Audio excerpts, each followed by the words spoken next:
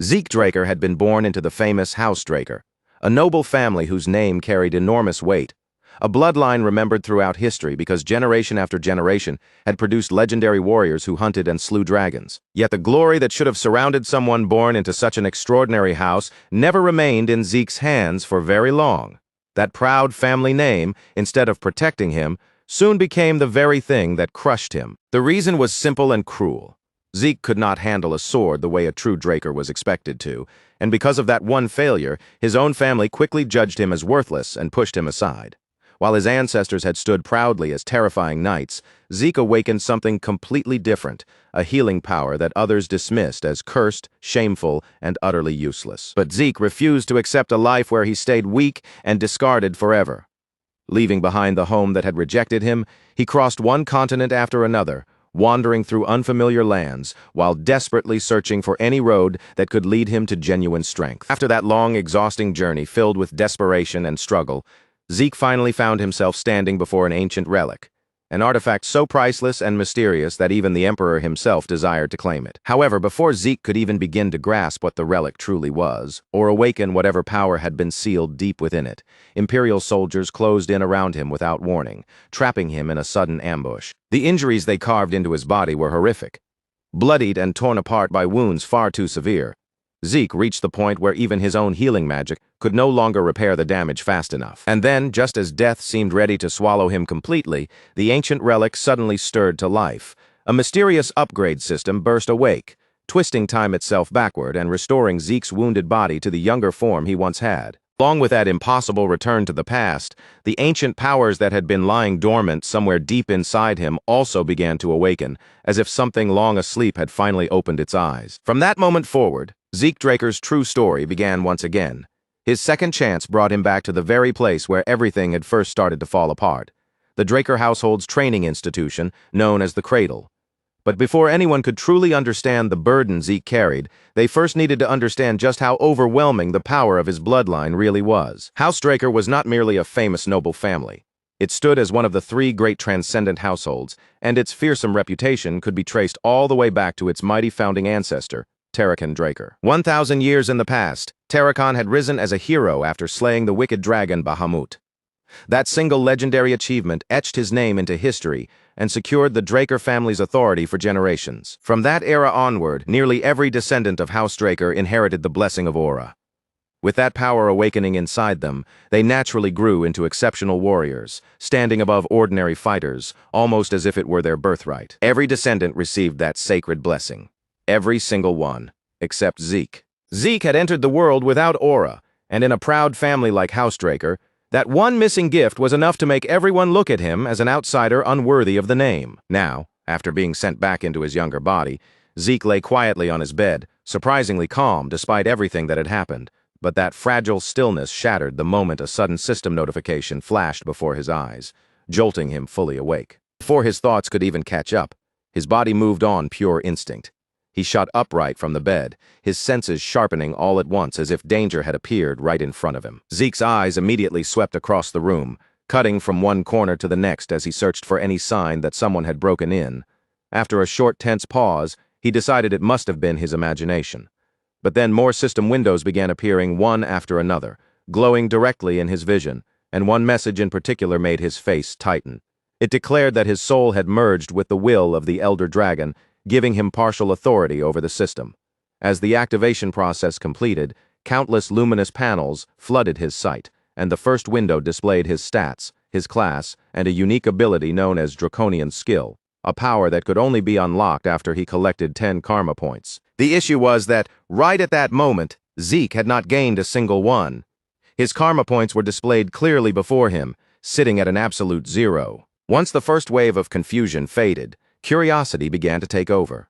Zeke carefully tested the system, moving through the windows one function at a time, until he slowly started to understand how each panel reacted to his thoughts. Of everything listed inside the administration status window, there was one detail that caught Zeke's attention more strongly than anything else: his class skill. And there was a very simple reason why that specific term made him stop and stare. The word came from the ancient Draconic language, belonging to a classification system so old and forgotten that almost no one living in the present era could still properly understand it. Zeke remembered learning about it from his master. She had once told him that people in the ancient world divided themselves according to their natural strengths, and each class developed its own specialized techniques, which were called skills. So when the system identified Zeke as a healer, the class ability attached to him was exactly what he expected to see: healing. The moment Zeke saw that familiar word, memories of his ruthless training came crashing back into his mind. His master had been a woman who never gave him even the smallest trace of mercy, pushing him to the edge of death over and over again, and forcing him to mend his own broken body countless times. The agony he endured under her was nearly impossible to bear, and yet that same merciless training was what eventually forged him into the powerful healer he later became. To see whether the system's display was truly accurate, Zeke gathered his focus and activated the ability himself. The answer came instantly, and it left him stunned. His healing power responded without the slightest delay. That should have been impossible. In his previous life, Zeke had not awakened as a healer until he was already in his 20s, after his Aether Hall had finally opened. Back then, the opening of his Aether Hall had been the decisive turning point, the moment that finally allowed his healing ability to surface properly. But in this new life, the meaning was clear. His Aether Hall was already open from the very beginning, long before it should have been. Zeke had not simply returned to the past with all the memories of his former life intact. His abilities had returned with him, too, placing a hidden advantage in his hands that no one around him could possibly anticipate. Just as Zeke was about to dig deeper into the system and test more of its functions, a voice suddenly called his name from outside the room, followed by a firm knock against the door. A flash of panic ran through him. Zeke hurried to shut every system window hovering before his eyes, desperate to erase them before anyone entered, and noticed something strange. But the person waiting outside showed no intention of waiting for permission. The door opened almost immediately, as if stepping into Zeke's room was already a natural right. The man who entered was Decker, Zeke's exclusive servant. Standing with his usual rigid posture and sharp, unforgiving expression, he had come to confirm whether his young master was ready for an important event. There was only one problem. Zeke had no idea what event Decker was talking about. Zeke's blank reaction instantly grated on Decker's nerves. The servant's gaze sharpened until it became almost piercing, the kind of look that could make most people instinctively lower their heads. To Decker, the idea that his young master had forgotten such an important day clearly pushed his patience to the breaking point. At the same time, Zeke's younger body began trembling without permission. Even though his mind now belonged to a 32-year-old man, this body still carried the old fear from his first life, when Decker had always been someone who terrified him. Then, in the middle of that tense silence, one of Zeke's class skills activated by itself: composed mind. Almost immediately, the trembling stopped, and the fear that had been showing on his face disappeared as if it had never been there. The skill forced its user's mind to remain untouched by panic, pressure, or intimidation, allowing Zeke to stay calm no matter what situation he faced. Seeing it trigger automatically, Zeke could not help but recognize just how useful that ability truly was. Meanwhile, Decker continued speaking in his stern tone, reminding Zeke again and again how important the upcoming event was. But Zeke simply stood there in silence, his face now composed and unreadable. Only after Decker repeated himself several times did Zeke finally answer. In a quiet, controlled voice, he admitted that he remembered what day it was. And the truth was, Zeke remembered it far too clearly. This was the day of the evaluation test, known as pancration.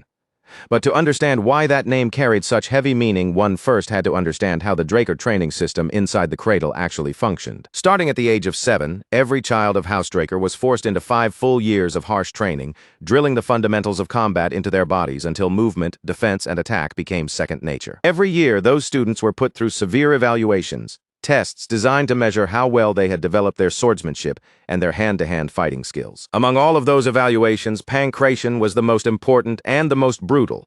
It was a no-rules battle where almost anything was permitted.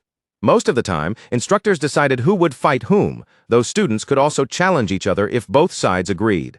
Since there were practically no restrictions, injuries were almost guaranteed, and in rare cases, some students never came out alive. Even so, participation was mandatory for everyone because the results determined their class placement within the academy. At last, the day of pancration arrived. Inside the massive amphitheater, the students gathered in restless clusters, their voices blending together into a noisy mix of nervous tension and excited anticipation. At the very center of the arena stood Instructor Pan Mark, the head instructor. His sharp eyes moved across the gathered students before he reminded them that this was the final stage of their evaluation. Students responded with a thunderous shout, their voices crashing together and echoing throughout the amphitheater with such force that even the instructor's attention was drawn toward them. But among the crowd of gathered students, a few soon noticed Zeke standing there. Almost immediately, whispers began to spread. Some of them smirked openly and mocked him under their breath, laughing at the fact that he had actually dared to show up again after the humiliation he had suffered the previous year. Before long, the duels finally began for real, and the air inside the huge amphitheater seemed to tighten all at once as the first fighters stepped into the arena. The very first match was over almost as soon as it began.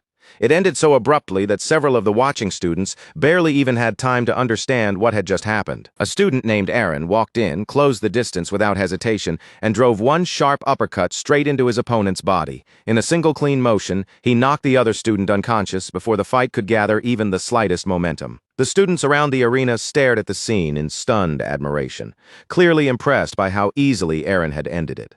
But Zeke Draker watched the whole thing with a calm, almost bored expression, completely untouched by the excitement around him. To Zeke, that kind of fight was not something worth reacting to anymore. He still remembered the time when pancreation had filled him with fear, when every match looked like a nightmare waiting to drag him under.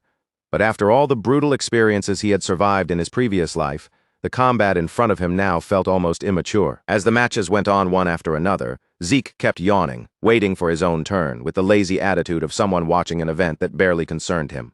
But across the arena, one student had been staring at him the entire time, Leon Conrad, whose eyes stayed locked on Zeke as if he had been waiting for this moment all day. Eventually, Zeke's name was called, and just as expected, the opponent announced with him was Leon. While Zeke casually rubbed at his sleepy eyes, Leon wasted no time closing in with both insults and clenched fists, dragging up the humiliation Zeke had suffered the year before. And of course, Zeke remembered it. That memory was still painfully sharp. The image of his younger self begging Leon for mercy. The helpless Zeke who had once trembled in front of Leon belonged to another time. That weak version of him had already been left behind in the past. Leon had been arranged as Zeke's opponent year after year, so Zeke knew him far too well. He knew Leon's petty tricks, his ugly arrogance, and the spoiled pride that came from having a rotten family standing behind him. In Zeke's mind, it was obvious that Leon had worked things out behind the scenes to make sure they would face each other again. Honestly, Zeke would have rather dealt with a loyal dog that might bite than a cousin like Leon. In his previous life, he had never even been given the chance to meet his 4 direct siblings. What he did have, though, was an endless supply of cousins, and most of them had never missed a chance to treat him like an easy target whenever he appeared in front of them. Leon called out to him again, his voice thick with mockery as he threw one insult after another, deliberately bringing up Zeke's disgraceful defeat from the previous year. With a sneer on his face, Leon even asked whether that humiliation still had not been enough to frighten Zeke away from pancreation for good. But no matter how much Leon kept talking, Zeke's face remained unchanged. Thanks to composed mind, his thoughts stayed steady, his breathing stayed even, and his emotions refused to be shaken. Still, being calm did not mean Zeke was willing to tolerate everything. He could let plenty of things pass, but even he had a limit to how much disrespect he would quietly endure. When Zeke finally answered in a short, icy tone, the response only poured more oil onto Leon's temper. His anger flared, and in the next moment, he crossed the line completely. Without warning, Leon reached out and grabbed Zeke by the head, trying to shove him down and make a public show of who was supposed to be standing above whom in that arena. That choice turned out to be a disastrous mistake. Before Leon could even grasp what had changed, Zeke's fist slammed straight into his face and hurled him backward, and in that single instant, the entire amphitheater went completely silent. That devastating hit was not just an ordinary punch thrown because Zeke had lost his temper. The blow had been enhanced by critical strike, a skill that greatly amplified the damage of an attack. But the skill was not without risk. If the strike missed or failed to land properly, it could leave the user open and give the opponent a chance to counterattack. This time, however, Zeke's fist connected perfectly. There was no opening for Leon to exploit, no chance for him to recover. He collapsed onto the ground, twisting in pain as he clutched his injured face. Zeke stood still for a brief moment and looked down at him, realizing that he had only intended to knock Leon unconscious. Activating critical strike by accident had not been part of his plan, but the punch had already landed, and there was no undoing it now. The instructor quickly rushed over to inspect the injured brat, scolding Zeke for attacking before the match had officially started. Zeke, however, did not appear even remotely troubled. Instead, he calmly asked why permission was necessary when both fighters had already stepped into the arena. After all, in an actual fight, the first person to move was the one who seized the advantage. So why would anyone willingly give that up? As Zeke spoke, a sharp and dangerous pressure began spreading from him, and the killing intent radiating off his body was intense enough to make the instructor visibly tremble. At that moment, Leon hurriedly forced himself to speak, insisting to the instructor that everything that happened was fair and pancration. If Leon backed away now, the humiliation would be impossible to endure. Desperate to reclaim even a small piece of his pride, he demanded that the match be officially started. The instant the signal was finally given, Leon rushed straight ahead without thinking, throwing his body toward Zeke in a reckless charge. It was yet another terrible decision. Zeke faced him head-on once more, stepping into the attack and driving another punch directly into Leon's face. But this time, Leon felt no pain at all. Just a second earlier, the memory of that first devastating hit had terrified him, making him dread taking another blow. Once Leon realized that Zeke's second punch had not hurt him, his foolish confidence surged back almost immediately. He convinced himself that the first hit must have been nothing more than lucky timing.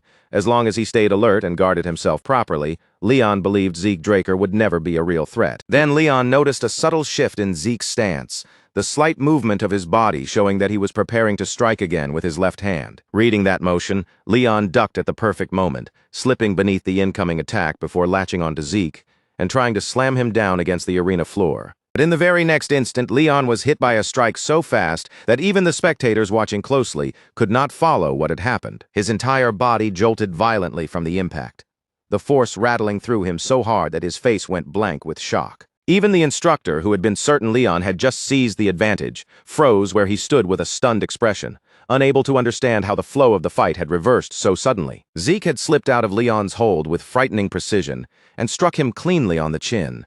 Leon's mistake had been believing Zeke was trapped and lowering his guard for even the briefest moment. But Zeke had never lost concentration, not even once. The focus, timing, and accuracy needed to land such a perfect counter were already extraordinary by themselves. As the instructor watched the exchange unfold, the certainty he had always carried began to crack. He found himself wondering whether this was truly the same Zeke Draker everyone had dismissed for so long. Leon, on the other hand, was beginning to fall apart. That heavy blow had scrambled his senses, leaving his body swaying and his mind unable to properly process what was happening. Before Leon could even make sense of the shock, another strike slammed into him. The force sent him staggering backward, but Leon clenched his teeth, forced his unsteady body to hold its balance, and threw a desperate punch in return. At that exact critical moment, another one of Zeke's class skills activated on its own, heightened sense. The ability sharpened his perception to an unbelievable degree, making every movement in front of him appear dramatically slower, 960 frames per second. With Leon's punch crawling toward him as though it were dragging through thick air, dodging it became almost effortless for Zeke. As Leon's fist swept past without touching him, Zeke caught the extended arm, turned his own body into position, and slammed Leon hard into the ground. The impact was absolutely merciless. Leon crashed into the floor with such destructive force that the ground beneath him split and cracked outward from the point of impact. At the same time, another skill activated, Precise Stab, an ability that guided Zeke toward an enemy's weak points and helped him deliver the greatest possible damage. With Leon trapped beneath him and completely at his mercy, Zeke tightened his fist, preparing to smash it down into Leon's face without holding anything back. Leon's earlier confidence disappeared in an instant. Panic flooded his face as he desperately begged Zeke to stop. But Zeke did not pause, not even for a heartbeat. Zeke's fist dropped straight down onto Leon's face, landing squarely with enough power to leave him utterly destroyed. The sheer brutality of that final blow left the instructor drenched in cold sweat, while every student seated around the amphitheater remained frozen in stunned, breathless silence. For Zeke Draker, that final punch brought a satisfaction so deep it almost washed through his entire body. After spending years being bullied, laughed at, and forced to swallow humiliation, he had finally turned the whole situation upside down with his own fists. And it was not only about crushing Leon Conrad. That brutal victory was also a message, one loud enough for every student in the amphitheater to understand. From this point on, the rest of his cousins would have no choice but to hesitate before trying to toy with him again. Of course, whether they actually learned from what they had just seen did not matter much to Zeke, because if any of them were stupid enough to step into his path anyway, Zeke was fully prepared to beat that mistake into their bodies so deeply that they would remember it for the rest of their lives. Even after watching Leon Conrad get crushed so miserably, there were still fools who failed to read the mood. One particularly arrogant punk, Jaken Wardek, stepped out from among the students and boldly challenged Zeke to a pancration match. Jaken was clearly burning to prove himself. His eyes carried that obvious hunger to overpower Zeke in front of everyone, as if defeating him by force would erase the shock spreading through the arena. Zeke, however, found the whole challenge almost laughable. Fighting Jaken by himself sounded so boring that Zeke decided to make things more interesting on his own. With a relaxed look on his face, he offered Jaken permission to bring someone along, just so the match would not end too easily. Then, without missing a beat, Zeke called out another student by name, Liam Stone. At this point in time, Liam Stone was treated as little more than Jaken's follower, the quiet yes-man who always stayed close behind him. So when Zeke casually suggested that Liam join in, the words struck Jaken's pride like a slap across the face. It was basically the same as Zeke declaring in front of everyone that Jaken was too weak to fight him alone, and for someone as arrogant and prideful as Jaken Wardek, being told he needed help to defeat Zeke was an insult he could barely swallow. But Zeke did not stop after landing that first provocation. He kept pressing right where it hurt the most, calmly feeding the anger already burning in Jaken's eyes. By then, Jaken was practically boiling over. His patience had completely snapped, and his fists were already tightening as he prepared to shut Zeke's mouth through force. As the fighters moved into the arena, the instructor turned a sharp glare toward Zeke and gave him a clear warning not to make a move before the official signal was given. Zeke only smirked in response, because in the end, Jaken really had brought his servant along after all. To Zeke, that little detail made the match feel far more entertaining than before. In Zeke's previous life, Liam Stone had not remained some nameless follower. He had grown into a warrior of extraordinary fame, a man powerful enough to earn the title of mercenary king. Back then, Liam had served under Jaken Wardek and entered the cradle through the academy. But since he was only a distant relative, his education had been neglected again and again, leaving him starved for a real opportunity to develop his talent. Liam had once begged for the chance to study at Valhalla, desperately reaching for a better path. But instead, fate pushed him into the Knight Order of the small nation of Baranon. When Baranon eventually collapsed, Liam was forced onto another road and became a mercenary. In the chaos of those times, raw strength naturally attracted people, and Liam had more than enough of it. After surviving one battlefield after another, Liam built a name for himself as a Red Knight, and eventually created the Stone Mercenaries. By bringing together the three largest mercenary factions, he secured his position at the top and became known as the Mercenary King. Later on, when the Empire hired the Stone Mercenaries, Liam joined the Continental Wars. There, he became a terrifying enemy who stood in the way of Zeke and the Northerners. But this time, Zeke had absolutely no intention of letting Liam walk that same path again. The moment the instructor gave the signal, Jaken rushed forward and threw a powerful punch, his fist cutting through the air as he aimed straight for Zeke. But Zeke did not so much as flinch. He caught the incoming blow with almost insulting ease, stopping Jaken's fist in place as if there had never been any real force behind it. Jaken immediately pulled his hand back and switched into a kick, trying to follow up before Zeke could react. But that second attack backfired in the worst possible way. The instant his leg made contact, a sharp, burning pain shot through Jaken's body, making the confidence in his expression crack. Jaken had slammed his leg against the reinforced barrier surrounding Zeke's elbow. Instead of damaging Zeke, he had ended up injuring himself badly. Still staggering from the shock, Jaken barely had enough time to understand what had happened before Zeke rushed forward, his fist beginning to glow as an activated skill gathered power around it. Panic flashed across Jaken's face.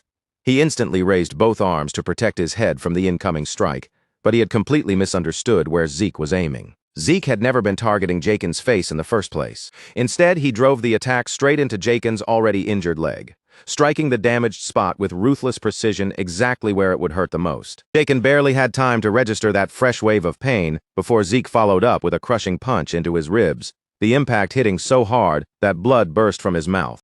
The same arrogant fighter who had stepped forward so confidently was now sprawled across the arena floor, his pride stripped away in front of everyone watching. Humiliation and rage twisted together on Jaken's face. Unable to accept what had happened, he snapped at his sidekick and ordered Liam Stone to finish Zeke off immediately. And with that command, it was finally Liam's turn to step into the fight. As Liam moved forward, a heavy and unmistakable killing intent began to radiate from him, changing the air around the arena in an instant. The most dangerous thing about facing Liam was his ridiculous reach. If Zeke allowed him to make the first move, the entire rhythm of the battle could shift against him before he had a chance to recover. Understanding that clearly, Zeke chose to seize the initiative first, moving before Liam could fully take advantage of that reach. He shot forward in a rapid assault using a skill called Slash, his body moving so quickly across the arena that, for a moment, It almost seemed to blur. Then Zeke unleashed a fierce barrage of punches, striking over and over again without giving Liam even a small opening to breathe. The speed of Zeke's attacks disturbed Liam's vision and forced him to stay on the defensive. Even so, it was obvious from the atmosphere that the real fight had only just begun.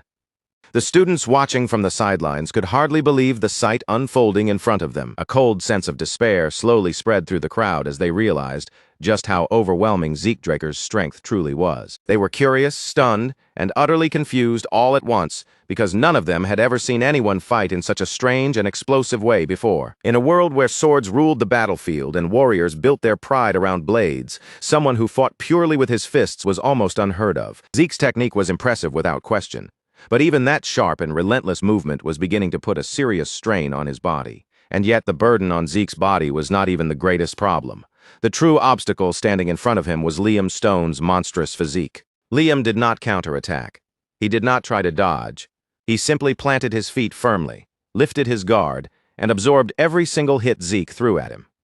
If Liam was already this tough in the present, Zeke could only imagine how terrifying he would become in the future, when he ruled the battlefield as the mercenary king. Realizing that ordinary attacks were not breaking through Liam's defense, Zeke decided to pour everything he had into one final devastating blow, a strike powerful enough to smash through that sturdy guard no matter how tough Liam was. But the moment Zeke launched the attack, Liam avoided it with infuriating ease. He did not flinch, and he did not even bother turning his head.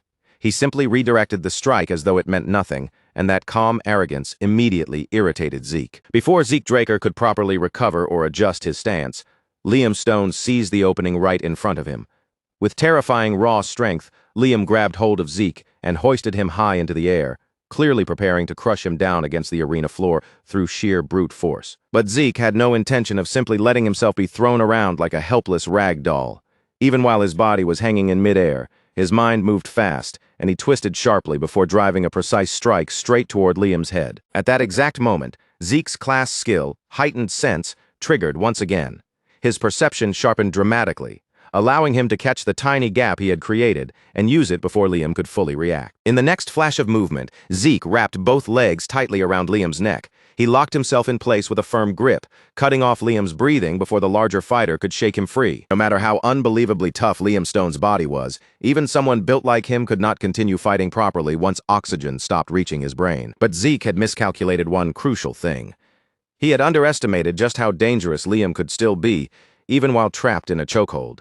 Liam answered with frightening violence, hammering Zeke over and over again with brutal blows that crashed into him one after another without the slightest mercy. That relentless barrage tore through Zeke's body, each impact sending pain exploding through him until blood burst from his mouth and every nerve screamed under Liam's full-force attacks. Even so, Liam's overwhelming strength slowly began to fade. With every passing second, his movements grew heavier and slower. His powerful body started weakening as the lack of air dragged him closer and closer to the edge. At last, Liam could no longer hold out.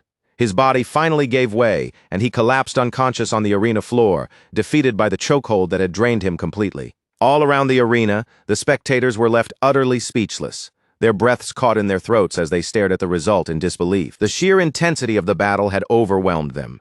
Everyone sat frozen, stunned by the brutal exchange they had just witnessed. But somewhere within that shaken crowd, one student stood out from the rest.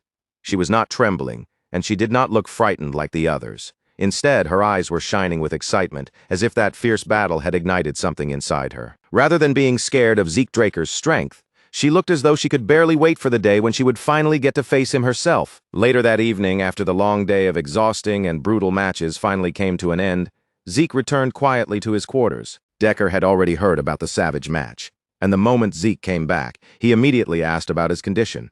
Rumors of Zeke's serious injuries had spread quickly, and Decker's concern was too obvious to hide. Zeke brushed it off casually and said he was fine, but Decker clearly did not accept that answer. Ignoring Zeke's attempt to dismiss the matter, he insisted on checking his pulse himself, determined to confirm with his own hands whether his young master was truly all right. Zeke understood exactly what Decker was trying to do. This was not simply a check for injuries.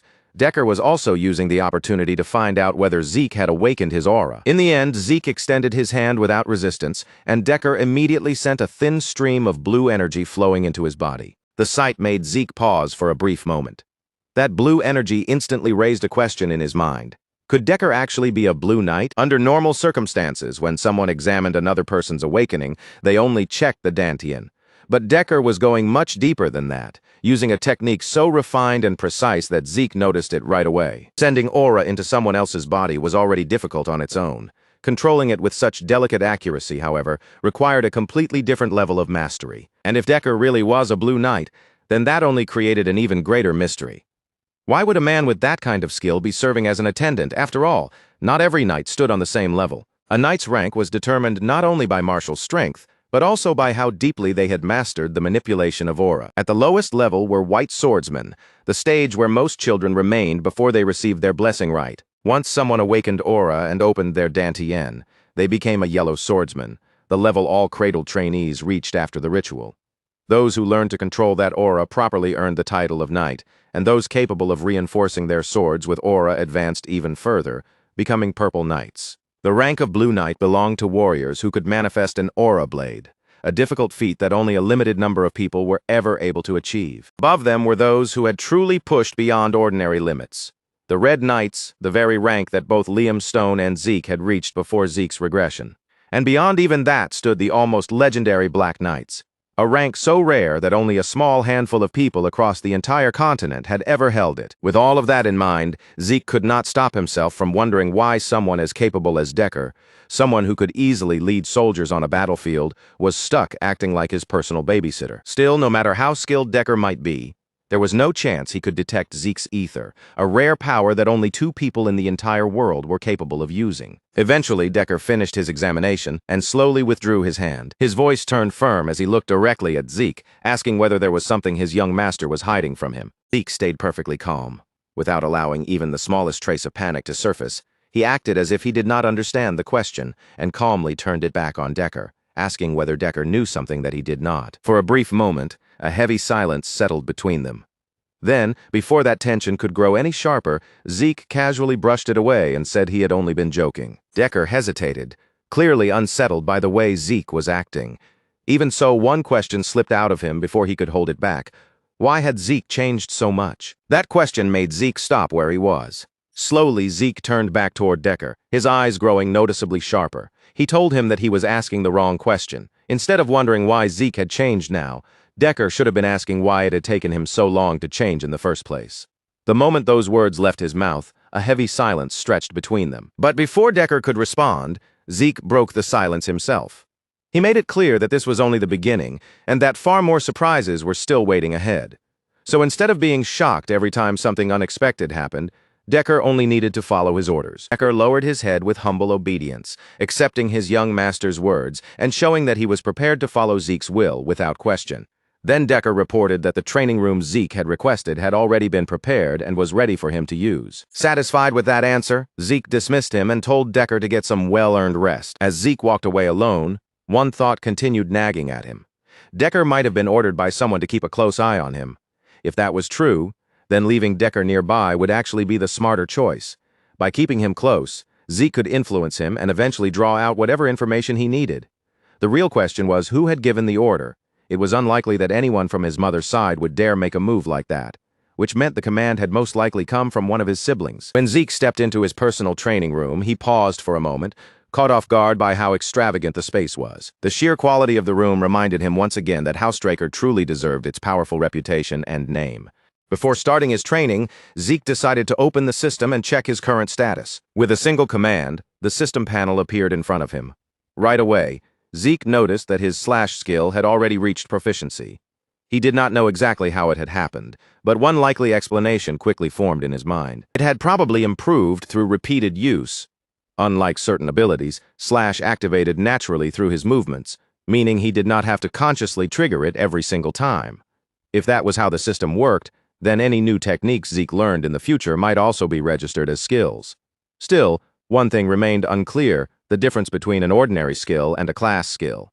They seemed similar on the surface, both activating almost instinctively, but Zeke was certain there had to be an important distinction between them. Then Zeke's eyes shifted toward another entry on the glowing panel, the Draconian skill. But even after opening the panel, Zeke Draker still could not use the Draconian skill. The requirement was clear. He needed 10 points to unlock it, yet his karma points remained stuck at 0. When he selected the option to check the details, a system message appeared before his eyes, explaining that karma points could be obtained by killing monsters. That information immediately sparked a new thought in Zeke's mind, because if there was one place where monsters gathered in large numbers, it was inside dungeons. The problem was that dungeons were not places just anyone could casually enter. Access was strictly limited, and only those who had reached at least the level of Purple Knight were permitted to step inside. Zeke had not reached that level yet, which meant the most important mysteries still remained unanswered. Above all else, he still did not know why he had been sent back into the past, and just as troubling was the question standing right in front of him. What exactly was this strange system that had appeared before his eyes? The system itself, along with skills and class skills, all seemed connected to the ancient relic that had caused his regression. But without enough information to support any conclusion, Zeke knew it would be pointless to make careless assumptions. Whatever the truth turned out to be, he was not planning to waste valuable time standing still and guessing at shadows. Instead, Zeke tightened his fingers around the hilt of his sword, letting the solid weight of the blade settle firmly into his hand. Whether his strength came from the system, from his own ether, or from some hidden power buried inside the Draker bloodline, Zeke intended to use every weapon he could reach in order to grow stronger. In this world, two great powers stood above everything else. Knights fought by wielding aura, while mages shaped their strength through mana. Knights refined their aura by risking their lives inside dungeons, while mages increased their power by building magic circles. The two forces followed completely different paths, and once a person awakened one, they permanently lost the chance to walk the other. Unlike the rest of House Draker, Zeke had been unlucky enough to awaken neither a Dantean nor a Circle. That single failure was enough for everyone to brand him useless, and eventually it became the very reason his own family abandoned him. After being thrown away by House Draker, Zeke drifted through the world without any clear direction until he finally encountered his master. During those wandering days, she taught him many things, but two lessons became more important than all the rest: the art of healing, and the Aether Hall, a unique technique she had created with her own hands. Through that special technique, Zeke learned how to draw strength from the energy of nature itself, a rare power known as ether. Even now, in the entire world, only two people were capable of using ether: Zeke and his master. After just 2 hours of relentless training, Zeke could already feel his body reaching its limit, as if his limbs were about to collapse beneath him. But right when exhaustion began dragging him down, his class skill, healing, activated together with another ability called Vigor Recovery. Healing was an extremely rare skill, so rare that Zeke himself had not even known such a power existed until the day he first met his master. If anyone else witnessed him using it openly, they would immediately treat him as an irregular, someone who existed outside the normal rules that governed the world. That was exactly why Zeke had avoided using healing during his fight against Liam Stone. He had endured the injuries until he returned safely to his own room, and only then did he allow himself to heal. Once his body was fully restored, Zeke threw himself back into training without wasting even a second. By the time dawn arrived, exhaustion pressed down on him like a heavy block of lead, and the entire training hall showed the marks of his effort. Deep cuts scarred the floor, and long trails remained where his sword had repeatedly sliced through the air. Even then, Zeke understood that this was only the beginning. A week passed, and inside the Cradle cafeteria, the students could not stop whispering about him. They said Zeke seemed like a completely different person, but because they still believed he had been born a loser, the only explanation their minds could accept was that he must have touched black magic. Meanwhile, far from the noisy chatter filling the cafeteria, the so-called big shots of the academy had gathered in a private lounge for dinner. The first among them was Raina Turun, who sat quietly at the table, calmly cutting into her steak without saying a single word. Beside her sat Owen Zimmons, looking as composed and controlled as ever, while across from him was Leon Conrad, still bruised and battered from his defeat, yet somehow just as noisy and impatient as before. Owen calmly advised Jaken Wardek to eat properly, reminding him in an even tone that he would need his strength for the upcoming swordsmanship duel. Jaken, already irritated for reasons he did not bother explaining, suddenly slammed his fist down onto the table so hard that his steak jumped from the plate and dropped onto the floor. The impact shook the table with enough force to make Raina's steak bounce as well, and that small disturbance was enough to ignite her anger. Raina's gaze turned cold in an instant, sharp and icy enough that Jaken hesitated under it, even if only for a brief moment. The 4 students gathered there all had one thing in common: they hated Zeke Draker. So it was not surprising to see them sitting together, but even at a glance it was obvious they did not actually like one another. The only thread holding that fragile group together was their shared resentment towards Zeke. Owen admitted that Zeke had shown unexpected courage and surprising skill during pancration, But he still believed that swordsmanship would expose him completely. As far as Owen knew, Zeke could not even hold a sword properly, which meant there was no possible way he could become a real threat in an actual duel. One of the others added to the mockery, pointing out just how weak Zeke was supposed to be. After all, he had once needed a custom-made sword because even the standard training swords were too heavy for him. Even after everything that had happened, Jaken still could not accept that he had lost to someone he considered inferior trash. He refused to believe Zeke had beaten him with real skill, convincing himself instead that it had all been nothing but blind luck. Reyna Tarun, however, was not foolish enough to share their delusions. In a cold and cutting voice, she told them that if they truly believed that nonsense, then none of them deserved to become Knights of Housedraker. Unlike Pancration, where students fought with their bare hands, the sword duels were fought with real weapons. Because of that, they produced more injuries than almost any other academy evaluation. And they were also where the true gap between cadets became painfully obvious. 1 month after the current final exams, the blessing rite would take place, marking the moment when the children of Housedraker awakened their aura. Until that day arrived, the sword duels served as an important proving ground. And now the day of the duel had finally come. The instructor called Zeke forward, and in an instant, every eye in the arena shifted toward him. Without even a hint of hesitation, Zeke stepped onto the battlefield, casually resting a massive sword across his shoulder as though its enormous weight meant nothing to him. The blade was so ridiculously large that laughter immediately spread through the crowd. To the watching students, the sight looked absurd, as if Zeke had completely lost his mind. They assumed Zeke must have believed that a bigger weapon would automatically give him a stronger advantage, and that ridiculous idea only made them laugh even harder. From the opposite side of the battlefield, Reyna Tarun stepped forward, her fighting spirit already burning in her eyes. With a dramatic motion, she threw down the gauntlet and officially challenged Zeke to a duel. Zeke accepted immediately, showing no hesitation and no uncertainty as he agreed to face her. But as Reyna looked at him, something about Zeke made a faint uneasiness stir inside her. Watching him lift that enormous claymore so effortlessly, she realized that the Zeke standing before her was not the same person she remembered. The Zeke in her memories had struggled just to hold a sword the proper way. But now the presence coming from him felt completely different. Heavier, sharper, and strangely impossible to ignore. For one brief instant, Reyna felt something she had never imagined she would feel from Zeke Draker: intimidation.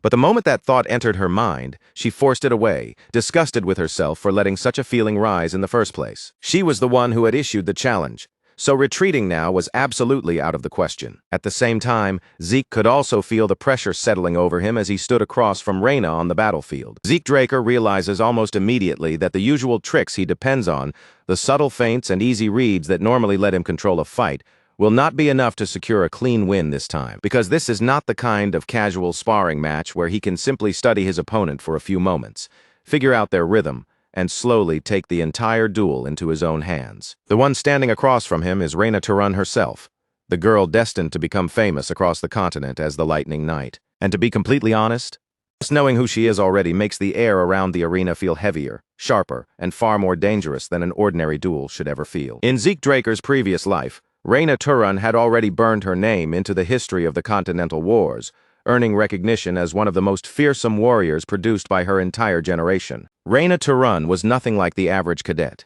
Years before she ever received the blessing rite, she had already awakened her aura, an achievement so rare that it placed her on a completely different level from everyone around her.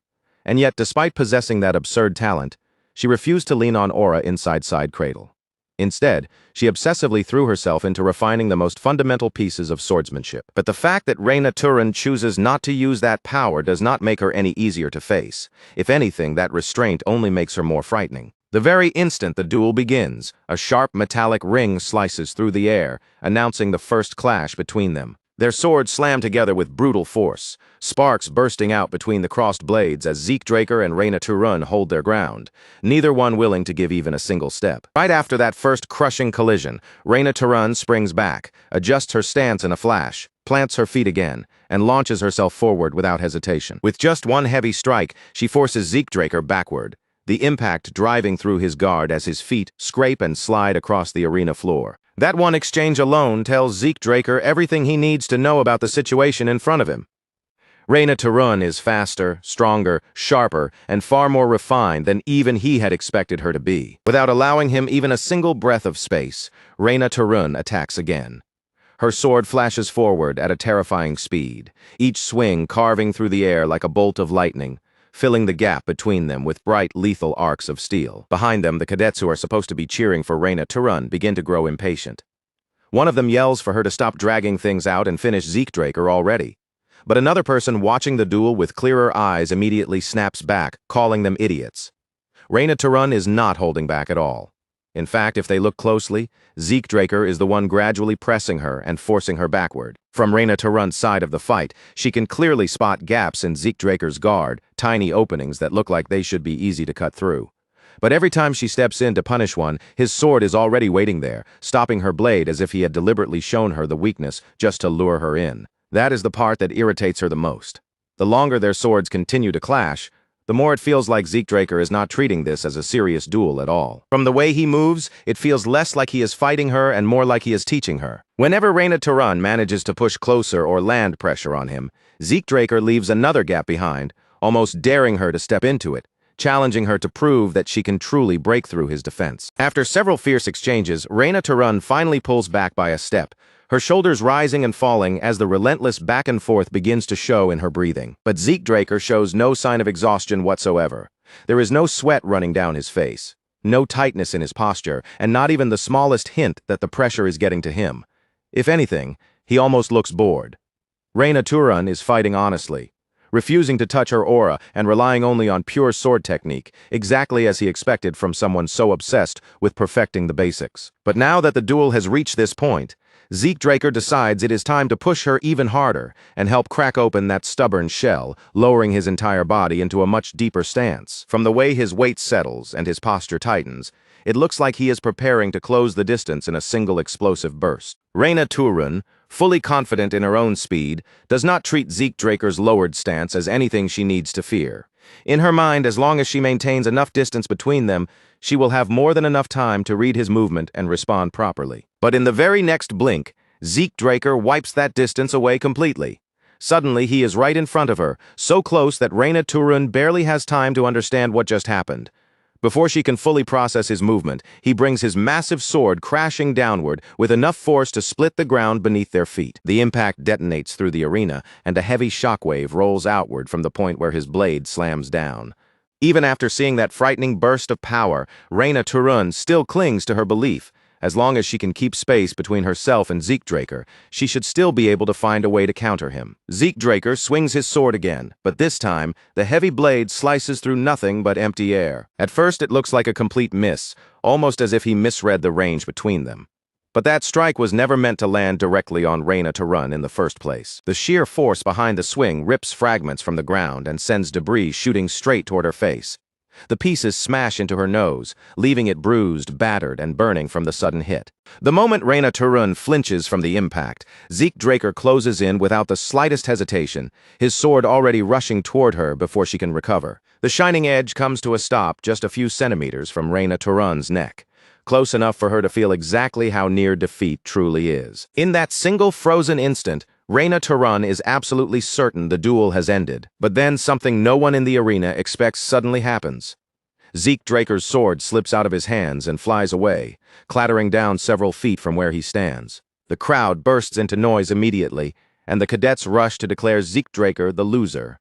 Cheers rise up for Reina to run, praising her supposed victory and celebrating the fact that she apparently won without using her aura. But not everyone watching is fooled by that final moment. The instructor's face goes deathly pale, his expression tightening with pure horror, as though he has just witnessed something far more serious than a simple duel result.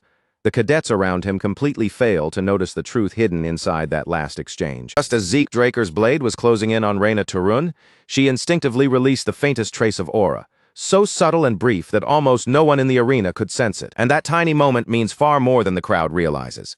Reina to run had sworn that she would not use her aura until she officially entered the academy, yet in this duel, Zeke Draker pushed her hard enough to make her break that promise. For a short moment, Reina to run simply stands there in place, uncertainty and regret flickering across her face as the weight of what she has just done slowly sinks in. Then, without giving her even the slightest warning, Zeke Draker rushes straight at her again. Before she can lift her guard or prepare herself, his fist slams into her throat with a brutal impact. Reina to run chokes from the blow, her knees weakening beneath her as blood spills from her mouth. A wave of shocked gasps spreads through the crowd, followed almost instantly by furious shouting. They accuse Zeke Draker of making the duel dirty, of landing a cheap shot, and of acting completely shameless. Almost everyone in the arena turns against Zeke Draker at once, pointing fingers and hurling insults at him from every direction, but he does not bother responding to any of it. Still completely calm and unfazed by the uproar around him, Zeke Draker simply looks down at Reina Turun and asks if she wants to continue. Reina Turun struggles to keep herself standing, but even with her body shaken, her pride refuses to bend. Through the pain, she stubbornly insists that she has not lost. In her mind, Zeke Draker only managed to land that hit because she had lowered her guard for one brief moment. But then a cold realization cuts sharply through that thought. If Zeke Draker had been holding a knife instead of striking her with his fist, Reina Turun would already be dead. That realization leaves Reina Turun with only one possible answer. Holding on to what remains of her honor, she accepts the truth in front of her and concedes defeat. The same crowd that had been loudly jeering at Zeke Draker only moments ago now stood rooted in place, their mouths half open and their voices caught in their throats, as a stunned silence slowly swallowed the entire arena. Zeke Draker, the boy they had laughed at, insulted, and written off as nothing more than worthless human scum, had just claimed victory in a way that none of them could twist or deny. And this was not some nameless opponent he had beaten either. Zeke Draker had brought down Reina Turun, the prodigy destined to be remembered as the Lightning Knight.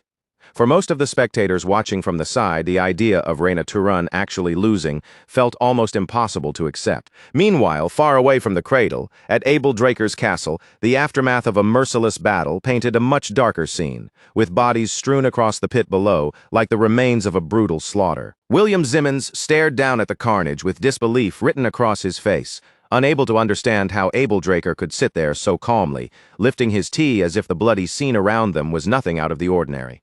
But Abel Draker's mind was not truly focused on the bloodshed scattered below him. His thoughts had already moved elsewhere, settling on the letter that reported Zeke Draker's victory over Reina Turun. After placing his cup down with quiet, precise control, Abel Draker calmly asked when the upcoming blessing rite was scheduled to take place. And when he was told that the full moon was still some time away, Abel Draker decided that this timing created the perfect opportunity for him to personally visit the Draker family. William Zimmons was visibly caught off guard by that decision. Abel Draker intended to go alone, but for a famed swordmaster like him, this was clearly far more than an ordinary family visit. What Abel Draker truly wanted was to see it with his own eyes, to witness exactly what kind of awakening the youngest Draker would reveal. Back at the cradle, while everyone continued buzzing with excitement and disbelief over Zeke Draker's victory, Zeke himself remained completely unmoved by all the attention surrounding him. Instead of celebrating, boasting, or soaking in the praise that had suddenly turned toward him, he quietly went right back to training, as if nothing particularly special had happened at all. The days passed one after another, then the weeks began to follow, and before anyone realized it, a full month had slipped by. At last, the long-awaited day of the blessing rite finally arrived. Even after all that time, Zeke Draker still could not completely understand how he had managed to become a Red Knight in his previous life. After all, his old body had been burdened by serious limitations that should have held him back. Once his training was finished, Zeke Draker quietly gave the command to open his status window, and just as he had expected, his mastery skill had risen all the way to the expert level. But what drew Zeke Draker's eyes even more was not just the improvement itself, but the strange pattern hidden behind that growth. Every time one of his skills climbed to a higher rank, its mastery level would reset, giving him another chance to sharpen, polish, and refine that same ability from the beginning all over again. His swift steps skill had also improved, the very technique he had used in that decisive moment to defeat Reina Turun. At the same time, Zeke Draker could feel Decker standing close by, quietly watching him with a careful and attentive gaze. A short while later, Decker stepped forward and informed him that it was time to begin preparing. They would be leaving for the blessing rite in 2 hours. It had been a long time since Zeke Draker had last gone anywhere near the Draker family's main estate, the great residence that stood within the Troy Duchy. Although the family's central home was located at the heart of the continent, the blessing rite itself was not held there, but at a legendary place known as the Dragon Slayer's Tail. When Zeke Draker finally arrived, he stepped down from the carriage and made his way into the lair of the dragon's nest. As he moved deeper inside, Zeke Draker quickly realized just how important the people gathered in that place truly were. The chamber was filled with powerful VIPs, each one carrying enough status and influence to make the atmosphere inside feel dense, heavy, and difficult to ignore. Zeke Draker was certain that some of them had come as envoys, sent there specifically to watch his awakening and judge the result with their own eyes. Even so, Zeke Draker remained confident.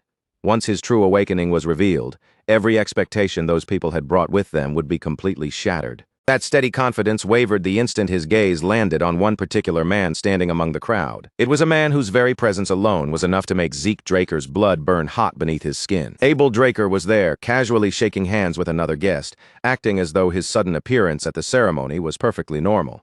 From the calm look on Abel Draker's face, he did not seem especially interested in the ceremony itself. There was only one thing at this event that had truly caught his attention: his youngest brother, Zeke Draker. To the public, the Draker family's second son was known as the Lion Blade. But in Zeke Draker's memories from the past, Abel Draker was remembered by a far darker title: the Butchering Knight. Standing in front of his older brother, Zeke Draker forced his face to remain calm, locking every surge of anger and emotion deep behind a composed expression. For now, there was not much else Zeke Draker could do. In his previous life, Abel Draker had never come to the Blessing Rite to witness his awakening. That could only mean one thing: Zeke Draker's actions during the pancration competition had already begun changing the path of fate. Zeke Draker clenched his fists in frustration, but almost immediately, the meaning of this change struck him. This was not only a dangerous complication, it was also a rare opportunity. Before much more time could pass, the ceremony officially began, and the attention of the entire chamber shifted toward the ritual. Aaron was the first warrior to be called forward to undergo the blessing rite. Without showing even the smallest trace of hesitation, Aaron stepped up to the mystical pool and lowered his arm into its surface. Almost instantly, blue energy surged through Aaron's body, wrapping around him in a vivid pulse of power that made the ritual's presence impossible to ignore. An elder explained that every Draker descendant had their aura sealed until they graduated from the cradle at the age of 12. This ritual was the process that awakened that hidden power, separating them from ordinary warriors. Most knights only reached awakening in their 20s, but the Draker bloodline arrived at that stage with astonishing speed. Even among the elite Drakers, however, only a chosen few awakened the special trait known as mana inhibition, the signature ability passed down through the Dragon Slayer lineage. Around the pool, the glowing mana lamps suddenly began to flicker violently, flashing again and again as sharp red sparks burst from them. That reaction made the result unmistakable to everyone watching. Aaron had undergone a pure-blood awakening. Knights who possessed mana inhibition could stand on equal ground with powerful red knights and even black knights, but that incredible strength came with a serious burden, because their bodies became so resistant to mana that even ordinary daily life could become difficult. In order to keep that effect under control, they needed to wear special gloves crafted by the Draker family. A clear example of that was standing right in front of them. Reyna Tarun, who had already completed her own awakening. She now wore gloves at all times, a visible sign of both the power and the burden carried by pure-blood knights. Once a candidate proved their pure-blood status, they were officially recognized as a true member of the Draker family, gaining access to enormous resources, greater authority, and the finest training the family could provide. The murmurs moving through the audience grew louder and more restless. Now, the most anticipated awakening of the entire ceremony had finally arrived.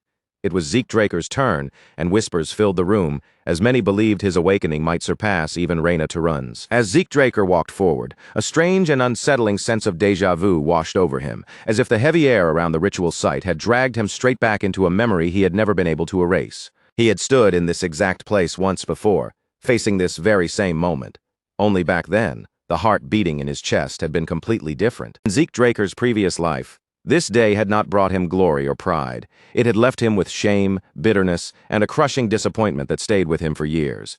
Back then, the blessing rite was the only reason he had been allowed to remain in the cradle at all. But instead of becoming a moment of hope, or something he could look back on with pride, that experience had marked him with humiliation. This time, however, everything was different. Zeke Draker was no longer the helpless boy from that life. He had learned how to heal, how to control ether, and how to fight in a way only he could. Through pain, relentless training, and desperate survival, he had forged resilience, strength, and the resolve to carve out a path that belonged to no one but himself. So as Zeke Draker stood before the bronze statue, a quiet anticipation began rising inside him. This time, more than ever before, he truly believed the ritual would give him something extraordinary. The moment Zeke Draker lowered his arm into the pool, the bronze statue responded instantly.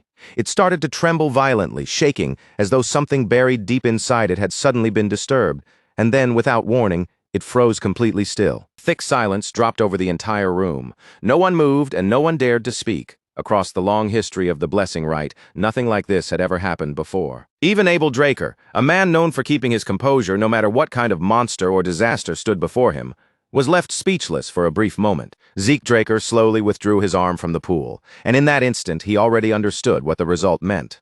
Nothing had changed, no matter how desperately he had trained, and no matter how much stronger he had become. The outcome seemed to be exactly the same as it had been before. He realized then that Abel Draker's unexpected appearance had shaken his judgment. He had let himself believe, even for a moment, that this life might give him a different answer, even though somewhere deep inside he had always known the truth. The people watching soon began to whisper among themselves, and the awe they had been holding only moments earlier quickly twisted into mockery.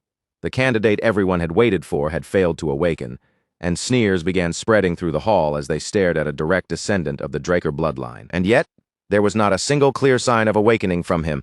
To the crowd, it made absolutely no sense, and the murmurs surrounding Zeke Draker grew sharper, colder, and more openly cruel. Some of them even started questioning his victory over Reina Turan, convincing themselves that Zeke Draker must have won through dirty tricks, deception, or some hidden scheme. But Zeke Draker himself did not care about their doubts. He had no interest in wasting even a shred of energy on their judgment. Instead, Zeke Draker turned his focus inward, already searching for another path that would allow him to continue growing stronger. Just then, the system suddenly cut into his thoughts with an unexpected message, reporting an error and offering an apology. It stated that critical information had been missing from the class identification process. Zeke Draker's eyes narrowed in confusion. What was that supposed to mean? Before he could fully make sense of the message, the system continued speaking. The missing input was now complete. The system confirmed that terminal identification had succeeded, and that the user's talent had been recognized as healer. In that very moment, a powerful surge rushed through Zeke Draker's body. His class had finally unlocked, but the change was not finished yet. A second message appeared right after it, announcing that a rare class had been unlocked. Then the bronze statue suddenly erupted with light. A deep red glow flooded the chamber, revealing the unmistakable sign of a pure-blood awakening. Gasps broke out from every corner of the room. No one there could believe what they were witnessing. How could Zeke Draker jump straight into the status of a Red Knight? The system's connection to him deepened even further, reaching into something hidden within Zeke Draker's soul, and unlocking the ancient dragon's blessing. Abel Draker watched the entire scene unfold in silence, his expression unreadable as his sharp eyes studied his younger brother with cold, calculating focus. Then another change struck him. The system still was not done. Zeke Draker's existing talents began to merge together, twisting, reshaping, and fusing into something completely new. His screen refreshed once again, and this time it revealed a title unlike anything Zeke Draker had ever seen before. A unique class had been unlocked, the Immortal. A golden shimmer wrapped itself around Zeke Draker's body, pulling every gaze in the hall back toward him once more. The spectators had barely recovered from the red light, and now they were staring at an even greater mystery. Some people desperately tried to insist that the statue must have malfunctioned, but that excuse could not explain the way the mana lamps had reacted to his awakening, and at the same time no mana inhibition had appeared. So the onlookers tried to dismiss it as a false pureblood awakening, even though doubt was obvious in their own voices. None of them truly believed the explanation they were forcing themselves to say. And that was the moment Abel Draker finally moved. With slow, deliberate claps, Abel Draker cut through the suffocating tension that had settled over the room. A faint, mocking amusement colored Abel Draker's voice as he asked why no one had bothered to congratulate the newly awakened pureblood. Abel Draker's applause was not really a suggestion. It was a command, and with no room left to refuse, everyone else in the hall had no choice but to follow his lead. One by one, the harsh whispers died away, replaced by the stiff and reluctant sound of applause spreading throughout the chamber. Abel Draker did not hesitate before ordering that a pair of gloves be prepared for his younger brother. Zeke Draker accepted the gloves, but he barely managed to hold back a scoff. He already knew perfectly well that he had no need for something like this. Even so, Zeke Draker said nothing. He simply turned away and walked off, hiding every thought behind a calm, unreadable face. Abel Draker, however, looked strangely satisfied as he watched Zeke Draker leave. Zeke Draker felt anything but grateful. Out of every person in that room, Abel Draker was the one acting like he was helping him. Just thinking about it was enough to make Zeke Draker's blood boil beneath his skin. With the blessing rite now finished, the ceremony smoothly shifted into a celebration, giving the gathered guests a chance to mingle, talk, and enjoy the occasion. But Zeke Draker had no desire to take part in any celebration. He had not come here to socialize or entertain anyone. Just as he was about to quietly slip away, a voice suddenly called out his name. Zeke Draker stopped in place. This was not how things were supposed to unfold. He had never expected Abel Draker to approach him so suddenly. His older brother spoke in a casual tone, asking where Zeke Draker thought he was going. Then, to Zeke Draker's disgust, Abel Draker extended his hand toward him and offered his congratulations. Zeke Draker hated Abel Draker from the very bottom of his heart, but refusing that handshake in front of everyone would only create unnecessary trouble. Forcing a polite expression onto his face, he reached out to accept it. Then, all at once, Zeke Draker stopped. A sudden flash of blood ripped through Zeke Draker's mind, cutting across his thoughts before he could stop it, and dragging up a brutal memory from his previous life. Before Zeke Draker could even fully understand what he had just seen, his body reacted on its own, moving faster than his thoughts and pulling him back by pure instinct. Zeke Draker immediately withdrew his hand. He gave no explanation, offered no polite excuse, and simply stood there in a tense, heavy silence. A slow smirk crept across Abel Draker's lips. His voice remained light, almost casual, but there was a sharp edge buried beneath every word as he remarked how awkward this was, saying that his dear little brother had just embarrassed him. Zeke Draker clenched his jaw so tightly it nearly ached. No matter how many people were watching, he could not force himself to shake Abel Draker's hand. Not after everything he remembered. Not after knowing exactly what kind of monster his older brother truly was. Abel Draker, however, did not seem especially offended. With a small, dismissive wave of his hand, he turned away as though the insult meant almost nothing to him. Abel Draker simply said that they would surely meet again soon, and on that one point, Zeke Draker silently agreed. Someday, Zeke Draker would face Abel Draker properly. But when that day finally came, it would happen on Zeke Draker's terms, not his brother's. At the celebration party, the room filled with nobles and warriors speaking in heated voices. 2 pure-blood awakenings in a single ceremony was already something none of them had ever heard of, but what truly disturbed them was Zeke Draker's awakening. No one had ever seen a golden light before, and questions spread through the hall one after another. What did it mean? Was it some kind of awakening even greater than pure blood? And yet, even though Zeke Draker had become the center of everyone's curiosity and speculation, the person they all wanted to see was nowhere in sight. That was because Zeke Draker had already slipped away quietly, choosing silence and solitude over the empty chatter and probing stares of the crowd. Inside a quiet room away from the celebration, Zeke Draker sat down and released a slow breath, finally free from the suffocating pressure of all those watchful eyes. Even then, his mind refused to settle. Something about the awakening felt wrong, because he was not experiencing mana inhibition at all. A true pure-blood awakening was supposed to completely reject mana. After all, the Draker family took pride in standing against dragons, the very beings said to be the source of all mana in the world. That was the reason every pure-blood awakener needed those special gloves. Their bodies could no longer interact properly with mana-based tools and devices, so the gloves existed to suppress that resistance and make daily life manageable. But Zeke Draker was sitting there without feeling any of those effects. He removed the gloves and slowly flexed his fingers, carefully testing the sensation for himself. There was nothing. No resistance, no rejection, and no strange discomfort running through his body at all. Something clearly did not add up. When Zeke Draker opened his status window, he immediately found the difference. His trait was not mana inhibition. It was something entirely different. Mana reflection. With a frown, he tapped for more details, and the explanation appeared. Mana reflection created a distortion field that nullified nearby mana. Unlike mana inhibition, it was not passive, and it did not interfere with ordinary mana readings. Zeke Draker's thoughts began moving quickly. That explained why the mana lamps had not reacted to him the same way they reacted to actual purebloods. He was not rejecting mana at all, he was distorting it, but even with that answer, one major question still remained. His class. Before the blessing rite, the system had identified Zeke Draker as a rare class healer. But now the information in front of him had completely changed. The class displayed before his eyes was something else entirely. The Immortal. Zeke Draker leaned back, sinking deeper into thought, as the weight of that information settled over him. At first glance, none of it made any sense. At the graduation ceremony, every Draker Awakener was supposed to emerge with a blue aura, the standard result tied to their bloodline. The only exception had been Reyna Tarun, who had awakened as a Red Knight, and now there was Zeke Draker, wrapped in golden light, carrying a class called the Immortal and possessing a trait that should not even exist. Whatever had happened during his awakening was clearly far from normal. At first, his case seemed to follow the same pattern as before, until something suddenly shifted and his classification changed from bronze to gold. But the system had also flagged an issue during the process, saying that crucial classification information had been missing. That was when Zeke Draker began fitting the pieces together. He wondered if the system had treated the bronze statue itself as the classification terminal during the awakening ritual. The moment that missing data was injected into the terminal, the statue reacted violently and burst into red light. Piece by piece, the answer started becoming clearer in Zeke Draker's mind. The statue had never truly existed, just to decide whether someone had awakened. Its real purpose was to judge a person's class. A red glow meant a rare class, while gold represented a unique one. More importantly, that statue was an ancient relic from an era long before Tarek Draker, the founder of the Draker family. In the present age, class identification had been completely forgotten, and that forgotten knowledge had created a massive misunderstanding. People believed the red light meant a pure-blood awakening, but the truth was different.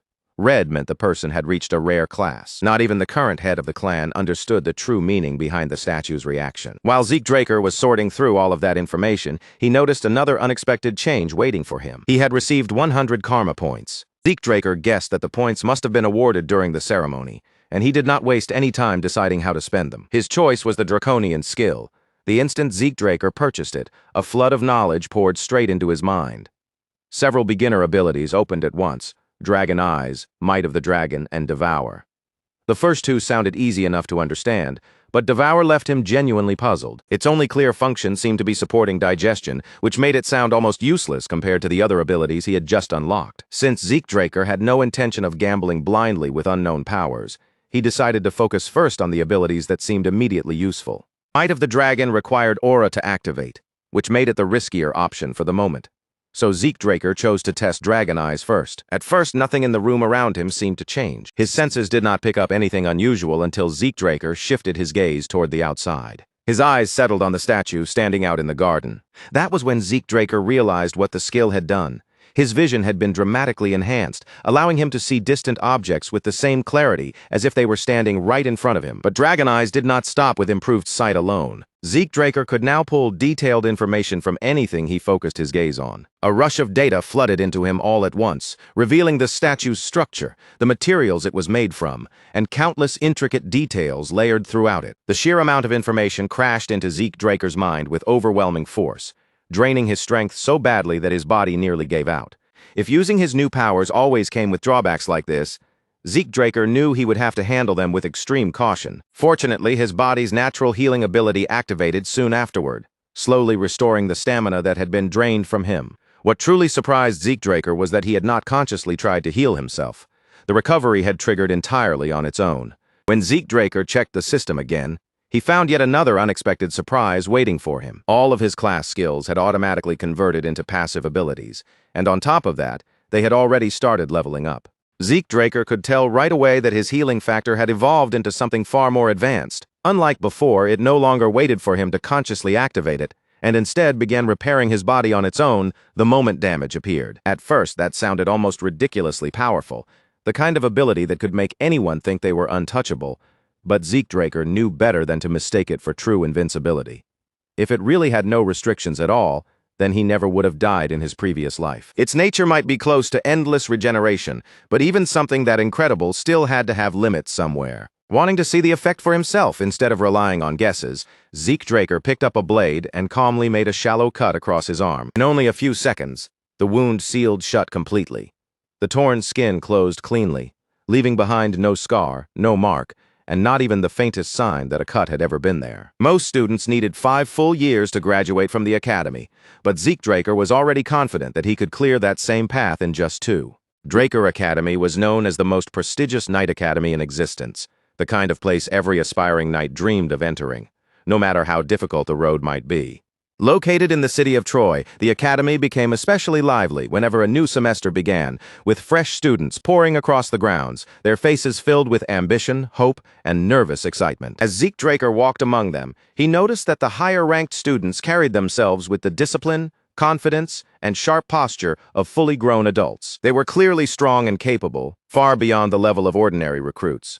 But compared to the brutal warriors raised inside the cradle, they still looked like sheltered children from privileged and powerful families. Watching them only made Zeke Draker think once again that his entire family was seriously twisted beyond belief. Among the influential branch families that supported the Draker bloodline, 3 names stood higher than all the rest. The first was the Turun family, a family famous for overwhelming physical strength, and of course for producing someone like Reyna Turun. The second was the Zimmons family, a house respected for its wisdom, strategic thinking, and razor-sharp minds. And finally came the Vardek family, masters of wealth, influence, and gold. Their heirs were all present inside the academy, but Zeke Draker had no real desire to get involved with any of them. The scene then shifted to the Academy's prestigious dormitory, a luxurious residence known as the Platinum Mansion. This elite building came equipped with top-tier training halls, an enormous library, and advanced facilities reserved only for the Academy's most outstanding students. But pure-blood awakeners like Zeke Draker were granted an even more exclusive privilege. They were given the title of Floor Master, which handed them authority over the entire Platinum floor. When Zeke Draker arrived, a maid greeted him with polite composure and guided him toward his assigned area, where several people were already waiting for him. Seeing that crowd waiting there made Zeke Draker feel slightly drained. Even with his status as a pure-blood awakener, he was quickly informed that Decker was expecting him in a separate room. Without wasting any time lingering in the hallway, Zeke Draker headed off to see what his butler had prepared for him. Decker presented Zeke Draker with a pair of premium gloves, an upgraded version of the ones he had received immediately after his awakening. Zeke Draker had already obtained a new pair, but his attention was now fixed on something far more important than gloves. What he truly needed was a proper sword. Decker supported that decision without the slightest hesitation, as if he had expected Zeke Draker to bring it up sooner or later. Troy stood close to the mountain ranges, making it an ideal region for high-quality iron and skilled master craftsmen. Those artisans were essential to the Academy's knights, and Decker offered to find a capable craftsman for Zeke Draker. But Zeke Draker wanted to handle this matter personally. So instead, Zeke Draker asked Decker to arrange an appointment ahead of time, giving him the opportunity to meet the craftsman face-to-face. The name Galleon Halbert was unfamiliar even to Decker, which made Zeke Draker's request feel even more unusual. Even so, Zeke Draker was determined to secure a meeting with this mysterious craftsman, no matter how unknown the name seemed to others. At the same time, Decker reminded Zeke Draker to read through the Academy documents before attending his very first class the next day. Later that evening, while Zeke Draker was calmly going through his notes, an interesting realization crossed his mind. The entire Platinum floor belonged exclusively to him. That meant he now had the perfect private space to train, experiment, and develop his draconian skills without anyone interrupting him. Just then, a maid arrived with an unexpected message for him. Raina Turan had invited Zeke Draker to dinner. The sudden invitation caught Zeke Draker slightly off guard, but after a moment he decided to accept it. When Zeke Draker arrived at Raina Turan's floor, the sight waiting for him made him pause for a brief moment. Raina Turan had arranged the dinner in a way that looked less like a normal meal and more like something straight out of a gangster film. She welcomed Zeke Draker with a smirk and apologized for the strange atmosphere, but Zeke Draker did not seem especially bothered by the setup. He simply took his seat, and the two of them silently agreed to eat first and leave the serious conversation for later. As the meal continued, Zeke Draker quietly observed Raina Turan from across the table. Even in such a casual setting, Raina Turan was still channeling aura into her lower abdomen. It did not take Zeke Draker long to understand the likely reason. Raina Turan was probably aiming to become a purple knight. If that was true, then it also explained why her swordsmanship had already reached such an impressive and polished level. In Zeke Draker's eyes, however, talent like that had far better ways to be used. By the time the meal finally ended, Zeke Draker felt strangely exhausted, and at the same time, mildly impressed by just how much more Raina Turan had eaten compared to him. Now that their hunger had been satisfied and the plates had been cleared, Raina Turan was finally ready to bring up the true reason she had invited him there. Raina Turan offered Zeke Draker the full support of the Turan family. Zeke Draker immediately sensed that some kind of misunderstanding was taking place, so he reminded her that both of them were pure-blood awakeners. Raina Turan quickly cut off that assumption, telling him that he had the wrong idea. Being a pure-blood awakener certainly came with privileges, including access to the Platinum floor, but it also carried a serious disadvantage. Other students could depend on centuries of accumulated academic and combat knowledge, along with personal instructors who guided them, corrected them, and refined their abilities. Purebloods, however, were not given that same structured path for growth. Without proper support standing behind them, even someone blessed with extraordinary talent could eventually lose their lead and fall behind. To make sure her meaning landed properly, Raina Turan brought up a name that carried real weight: Abel Draker. He was a pure blood from House Draker, and on top of that, he had become the youngest person in history to ever earn the title of White Knight. Now, Abel stood as one of the most powerful Black Knights still alive. And yet, even someone blessed with that level of talent, bloodline, and status had still relied on the backing of the Zimmons family. Then, Raina Turan finally revealed just how serious this offer truly was. This was not some casual invitation she had decided on by herself. The patriarch of the Turan family had personally ordered her, with absolute authority, to place the family's support behind Zeke Draker.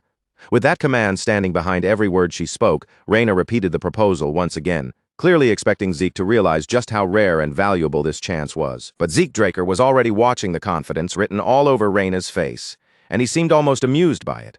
Instead of reacting the way she expected, he answered her in a calm, almost effortless tone. Without pausing, wavering, or showing even a flicker of temptation, Zeke rejected the offer outright. That quiet refusal struck Reyna Turun far harder than she had been prepared for. Her eyes widened in disbelief, and for a brief moment she could only stare at him as if her thoughts had completely stopped. She simply could not understand how anyone could turn down such an advantageous deal so easily, as though it meant nothing at all. Zeke Draker then rose from his seat with the relaxed air of someone who had already decided the conversation was over. His voice stayed even as he made his position perfectly clear. He had no interest in alliances, no desire to be tangled up in family politics, and absolutely no intention of becoming a piece in someone else's power game. From Zeke Draker's point of view, the only part of all this that had anything to do with him was the fact that he was a pure-blood awakener. Beyond that, every complicated political scheme and family arrangement being placed around him was simply none of his concern. With that said, Zeke Draker turned as if he was ready to leave, leaving Reyna Turun still staring after him in stunned silence. But since she had paid for the meal, he decided to repay her in the only way he felt like offering, by giving her a piece of personal advice. He told her that her sword was far too strong, almost unnaturally powerful, and that this strength was most likely tied to the people standing behind her. But in his eyes, that was exactly the problem, because overwhelming force had never been where her real talent truly lay. What Reyna Turun actually possessed was adaptability. Instead of trying to smash every opponent head-on with raw strength, Zeke Draker told her she should make better use of her fluid movement, let the enemy's power slide past her, redirect that force, and then finish the exchange with one clean, perfectly timed strike. If she learned to fight in that way, then breaking through the wall holding her back would no longer feel like some distant dream. It would become almost effortless. After leaving those words behind, Zeke Draker simply walked away, while Reyna Turun remained there, frustration tightening inside her. For her entire life, she had trained beneath the heavy shadow of her family's legacy, always relying on the crushing power the Turun name was famous for. But Zeke's advice had touched something she could not brush aside. No one had ever really guided her like that before. Ever since she was a child, people had only praised her as a genius and expected her to solve everything alone. That brief exchange made Reyna look at Zeke Draker in an entirely different way. Meanwhile, Zeke Draker was quietly turning his thoughts inward. His own growth had become so extreme that even he found it almost absurd. He had trained through the entire night, pushing his body without rest, and yet there was no heaviness in his limbs, no dull exhaustion weighing him down, not even the slightest sign of fatigue. With his seemingly endless stamina, he had become someone who could just keep moving forward, far beyond anything he had ever imagined in his previous life. In that previous life, Draker Academy had been nothing short of a living hell for Zeke Draker. Every day there had felt suffocating, humiliating, and unbearably harsh, as if the academy itself existed to crush him. But now that he had returned with both power and experience, that same place no longer felt quite so terrible. For the first time, Zeke Draker even found himself enjoying this small, unexpected stretch of peace. It was rare, almost unfamiliar, but for once the academy did not feel like a battlefield pressing down on him from every side. Unfortunately, that calm little moment was not allowed to last for long. Owen Zimmons, the third son of the Zimmons family, suddenly appeared and stepped directly into Zeke Draker's path. The timing felt deliberate, as though he had been waiting for the perfect chance to approach him. In Zeke Draker's previous life, Owen Zimmons had been a truly dangerous kind of person. He was the type of manipulator who could smile gently in front of everyone, while behind the scenes he used blackmail and quiet cruelty to torment Zeke without mercy. And just like he had done back then, Owen Zimmons had sent Zeke a dinner invitation. This time, however, Zeke Draker had completely ignored it. What made the situation feel strange was Owen's attitude now. Instead of showing anger, he stood there acting almost too friendly, wearing a relaxed smile that felt anything but sincere. Zeke Draker immediately knew exactly which invitation Owen Zimmons was referring to. But instead of pretending not to understand or politely playing along, Zeke responded with a sharp remark that sliced straight through Owen's fake courtesy. Owen Zimmons asked why Zeke Draker had not even bothered to send a reply. Zeke merely looked back at him with a cool, unreadable expression and answered that he had no reason to waste his time responding to messages that meant nothing to him. That blunt response instantly drew the attention of the companion standing beside Owen Zimmons. The man's face tightened, his mood visibly souring as he decided that Zeke Draker's attitude was far too disrespectful to ignore. But Zeke Draker had no intention of softening his words or pretending to be polite, just to make Owen Zimmons and his followers feel important. He glanced over at the man beside Owen and hit him with the kind of question that basically asked who the hell he even was. Zeke Draker had not bothered remembering his name at all, and in his eyes the man was nothing more than another bootlicker hanging around Owen Zimmons in hopes of gaining favor. Apparently, being dismissed that casually was enough to make the guy completely lose his temper. Without giving any warning, the enraged man lunged forward, throwing himself straight at Zeke Draker and launching an attack with all his anger behind it. But Zeke Draker was not surprised in the slightest. His body reacted instantly, moving with sharp precision as he blocked the incoming strike head-on, even though the attack had been strengthened with aura manipulation. Durbin Roswell then roared out his own name and proudly declared himself the mightiest of them all. But with his huge, bulky frame planted there so dramatically, he looked less like the mightiest warrior and more like the mightiest refrigerator someone had dragged into the academy. Zeke Draker could not help laughing at how ridiculous the whole scene had become. In his eyes, this man was not even close to being a proper knight. He barely qualified as a cadet, and even that felt generous. Not wanting to waste another second dealing with him, Zeke Draker suddenly shot forward with terrifying speed. In the next instant, he drove a brutal hook straight into Durbin Roswell's abdomen, burying the punch deep with devastating force. It was the kind of punch so clean and vicious that even Mike Tyson might have paused for a second and taken notice. The impact crushed Durbin Roswell's confidence in an instant. His body folded from the blow, and before he could recover, he went crashing face first into the ground, all of his earlier bravado disappearing with that single strike. Without missing a beat, Zeke Draker casually turned his gaze toward the next Zimmons follower. With an almost lazy confidence, he invited the man to step forward as well, if he also wanted to be taught a lesson. Owen Zimmons, however, did not rush in or lose his composure. He simply walked forward with a calm expression and said that he was not impressed by Zeke Draker showing off his strength like that. In the end, Owen Zimmons and his group chose to withdraw. But as Zeke Draker watched them leave, they did not look like serious opponents to him at all. If anything, they seemed more like some traveling circus act that had accidentally wandered into Draker Academy. Draker Academy itself was separated into two main classes. The first was the normal class, where cadets without much natural talent had no choice but to polish themselves through discipline, endless repetition, and sheer stubborn effort. It was a hard and unforgiving path, but at the very least it was simple, direct, and easy to understand. Second was the special class, which was set aside for the more capable cadets. Those students were allowed to choose specialized subjects beyond the basic curriculum, meaning this was the place where the academy gathered the people it considered its elite talents. Naturally, Zeke Draker had expected a fair amount from the kind of people who would be placed in a class like that. But the moment Zeke Draker looked around the room, those expectations dropped almost immediately. None of the students seemed especially impressive. Most of them were simply familiar faces from the cradle, people he already knew far too well. He could not help joking to himself that this was not really a special class at all. It was just the cradle class with a new name slapped on it.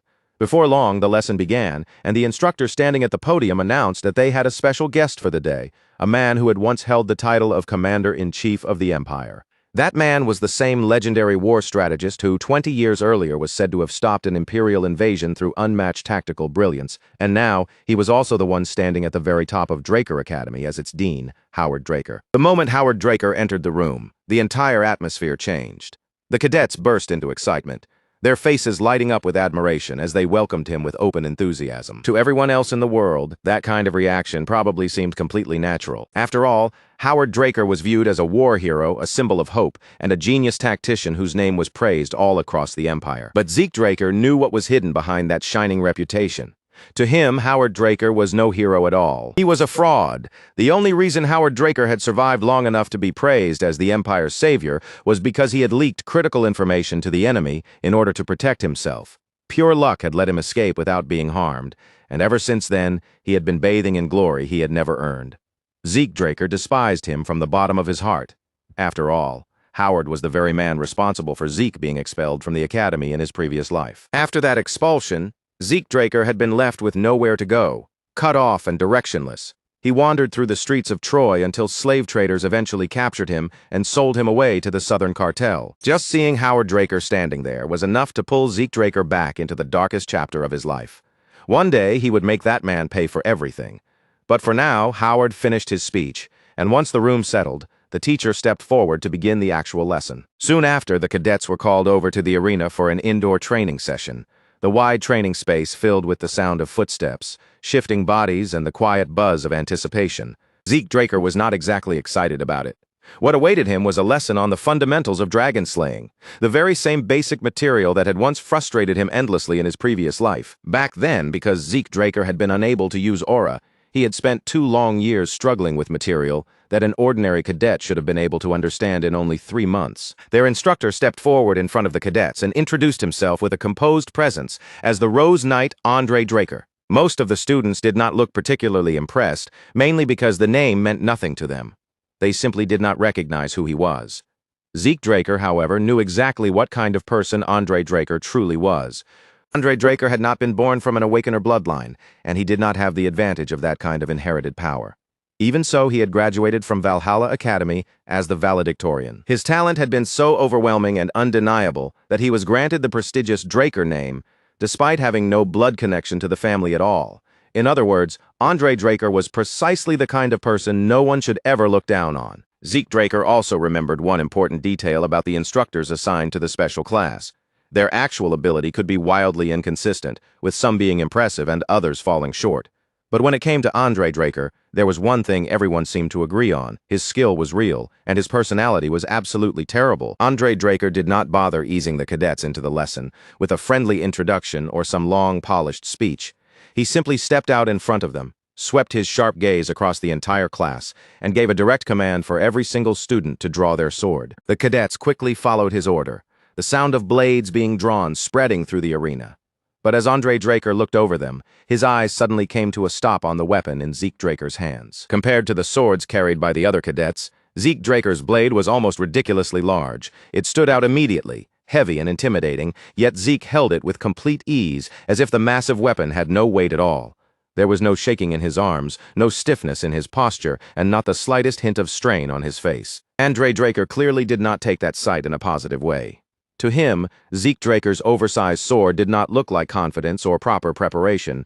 It looked like arrogance dressed up as skill. So, with a cold edge in his voice, he called Zeke into the arena, fully intending to use him as an example and teach him a lesson. But the moment Andre Draker reacted that way, everything was already moving exactly as Zeke Draker had planned from the very beginning.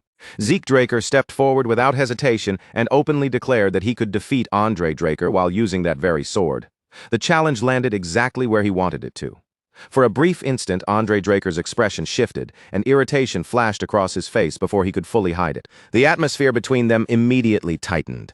The pressure in the arena sharpened so intensely that Zeke Draker's system reacted on its own, triggering a mental defense skill, as if sensing the danger building in the air. Andre Draker seemed entertained by Zeke Draker's reckless confidence, so he decided to turn the challenge into a practical demonstration for the class.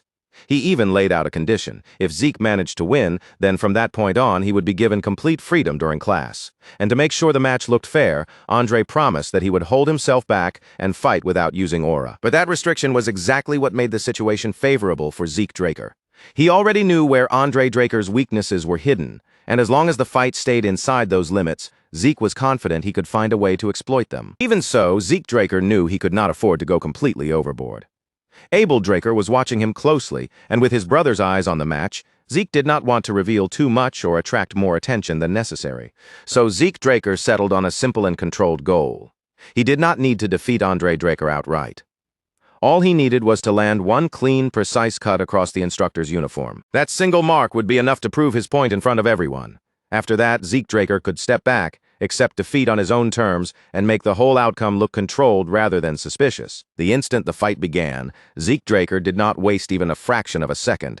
His body moved right away, launching into action before the arena could settle into silence. He brought his massive blade around and swung it straight toward Andre Draker's neck, using the first strike to apply pressure immediately and force the instructor to respond from the very opening exchange. But Andre Draker handled the attack as if it was nothing unexpected. With a small, efficient movement, he shifted his sword into place and cleanly deflected the heavy blow before it could reach him. That single parry was enough to show the difference in polish.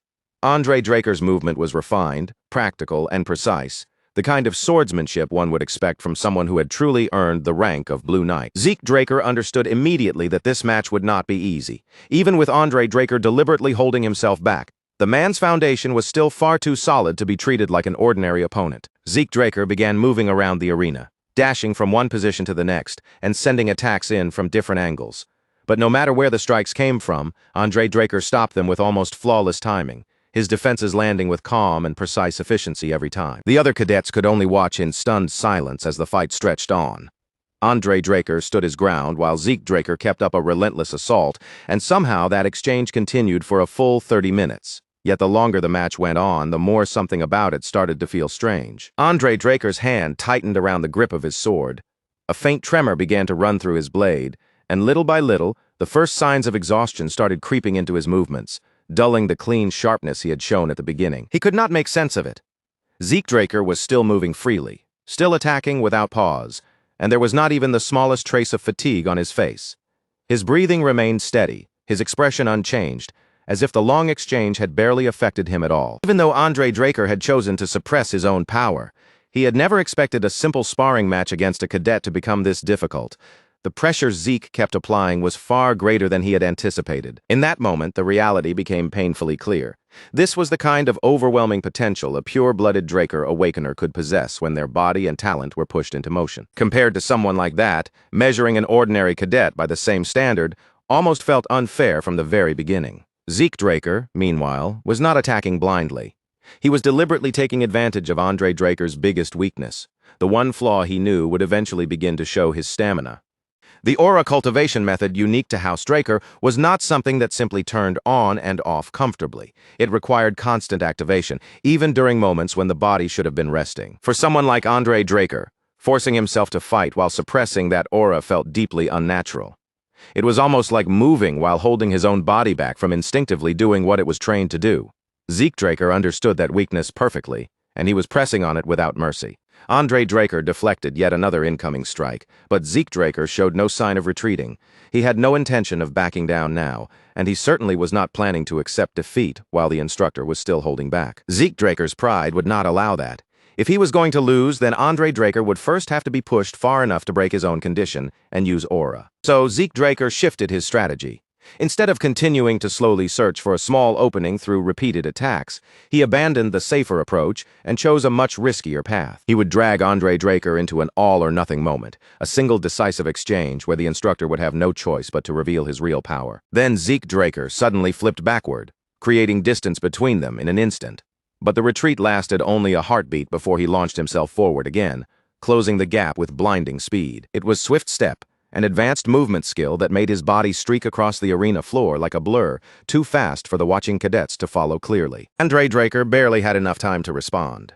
In that brief opening, Zeke Draker slipped around him with sharp footwork and maneuvered directly into the instructor's blind spot. Then, in one flashing instant, Zeke Draker activated Critical Strike and poured everything he could into that single decisive attack, committing all of his momentum to the blow. For the first time since the match began, Andre Draker hesitated. A mere cadet should not have been capable of using such an advanced technique, and that unexpected realization disrupted his rhythm for a split second. But just before Zeke Draker's attack could land, Andre Draker's instincts took over. He channeled the faintest amount of aura into his feet, breaking the condition he had set, and dodged with a burst of movement as fast as lightning. Then, without wasting that narrow opening, Andre Draker immediately turned the situation around and countered with Sky Slice. The force of the attack erupted through the arena like a sudden explosion, smashing into Zeke Draker and sending his body flying backward across the training space. Zeke Draker's sword cracked under the impact, and the damage that tore through his body was severe enough to activate his flawed healing factor on its own. But even with regeneration beginning to kick in, Zeke Draker's body could not fully endure the blow.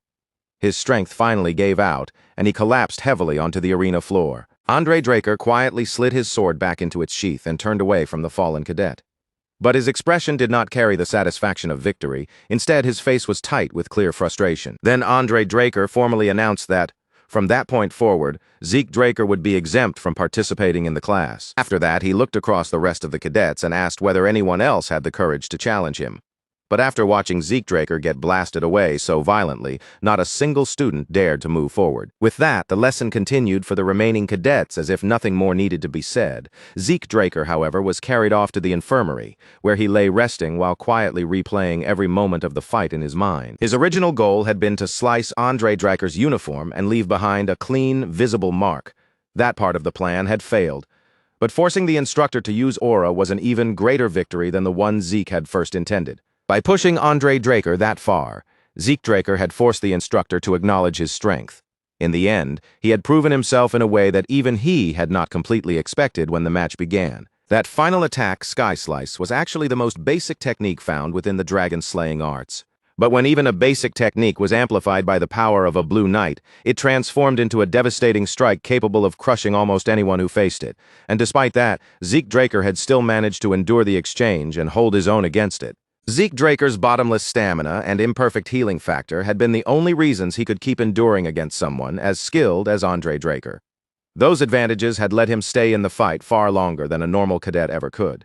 But as he lay there in the infirmary, quietly turning the battle over in his mind, Zeke understood one thing very clearly. Those abilities alone would never be enough. If Zeke Draker truly wanted to live freely, then simple survival strength would not cut it. What he needed was absolute power, the kind of overwhelming force that did more than keep him alive. He needed enough strength to make even the people standing far above him pause, hesitate, and think twice before ever trying to touch him. While Zeke Draker was buried in those heavy thoughts, an unexpected figure suddenly stumbled into the infirmary. The man looked drunk, his body loose and unsteady, and the sharp smell of alcohol seemed to cling to him. Yet despite his unfocused gaze, his eyes were strangely fixed on Zeke, as if he had come there for him from the start. What disturbed Zeke Draker even more was not the man's drunken appearance.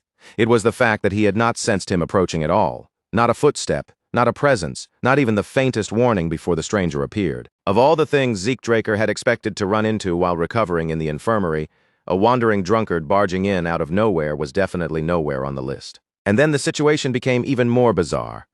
The man casually opened his mouth and insulted Arthur Draker, the patriarch of House Draker, speaking about him with the kind of careless disrespect most people would never dare show. Zeke Draker narrowed his attention and tried to read the man's intentions, watching every small movement and expression. But the stranger did not seem interested in explaining himself. Instead, he appeared far more focused on lifting his bottle again and pouring more liquor down his throat. Then, without giving even the slightest warning, the drunkard suddenly asked Zeke Draker about his rapid regeneration. The question landed like a blade in the room, making it obvious that this man had noticed Zeke's unnatural healing ability. The moment Zeke Draker heard that, warning bells rang sharply in his head. The Academy should not have known anything about that power. And yet this drunken stranger had pointed it out, as if he had seen straight through him. At that exact moment, Zeke Draker's system responded on its own, activating mental defense as if recognizing the threat hidden beneath the man's casual tone. Zeke Draker kept his face completely blank, refusing to let even a hint of alarm show. He played dumb, acting as though he had no idea what the man was talking about. But the stranger did not buy that performance for even a single second. Without warning, the man suddenly lunged forward. His palm shot out with terrifying sharpness and force, slicing clean through the infirmary bed as if the solid frame had been nothing more than paper. Zeke Draker dodged in an instant, his body moving almost before his thoughts could catch up. As he pulled away from the shattered bed, one suspicion hardened in his mind: this drunken lunatic might actually be an assassin. Thinking quickly, Zeke Draker grabbed the bedsheet and snapped it toward the man's face. The cloth whipped through the air, not as a real attack, but as a desperate way to block the lunatic's vision, even if only for a split second. But the pressure closing in around Zeke Draker only became sharper and more suffocating. The danger was too real now, forcing him to abandon any thought of holding back. Zeke Draker activated every skill available to him and threw himself forward into an all-out attack, pouring his full focus and momentum into the assault. Yet even with his vision blocked, the man moved as though nothing had changed. He reacted effortlessly and caught Zeke Draker's blade with such ease that the attack seemed to have never threatened him in the first place. Instead of immediately counterattacking, the drunkard simply smirked. There was amusement in his face, as he praised Zeke Draker for adapting so quickly under pressure, as though he were watching an entertaining test rather than a life-or-death struggle. Zeke Draker staggered back, keeping his guard raised while the stranger's words sank into him. A mercenary? What did that even mean? Was this man somehow aware of something from Zeke's past? The drunkard studied him closely, then scoffed at the sight of a Draker willing to throw away his sword just to stay alive. To the stranger, Zeke Draker did not look like someone shaped to be a proper knight. He looked far more suited to the rough, survival-driven life of a mercenary. And in that instant, Zeke Draker felt a chill run through him, because he realized this man was not guessing blindly, he was seeing straight through him. Even worse, Zeke Draker could feel the gap between them with painful clarity. The difference in power was not small, not something he could close with cleverness or a sudden trick. If this man truly wanted to kill Zeke Draker, there would be no long battle. No dramatic exchange, and no desperate chance to turn things around. He was at least on the level of a red knight, and that alone made him terrifying. Then the man casually gestured toward Zeke Draker's heavy claymore, as if dismissing it with a glance. He seemed to assume it was nothing more than a basic weapon picked up from the Academy's supply, and with Zeke's talent, he said swinging around that kind of blade was a complete waste. The relaxed way the man judged Zeke Draker's potential only made the truth even clearer. This drunkard was far more powerful than he had first appeared. But before Zeke could think any deeper about who he really was, a familiar voice suddenly cut through the tense air of the infirmary. Andre Draker had arrived. To Zeke Draker's shock, Andre Draker did not treat the stranger like some random intruder. Instead, he called him by name, Dexter. Zeke Draker could barely believe what he had just heard. Meanwhile, Dexter only wore that same smug, careless look and asked how Andre Draker had managed to track him down. Andre Draker calmly recalled that he had seen Dexter earlier in the training room. Then, without lingering on the matter any longer, he turned his attention away from the drunkard and looked toward Zeke Draker. Andre Draker told Zeke Draker that if he had already recovered, then he should leave the infirmary. Zeke awkwardly prepared to get out as instructed, but before he could go, Dexter suddenly stopped him. With amusement still lingering on his face, Dexter made Zeke Draker an offer. If Zeke wanted to learn something that was actually useful, then he should come to the western greenhouse of the Academy. For a brief moment, silence settled between them. Then Zeke Draker, still carrying that same arrogant edge, rejected the offer without hesitation and walked away. Dexter let out a weary sigh and shook his head as he watched him go, muttering that Zeke Draker's attitude was far too similar to his father's. For just a moment, something softer seemed to pass through Dexter's expression. A faint trace of nostalgia hidden beneath all that drunken carelessness. Zeke Draker, however, was already fitting the pieces together in his mind. If this so-called gardener could speak about Arthur Draker, the patriarch of House Draker, with such casual familiarity, then there was only one explanation that made sense. Dexter was not merely some strange drunk hiding around the Academy grounds. He was the legendary Duke Draker, the Gale Knight himself. Realization hit Zeke Draker with real force. This was the very same man who had once challenged an entire kingdom all on his own. Duke Draker was one of the rare knights capable of wielding martial force, a warrior so unpredictable and unconventional that people even claimed he became a black knight simply because he liked the color black. And yet, despite carrying such a terrifying reputation, Duke Draker had disappeared without a trace. Now, of all places, he had resurfaced here, quietly living within the Academy like some ordinary hidden resident. Zeke Draker glanced back toward Andre Draker. Maybe Andre had also ended up at the Academy because of Duke Draker's presence. But after thinking about it for a moment, Zeke decided that detail did not really matter to him. Zeke Draker had no interest in ordinary training. He was not looking for simple lessons that any decent instructor could teach with enough time and patience. If Zeke Draker was going to learn anything from Duke Draker, then it could not be something small, basic, or ordinary. A man like that had to be worth far more than routine instruction. What Zeke Draker wanted was the man's ultimate technique. A smirk slowly tugged at the edge of Zeke Draker's lips as his hunger for power sharpened into clear determination. If he was going to pursue Duke Draker's strength, then he would not settle for fragments, hints, or half-measures. He wanted everything. Over at the Magic Academy, Professor Fannin continued his lecture with visible awkwardness, glancing across the room as if searching for even one student who was actually following along. He asked whether anyone had questions, though the look on his face made it clear he already expected the same heavy silence as always. Most of the class looked completely checked out. Some students were practically half asleep, while others barely made an effort to pretend they were listening, their dull eyes drifting through the lecture as if it were nothing more than background noise. It was a discouraging sight for any teacher, but Professor Fanon still tried to keep going.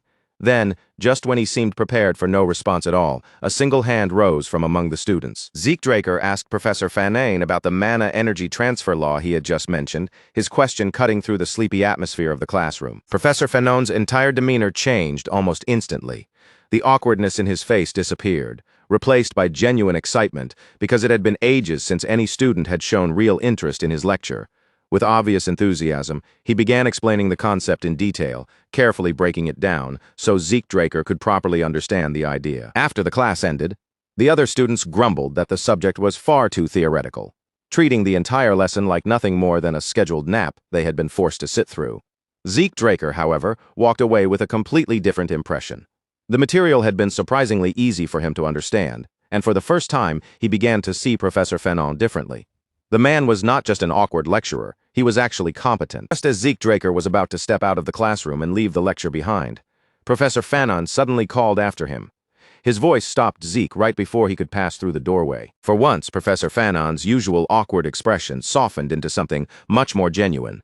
He thanked Zeke Draker for actually showing curiosity about the lesson, because it had been far too long since he had been able to properly teach a student who truly cared about what he was explaining. Professor Fanon even gave Zeke Draker an open invitation.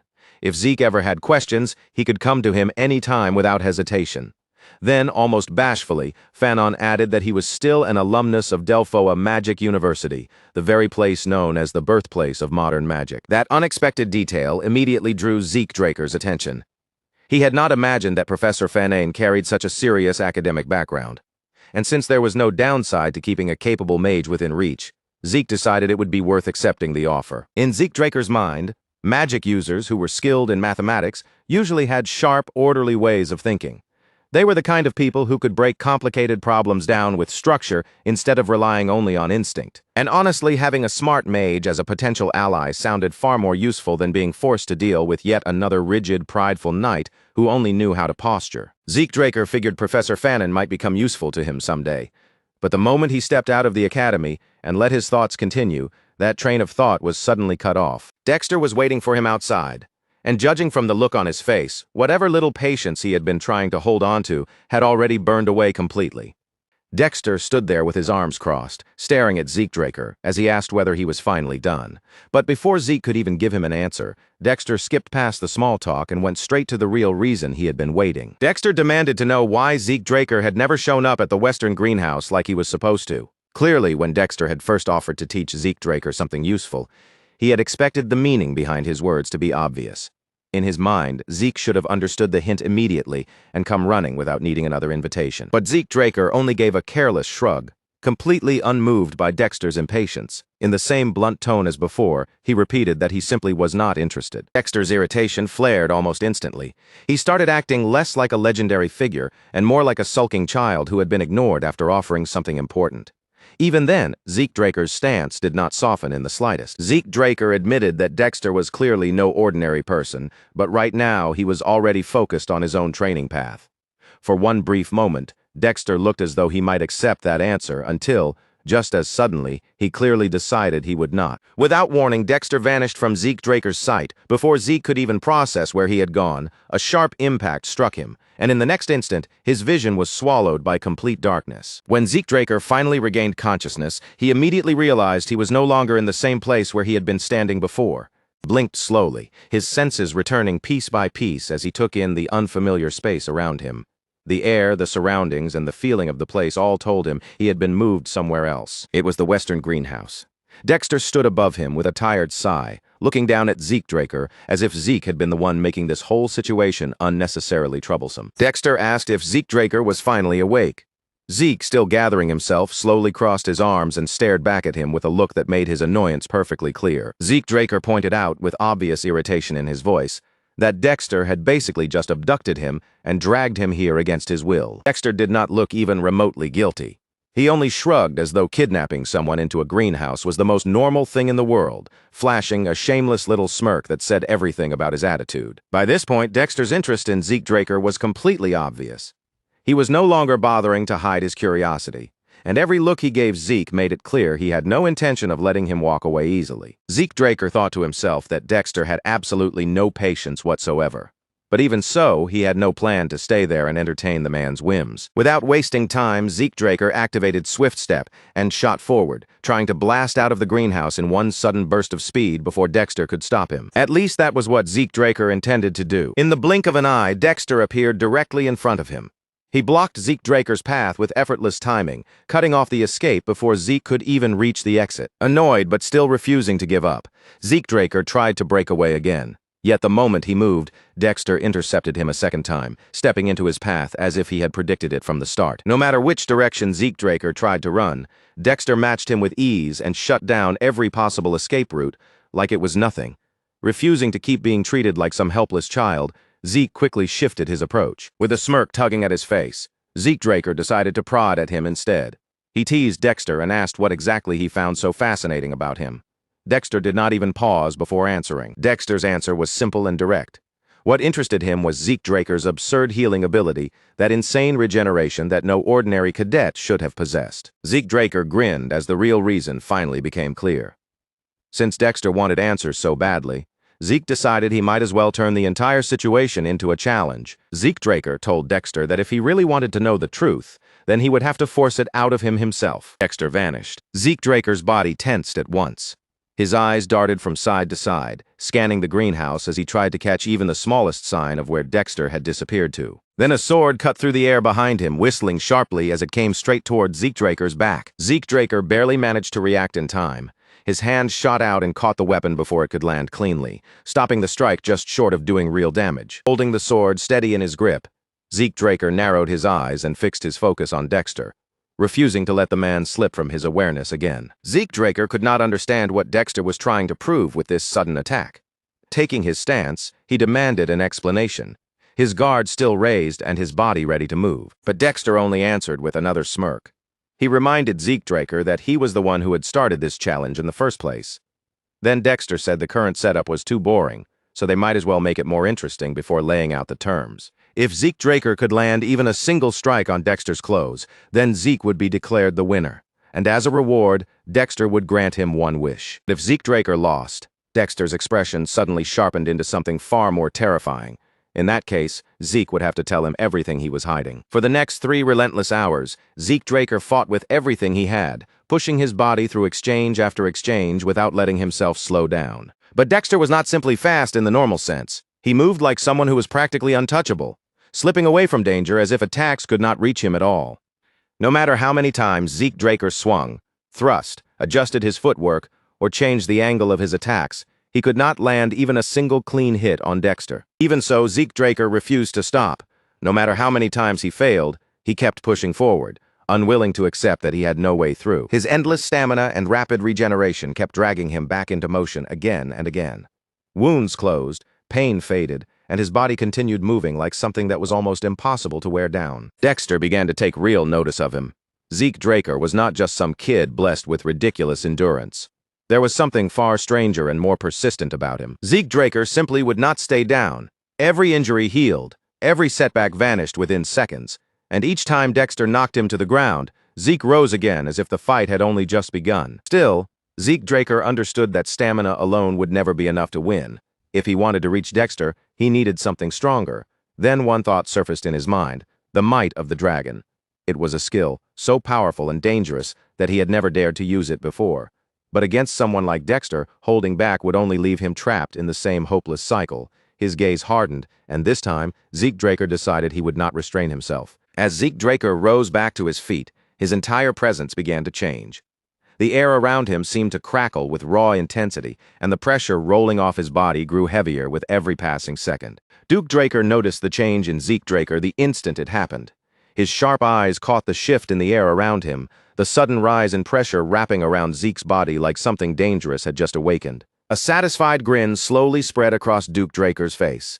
Judging by that expression, this was exactly the kind of reaction he had been waiting to pull out of Zeke Draker from the very beginning. Excitement flickered deep in Duke Draker's gaze as purple energy began surging through Zeke Draker's body. The violent glow wrapped around him fiercely, making the atmosphere in the greenhouse feel sharper and more unstable with every passing second. Zeke Draker activated Swift Step once again, but this time, the movement was completely different from before. His footwork became cleaner, his timing sharper, and every step carried a level of control that had not been there earlier. He was faster now. Zeke Draker cut through the space between them with a speed that clearly surpassed his previous attempts, closing in with a sharper rhythm and far less wasted motion. Duke Draker acknowledged that Zeke Draker had improved, but his face still showed no real surprise. To him, Zeke's speed was decent enough to notice, but he had already crossed blades with opponents who moved far faster than this. Even so, there was something else about Zeke Draker that truly caught Duke Draker's attention. It was the look in his eyes. That stare was not just filled with determination. There was something wilder there, something sharp, feral, and vicious, and Duke Draker clearly liked what he saw. Deciding to play along, he released only the faintest trace of his own aura. But the exact moment Duke Draker started to move, Zeke Draker unleashed the might of the dragon. For the first time, Duke Draker was genuinely caught off guard. He still managed to break Zeke Draker's sword and force him backward, but the exchange had not unfolded the way he expected at all.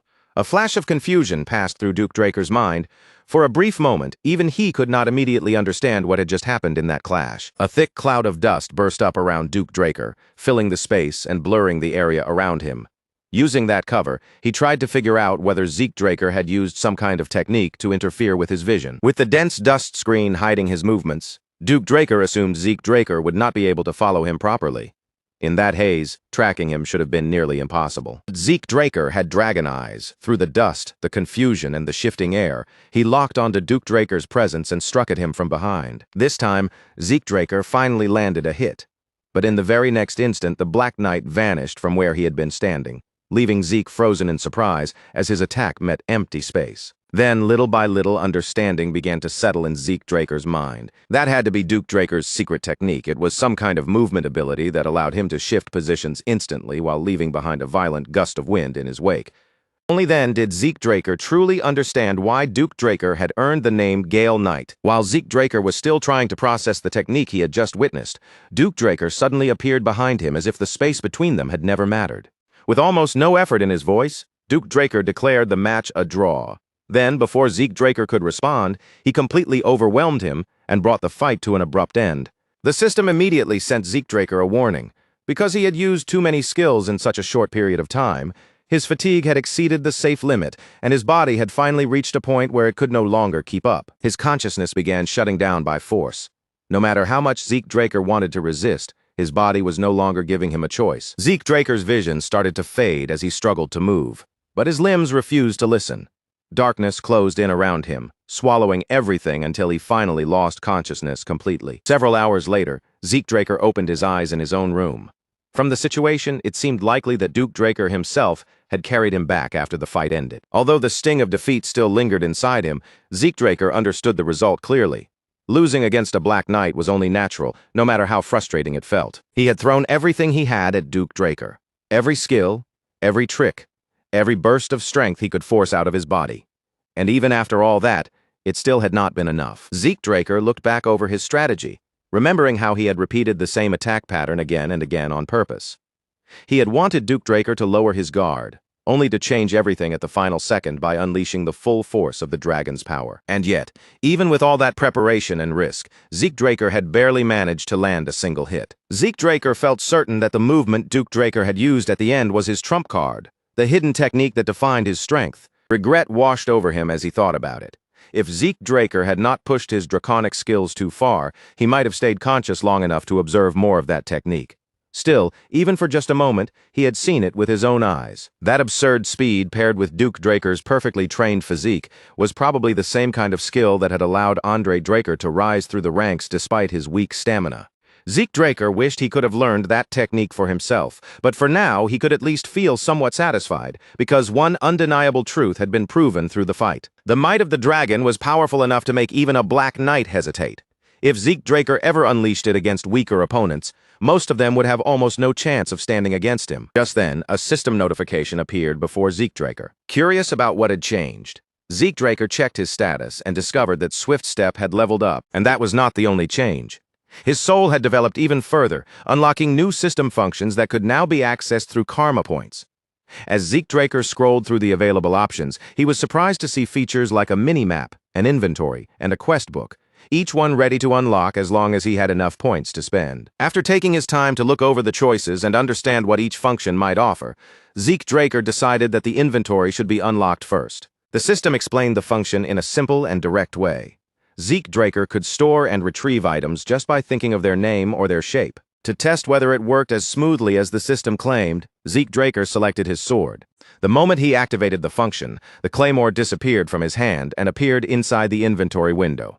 Impressed by how naturally the process worked, Zeke Draker immediately tried calling the weapon back again. With nothing more than a thought, the claymore instantly reappeared in Zeke Draker's grasp, solid and ready in his hand, as if it had never vanished. He had assumed the inventory would be a basic storage space and nothing more.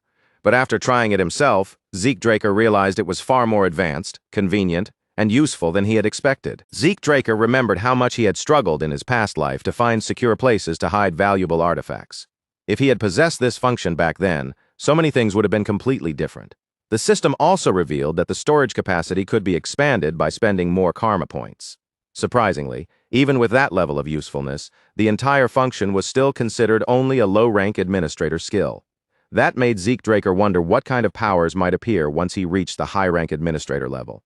And now that he understood just how valuable karma points truly were, he decided he would need to spend them carefully. As Zeke Draker began reconsidering his future plans with this new function in mind, a knock suddenly sounded at the door. A moment later, Decker stepped inside and politely asked for permission to enter. A little surprised by the visit, Zeke Draker allowed Decker to come in. The butler then delivered a message explaining that Zeke would understand what it meant the moment he heard who had sent it. The message was from the garden keeper. The moment Zeke Draker heard that title, he paused for a brief second before a smile slowly began to form on his face. That message alone confirmed it. All the effort Zeke Draker had poured into that brutal fight had not been wasted. As Zeke Draker read through the invitation, Decker calmly assured him that he could return for another challenge whenever he felt ready. Zeke Draker felt a surge of excitement rise in his chest that he could not quite suppress. After all, Duke Draker had called their fight a draw before completely overpowering him. And to Zeke Draker, that meant one thing very clearly. He still had another chance to prove himself. Just before Zeke Draker can take his leave, Decker stops him, as if remembering one final matter he cannot let slip by. He tells Zeke that he managed to locate the blacksmith Zeke had been searching for. But when Zeke naturally asks whether a meeting has already been arranged, Decker's face tightens with an uncomfortable look, and he awkwardly admits that the situation did not move along as neatly as they had hoped. The blacksmith's answer had been harsh, simple, and immediate. Galleon Halbert had turned down the request on the spot, refusing it so firmly that there was not even a trace of room left for persuasion or negotiation. Zeke Draker is visibly thrown off when he hears the reason behind the refusal. It is not just that Galleon Halbert rejected this one commission. The man has apparently stopped forging weapons entirely, as if he has walked away from the craft itself. The next day, Zeke Draker finds himself standing before a shop that stirs up old memories the moment he sees it. It is the very same blacksmith's forge he once visited in his previous life, still sitting there with a heavy, strangely familiar atmosphere hanging around its entrance. Zeke Draker lifts his gaze toward the old sign swaying above the doorway, its worn surface carrying the weight of years. As quiet memories begin to surface in his mind, he steps inside and calls out. But even while his voice echoes into the shop, his thoughts are already drifting toward the legendary sword he once wielded, the Radiance of Graham, a true masterpiece created by Galleon Halbert, the very blacksmith he has come here to meet. In Zeke Draker's previous life, Galleon Halbert forged that blade for him as repayment after Zeke saved his life. But Galleon had never been the kind of craftsman who could be described as ordinary. Across the continent, people whispered about him as the blacksmith of the soul, claiming he could peer into a person's very essence and forge the single weapon that suited them best. Zeke had never once dismissed those rumors as exaggeration. Back then, Galleon truly had given him exactly what he needed, a sword that could replace ether with aura, a power so extraordinary it could shift the outcome of battle itself. For someone who had once been celebrated as the greatest blacksmith on the entire continent, Galleon Halbert's current condition is almost painful to witness. Seeing him fallen this far leaves Zeke Draker with a bitter, unmistakable sense of disappointment. Inside the shop, Galleon Halbert is clearly drunk. His body is slumped, his eyes are hazy and unfocused, and he barely bothers to raise his head when Zeke enters. Instead, he snaps at Zeke Draker in a rough voice, telling him to get out and grumbling that a place like this is no place for a child. Zeke Draker had already expected Galleon Halbert to be a difficult, rough-tempered man, but this open hostility is far beyond what he had imagined. As he takes in the blacksmith's behavior, Zeke realizes that something serious must have happened to him before the fateful meeting they shared in Zeke's previous life. Zeke Draker does not waste his breath trying to reason with a man drowning in alcohol. Instead, he stays calm, reaches for a nearby bucket of water, and without hesitation, pours the entire thing straight over Galleon Halbert's head. The shock strikes instantly. Galleon Halbert jerks upright with a violent sputter, coughing as cold water runs down his hair, face, and beard. Across from him, Zeke Draker watches the reaction with a faint, sharp-edged smirk, clearly satisfied that the blacksmith is finally alert. Zeke Draker looks down at the drenched blacksmith and taunts him, asking if he is finally awake now, but the teasing edge in his voice quickly fades. His tone turns firm and direct as he demands to know exactly why Galleon Halbert rejected the request. But the instant Galleon Halbert's clearing eyes settle on Zeke Draker's face, the atmosphere shifts. His expression changes completely. as if recognition has struck him all at once. Panic flashes through Galleon Halbert's eyes almost immediately. He drops his head into a deep bow, apologizing over and over again with frantic urgency, like a man who has suddenly realized just who he was speaking to. Still visibly shaken, Galleon Halbert confesses that he no longer believes he has the right to forge weapons for anyone. If he cannot even complete the weapon he truly longs to create, then how could he dare accept commissions from others? That humiliation, that sense of failure, is the reason he stopped taking work altogether. For a short moment, Zeke Draker is honestly taken aback by what he has just heard. The confession is heavier than he expected, and it leaves him briefly silent. Even a blacksmith as famous as Galleon Halbert has clearly been dragged into a painful downward spiral. Zeke Draker suddenly recalls that in his previous life, Galleon never once mentioned any of these struggles. Most likely, the shame of his failure had been too heavy for him to put into words. But Zeke Draker has no intention of letting Galleon Halbert sink any deeper into his own self-pity. As the blacksmith starts to collapse, further into despair, Zeke cuts through the heavy mood with firm, uncompromising words, forcing him to face reality again. Galleon falters, clearly shaken by the sudden pressure. After a brief, tense silence, Galleon Halbert lowers his head once more. This time his voice is quieter as he apologizes again for the rude and disgraceful way he treated Zeke earlier. Zeke Draker simply waves off the apology, refusing to dwell on it. Instead, he tells Galleon to show him the weapons he claims he failed to forge. Galleon Halbert hesitates for a moment, then releases a weary sigh before guiding Zeke toward the back of the shop. Seeing Galleon Halbert in such a broken, defeated state, Zeke Draker understands that he cannot just walk away and leave him like this. If he wants the legendary blacksmith he remembers to return, then he will have to help Galleon find his way back to the path he lost. When they step out into the backyard, Galleon Halbert awkwardly apologizes for the messy state of the place. Tools, scraps of metal, and unfinished works are scattered all around.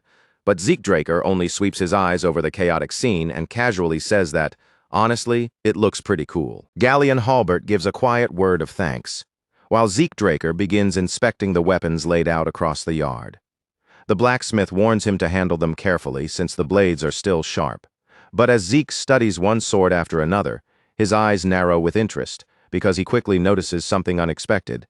These weapons are not failures at all. In truth, the craftsmanship is nearly the same as the weapons Galleon Halbert forged in the days when he was praised as the finest blacksmith on the continent. The shape, balance, and finish all carry the skill of a true master. Zeke Draker activates Dragon Eyes, allowing his gaze to pierce beyond the surface of the blades and examine their deeper structure. Almost immediately, the true problem reveals itself before him. He turns his attention back to Galleon Halbert and asks the question directly, without softening it or circling around the issue. The real problem, he says, is with the brazier, isn't it? Galleon Halbert can only stare at him in stunned silence, clearly shocked that Zeke Draker has identified the issue so quickly. But Zeke does not give him room to look away, dodge the question, or pretend otherwise. Zeke Draker presses him for a clear answer, then points out another detail already visible in the weapons before them. He has noticed something specific about the way Galleon is trying to forge these blades. Galleon Halbert is using a rare smelting technique, one that blends different metals together to create a new material. If done correctly, that material should be lighter than ordinary steel while also being stronger and more reliable. To show that he understands exactly where the process has gone wrong, Zeke Draker picks up one of the so-called failed swords. Then, with almost insulting ease, he snaps the blade cleanly in half. Zeke Draker looks down at the broken sword in his hand and comments coldly that its durability is pathetic. For a weapon made with such an advanced method, it is far too weak. Then he explains the true flaw behind the failure. The technique itself is not the issue at all. The real problem is that Galleon Halbert has not been removing the impurities properly, and those impurities are spreading weakness through the blade's entire inner structure. Galleon Halbert is left utterly speechless. With what seems like a single glance, Zeke Draker has seen through his whole forging process, understood the rare method he was using, and pinpointed the exact defect as though it were obvious from the start. After a long, heavy silence, Galleon Halbert finally calls out to him. His voice sounds hesitant and almost embarrassed, and he admits that what he is about to say may seem strange, but he has a request to make. Back inside the shop, Galleon Halbert pulls out a blueprint and carefully spreads it open in front of Zeke Draker. He does not try to conceal even the smallest part of the design, laying every detail bare before him. The moment Zeke Draker's eyes land on the page, he recognizes it instantly. There is no mistaking what he is looking at. It is the blueprint for the magic brazier. Zeke Draker remembers this design with perfect clarity from his previous life. This exact brazier was the key that allowed Galleon Halbert to perfect his craft and rise all the way to the peak of blacksmithing. Back then, Galleon Halbert had trusted Zeke Draker enough to reveal this greatest secret to him. And now, in this life, it feels as if that same moment is unfolding before him once again. Zeke Draker studies the blueprint in silence, his eyes tracing over the structure, the markings, and the symbols drawn across the page. It does not take him long to understand what the design is meant to accomplish. If Galleon Halbert can complete this magic brazier, then the flaws in his smelting process will vanish. The impurities weakening his weapons will no longer remain, and his forging will become flawless. But even as Zeke Draker understands the purpose of the design, one part of the situation feels odd. Something about it does not quite add up. Zeke Draker looks up from the blueprint and fixes his gaze on Galleon Halbert. If the design is already in his hands, he asks, then why has he not built it yet? The question lingers in the shop's heavy air. Zeke Draker waits calmly, watching Galleon Halbert for the answer that must explain everything. Galleon Halbert lets out a deep, exhausted sigh before finally explaining the problem. He is missing the most critical component needed to complete the brazier, the magic core, and just commissioning that one part would cost 10,000 gold coins. Zeke Draker's eyes widen slightly at the sheer amount. The price is ridiculous. An ordinary family might only spend around 10 gold coins across an entire month, which means this single component costs 1,000 times that amount. Hearing that, Zeke understands why it took Galleon Halbert a full decade to become the continent's greatest blacksmith in his previous life. Galleon Halbert knows perfectly well how unreasonable his request sounds, but desperation pushes him to say it anyway. Since Zeke Draker is a Draker and also a pure-blooded awakener, there may be a chance he can help acquire the core. In return, Galleon makes an astonishing promise. If Zeke helps him, he will forge any weapon Zeke wants, completely free of charge, for the rest of his life. Zeke Draker thinks through the request and quickly grasps just how difficult it really is. In practical terms, it should be impossible. He is not the family's guardian knight, so there is no way for him to casually secure such an outrageous amount of money. Even with his status as a pure-blooded awakener, 10,000 gold coins is still far beyond what he can currently reach. But he needs Graham, the Sword of Radiance, and that means he has to find some way forward no matter what. The real issue is connected to the laws of mana energy, and then, all at once, a reckless idea flashes through his mind. Zeke Draker does not drag out the decision any longer. Once the idea takes shape, he accepts Galleon Halbert's request and takes the blueprint into his own hands. Galleon Halbert still looks uncertain, unable to fully believe that Zeke Draker might actually solve a problem this impossible. But Zeke speaks with calm confidence, telling him that he knows a mage who may be able to help. If everything goes well, he will contact Galleon Halbert again with the results. As Zeke Draker turns away from the workshop and prepares to leave, he stops for just a brief moment at the doorway. Without even fully looking back, he throws one final command over his shoulder, telling Galleon Halbert to stop wasting himself by drowning in alcohol. But Galleon Halbert does not snap back, argue, or try to defend himself. Instead, he suddenly drops to his knees with a heavy thud and clutches tightly onto Zeke Draker's leg. Tears stream down his face as he clings to him in desperation, swearing with a trembling voice that if this plan truly succeeds, he will dedicate himself to Zeke for the rest of his life. Galleon Halbert keeps pouring out his gratitude again and again, his voice shaking so badly that the words almost blur together. But Zeke Draker does not let the emotional scene continue any longer. He simply shakes the man off, steps away, and walks out of the workshop as if the matter has already been settled. Later, at Draker Academy's professorial research building, Zeke Draker arrives at the research facility with a dark, stormy expression on his face. The absurd situation surrounding the magic brazier is still fresh in his mind, and the more he thinks about it, the more irritated he becomes. To Zeke Draker, the scumbags from the Magic Tower are clearly taking advantage of the situation. They have inflated the price to a ridiculous level, even though the work itself does not appear difficult enough to justify such an outrageous fee.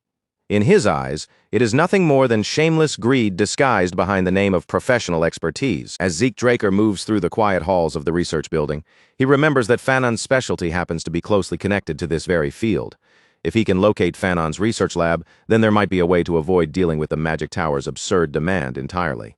While Zeke Draker searches through the area around the building, something off to the side suddenly catches his attention.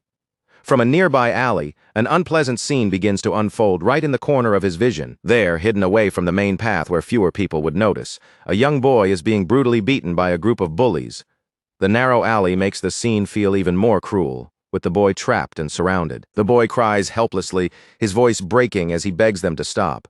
But surrounded by several attackers and with no way to fight back, he is completely powerless against the group pressing in around him. Zeke Draker grits his teeth as the sight lands in his chest with an unpleasant, familiar sting.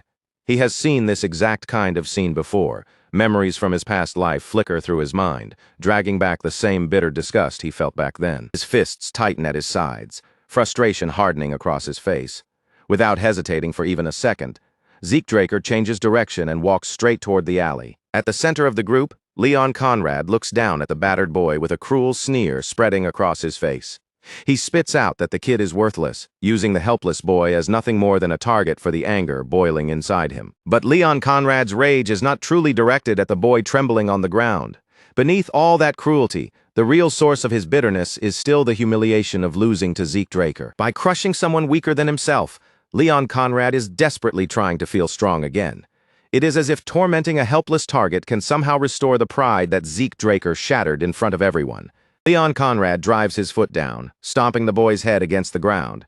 His face twists with frustration, and through clenched teeth, he snarls as though he is trying to crush his own humiliation along with the boy beneath him. He insists that his fight with Zeke Draker was never a proper fight to begin with.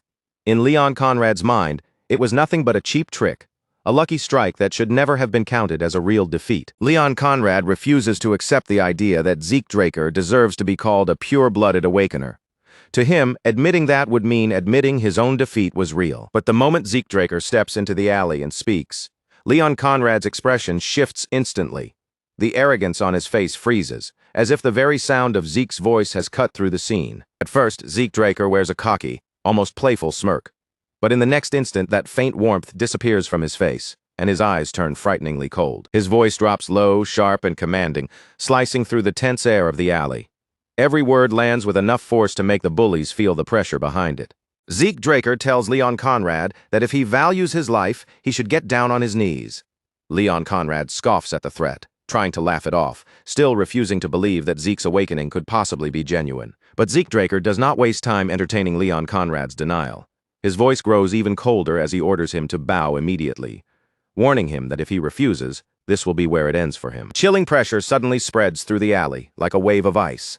Leon Conrad shudders as his entire body stiffens, locking up before he can even decide how to move. Cold sweat begins to slide down Leon Conrad's face, as fear grips him from deep inside his body. He cannot understand what is happening. He cannot make sense of why Zeke Draker feels so terrifying all of a sudden. Only a few months ago, Zeke Draker had been nothing in Leon Conrad's eyes, someone he could easily look down on, but now, standing before them in that alley, Zeke feels like an entirely different beast. Leon Conrad clenches his teeth, his body trembling with frustration, as the pride he has been desperately clinging to begins to crack apart.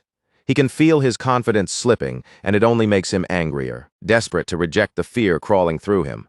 Leon Conrad snarls and calls Zeke Draker an inferior. Then, in a reckless attempt to seize control of the situation again, he orders his goons to rush Zeke all at once. Zeke Draker does not even flinch as the first attack comes flying toward him.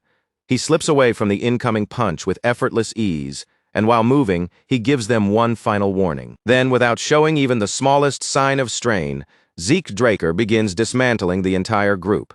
His movements are calm, precise, and far too fast for them to properly follow. The first attacker goes down almost instantly.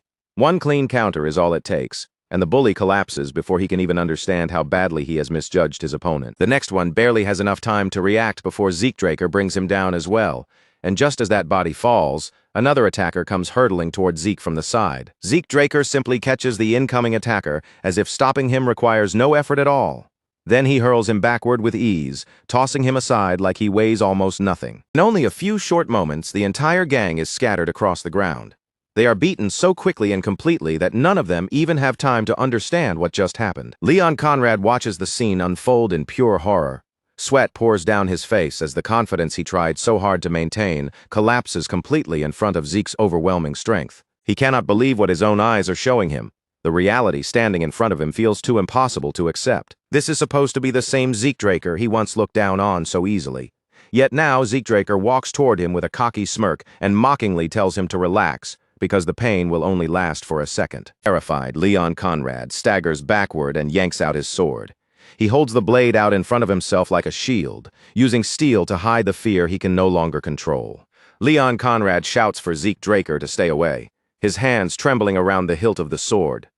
In a panicked voice, he warns that he will cut Zeke if he takes even one step closer. Zeke Draker's expression darkens the moment he sees the blade. Calmly, he reminds Leon Conrad of the Academy rules, making it very clear that drawing a weapon inside the training area is not something that can be brushed aside. Leon Conrad's breath catches hard in his throat. In his panic, he has completely forgotten that rule, and now the weight of his own reckless decision crashes down on him all at once. Zeke Draker has no intention of letting Leon Conrad escape the consequences of what he just did. The moment the sword was drawn, the situation had changed. Zeke Draker draws his own sword in response and declares that, according to the Academy's laws, this fight can only end when one of them is dead. The person who pulled his blade first must take full responsibility for everything that follows. No matter how the battle ends, no one will have the right to blame the other side afterward. To make the duel official, Zeke Draker turns his attention toward one of the beaten boys, Liam Stone. He names Liam as the witness, ensuring that the situation cannot be denied or twisted later. Just as Zeke Draker prepares to begin the fight, Leon Conrad's remaining composure finally breaks apart completely. The arrogance he had been clinging to vanishes in an instant. Leon Conrad stammers in terror, his voice cracking as his knees give out beneath him. Throwing away every last shred of pride, the bully drops to the ground and desperately begs Zeke for mercy. Zeke Draker glares down at him in silence, and for a brief moment, sharp memories from his past life flash through his mind. The scene in front of him overlaps with the bitterness he remembers all too well. How pathetic. Zeke Draker coldly says exactly what Leon Conrad is: a filthy, trashy scumbag.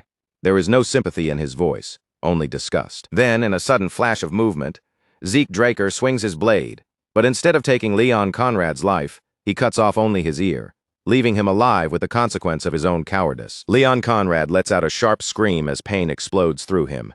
His face contorts horribly, and both hands fly to the side of his head, desperately clamping over the wound while fresh blood slips between his trembling fingers. But Zeke Draker has not finished dealing with him yet.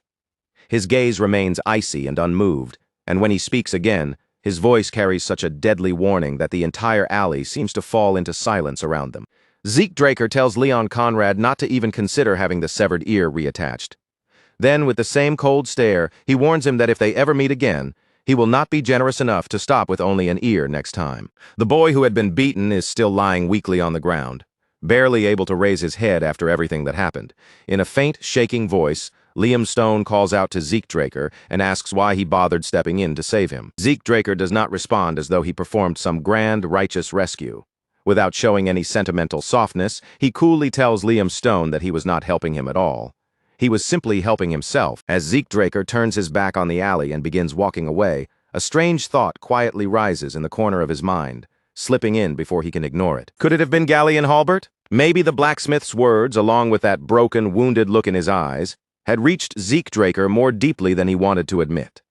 Perhaps something about that despair had lingered with him, but Zeke Draker quickly pushes the thought aside. He shakes it off before it can settle any deeper, refusing to waste time dwelling on feelings he does not care to examine. At last, Zeke Draker reaches the place he had been searching for from the beginning. There, he finally finds Fanon, the professor he came all this way to meet. Zeke Draker does not bother easing into the conversation with greetings or polite small talk. He cuts straight to the point, immediately asking Fanon whether the request he brought can actually be done. Fanon answers him directly, saying that it is possible for a brief moment. Relief passes through Zeke Draker, and he is ready to leave the matter in Fanon's hands. But before he can walk away, Fanon stops him and tells him to wait, because there is something he needs to hear first. Fanon explains that the design's overall structure is not especially complicated, at least not on the surface. The true challenge lies in the core, which functions like the heart of the machine by controlling its power output. Because the circuit has unusual restrictions, it requires an enormous amount of energy despite being so compact. And worse, that energy output has to be adjusted constantly in real time, or the entire device becomes useless. Zeke Draker absorbs every detail, then asks the only question that matters, whether there is still a way to make it work. Fanon gives a small nod and tells Zeke Draker that there are two possible approaches. The first option would be to rebuild and modify the core's design from the very foundation. But Fanon immediately makes it clear that this path would demand an absurd amount of time. It could take 10 years, perhaps even 15. Zeke Draker freezes at the answer, repeating the number in disbelief as though he must have heard it wrong. Fanon lets out a sigh and confirms that, yes, redesigning the core would take that ridiculously long. Then he explains the second method. Instead of reworking the core design from scratch, they could use a different material as a substitute, which would save them years of effort. The problem is that this shortcut comes with one major condition: they would need a high-compression mana stone. The moment those words leave Fanon's mouth, Zeke Draker's body jolts upright. He asks if Fanon is truly serious, because he knows exactly what a high-compression mana stone is. It is an ancient artifact so rare and advanced that even modern technology cannot reproduce it. Fanon confirms Zeke Draker's suspicion without any hesitation. That is precisely the item they would need if they wanted the device to function properly. And as if that answer were not already troublesome enough, Fanon adds another harsh detail. Finding one inside an old ruin would be close to impossible. Fanon continues by explaining that if they want a stone compatible with this specific design, the cost alone would be around 3,000 gold. Zeke Draker falls silent when he hears the number. 3,000 gold is still an enormous sum, especially when he has only just finished trying to process the 10,000 gold needed for the magic brazier. And now another impossible expense has been placed directly in front of him. For a moment, Zeke Draker can only stand there, weighed down by the sheer scale of the problem. Waiting 15 years is completely impossible. But 3,000 gold is not some small amount Zeke Draker can simply pull together whenever he wants. Neither option is easy, and neither can be ignored. The danger becomes even greater because if anyone discovers that Zeke Draker is not actually an aura user, he will be expelled from Draker Academy without question. Everyone believes Zeke Draker can wield aura because of what they witnessed during the blessing ceremony. But the truth is something else entirely. That display was only an illusion created through his aether and healing abilities. And no matter how hard he tries, he still cannot use aura. Aether is a power ordinary humans cannot control at all, but aura is different. Most warriors can access aura far more easily, which is exactly why Graham, the Sword of Radiance, is not merely helpful to Zeke Draker. For him, it is absolutely necessary. Without that sword, Zeke Draker's entire future could fall apart. Still lost in thought, he keeps turning the problem over from every angle, convinced that somewhere, somehow, there has to be another path forward. Meanwhile, Fanon remains absorbed in the blueprint, studying it with open fascination. He murmurs to himself that whoever created this design must have been a genuine genius. Fanon continues marveling at how incredibly efficient the structure is, saying that even among relics from the Golden Age, craftsmanship of this level would be extremely rare, and at that exact moment something suddenly clicks inside Zeke Draker's mind. Zeke Draker's eyes widen slightly as a new idea begins forming. The scattered pieces of the problem start coming together in his head. Without wasting another second, Zeke Draker rises to his feet and tells Fanon to focus only on refining the design. Everything else, he says with firm confidence, will be handled by him. With that decided, Zeke Draker starts to leave, already moving with the determination of someone who has found his answer. Fanon looks completely baffled and asks if Zeke is seriously telling him to spend 15 years reworking the design. But Zeke Draker shakes his head and says there is no need for that at all, because he is going to bring one himself. With absolute certainty, he declares that he knows how to obtain a high-compression mana stone, leaving Fanon staring after him in speechless shock. As Zeke Draker moves forward with his plan, the history behind those ancient relics rises in his mind. The Golden Age, the era when magic reached its greatest heights, eventually came to an end during the Liberation War. That was the war where humanity rose up and fought to free itself from the rule of the dragons, struggling to take back its own future. The war finally ended when Bahamut, the evil dragon, was slain by Tarakan Draker. After that, humanity enjoyed a full century of peace, but the lairs left behind by the dragons still contained remnants of that vanished age. Those ancient treasures eventually came to be known as the Hero King's remnants. They were relics so advanced and extraordinary that modern humans could not hope to recreate them. Among those relics was the high-compression mana stone, a powerful artifact said to hold enough energy to sustain an entire village on its own. Draker Academy's central library stands quietly at the heart of the academy grounds, almost like a forgotten monument surrounded by the passing flow of student life. Zeke Draker arrives at the central library, a place that hardly anyone bothers to use anymore. Even though the building feels nearly abandoned, it is still carefully maintained, because legend says that the hero Tarakan Draker himself established it decades ago. Zeke Draker remembers that in his previous life, several Golden Age relics were discovered here during the Academy's record room expansion. The Magic Tower and the Archmage of Nirvana became involved almost immediately, and the discovery sent shockwaves across the entire continent. But in this life, those relics should still be hidden here, untouched by anyone. Zeke Draker begins searching through the vast library, but just as he expected, nothing reveals itself right away. If relics of that level were easy to find, someone else would have uncovered and taken them long ago. Zeke Draker activates Dragon Eyes and starts scanning the room with intense focus. His enhanced gaze sweeps carefully across every wall, every bookshelf, and every tile beneath his feet. At last, his eyes catch on something out of place. One tile looks subtly different from the rest, strange enough that it draws his attention despite the quiet darkness of the library. Zeke Draker approaches the tile and taps it carefully, testing it for some kind of hidden mechanism. Then he activates Spirit of the Soul, recalling the lessons his master once taught him. Aether has the ability to materialize, allowing its user to give it different properties depending on how it is shaped. It can become a cutting force, a blunt impact, or something else entirely. But Aether also comes with a severe drawback. The moment it is used, it begins consuming energy at a terrifying speed. Even keeping it active for a short time drains Zeke Draker's stamina heavily, and he can already feel fatigue starting to settle into his body. Still, this is not a moment where he can afford to stop and rest. He has come too far to turn back now. Without hesitation, Zeke Draker steps through the opening revealed behind the tile. Beyond it, he finds himself entering a hidden cave beneath the library. Zeke Draker lights a fire to push back the surrounding darkness and reveal the space around him. But as the dim glow spreads across the cave walls, his expression tightens and a deep frown forms on his face. In Zeke Draker's previous life, these ruins were not supposed to be found until almost 10 years later, and he certainly does not remember them being buried this deep beneath the academy. Just then, a faint sound of movement echoes from somewhere farther inside the darkness, making his heart beat harder. For one tense moment, he wonders if someone else has already discovered this place before him. But when he looks ahead, what he finds is not another explorer.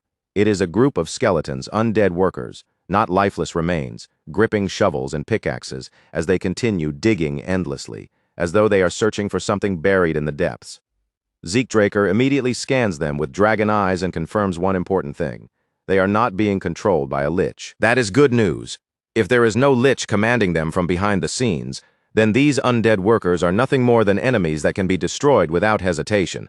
Zeke Draker reaches that conclusion instantly. Zeke Draker activates Critical Strike and launches himself forward like a blade cutting through the dark. In a single burst, he closes the distance before the undead workers can even properly sense him, then strikes with full force, smashing their brittle bones apart and crushing them one after another. As the final skeleton crumbles into scattered fragments across the ground, a system notification suddenly appears in front of Zeke Draker, cutting through the silence of the ruins. Zeke Draker has earned 2 karma points. A grin slowly spreads across Zeke Draker's face. He had been so focused on finding the hidden relics that he had almost forgotten about earning karma points entirely. But now that the system has reminded him, the look on his face begins to shift into something far more wicked. This place is no longer just an ancient ruin in Zeke Draker's eyes. Now it has become the perfect hunting ground for gathering even more karma points. Without wasting another second, Zeke Draker pushes farther into the ruins. He cuts down 20 more skeletons with ease, destroying them one after another while steadily piling up additional points along the way. Once Zeke Draker feels satisfied with the amount he has collected, he opens the system menu and checks the list of new functions available for purchase. Unfortunately, most of the options are still far too expensive for Zeke Draker to afford at his current level. Only one useful option is actually within reach for him right now, the minimap. Zeke Draker purchases it immediately. The system responds at once, updating his display and showing him his exact current location inside the ruins. At first glance, it resembles a magic map, which is already impressive enough on its own. But then, right before Zeke Draker's eyes, something even more surprising begins to happen. The minimap shifts, expands, and transforms into a full 3-dimensional display. Zeke Draker watches in amazement as the structure of the ruins unfolds before him. Passages, rooms, and hidden routes appear in clear detail, revealing the layout in a way that no ordinary map could ever manage. Then, among all the information spreading across the display, Zeke Draker notices one detail that immediately stands out from the rest. A single room on the map is marked in a different color. Drawn in by curiosity, Zeke Draker focuses on that highlighted space and selects it. The system identifies the marked area as a storage room.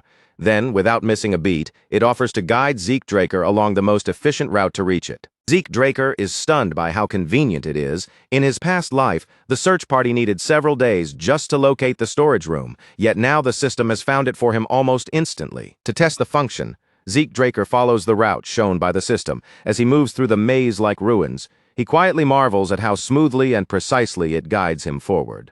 With a skill like this, Zeke Draker realizes there is almost no chance he will ever get lost again, no matter how complicated the ruins become. At last, Zeke Draker reaches the destination marked by the minimap. But the moment he arrives, A new obstacle appears directly in front of him. A massive door blocks the way, standing firmly between Zeke Draker and the storage room waiting beyond it. Zeke Draker frowns as he studies the heavy surface of the door. Something this solid clearly will not open with a simple push, but he decides to test it anyway, just to see how it reacts. The instant Zeke Draker's hand makes contact with the door, a violent surge of magic bursts from its surface and forcefully repels him backward. His glove catches fire in an instant, forcing Zeke Draker to pull his hand away immediately. A cold chill runs through him as he realizes the spell could easily have torn off his entire hand. Now Zeke Draker understands why the Archmage of Nirvana and the Magic Tower became involved so quickly when this place was discovered in his previous life. Realizing that brute force is not going to get him through this door, Zeke Draker shifts his attention away from the barrier and turns to the system instead. Zeke Draker asks the system if it has any ideas for breaking through or bypassing the security device in front of him. In response, the system connects directly to the security mechanism and begins attempting to override the door's protection. A few tense moments pass, but the override attempt ultimately fails. Instead of stopping there, the system changes its approach and activates a manual override function. Zeke Draker blinks in surprise, caught completely off guard by what just happened. He asks, almost unable to believe it, whether the system has actually responded to him. The system answers clearly, confirming that it has indeed responded. Zeke Draker's eyes widen at the reply. He had never expected the system to give him an actual answer like this. And in that instant, a dangerous but hopeful thought flashes through his mind. If the system can answer him, then maybe, just maybe, it can also answer the questions that have been haunting him. Without hesitating, Zeke Draker asks why he was regressed. No answer comes back. Zeke Draker's expression hardens. He changes the question and asks who is behind the administrator system. Once again, there is no response. Frustration begins to rise inside him. But Zeke Draker tries one final time and asks who created the system in the first place. Silence. Nothing returns to him at all. Annoyed by the complete lack of answers, Zeke Draker finally gives up on questioning it for now. Instead, Zeke Draker tells the system to forget the questions for the moment and just open the damn door. The system confirms the request, and a low, heavy rumble rolls through the ruins as the entrance to the Dragon Slayer storage room finally unlocks. The moment Zeke Draker steps inside, his eyes widen in disbelief at the sight waiting before him. Just as he remembered from his previous life, row after row of chests filled with priceless relics and treasures stretch out across the storage room. Finding even one relic of this level inside ordinary ruins would already be close to impossible. Yet here, an entire collection is sitting right in front of Zeke Draker, almost as if it has been waiting all this time for someone to claim it. Zeke Draker moves carefully through the room, searching through chest after chest. At last, his eyes finally settle on the very item he came here to find. High compression mana stones. There are 4 of them in total, resting there like treasures left behind by another age. Without hesitation, Zeke Draker spends 1 karma point to expand his inventory. Then he safely stores one of the high-compression mana stones inside. Unfortunately, Zeke Draker's storage space is still far too limited for him to take everything in the room, so he makes a firm mental note to return later, once he has enough capacity to claim the rest. Just as Zeke Draker is about to leave the storage room behind, an eerie sensation suddenly crawls across his entire body. It feels like the darkness itself is brushing against his skin, warning him that something hidden has just noticed him. Moving purely on instinct, Zeke Draker glances back over his shoulder.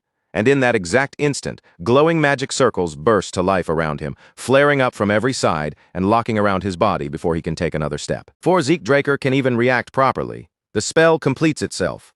The light swallows him whole, and in the blink of an eye, he is forcibly teleported away from the storage room. The sudden shift throws Zeke Draker off balance. His feet hit solid ground, and he stumbles for a moment before quickly steadying himself, his eyes sharpening as he scans the unfamiliar space around him. This place is completely unfamiliar. No matter how hard Zeke Draker searches his memory, it does not match anything he remembers seeing inside these ruins before. Zeke Draker immediately turns his attention to the system and demands to know where he has been sent. The answer that comes back is completely unexpected. He is now inside the home of the Dragon Slayer. Zeke Draker digs through his memories, but even in his past life, he has never heard of a place like this. The room around him is dim, cold, and unsettling, with coffins lined up in the shadows like silent witnesses from a forgotten era. When Zeke Draker opens the minimap, he realizes he is actually not far from the room he just left, and yet strangely enough, there is no visible passage connecting this place to his previous location. That leaves only one explanation.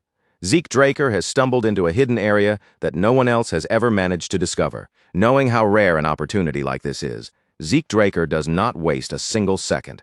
He rushes toward one of the coffins, grips the heavy concrete lid, and begins forcing it open. Inside the coffin rests a full set of medieval armor, lying there in complete silence as if it has been waiting untouched for countless years. The system quickly identifies the equipment for him, marking it as exclusive gear created specifically for a dragon slayer. Zeke Draker lifts the armor and examines it more closely.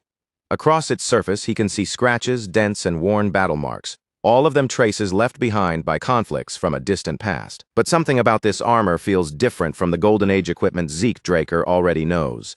It carries a strange weight and presence that ordinary relics simply do not have. Then Zeke Draker's eyes catch on an unusual detail along the back of the armor, a circular hole built directly into the structure. He pieces the meaning together almost immediately. That opening must be connected to the high-compression mana stones he just took from the storage room. Without wasting another moment, Zeke Draker opens his storage and takes out one of the high-compression mana stones. Zeke Draker has no intention of letting a discovery this rare slip through his fingers. He slots the ancient relic into place, and the system instantly confirms that the mana battery has been installed successfully. A pulse of energy surges through the armor. Its surface begins to glow, and the once silent equipment seems to wake up right before Zeke Draker's eyes. As he watches the armor activate, Zeke Draker cannot stop a grin from spreading across his face. For a moment, it feels like he has just uncovered something incredible. This discovery could change everything. But only a second later, the armor starts glitching violently, jerking and convulsing like a machine breaking apart from the inside. Zeke Draker's excitement vanishes in an instant. Alarm flashes across his face as he realizes that something has gone terribly wrong. Before Zeke Draker can do anything about it, the entire set of armor explodes.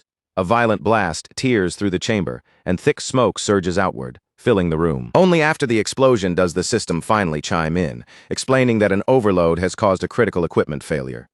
It even adds that it attempted to warn Zeke Draker about the incoming explosion, though the warning has obviously arrived a little too late. The system awkwardly apologizes for the delay.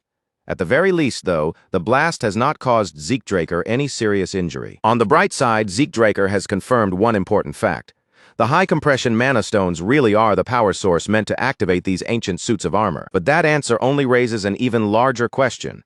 If the armor needs such an enormous energy supply just to function, then what kind of insane abilities could it possibly possess when it is working properly? Zeke Draker makes a mental note to ask Professor Fanon about the armor once he gets out of the ruins. For now, he turns his focus back to exploring the strange chamber. The coffin room is eerie enough on its own, but the other rooms turn out to be completely empty. Still, he keeps searching until he finally reaches the last room. At first glance, this final room appears just as barren as all the others, with nothing obvious waiting inside. Then Zeke Draker's gaze falls on something sitting in the center of the room, a glass cube.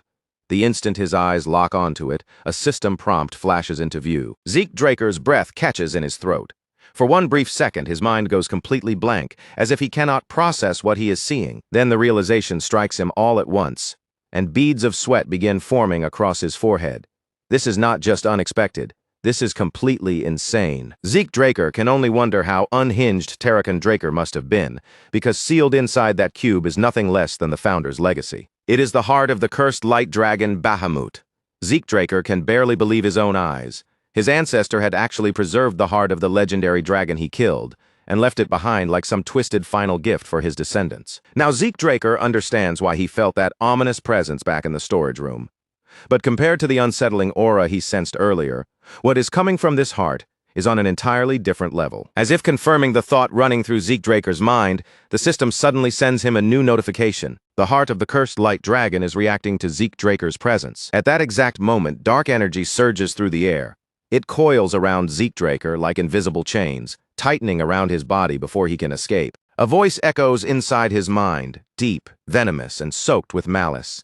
It whispers that he has no choice, and then the voice grows louder, swelling into a furious roar. It commands Zeke Draker to kill them all. His vision begins to blur, and his thoughts twist violently beneath an urge that does not belong to him. Zeke Draker's mind starts slipping toward the darkness, until his indomitable mental defense suddenly snaps into action and shatters the trance.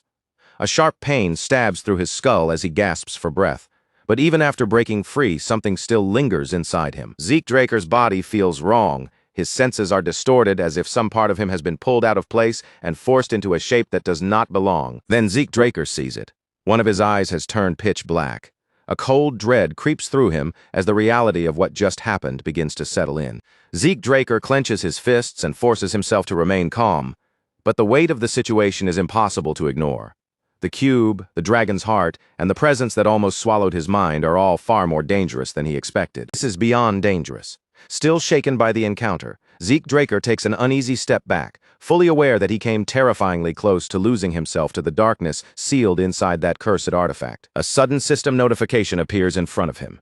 It is an urgent quest, Terrakan Draker's test, and Zeke Draker must defeat the powerful curse embedded within Bahamut's heart. Before Zeke Draker can even fully process the challenge placed before him, the dark presence flares up again, stronger and more violent than before. His indomitable mental defense activates at once, trying to purge the corruption from his mind. But for the first time, the defense does not succeed. A surge of murderous intent crashes over Zeke Draker, like a tidal wave. The voice that once whispered now roars inside his skull, ordering him to kill them all. The words drill deeper into his mind, demanding obedience, while his vision darkens and his entire body stiffens beneath the overwhelming force. Both of Zeke Draker's eyes turn pitch black. The voice tempts him with freedom, true freedom, if he would only surrender himself to it. But Zeke Draker has always had his own definition of freedom. Through nothing but raw willpower, Zeke Draker managed to drag back the faintest sliver of control over himself. And before that crushing darkness could close around his mind for good, he forced his fading consciousness to make one final, desperate choice. He didn't allow himself even a heartbeat to think twice. Gathering every last bit of strength still left in his body, Zeke slammed his head straight into the glass cube in front of him. The impact sent a savage burst of pain, tearing through his skull, so sharp and violent that it yanked his mind back from the brink. Thin streams of dark blood slid down his face, but even then, Zeke's lips twisted into a fierce, almost mocking grin. Freedom? Was this really what they called? Freedom? What a ridiculous joke. True freedom was never something granted by another person. It was something you reached out and took for yourself. As if his defiance had struck directly at the heart of the curse, the glass cube suddenly exploded into countless shining fragments. The prison broke apart in every direction, and the curse that had held it together crumbled with it.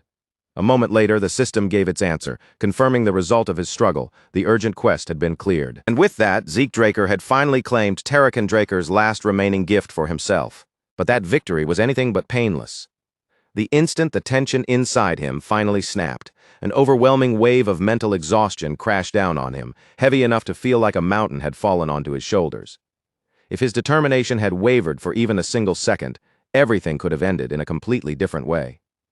His battered body seemed to recognize just how close he had come to death, and on its own, his healing factor and infinite stamina activated, racing through him to repair the damage from the inside. Then, right before Zeke's eyes, something beyond belief began to unfold. The heart of Bahamut, freed at last from the prison that had sealed it away, began to stir as though it had awakened from an ancient, endless sleep. Slowly, it lifted into the air, surrounded by a fierce and otherworldly radiance that spilled across the ruined chamber around it.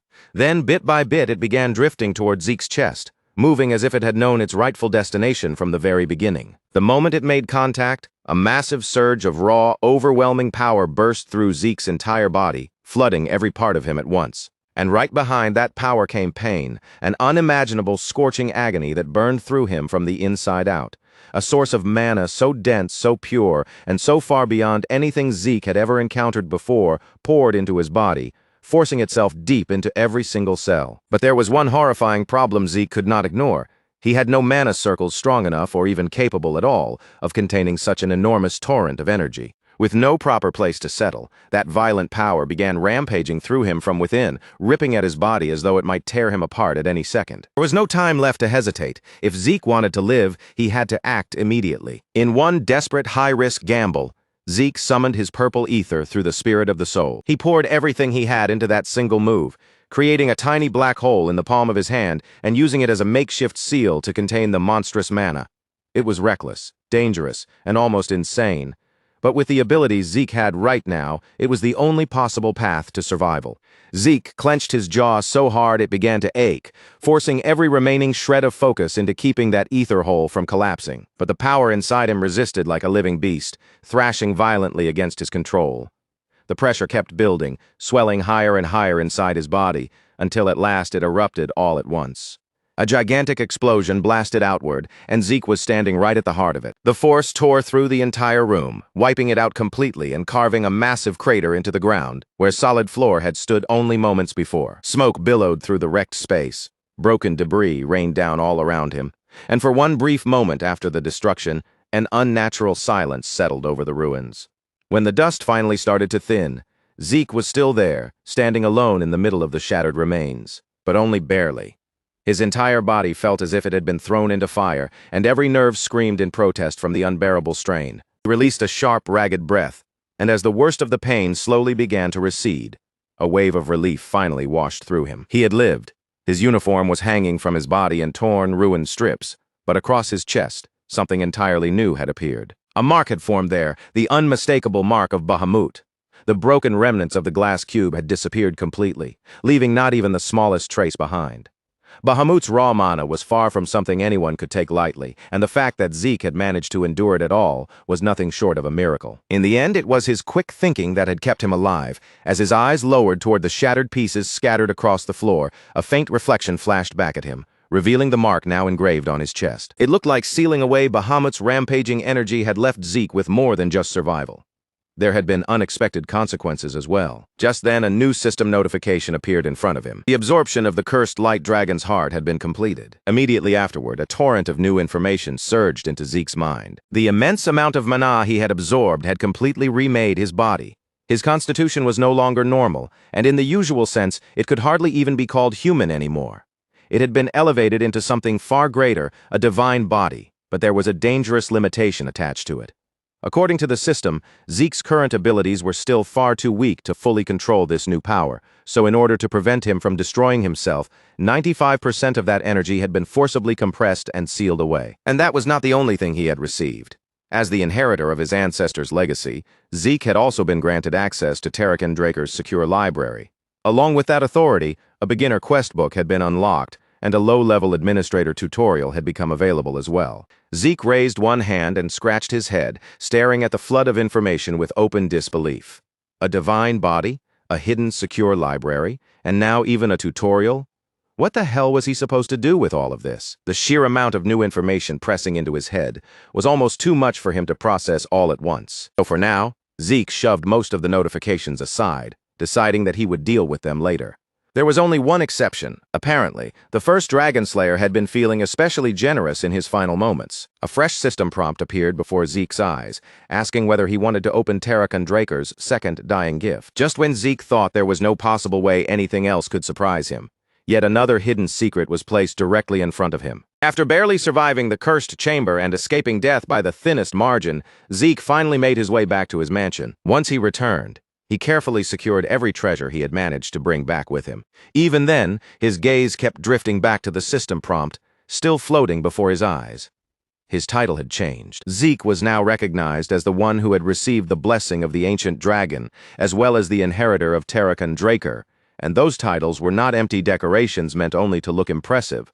They carried benefits so powerful that they almost sounded ridiculous. Among those rewards, Zeke had obtained draconic control, along with the constitution of a divine body. But out of all the new abilities displayed before him, one stood out more sharply than the rest: incantation. Its description was brief, yet terrifyingly straightforward. This locked skill would allow his words to carry power. Just that much was enough to make it sound absurdly dangerous. Still, no matter how unbelievable these rewards were, one harsh reality had not changed at all. Zeke was still too weak to properly wield most of them. Draconic control meant that Zeke had the authority to command dragonkin. Any dragons placed under his rule would follow his orders without hesitation or question. The divine body, on the other hand, raised his combat potential to a completely different level. His ability to learn combat techniques had increased dramatically, and the efficiency of his ether circulation had improved by an enormous margin. But seeing those effects written inside a system window and actually experiencing them in combat were two very different things. If Zeke wanted to understand what this new power could truly do, he would need to test it with his own body. And just as he began considering what his next step should be, another system window appeared before him. This new message was still connected to Terrakan Draker. Zeke had already been granted access to the secure library, but before he could actually use it, the system required an information update. Just like always, the system answered as though it had already been sitting there waiting for Zeke Draker to ask the right question. In that same strangely polite manner, it offered to mark the exact location of the required update directly on his minimap. Zeke Draker was not exactly happy about being given yet another task so soon after barely surviving that nightmare. His body and mind had only just escaped one crisis, and now another errand had been dropped into his lap. But because this was connected to Terracon Draker's legacy, he knew he could not simply ignore it no matter how troublesome it seemed. Then Zeke's gaze sharpened. The longer he stared at the shape displayed on the map, the more something about it pulled at his memory. The arrangement of the paths and structures felt oddly familiar, as if he had seen this layout somewhere before. And after a moment, one particular place came to mind: Valhalla. Valhalla was known as the greatest knight training institution in the entire world, a place reserved only for warriors who possessed extraordinary talent, bloodline, or status. Ordinary people were not even allowed to gaze upon its grounds without administrator clearance, let alone walk inside. And under the current circumstances, even someone like Zeke Draker would not be able to enter without difficulty. The biggest issue was that Zeke Draker had never intended to enroll in Valhalla in this lifetime. He had already been moving according to his own plans, but now that something tied to Terracon Draker's dying gift was hidden somewhere inside those walls, those carefully arranged plans might need to change, whether Zeke liked it or not. It was almost as if fate itself had grabbed Zeke Draker by the collar and was pulling him deeper into his ancestors' legacy, refusing to let him walk away on his own chosen path. For the moment, Zeke Draker pushed that uncomfortable thought to the side and shifted his focus back to the beginner quest book waiting in front of him. The low-level administrator tutorial was about to begin, and once Zeke Draker managed to clear it, he would be allowed to access a quest built specifically to speed up his growth. And of course, wherever there were quests, there were always rewards waiting at the finish line. The whole structure felt strangely familiar to Zeke Draker. It reminded him of the mission boards used by adventurer guilds or the paid assignments that mercenaries accepted before heading out into danger. Eventually, curiosity won out, and Zeke Draker asked what exactly the tutorial required of him. But before he could steady himself or prepare for an explanation, the answer arrived in the bluntest way possible. The tutorial activated by itself. The space around Zeke Draker suddenly twisted and warped with violent force, and reality seemed to bend apart right in front of his eyes. Within only a few seconds, the entire world around him had changed completely. Beneath his boots, glowing grid lines spread out in every direction, stretching farther and farther until they disappeared into the distance. Beyond those bright lines, everything was swallowed by a deep, bottomless darkness. Even with that unreal space pressing in around him from all sides, Zeke Draker remained calm, carefully moving his eyes across the area as he tried to figure out where the system had brought him. This did not feel like the kind of teleportation Zeke Draker had experienced in the past. It was not as simple as being moved from one physical location to another. Instead, it felt as though the very rules of the world had been altered around him. And before Zeke Draker could fully organize that thought, a dangerous presence suddenly surged up from behind his back. Zeke Draker reacted without the slightest delay, twisting his body sharply and spinning around toward the incoming threat. From inside the darkness, a group of orcs came bursting forward with brutal momentum, their massive spiked clubs already raised overhead as they charged in to smash him down. Only then did the system finally decide to explain the situation, almost as if it had intentionally waited for the most dangerous possible timing. The tutorial quest had officially begun. Zeke Draker was given 60 minutes to defeat the monsters, and he had to use 2 or more different skills while doing it. If he succeeded, he would receive system points and unlock access to the system store. That reward was not bad at all. Zeke Draker's instincts as a fighter took control immediately, and just as the first wave of attacks came crashing toward him, a sword formed solidly in his hand. So this tutorial was meant to show him how to properly use the advantages provided by the system. Zeke Draker could not help but think that having something this useful earlier would have made things much easier. First 3 orcs rushed him together, their heavy weapons descending from separate angles at almost the same time. But every one of those vicious strikes met nothing but empty air. Zeke Draker had already slipped out of their range. The force of the missed attacks was so heavy that even the tutorial space itself seemed to ripple from the impact. And before the orcs could process where he had gone, Zeke appeared again, moving at a speed far beyond normal human limits. Swift steps. Continuous slash. With smooth, precise movements that looked almost effortless, Zeke Draker cut through them before the monsters could even track his path with their eyes. Monsters at this level could no longer be considered true threats to him. At this point, they were little more than practice targets placed in motion. The claymore in Zeke Draker's grip felt unbelievably light, almost as if its weight had vanished completely. That sudden, explosive increase in physical strength had to be one of the effects of his newly awakened divine body constitution. With this kind of power moving through his body, Zeke Draker felt certain that even a purple knight would not be difficult for him to defeat. After cutting down the tutorial orcs without any real struggle, Zeke Draker returned to the same spot where he had first appeared, and the separate dimensions surrounding him slowly began to fade away. Had everything that just happened been nothing more than an illusion? No, that could not be right.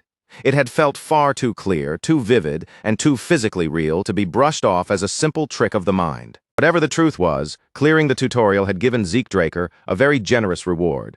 With both the critical bonus and the time bonus added together, he received a total of 400 points, and access to the shop was finally unlocked. A spark of excitement rose inside him, and Zeke Draker opened the shop tab without wasting even a second. The moment he saw what was listed there, he was genuinely stunned. The shop was packed with incredible items: giant's flesh, the breath of a flame giant, and all sorts of rare relics that would sell for absurd amounts of money if they ever appeared on the open market. For a brief moment, an extremely practical thought crossed Zeke Draker's mind. Could he simply buy these items from the system and resell them for profit? And the shop was not only for buying things, it also included a function that allowed him to sell items already stored in his inventory. Unfortunately, the system would not allow him to sell his training claymore.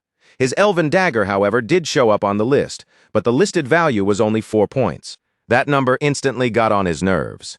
Zeke Draker knew perfectly well that the dagger could bring in at least 100 gold pieces if it were placed in an auction, yet the system valued it as if it were barely worth anything at all. Judging that selling it would be a complete waste unless he was truly pushed into a corner, Zeke Draker closed the shop and finally decided to end the day. After everything he had been through, he had more than earned a proper night of rest. The next morning, Zeke Draker made his way to Draker Academy's research center to meet with Professor Fanon. Professor Fanon could hardly trust his own eyes.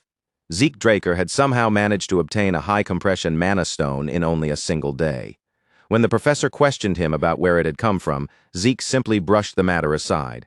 The real story was far too complicated, and he had no intention of explaining any of it. Before Zeke Draker had even finished drinking the tea in front of him, Professor Fanon had already completed the adjustments to the power source. When it came to anything related to magic, Professor Fanon truly was a genius. Even so, despite the calm look on the professor's face, Zeke Draker could still tell that Fanon had not let go of his suspicions. After all, high-compression mana stones were extremely rare treasures, and every known specimen had been carefully recorded in ancient documents. Each stone carried its own registration number, which made it possible to trace both its origin and its current owner. With one proper inquiry, someone could learn exactly where it had come from and who it belonged to. But the mana stones in Zeke Draker's possession were completely unregistered. No matter how thoroughly someone searched, they would never appear anywhere in the Central Continent's official records. Professor Fanon's doubts were completely reasonable, and honestly, that sharp skepticism was far better than blind trust. It was precisely that level of expertise and judgment that made him such an exceptional person. Zeke Draker could not help thinking that someone with Professor Fanon's talent should have been receiving far more recognition than he was getting in a place like this. With the design finally finished, Professor Fanon started up the apparatus, and everyone's focus shifted back toward Fafnir's breath, waiting to see how the completed device would perform. From there, the finished device was handed over to Gallion Halbert, the master blacksmith of Soul and Halbert. Zeke Draker and Professor Fanon remained close by, watching in silence as the blacksmith took his position and prepared to begin his craft. Inside Gallion Halbert's workshop, carefully arranged magic circles shone across the room, spreading a steady, mystical glow through the forge and bathing the entire workspace in magical light. Gallion Halbert's excitement was written all over his face, so obvious that it almost infected the people standing around him. At long last, he had been given the opportunity to forge a weapon that might finally satisfy even his own absurdly high standards. This was not some ordinary commission hammered out at the forge to Gallion Halbert. This felt like the kind of moment that could become the first line of a new legend. Once the demonstration ended in success, Professor Fanon left to attend his lecture, leaving Zeke Draker alone with Gallion Halbert. The blacksmith could barely hold back his gratitude. He had spent years dreaming of completing a magic brazier, but deep down he had never truly believed he would see it happen within his lifetime. Now, in his eyes, making a deal with Zeke Draker had become the best decision he had ever made. And since Zeke Draker had now honored his part of the agreement, it was finally time for Gallion Halbert to fulfill his own promise. Without any unnecessary delay, Zeke Draker reached into his bag and carefully drew out a particular item, handling it with obvious care. The moment Gallion Halbert laid eyes on it, his expression changed completely. His eyes went wide, and he immediately understood exactly what Zeke had placed before him. Inside the luxurious case rested a flawless dragon fang. Of all the rewards Zeke Draker had received after inheriting Terrakan Draker's will, Bahamut's sharpest fang was, without question, one of the most valuable treasures among them. Just the sight of that fang was enough to make Galleon Halbert tremble from head to toe, his whole body shaking with excitement he could not control. Tears poured down Galleon Halbert's face, snot running with them, as he gripped the massive fang with both hands like it was a sacred relic. For a moment, Zeke Draker could only stare at him in complete confusion. First, Zeke Draker had helped make the magic brazier a reality, and now he was granting a mere craftsman the kind of once-in-a-lifetime chance most blacksmiths would never even dare to dream of, forging a weapon from a real dragon fang. Completely overwhelmed by the honor of it, Galleon Halbert swore with every ounce of passion in his voice that he would create a blade beyond anything Zeke Draker could imagine, even if doing so cost him his very life. Those words struck Zeke Draker more deeply than he expected. They were the exact same words Galleon Halbert had once spoken in his previous life. Even after everything had changed, even in this second chance at life, Galleon Halbert was still the same passionate fool. That realization stirred something quiet and heavy deep inside Zeke Draker's chest. Leaving Fafnir's breath behind in the workshop, Zeke Draker entrusted the entire crafting process to the master blacksmith. With the greatest blacksmith on the continent now personally working on his weapon, Zeke Draker had no doubt at all that the finished blade would become something truly legendary. After stepping out of the forge, Zeke Draker made his way straight back to his room inside the Platinum Mansion. He had already gone through more than enough trouble just to secure a proper weapon. And now, for the first time in quite a while, he could finally allow himself to relax. A full week had passed since his duel with Duke Draker. Just as Zeke Draker was thinking about the note he had received, the one inviting him to a rematch, trouble arrived before his thoughts could even settle. A familiar presence slipped into his room without making a sound. Standing behind Zeke Draker was Duke Draker himself, and the old knight did not look pleased in the slightest. His eyes burned with anger as he demanded to know why Zeke Draker had ignored his invitation. The air inside the room suddenly grew heavy, thick with killing intent. Duke Draker was not simply annoyed. From the look in his eyes, he seemed ready to kill. Finding the old knight's reaction amusing, Zeke Draker decided to push him just a little further. In an almost casual tone, he claimed he had no intention of challenging Duke Draker again. That single sentence was enough to make the old knight snap. In the blink of an eye, Duke Draker closed the space between them and grabbed Zeke Draker with a grip like iron. Before Zeke Draker could properly react or get a word out, the furious knight hurled him straight through the open window, completely caught off guard. Zeke Draker felt his body suddenly drop into the open air outside. His room was located on one of the upper floors, and a fall from that height was not something anyone could treat lightly. If Zeke Draker crashed into the ground before his passive healing had the chance to activate, even he might not survive the impact. Moving purely on instinct, Zeke Draker reached toward the edge of the balcony, trying to catch himself before he fell any farther. But before his fingers could secure a hold, a powerful hand shot out and clamped around his throat. Duke Draker clearly was not finished with him yet. His grip tightened around Zeke Draker's neck as he glared down at him, his anger still blazing fiercely in his eyes. The old knight simply refused to believe that Zeke Draker had failed to understand the true meaning behind his letter. Zeke Draker had avoided him back in the treatment room, and now he was behaving like this. To Duke Draker, it felt entirely deliberate, as though the young man was going out of his way to crawl under his skin. With an impatient scowl, he gave Zeke Draker 5 seconds to stop playing around and start talking. But instead of showing fear, Zeke Draker merely smiled. In a calm voice, he pointed out that Duke Draker was the dishonest one, still pretending to be a gardener while demanding honesty from someone else. At that instant, a subtle change passed across Duke Draker's face. The old knight had expected Zeke Draker to show fear, or at least a trace of hesitation, but there was nothing like that in his expression. As the countdown reached its final second, Duke Draker's fingers loosened slightly around Zeke's neck, and a grin slowly spread across the old knight's face. Without any warning, Duke Draker tossed Zeke Draker back into the room as if he weighed nothing. Zeke hit the floor hard, smashing through enough furniture to wreck half the room, but thanks to his reinforced body, he avoided any serious injury. As Zeke Draker brushed himself off and lifted his gaze, he saw Duke Draker standing in front of him. No, in that moment it was garden keeper, Dexter, who extended a hand toward him. With a faint smirk on his face, the old knight finally admitted the truth he had been keeping hidden. He was not just some strange old gardener wandering around the estate. In the past, he had been a Black Knight of Draker. Zeke Draker put on an expression of surprise, though in reality, He had already figured that out long ago. Even so, Zeke Draker committed fully to the act, offering an exaggerated apology for failing to recognize such an esteemed member of House Draker and a once honorable Black Knight. Duke Draker narrowed his eyes, suspicion still lingering in his gaze, and asked whether this had been Zeke Draker's plan from the very beginning. Zeke Draker, shameless as ever, continued pretending he had no idea what the old knight meant, dragging the moment out for as long as he possibly could. Taking advantage of this rare opening in the conversation, Zeke Draker casually asked why Duke Draker had called himself a former Black Knight. The old knight's expression darkened immediately. He answered flatly that he simply no longer held the title, then refused to say anything more. Zeke Draker had known that knights could rise through the ranks, but he had not realized that their standing could apparently be taken away just as easily. Seeing that Duke Draker had no intention of explaining further, Zeke Draker let the subject drop.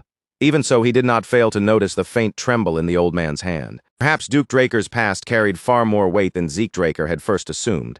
And since the old knight had been willing to reveal his true identity, Zeke Draker decided it was only fair to answer that honesty with some of his own. Zeke Draker lowered himself before the knight and confessed the truth directly, holding nothing back. Zeke Draker admitted it plainly.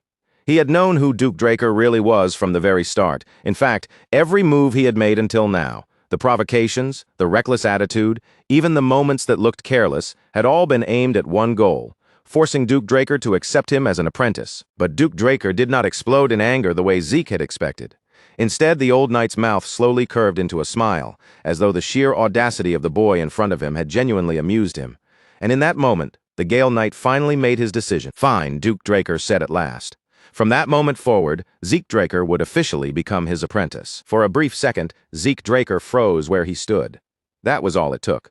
He had braced himself for impossible trials and brutal tests, expecting Duke Draker to force him to prove his worth the hard way. And yet somehow, through nothing but stubbornness, perfect timing, and relentless persistence, Zeke had managed to secure a legendary master for himself. Not wanting to waste even a single breath, Zeke Draker immediately lowered his head in a deep, formal bow.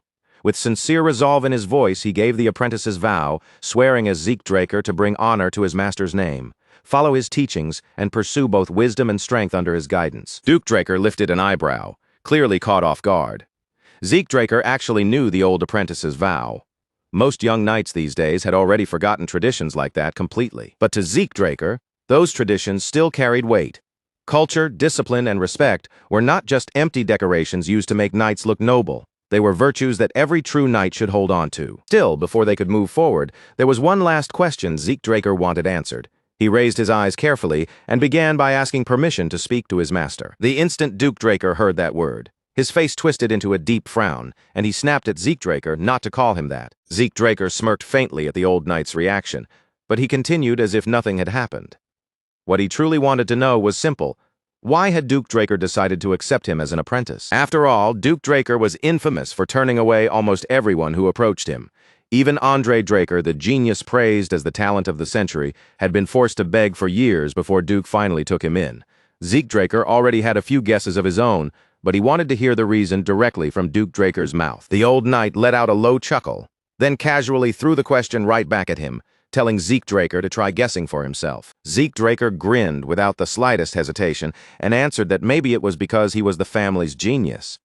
Duke Draker burst into loud laughter at that, clearly entertained by the confidence in his answer. Duke Draker quickly made it clear that talent had nothing to do with it. If raw talent was all he cared about, he would have chosen the girl from the Turun family instead. Then his expression grew firm, and he gave Zeke the real answer. The reason he chose him was tenacity. Talent alone, Duke Draker said, could never carry someone to the level of a Red Knight, much less all the way to a Black Knight. In reality, people blessed with extraordinary talent often shattered the moment true hardship blocked their path. Their potential was extinguished before it ever had the chance to fully bloom. Hearing that, Zeke Draker could not help but agree. He had already lived through an entire lifetime filled with struggle and disappointment. Time and time again, he had seen so-called geniuses, people everyone believed were destined to become Red Knights, fail to meet those dazzling expectations. Most of them never even advanced beyond the level of Blue Knight. The moment they ran into a wall they could not climb through talent alone, their growth came to a dead stop. With that, Duke Draker ended the conversation and rose to his feet. They had talked more than enough. Now it was time for Zeke Draker's very first lesson. Zeke Draker followed the old knight all the way to the empty western greenhouse. only to find something completely unexpected waiting beneath the quiet structure. Hidden underground below the greenhouse was an entire gymnasium. Zeke Draker had not even known a place like this existed. Duke Draker gave no explanation whatsoever and simply ordered him to start running. So Zeke Draker ran for 3 straight hours. He circled the track over and over again while Duke Draker stood there watching him in complete silence. There was no advice, no correction, and not a single proper instruction. Only Duke Draker's sharp eyes followed him, studying every step he took, every breath he drew, and every small shift in his movement. Zeke Draker could not stop himself from wondering what exactly his new master was trying to measure. Then, after what felt like an endless series of laps, Duke Draker finally called out and told him to stop. Zeke Draker halted immediately, relieved that the meaningless running had finally come to an end. But before he could even properly catch his breath, Duke Draker was already behind him. The old knight moved like a phantom, appearing without warning as his hand shot toward Zeke Draker's wrist with frightening speed. Zeke Draker's instincts moved faster than his thoughts. At the very last instant, he twisted his body away, narrowly slipping out of Duke Draker's grasp. Every fiber of his body screamed the same warning at once: create distance, and do it immediately. Duke Draker narrowed his eyes and looked down at his own hand. He had failed to grab Zeke Draker properly, but even that brief contact had nearly damaged the special glove the young man was wearing. That small exchange was enough to confirm Duke Draker's suspicion. His voice grew sharper as he asked whether Zeke Draker had some kind of problem with letting his pulse be checked. Zeke Draker knew better than to believe that a simple pulse check was all Duke Draker had been after. This sly old fox had been suspicious of him from the very beginning. It had started during their clash in the infirmary, and those doubts had only deepened during their fight in the greenhouse. And now, even after making Zeke Draker run 500 laps, Duke Draker still had not sensed even the faintest trace of aura coming from his body. On top of that, the moment Duke Draker reached for his wrist, Zeke Draker had pulled away on instinct. Duke Draker was finished circling around the truth. His gaze locked onto Zeke Draker, steady and unblinking, as he asked the question directly. Zeke Draker could not use aura, could he? The question hit Zeke Draker like a hammer to the chest, stealing his breath for a brief moment. Duke Draker had clearly investigated him. He knew about the bronze statue, and he had heard about the chaos caused by the unprecedented golden light Zeke had triggered. Now Duke Draker wanted the truth. If his suspicion was wrong, he said calmly, then all Zeke Draker had to do was let him check his pulse. Zeke Draker stared directly into his master's eyes. There was no malice in them, no accusation, and no cruel judgment waiting to strike. What he saw there was pure curiosity. For a Draker, aura was everything, and if anyone discovered that a noble of their bloodline could not wield it, the scandal would be devastating. Even knowing how dangerous that truth could become, Duke Draker did not seem concerned with politics, reputation, or family disgrace in that moment. He simply wanted to know what was real. Zeke Draker was lucky that Duke Draker was such an eccentric old bastard. If anyone else had cornered him like this, things could have turned ugly very quickly. For now, Zeke's goal remained the same. He needed to obtain Graham, his blade. Until that happened, Zeke Draker had to be extremely careful not to let suspicion about his aura spread any farther. This was a warning he could not afford to overlook, and he could not allow himself another mistake. But unlike his previous life, when he had been branded as the first failed awakener in Draker bloodline history, the situation was different now. This time, he did not have to bury every part of the truth beneath lies. After steeling his resolve, Zeke Draker calmly removed his special gloves. The moment the gloves came off, they revealed the unmistakable symbol of a pure-blood awakener, undeniable proof that Zeke Draker truly carried the noble lineage of Draker. Even so, although he had successfully awakened, Zeke Draker still could not use aura, and the reason remained unknown. By revealing only part of the truth, he hoped he could keep the rest of his secrets safely hidden. Zeke Draker lowered his gaze and released a shaky breath before offering an apology. In a trembling voice, he murmured that if the family learned he could not use aura, they would cast him out. Then, like a performer who knew exactly how to play the role, tears began to gather in Zeke Draker's eyes. In that instant, he looked just like a helpless, terrified child. Someone might as well have handed him an award for the act. Seeing his apprentice standing there on the verge of tears, Duke Draker's expression softened. In the end, a child was still a child, no matter how composed Zeke tried to appear. He was still a boy carrying a fate far too heavy for his age. Without another word, Zeke Draker extended his wrist and offered his pulse for examination. Duke Draker accepted his wrist and carefully sent his aura into Zeke Draker's body, searching through him for even the faintest sign of aura circulation. There was nothing. Not even a single drop of aura existed inside Zeke Draker, despite the fact that he had clearly awakened successfully. Duke Draker's brow furrowed deeply. This should have been impossible. He searched through everything he knew, trying to find some explanation that made sense. But no answer came to him. Meanwhile, Zeke Draker remained calm. He had expected Duke Draker to react this way because the results of the blessing rite were supposed to be absolute. Drakers were meant to awaken aura. Always. Even with everything he had seen right in front of his own eyes, Duke still couldn't bring himself to accept it so easily. He tried, with all the sincerity he had, to treat the impossible scene as reality, but his common sense kept pushing back, clawing for some explanation that would make the truth feel less absurd, rather than calmly admitting that the unbelievable thing before him was simply real. Duke's thoughts began racing in every direction. His mind twisted and turned, digging through every possibility it could find, desperately searching for an answer that sounded even a little less impossible. And just as Zeke had quietly expected, Duke eventually reached a conclusion that seemed to settle everything in his own head. His eyes narrowed, his expression sharpening slightly, and then in a low voice, as if speaking more to himself than anyone else, he muttered that Zeke had to be an irregular. Zeke blinked at that word, clearly hearing it for the first time. He tilted his head with open curiosity, repeating, "Irregular?" Duke answered with a firm nod, as though that one word alone was enough to explain the entire situation. Duke began to explain that irregulars were people born outside the normal framework of the world. They possessed abilities that didn't fit within ordinary limits, strange powers that ignored the rules everyone else had no choice but to obey. According to Duke, some irregulars could control aura and mana at the same time, something that should have been impossible for most people. Others were born with abilities so bizarre they almost felt unnatural, like the power to briefly peer into the future. And because people like that shattered normal logic just by existing, the world almost never welcomed them kindly. If Zeke's abnormal nature became widely known, Duke warned it would only draw useless trouble, dangerous attention, and problems that didn't need to exist. Duke folded his arms tightly across his chest, and the playfulness in his voice faded into something much heavier. For the time being, he said, this matter should stay hidden, a secret shared only between master and apprentice. Zeke gave a quiet nod, agreeing without argument, though deep down he already understood better than anyone how people who knew nothing about classes would react to someone like him. Duke looked him over again, studying him with renewed focus before continuing. He said Zeke's strange ability was likely connected to his absurd stamina and unnaturally fast recovery. Even a minor internal injury should have taken time to heal, yet Zeke seemed to spring back almost immediately after being hurt.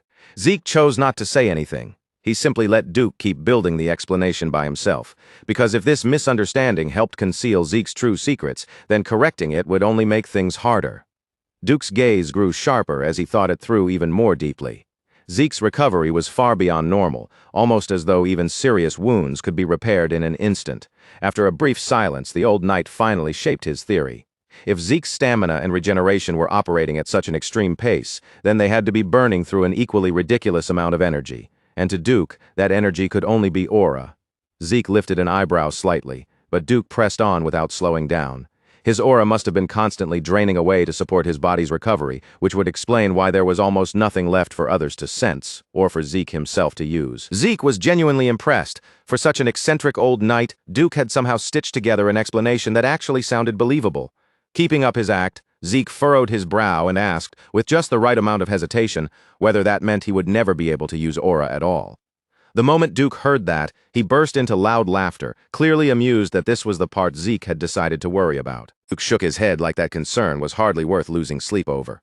Aura, he said, could be put aside for now, because the Gale arts he intended to teach did not depend on aura in the first place. Zeke listened carefully as Duke moved into his explanation of special arts. A special art was a technique created by a knight who had pushed their abilities to the very limit, refining their skill until it reached a terrifying peak. In most cases, those arts were born from dragon-slaying techniques, and they required aura to unleash their true power. But Gale arts were an exception. They were built entirely on control of the body, turning raw physical mastery into something so sharp and precise that it could become frightening on its own. "Watch carefully," Duke said. And before Zeke even had time to blink, the floor under Duke's feet split apart, cracks bursting outward from the point of impact as a sudden wave of force rippled through the ground. With a single leap, the old knight launched himself across the gymnasium like a storm taking human shape. His speed was almost ridiculous. He cut through the air faster than Zeke's eyes could properly track, yet every motion was so fluid that not even a clear afterimage seemed to linger behind him. In just a few seconds, Duke crossed the arena again and again from different angles, carving through the space with effortless precision before landing lightly back at his starting point. He stood there as casually as if he had merely taken one ordinary step. Duke turned his gaze back to Zeke. a faint challenge glinting in his eyes as he watched for the boy's reaction. He asked whether Zeke had managed to catch everything. Zeke released a slow breath, steady and composed, then calmly asked if it would be all right for him to try the movement himself. For a brief moment, Duke could only stare at him, genuinely taken aback. Most people would have begged to see the footwork several more times before even imagining they could imitate it. But this boy was already stepping toward the idea of attempting it himself. The old knight threw his head back and laughed heartily, calling Zeke bold before finally giving him permission to go ahead. Zeke stepped forward and planted himself firmly, settling his body into position. Inside his mind, he replayed Duke's movements with sharp precision, following every foot placement, every shift in balance, and every explosive burst of power that had sent the old knight flying forward. Then, without another word, Zeke moved. His very first step landed directly over the footprint Duke had left behind. The instant his foot struck the ground, the force dug into the floor and carved a fresh crater beneath him. In the very next moment, Zeke disappeared from sight. Zeke traced his master's path almost flawlessly, stepping into each mark Duke had left behind without making a single mistake. And the moment he felt the movement through his own body, the hidden structure behind it suddenly clicked into place. These weren't random steps thrown together just to create speed. Every movement had a reason, and every shift carried a specific purpose. Some steps were designed to launch the body forward into an attack, while others existed to slip cleanly out of danger. Certain movements closed the distance in an instant, and others created space before an opponent even had the chance to react. After completing the final step, Zeke slowly brought his momentum under control and came to a smooth stop. Across from him, Duke stood completely frozen, staring in silence, too stunned to immediately find his voice. Duke had already known that this boy carried a frightening level of talent. But what he had just witnessed was on an entirely different level. This went far beyond anything Duke had braced himself for. Only a week earlier, Zeke had not been anywhere close to moving like this, and yet now his growth was so drastic that it felt like Duke was watching a completely different person. Duke had never seen anyone improve at such an absurd speed, especially not someone who already possessed Zeke's overwhelming natural potential from the beginning. Of course, just when the old knight was ready to sincerely admire him, Zeke's confidence had to show itself and spoil the moment. If only that arrogance of his could be pulled back even a little, Duke thought, then the boy would be close to flawless. Duke reached out, grabbed Zeke, and dragged him into a playful headlock, roughing him up with the clumsy affection of a master teasing his apprentice. He joked that Zeke had gone from crying his eyes out to perfectly copying a technique this difficult in what felt like no time at all. Some time had passed since that training began, and on this particular day, Zeke sat in the academy dining hall with a mountain of food piled in front of him. Meat, seafood, bread, anything he could get his hands on had somehow ended up stacked across his tray. Ever since becoming the Gale Knight's apprentice a month earlier, Zeke had been pushed through training so intense that even his appetite had changed completely. The harder Duke trained him, the more food his body demanded. While Zeke was focused on eating, Instructor Andre walked up to his table and asked whether he could spare a moment to talk. With his schedule already packed tightly from morning until night, Zeke barely even pulled his attention away from his meal. Still chewing through the moment, he told Andre to say whatever he needed to say right there. As it turned out, Andre only had one question. He wanted to know how Zeke had managed to convince Duke Draker to take him in as a disciple. Still more interested in his food than the conversation, Zeke answered in an even casual voice. He said he hadn't done anything special at all. Duke had simply chosen him on his own. Andre's expression darkened almost immediately. A flash of irritation crossed his face before he could fully hide it, making it painfully clear that Zeke's answer had not satisfied him at all. The resentment in his eyes was too obvious to miss. Inside Andre's mind, there seemed to be only one explanation that made sense. Zeke must have been picked simply because he was a pure-blood awakener. That assumption did not sit well with Zeke in the slightest. After finishing his meal, Zeke turned the conversation back on Andre without the slightest hesitation and delivered a sharp dose of reality. He pointed directly at the inferiority complex Andre had been carrying deep inside himself, exposing a truth the instructor clearly had not been ready to hear out loud. Andre's hands began to tremble with anger as he fought to keep his composure from cracking. Trying to force Zeke back into his place, he snapped that Zeke was still nothing more than a cadet. But Zeke had no intention of backing down there. He challenged Andre's words head-on, asking whether he truly believed someone like Duke Draker would choose a disciple for such a shallow reason. And even if his bloodline had helped him stand in that position, Zeke asked, didn't that still prove he had strength of his own? After all, the fact that Zeke could take the lineage he had been born with and turn it into a foundation for climbing even higher only made his worth more obvious. And he did not end the exchange there. Instead, he He gave Andre advice that was blunt, painful, and impossible to brush aside. Rather than wasting his energy protecting his pride and clinging to that inferiority complex, Andre would be better off working hard enough to become someone worth choosing. The words cut deep, but even Andre could not deny that there was a harsh truth buried inside them. Later that same day, at the Western Greenhouse Arena, the usual training session between Zeke and Duke had unexpectedly gained a third person. Someone had arrived ahead of both of them, and was already running around the track with desperate intensity, sprinting as though every single lap carried more weight than the last. Confused by the sight, Zeke turned toward his master, silently asking for an explanation. But Duke looked just as puzzled as he did, clearly having no idea what had suddenly gotten into the man either. As it turned out, instructor Andre had reached the arena before them and had practically begged Duke to let him train under him. Andre had been willing to begin from the absolute bottom, even if that meant being treated as nothing more than a servant.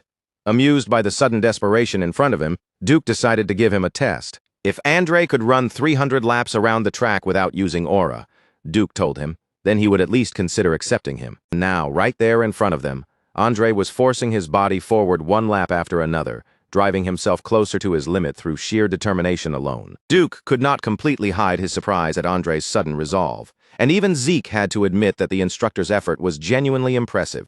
Andre Draker, as it turned out, was not merely a bitter scholar clinging to his position and pride. Beneath all that resentment, beneath the wounded ego he carried so openly, there was a stubborn core of real grit that refused to bend. And on that same day, while Andre was still driving himself forward in the arena, something much larger began to ripple through Draker Academy, pulling the attention of the entire institution in a completely different direction. Every student had been ordered to assemble at the training grounds, and the reason behind the summons was serious enough to place the whole academy on edge. The patriarch himself was about to arrive. From beyond the campus gates, the deep, heavy sound of hooves thundered through the air. A moment later, an elegant carriage bearing the proud insignia of Housedraker rolled into the academy, and almost instantly, every gaze turned toward it. The first to react was the academy dean, Howard Draker, a round, heavy-set man whose entire body seemed to jolt into motion the instant that carriage came into view. Howard quickly began issuing orders to his men, making sure the preparations for the Supreme Leader's arrival were flawless. Then he hurried to place himself at the very front, clearly determined to be the first person there to offer his greeting. When the carriage finally came to a stop and the door opened, Howard immediately bent into a deep, respectful bow. His plump face was filled with open reverence, as though the man before him stood far beyond the reach of ordinary people. Behind Howard, the knights moved with perfect discipline. One after another, they dropped to a knee and raised their blades in a formal salute. Right on time, exactly as noon arrived. The patriarch had entered the academy. At that exact moment, the academy bell rang out over the grounds, its sharp toll cutting through the air, with a clarity that felt stronger and heavier than usual. The sound seemed to spread to every corner of the academy, announcing to students, instructors, and knights alike that this was not an ordinary day. Then the man everyone had been waiting for stepped forward. Arthur Draker, the head of the Third Transcendent Household and the living symbol of the Dragon Slayer name, finally appeared before them. His presence alone carried a crushing sense of authority, the kind of weight that made people instinctively lower their heads before he had even spoken a single word. Arthur placed one firm hand on Howard's shoulder, standing over the dean with effortless dominance, and gave him a rare word of praise for all the work he had done. Arthur looked less like an ordinary man and more like a force of nature wrapped in human form, someone whose posture alone radiated power, control, and unquestioned command. Still bowing respectfully, Howard hurried to suggest that they move inside, using the fierce midday sun as a convenient excuse. But Arthur Draker was not the sort of man who allowed anyone else to decide the speed or direction of his steps. Meanwhile, several students gathered near the gates managed to catch sight of him. The moment they realized who had arrived, their eyes widened, and awe spread across their faces. Then, at last, Arthur stepped completely into view, allowing the young cadets and knights spread across the training grounds to see his face clearly. Standing before the next generation of dragon slayers, Arthur faced them head-on. His calm, commanding gaze swept across the gathered crowd, taking in each student with quiet authority. These students were the future of his clan, the strength and hope that would one day carry Housedraker forward. Arthur urged them to train with even greater intensity, to break through their own limits, and to sharpen themselves not only for personal growth, but for the honor and glory of the Draker family. Arthur's overwhelming presence and forceful words sank deep into the students' hearts. Stirred by his speech, they answered with loud, unified shouts, their voices rising together across the training grounds with absolute conviction. With the blazing sun still hanging high above them, Arthur finally turned away from the crowd and gave Howard the order to escort him inside. Behind closed doors, Zeke Draker was called before the leader of all knights, the guardian of the Dragon Slayer name, and more than anything else, his own father. When Zeke greeted him in a formal tone that sounded almost old-fashioned by modern standards, Arthur let out a faint chuckle, clearly entertained by the rare display. A small smile rested on Arthur's face as he poured tea into 2 cups.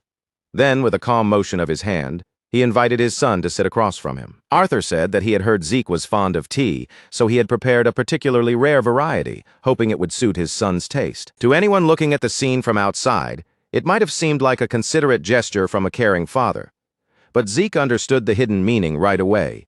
Even something as small as his personal preference for tea had already been reported to the upper ranks.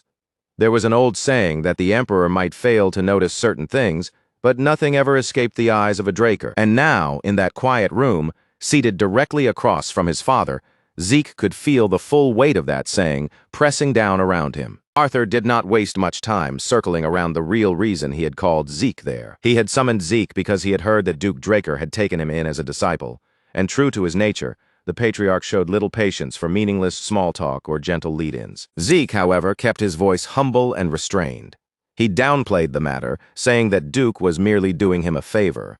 Arthur admitted that he still could not clearly see what destination his youngest son was truly aiming for. Even so, he acknowledged that if Zeke continued learning under Duke's guidance, it would undoubtedly open the door to a remarkable future. But before Arthur could continue any further, Zeke interrupted him. Learning from Duke was not the end of his ambition. What Zeke wanted was much greater than that. He intended to become the strongest man on the entire continent. The instant Arthur heard that declaration, his eyes sharpened with interest. But Zeke had not finished speaking yet. Zeke declared that he would rise above everyone, climbing to a height of power so overwhelming that no one would ever be able to restrain the way he chose to live. That was the ambition burning fiercely inside him, and no matter what kind of obstacle stood in his path, Zeke had no intention of stopping until he reached that distant peak. Arthur studied his son in silence, his expression unreadable. Then, without warning, and without uttering a single word, he let the faintest trace of his aura slip into the room, just enough to make his message clear. In an instant, the air itself seemed to grow heavy. Zeke's body stiffened as invisible pressure closed around him from every side. It pressed down on him like a force he could not see, but one his body could feel with terrifying clarity. Cold shiver crawled down Zeke's spine, sharp enough to make his entire body tense. This was not ordinary aura. This was the astral sword, a power said to grant its wielder control over every living being caught within its range. It was the highest realm of aura manipulation, a level that only the most elite Black Knights could ever hope to touch. The sheer weight of Arthur's presence pressed against Zeke so heavily that his breath caught in his throat. Arthur's eyes gleamed with an emotion Zeke could not quite read. It might have been amusement, or it might have been a silent challenge aimed directly at him. Zeke realized that he had spoken far too boldly, maybe even recklessly. But even beneath the crushing pressure of his father's power, he refused to bow his head or take a single step back. Clenching his teeth, Zeke forced himself to stand firm and met Arthur's gaze directly. He did not take back his words. He did not retreat from the declaration he had made. Instead, he made his resolve even clearer. Yes, his goal was to surpass even his own father, and no matter what it required of him, he would turn that ambition into reality. Arthur watched Zeke closely for a brief moment. Then, as though the answer had satisfied him, he calmly withdrew the astral sword. The suffocating pressure disappeared from the room all at once, and Arthur simply lifted his cup as if nothing had happened, taking a calm sip of tea. Arthur admitted that Zeke's declaration was the most interesting thing he had heard in years. At first, he had come to the academy to support both the institution and his youngest son. But after witnessing Zeke's growth with his own eyes, Arthur began to wonder if that alone would truly be enough. Reaching into his finely tailored suit, Arthur drew out a small object and slid it across the table toward Zeke. Zeke's gaze immediately lowered, focusing on the item that now rested in front of him. It was a black card, marked clearly with the unmistakable insignia of the Draker family. For a brief moment, Zeke could only stare in stunned silence. Up until then, he had always believed that Black Knights like Duke stood at the absolute peak of strength. But Arthur Draker was different. Zeke could feel it now with chilling clarity. His father existed on a height that seemed completely separate from even the strongest knights Zeke had ever known, and the instant his eyes landed on that black card, a heavy, uneasy feeling began to settle deep in his chest. Zeke's words caught slightly in his throat, and Arthur's lips curved into a faint, knowing smirk. That small reaction was enough for him to understand that his son already knew exactly what had been placed before him. This was no simple luxury item or expensive family token. It was the black card itself, a symbol of absolute privilege granted only to a tiny handful of people. Privileges attached to that card were almost unreasonable.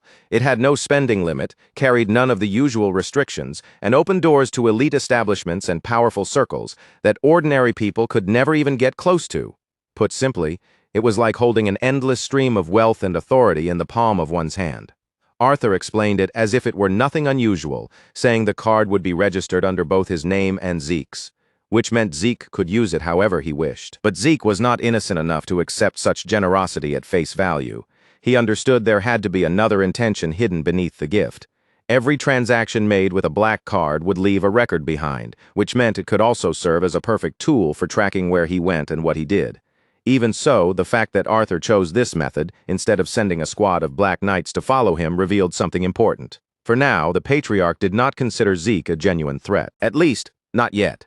Zeke pushed down the discomfort rising inside him and accepted the card, silently deciding that he would only rely on it when he truly had no other choice. Arthur then dismissed him with one final word of encouragement, telling Zeke that if he truly wanted to become the strongest, then he would have to prove that ambition through his own effort. Zeke bowed once more, offering proper thanks to the master of House Draker with all the formality expected of him. Then he turned away and left the room, though his thoughts were already churning too violently to be easily pushed aside. After the door shut behind Zeke, Arthur remained seated for a moment. He leaned back in his chair, slowly closed his eyes, and let the quiet room pull him into deep contemplation. His youngest son's ambition had been far more unexpected than Arthur had imagined, and yet that very boldness made it impossible to ignore.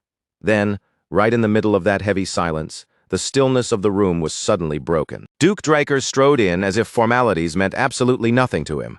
His voice carried a sharp, biting edge, and his expression was hard to read as he faced Arthur head-on without the slightest hesitation. Without softening his words in the least, Duke called Arthur a sickening old man straight to his face. Arthur only opened one eye, looking completely unmoved by the blunt insult. In a calm voice, he asked Duke why he was so angry. Duke crossed his arms, his tone dripping with contempt as he asked whether Arthur had suddenly decided to act like a father after spending a lifetime neglecting his own son. Arthur did not flinch at the accusation, but it had been years since anyone had dared to confront him that directly, and Duke was nearly the only man alive with both the strength and the nerve to do it. Arthur released a quiet sigh and insisted that he had no choice. This, he said, was simply the price of standing at the head of the household, because leadership always demanded sacrifices. Arthur added that Duke's words were dangerously close to slandering the patriarch himself, but Duke clearly did not care at all. He dropped onto the couch and stretched out like he owned the place, meeting Arthur's gaze as if daring him to do something about it. If Arthur had a problem with it, Duke told him to go ahead, put him in cuffs, and drag him away. Arthur chuckled, allowing the stiff formal mask to fall aside for once. Out of everyone on the continent, Duke was the only person he could speak to like this. Then Arthur reached into his suit again and pulled out something far more tempting than gold. What he produced was a bottle of dragon's breath, an extremely rare liquor so prized that even powerful people would struggle to get their hands on it. Arthur offered Duke a drink, as though the most natural way to continue such a tense conversation was to share a glass of something extraordinary. And almost at once, Duke's mood began to shift. A faint smirk pulled at the corner of Duke's mouth as he admitted that, if nothing else, Arthur truly did have excellent taste in alcohol. Once the liquor was poured and the glasses were in their hands, Arthur finally turned the conversation toward the real issue, the strange unrest that had begun spreading across the continent. Duke acted as though he had no idea what Arthur was talking about, claiming that he had simply been keeping to himself quietly at the academy. But Arthur knew Duke far too well to believe such a flimsy excuse. Duke had eyes and ears in far more places than most people would ever suspect. With a tired sigh, Duke set his glass down and asked why Arthur would bother asking a question when he clearly already knew the answer. Arthur did not argue or push him. He simply waited for Duke to continue. After a short pause, Duke leaned forward and his voice sank into a much more serious tone. The Emperor, he said, had lost his mind in pursuit of immortality. He was combing through the entire continent for anything at all, no matter how faint or uncertain, that might lead him toward eternal life. Arthur nodded, showing no surprise at the assessment. He had already reached the same conclusion on his own. Magic could slow aging to some degree, but true immortality was nothing more than legend, a mythical state no one had ever achieved and likely never would. Even so, one detail continued to trouble Arthur. The Emperor did not seem to be chasing a completely empty dream. He appeared to be searching for something real, something tied to the Elder Dragon, and if that was true, then the entire situation became far more dangerous than a ruler's foolish obsession. Neither Arthur nor Duke realized that Zeke had not actually gone very far.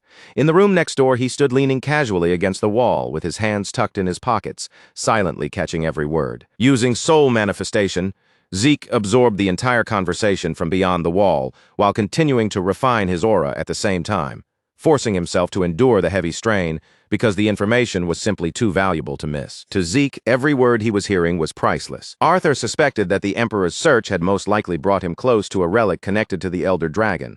Duke considered the possibility in silence for a moment, and the more he thought about it, the more disturbingly plausible the theory became. And that led them to an even more serious question. What if the Emperor had already found it? Arthur slowly turned his glass in his hand as he weighed the possibility. It was not impossible. His personal unit, the Order of Black Knights, had been gathering intelligence, and every clue they had found pointed toward a single place, the northern continent. Duke's eyes sharpened the moment he heard that name. If this information was only now reaching him, then the Empire's spies had not obtained it yet. But sooner or later, they would. It was only a matter of time, and this entire obsession with immortality dragged Duke's thoughts back to an old memory he would have preferred to leave buried. Duke remembered the past far too clearly. The moment that insane emperor took the throne, he threw the world into a war meant to unify the continent. It was only after conquering half of the central continent that he finally stopped the bloodshed. Now it felt as though history was preparing to repeat itself. Back then, Duke had believed the emperor would eventually abandon that absurd, rotting dream of his. But Duke had been completely wrong. If that madman truly got his hands on an artifact capable of granting immortality, the whole continent could be dragged into a war unlike anything it had ever seen, a catastrophe so massive it might leave nothing behind but flames, corpses, and ruin. Arthur Draker had no intention of sitting quietly while a disaster like that unfolded. With the situation already this serious, he had made his choice. He would head north himself and deal with the matter directly. That single statement was enough to leave Duke visibly stunned. Arthur leaving his seat in the central continent was practically the same as inviting catastrophe to walk through the front door. If the patriarch was not there to keep the emperor in check, that power-hungry bastard could run wild without anyone restraining him. But that was exactly why Arthur had come to the academy in the first place.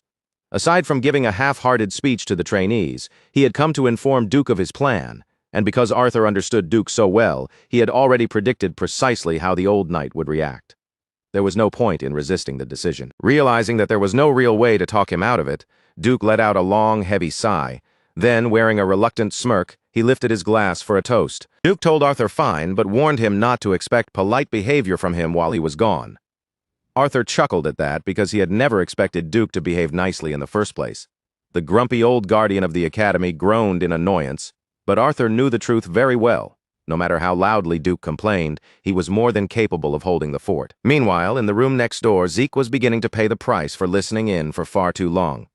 Pain spread through his entire body, his vision started to blur, and the backlash from overusing soul manifestation finally came crashing down on him all at once. His knees buckled beneath him, and before he could catch himself, Zeke collapsed onto the floor. His breathing turned rough and uneven, and his bloodshot eyes made it painfully clear just how far the technique had pushed him. Even after absorbing the heart of Bahamut, Zeke still could not fully escape the side effects of soul manifestation. But the pain was worth enduring, because the information he had just obtained was far too valuable. Piece by piece, the scattered fragments were finally beginning to connect. The statue Zeke had obtained before his regression had never been some ordinary relic. It was an artifact tied to the Elder Dragon, the mysterious voice he had heard moments before his death, and the strange system messages that appeared after he awakened in his younger body. Now all of it was starting to make at least a little more sense. Without ever realizing it at the time, Zeke's past self had stolen the very artifact that the Emperor had been obsessively searching for. No wonder Zeke had been hunted down like an animal. That crazed dictator had mobilized his elite unit, the hunting dogs, and sent them after him, chasing him all the way to the ends of the world.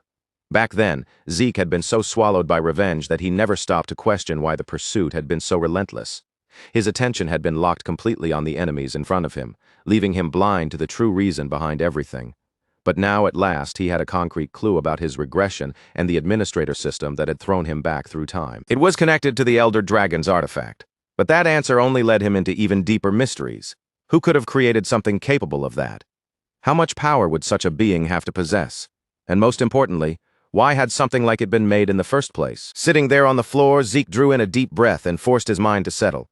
He had chased after one answer, only to discover that even larger questions were waiting beyond it. Once the drinks were finished and their business had been settled, the two highest figures of Housedraker prepared to go their separate ways. Duke assured Arthur that he would make his move soon, and Arthur entrusted the matter to him without the slightest hesitation. But just as Arthur was about to leave, his steps suddenly came to a halt. In an instant, the atmosphere in the hallway changed. Arthur's sharp gaze locked onto the closed door of the room where Zeke was hiding, as though the wood itself meant nothing, and he could sense the presence waiting beyond it. Inside, completely unaware that danger was now moving closer, Zeke remained lost in his thoughts, turning over the mysteries of immortality and time travel. If he really had stolen the Emperor's artifact, then what exactly had convinced them it was tied to eternal life? Then he heard it, the heavy sound of footsteps approaching. The moment that sound reached Zeke's ears, every instinct in his body screamed a warning.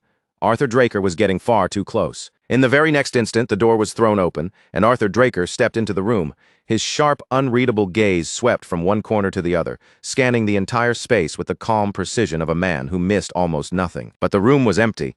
Zeke Draker had felt the danger closing in and moved at the very last possible moment, slipping away before Arthur could catch him there. By the time Arthur crossed the threshold, Zeke was already sliding out through the window, escaping by such a narrow margin that even a breath of hesitation would have exposed him.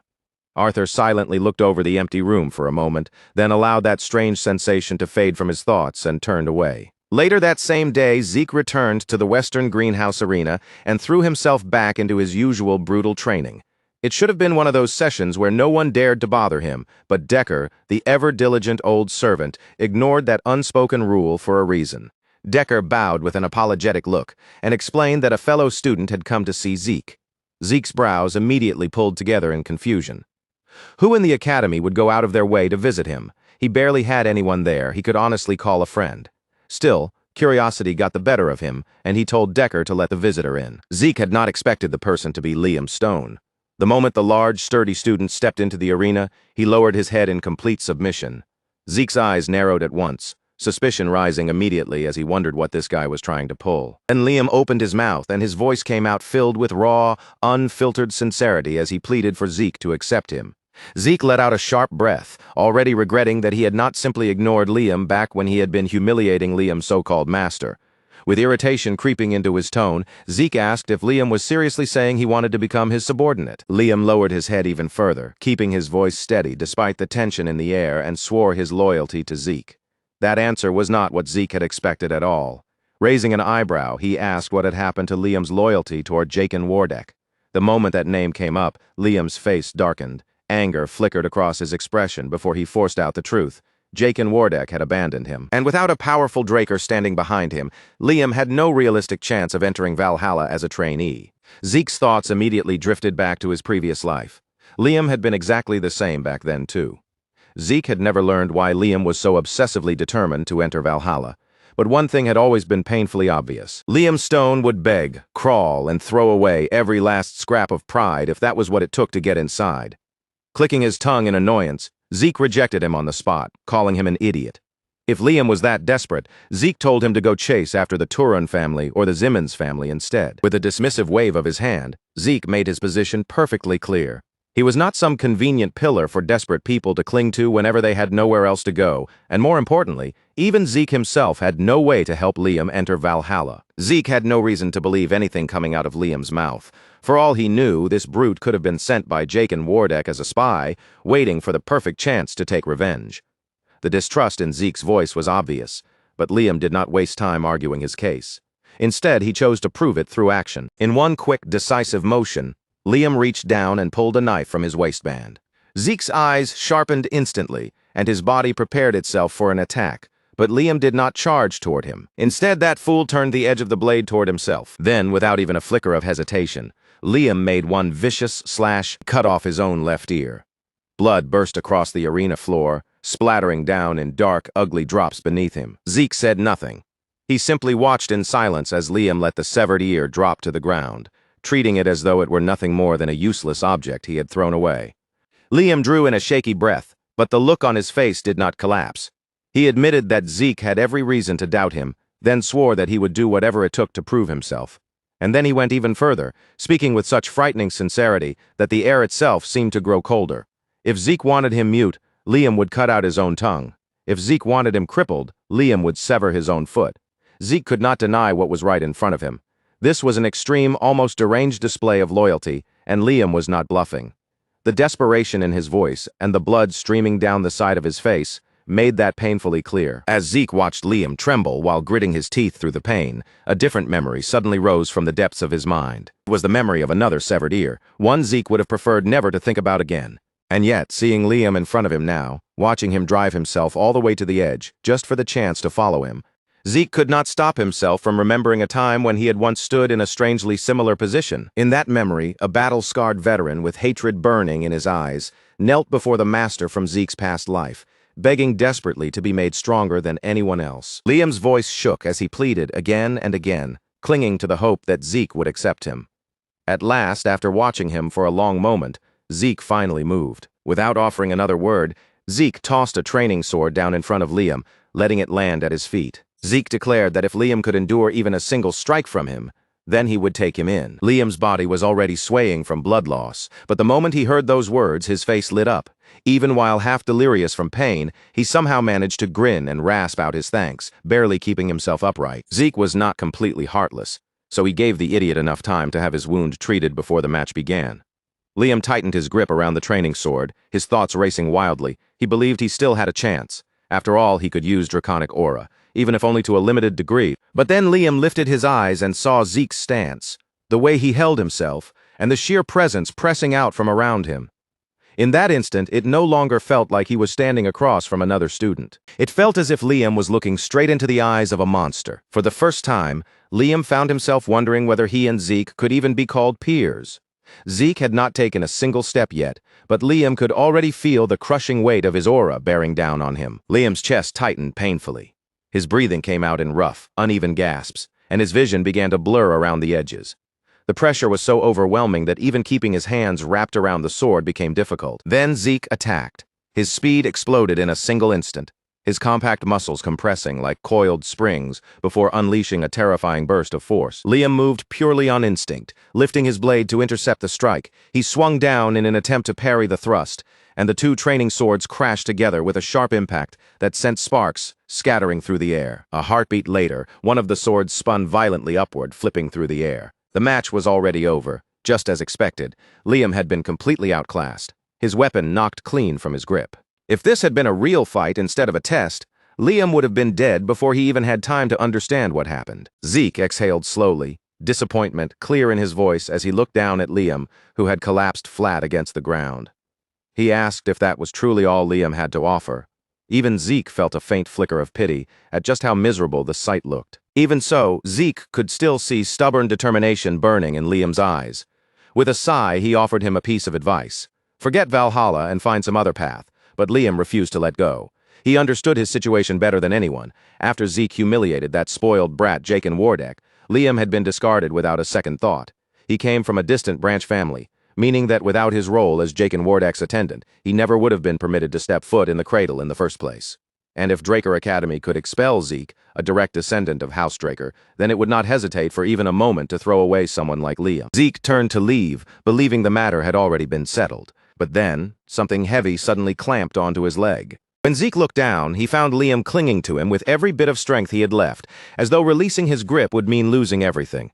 Zeke could not help wondering why this guy was so unbelievably desperate. In the previous timeline, Liam had been expelled from the academy, and the order he served had eventually collapsed as well. Yet through nothing but raw willpower, brutal battle experience, and a stubborn refusal to die, Liam had clawed his way upward until he eventually became a Red Knight and earned the title of Mercenary King. Now, with tears streaming down his face, Liam begged Zeke to give him one more chance to prove himself. Zeke narrowed his eyes as the last of his patience began to thin.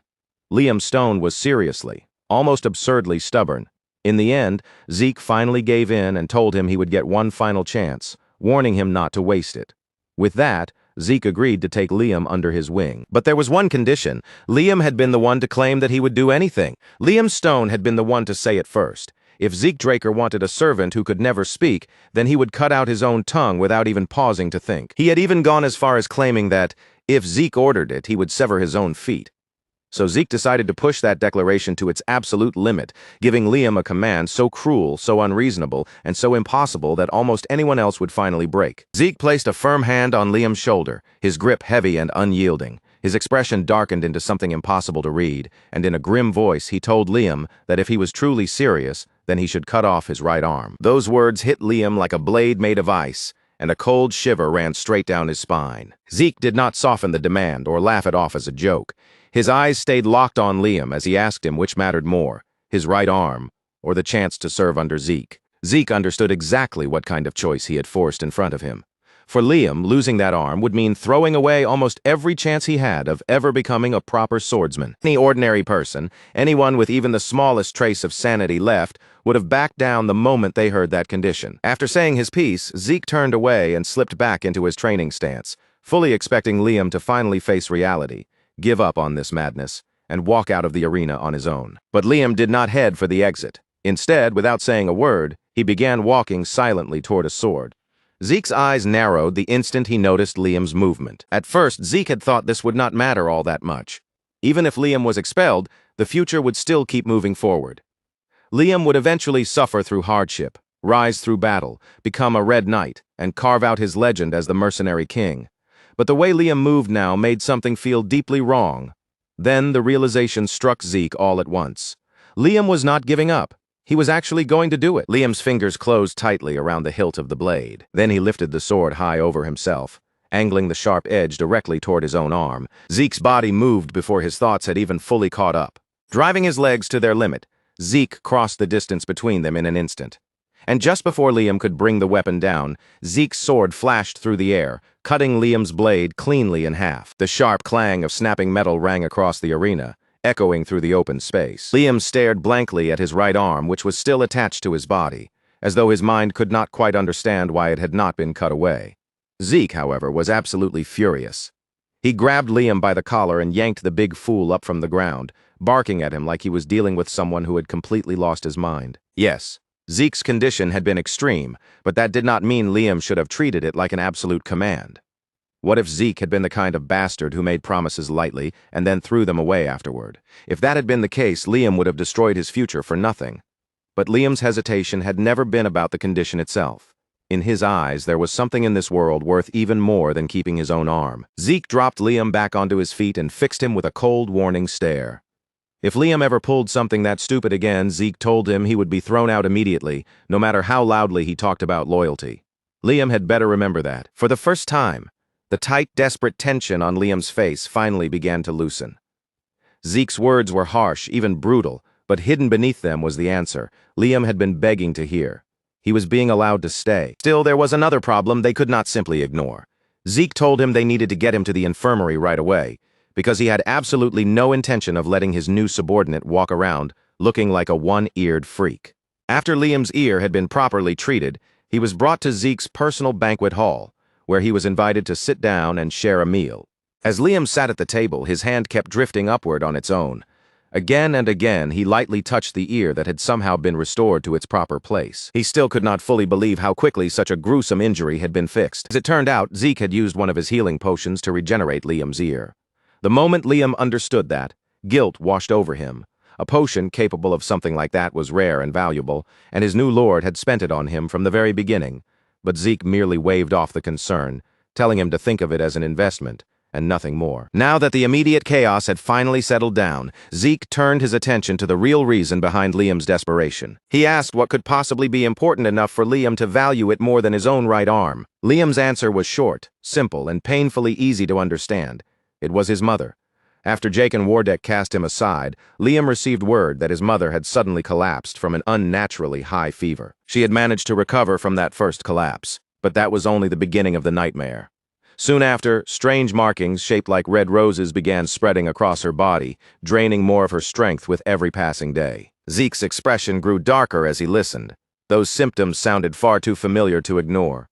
Liam had gone to such extreme lengths because he truly had no other choice. The village healers did not even know what illness she had, let alone how to cure it. The only hope Liam could still hold on to was Valhalla. Students of the academy, along with their families, were eligible to receive some of the finest medical treatment available anywhere on the continent. If Liam could somehow enter Valhalla, Then maybe his mother would still have a chance to survive. Zeke let out a long sigh as all the pieces finally fell into place. Without wasting another word, Zeke picked up a pen, dipped it into the inkwell, and began writing down the symptoms exactly as Liam had described them. Red rose-shaped markings, repeated high fevers.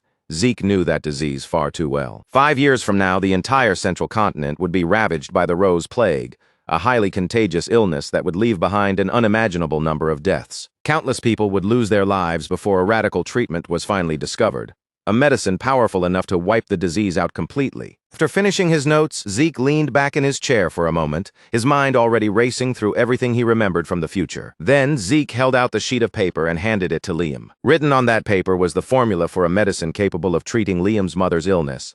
The method was not especially complicated, and the necessary ingredients were not rare either.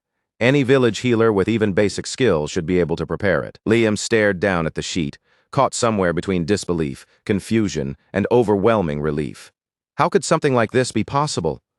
The village healers, people who had spent their entire lives learning medicine, had been completely powerless.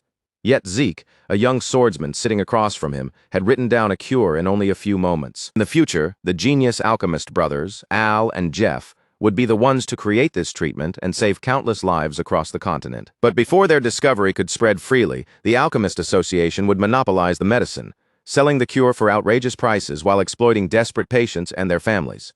Eventually, Al and Jeff would reveal the formula to the public, and that was how even warriors like Zeke came to know about it. Of course, Zeke could not possibly explain any of that to Liam, so he offered the simplest answer he could and said he happened to know a good alchemist. With the cure now in his hands, Liam technically no longer had any reason to enter Valhalla or swear his life to Zeke. The greatest problem that had been driving him forward had just been solved in an instant.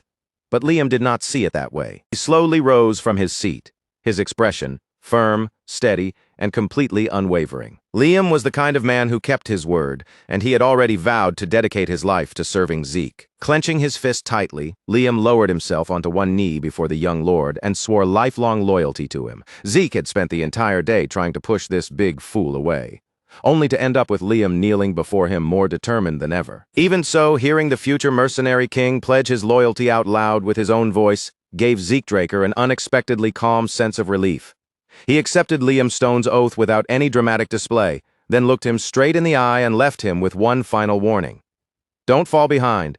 If you can't keep up, I'll leave you behind. At that very same time, in a place far removed from Zeke Draker and Liam Stone, another meeting of a completely different nature was taking place behind the firmly closed doors of Dean Howard Draker's office. Det Owen Zimmons had come in person to meet the round, heavy-set Dean, and the serious look on his face made it clear that this visit had not been made for small talk. Owen Zimmons had arrived with a proposal, and the moment he calmly put it into words, Howard Draker was visibly taken aback. Owen suggested that this semester's exam should be adjusted to a higher difficulty. Howard Draker's eyebrow rose immediately. It was already unusual for a student to bring up the exam directly, but a cadet asking the academy to make the test harder was something he almost never heard. Owen Zimmons quickly lowered his voice and apologized in case his request sounded arrogant. Then he explained the reason he had come. The first-year cadets this year were far more talented than usual. Several powerful families had sent exceptional candidates, and beyond that, 2 pure-blood awakeners were among them as well. If the academy kept the exam at last year's level, Owen Zimmons continued, it would not properly reveal what those cadets were truly capable of. Howard Draker went quiet, slowly considering the suggestion. As irritating as it was to admit, the boy's logic was sound. After a brief silence, the dean gave a small nod, accepting the reasoning behind Owen's request. With the matter now decided, Owen Zimmons bowed with polished manners, stepped back without breaking his composed expression, and quietly left Howard Draker's office. After Owen was gone, Howard Draker leaned back into his chair, his eyes drifting toward the window. Then in a low murmur, he remarked that the apple truly did not fall far from the tree. Owen Zimmons was already thinking several moves ahead, just like his father. He could identify problems before they fully appeared and tried to handle them before they had the chance to grow into something troublesome. Few days later, the dungeon exploration exam finally began. The first-year cadets gathered in front of the ancient ruins, each pair waiting for their turn with weapons and supplies prepared. Draker Academy's semester evaluation was not some ordinary classroom test. The cadets would enter as duos, be sent into randomly assigned dungeons of different difficulty levels, and on paper, the goal sounded simple: escape before the time limit ran out. Just as expected, Zeke Draker and Liam Stone were paired together. Their preparations were already finished, and both of them stood ready to move. But Liam's stiff shoulders and restless expression made it obvious that tension was eating away at him. Zeke noticed it right away and spoke in a steady voice, telling him that nerves were normal, but fear must never be allowed to take control. Zeke Draker added that too much anxiety would make a person's hands slip at the worst possible moment, but becoming too relaxed was just as dangerous, because comfort could turn into carelessness. What Liam needed was a clear head and a sharp mind. Around them, some cadets chattered with excitement, while others stood rigid and silent, already swallowed by the pressure of the exam. Then, cutting cleanly through the noise, a guard called out their names: Zeke Draker and Liam Stone. Zeke Draker and Liam Stone stepped forward at once, heading directly toward the nearest ruined entrance, where their assigned trial appeared to be waiting for them. But right before they could pass through the entrance, a figure wearing black gloves moved into their path and stopped them from going any farther. "Wait," the man ordered in a sharp voice. Nearby, an armed academy guard raised his hand and pointed toward a different entrance instead, one set much farther away on the opposite side. The guard insisted that their assigned dungeon was over there, speaking in a tone firm enough to make it clear he was not inviting discussion. Zeke Draker's eyes shifted briefly toward the guard, and in that short instant he felt it clearly. Something about this situation was wrong. The man's expression remained stiff and unchanged, but that rigid calm seemed almost too forced, as though he was using that blank face to hide something underneath. Zeke Draker released a quiet sigh. Whatever scheme had been prepared for him, he was confident he could handle it. "Let's go," he muttered, leading Liam Stone toward the door they had been pointed to, even though the place practically reeked of a trap. Although the dungeons differed in difficulty, these ruins had been specially prepared for Draker Academy's exams, which meant they were still supposed to remain under the supervision of House Draker. The point of the test was not to throw cadets into a brutal death match.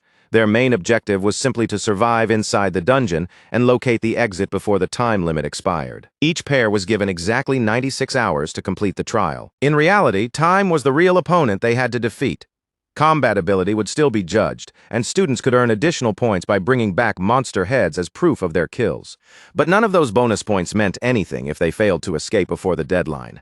The moment the clock ran out, they would receive an automatic failing grade no matter how well they had fought. After Zeke Draker and Liam Stone entered the dungeon, the first part of their journey was strangely uneventful. No monsters charged out at them, no hidden traps snapped from the walls. They simply moved through the old ruins, surrounded by worn stone and an unsettling silence. After they had traveled for quite some time, the two finally stopped to rest. Their stomachs were full. There was no immediate danger pressing down on them, and it seemed like the right moment to get some sleep. Oddly enough, despite being the subordinate, Liam Stone was the one who urged Zeke Draker to rest first. Zeke had handled everything up to that point, from setting up camp to preparing their meal, so in Liam's mind, it was only right for the young lord to sleep before him. Zeke Draker told Liam Stone not to worry about him. With his current constitution, he could stay awake for 4 full days and still keep moving without any real problem. He even added, a little too shamelessly, that he could probably remain awake through the entire exam. Liam knew there was no point arguing, so with a reluctant grunt, he dragged his large body into the tent and finally lay down to rest. Left alone beside the bonfire, Zeke Draker sat in silence, watching the flames flicker and crackle as his thoughts slowly began to wander. 16 hours had already passed since they first stepped into the dungeon. On top of that, Zeke Draker had spent the 3 days before the exam training non-stop. Added together, that meant he had been awake for nearly 90 hours. His infinite stamina could keep his body functioning, but it did nothing to clear the thick mental fog gathering inside his head. And inside a dungeon where danger could emerge from any dark corner without warning, losing focus for even a single second could become fatal. The unnatural stillness around him stretched on, and the slow, silent passage of the night began gnawing at his exhausted thoughts. Zeke Draker could feel fatigue creeping over him, slowly dulling his senses one layer at a time. He considered waking Liam Stone and switching watches, but then he made the worst mistake he possibly could.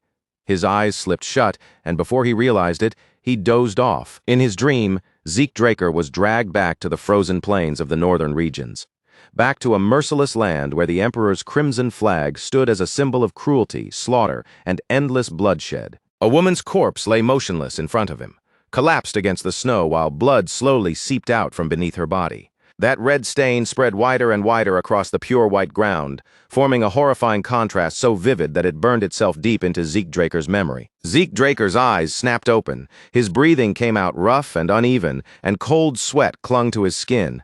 For a moment he sat frozen beside the dying warmth of the fire, as if the nightmare might still be bleeding into the world around him. But the bonfire was still crackling quietly, and the dungeon around him remained wrapped in silence. It had only been a dream. Even so, Zeekdraker would rather face an entire horde of monsters than be forced to relive that memory one more time. Then, in the middle of that silence, something suddenly pulled his attention sharply to the side. A sound rang out through the darkness. One of the bell traps he had set earlier had just been triggered. Zeekdraker's senses sharpened instantly. Whatever had entered the area, he was no longer alone. He snatched up his water canister and poured it over the bonfire without hesitation, killing the flames at once and dropping the entire campsite into darkness. And his voice sliced through the tent like a blade. "Liam, wake the hell up." As Liam Stone began stirring inside the tent, Zeekdraker pressed his back against the nearby wall, positioning himself close to the direction where the disturbance had come from. He read the situation carefully without rushing. Using his dragon eyes during a 4-day academy exam would draw far too much attention, so for now he forced himself to rely on his ordinary vision and waited for his eyes to adjust to the darkness. Then a smell drifted toward him through the air, sharp, foul, and strong enough to sting his nose. Sulfur. Zeekdraker connected the clues immediately. There was only one type of creature he knew that carried a stench like that, a pack-hunting monster ranked at danger level 3. A hellhound. In his previous life during this very semester exam, the top cadet, Reyna Turun, had hunted down an orc. But Zeekdraker had never once heard of a dungeon room in this test containing hellhounds. That alone was enough to tell him that something was seriously wrong.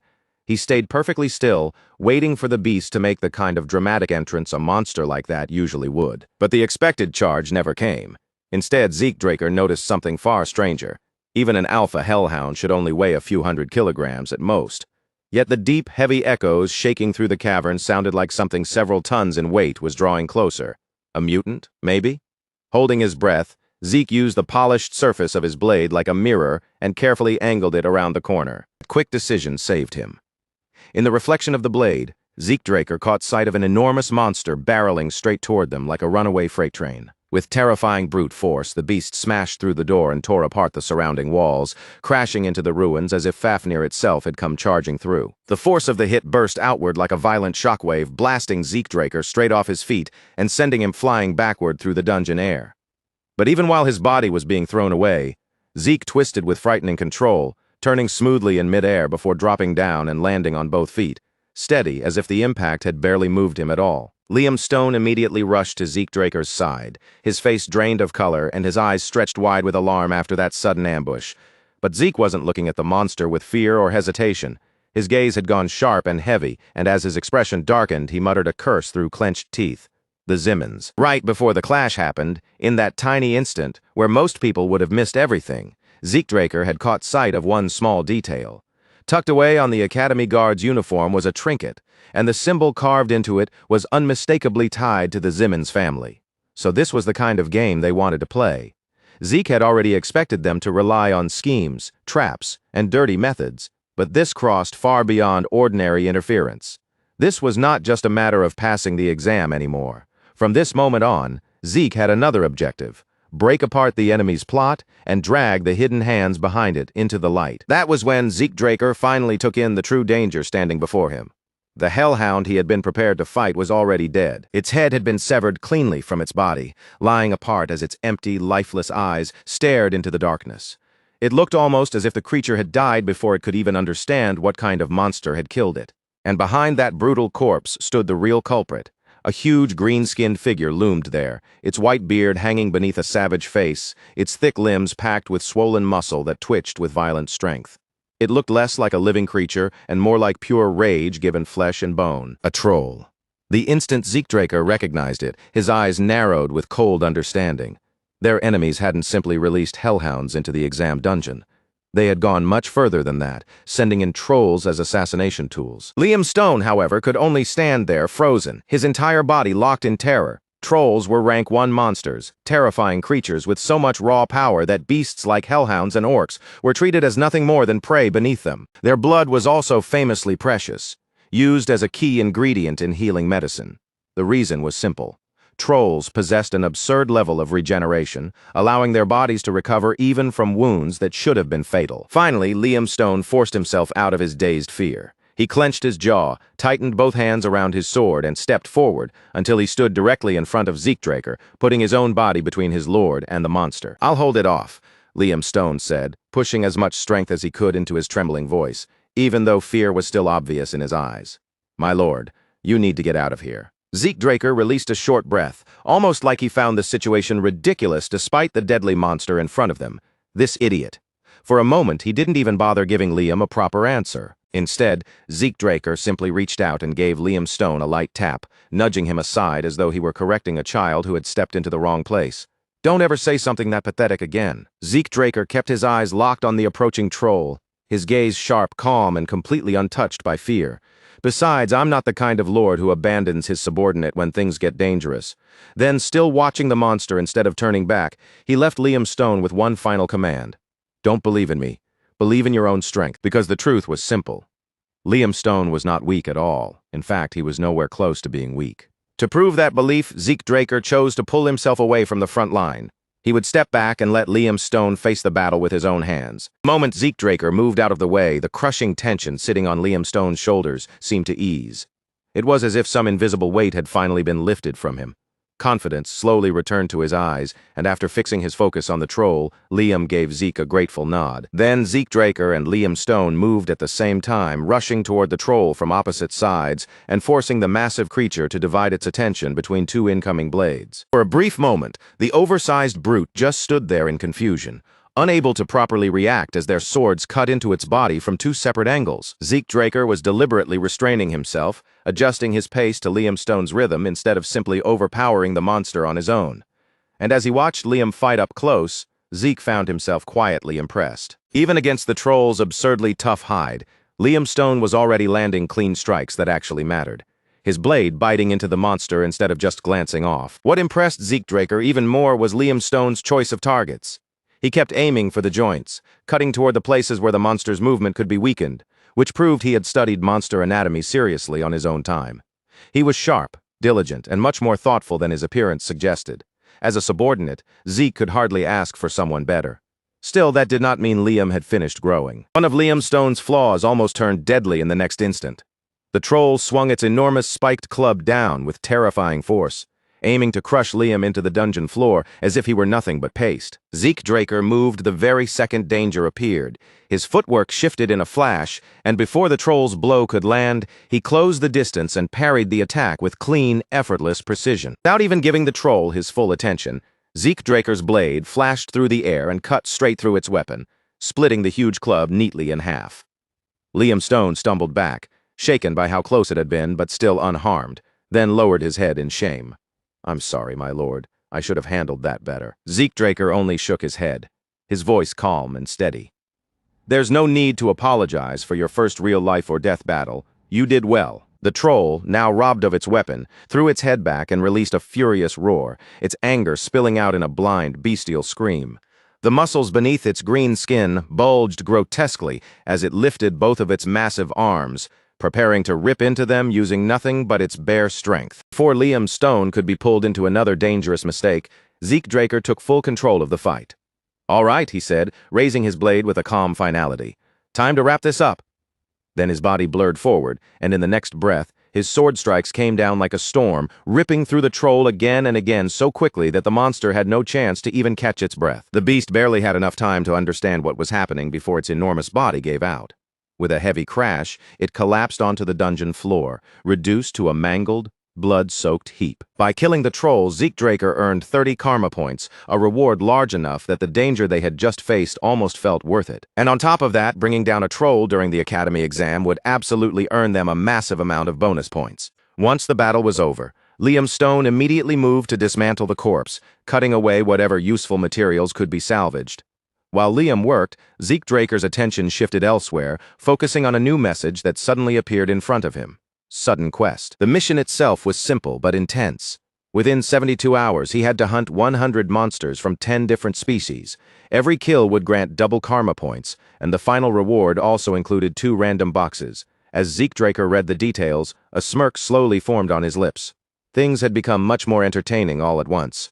and the moment the word double appeared in the system prompt, the greed in his eyes was impossible to hide. There were still 79 hours remaining before the exam came to an end.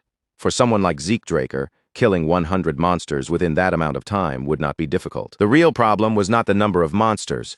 The real challenge was finding 10 separate species, since most dungeon exams normally contained no more than 4 types of monsters at most. But because the Zimmons family had clearly interfered with this dungeon, there was a strong chance they had filled it with high-class monsters meant to guarantee that Zeke Draker would never leave alive. Ironically, that made the situation work in his favor. Managing the sudden quest, the academy exam objective, and the pursuit of a high score all at the same time would be demanding, but it was nothing Zeke couldn't handle. By the time Liam Stone finished dismantling the troll's corpse, their loot bag was already beginning to fill. Every team had been given special collection bags to store monster heads as proof of their kills. It was far less convenient than having a subspace pocket, but for the purposes of the exam, it was good enough to get the job done. With their first enemy defeated and their goal suddenly growing much larger than before, Zeke Draker and Liam Stone had no reason to stay where they were. It was time to move deeper into the dungeon. From here on, the hunt had truly begun. After that, time seemed to start slipping away faster and faster, each hour disappearing beneath the rhythm of battle and movement. A pack of burning wolves soon appeared in their path, flames flickering around their bodies, but they were wiped out before they could do anything to slow the two down. Before long, the remaining time had already dropped to 56 hours. Next came a nest of goblins, swarming in as another obstacle, but Zeke Draker turned them into easy prey. Their kill count climbed rapidly, their loot bag grew heavier after every fight, and eventually only 39 hours remained. After that, a giant bat appeared, a troublesome monster that attacked with devastating sonic waves powerful enough to shake the air around them. But even that dangerous creature was eventually brought down. For the past 2 days, their routine had become harsh, simple, and brutally repetitive. They killed monsters, set up camp when they had to, took whatever brief rest they could manage, then packed up and moved on to repeat the same cycle again. By the time the final day of the exam arrived, Zeke Draker and Liam Stone had already defeated more than enough monsters to secure an excellent score. As the two sat near the campfire, its light flickering across their faces, Zeke Draker glanced toward Liam Stone and asked, "So how does real combat feel?" Liam, still as humble as ever, scratched the back of his head and answered with honest uncertainty, "I'm not sure. It still feels like I have a long way to go." His reaction was perfectly natural after all. No one became comfortable with bloodshed after just 1 or 2 days. But at that moment, Zeke Draker had something far more urgent occupying his thoughts. The remaining time was slipping away quickly, and every passing moment mattered now. So far, Zeke Draker had subjugated 99 monsters in total, spread across 9 different species. But no matter how far Zeke Draker searched, that last species simply refused to appear. He had combed through every reachable corner of the dungeon, even lowering himself to hunting leeches and tiny insects barely bigger than a finger. Yet none of those pathetic creatures were accepted by the quest. At that point, Zeke Draker's patience finally started to crack. Those damn Zimmons had gone out of their way to rig the dungeon with powerful monsters, just to make sure he died in here, and yet somehow, they had failed to prepare enough monster variety for his quest. The thought alone was enough to make his irritation boil over. Then, without the slightest warning, a cold sensation crept down Zeke Draker's spine. His body reacted before his mind could fully explain it. Danger. Something deep in his instincts was screaming that a real threat was approaching. The ground beneath their feet began to shake, sending loose pebbles hopping and skittering across the cavern floor. Liam Stone, who had been seated near the campfire, lifted his head in confusion and glanced around as the strange vibrations rolled beneath him. A heartbeat later, the trembling became far more violent. Long cracks spread across the rocky floor like black spiderwebs, and the whole cavern began to rumble as if something enormous was forcing its way through the earth below. Zeke Draker's eyes sharpened the instant he felt it. He knew this sensation in one swift movement. He rushed toward Liam Stone while drawing his sword from its sheath. "Drop the bag and move, now!" he shouted. But Liam Stone was just 1 second too slow to react. Before Liam Stone could even fully process what was happening, Zeke Draker crashed into him and shoved him out of the danger zone. At that exact moment, something massive ripped up through the ground right where Liam had been standing. Blood burst through the cavern in a violent spray, splashing across the stone floor and painting the shattered earth in a deep crimson stain. For one terrifying second, Liam Stone's mind went completely empty. Panic surged through him so intensely that his body almost forgot how to move. Then Liam Stone's gaze snapped toward Zeke Draker's arm. The young lord's sleeve had been torn to ribbons, and his left arm looked horribly mangled, drenched in blood from the shoulder all the way down to his hand. With his heart pounding in his chest, Liam rushed toward him. "My lord, Liam Stone shouted in horror, but before he could spiral any further, Zeke Draker calmly raised a hand and waved him back. Relax, it's not my blood. Even with the ambush striking so suddenly, Zeke Draker had still managed to shove Liam Stone out of danger and counterattack at the same time. But now, whether that blood belonged to him or not was the least important problem in front of them. From the enormous hole torn open in the cavern floor, a gargantuan nightmare began to crawl out. Its grotesque body writhed and twisted through the broken rock as it searched hungrily for fresh prey. The moment Liam Stone recognized it, his throat went dry. A dungeon worm. An insanely dangerous monster. The kind of beast that normally required 8 properly trained purple knights working together just to bring it down. So this was the Zimmons family's final trap. This was no longer just interference with the exam. It had turned into a full-blown fight for survival. Liam Stone stood rooted in place, watching the burrowing giant rip through the cavern like a living freight train made of twisting flesh and rows of fangs. His hands curled into tight fists at his sides. He wanted to help Zeke Draker more than anything, but the painful truth was obvious. If he rushed into a battle like this without thinking, he would only become another obstacle in Zeke's way. Even so, Liam Stone refused to simply stand there and watch.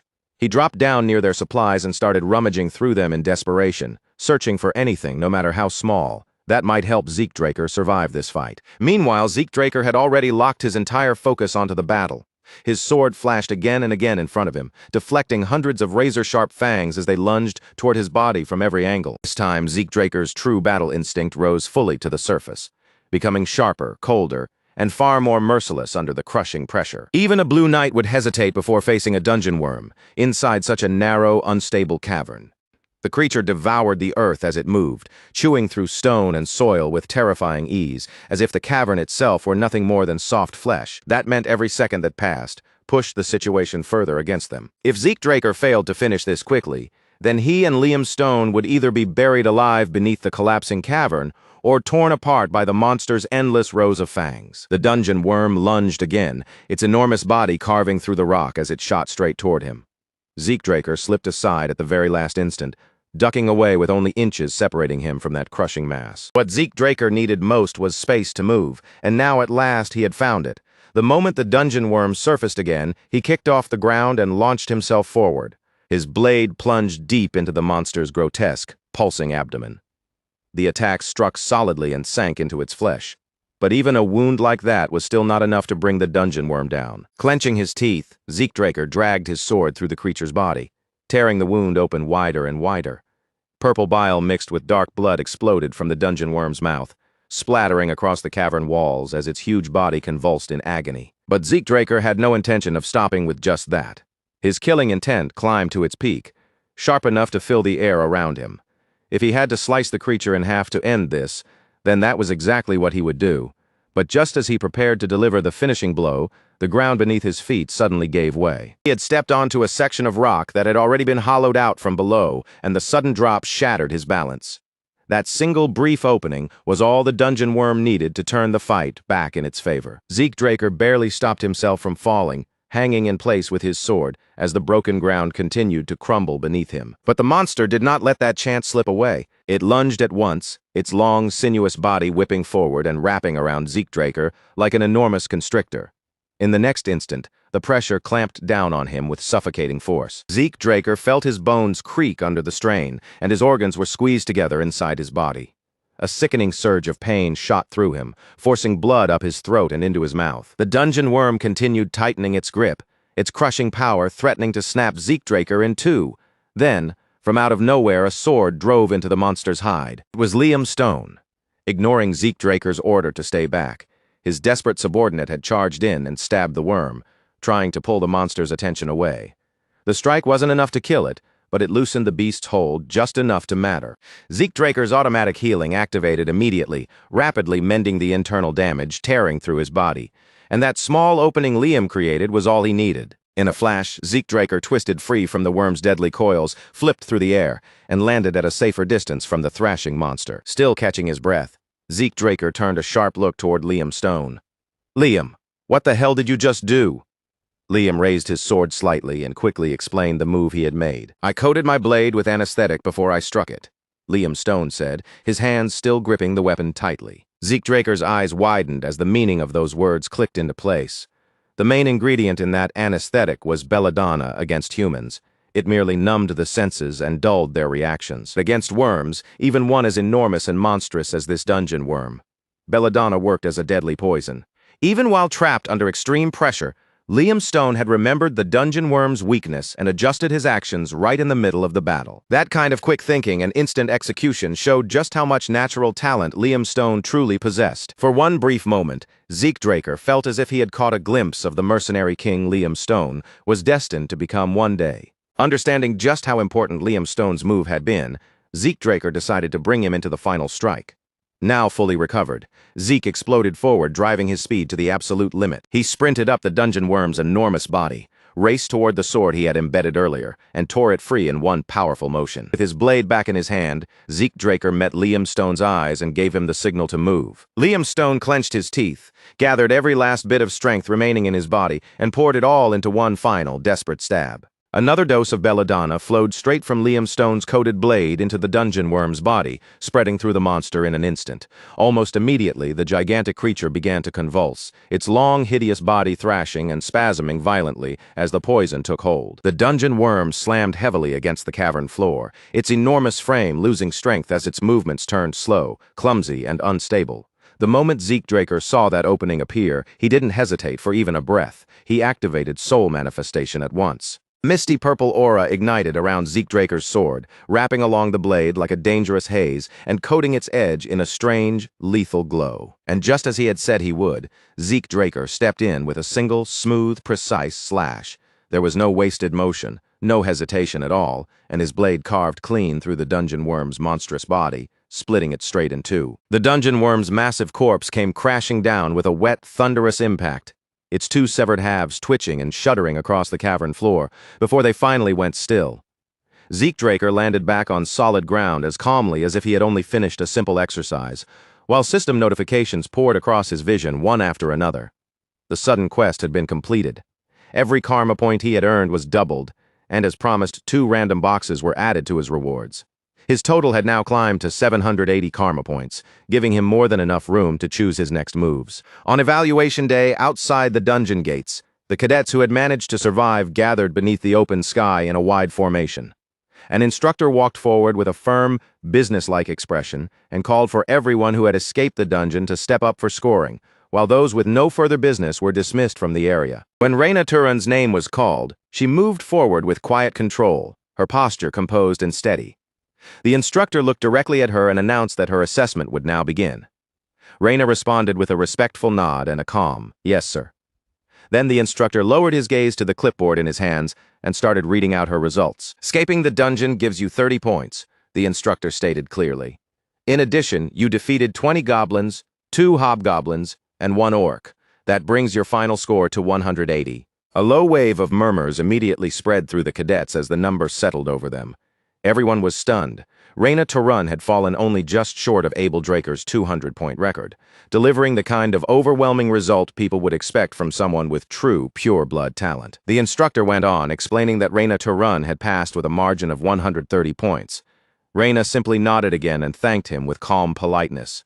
Then the next name rang out across the field: Owen Zimmons. The instructor informed Owen Zimmons that his final score was 120, placing him 70 points above the minimum passing requirement. After glancing over the numbers, the instructor added in a measured tone that it was not a bad result at all. After her evaluation ended, Reyna Turan stood off to the side in silence. She remained still and composed, but her eyes continued to follow everything happening around her. Her gaze grew sharper as she reminded herself inwardly that pride would only become a chain around her neck. She had already been caught by that mistake once before, and she had no intention of letting herself fall into the same trap again. But then another thought slipped into her mind, one far colder and darker than the warning she had just given herself. If Owen Zimmons ever turned into a real threat, then he would be handled the same way they had tried to handle Zeke Draker. Just then, a nearby voice sliced through the tense air, sounding light, casual, and almost irritatingly relaxed. "Man, how long has it been since I saw sunlight?" The moment Owen Zimmons heard that voice, his eyes darted around sharply, searching for the speaker until his gaze finally landed on the person stepping into view. It was Zeke Draker. He emerged from behind a jagged tusk, one hand holding the severed head of a beast as casually as if he had just come back from an ordinary hunt. Gasps broke out among the cadets, quickly followed by frantic whispers. How was Zeke Draker still alive? Was that really the head of a dungeon worm? Wasn't the orc supposed to be the dungeon boss? Had Zeke and Liam Stone actually killed something like that on their own? Liam Stone stepped forward without saying a word and carefully set an urn down on the ground. Zeke Draker gave a dry little chuckle, his eyes settling directly on Owen Zimmons. You look surprised.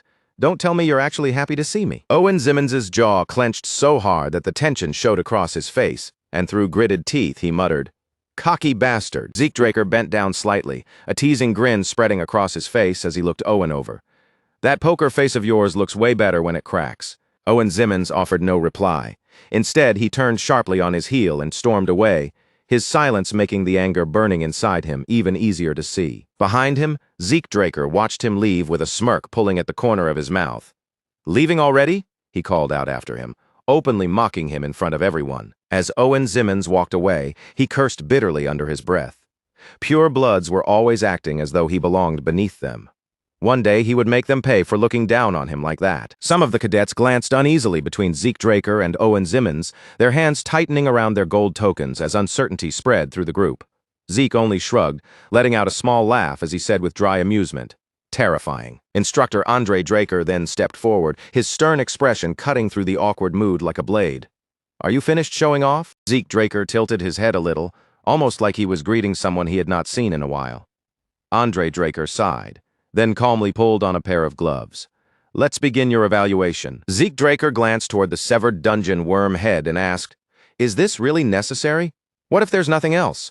Andre Draker's tone immediately turned firm. "As long as I'm the one evaluating you, nothing gets skipped." Andre Draker's eyes shifted toward Zeke Draker's side.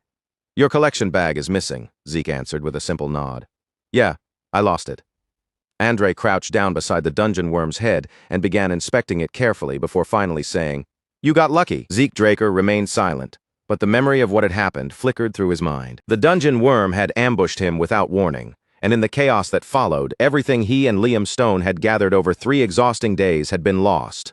After going through all of that, Zeke Draker could not afford to walk back with nothing to show for it. So instead, Zeke Draker had taken the creature's head, and only someone as meticulous as Andre Draker would inspect the teeth closely enough to notice the scraps of leather and flesh still wedged between them, leftovers from the monster's earlier meals. At last, Andre Draker removed his blood-stained gloves and began calmly listing what he had found from the remains. Gremlins, goblins, hobgoblins, hellhounds, orcs, and a troll. The instant Andre Draker said those words, sharp gasps rang out across the field.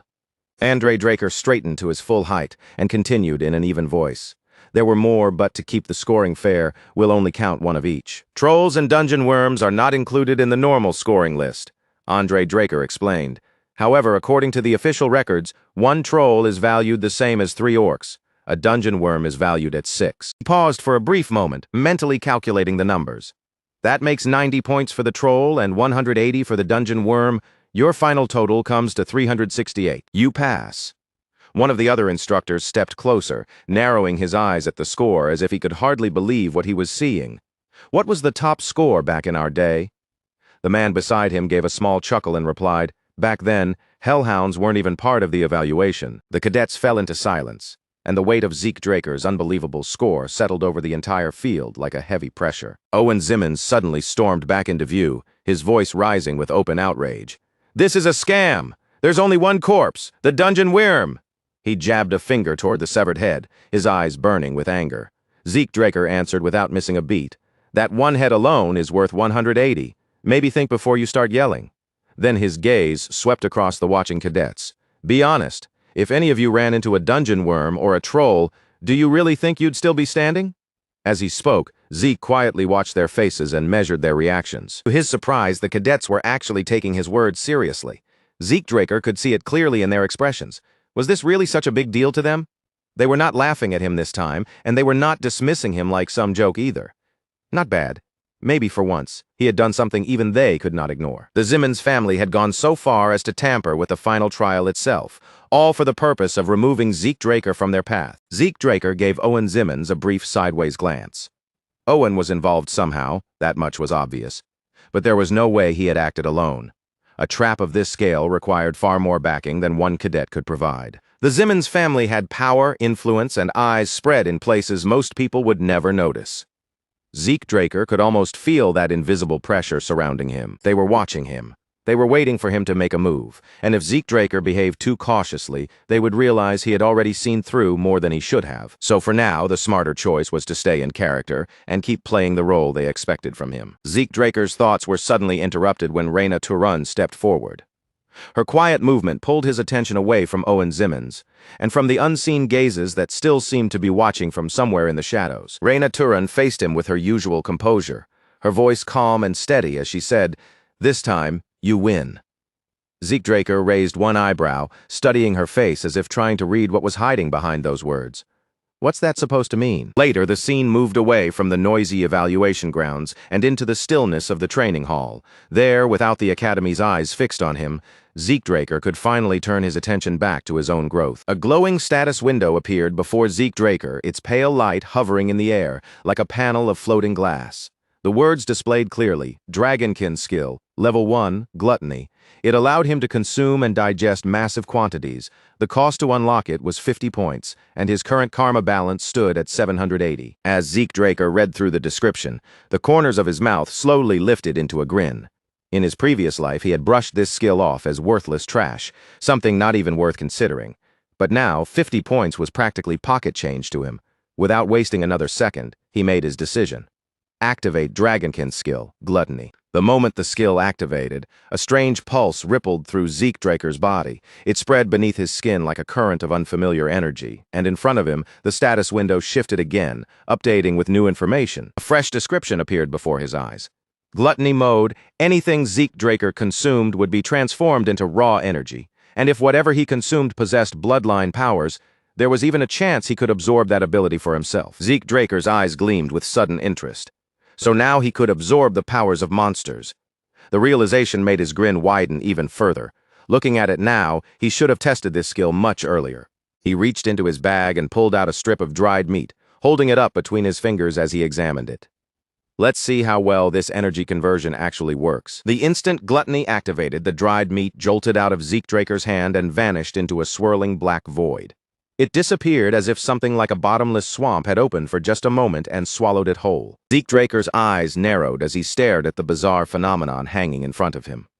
What was that? Almost immediately, a new message flashed before his eyes, informing him that his missing energy had been replenished through absorbed energy. Zeke Draker steadied himself and blinked as the pressure lingering behind his eyes slowly faded away. The dull headache that had been sitting there disappeared, replaced by a strangely refreshing clarity, almost as if he had just woken from a proper nap. No, it felt even better than that. His arms and legs were lighter. The heavy exhaustion dragging on his body had vanished. His thoughts felt sharper, and even his ether had recovered slightly. The effect was not massive, but it was definitely there. Another message appeared before him, officially confirming the activation of the Dragonkin skill. Gluttony. Zeke Draker clenched his fists as a deep wave of satisfaction spread through his body. This skill had absolutely been worth unlocking. With Gluttony, Zeke Draker could now manage the energy cost of his abilities far more efficiently. There would be no more sudden mental crashes, and no more moments where fatigue made his entire body feel like it might break apart. And if Gluttony worked together with his infinite stamina, then the possibilities became dangerous. A fierce light burned in Zeke Draker's eyes, and a grin spread across his face. He could train endlessly now. No food, no sleep, no limits. From this point forward, everything would be different. His grin grew sharper, taking on a darker and more intense edge. If he wanted to, he could push his body for 24 hours straight without stopping for even a single break. Zeke Draker turned away without another word, and began quietly channeling the energy he had gained from consumed monsters, focusing inward as that power settled deeper through his body. Decker approached him carefully, but he stopped short when he saw Zeke Draker concentrating. Sorry, but it's urgent," he said, his voice cautious. Zeke did not bother turning around. "What is it?" Decker quickly answered. "Your sword? It's ready." That finally drew Zeke Draker's attention. A sly smile tugged at his lips as he turned his head.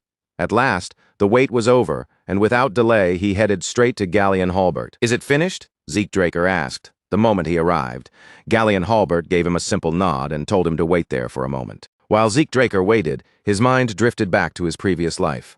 Back then, Galleon Halbert had forged a sword for him as well. That blade had carried the name Graham. Graham had been a legendary weapon, forged from mithril and pure iron, a blade worthy of the reputation it carried. But this time, Zeke Draker had handed Galleon Halbert something on an entirely different level, a dragon's fang. With a material that extraordinary, the finished sword should have been incredible. In fact, Zeke Draker expected it to be every bit as impressive as the weapon from his previous life, maybe even greater. For a brief moment, Zeke Draker wondered whether the new blade might resemble Graham once again. But when the sword was finally brought before him, he froze. His brows pulled together, and suspicion sharpened in his eyes. "What the hell is this?" he muttered under his breath. The moment Zeke Draker took the sword into his hand, one detail immediately stood out above everything else. The weapon looked plain, almost unfinished. At a glance, it seemed as if it had been taken from the forge before anyone had bothered adding the final touches. Zeke Draker turned his gaze toward Galleon Halbert, raising his eyebrows in obvious doubt. "Did you leave the blade unsharpened on purpose?" Galleon Halbert gave a calm nod, completely unfazed by Zeke Draker's reaction. "That's simply the form this sword was meant to take." Zeke Draker slid the blade back into its sheath and exhaled slowly, as if turning the answer over in his mind. "So this is the shape you believe suits me best?" Galleon Halbert answered without even a trace of hesitation.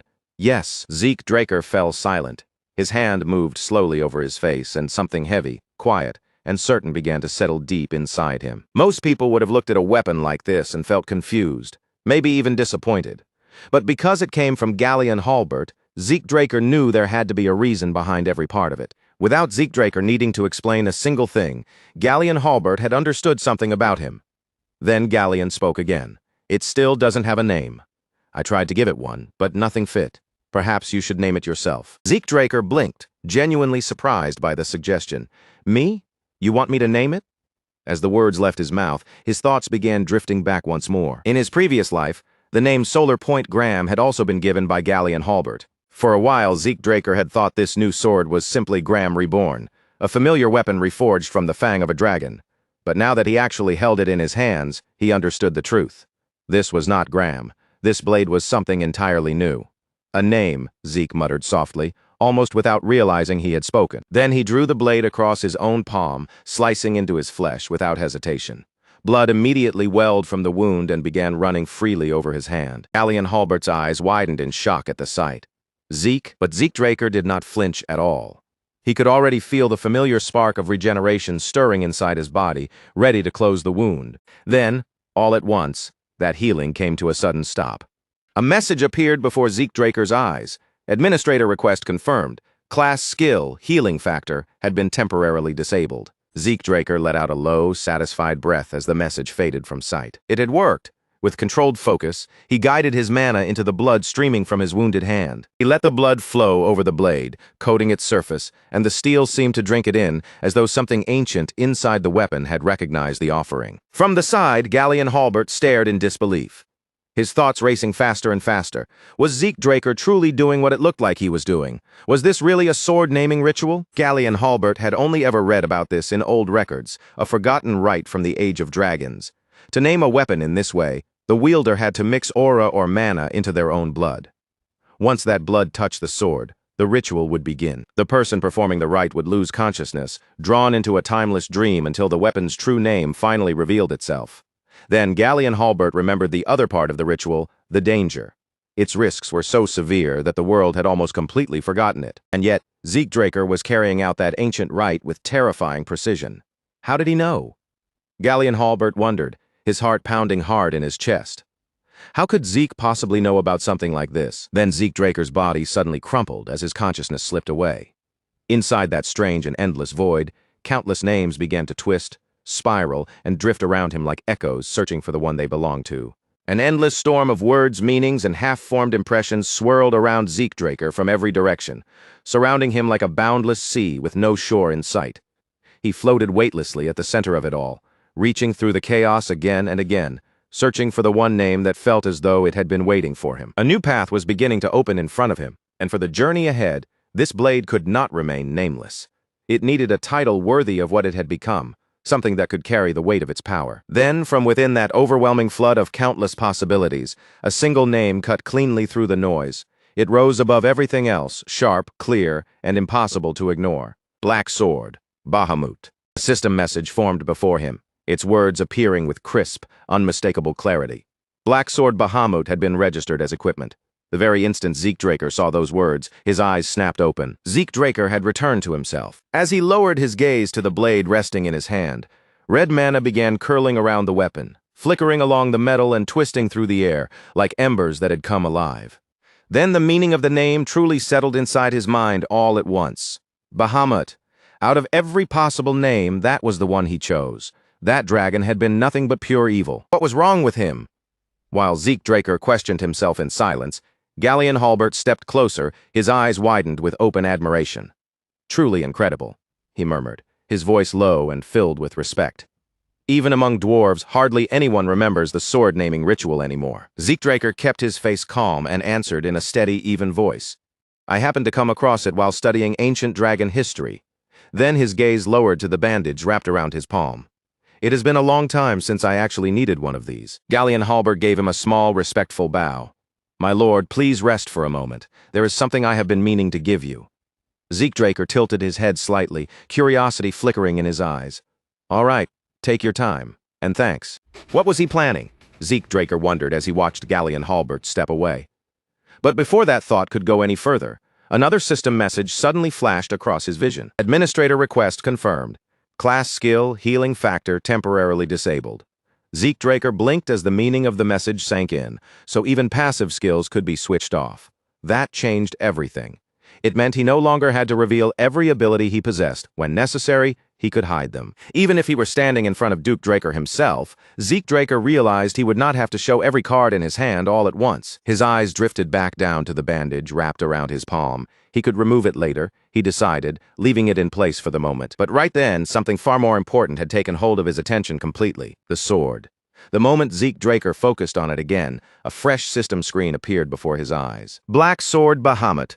Certain features were currently sealed, and they would only be released as the user became stronger. Zeke Draker stared at the message without moving, genuinely stunned by what he was reading. Sealed abilities that unlocked as he grew stronger? He had never heard of a weapon like that before. And on top of everything else, it was indestructible?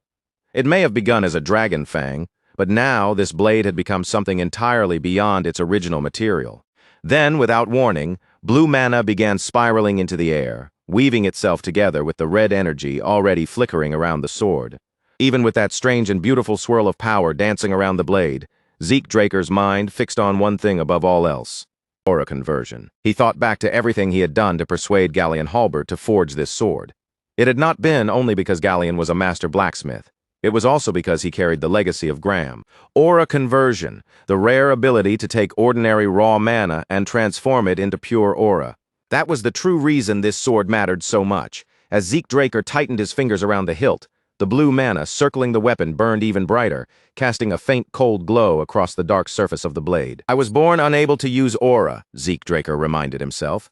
And now this was the power that could carry him all the way to the level of a Red Knight. Just then, Galleon Halbert returned, breathing a little harder as he hurried back toward Zeke Draker. "There it is," he said, clutching something tightly in his hand. "I finally found it." He lifted his head, ready to speak again, but the moment his eyes landed on Zeke Draker holding the sword, the words caught in his throat before they could fully come out. "My lord, have you been?"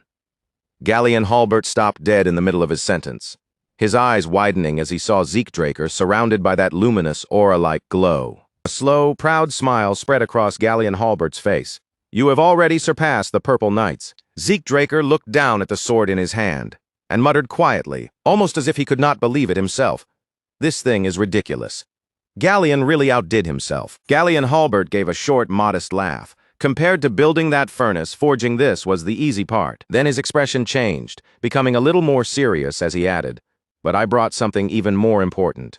Would you take a look at this?" He held out a small metallic object carefully in both hands. It was shaped like a scarab, delicate and intricate, with a polished surface that caught the light and revealed the unmistakable touch of master craftsmanship. Zeke Draker studied the object closely, his curiosity sharpening as his eyes traced over its details. "What is this?" Galleon Halbert lowered his voice and answered quietly, "My master made it." Zeke's brow lifted slightly, and a low hum escaped him as the meaning of that answer began to settle in. Even in his previous life, Zeke Draker had never once heard Galleon Halbert's name mentioned. But Gulrin Yober was different. That name struck him like a heavy drumbeat. The Golrin Yober, a legend among blacksmiths, a craftsman spoken of with more awe than even the most famous dwarves. Every creation Golrin Yober left behind was said to be incomparable. Each piece carried properties that no ordinary craftsman could ever reproduce, and some of his works were valued higher than entire territories. Zeke Draker looked back at Gallion Halbert, his voice lowering with genuine surprise. "You were Golrin's apprentice?" Gallion grinned, clearly pleased by the reaction. "I knew you could read Dwarven." Zeke Draker turned his attention back to the scarab resting before him. If this had truly been made by Golrin Yober, then there was no way it was just a simple ornament. Gallion Halbert puffed up a little, looking proud to confirm that suspicion. "Of course it is not. Turn the dial near its arms," Gallion Halbert instructed. Zeke Draker watched closely as Gallion placed his fingers on the tiny mechanism and carefully twisted it. With a smooth chain of mechanical clicks, the scarab unfolded piece by piece, expanding outward until it became a sleek, gleaming shield. "Mithril and wyvern bone," Gallion Halbert explained. "It can block almost anything. And if you turn the dial on the handle like this," he continued, demonstrating once more, the shield folded neatly back into itself and returned to its compact scarab shape. "It folds right back." Holding it out with both hands, Gallion Halbert lowered his head slightly. "It is not enough to repay your kindness, my lord, but I hope you will accept it." Zeke Draker stared at him for a moment before answering slowly. "You know you could have sold this and built yourself an entirely new furnace." Gallion's expression turned serious at once. "There is no way I could sell something my master made, not to just anyone." Zeke Draker blinked, genuinely taken aback by that answer. "You do understand this thing is worth tens of thousands of gold, right?" Gallion Halbert paused, visibly surprised by the number. "It is?" Then he let out a soft chuckle and gave a small shrug. "Then that is all the more reason I would be honored if you accepted it." Zeke Draker accepted the scarab from Gallion Halbert's hands and carefully turned it over, feeling its weight and texture against his palm. It was small compared to Blacksword Bahamut, but if it truly came from Golrin Yober, then it was anything but ordinary. Slowly, he placed the scarab on top of the blade. The instant the scarab touched the sword, a powerful surge pulsed through Zeke Draker's body. A rush of unmistakable energy flooded into him, confirming his suspicion. Just as he thought. This object was far more than it appeared to be. Zeke Draker closed his fingers firmly around the scarab, feeling the rare power hidden inside it. This was not some ordinary keepsake. It was precious. It was real. "Thank you, Gallion," he said quietly. Gallion Halbert's face brightened with a wide, heartfelt smile. "I'm just glad you like it." Back at the training hall, Zeke Draker opened the box placed in front of him and lifted out a pair of heavy, dark gauntlets. They were made from meteoric iron, a rare and powerful material so difficult to refine that most craftsmen would never even dare attempt it. As Zeke Draker looks down at the gauntlets resting in his hands, turning them slightly as if trying to read every detail in the metal, a system window abruptly flashes into existence before his eyes. The message is blunt and unmistakable. The special ability is still locked. To activate it, he needs the full meteoric iron set equipped, not just this single piece. Zeke's expression sharpens, his eyes narrowing as he reads the notice again with far more attention than before. These gauntlets clearly are not just some ordinary equipment drop. His thoughts drift back to the moment he first obtained them, when those two random containers appeared under the label of Surprise Quest rewards. Back then, he had dismissed them as nothing more than another pair of mysterious treasure boxes. Now, with the system's warning still glowing in front of him, it is painfully clear that his first assumption had missed the mark completely. The more Zeke thinks about it, the more his curiosity begins to rise. Slowly, he shifts his focus away from the gauntlets and toward the second box sitting beside him. Zeke reaches out, lifts the lid, and peers inside. The instant his gaze lands on the contents, his eyes widen just a little, caught off guard by what he finds there. For a brief moment, all he can do is stare and wonder what exactly he is looking at. Inside the box lies a map, carefully resting in place as if it had been waiting for him all along. But before Zeke can even make sense of its markings or understand why it was included among his rewards, another system message appears right in front of him. The system identifies the map and reveals that it is connected to a figure known as Grandmaster Gezer, making the item feel far more important than it first appeared. The moment that name appears, something stirs in the back of Zeke's mind. His brow tightens as he searches his memory, trying to place where he has heard it before. Could it possibly be tied to Hero King Kaiser, the legendary hero from that famous ancient tale? The story of Hero King Kaiser and the Knights of the Clock Tower, the group said to have founded the Kingdom of Kronos, is a legend known across the entire continent. Even so, most people have always treated that story as nothing more than a beautiful fantasy. It sounds too magnificent, too perfectly heroic, and far too polished to be taken as serious history. Since there has never been any solid evidence to support it, scholars never placed much trust in the tale. But standing there now with this strange map in front of him, Zeke can no longer be completely sure. What if Kaiser had not been just a legend after all? What if he had truly existed somewhere in the past? The thought barely finishes forming in Zeke's mind before another system notification flickers into view. The system announces that the examination of the map has been completed, confirming that it has finished analyzing whatever secrets were hidden within it. At the same time, the final coordinates are transferred directly onto Zeke's mini-map, marking a destination he can now clearly track. A new image opens before him, revealing the Gain Mountains, a distant region known for being remote, rugged, and dangerous, far removed from ordinary civilization. Zeke studies the image for only a moment before recognition settles in. He knows this place. Those mountains lie deep within barbarian territory, yet strangely, instead of filling Zeke with unease, that fact gives him a small but noticeable sense of confidence. If that is the location, then perhaps this journey will not be as difficult or troublesome as he first assumed. Before Zeke can dwell on it for long, more system notifications begin appearing in rapid succession, one after another. One message declares that the tutorial has ended due to the skills Zeke has accumulated, while another informs him that he has obtained a potential quest item, causing new achievement quest data to unlock. As Zeke calmly reads through each message, the meaning behind the entire process starts to become clear. This tutorial was never just a simple introduction or a harmless warm-up.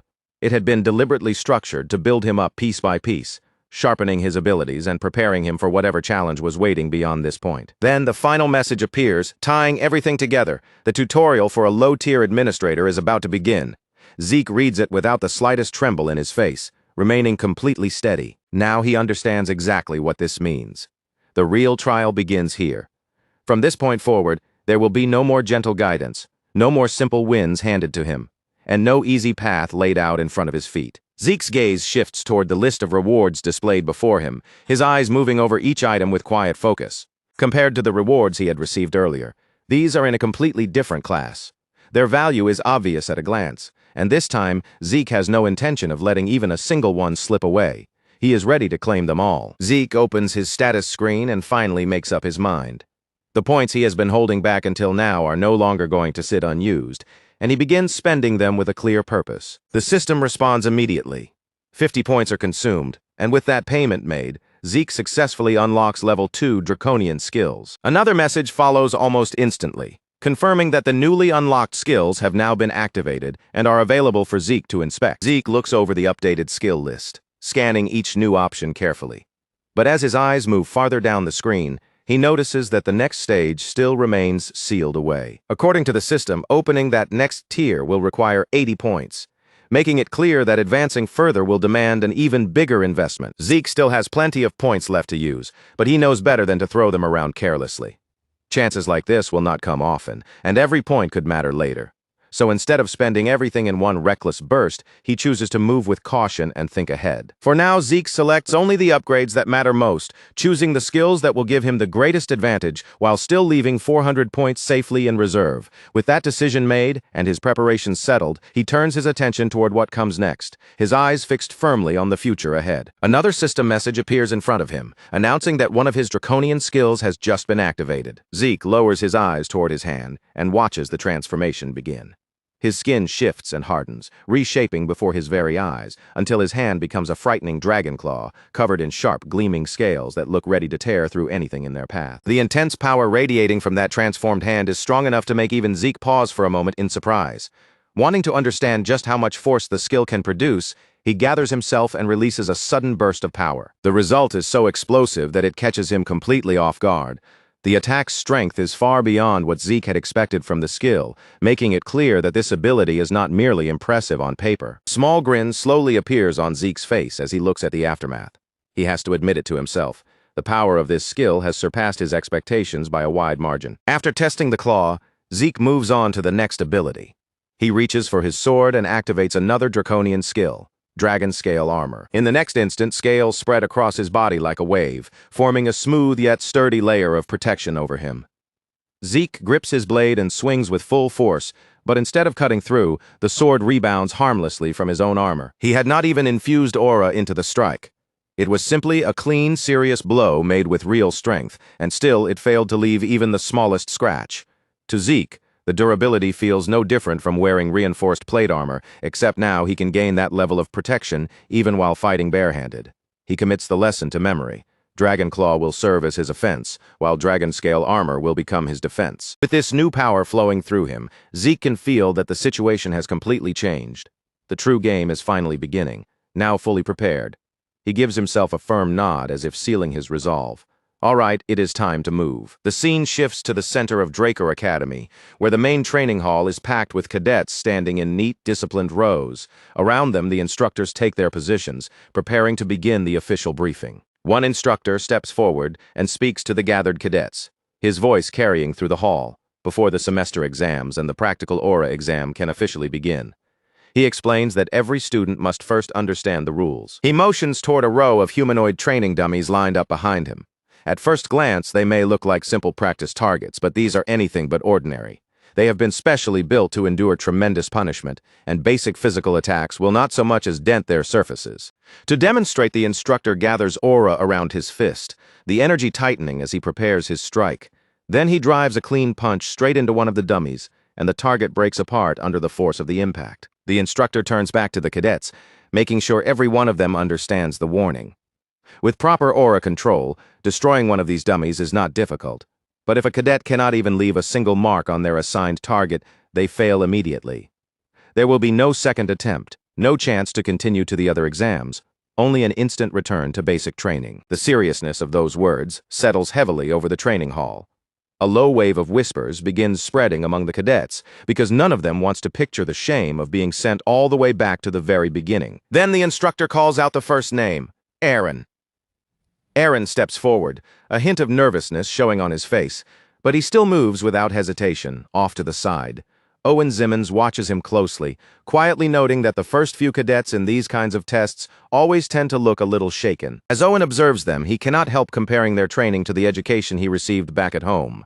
After all, the very foundation of aura instruction at Draker Academy was created by his own family, the Zimmons family. Because of that, Owen is convinced that even someone born as an awakener would still struggle to match the level of aura control he possesses. And Owen Zimmons hears his own name called. He steps forward with absolute confidence, draws his sword from his shield, and begins channeling aura through the blade with smooth, practiced control. The cadets watching from nearby immediately begin murmuring among themselves, their eyes drawn to the energy gathering around his weapon. Some of them can hardly believe what they are seeing. Is that sword resonance? One of the instructors raises an eyebrow, clearly impressed by the display. For a 13-year-old to show that level of control is rare. Another instructor nods knowingly, as if the explanation is obvious. Since Owen comes from the Zimmons family, it only makes sense. Owen does not waste a single second, with his aura already flowing through the sword. He drives the blade into the dummy and destroys it cleanly in one decisive strike. Watching cadets immediately erupt into laughter and applause, their excitement filling the hall as they react to Owen's effortless performance. A surge of pride rises inside Owen Zimmons as he turns his eyes toward Abel Draker, clearly wanting his display to be seen. The instructor brings his hands together with a crisp, echoing clap that cuts through the noise of the hall. With an approving look, he praises Owen openly, saying that the result is impressive and exactly what one would expect from someone born into the Zimmons family. Owen Zimmons allows a self-assured smirk to spread across his face, clearly enjoying the attention. Then, as if the victory already belongs to him, he walks over to Abel Draker with an easy stride and casually pats him on the shoulder. In a relaxed, almost teasing tone, Owen begins to say that at this rate, it will not be long before Abel. But Abel Draker does not let him finish. With a cold, dismissive motion, he brushes Owen's hand off his shoulder and cuts him down on the spot, telling him not to act so smug because it is rude. Owen's face stiffens at once, his jaw clenching as irritation flashes sharply in his eyes. He looks ready to snap back with something of his own, but before he can get a word out, the instructor calls the next cadet's name, forcing the exam to continue. As the test moves on and cadet after cadet steps into position, the instructors begin to pick up on something unusual in the flow of the exam. Technically, no one has failed yet, but the atmosphere is clearly off. Many of the cadets look unsettled, their shoulders tense, their movements stiff, and their timing just a little wrong. Owen Zimmons' performance has shaken them far more deeply than they want to show. Standing off to the side, Raina Turin watches everything unfold in silence. Every student in the special class may be capable of channeling aura, But from the way they move and control their power, Reina can tell that only a small handful truly rise above the others. Then Reina Tarun steps forward from the line, taking a quiet breath as she gathers herself. Her voice comes out calm and clear as she addresses the instructor, saying that she has a request. The instructor turns his gaze toward her, his expression sharpening slightly as the hall grows a little more attentive. He asks her what it is. Reina Tarun holds his gaze without flinching and states her request plainly. She wants to be evaluated according to the dragon-slaying arts standard. The instructor raises an eyebrow, clearly aware of how serious that request is. He reminds her that the grading system is intended for higher-ranking cadets and that it is far more demanding than the usual standard. Reina answers without the slightest hesitation, her voice steady as she says she understands. Hearing this from the side, Owen Zimmons frowns, thinking that ever since Reina Tarun became a pure-blood awakener, she has certainly grown bold, perhaps even a little too bold. Owen Zimmons knows better than most how difficult it is just to keep aura stable inside a blade. But the dragon-slaying arts are far beyond ordinary aura handling. Every attack requires complete precision with the aura flow controlled down to the smallest adjustment. The moment that balance slips, even slightly, the technique falls apart. Inwardly, Owen Zimmons scoffs at her confidence as far as he is concerned. Reina will be fortunate if she can land even a few proper strikes before her aura runs dry. To him, she is reaching too high, trying desperately to stand on the same stage as him, and all she is doing is preparing herself for a humiliating failure. The instructor, knowing exactly how unforgiving the dragon-slaying arts standard can be, studies Reina Tarun once more and asks if she is truly certain. He makes it clear that failing under those conditions will not be treated lightly. Reina does not pause for even a heartbeat before confirming that she is certain. After a moment, the instructor gives a slow nod and accepts her request. Reina Tarun lowers her head in a brief, composed bow, thanking him with quiet respect before turning toward the testing area. She walks into position, plants herself firmly before the dummy, and wraps her fingers tightly around the hilt of her sword. Then, with controlled breathing, she begins drawing aura into the blade. The very instant Reina Tarun moves her sword, the mood inside the training hall changes, as if every pair of eyes in the room can feel something powerful about to happen. Her strike lands against the dummy, and a destructive wave surges forward from the impact, tearing through the target with frightening force. It is not just a rough burst of power.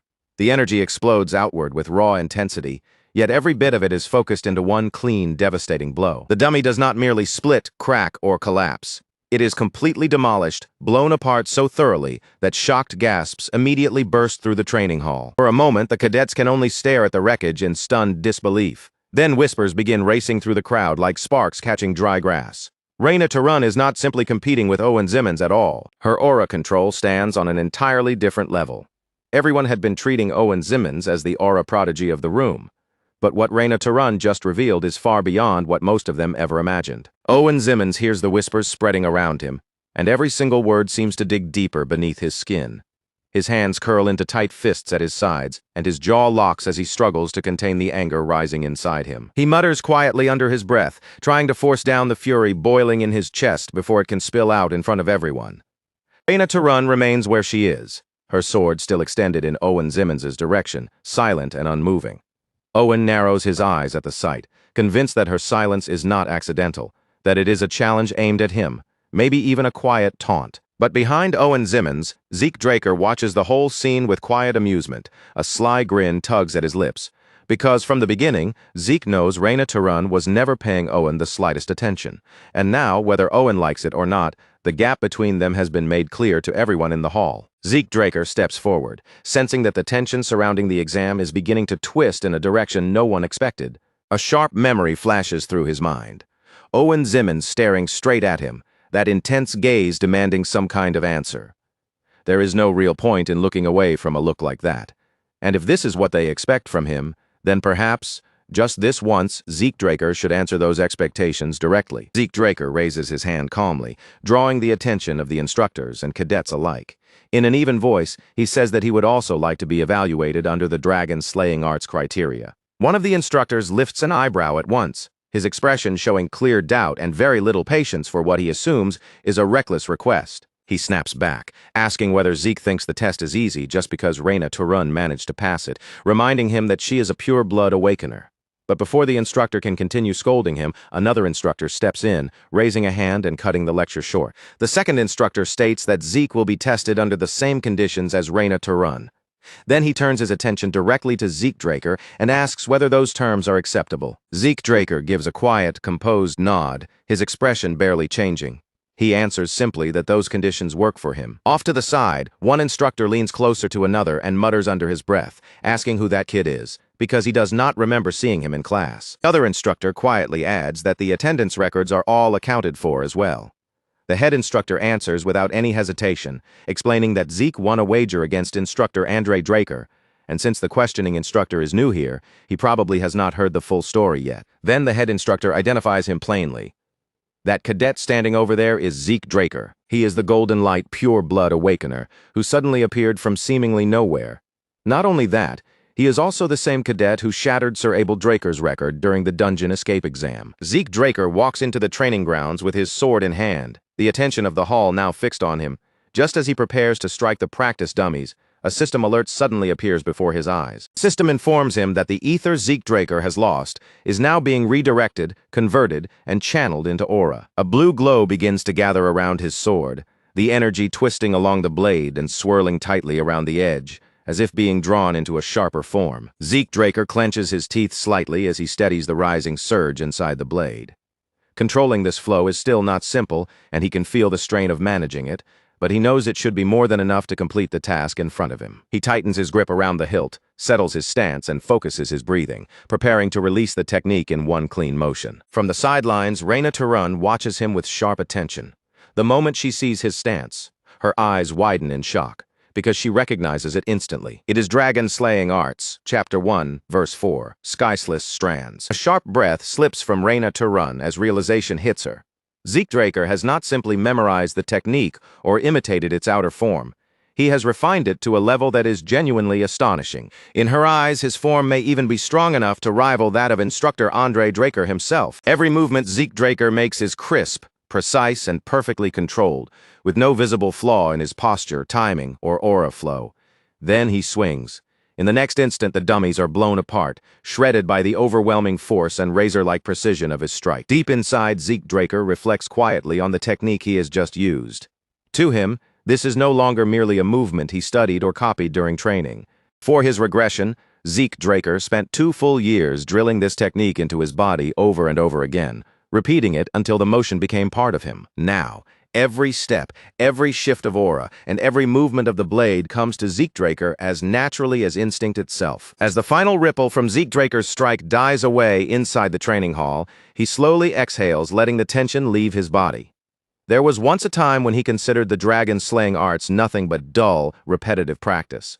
But now that he is rebuilding his foundation from the very beginning, those same techniques no longer feel quite so boring. And if nothing else, that little demonstration should have been enough to unsettle Reyna Turun, even if only for a moment. The instructors begin exchanging low murmurs among themselves, their eyes still locked on the destroyed targets scattered across the floor. One of them notes how smoothly Zeke Draker wrapped aura around his sword, while another quietly points out the sheer destructive force compressed into that single strike. Those quiet comments quickly begin to spread between the instructors, and before long, a few of them start wondering in disbelief whether Zeke Draker might already be approaching the level of a purple knight. Zeke Draker lowers his eyes toward the shattered remains lying across the ground in front of him, taking in the damage his own attack left behind. Yeah, there is no denying it now. He definitely overdid that one. It looks like a portion of his aura slipped out without him realizing it, turning what was supposed to be a controlled demonstration into something far flashier than he intended. Zeke Draker mutters quietly under his breath, almost as if scolding himself, saying that he only meant to match Reyna Turun's display, not draw this much attention to himself. Nearby, one of the instructors continues staring at the ruined dummies, his mouth hanging slightly open, as he struggles to accept what he has just seen. In a stunned murmur, he says that a first-year cadet has already reached the level of a purple knight. At the edge of the training field, Owen Zimmons stands completely silent, watching the scene with his fists clenched so tightly that tension gathers across his knuckles. Reyna Turun remains nearby without saying a word, but the faint curve forming at the corner of her lips gives her expression a dark and unreadable edge. The scene shifts to the headmaster's office, where the atmosphere is far calmer. The headmaster calmly offers Zeke Draker a cup of tea, then brings up his unexpectedly outstanding results from the semester exam. Zeke Draker answers with modest restraint, saying that he only got lucky. The headmaster lets out a soft chuckle, his tone gentle but clearly unconvinced. and points out that becoming a purple knight at 13 years old is not something luck can explain. For a moment, Zeke Draker finds himself with no proper answer to that. But before he can search for the right words, the headmaster continues, giving him no real chance to deflect. The headmaster watches Zeke closely and asks how he would feel about taking the grade advancement exam. Zeke blinks, clearly caught off guard by how suddenly the proposal is placed in front of him. Zeke Draker repeats the words in his mind, wondering if the headmaster is talking about skipping a grade.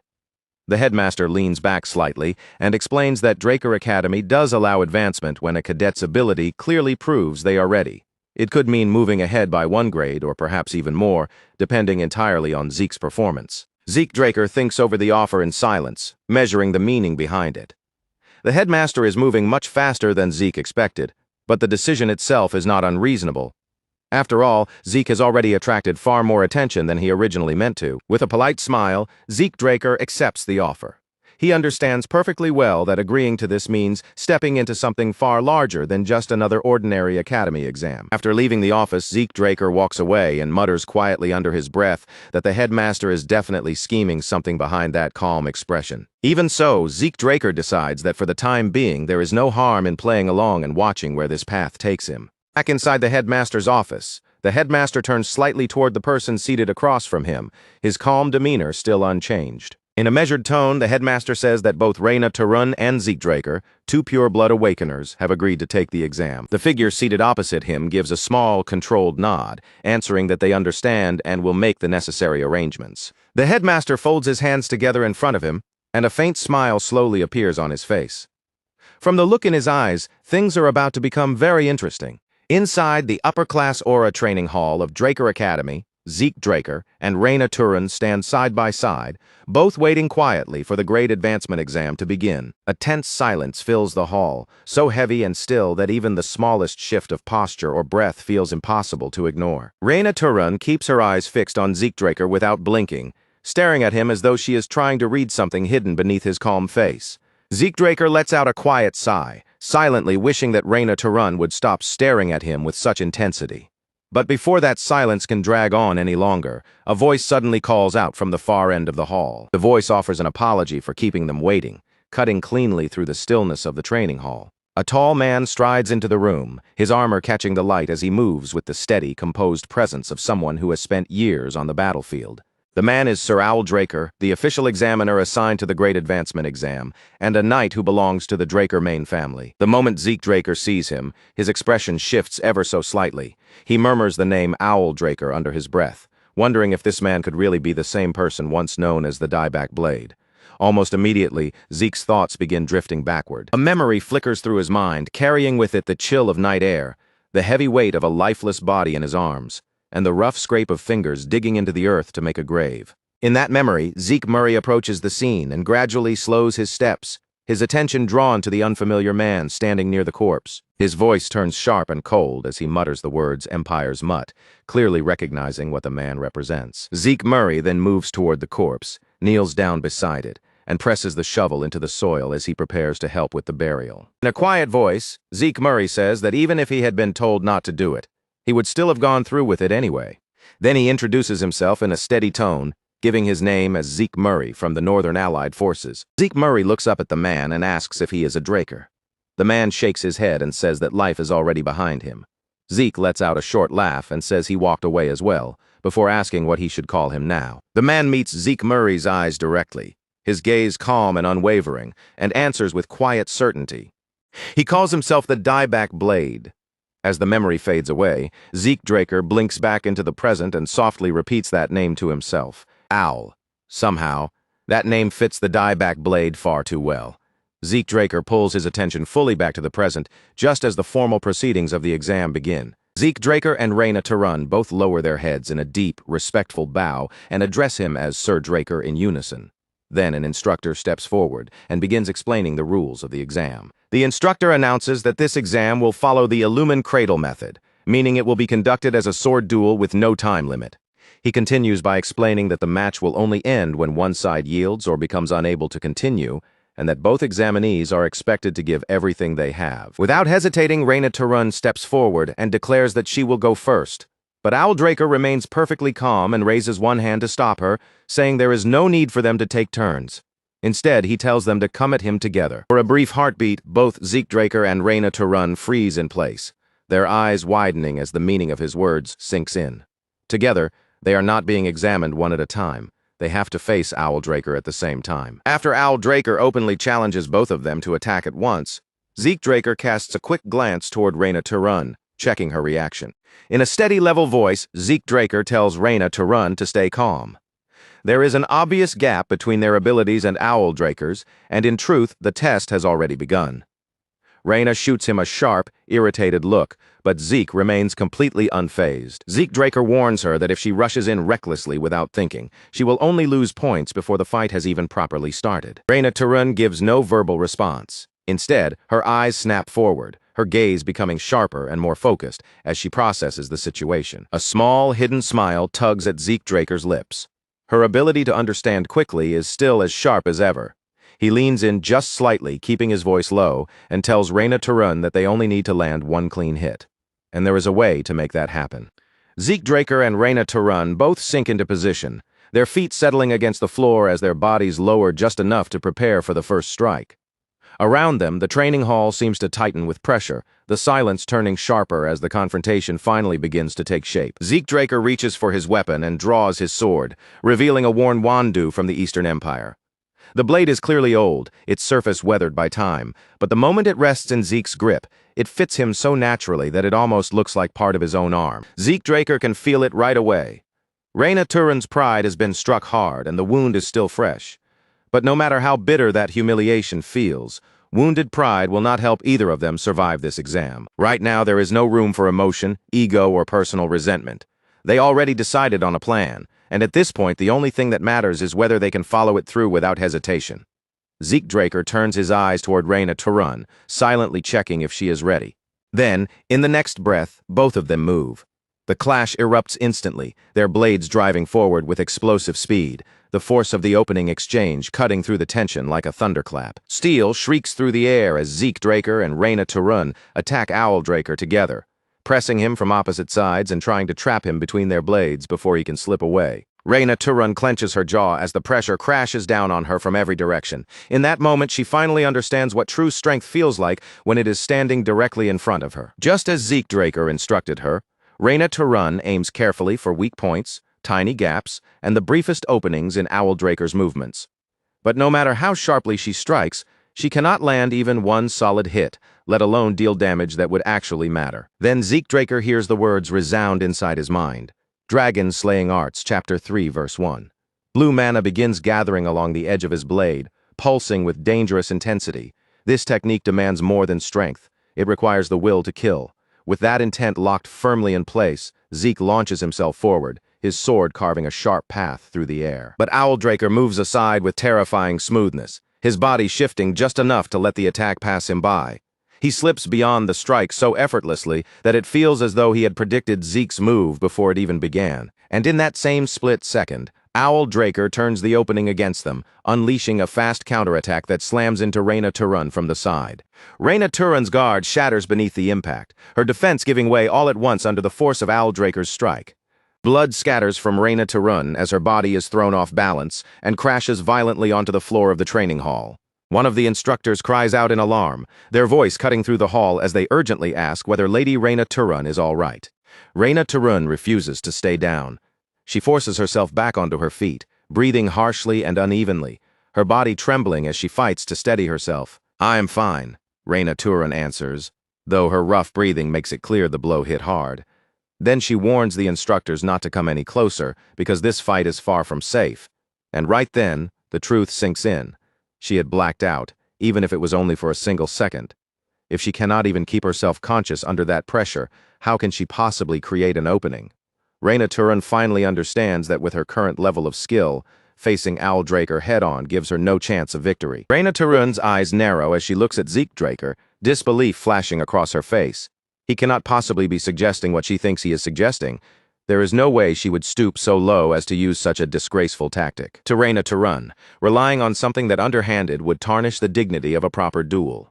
The very idea clashes with everything she believes a fair fight should be, and she is not willing to accept it so easily. Zeke Draker only gives a casual shrug, completely unmoved by the disgust in her expression. Honor does not feed you, he says bluntly, his voice flat and practical. This is not some noble showdown. It is an exam, and it is meant to test whether we can kill. As he says it, Zeke Draker places a hand firmly on Reyna Turun's shoulder, as though that simple touch is enough to end the argument. Reyna Turun lets out a sharp breath, frustration tightening across her face. Still, she cannot deny the truth of the situation. She was the one who asked Zeke Draker for help in the first place. Even then, Reyna Turun cannot stop herself from challenging him. Does Zeke Draker really believe that strategy alone can take down someone on Owl Draker's level? But Zeke's confidence does not shake for even a moment. We are not overpowering him, he tells her. We are just opening a crack. One clean chance. That is all we need. Zeke Draker leans in a little, keeping his tone steady and controlled, then reminds Reyna Turun of the match they fought back at the cradle. Why did you miss the rope? Zeke Draker asks. Reyna Turun's expression twists into a scowl as that memory rises back to the surface. I did not expect you to use something like that. Reyna Turun admits, still clearly irritated by the memory. Zeke Draker gives a small nod, as if she has just proven his entire point. Exactly. And Owl Draker will not expect it either, Zeke Draker says, letting the meaning of those words settle between them. Lifting his blade up onto his shoulder, Zeke Draker points toward Reyna Turun with a knowing glint in his eyes. Wait for my signal, he tells her. It will work. We only need one opening. Then, before Reyna Turun can give him any kind of answer, Zeke Draker kicks off the floor and charges forward. The edge of his sword flares to life as the dragon-slaying arts awaken once more, raw energy racing along the blade like a line of wildfire. Owl Draker's eyes narrow by a fraction as he watches the movement. He recognizes the form immediately. That technique belongs to Sir Duke Draker. With calm, practiced ease, Owl Draker shifts his body and steps aside, avoiding the incoming attack without a wasted motion. Zeke Draker grins as he presses in closer, his blade still driving forward. No more holding back, right? He says, almost daring him. Their swords crash together, and the moment steel meets steel, a brilliant burst of light explodes between them. Owl Draker flinches, thrown off for barely half a second, as a strange glint flashes within the mana. His eyes widen in recognition. Mana inheritance. The raw radiance of a pure-blood awakener floods the area, spreading outward into a blinding flare that swallows everything in sight. Cheap tricks, Owl Draker mutters under his breath. Blinding me will not be enough. But even as he says the words, a faint thread of doubt begins to slip into his mind. How is Zeke Draker still moving so accurately inside this churning darkness, as though he can see every detail perfectly? The shadows roll across the training hall until they swallow it completely, erasing the walls, the floor, and every clear line of sight. And yet Zeke Draker moves through that darkness with unnatural ease, gliding forward as if the light had never vanished at all. Concealed within the pitch-black veil, Zeke Draker lets a small smirk appear on his face, hidden from the others by the darkness surrounding him. Perfect timing to test it, he thinks to himself. The new draconian skill, and because this is only an exam, there is no reason for him to spill anything unnecessary. The air gives a single heavy pulse. Dragon Claw. Yellow mana bursts from Zeke Draker's blade, ripping through the darkness in jagged arcs. The strike tears across the shadowy veil and splits it apart as if claw marks have been carved through the air itself. Owl Draker's body tenses as he feels the force behind the attack. A strike carrying that much power should never belong to a first-year cadet. But Zeke Draker is no longer moving like an ordinary first year. In the middle of the exchange, he turns his gaze briefly toward Reyna Turun. Reyna Turun is still caught inside the darkness, struggling to find her bearings as the blackness closes in around her. Unlike Zeke Draker, she cannot move cleanly through that suffocating dark field. It makes her wonder whether all of that power Zeke released was meant for one purpose only, to block Owl Draker's sight. It is the kind of tactic that usually only succeeds against opponents far weaker than the one standing before them now. But before that thought can settle, Zeke Draker attacks again. Owl Draker dodges by the narrowest margin, slipping just out of reach. Yet something about Zeke Draker's movement does not feel right. Zeke Draker's rhythm has not collapsed at all. His attacks continue to flow smoothly, each strike deliberate, fluid, and razor-sharp, chaining into the next with a level of control that is almost frightening. Then, in the very next heartbeat, Zeke Draker vanishes from sight completely, his figure melting away so suddenly that it looks as if the darkness has opened its jaws and swallowed him whole. Dieback spins around on pure instinct, his gaze snapping sharply from one side of the training hall to the other. But no matter how fast he searches the shadows, there is no solid target waiting for him. The only thing left behind is a faint, almost ghost-like silhouette. slipping through the moonlit air like a thin mist drifting just beyond reach. Around that fading presence, the space begins to ripple with mana. Pale, glowing traces curl through the darkness, twisting and winding like delicate threads of light caught in the air. Then strange echoes begin to spread across the hall, bouncing from one wall to another until the sound loses all direction and no one can tell where it truly started. Movement seems to stir from everywhere at once. Zeke Draker's presence fractures, blends, and dissolves into the illusion so completely that every trace feels suspicious, and no single sign can be trusted. Dieback grits his teeth, irritation cutting across his face.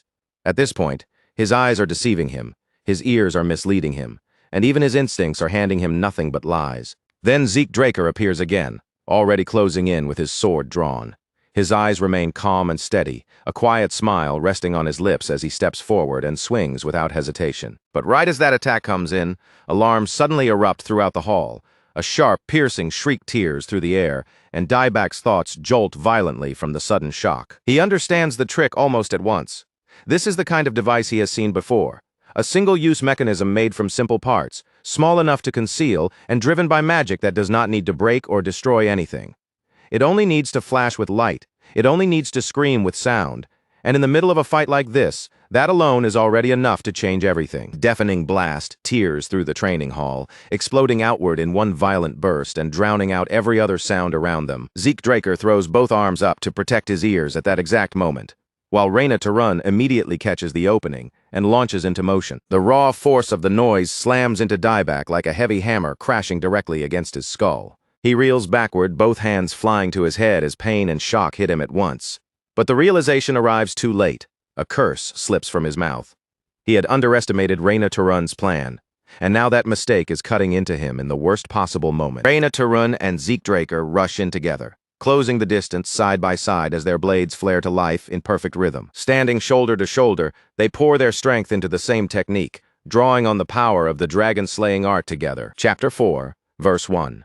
Full Moon Slash. Two dazzling arcs rip through the air at the same time, so sharp and radiant that they steal the breath for one beautiful instant before turning deadly in the next. But at the very last possible second, Dieback's instincts flare to life. He clenches his teeth, forces his body to obey, and twists away just in time. The attack slices past him, cutting through empty space and missing its intended mark. After that brutal exchange, both Zeke Draker and Reina Tarun finally give out. Their wounded bodies can no longer hold them upright, and they collapse onto the floor under the weight of everything they have endured.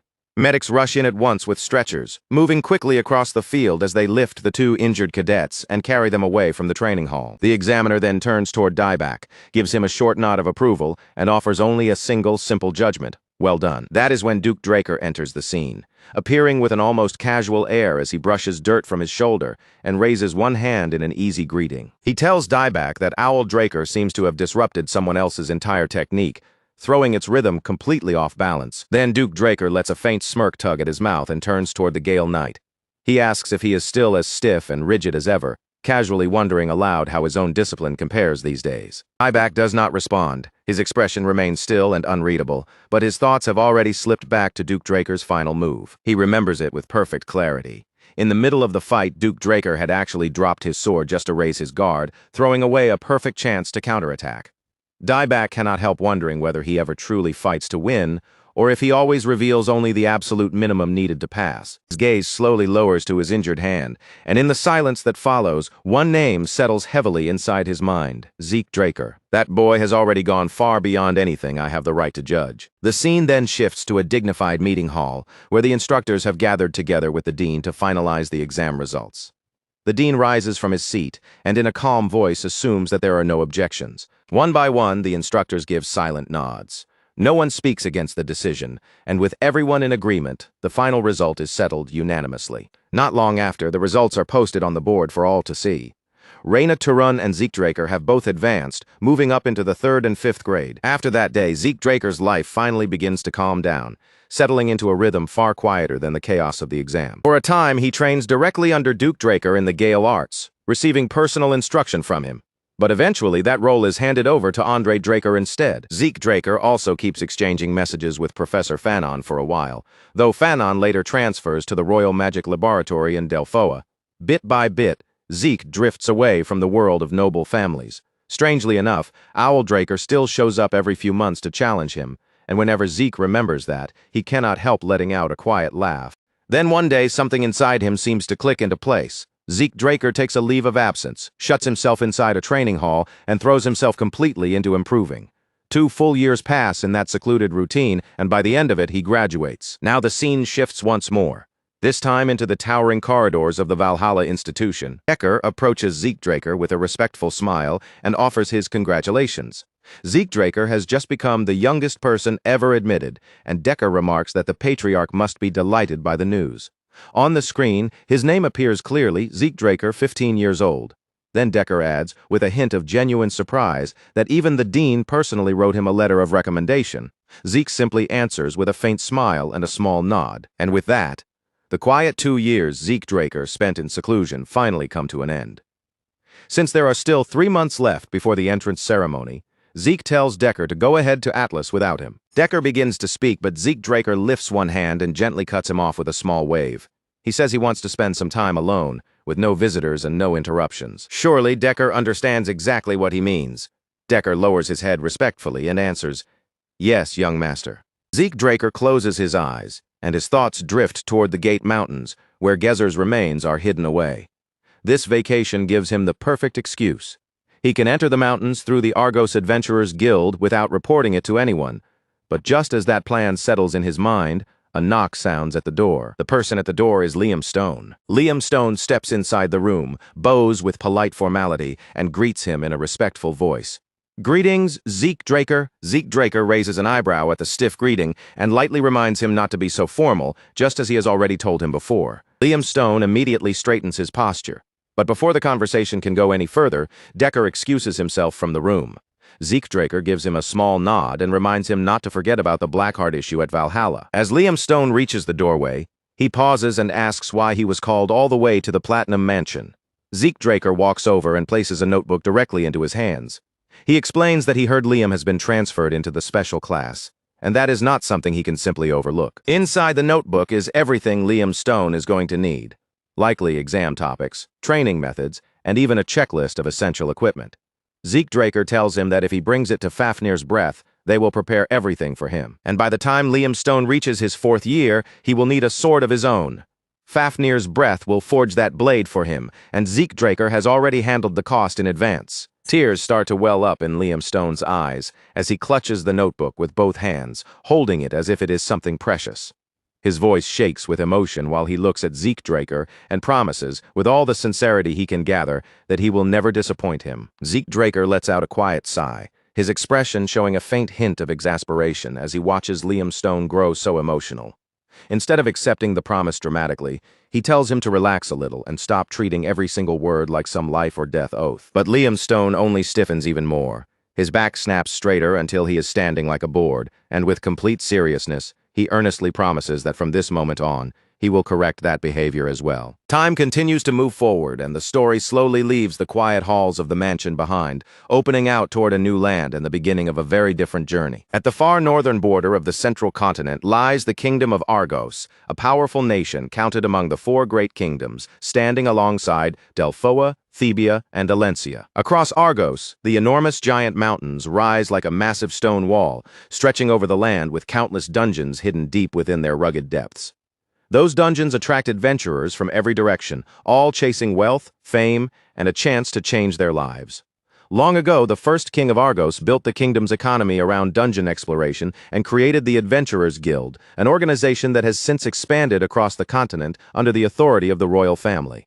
Inside one of those crowded guild halls, the noise of adventurers fills the air until a clerk's voice suddenly rings out clearly over the commotion, calling for number 546. When that number is called, Zeke Draker steps forward with calm, unhurried movements, blending into the line of applicants as if he is nothing more than another ordinary newcomer. The clerk hands him a registration certificate and congratulates him under the name Zeke Murray, officially welcoming him into the guild before asking him to provide the rest of his documents. Zeke Draker takes the certificate without showing much reaction, offering a quiet word of thanks while keeping his expression composed and difficult to read. For him, using a false name is not just convenient. It is the safest choice he can make in this situation, If he were to walk around openly under the Draker name, he would be practically announcing his identity to every enemy, spy, and greedy opportunist lurking anywhere in the region. Once the registration is finished, he boards a caravan headed for the mountains, slipping into a loud crowd of adventurers and passing himself off as just another traveler hoping to earn rewards from the dungeons. All around him, the caravan is packed with restless noise, rough laughter, endless chatter, and adventurers raising their voices as they brag over one another. One of the adventurers leans closer with a grin, nudging Zeke Draker as he studies that calm, unreadable face. Then he asks, in a familiar tone, whether this is Zeke's first time entering a dungeon. Another adventurer quickly joins the conversation, acting overly friendly as he offers to let Zeke Draker travel with their party, claiming their group is made up of decent, trustworthy people. He goes on to say that the dungeons have been especially brutal lately, warning that one careless step could turn a rookie into monster food. Zeke Draker only lets a silent smirk tug at the corner of his mouth. Trash like this exists everywhere, and anyone familiar with dungeons knows the first party to enter gets half the loot. And when rookies are involved, some are thrown forward as bait, while others simply vanish, sold into the slave trade before anyone even has the chance to ask what happened. Zeke Draker remains quiet for a moment, his eyes narrowing slightly as the men continue running their mouths. Then his voice cuts cleanly through the noise, cold enough to kill the mood in an instant. "Shut up." The man sitting beside him flinches at the sudden chill in Zeke Draker's tone, his grin faltering as he nervously asks whether he said something wrong. Zeke Draker does not bother giving him an answer. Instead, he turns his attention away and fixes his gaze toward the front of the caravan. He calls out to the driver, warning him that monsters are approaching from 500 meters behind them, off to the left side. But the driver only laughs it off, insisting that the road ahead is perfectly clear. Another adventurer speaks up with easy confidence, saying these roads are protected by kingdom patrols, so there should not be any beasts anywhere nearby. Then he accuses Zeke Draker of being far too jumpy. Zeke Draker simply lifts one hand and points toward the trees lining the side of the road, his voice calm as he asks them to explain what is coming through there. A massive ogre bursts through the underbrush with terrifying force, tearing into view from the trees, and in an instant the entire caravan is thrown into chaos. Screams ripple from one wagon to the next as panic erupts, and the adventurers finally realize the danger has already reached them. Blood splashes across the dirt road while people scatter in every direction. Some desperately try to run, while others fumble for their weapons and attempt to fight back. But before they can regain control of the situation, they are struck down one after another. Zeke Draker slips behind a tree and remains completely untouched, watching the slaughter unfold with sharp, steady eyes. An ogre showing up this deep inside a secured zone makes no sense at all. Something is clearly wrong, and the defense perimeter must have failed. But Argos soldiers are not careless amateurs. They are elite troops, and a breach like this should not happen so easily. Judging by the level of the adventurers gathered here, no ordinary monster should have been able to push this far into protected territory. Then, through the screams, blood, and chaos, Zeke Draker notices what is really going on. This is not a simple monster attack. A human hand is controlling the situation from somewhere behind the scenes. The realization settles into his mind all at once, sharp and clear, fitting the pieces together with disturbing ease. If this carnage is not truly the work of a monster, then there is only one answer left. A person must be behind it. Someone has deliberately gone through the bodies afterward, damaging them just enough to make the scene look like a wild beast tore through the caravan. But the more carefully Zeke Draker studies the wounds, the more obvious the deception becomes. The cuts are far too clean, too accurate, and too controlled to have been made by any creature's claws or teeth. He crouches beside one of the corpses and murmurs under his breath. There are no signs of a real struggle, and every victim was killed in a single strike. That combination of precision and power points to only one conclusion: the killer has to be at least a purple knight. Zeke Draker slowly rises back to his feet, his voice low as he decides that he cannot afford to remain here any longer. If someone finds him standing alone on this blood-soaked road, the entire situation could be misunderstood.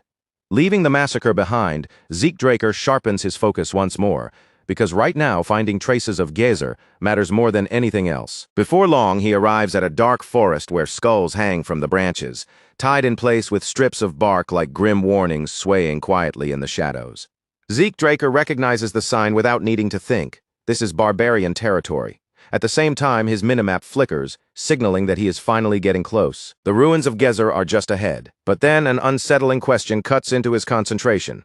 Why are the Rome Empire's hunting dogs here? They are elite knight trainees who serve directly under the Empire's command, raised and trained for one purpose, to track targets relentlessly and kill them without hesitation. At this point in history, the world still has no idea they exist, but before much longer they will become one of the Rome Empire's core forces in the continental war that is steadily drawing closer. Zeke Draker's eyes narrow as he pieces together the signs he has been following. The trail, the spacing, the movement patterns, he has been tracking them for some time now, and it is definitely them. Their methods are far too distinct to mistake. Now Duke Draker's confidence makes far more sense. The Rome Empire's fanatical obsession with immortality has already pushed them into every hidden corner of the continent. Even before his regression, Zeke Draker remembers how obsessively they hunted for rare artifacts and secret relics. Conquering the continent was never the Rome Empire's only ambition. Beneath that grand goal, they were searching for something much stranger and far more dangerous: eternal life. And now Zeke Draker cannot stop himself from wondering whether they have already found Gizer's ruins. He needs to confirm the truth with his own eyes. In the next instant, Zeke Draker disappears from the place where he had been standing. The hunting dogs and the guards jerk in shock, startled by the sudden disappearance as Zeke Draker's presence vanishes without warning. One of the guards reacts first, his body snapping into action as his hand shoots toward the pistol at his side. But before his fingers can even wrap around the grip, Zeke Draker is already there, appearing directly in front of him like a shadow that crossed the distance in an instant. A thin flash of steel slices through the air, so quick and clean that there is barely any sound at all. With one controlled strike, Zeke Draker cuts through the man's hand before he ever gets the chance to pull the trigger. Pistol slips free from the guard's ruined grasp and tumbles down to the ground, landing with a sharp metallic clink that cuts through the tense silence. Zeke Draker does not so much as flinch as a golden flare suddenly rockets upward, streaking into the sky before bursting open like an emergency signal. His eyes lift to follow it for just a brief second, and that is enough for him to understand that whoever fired it is probably the leader. Even so, as his gaze moves across the area, something about the scene feels wrong. There are only 3 operatives in sight, and that number does not add up at all. Zeke Draker turns his attention to the man twisting in pain on the ground and asks in a calm and measured voice whether they are the perimeter team. There should be 12 of them out here, which means the situation has already gone off course. He demands their names and asks who sent them, but the men answer him with nothing but stubborn silence. Then, out of nowhere, one of the men throws himself forward in a desperate charge, lunging at Zeke Draker as if one reckless attack could somehow turn everything around. Zeke Draker only shifts his body to the side with effortless composure, letting the strike pass by harmlessly as though it had never been a real threat. His voice sinks lower, carrying a cold edge that makes the remaining men stiffen where they stand. Even now, they still do not seem to grasp what kind of situation they are trapped in. Because from this point on, Zeke Draker is the one asking the questions. He turns his unreadable gaze toward the last 2 men still on their feet, calmly weighing them both. There are 2 mouths left in front of him, but only one needs to stay alive long enough to speak, so he asks which one of them will answer first, and both men freeze, hesitation written all over them. Just then, a faint light flickers across Zeke Draker's screen. He has already forced his way into their live feed, and the image on display shows a cramped, improvised base packed with equipment, stacked supplies, and armed personnel moving through the cluttered space. This is their operations center. The wounded knights, the wreckage, scattered around the area. The hidden base tucked away from sight. Piece by piece, everything starts fitting together. If these people have truly discovered the ruins of Gizer, then Zeke Draker will confirm it soon enough. And if even one of them dares to make a move against McCain, Zeke Draker will make sure they are buried right where they stand. Far past the edge of barbarian territory, 2 guards stand posted in front of a sealed basement entrance, surrounded by air that feels heavy, stagnant, and unnaturally still. One guard scoffs quietly, muttering that there is no real point in protecting a place this cursed. The other gives a dull agreement, sounding just as uninterested. But before either of them can truly let their guard down, a sharp sound cuts through the air, and the first guard collapses without even getting a chance to cry out. A single heartbeat passes, and then the silence is broken again. The second guard drops to the floor as well, farther inside the base. Another man calls out in confusion, asking where the others have disappeared to. He stops for a moment, listening into the quiet, wondering if that strange noise from just now was something he actually heard. Another voice answers that it was nothing, but before he can finish speaking, Zeke Draker steps out from the darkness in front of them. In the dim light, steel flashes. One man is cut down instantly. Another tries to shout for help, but Zeke Draker's blade reaches him before the warning can escape, slicing the sound off in the middle of his breath. For a brief moment, the sight drags an old memory back to the surface. Another raid, another night choked with the same suffocating tension and that same ruthless precision behind every movement. It feels almost exactly like the operation against the Pabella cartel. That was the assault that brought a 5-year war to an end in a single night. The rhythm of the killing feels the same now, and even the thick scent of blood hanging in the air is painfully familiar. Then a new figure steps into view, the boss of this hidden base. He studies Zeke Draker's movements carefully, his eyes narrowing as he tries to recognize the technique being used. He mutters that the knife work looks southern, then starts throwing out names like McCain and Pabella, as if he is trying to place which faction Zeke Draker belongs to.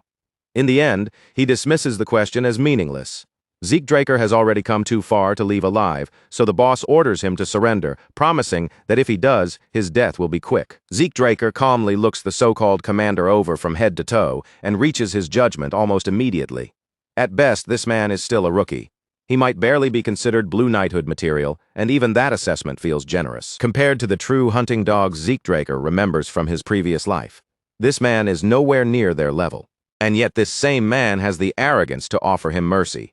If these people truly cared about the comrades who had just fallen, they would already be rushing at him in a blind rage. But they are not. That single detail tells Zeke Draker everything he needs to know. These are not locals fighting to protect their homeland. They are agents from the central continent, and he accepts that fact without the slightest flicker of emotion. Another enemy charges in, driven by desperation and fear, throwing himself forward in the hope that he can land even one hit before the entire situation falls apart. Zeke Draker slips through the darkness like drifting smoke. With one fluid turn of his wrist, the first man falls, then another drops, and then another after him, each one brought down by a single clean movement. When he finally comes to a stop, Zeke Draker looks over the bodies with quiet disbelief. Is this truly all they are capable of? Have the hunting dogs declined this much, or has he simply climbed so far beyond them that they no longer feel like threats? Either way, the answer does not matter anymore. A notification flashes across his interface, confirming the kills and alerting him that mana reflection has been activated. Then, in a single instant, everything is swallowed by darkness. The entire base loses power. One by one, the lights flicker out. Panic begins rippling through the room, and the commander's body goes rigid as his thoughts are suddenly cut off. He struggles to make sense of what just happened. Could this be some kind of interference caused by a dragon slayer? But Zeke Draker did not come in carrying any obvious weapon of power.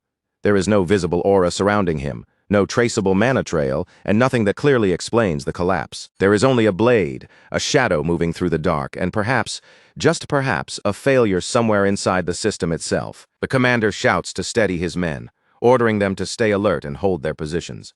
The power should come back soon, he tells them, so no one is to break formation. Then, in the darkness, something starts to glow, a faint, pulsing light rising from the fallen bodies scattered across the floor. The commander can only stare at it, frozen in place and unable to look away. So the rumors are true.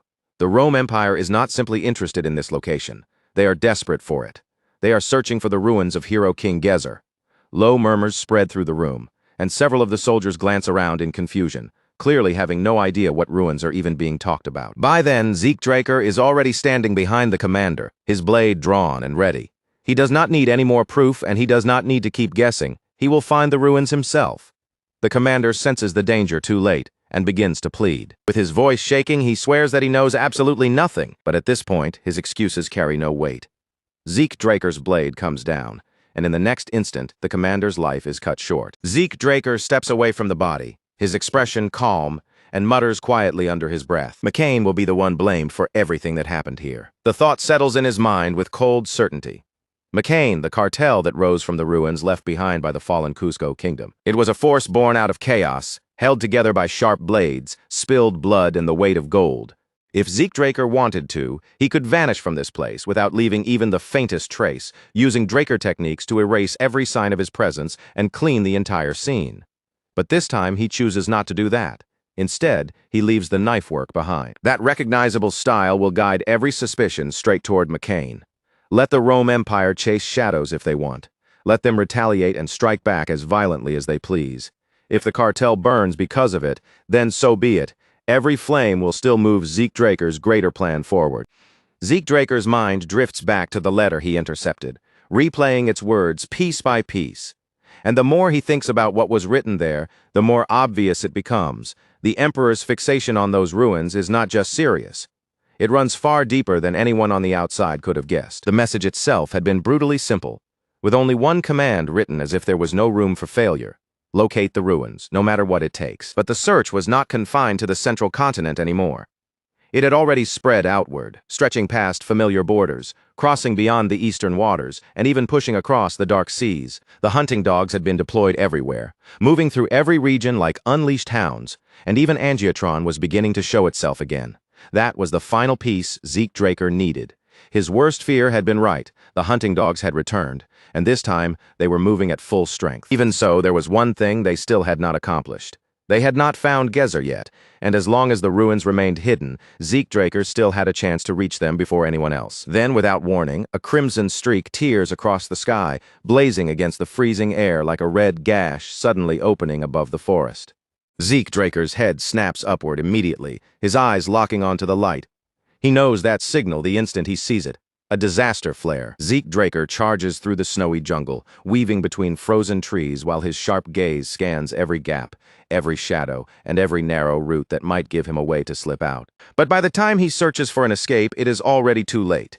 His pursuers are moving in from every side, and in that moment, the true meaning behind the flare crashes into his mind. This is the 5-part red flare signal, the absolute snare. It is a ruthless hunting formation built around a central flare, drawing soldiers and hounds in from every direction.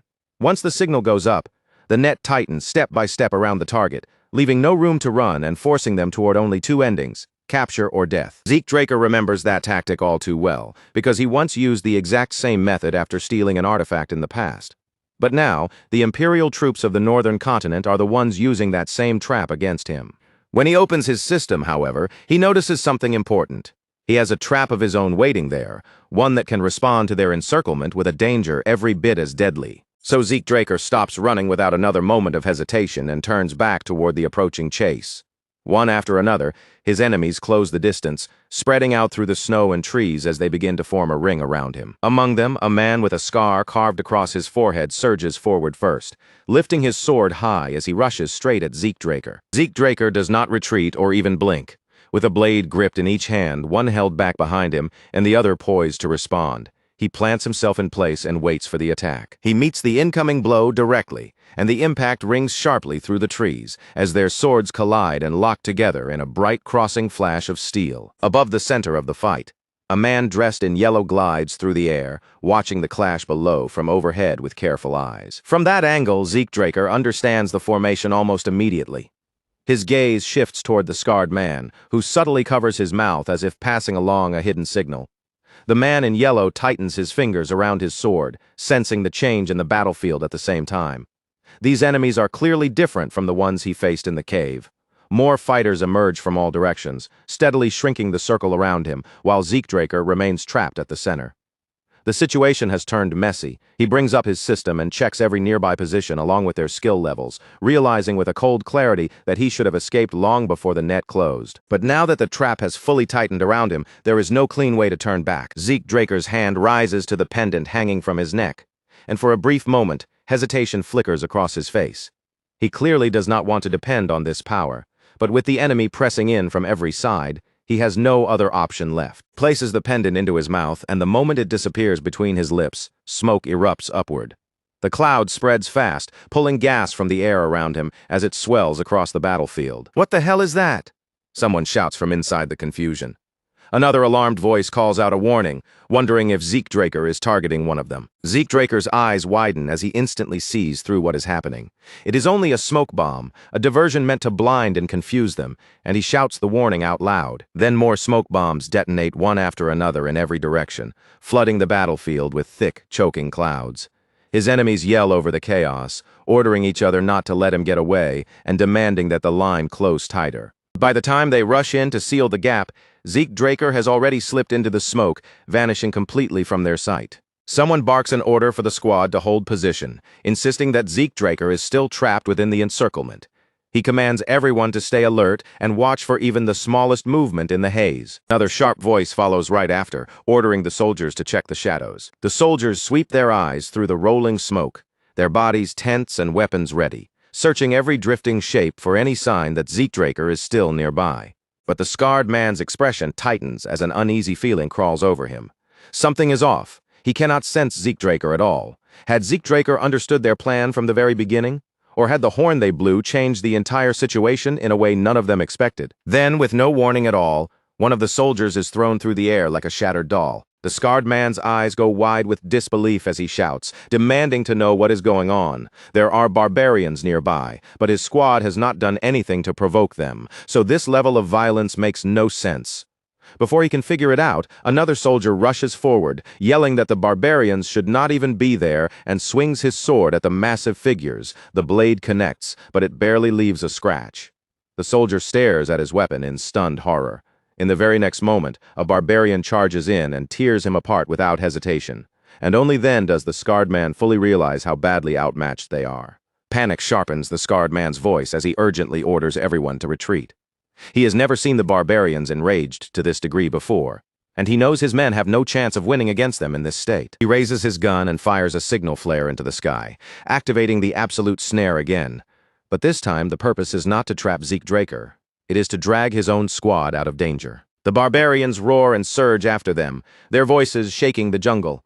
Some shout for their own tribesmen to pull back, while others thunder through the trees in pursuit of the fleeing soldiers. After the soldiers disappear into the trees, the man in yellow lowers himself to one knee in silence, his eyes fixed on the broken ground beneath him. It worked even better than expected. Zeke Draker murmurs this to himself while holding the pendant in his hand, now partly broken and revealed to be shaped like a barbarian horn. Battle horn. Only now does Zeke Draker truly understand that the object was never just some ordinary trinket hanging from his neck. Fragments of old memories begin flickering through his mind, one after another. He remembers the days he spent with the Mohawk tribe, their customs, their warnings, and the way they treated certain sounds not as simple noise, but as something sacred. The sound produced by that horn had never been ordinary at all. It was a sacred call.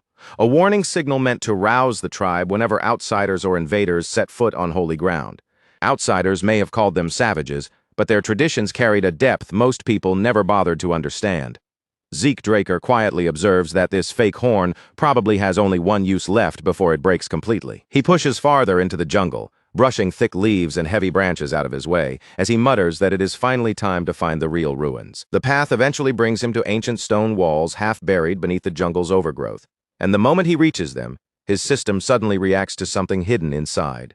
The readings reveal a fallen dragon bond, and corrupted energy clings to it like rot spreading across something that was once sacred. Zeke Draker immediately ducks into cover, keeping his body low as he quietly brings up the system interface without exposing his presence. His eyes move carefully over the readings, studying each detail with a mixture of caution and curiosity as he tries to understand exactly what the system has discovered. When Zeke Draker checks the map, he notices a chamber positioned far above, marked as a place connected to the downfall of the dragon god. His eyes narrow, and he asks the system whether he can access it. System responds immediately, its message appearing without delay, as it confirms that Zeke Draker's administrator authority has been recognized, and that the control link to the structure has been successfully connected. Access to the home of hero King Gezer is officially granted, and the ancient ruin begins to awaken, slowly answering Zeke Draker's command, as if it has accepted him as someone with the right to enter. As the huge ancient door groans from deep within its frame and slowly creaks open,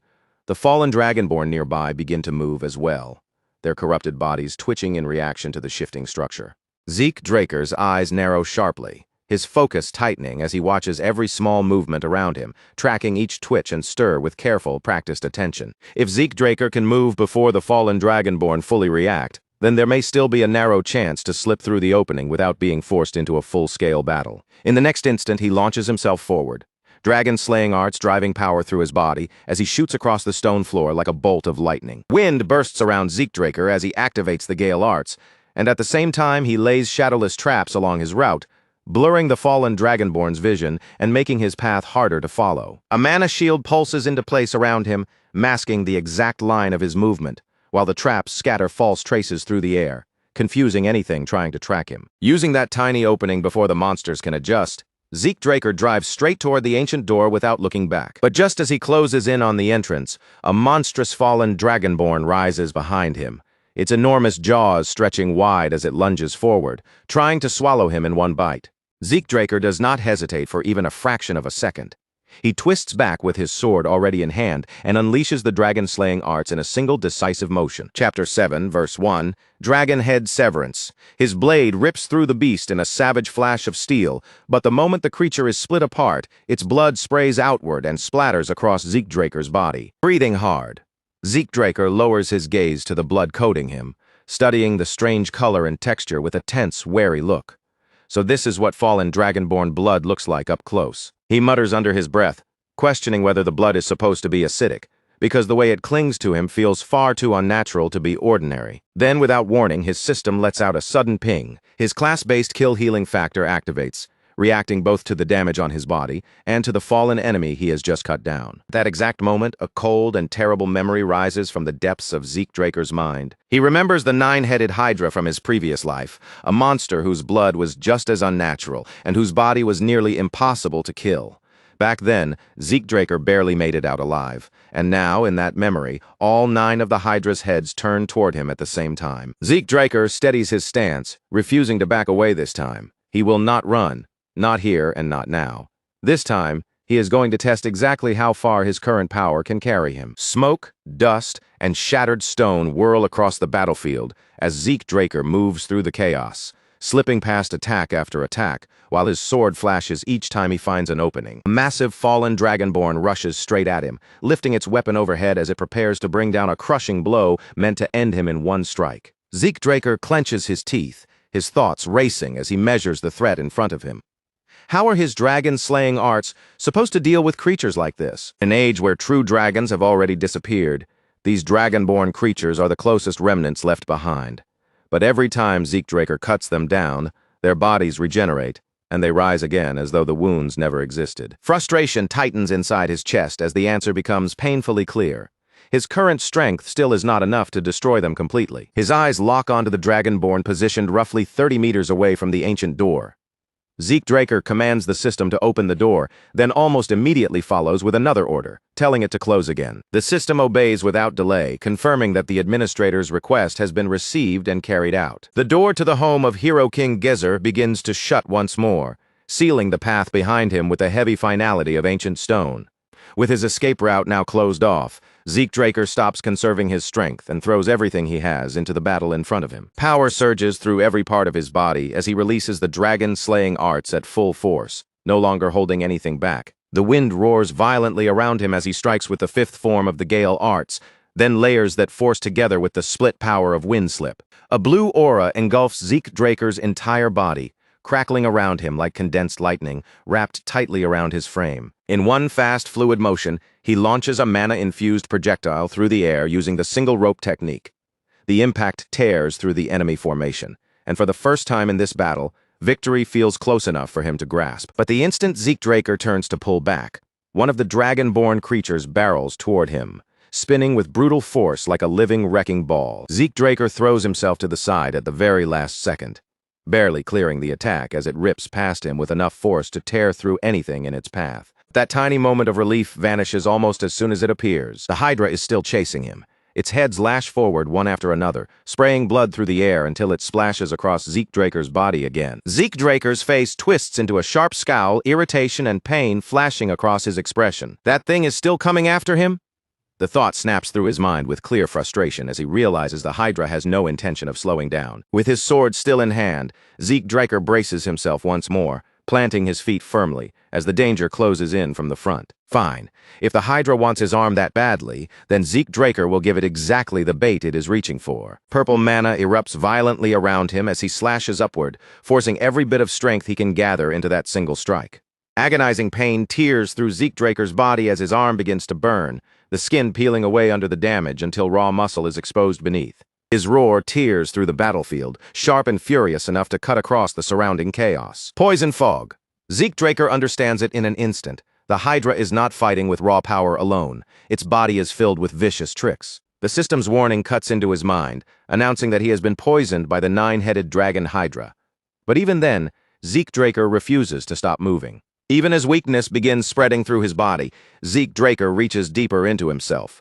drawing out the power of soul manifestation and triggering another hidden layer of strength. The air around him trembles beneath the pressure of raw mana, growing so thick and violent that the space nearby seems to distort. One of the Hydra's heads suddenly bursts apart in a violent spray of blood, crashing down onto the ground with a sizzling, crackling splatter. Another head turns toward the ruined remains, staring at the carnage as if it cannot comprehend what has just happened. Zeke Draker does not relax for even a heartbeat. His eyes shift toward the next target, and his body is already preparing to strike again. One of the Hydra's heads suddenly lunged forward, its long neck snapping out as its jaws ripped wide open. A thunderous roar blasted across the battlefield, so loud it seemed to shake the very ground under Zeke Draker's boots.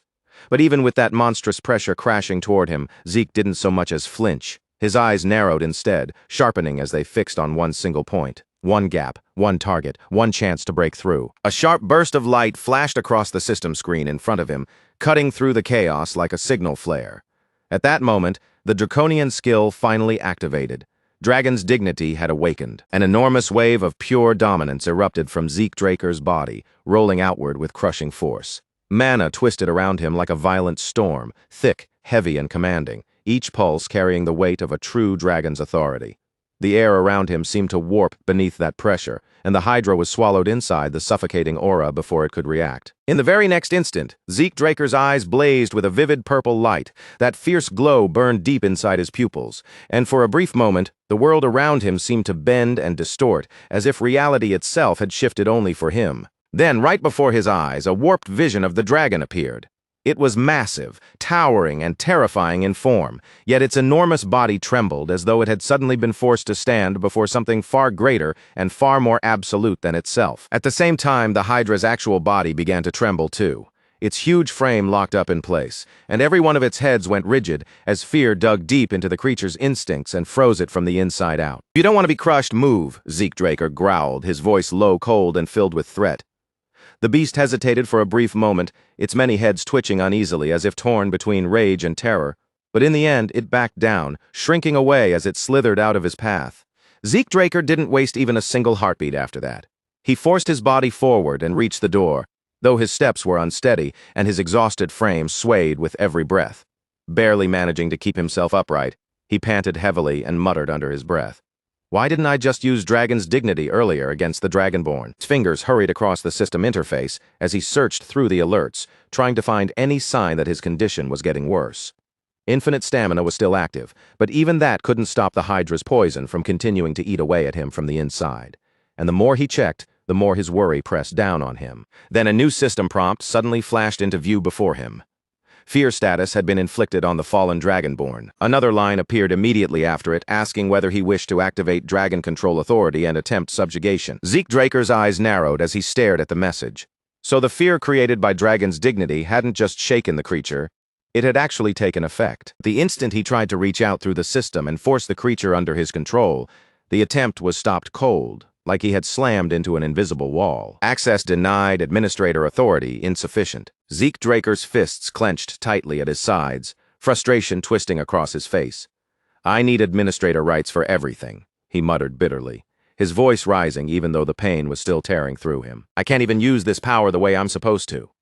But before he could curse the system any further, another warning struck the screen with brutal timing. The Hydra's poison had intensified once again, spreading even deeper through his body until it finally reached a lethal stage. Zeke Draker cried out as the pain ripped through him all at once, sharp, merciless, and overwhelming enough to force his body to buckle beneath it. Even his healing factor was beginning to fail him now. His breaths came shallow and strained, and he had to force the words out through the pressure in his chest. There has to be a way to fix this. Almost as soon as that desperate thought left him, the system answered, as if responding directly to the panic tightening around his mind. Activate Glutton, a skill capable of consuming bloodline-based abilities. A sudden flicker of hope flashed through Zeke Draker's eyes. If this poison came from a bloodline trait, then Glutton might be able to devour it directly. His pulse pounded harder as his gaze shifted toward the fallen Dragonborn. Draconian skill flared to life inside him, releasing a strange, ravenous power that felt as if it had been waiting for something to consume. The blood scattered on the ground near Zeke Draker began to glow with a faint red light. Tiny crimson sparks shimmered across the floor like dying embers, flickering weakly in the darkness around him. Dragon stared in shock as that energy was pulled away from the blood and drawn toward Zeke. fallen dragonborn energy absorbed, Glutton's skill rank increased. As the last traces of the creature's life force seeped into him, Zeke Draker felt a portion of his strength return, though it was far from a complete recovery. Partial bloodline absorbed. Constitution incomplete. Then the overload slammed through his body, and he collapsed to his knees, shaking violently from the force of it. Then, with a sudden surge of strength, Zeke Draker drove his fist down into the ground, the heavy impact echoing beneath him through the ancient floor. "Bingo!" he breathed, and despite how battered and drained he looked, a weak but satisfied grin slowly spread across his face. The system rang out one final time. Hydra poison neutralized. Poison resistance constitution acquired.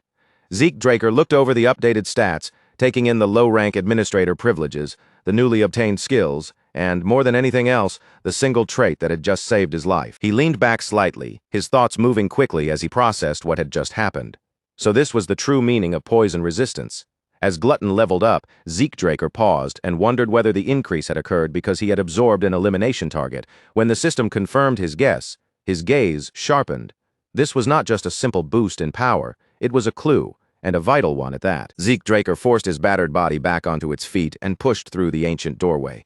"Time to move," he muttered, still struggling to steady his breathing. "That Hydra cost me way too much time." As he stepped forward, his thoughts began drifting toward the old legend of Hero King Kaiser. According to the legends, Kaiser had been born as a being between two worlds, half human and half fairy, the child of a wise sage and the fairy monarch herself. But from the very moment he came into the world, fate had already turned against him. Betrayed and abandoned deep within the forest, he only survived because a sacred wolf discovered the helpless child and raised him as one of its own. As Kaiser grew older, he fought to free oppressed humans from their suffering. And over time, those battles led him to establish the Kingdom of Kronos here on the central continent. Zeke Draker continued walking deeper into the ruins, recalling just how few reliable records of Kaiser's life had managed to survive through the ages. And yet now, despite all those gaps in history, the proof was right in front of him, silently waiting within these ancient ruins. Kingdom may have been smaller than the grand legends had always claimed, but one thing was now impossible to deny. Kronos had truly existed. At last he came to a stop before a massive door, feeling as though he had reached a place where forgotten legend and the present moment were connected by a single bridge. Then the system chimed again, its sound cutting cleanly through the heavy silence around him. "The home of Hero King Kaiser has opened." Zeke Draker drew in a steady breath and stepped through the doorway. Inside the dim corridor beyond it, his attention was drawn toward a large stone, and he slowly reached out, placing his hand against its cold surface. "So this is where Hero King Kaiser's secret technique is hidden," Zeke Draker whispered, his voice low as it echoed faintly through the shadowed passage. The system responded without delay. An achievement quest had been triggered, and this one was directly connected to Kaiser himself. Zeke Draker barely had enough time to process that information before a sudden warning slammed across his screen. "You cannot exit this area until the quest is completed." The moment Zeke Draker read those words, his entire body stiffened. Something beyond that door had reacted to his thoughts, almost as if someone or something hidden inside had been watching him from the darkness. Zeke Draker glanced back uneasily, his guard rising at once. Then the system revealed the title of the quest, Linked Quest, Hero King's Wisdom. The details began unfolding one line at a time before his eyes, but one specific line made him freeze completely. Reward, the Fairy Monarch's Tear. Zeke Draker's breath caught in his throat, and for a moment he could only stare. It was a relic said to grant wishes, and it was directly connected to the Fairy Monarch, Kaiser's own mother. The meaning behind that reward hit him immediately, sending his thoughts racing in every direction. A wish-granting item with the power of the fairy lineage. Zeke Draker couldn't tear his eyes away from the mission reward. The Fairy Monarch's Tear, a legendary relic said to grant any wish, something with enough power to change everything. With his palms still pressed firmly against the surface of the stone, Zeke Draker's brows drew together in confusion. "I have no idea how this thing works," he muttered under his breath, his eyes studying the strange object closely. "But there's no way it's anything normal." The mystery only made his curiosity grow stronger, so he turned to the system and asked how he was supposed to proceed. A moment later, the reply appeared. Request acknowledged. Almost immediately, the system began digging through the chamber's hidden magical video records, searching through the preserved images and memories buried inside the ancient space. After scanning through the archive, the system found 546 recorded images connected to Hero King Kaiser. But out of all those records, only 12 met the exact conditions Zeke Draker needed to move forward. The first recording shimmered, then flickered to life before him. The system identified the ancient language of Kronos the moment it appeared, and before Zeke Draker could miss a single word, it translated everything instantly into a language he could understand. On the glowing screen, Hero King Kaiser stood there with the blunt confidence of someone who had never doubted himself for even a second. Then he spoke, declaring simply, "A sword is just a sword." A frustrated voice answered from somewhere within the recording, complaining that he couldn't even swing the weapon properly. Kaiser's response came sharp and immediate. "Stop whining," he snapped, cutting through the complaint without mercy. Then, within the image, Chaton Draker appeared. The moment Chaton Draker came into view, Kaiser turned his attention straight toward him. He scolded Chaton Draker harshly, telling him to get himself together instead of standing there making excuses. The recorded image trembled faintly, but Zeke Draker recognized the man almost at once. This was Chaton Draker, the knight known for serving Hero King Kaiser with absolute loyalty, a man who followed his king's commands without ever questioning them. Kaiser continued speaking, breaking down swordsmanship in that rough, brutally direct style of his. There were no complicated secrets, no refined theories, and no graceful explanations. To him, it was simple. Swing the sword with everything you have, then keep swinging until you can no longer stop. Then, without warning, red mana erupted from the recorded image. It surged outward like a violent wave, rushing across the space and wrapping itself around Zeke Draker's body. The pressure slammed into him with such overwhelming force that his knees nearly buckled instantly, driving him down toward the ground as if the air itself had turned heavy. Zeke Draker clenched his teeth, his face tightening from the strain, but he refused to retreat. Instead of backing away, he dug in and forced himself to endure the crushing weight bearing down on him. This is Hero King Kaiser's advancement. The system's confirmation appeared clearly before him, leaving no doubt about what he was witnessing. A slow grin began to spread across Zeke Draker's face. This was it. This was exactly the kind of legacy he had pushed this far to find. "Play it again," Zeke Draker said, his eyes locked on the recording with renewed intensity. From the very beginning. With his sword gripped firmly in his hand, Zeke Draker threw himself into training right away, carefully copying each movement from the recording with absolute focus. Several days slipped by inside that sealed training space, with Zeke Draker completely cut off from the outside world and locked in with nothing but the legacy before him. Across from the entrance, 3 rooms had been prepared for whoever reached this place. One room was filled with enough supplies to last for months. Another was arranged for rest and everyday needs, and the final room held both a library and training equipment. After looking over the setup, Zeke Draker guessed that this place had most likely been built as a legacy chamber for the successor Kaiser had chosen. Everything about the arrangement fit that purpose. So he returned to his training, raised his sword again, and repeated the same motion over and over until he had swung tens of thousands of times. He eventually managed to reproduce the outward form of the technique almost perfectly. But the deeper sensation hidden behind each movement, that core feeling Kaiser carried in every swing, still continued to slip beyond his grasp. Then a notification appeared in front of him. Advancement acquired. Hero King Kaiser's technique. The word elemental flashed across the system screen, drawing Zeke Draker's attention at once. Wondering what it meant, he asked the system for more information, and the answer came back without delay. Advancement, morning speed, Hero King Kaiser's specialty. Before Zeke Draker could fully process those words, the spirit of Hero King Kaiser suddenly appeared right in front of him. The legendary monarch stepped forward, with a presence so powerful it seemed to fill the entire space. And the system confirmed exactly who he was. Sovereign of the ancient kingdom of Kronos. Zeke Draker stared at him in stunned silence, frozen where he stood, the awe in his eyes impossible to hide. Kaiser didn't say a single word. He simply drew his sword in one smooth motion and lunged forward, launching an attack before Zeke Draker could even prepare himself. Zeke Draker barely dodged in time, twisting away by instinct, but the force behind Kaiser's strike still exploded past him and blasted him backward, slamming his body hard into the wall. "Get on your feet," Kaiser barked, his voice sharp and merciless. Zeke Draker clenched his jaw and forced himself back up, feeling as though he had just been thrown into a fight against a battle-hardened master from a forgotten age. Kaiser, watching him rise, grumbled under his breath. He might actually have a talent for swordsmanship. The old knights would die all over again if they saw this. The raw power radiating from Kaiser was almost ridiculous. Zeke Draker steadied his breathing, trying to calm the shock in his body, while one question rose in his mind. Was this some kind of trial? Kaiser charged again, crossing the distance in an instant. His sword came slicing down with terrifying speed, leaving Zeke Draker almost no time to react. Zeke Draker slipped away by the narrowest margin, barely keeping pace with the attack. As the blade flashed past him, a sharp thought cut through his mind. Was the Hero King actually trying to kill him? His grip tightened around his weapon, knuckles tense against the hilt, and the doubt he had been holding back slipped out of his mouth. Can I really face a Hero King head-on? Kaiser laughed at him, the sound sharp, rough, and openly mocking. Just from that laugh alone, it was clear he had no patience for Zeke Draker's hesitation. For a brief moment, Zeke Draker stopped moving. He pushed away the noise in his mind, lowered his sword, and forced both his body and his thoughts into complete stillness.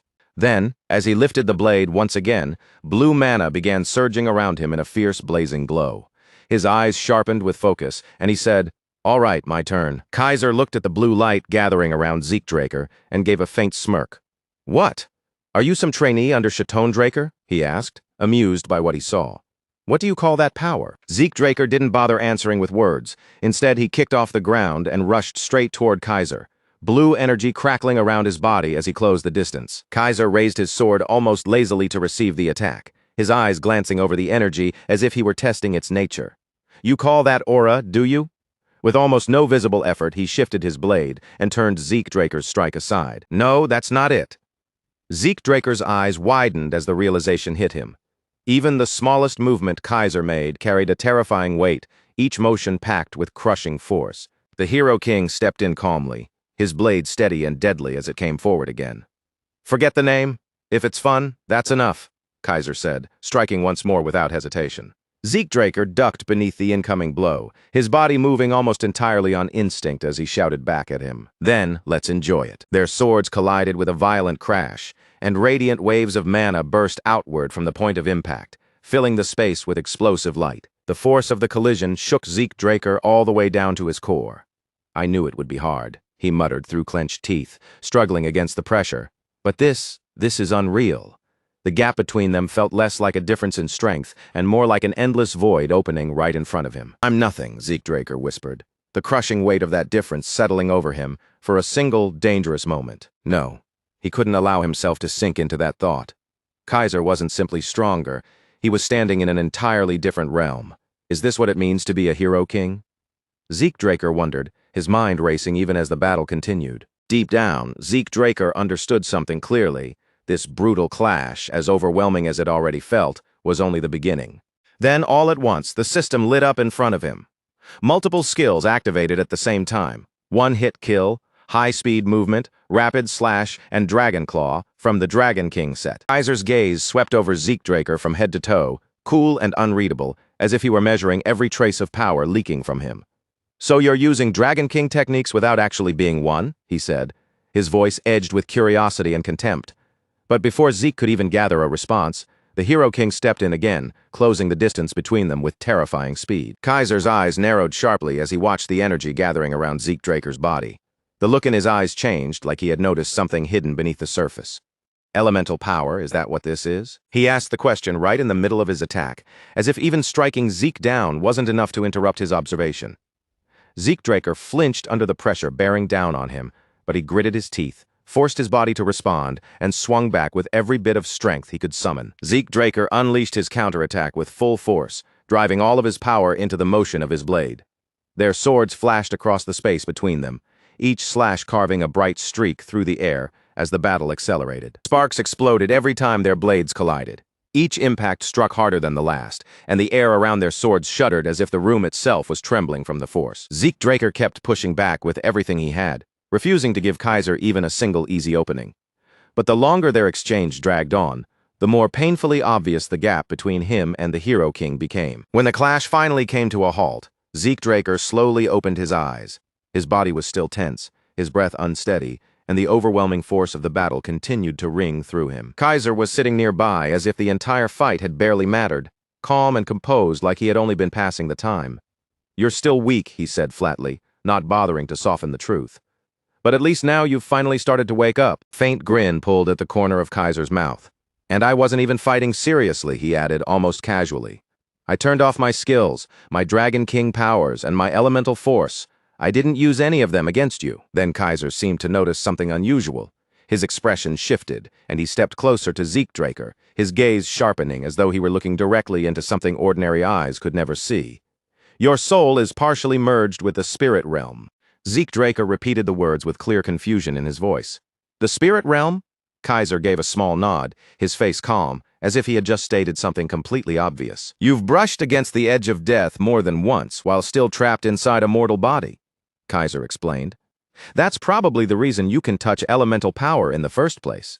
Zeke Draker tried to follow what he was saying, but the explanations were piling up faster than he could sort through them. He shook his head and said, You keep throwing around things like Chaton's skills, the spirit realm, and elemental power. I don't understand any of it. Can you explain it in a way I can actually follow? Kaiser frowned, his eyes narrowing as they pierced straight through Zeke Draker's act of confusion. Quit pretending, he said firmly. You're not nearly as clueless as you're trying to make yourself look. He stepped even closer, lowering his voice as the question became heavier.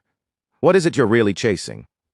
Zeke Draker stayed silent, his expression tightening as he struggled to find an answer that felt honest enough. Kaiser didn't bother waiting for Zeke to speak. He answered for him, voice steady and certain. You're pushing forward because of one thing, the elemental sword. Kaiser straightened, his presence becoming firm and unshakable. Elemental power isn't just some ordinary energy, he said with absolute conviction. It's the raw force that supports every part of existence. Water, fire, earth, and wind. Those four elements are what govern everything in this world. And the elemental sword pulls its strength straight from those very forces. Kaiser lifted his blade and the air around him changed in an instant, growing sharper and heavier. Watch closely, he said. This is a wind elemental field combined with a strong blade technique. As he spoke, a controlled gust began to coil around Kaiser's sword, rippling through the air like an invisible current, slowly taking form. The source behind all elemental power, I call it ether. Zeke Draker could only stare in stunned silence. Until that moment, all of it had sounded like theory, something distant and abstract, but now it was unfolding right in front of his eyes. Elemental power was no longer just a vague concept floating in his mind.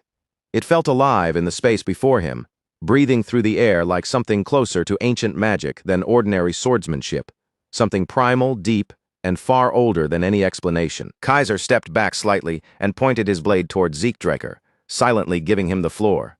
Your turn, he said. Show me what you've managed to grasp. Zeke Draker hesitated for a brief moment, then voiced the question forming in his mind. If ether is what fuels elemental power, then why can't I sense it clearly from you? Is there a method for converting ether into that kind of force?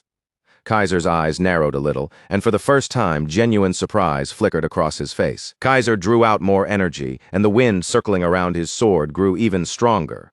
The current tightened, sharpening around the blade until the air itself seemed to coil under his control. But when Kaiser finally opened his mouth to answer, the words did not come cleanly.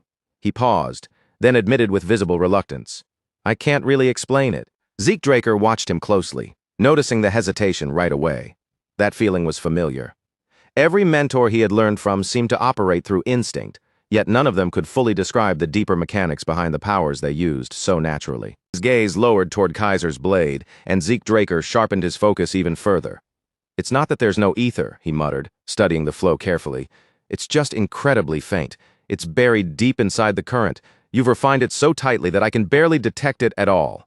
Kaiser glanced down at his own weapon, looking genuinely puzzled. Then why can't I sense it that way? Zeke Draker stepped forward, tightening his grip around the hilt of his sword. No matter, he said, his voice growing steadier. I'll find the answer myself. Kaiser raised an eyebrow, a hint of amusement returning to his face. Getting bold now, aren't we? Zeke Draker closed his eyes and slowed his breathing, forcing his mind into focus. Inside his head, he repeated Kaiser's words over and over. A full-force strike is elemental power. That phrase echoed through him again and again, until, at last, something began to click into place. Maybe the secret wasn't only about releasing power. Maybe the real key was restraining it, compressing it, and shaping it into something controlled and precise. Zeke Draker's eyes snapped open, and he swung his sword in one decisive motion. Power erupted from his body as wind burst to life around him, and the entire field seemed to shift under the pressure of his aura. Kaiser watched the movement with visible surprise in his eyes. You just tapped into elemental power, he said. But almost immediately his tone sharpened and his expression grew more serious. That technique, though, it resembles dragon tongue, and not in a good way. Zeke Draker staggered slightly, his breathing rough from the strain. Dragon tongue? Kaiser's face darkened into a deep scowl. Dragon tongue is sacred, he said. Only dragons, or perhaps the Dragon King, can truly wield it. No human body can withstand it. Every single time you use that power, it tears you apart from the inside. Zeke Draker's expression tightened with confusion as Kaiser continued without mercy. You and a dragon are built differently. Your soul is far too small for that kind of force. Trying to channel it is like pouring fire into a paper cup. It will burn straight through every time. What you're doing isn't mastery. It's nothing more than a flawed imitation. And whoever gave you that power didn't give you a blessing, Kaiser said coldly. They handed you a broken curse. After a short pause, Kaiser's tone shifted just slightly.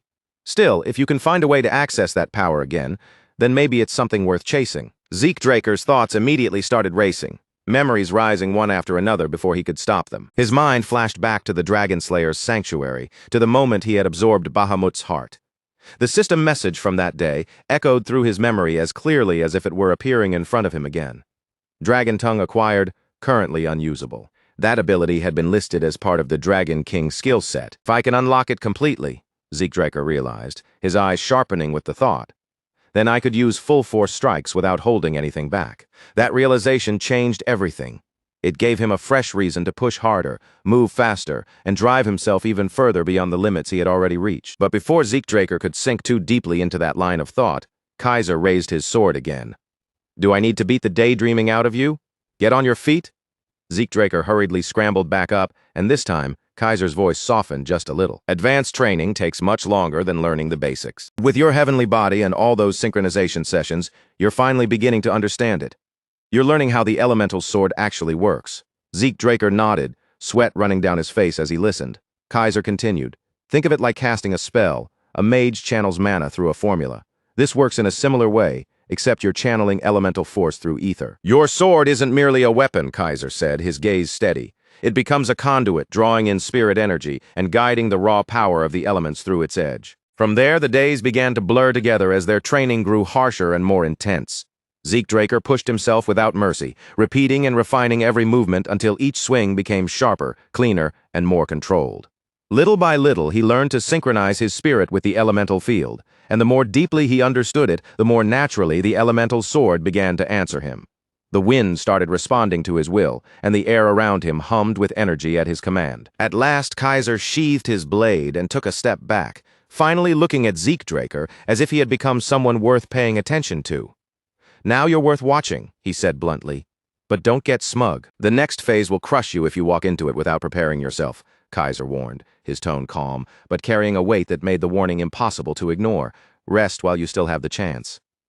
Zeke Draker was still trying to catch his breath, sweat sticking to his face and dripping along his jaw, but he lifted his head anyway and asked, "While we're resting, do you mind if I ask you something?" Kaiser gave him a short nod, granting permission without making a big deal of it. Speak. The instant that word left Kaiser's mouth, Zeke Draker's eyes sharpened, curiosity pushing through his exhaustion. As Zeke Draker looked at the faint particles drifting quietly through the air around them, something suddenly clicked into place in his mind. These things floating around us, he said slowly, watching them shimmer in the space between them.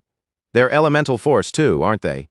And once that question came out, he kept going. I met someone named Hersian before, Zeke Draker continued, his gaze still thoughtful. He talked about using aura, and he said it belonged to Chatone Draker's discipline. What exactly did he mean by that? Kaiser leaned his back against a nearby stone, his expression shifting into something more reflective. Aura is exactly what the name suggests, he explained. It's spiritual force radiating out from inside the body.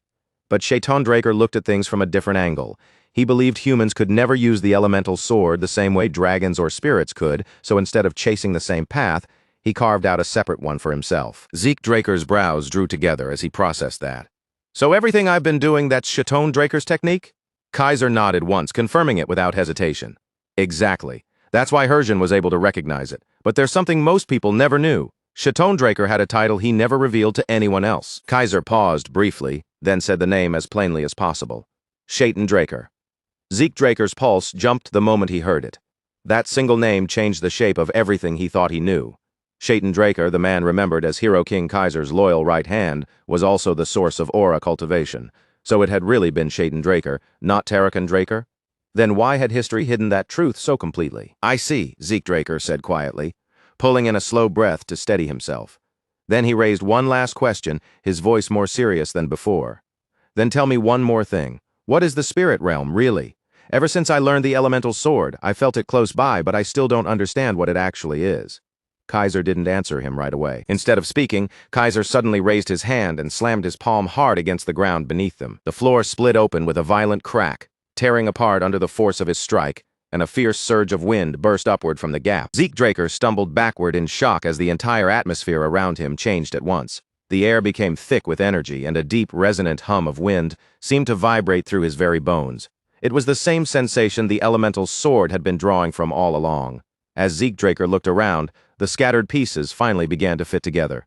This was the presence of the spirit realm. It's not some separate place, Kaiser said firmly. It's a layer of reality that has always existed around us. Spirits dwell there, and so does the purest elemental energy. Once you can truly sense it, power will never be out of reach again. Zeke Draker closed his eyes, letting those words settle into him. He no longer tried to reach for the elements as though they were something far away. He could feel them inside himself. The wind was no longer merely obeying his command. It was moving with him.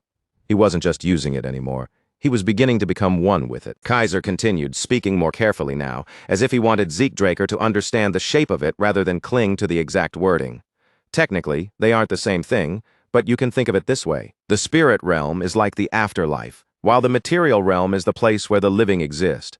Once a physical body leaves the material realm, it ends up in the spirit realm, and after that, there's no returning. It's like an invisible wall shuts behind you, sealing the way back forever. Zeke Draker's eyes flashed as understanding struck him all at once.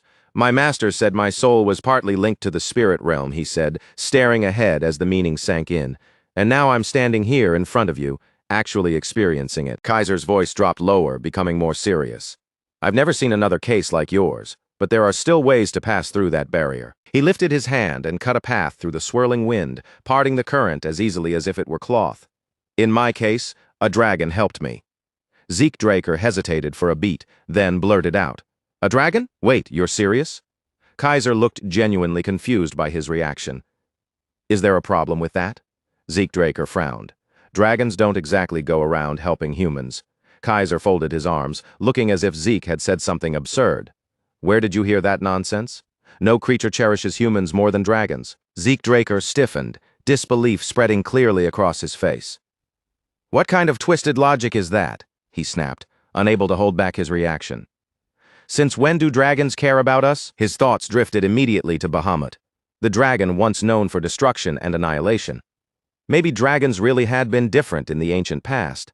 But if that was true, then what had changed? Why had such a deep distance formed between dragons and humans? Kaiser straightened his posture, his eyes firm as he looked directly at Zeke Draker. Do you really need me to spell it out for you? You're standing here right now because of that bond? Reached out and tapped Zeke Draker on the chest with one finger. That heart beating inside you, and my sword forged from a dragon's fang. Bahamut didn't hand over things like that for no reason. Zeke Draker froze where he stood. He didn't give them willingly? Kaiser answered with a slow nod. Bahamut has a foul temper. Sure, Kaiser said, speaking as if he knew the dragon all too well. But he also has a heart. He can't turn away from someone who speaks from the soul. Zeke Draker's thoughts spun wildly at that revelation. So Kaiser and Bahamut, the dragon remembered as a destroyer, had actually been allies. That truth felt far too heavy to say out loud, at least for the moment. Zeke Draker rubbed the back of his head, trying to play off the shock before it showed too clearly. Yeah, my clan has always served Lord Bahamut, he said, forcing his tone into something casual. We offered those things to him as part of our duty. Then he pushed a grin onto his face. I guess people just get the wrong idea about me. Kaiser burst into hearty laughter, clearly amused by the answer. You've still got that fierce loyalty running through your blood. Then his voice softened just a little, turning more nostalgic. Bahamut's temper has gotten him into trouble more than once. I had my fair share of clashes with Kronos because of it. Zeke Draker immediately perked up. Kronos? You mean the dragon? His gaze narrowed. Wait? Or are you talking about the kingdom? Old stories passed down through Zeke Draker's ancestors flickered through his mind one after another. Bahamut mentioned him often. Was the kingdom of Kronos really named after Lord Kronos? Kaiser gave a soft chuckle, as though the memory still amused him after all this time. Kronos was my contractor. I couldn't think of a good name for the kingdom, and there he was, lounging around and sipping tea. So I named the kingdom after him. Zeke Draker's eyes widened again. A dragon drinks tea. That has to be one of those shape-shifting things, right? Kaiser smiled faintly, his gaze drifting far into the past. Kronos never seemed surprised by how humans behaved. Honestly, I think he just wanted to make sure his name lived on. Zeke Draker started to respond, But before he could get the words out, Kaiser suddenly went quiet, and in that brief silence, another thought clicked into place inside Zeke Draker's mind. Thousands of years ago, dragons and humans must have lived peacefully side by side. But if dragons openly used their full strength to help people, that overwhelming power would have thrown the balance of the entire world into chaos. To prevent that from happening, dragons had likely suppressed their own power, taken on human forms, and formed sacred contracts with chosen individuals who could act in their place. People like King Kaiser had not been ordinary rulers. They had been contractors bound to dragons through something far deeper than simple alliance. Zeke Draker's thoughts began to tumble forward even faster. Could that be why ancient artifacts were so absurdly powerful? Had they been created through cooperation with dragons? But then, what had gone wrong? Why had that bond disappeared from the world? Kaiser abruptly lifted his hand, cutting straight through Zeke Draker's spiraling thoughts. If you think any harder, my head's going to fall off from waiting. Zeke Draker snapped back to the present and let out a quiet sigh. Maybe it really was time for him to properly read through those old records. He walked up to Kaiser with a faint smirk tugging at his lips. You waited 2,000 years for someone to inherit your place? A few more minutes won't kill you? Kaiser grinned right back at him. You really do have that attitude. Kaiser's gaze sharpened again as he studied Zeke Draker closely, as if measuring how far that confidence could truly carry him. Let's see how long that confidence lasts, he said. It's time for your final training. With that, he lifted his sword. We're going to spar. The air around them grew heavy the moment Kaiser raised his blade, its edge catching the light with a dangerous gleam. But this won't be like our usual fights. There's a twist. A strange stillness settled across the field, as if even the wind had stopped to hear the rules. From noon onward, no food and no rest. The match ends only when I say it ends. Kaiser leveled the sword directly at Zeke Draker, making the restriction impossible to misunderstand. And you'll be limited. You may use only the elemental sword. No other techniques are allowed. Zeke Draker tilted his head slightly, testing the boundary with a hint of defiance in his voice.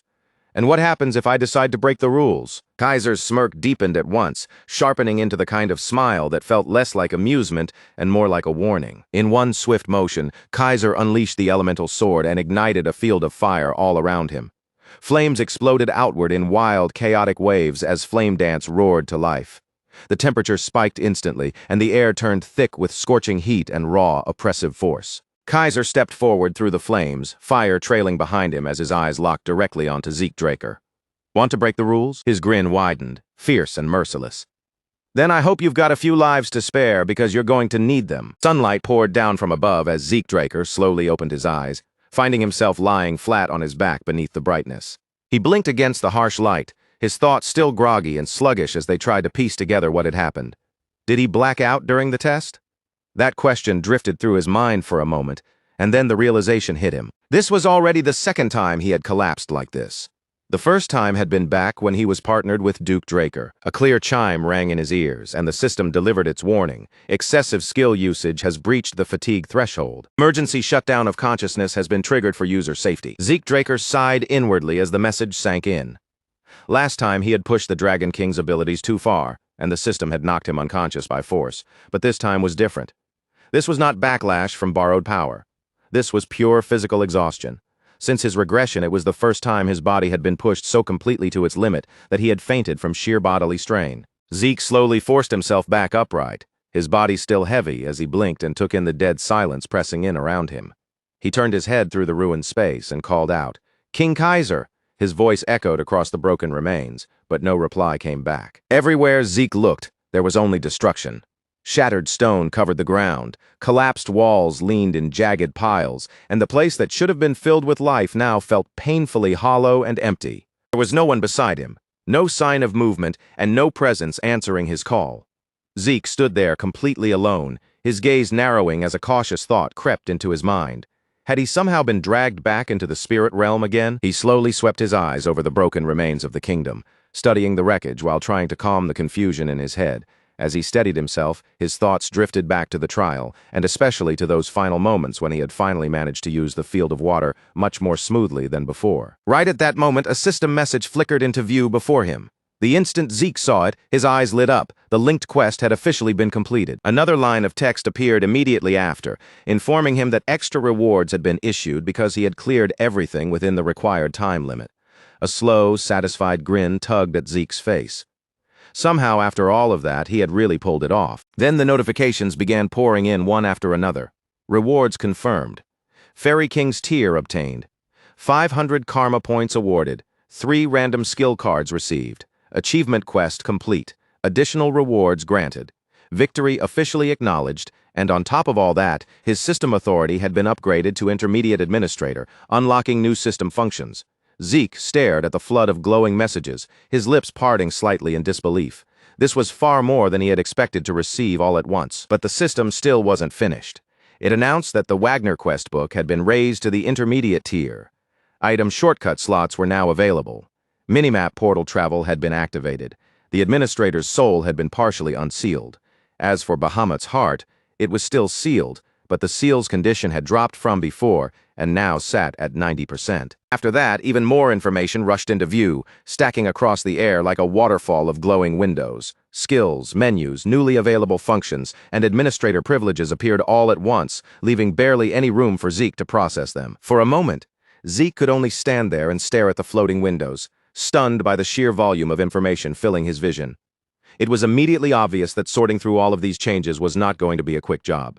He brought a hand to his chin and rubbed it slowly, sinking into thought. Back when he had first absorbed Bahamut's heart, the seal had been fixed at 95%. Now, after everything that had happened, it had fallen to 90%. Suddenly, another system message flashed before him, warning that the detected power was still beyond the host's current capacity. 95% of the acquired power had been compressed and sealed away. Zeke's expression shifted as realization settled over him, so that was why the seal had never fully opened before. He gave a faint nod, remembering far too clearly how dangerous it felt when overwhelming power surged through the body all at once, and after calculating it in his head, he understood that he was only using about 10% of the true strength hidden inside Bahamut's heart. His gaze sharpened as the pieces began locking into place. Even Dragon Tongue, that strange skill karma points couldn't influence, along with the Dragon-type domination ability, might both be connected to the current condition of Bahamut's seal. Zeke lowered his voice, speaking almost like he was reminding himself, from now on he would have to watch that seal carefully. Then his eyes shifted back toward the reward boxes, still waiting inside the system window. With a single thought, he opened them. The first reward materialized right away, boots forged from mature iron, described by the system as incredibly light, while still possessing impressive durability. The next item appeared immediately after. It was leg armor, also crafted from mature iron, carrying the same advantages as the boots. A lightweight build combined with sturdy, reliable toughness. And the third reward rose from the list, a pair of crystal earrings, according to the system. They possessed a special effect that boosted mana regeneration speed by 15%. Zeke let out a quiet whistle as he examined the items more closely. These were definitely not ordinary rewards. He lifted the crystal earrings toward his eyes, admiring the delicate craftsmanship and the clean shimmer running through the material. If he ever decided to sell something like this, it could easily bring in a serious amount of money. A pleased grin soon spread across his face. With the mature iron boots and leg armor added to what he already had, they now matched well with his gauntlets. At this pace, Zeke realized he was getting surprisingly close to completing the entire equipment set. Zeke tilted his head slightly, his attention returning to the system menu hovering in front of him.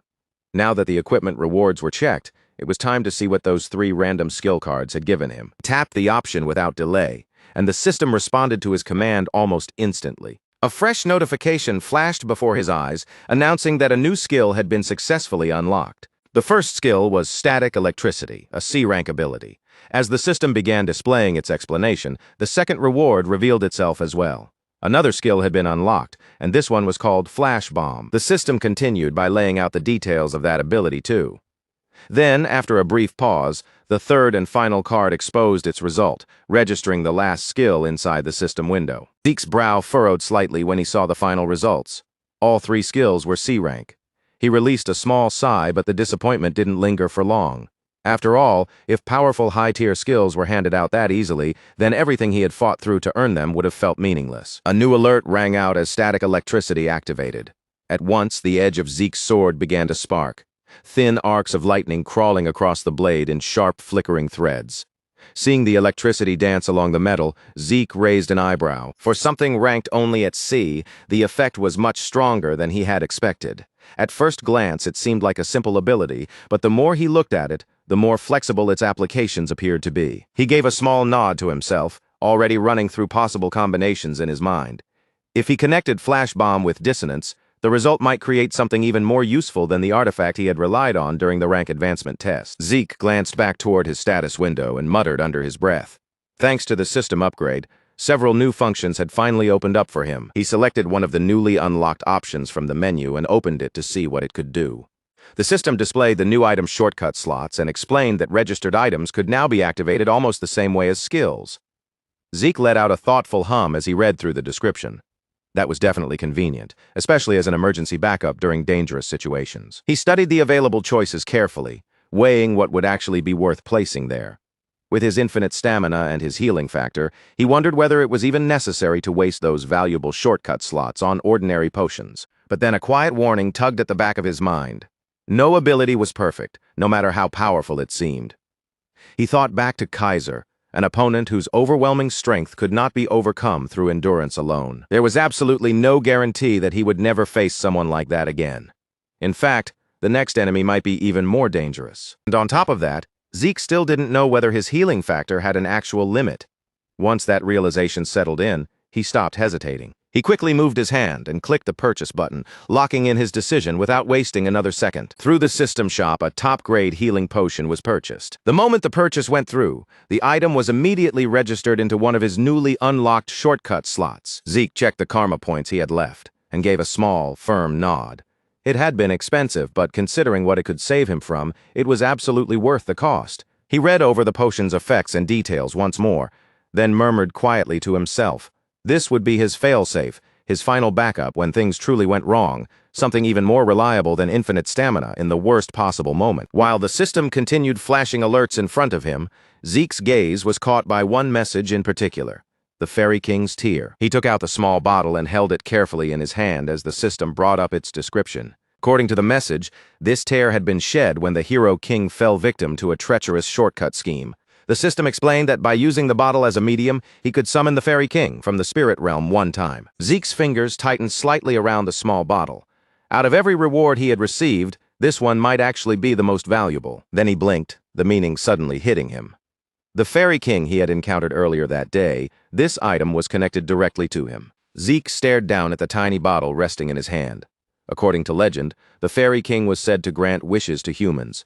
And if that old story was true, then this bottle might give Zeke one single wish, maybe even any wish he wanted. His grip tightened just a little more around the bottle. But there was only one chance to use it, and something this precious could not be wasted on a careless impulse.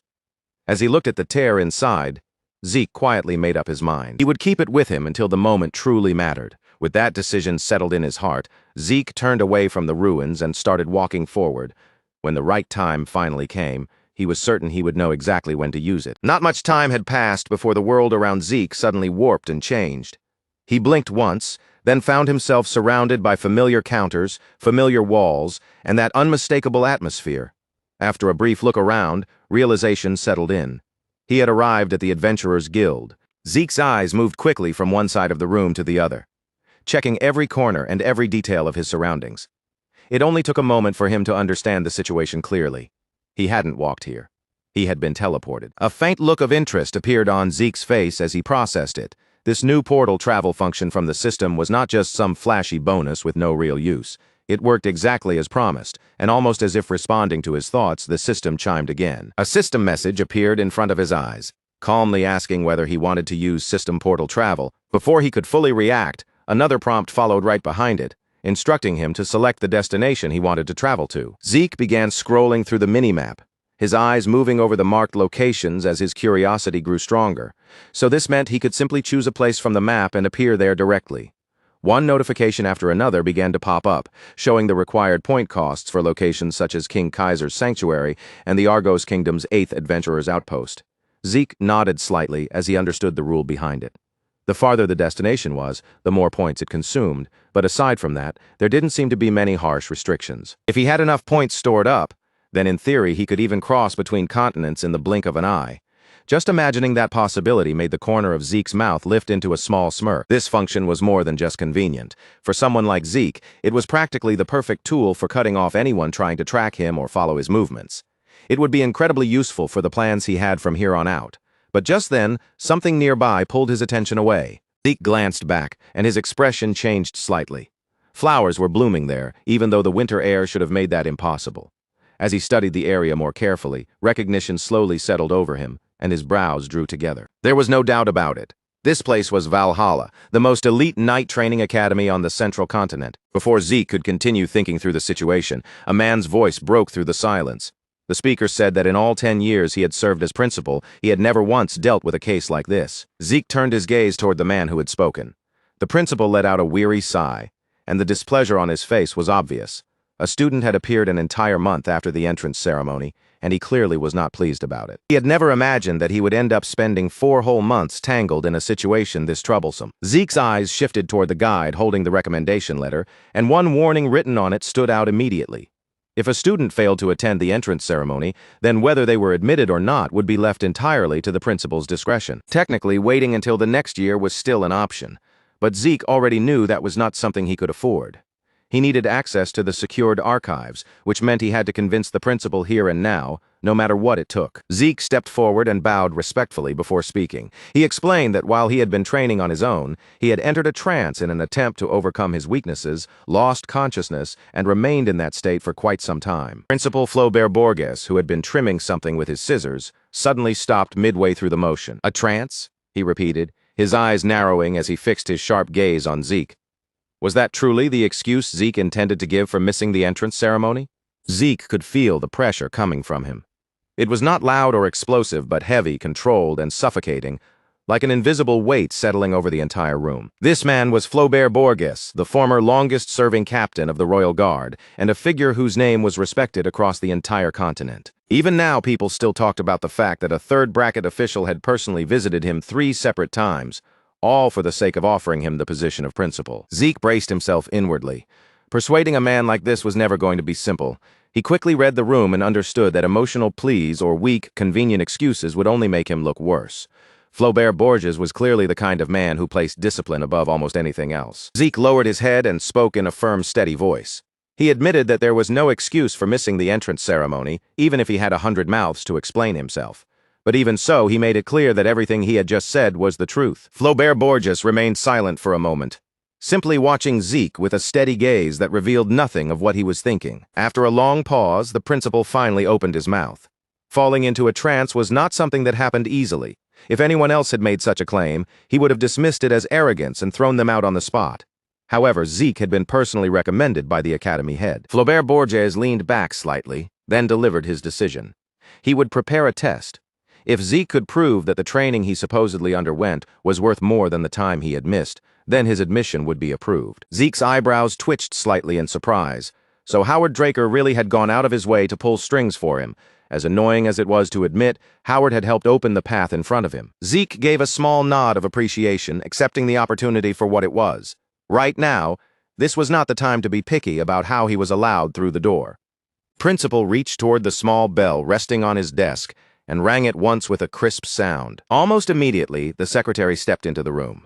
Flaubert Borges ordered that an empty training room be prepared right away and instructed the secretary to inform the department heads as well. They would be conducting an additional entrance evaluation. The secretary bowed deeply, then turned and hurried off to carry out the order. Before long, everyone involved had gathered inside Valhalla's private training room for cadets. Zeke looked over the crowd that had assembled around him, and his thoughts settled into place. This was exactly what he had expected. Every professor standing in that room was someone he had seen mentioned in the Continental reports. Renowned knights, powerful instructors, and famous names known throughout the continent had gathered one after another. The principal's voice cut through the tense air. Since everyone was now present, it was time for Zeke to demonstrate the results of the training he claimed to have undergone. Zeke stepped forward, moving into the center of the training room under everyone's watchful eyes. He knew very well that he could not reveal the elemental sword here yet. Instead, Zeke drew his blade and calmly settled into his stance. From every direction, the instructor's gazes pressed down on him, sharp, strict, and full of evaluation. These were the elite teachers responsible for raising the finest knights on the continent. Zeke understood that if he showed them some outdated or ordinary technique, it would not even be enough to catch their attention. At the same time, he had no intention of hiding absolutely everything he was capable of, so Zeke made his decision. He would reveal just enough for them to glimpse the level he had truly reached. In the next instant, a powerful surge of energy burst out from Zeke, spreading through the hall like a heavy wave rolling across the air. He then pulled that force inward, gathering it tightly, and concentrating every bit of it into the sword in his hand. The instructor's eyes widened as the aura around Zeke's blade began to shine, forming a brilliant and unmistakable glow along the edge of the weapon. What they were witnessing was something rare enough to be called extraordinary. Zeke had formed an aura blade. For a moment, the instructors could do nothing but stare in stunned silence. Zeke had already reached the level of a Blue Knight, and he was only 15 years old. Until now, the previous record had belonged to Abel Draker, who had reached that stage at 19. Compared to that, Zeke's achievement was so absurd that it almost felt impossible to accept. The instructors quickly began whispering among themselves, assuming that such an unbelievably early breakthrough must have been possible because Zeke was a Golden Awakener. That was when Zeke realized he had made a mistake.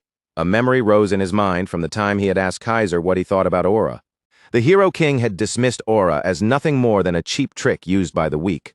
After sparring with Kaiser and measuring himself against that kind of standard, Zeke had become so accustomed to it that he had forgotten to properly suppress his own aura. As he watched the instructors whisper, debate, and argue among themselves about his level, Zeke felt a quiet sense of relief settle inside him. At the very least, they only believed he was a Blue Knight. And before he had crossed paths with Kaiser, that judgment would have been exactly correct. But after Zeke had learned to master the elemental sword, the nature of his aura had already transformed into something completely different from what it had once been. He was no longer standing at the level of an ordinary Blue Knight. Without the instructors realizing it, Zeke had already crossed that boundary and stepped into the realm of a Red Knight. And the difference between those two ranks was far from minor.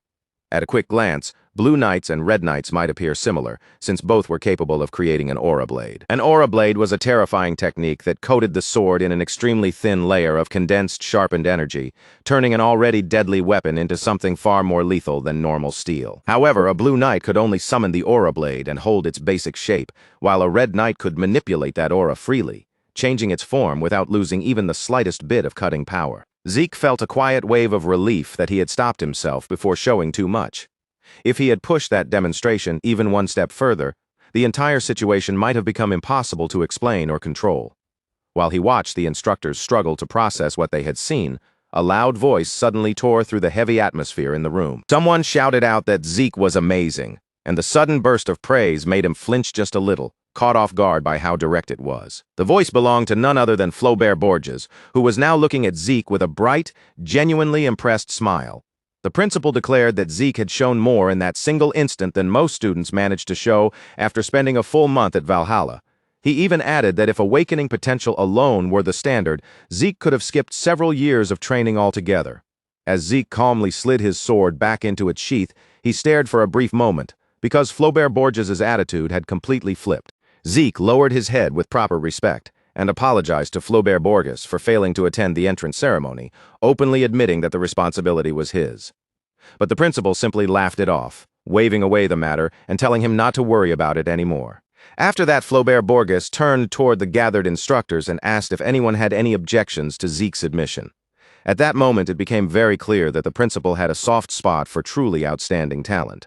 The instructors exchanged brief glances with one another. Then, one by one, they gave their approval. One of the instructors even remarked that an aura blade manifestation that clean and distinct was rare, even among knights already serving in active duty. With a display like that, there was no reason to keep testing him any further. Flaubert Borges nodded in clear satisfaction, then formally welcomed Zeke Draker as a new student of Valhalla. Midland Atlas was not the kind of city that could be compared to an ordinary capital.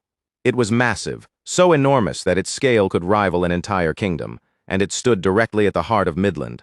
Within that city stood Valhalla, the continent's greatest institution for training knights, carrying unmatched prestige. The Draker family's Four Seasons fortress was also located there, and because the Draker patriarch and the family's most important figures resided within its walls, many people regarded that fortress as the true stronghold of House Draker. Before long, the scene shifted once again. Zeke soon arrived before a grand mansion, an impressive residence that had been prepared specifically for him to use as his own. Even Zeke, who had experienced more than enough luxury in his life, found himself thinking that the mansion was far more extravagant than necessary. As he slowly pushed open the front door and stepped inside, he immediately noticed that two figures were already waiting for him within the mansion. The moment Zeke crossed the entrance, confetti burst into the air in a colorful explosion, and loud, cheerful voices rang out to welcome him to Valhalla. The person who had set off the confetti was none other than Duke Draker. Standing right beside him was Andre Draker, and to make matters even more absurd, both of them were wearing ridiculous clown costumes. Zeke froze on the spot, completely stunned by the sight of his own master dressed like that. Duke Draker casually tapped Zeke on the shoulder with a playful grin and praised him, joking that Zeke was the very first person he had ever seen who somehow managed to miss Valhalla's entrance ceremony. Then Duke Draker declared that since Zeke had finally arrived, it was time to begin. Zeke could only stare back at him in confusion, with absolutely no idea what his master was talking about. As it turned out, after arriving in Atlas, Duke Draker and Andre Draker had gone ahead and prepared a surprise enrollment party for him. Zeke, however, couldn't help wondering why the two of them were inside his mansion at all, instead of being at the academy where they belonged. Apparently, Duke Draker had been called to the Four Seasons Fortress by the Patriarch. Then, roughly a month earlier, he had decided entirely on his own to become Zeke's personal housekeeper at the mansion. Andre Draker then explained that he had taken up a position at Valhalla as an assistant professor. With an apologetic look on his face, he told Zeke he was sorry for appearing so suddenly without any warning. To Zeke, though, this felt far less like coincidence and far more like Andre Draker had simply followed him all the way here. He was not exactly pleased by the situation. All he had wanted was a little peace and quiet. Yet these two had marched straight into his private space without asking him anything. After drinking several bottles of liquor throughout the celebration, Duke Draker and Andre Draker eventually collapsed where they were and passed out. By that point, the night outside had already grown deep, dark, and quiet. The scene shifted again, this time toward a dimly lit bar hidden away in the darkness. A coin dropped onto the counter with a sharp clink as someone placed an order for a beer. The bartender's eyes widened the instant he noticed the Draker emblem marked on the customer's gloves. The person standing in front of him was Zeke. Zeke spoke in a casual tone, almost as if he had simply come in for an ordinary drink, and told the bartender that he wanted to meet Kay. The moment that name left his mouth, the entire bar went silent.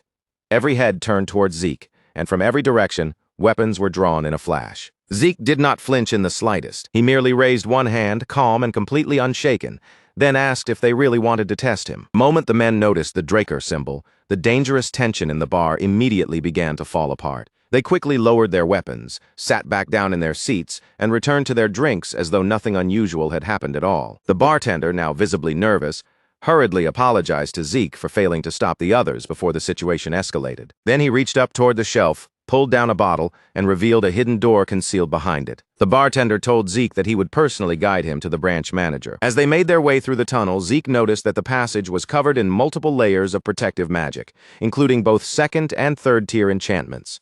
He recognized the construction of those spells almost immediately. This was Kay's work. Before Zeke's regression, two major intelligence networks had controlled the continent's flow of information: the Draker family's Order of the Black Knights and the Rome Empire's Imperial Intelligence Bureau. But there had been one more organization operating beneath the surface, moving quietly through the shadows: the Syndicate. Originally, the Syndicate had been nothing more than a loose collection of smugglers. But once Kay joined their ranks, everything changed.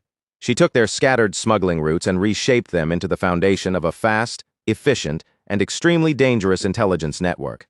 In Zeke's previous life, around this same period, he would have already been expelled from the academy. After that, he would have ended up under McCain's command, desperately struggling just to stay alive, before eventually clawing his way up and becoming one of their hitmen. Back then, Kay had only been a branch leader. She had approached Zeke with a job, asking him to clear out an important transportation route. Her real goal had been to expand her influence and rebuild the Syndicate into an organization powerful enough to stand against both the Order of the Black Knights and the Imperial Intelligence Bureau. Through her skill, persistence, and ruthless efficiency, Kay eventually achieved exactly that. Over time, the Syndicate came under her control and became hers in every meaningful sense. Later, after Zeke had lost everything to the Empire, Kay appeared before him once again. She gave him information about the artifact the Emperor had been chasing. At the same time, she warned him that reaching it would be anything but easy and told him to be careful.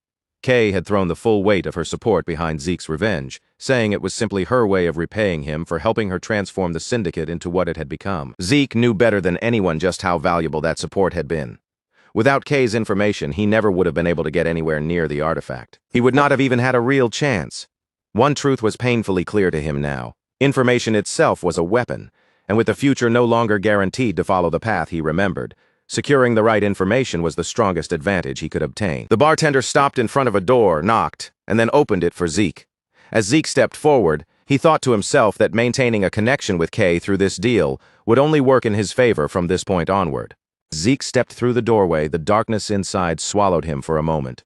His eyes slowly adjusted to the dim room, and only then did he notice a single figure sitting quietly in the shadows. A match suddenly sparked to life in the gloom, its tiny flame flaring bright for an instant before touching the end of a cigarette. Even after all the time that had passed, the person before him was exactly the same as Zeke remembered.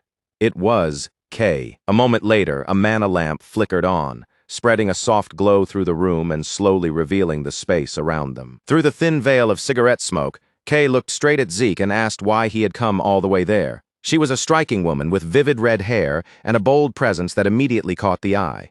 But the sharpness in her gaze made one thing clear: she had no patience for useless conversation. Kay told Zeke to skip the small talk and get straight to the reason he was here. Zeke did not bother dressing up his answer or circling around the subject. He stated plainly that he wanted to establish a trade arrangement with the syndicate. Kay raised one eyebrow, her eyes narrowing with sharp curiosity as she studied him. A 15-year-old prodigy, a noble, a pure-blooded awakener from Housedraker, and already someone who had reached the level of a Blue Knight. Why would a person like that want to work with a criminal organization? Zeke was quietly impressed by how fast she had gathered that much information. What had happened at Valhalla had only just taken place, and yet Kay already knew the details well enough to use them against him. Still, Zeke did not let even the slightest hint of surprise show on his face. He simply reached into his coat. It was obvious that Kay was testing him, and just as obvious that she had not accepted the idea of cooperation yet. So Zeke placed something on the table between them and told her to judge the matter only after seeing it for herself. Kay's gaze dropped to the pair of earrings resting on the table. Zeke explained that they were not ordinary pieces of jewelry but artifacts, and then calmly urged her to put them on and test them herself. Kay asked if they were meant to help with mana recovery, her voice sounding more doubtful than impressed. Artifacts with effects like that were not especially rare, so she clearly was not expecting anything remarkable. Even so, she decided to humor him. With a casual motion, Kay picked up the earrings and slipped them on. The very next instant, the cigarette dropped from her lips. In that single moment, Kay felt it clearly enough that there was no room for doubt. The artifact's power flowed directly into her mana circulation, accelerating her recovery rate by 15%. For someone who truly understood magical items, that number was not just impressive, it was outrageous. Most mana recovery artifacts only improved recovery by about 1%. Even high-end pieces, the kind most people would call exceptional, usually struggled to reach 3%. And yet this pair of earrings was operating 5 times beyond that already rare standard. Kay stared at Zeke in stunned silence. There was no way an artifact like this could have reached the market without her hearing even a whisper of it, which left only one possible explanation. Either Zeke had discovered it through a hidden channel even Kay herself did not know, or he had obtained the artifact directly on his own. As that realization sank in, Kay's expression grew far more cautious. Zeke, still wearing a relaxed smile as if everything was going exactly as expected, asked her casually whether she was finally ready to have a proper conversation. Kay could not help but wonder what kind of person Zeke Draker truly was. After that, Zeke began explaining the arrangement in detail. With the sealed personal statement in Kay's possession, she would be able to open a new account. He had already prepared a representative to handle the process, so all she needed to do was visit the Northern Atlas Bank and deal with the item there. Kay understood that Zeke intended to sell the earrings, but she had not expected him to involve her in moving such mysterious artifacts. Then Zeke laid out his conditions. She would receive 10% from each sale, plus an additional bonus for every 10,000 earned. For Kay, this was exactly the kind of offer she had been waiting for, and honestly it was about as favorable a deal as she could have hoped to receive. At the same time, Kay quickly realized that Zeke was not making reckless guesses.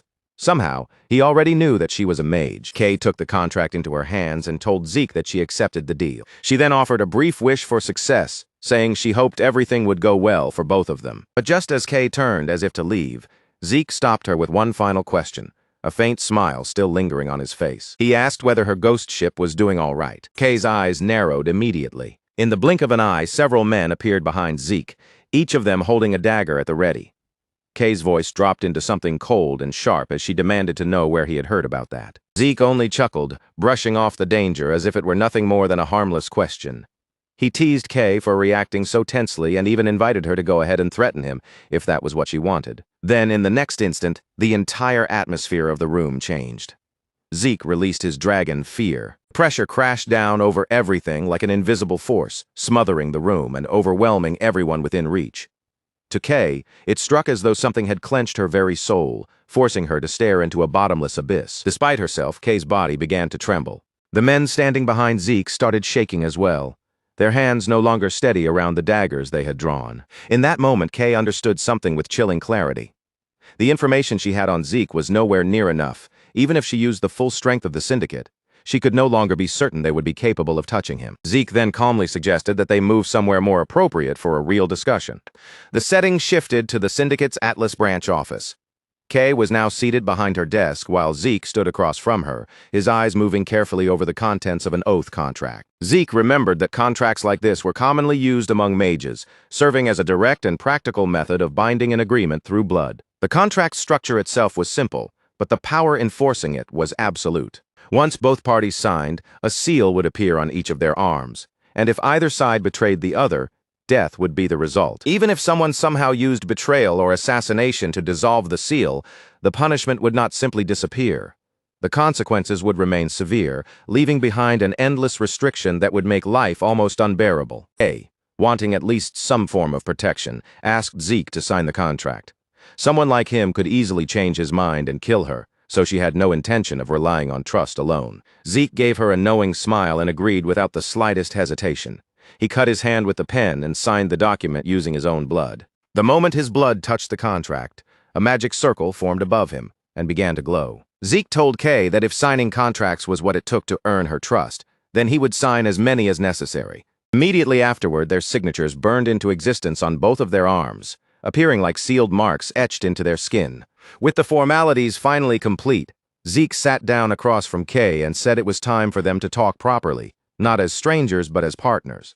Zeke looked across the desk at Kay and went straight to the point, asking if someone was using her ghost ship to move Soma into the market. Kay released a long, slow sigh, and the tension that tightened across her face told Zeke everything he needed to know.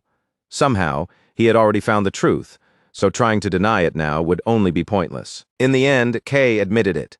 The ghost ship was indeed being used to distribute Soma throughout the market. Soma was a forbidden drug, and ever since the Civil War caused the Old Kingdom to collapse, the southern region had become a refuge for the people producing it. Zeke quickly sorted through the pieces in his head, then guessed that the reason behind this situation had to be connected to one of the transcendent households. Ki confirmed his suspicion without hesitation.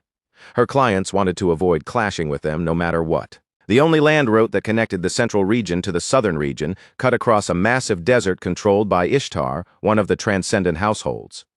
But several years earlier, Ishtar had sealed the entire area off from outsiders, completely cutting off land trade. With the land route blocked and most of the sea routes already under Pabella's control, Zeke understood why Kay had turned to the syndicate's hidden maritime routes for transportation.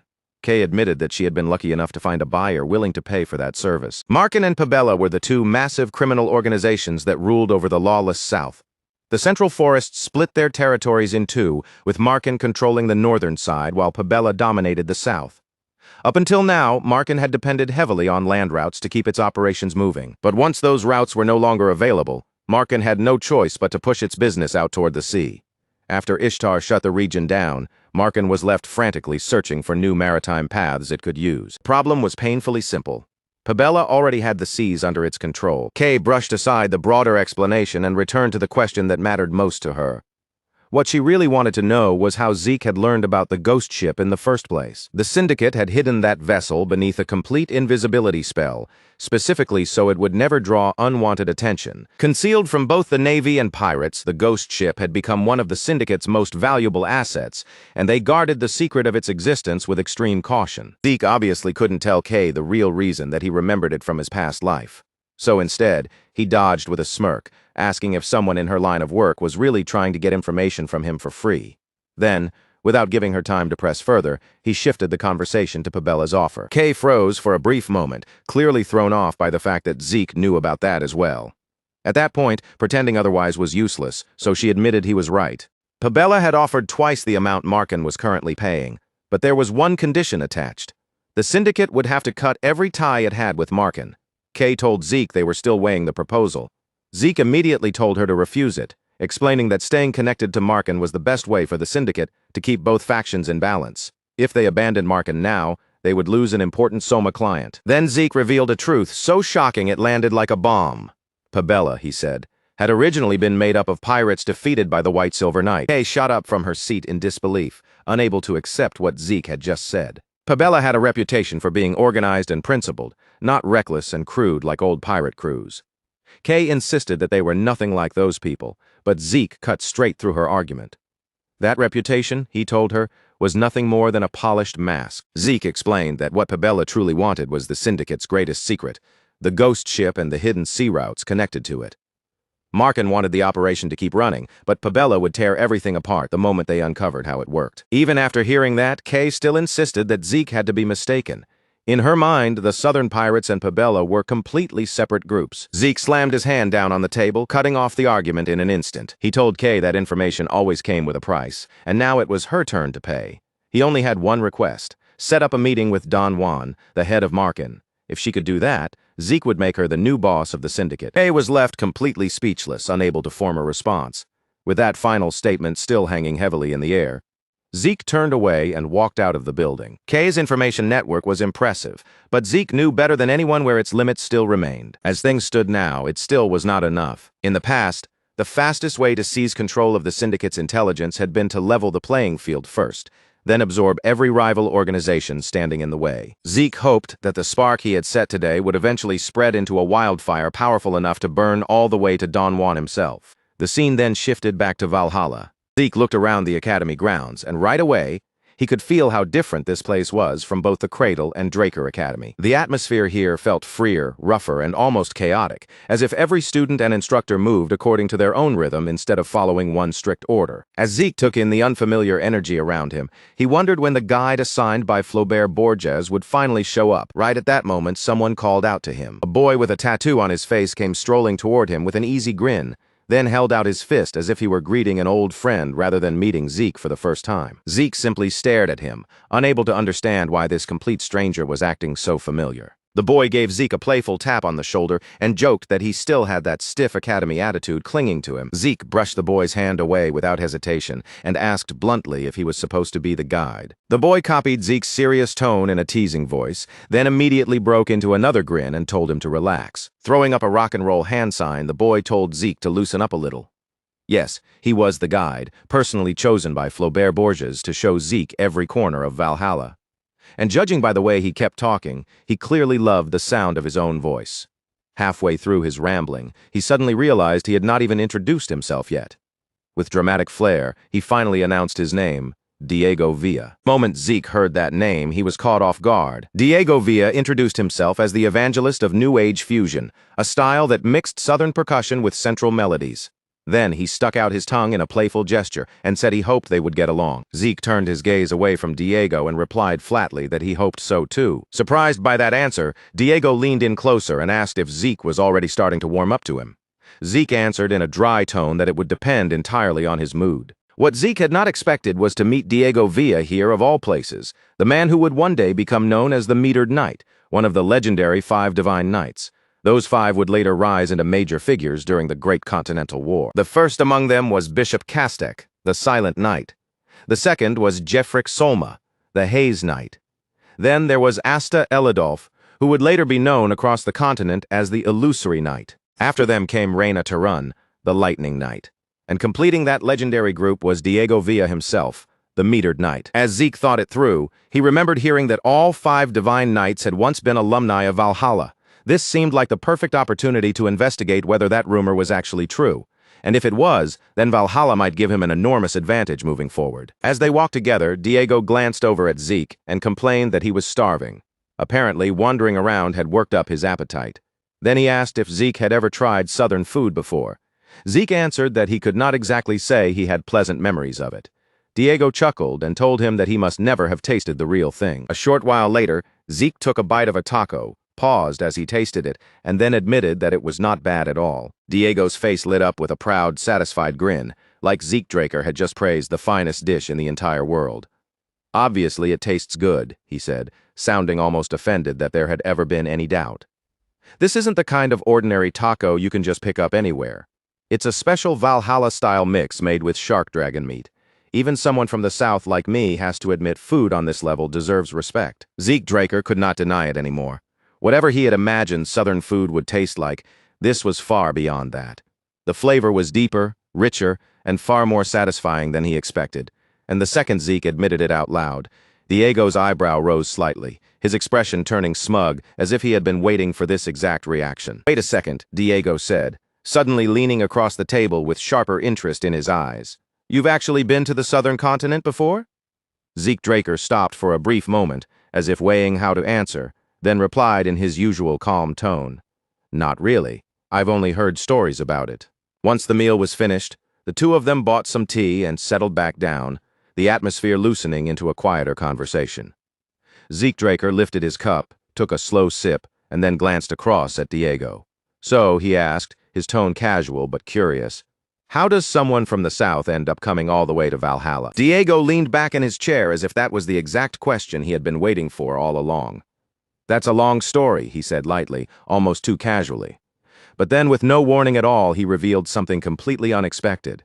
His parents were actually the rulers of a small kingdom on the southern continent. Zeke Draker stared at him and blinked. "You're royalty?" Diego just nodded, treating the answer like it was nothing unusual. The southern continent was divided among several small kingdoms, each with its own history and struggles. But when the Cusco kingdom collapsed during a vicious civil war, countless people who had lived there were forced to abandon their homes, leave everything behind, and migrate toward the central lands just to survive. Diego raised his cup with a bright, carefree smile, looking far too relaxed for someone making such a ridiculous confession. "Yep, I'm a prince, pretty impressive, right?" Zeke Draker could only stare at him in stunned disbelief. "A prince? Seriously? You?" No matter how hard he tried, he could not connect Diego's sloppy, easygoing attitude with the idea of royalty. Diego simply laughed it off, then explained that some stubborn elders back home still treated the royal family's ancient twin sword technique like a sacred treasure. And since Diego happened to be one of those rare talents who could wield two blades with exceptional promise, those same old-fashioned people decided he should be sent all the way to Valhalla to properly sharpen that gift. Then Diego's grin stretched even wider, shameless and completely unapologetic. "But honestly, I'm not that interested in swordsmanship," he admitted. "My real passion is music. I'm completely devoted to it." After hearing that, Zeke Draker could not stop himself from wondering out loud. "What about the people who are counting on you?" Zeke Draker asked, his eyes narrowing slightly. Diego dismissed the question with a loose wave of his hand, brushing it aside like it barely mattered, and instantly shifted topics. "Hey, want to join the Southern Fusion New Age Music Research Club?" Zeke Draker answered without even taking a breath to think. "No thanks." And with that, the scene moved on to a lecture hall. Inside the lecture hall, Zeke Draker looked around and immediately noticed that the atmosphere felt different from an ordinary class. There was a strange energy in the room, almost like everyone was waiting for something special. He turned toward Diego and asked, "Are we even allowed to sit in on upperclassmen lectures like this?" Diego only shrugged, completely relaxed. "Stop thinking of this place like some normal academy. This is Valhalla. Freedom is kind of the whole point. If it helps you learn, then nobody's going to stop you." Diego leaned a little closer, lowering his voice like he was sharing some secret piece of information only insiders knew. "Besides, today's lecture is supposed to be pretty rare. I heard the school is bringing out something seriously huge." Zeke Draker glanced at him with clear irritation and rolled his eyes. "Do you ever get tired of running your mouth?" Zeke Draker tried to block Diego's voice out and focus on anything else, but as he sat there, the low murmurs spreading through the lecture hall slowly drifted into his ears. The nearby students were whispering about him. Some were calling him the youngest person ever admitted into Valhalla. Others were talking about how he was a direct descendant of House Draker, a terrifying prodigy who had even managed to defeat an instructor. Diego suddenly twisted toward Zeke Draker, his eyes going wide as if the obvious truth had only just slammed into him. "Wait, you're a Draker?" Zeke Draker looked back at him with a flat stare, the kind of expression that said Diego might genuinely be losing his mind. Without saying anything at first, Zeke Draker raised one of his gloved hands directly in front of Diego's face. Then, in a dry and completely unimpressed voice, he asked, "What exactly did you think these were?" Diego blinked at the gloves, looking honestly puzzled. "Okay, what are they?" Zeke Draker immediately snapped back, unable to hide his disbelief. "You really are an idiot. These are pure-blood gloves. Only pure-blood Draker Awakeners wear them." Diego's mouth fell open as the realization finally caught up with him. He suddenly remembered that Zeke Draker had not even removed those gloves while eating earlier. "Man," Diego muttered, staring at him like his entire impression had just been flipped upside down. "I thought you were just some badass committed to his personal style. I seriously had no idea." Zeke Draker gave a dry, humorless chuckle and shook his head in disbelief. "You came all the way to Valhalla," he said, "and you still didn't know what pure-blood gloves were?" Then Zeke Draker noticed that Diego was starting to panic a little, his casual confidence suddenly cracking around the edges. That nervous reaction was exactly how most people acted once they realized they were sitting beside a pureblood. Oddly enough, seeing such a normal response from Diego made Zeke Draker feel a little more comfortable. For one brief moment, Zeke Draker thought he might finally get some peace and quiet. Diego had gone silent, and the lecture hall noise seemed to settle around them. But right as Zeke began to enjoy it, Diego opened his mouth again. "Now it all makes sense. No wonder you act like such a snob." Zeke Draker let out a tired groan under his breath, his shoulders almost sinking from exhaustion. At that point, he truly had no idea how he was supposed to respond to Diego anymore.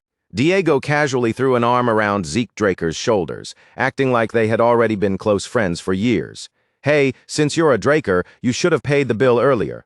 Then he burst into loud laughter and quickly added, "Kidding, kidding." His voice echoed through the lecture hall so clearly that students all around them turned to stare. Zeke Draker could barely believe how much louder and more shameless Diego was getting. Just then, from the front of the room, Dean Flaubert sharply clapped his hands together, the crisp sound cutting through the scattered chatter and signaling for everyone to settle down. Almost instantly, the entire lecture hall went quiet, the students falling silent as if the room itself had been placed under command. Zeke Draker looked across the room again, taking in the packed rows of students around him. With that many people gathered in one place, it was obvious that everyone had come specifically for Dean Flaubert's special lecture. Dean Flaubert looked over the crowded lecture hall with a pleased smile. "It seems everyone is looking forward to today's lecture," he said. Meanwhile, Diego had already pulled out a book and slid it towards Zeke Draker, completely ignoring the mood in the room. "Check this out. What do you think of these lyrics? The rhyme scheme is insane, right?" Zeke Draker gave him a sharp sideways look. "Didn't you say we came here to listen? At least pretend to pay attention." Up at the podium, Flaubert skipped over any long greeting and moved straight into the main point. "Let's get straight to it," he announced. It was not easy to invite today's guest. "Please welcome a returning Black Knight of House Draker," Dean Flaubert continued, his voice carrying clearly through the hall, someone who has only just come back from the battlefield. The moment Zeke Draker saw the person stepping forward, his expression immediately brightened with recognition. He remembered that this man had only recently returned to the Four Seasons Fortress. So this was the moment he was finally stepping out onto the wider stage. Zeke Draker thought around him. The entire lecture hall seemed to sink into stunned silence. The man standing before them was none other than Duke Draker. Whispers broke out almost immediately, spreading from row to row. "The Gale Knight," someone breathed in disbelief. "He disappeared for so long," another student murmured nearby. "I heard he'd been spotted near the fortress, but I didn't actually believe it." Duke Draker stood calmly at the podium, and even without raising his voice, his presence alone was enough to seize control of the entire hall. "It is good to see that so many of you still remember me, even after my time away from the front lines," he said. "Make sure you carve today's lesson deep into your soul." Then he revealed that he had once begun as an ordinary academy student, just like all of them, before climbing all the way to the rank of Black Knight. To Zeke Draker's surprise, the lecture turned out to be much more interesting than he had expected at first. The students did their best to stay focused, sitting upright and keeping their eyes forward. But as the minutes stretched on, the weight of exhaustion slowly started pressing down on the room. One after another, students began to lose the battle against sleep, their heads dipping forward as they struggled to keep their eyes open. Diego, however, was not even making the effort to pretend anymore. He had completely disappeared into his own world, absorbed in his lyrics as he scribbled into his book and stared at the page. Beside him, Zeke Draker sat in silence, mentally counting every passing minute. He's been bragging for 2 hours straight, Zeke thought. Is he ever going to stop? Just then, Dean Flaubert stepped forward with a microphone in hand and addressed the tired lecture hall. "For those of you who are actually listening, I understand your pain," he said. "Unfortunately, we are out of time." Zeke Draker quietly released a breath of relief, glad that the lecture had finally reached its end. Flaubert glanced down at his watch before continuing. "Next, we have someone all of you should know, so she hardly needs an introduction. Even with her busy duties as a guardian knight, she still made time to come here today." Zeke Draker's eyebrows lifted slightly at those words. That announcement had caught him off guard, and his attention sharpened almost immediately. Within House Draker's hierarchy, knights were ranked step by step, beginning with normal knights, then rising to intermediate knights, advanced knights, and finally the elite guardian knights at the very top. There were fewer than 10 guardian knights in total. So whoever this next speaker was, she had to be a figure of enormous importance. Flaubert checked his watch again, and this time his expression tightened faintly.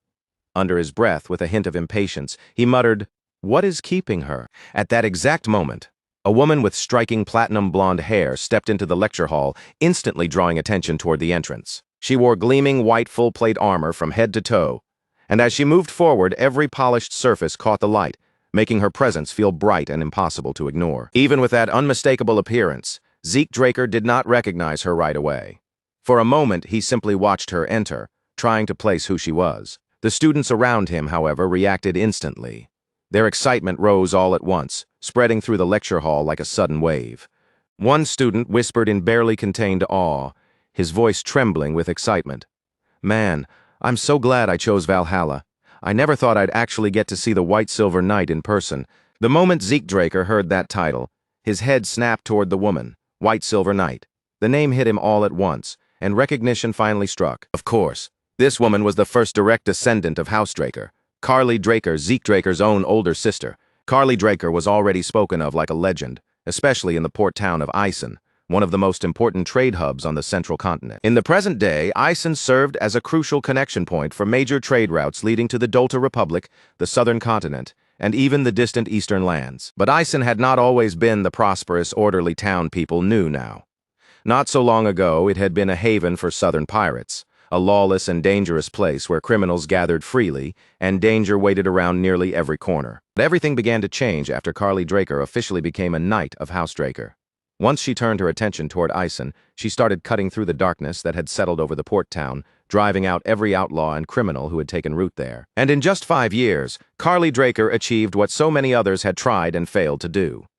The pirates who had once controlled Essen from the shadows were hunted down and pushed out completely until even the trace of their influence disappeared from the town. From that moment forward, Isen was reborn as the greatest port under House Draker's protection, no longer a lawless den of criminals, but a safe, powerful, and respected trade center standing proudly on the coast. As for the few pirates who somehow survived Carly Draker's purge, they had no choice but to abandon Isen and flee for their lives, scattering toward the dangerous southern waters near the Dolta Republic. Because Carly Draker had secured those essential trade routes and restored order to Isen with her own strength, she earned the title of the youngest Guardian Knight in history. It was an achievement so extraordinary that even Abel Draker, despite all of his advantages, influence, and support, had never been able to reach it. Back inside the lecture hall, Zeke Draker kept his gaze locked on his older sister, studying her from where he sat with a quiet expression that gave almost nothing away. Zeke Draker had expected someone important to appear for such a special lecture, but Carly Draker was the very last person he imagined would walk through that door. The instant she came into view, his mind naturally returned to the fierce succession struggle, still taking place between Carly Draker and Abel Draker. It also made sense that Zeke Draker had not recognized Carly Draker immediately. Even before his regression, something serious had happened to her, something significant enough to alter the image of her that remained in his memory. At the front of the hall, Carly Draker released a sharp, irritated sigh. Then she lifted one finger and tapped it against the podium, the crisp sound cutting clearly through the restless atmosphere. After that, Carly Draker raised her voice and gave only one short command: silence. The effect was immediate. In that single instant, the entire lecture hall froze, as if the air itself had been sliced apart. Not even the smallest whisper lingered in the room. Zeke Draker watched the students stiffen and fall silent, but there was not a hint of surprise on his face. When a Guardian Knight issued an order, people did not stop to argue, question, or hesitate. Fear came first, and obedience followed naturally right behind it. Carly Draker stood before the students with a sharp, commanding stare, her voice slicing cleanly through the heavy silence. She told them that this kind of disorder would never have been accepted in the Valhalla she remembered. In her time, the moment someone stood before them, silence and respect were the bare minimum. Then she said it without softening the blow.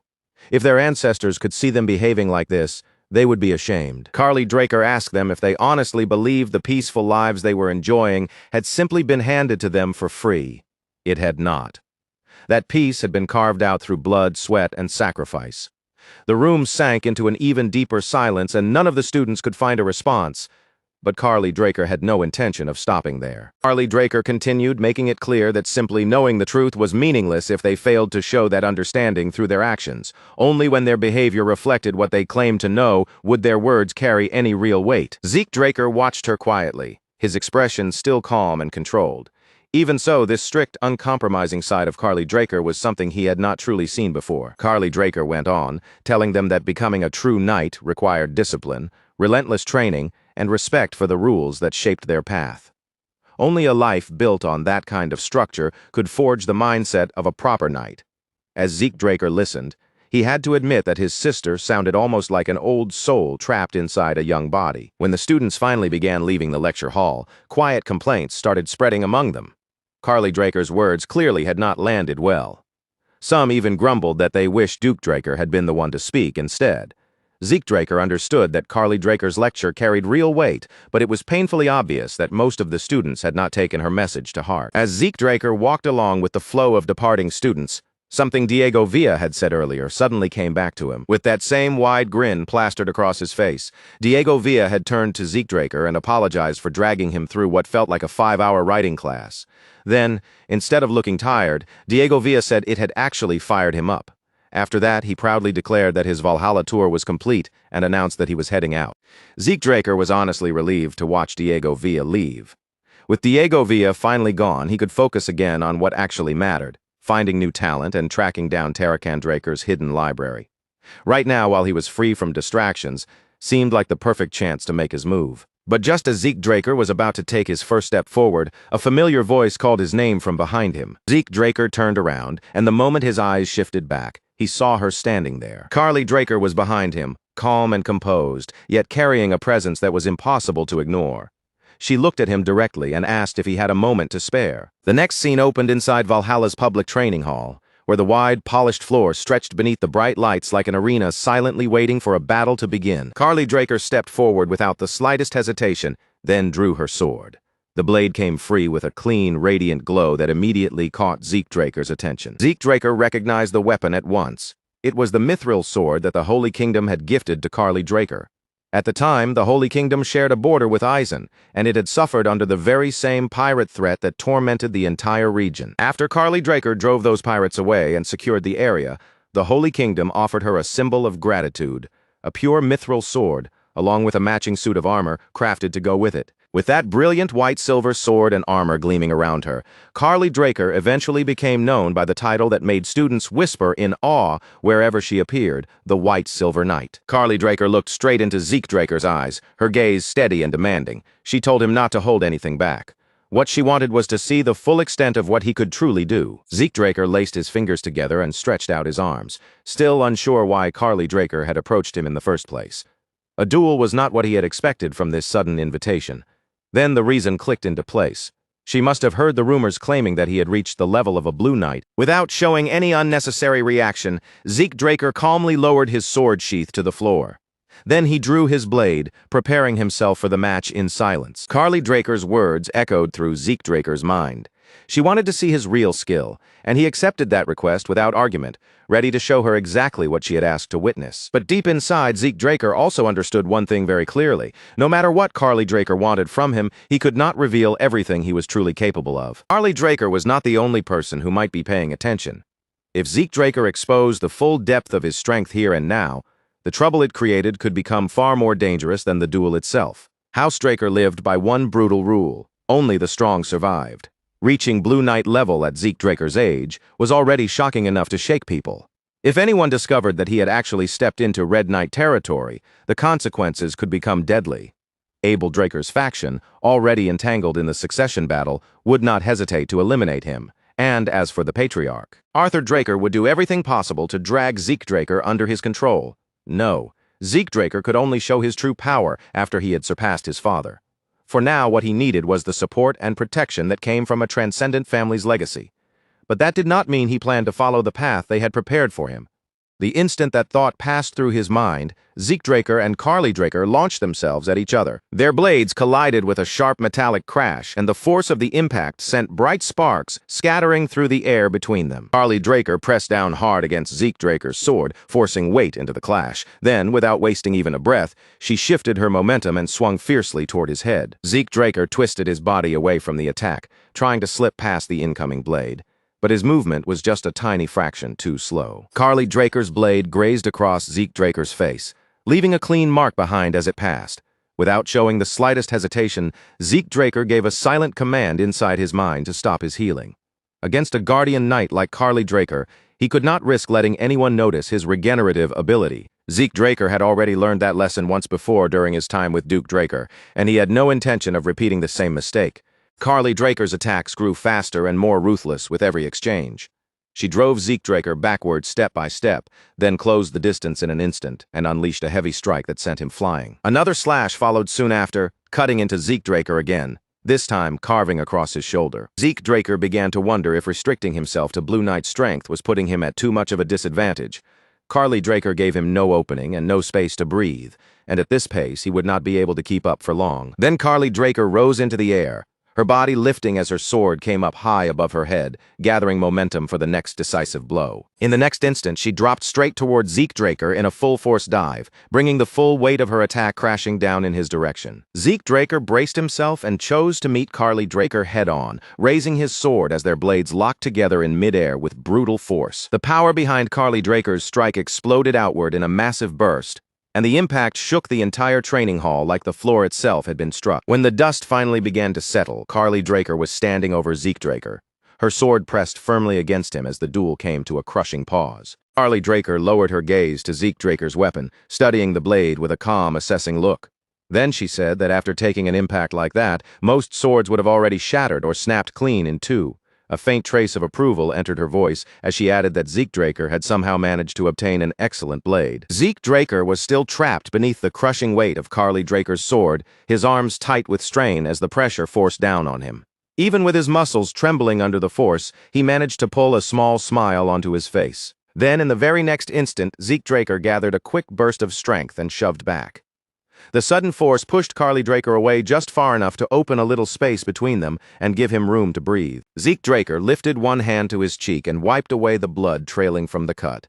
As the warmth smeared across his fingers, one painful truth became impossible for him to ignore. Trying to face someone on the level of a red knight while forcing himself to appear no stronger than a blue knight was practically asking to get crushed. The moment that thought crossed Zeke Draker's mind, Carly Draker's voice cut sharply through the training hall. She asked if he truly believed that creating distance would make him safe. Zeke Draker did not grasp the meaning right away, but when he turned his head to the side, the realization hit him all at once. Zeke Draker had misjudged the situation. Before Carly Draker became famous as the White Silver Knight, she had carried another name, one that was just as fearsome, if not more so. She had once been called the Giant's Blade. Carly Draker's aura blade was nothing like the ordinary techniques other knights used. It was massive, broad, and overwhelming, a sweeping edge of power so enormous it looked less like a sword technique and more like a blade forged for a giant. By the time Zeke Draker turned his head, that huge blade of aura was already rushing directly toward him. He clenched his teeth and braced his body for the collision, but even before it landed, he could feel that the force behind it was far beyond something he could simply endure with ease. The attack slammed into Zeke Draker with crushing power, blasting his body backward and sending him flying straight into the wall. Zeke Draker's sword was driven hard into the ground, and Carly Draker's attack tore through the space ahead of it, ripping apart everything in its path and carving destruction across the training hall floor. Carly Draker paused for a moment after the impact, her eyes narrowing as a brief flicker of concern crossed her face. For an instant, she wondered whether she had failed to hold back enough. But right then, from within the broken wreckage and drifting dust, Carly Draker noticed something moving. Zeke Draker slowly stepped out from the rubble, his figure emerging through the dust as fragments slid off his battered body and fell around his feet. He pressed one hand against the damaged wall to keep himself steady, then looked toward Carly Draker and showed her a faint smirk, even though his body clearly looked like it had taken a brutal hit. On the inside, however, Zeke Draker felt quietly satisfied. The way he had taken the attack looked convincing, and the injuries covering him only made the performance feel even more believable. Now all Zeke Draker could do was hope that Carly Draker had accepted what she had seen at face value and had not noticed the truth hidden beneath his act. Carly Draker finally slid her sword back into its sheath and began walking toward him, the sharp tension from the duel gradually fading with each measured step. "You're incredible," Carly Draker said, and this time the surprise on her face was genuine. She could hardly believe that Zeke Draker had actually managed to block that attack at all. Carly Draker studied him carefully for another moment, then admitted that Zeke Draker had exceeded her expectations by far. After that, she let out a quiet sigh and said there was something she needed to talk to him about. But before Carly Draker could continue, the strength suddenly drained from Zeke Draker's body, and he collapsed without warning. Carly Draker rushed to his side immediately, reaching him before he could hit the ground completely. She caught him and pulled him up, supporting his weight against her. When Carly Draker checked Zeke Draker's condition, her expression quickly turned serious. His internal injuries were worse than they appeared from the outside, and she wondered if he had pushed his aura further than his body could safely endure. Carly Draker reached into her pocket without delay, took out a small vial, and carefully poured the medicine inside into Zeke Draker's mouth. "This is the highest grade recovery potion in our family," Carly Draker told him, keeping her voice steady as she supported him. "Drink it slowly." The moment Zeke Draker swallowed the potion, a soft, gentle glow began to spread across his body. At the same time, he gave a silent command to his system, temporarily activating his healing factor. In a situation like this, using his healing would not look suspicious at all. Every move Zeke Draker had made so far had been part of a much larger plan. Zeke Draker was concealing his true strength while carefully acting like someone who had only recently reached the level of a Blue Knight. So when Carly Draker, the giant's blade, unleashed her attack, Zeke Draker deliberately met it with only the bare minimum defense required, allowing himself to take the hit in a way that looked natural. But just before the impact landed, Zeke Draker noticed something strange. For the briefest instant, a tiny opening appeared inside Carly Draker's strike. Zeke Draker did not know why that opening had appeared. He had taken Carly Draker's aura head-on, not by skillfully manipulating aura himself, but by relying on pure resistance. Since his body could not channel aura normally, it naturally pushed back against the force instead. Carly Draker, however, believed that Zeke Draker was capable of using aura. Because of that misunderstanding, she assumed his injuries came from forcing himself to go beyond his current limits. As Zeke Draker slowly lifted his head, he brought one hand up to it, acting as though he was pushing through a sharp headache. Carly Draker leaned in closer and asked if he was feeling any better. Zeke Draker gave Carly Draker a tired but sincere smile. Then he addressed her respectfully as Dame Carly, and thanked her from the heart for helping him. Carly Draker gently shook her head, correcting him in a softer tone than he expected. She told Zeke Draker that he should call her sister instead. Zeke Draker blinked, caught completely off guard by her response. That was not the kind of answer he had expected to hear from Carly Draker at all. The scene then shifted to the outskirts of Atlas, where a carriage rolled quietly along a calm road, moving away from the noise and movement of the city. Inside the carriage, Carly Draker poured a cup of tea for Zeke Draker, and told him she had prepared it especially for him. She explained that it had been airshipped all the way from the eastern continent because she had heard he liked that particular variety. Zeke Draker thanked her, though the gesture clearly left him a little surprised. Her words immediately reminded Zeke Draker of something Arthur Draker had once said. He could not help wondering just how far the rumor about his preference for tea had actually spread. Zeke Draker glanced around the inside of the carriage, taking in the unexpected comfort and carefully arranged interior. Then he admitted that he never would have guessed it looked like this from the outside. From the exterior, the carriage had looked plain and unremarkable, the kind of vehicle most people would pass without a second glance. Carly Draker explained that it was covered with camouflage magic, because a guardian knight's carriage attracted far too much attention otherwise. Zeke Draker found the situation strange. They had left the training hall and traveled all the way to the outskirts of Atlas by carriage, which meant this conversation was clearly not meant for public ears. He looked at Carly Draker and asked whether what she was about to tell him was something others should not hear. Carly Draker nodded. Then, with a serious expression, she told Zeke Draker that this was about the butchering knight, and that she needed more power if she was going to stop Abel Draker. Zeke Draker was completely caught off guard by that answer. He asked if she meant Abel Draker, the second son. Carly Draker answered calmly that she would explain everything from the beginning. Carly Draker told Zeke Draker that one of House Draker's most important principles was the oath of neutrality, a rule meant to keep the family from interfering in conflicts between nations.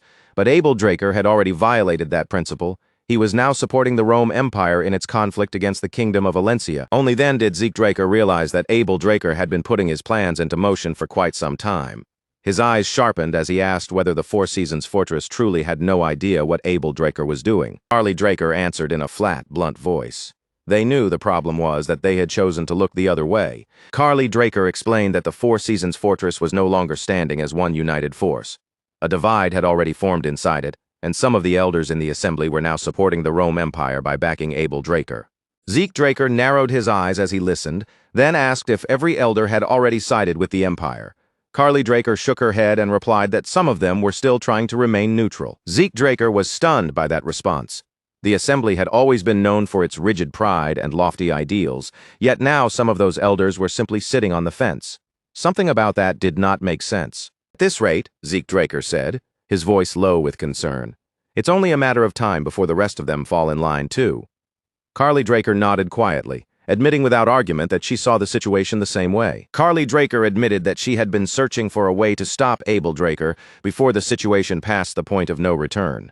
Waiting around and hoping he would make a mistake was no longer something she could afford to do. If Abel Draker was allowed to continue moving freely without anyone stopping him, the matter would no longer stay confined to a simple dispute within the family. Sooner or later, the tension would break past every limit, spiral completely out of control, and ignite into a full-scale war. Zeke Draker knew that Carly Draker's warning was right. 3 years had already passed since his regression, and in only 7 more years the continent would be swallowed by a war unlike anything it had ever experienced.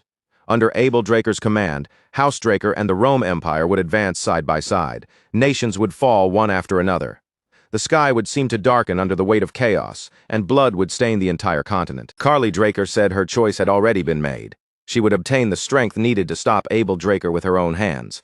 At the moment, Abel Draker held influence over the upper ranks of House Draker, and he believed the lower-ranking knights would simply follow wherever those in power led them. But Carly Draker rejected that idea completely. True knights, she told Zeke Draker, did not lower their heads just because authority demanded it. They followed justice. That was exactly why Carly Draker had started gathering knights from across the Four Seasons fortress, searching for those who still valued honor over comfort and convenience. Then she looked at Zeke Draker and made her position clear. She would not force him to join her cause. He was still young, he was a pure-blood awakener, and even if he never stood on her side, his future was already guaranteed. Zeke Draker quietly raised his cup and took a slow sip of tea, his eyes remaining on Carly Draker across from him. As he watched her steady expression, he felt as though he was finally beginning to understand what kind of person his sister truly was. Carly Draker was not merely stubborn, and she was not moving because of pride alone. She was resolute, someone who lived according to the convictions she carried. If bending herself was what it took to uphold justice, she would do it without hesitation. In every possible sense, she was painfully, almost impossibly righteous. That was when Zeke Draker finally understood why there had been a gap in Carly Draker's giant's blade earlier. At the final moment, her concern for him had shaken her focus and opened a tiny weakness in the strike.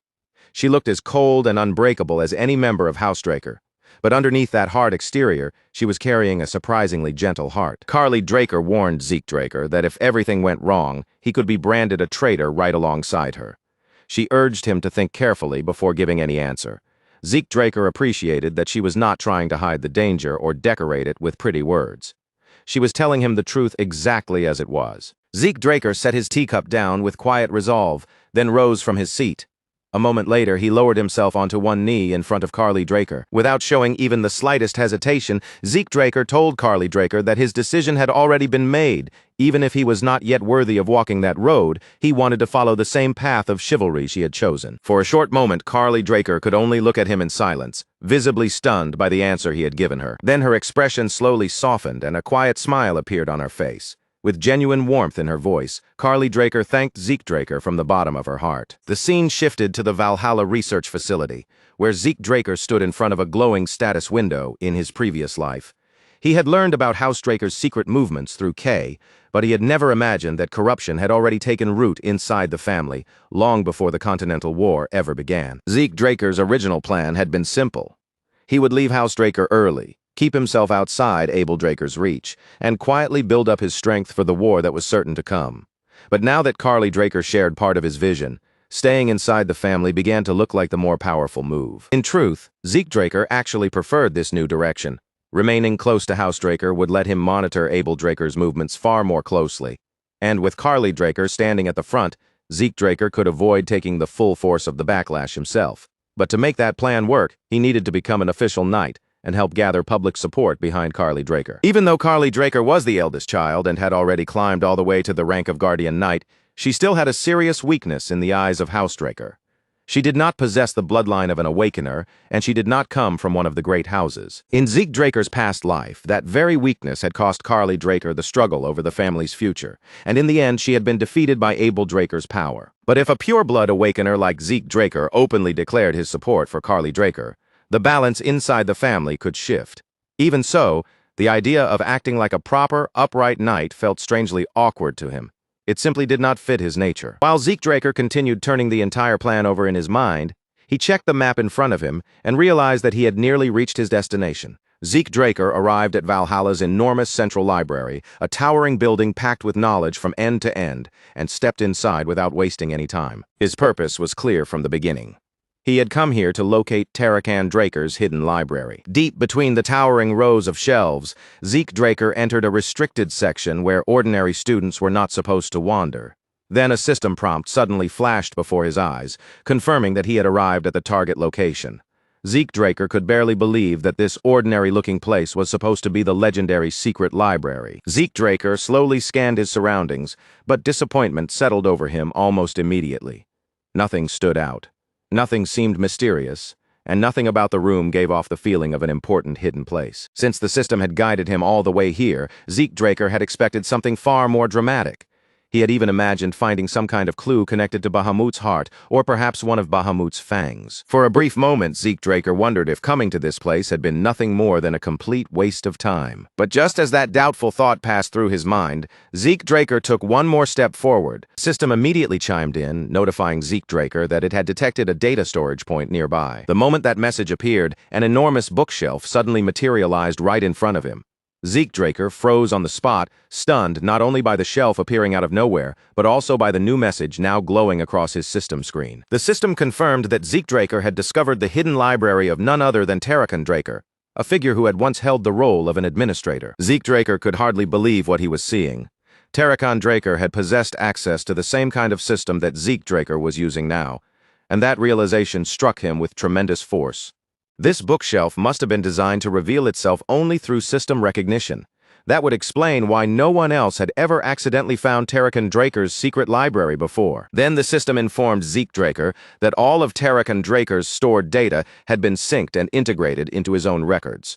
From that point forward, Zeke Draker would have permanent access to this hidden collection of knowledge. To make the enormous contents easier to search through, the system sorted everything into 4 major categories: an organization management manual, dragon slaying manual version 5.21, reference materials, and a collection of proverbs for personal growth. Zeke Draker decided that he would explore each section properly later. For now, he asked the system to search for whatever would help his current growth the most. The system responded almost instantly, informing Zeke Draker that it had located a suitable match for his request. On the massive bookshelf, one book began to glow, separating itself from the countless other volumes around it. A moment later, the book appeared directly in Zeke Draker's hand.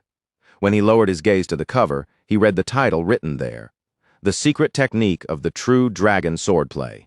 Zeke Draker had never come across this sword technique before. Curious, he turned the book over to check the author's name, and the instant his eyes landed on it, his entire body froze. That name hit Zeke Draker like a sudden bolt of lightning, stopping his thoughts for a moment. The book had been written by none other than Sheltern Draker, the trusted advisor who had served the hero King Kaiser. The next scene opened with Sheltern Draker seated inside his study, a pen held carefully in his hand as he began writing down his thoughts. Sheltern Draker began by explaining the reason he had felt compelled to create the true dragon swordplay in the first place. He started by looking back on how the bond between dragons and humans had first begun through the great hero King Kaiser. Because of Kaiser, even ordinary humans became able to form contracts with the supreme beings known as dragons.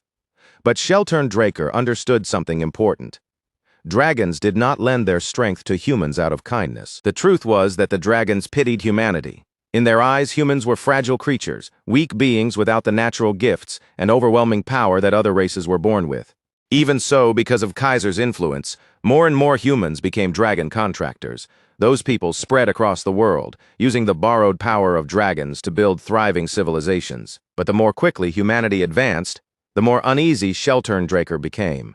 He simply could not bring himself to trust the dragons. If beings with that much power were only helping humans out of pity, then what would happen if that pity disappeared one day? What would humanity possibly do if the dragons suddenly turned against them? In Sheltern Draker's eyes, if such a day ever arrived, humans would have no real way to resist. They would be wiped out in an instant. Driven by that fear, and by the heavy sense of responsibility pressing on him, Sheltern Draker began searching for a method that would allow humans to fight back against dragons. The first possibility that came to Sheltern Draker's mind was magic. But that path carried one fatal flaw. Magic itself had originally come from dragons. Dragons had etched magical circles directly into human hearts, granting people the ability to handle mana, a force their own bodies were never naturally capable of producing. Because of that, trying to turn magic against dragons was almost laughable. It was no different from trying to smother a blazing fire with a sheet of paper. Then Sheltern Draker thought of the elemental sword wielded by the hero King Kaiser, a power so extraordinary that even dragons had recognized it with respect. But that strength was not something anyone could simply learn or inherit. It was a unique gift connected to the bloodline of the fairy monarch, and when Kaiser died, that power disappeared from the world with him. With every obvious road blocked off, Shelturndraker threw himself deeper into research, desperate to uncover a strength that truly belonged to humanity. He studied the rough and practical sword techniques of the North, then turned his attention to the strange and mysterious martial arts of the East. No method was too crude, no theory too strange, and no possibility too small for him to examine. He chased every lead that might help humans break past the limits they were born with. And just when it seemed like Shelturndraker had reached a complete dead end, unexpected help arrived from Kronos, the dragon who had once formed a contract with the hero King Kaiser. Kronos insisted that he was only lending a hand because Shelturndraker's research had caught his interest. But there was something deeper behind the dragon's determination, something unspoken that made Shelturndraker uneasy. Even so, he accepted the offer and kept pushing his research forward. Eventually, Shelturndraker and Kronos discovered an entirely new kind of power, aura. It was not magic, and it was not elemental energy either. It was something separate from both, a force that only humans could truly control. After Kaiser left for the spirit realm, Shelturndraker continued refining everything he had learned about aura. Before long, he succeeded. He uncovered its principles, figured out how it could be used, and even created a sword style meant to draw out its full potential. Shelturndraker gave that sword style a name, the True Dragon Swordplay. Then he released it to the world, expecting it to become something meaningful, but the response waiting for him was much colder than he had imagined. In an era where people could gain strength quickly through tools and methods created by dragons, almost no one wanted to follow a path that demanded patience, discipline, and brutal effort. Shelturndraker's creation was largely ignored. While recording his findings, he admitted that he felt relieved the dragons had not betrayed humanity after all, and yet, even in that peaceful time, he still believed his sword style would someday be needed. So he left his work behind, hoping that one day someone would take it up and truly master it. As Zeekdraker turned through the pages of the book, carefully reading the contents, a new message suddenly appeared in front of his eyes. A new quest had begun, successor of Shelturn. The system challenged Zeekdraker to learn Shelturndraker's secret technique within 3 months, and the reward listed at the end was enough to make him stop and stare, the coordinates to the Kronos Kingdom's treasury. Zeekdraker placed the book back onto the shelf, but his gaze remained on it for a moment longer. No matter how calmly he tried to act, the reward was undeniably tempting. Zeekdraker imagined what kind of legendary artifacts might be sleeping inside a treasury like that. But 3 months was an incredibly short amount of time. He could not help wondering if this true dragon swordplay might be even more difficult to master than the elemental sword. Even so, Zeekdraker made up his mind to fully commit himself to learning the true dragon swordplay, and in a bitter twist of fate, Shelturndraker's old fears had ultimately proven to be correct. The dragons had eventually betrayed mankind, and that betrayal became the spark that led to the outbreak of the Liberation War. As that grim truth settled in his mind, Zeekdraker asked the system if there were any other valuable records hidden inside the secret library. Something like Draker's personal journal. The system began processing Zeekdraker's request, searching through the stored data one record at a time. Soon, it found something that matched exactly what he was looking for. Then the system announced that a magical video log would begin playing. At the same moment, the secret library surrounding Zeekdraker started to blur, fade, and dissolve from sight. Zeekdraker froze in place, stunned by the sudden transformation unfolding all around him. The sensation was strangely familiar. It felt almost exactly like the moment the tutorial had first begun. In the very next instant, Zeekdraker found himself standing in the middle of a vast desert, surrounded by nothing but endless stretches of sand. Confused by the sudden shift, Zeekdraker slowly turned his head, scanning the barren landscape that seemed to stretch endlessly in every direction. But the space around him did not feel natural. It felt artificial, like an environment constructed by the system for the sole purpose of replaying a stored record. Then Zeekdraker turned again, and the sight waiting for him made his entire body go still. Something enormous and terrifying was rising from beneath the desert ground, its presence so overwhelming that the air itself seemed to tighten around it. Zeekdraker could not move, not even by a single step. His mental defense skill activated at once, trying to protect his mind from the fear crashing over him like a wave.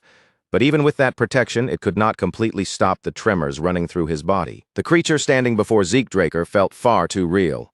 It did not seem like a simple illusion or a harmless playback at all. Zeekdraker could barely process what was happening. He was standing face to face with a being once hailed as the king of all creation, a dragon. Just as fear began tightening around him, a voice rang out across the desert, calling the monstrous being by name, Bahamut. Zeekdraker froze all over again. That was Bahamut, the evil dragon. Zeke Draker whipped his head toward the direction of the voice, and what he saw left him stunned. Until the man spoke, Zeke had not sensed his presence at all. Standing behind Zeke Draker was a figure wrapped in overwhelming power, someone who felt less like an ordinary man and more like a monster in human form. The blurred figure walked forward without stopping and passed straight through Zeke Draker's body. That was when Zeke Draker finally understood. He was not truly standing in that moment.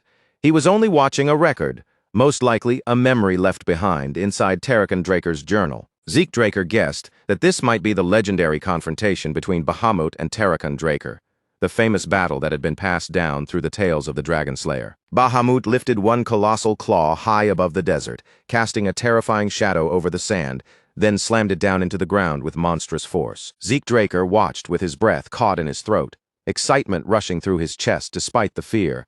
This was not just some ordinary record. This was history itself unfolding right in front of his eyes. But Tarakan Draker did not react in the slightest.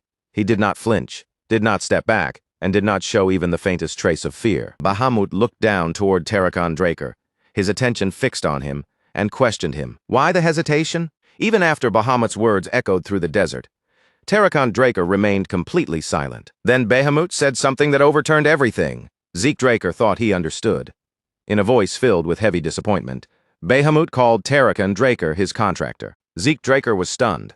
Tarakan Draker had been Bahamut's contractor. Did that mean he had been connected to Bahamut the same way Kaiser had once been contracted to Kronos? None of the legends had ever mentioned anything like this. To Zeke Draker, the revelation made no sense at all. If Tarakan Draker had truly been Bahamut's partner, then how had he ended up defeating the dragon in the first place? What had really happened in that battle? The one that turned Tarakan Draker into a legend? Zeke Draker's thoughts began spinning in confusion as strange distortions flickered across the desert around him. The world before his eyes started to glitch, crack, and break apart. Something was clearly wrong with the record. Then Zeke Draker noticed Tarakan Draker speaking, his lips moving as if he were revealing something important. But the words never reached Zeke's ears. The broken playback swallowed the sound completely. Frustration surged through Zeke Draker, and he called out to the system, demanding that it repair the visual error immediately. But the system refused Zeke Draker's request. Zeke Draker clenched his teeth, irritation burning through him. Why did the record have to fail now, right at the most important moment? Then Zeke Draker turned his attention back toward the broken scene, and for the first time, he finally saw Tarakan Draker clearly. A sharp memory suddenly surged up inside Zeke Draker's mind, cutting through his thoughts like a blade. It was the conversation he had once had with Kaiser, so vivid and immediate that for a moment it felt as though the Hero King's voice was speaking right beside him again. At that time, Zeke Draker had asked Kaiser something that had been quietly troubling him for a while. He wanted to know whether a dragon, after forming a contract with a human, could ever turn against that person and betray them. Kaiser's reaction had been almost dismissive. He had simply laughed, as if the question itself was so ridiculous that it barely needed an answer, brushing the possibility aside without even giving it much thought. According to Kaiser, if betrayal ever occurred between dragons and humans, it was always the humans who abandoned the dragons first. And just as that old answer resurfaced in Zeke Draker's mind, the scene before him showed Tarakan Draker drawing his sword free from Bahamut's shattered skull. Right in front of Zeke Draker's eyes, Bahamut's colossal body began to collapse. The once overwhelming dragon slowly broke apart, its flesh and form crumbling piece by piece into gray ash until there was nothing left of its massive body at all. Zeke Draker could do nothing but stare, rooted in place by disbelief. Then, after the last trace of Bahamut's remains vanished into ash, two objects appeared before Tarakan Draker, Bahamut's heart and Bahamut's fang. Zeke Draker's breath caught the instant he recognized them. Those were the exact same relics he had once received at the Dragon Slayer's residence, and seeing them appear here, in this memory, made the entire scene feel even more unsettling. A new question began pressing into Zeke Draker's thoughts. Did all dragons leave behind something like this when they died, some final remnant of their existence, or was this strange phenomenon only connected to certain special beings? He remembered the pureblood gloves he was wearing, gloves that had been crafted from dragon hide. But even with that example in mind, he still could not shake the feeling that Bahamut's case was different, far too unusual to be treated as ordinary. While Zeke Draker was still turning that thought over, the sky above him suddenly tore open with a violent distortion. The world itself seemed to warp and glitch, shaking the memory apart, and that force dragged him out of the scene. For one brief second, he wondered if the recording had finally reached its end. Now, sitting on the ground, Zeke Draker stayed still for a moment, forcing himself to breathe and gather his scattered thoughts. What he had just seen did not fit neatly with the stories and explanations he had always known. After thinking it through for a while, Zeke Draker decided that it was time to head back. But just as he was about to leave, something unexpected caught his attention and made him stop. Draker's hidden library had now been completely absorbed into the system. From this point on, Zeke Draker would be able to access it whenever he wanted, as if the entire space had become part of his own available resources. Zeke Draker wasted no time testing it. He immediately tried to replay the memory once more, hoping that this time he might be able to hear the final words exchanged between Bahamut and Terrakan Draker. But the result was no different. That same warped distortion appeared again, blocking the most important moment as though some unseen force had deliberately sealed it away. The final conversation between them remained just out of reach. Still, Zeke Draker understood that the experience had not been worthless, because he had still gained something important from what he had witnessed. He had uncovered a hidden truth. The famous dragon-slaying arts were not truly an original combat style. They had actually developed from the deeper foundation of true dragon swordplay. Terrakan Draker had taken the complex and highly difficult techniques created by Sheltern Draker, then stripped them down and reshaped them into something more practical for real battle. That refined version eventually became the fighting style known in the present era, but in simplifying it, something had clearly been lost: its raw, destructive power. Form passed down through history no longer contained the overwhelming force required to kill a true full-blooded dragon. Even so, Zeke Draker could not deny that the dragon-slaying arts still had one powerful strength of their own. Because the technique could merge with the user's natural talent and personal strengths, it had the potential to become far more effective in practical combat.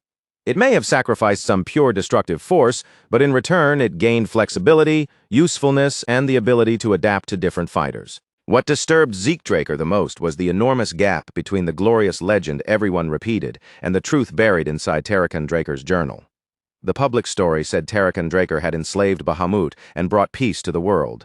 But now, to Zeke Draker, that version sounded more like a polished hero tale than the actual truth. In Terrakan Draker's own records, there was not even a single mention of any contract between him and Bahamut, and something that significant was not the kind of detail someone would simply forget to write down. The scene shifted after that, and Zeke Draker found himself standing outside alone. Before long, a messenger pigeon fluttered down nearby, and he reached out to take the letter it was carrying. The message was from Kay. Kay had carried out Zeke Draker's request exactly as he had given it to her. She had searched across the continent, gathering every version of the Dragon Slayer legend she could get her hands on. Even after all that, Kay admitted that she still could not understand why Zeke Draker had suddenly become so obsessed with these ancient myths. She explained that she had even checked untranslated texts, digging through sources most people would never bother with. But no matter where she looked, she found no record of contracts between dragons and humans. There was also nothing about the specific dragons connected to Terrakan Draker or Kaiser. However, one strange point kept bothering her. Across different regions and separate records, the wording was strangely alike, so similar that it almost felt as though someone had carefully shaped every account to follow the same approved version of history. The further Kay investigated, the more obvious it became that something about the history had been altered. And with each new discovery, the sense of unease surrounding those records only grew heavier. Then, just when Kay seemed to be getting close to something more, a warning came down. The Draker family had stepped in, and the syndicate immediately pulled back, unwilling to provoke one of the most powerful bloodlines on the continent. Zeke Draker read the entire message in silence, his expression unreadable. Then, without even a moment of hesitation, he set the letter on fire and watched as the flames consumed it completely. A cold, heavy sense of alarm settled deep in his stomach, the kind of warning feeling that could not be ignored no matter how calmly he tried to think. The Drakers, his own family, were actively suppressing information about Terrakan Draker, but the question that kept clawing at Zeke Draker's mind was simple: why would they do that? After all, the entire prestige of the Draker family had been built on Terrakan Draker's legend, on the name and glory of the so-called first Dragon Slayer. For the Draker family to hide the truth about Terrakan Draker or about Bahamut did not make sense at all when viewed from the surface, and yet Zeke Draker could not shake the pressure tightening in his chest. Somewhere out there, someone was deliberately keeping something hidden from him. Determined to uncover that missing piece with his own hands, Zeke Draker turned away and headed back toward the house. As he stepped inside, his mind was already focused on the system, preparing to call it out and give his next command. But before the words could fully leave his mouth, a strange feeling struck him. Something was wrong. Wrong enough that Zeke Draker stopped immediately. He paused near the door, quietly closed it behind him, and swept his gaze across the room with calm, sharpened caution, taking in every corner as if the air itself had changed. Everyone should have been gone that day. Decker and the rest of the staff were off duty. while Duke Draker and Andre Draker were both occupied with their own matters elsewhere. So if nobody was supposed to be inside the house, only one question remained in Zeke Draker's mind.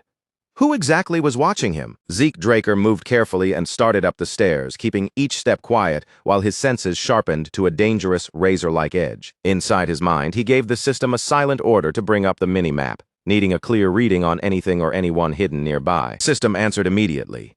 Two unfamiliar presences appeared in his awareness, one inside the house itself, and another positioned outside. For a brief moment, Zeke Draker considered the possibility that the hunting dogs from the giant mountains had somehow tracked him all the way back here. But he dismissed that idea almost as soon as it appeared. He had not drawn his sword, and he had not used any dragon-slaying techniques, so even they should not have had any trail to follow. No, this situation felt different. Whoever these intruders were, they had not come by chance. Someone else had clearly sent them, and Zeke Draker intended to find out exactly who was behind it. In fact, as he moved forward, one particular person was already beginning to surface in his mind. When Zeke Draker drew closer to his room, the intruder inside remained focused entirely on the door, staring at it with fixed attention as he waited for Zeke Draker to come in. That narrow focus was exactly where the intruder made his mistake. Because Zeke Draker had no intention of entering through the door. Instead, he slipped silently through the window behind the intruder, clinging to the wall like a shadow that had peeled itself away from the darkness. From behind the intruder, Zeke Draker's voice cut through the silent room like a cold blade.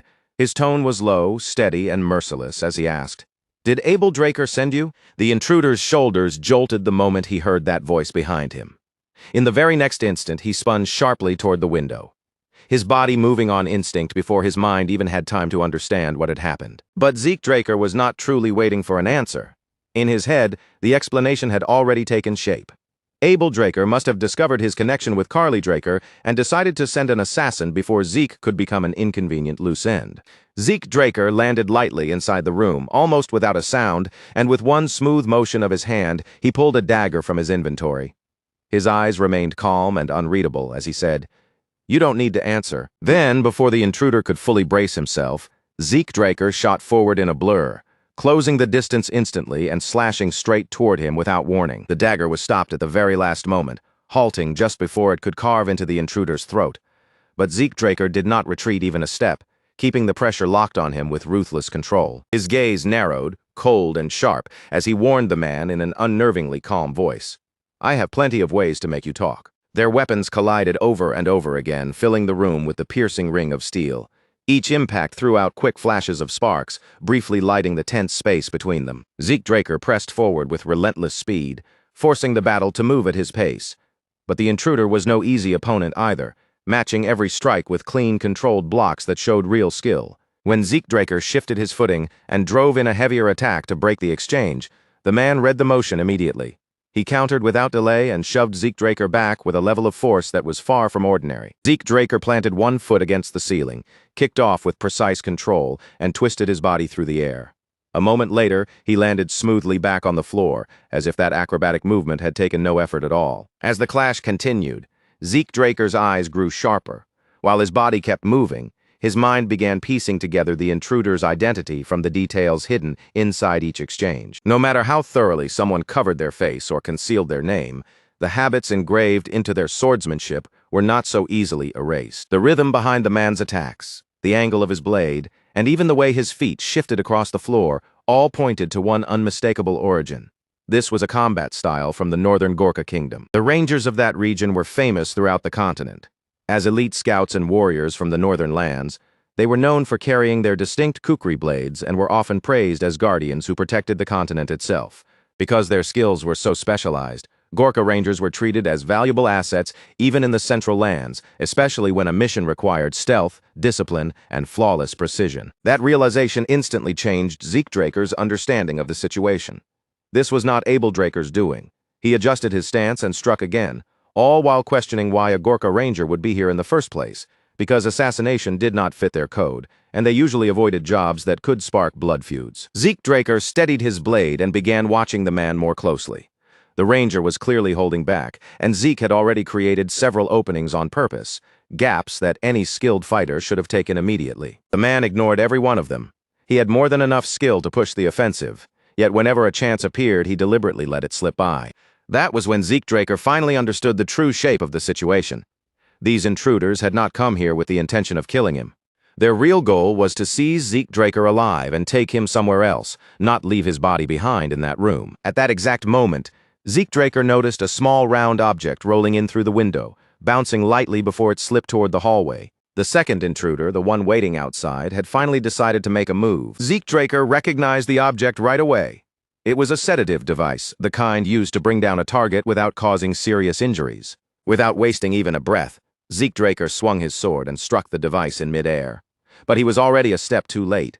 The mechanism inside had been triggered. A dense cloud of gas exploded outward, spreading through the room almost instantly and swallowing the surrounding space in a thick haze. The moment that sharp, earthy smell reached his nose, Zeke Draker identified it at once. It was mandragora rootlets, a common ingredient often used in sleep-inducing mixtures. Zeke Draker let the dagger slide from his fingers and allowed his body to slump forward, deliberately choosing to play along with the trap they had prepared. As soon as the system detected the mandragora compound spreading through the air, it activated Zeke Draker's poison resistance on its own. Even so, Zeke Draker dropped to the floor as though the sedative had taken effect. He kept his breathing slow, his muscles loose, and his body completely limp while pretending to lose consciousness. The ranger moved closer and lifted Zeke Draker's body from the floor. Not long after, the second figure climbed in through the window as well, joining him to help carry Zeke away. While they began securing Zeke Draker for transport, he remained perfectly limp and silent.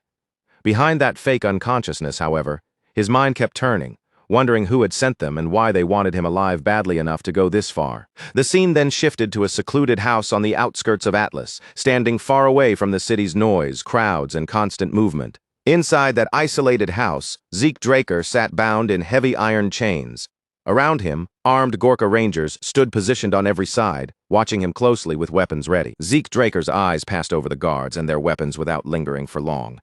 Instead, his attention settled on the man seated directly across from him. To Zeke Draker's surprise, the person in front of him was not some local authority from Atlas. It was Cliff Reinhardt, the head of the Reinhardt Merchant Group, and when Cliff noticed recognition flicker in Zeke's eyes, he seemed to think the conversation would become easier from that point on. Zeke Draker did know Cliff Reinhardt. In fact, this was not the first time their paths had crossed, even if Cliff himself had no way of knowing that. In Zeke Draker's previous life, Cliff Reinhardt had been an important figure. The Reinhardt Merchant Group had been counted among the 10 greatest trading powers based in the Kingdom of Valencia. But the war started by Abel Draker and the Rome Empire had eventually consumed everything, dragging both the Reinhardt Merchant Group and the Kingdom of Valencia down into ruin. During that chaotic period, Zeke Draker and Cliff Reinhardt had fought on the same side. What remained strange in Zeke's memory was that Cliff had once handed him crucial information about the Empire, only to vanish afterward and return to his doomed homeland. After that, Zeke Draker never saw Cliff Reinhardt again. And now the very same man who had once risked everything to escape was sitting before him once more. Whether Cliff had gone back out of loyalty to his homeland or for some other reason, Zeke could not say. But from his point of view, it had always seemed like a sacrifice without meaning. Cliff Reinhardt began by apologizing, his voice calm as he acknowledged the rough and forceful manner in which Zeke Draker had been brought to this place. At Cliff Reinhardt's signal, one of the Gorka Rangers stepped forward, the same man who had captured Zeke Draker and unlocked the heavy chains around him. Cliff then promised that he would compensate Zeke for the trouble, saying that he wanted to speak with him properly. Once the restraints came off, Zeke Draker simply rolled his wrists, showing no fear, panic, or discomfort. Then he looked at Cliff Reinhardt and told him to get straight to the point. Cliff Reinhardt was visibly taken aback by how composed Zeke Draker was. In a situation like this, most people, especially someone so young, would have shown at least some tension, but Zeke did not reveal even the smallest trace of uncertainty. Cliff Reinhardt had clearly intended to lead the conversation and control its pace, but Zeke Draker had already seized the initiative. Realizing the balance had shifted, Cliff quietly handed him a stack of papers. Cliff Reinhardt explained that the documents contained information about a new disease spreading quickly through the southern regions of the central continent. Zeke Draker lowered his gaze to the reports now resting in his hands and asked why Cliff Reinhardt was showing him something like this. As Zeke Draker flipped through the pages one after another, his eyes suddenly stopped on a specific report buried among the documents. Cliff Reinhardt noticed the subtle shift right away, catching the exact moment Zeke Draker's calm expression tightened, and his gaze became noticeably sharper. The report Zeke Draker had stopped on was focused on Elena Stone, Liam Stone's mother, and written plainly within it was the fact that she had once been infected with the Rose disease. The only reason Elena Stone was still alive was because Zeke Draker had given Liam Stone exact instructions on how to treat her. stepping in before the disease could take her life for good. Without offering any reaction, Zeke Draker tossed the document onto the table and demanded to know what Cliff Reinhardt was getting at. Cliff answered in a calm voice, confirming that the sickness now spreading through the region was indeed the Rose disease, a cruel illness, infamous for killing every single person it infected. And yet Elena Stone had not just escaped death.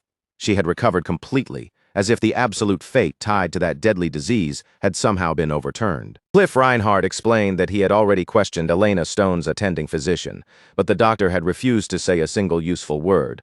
So Cliff turned his attention straight to Zeke Draker, watching him carefully as he asked whether Zeke knew something about it. Zeke Draker let a faint smile touch his face.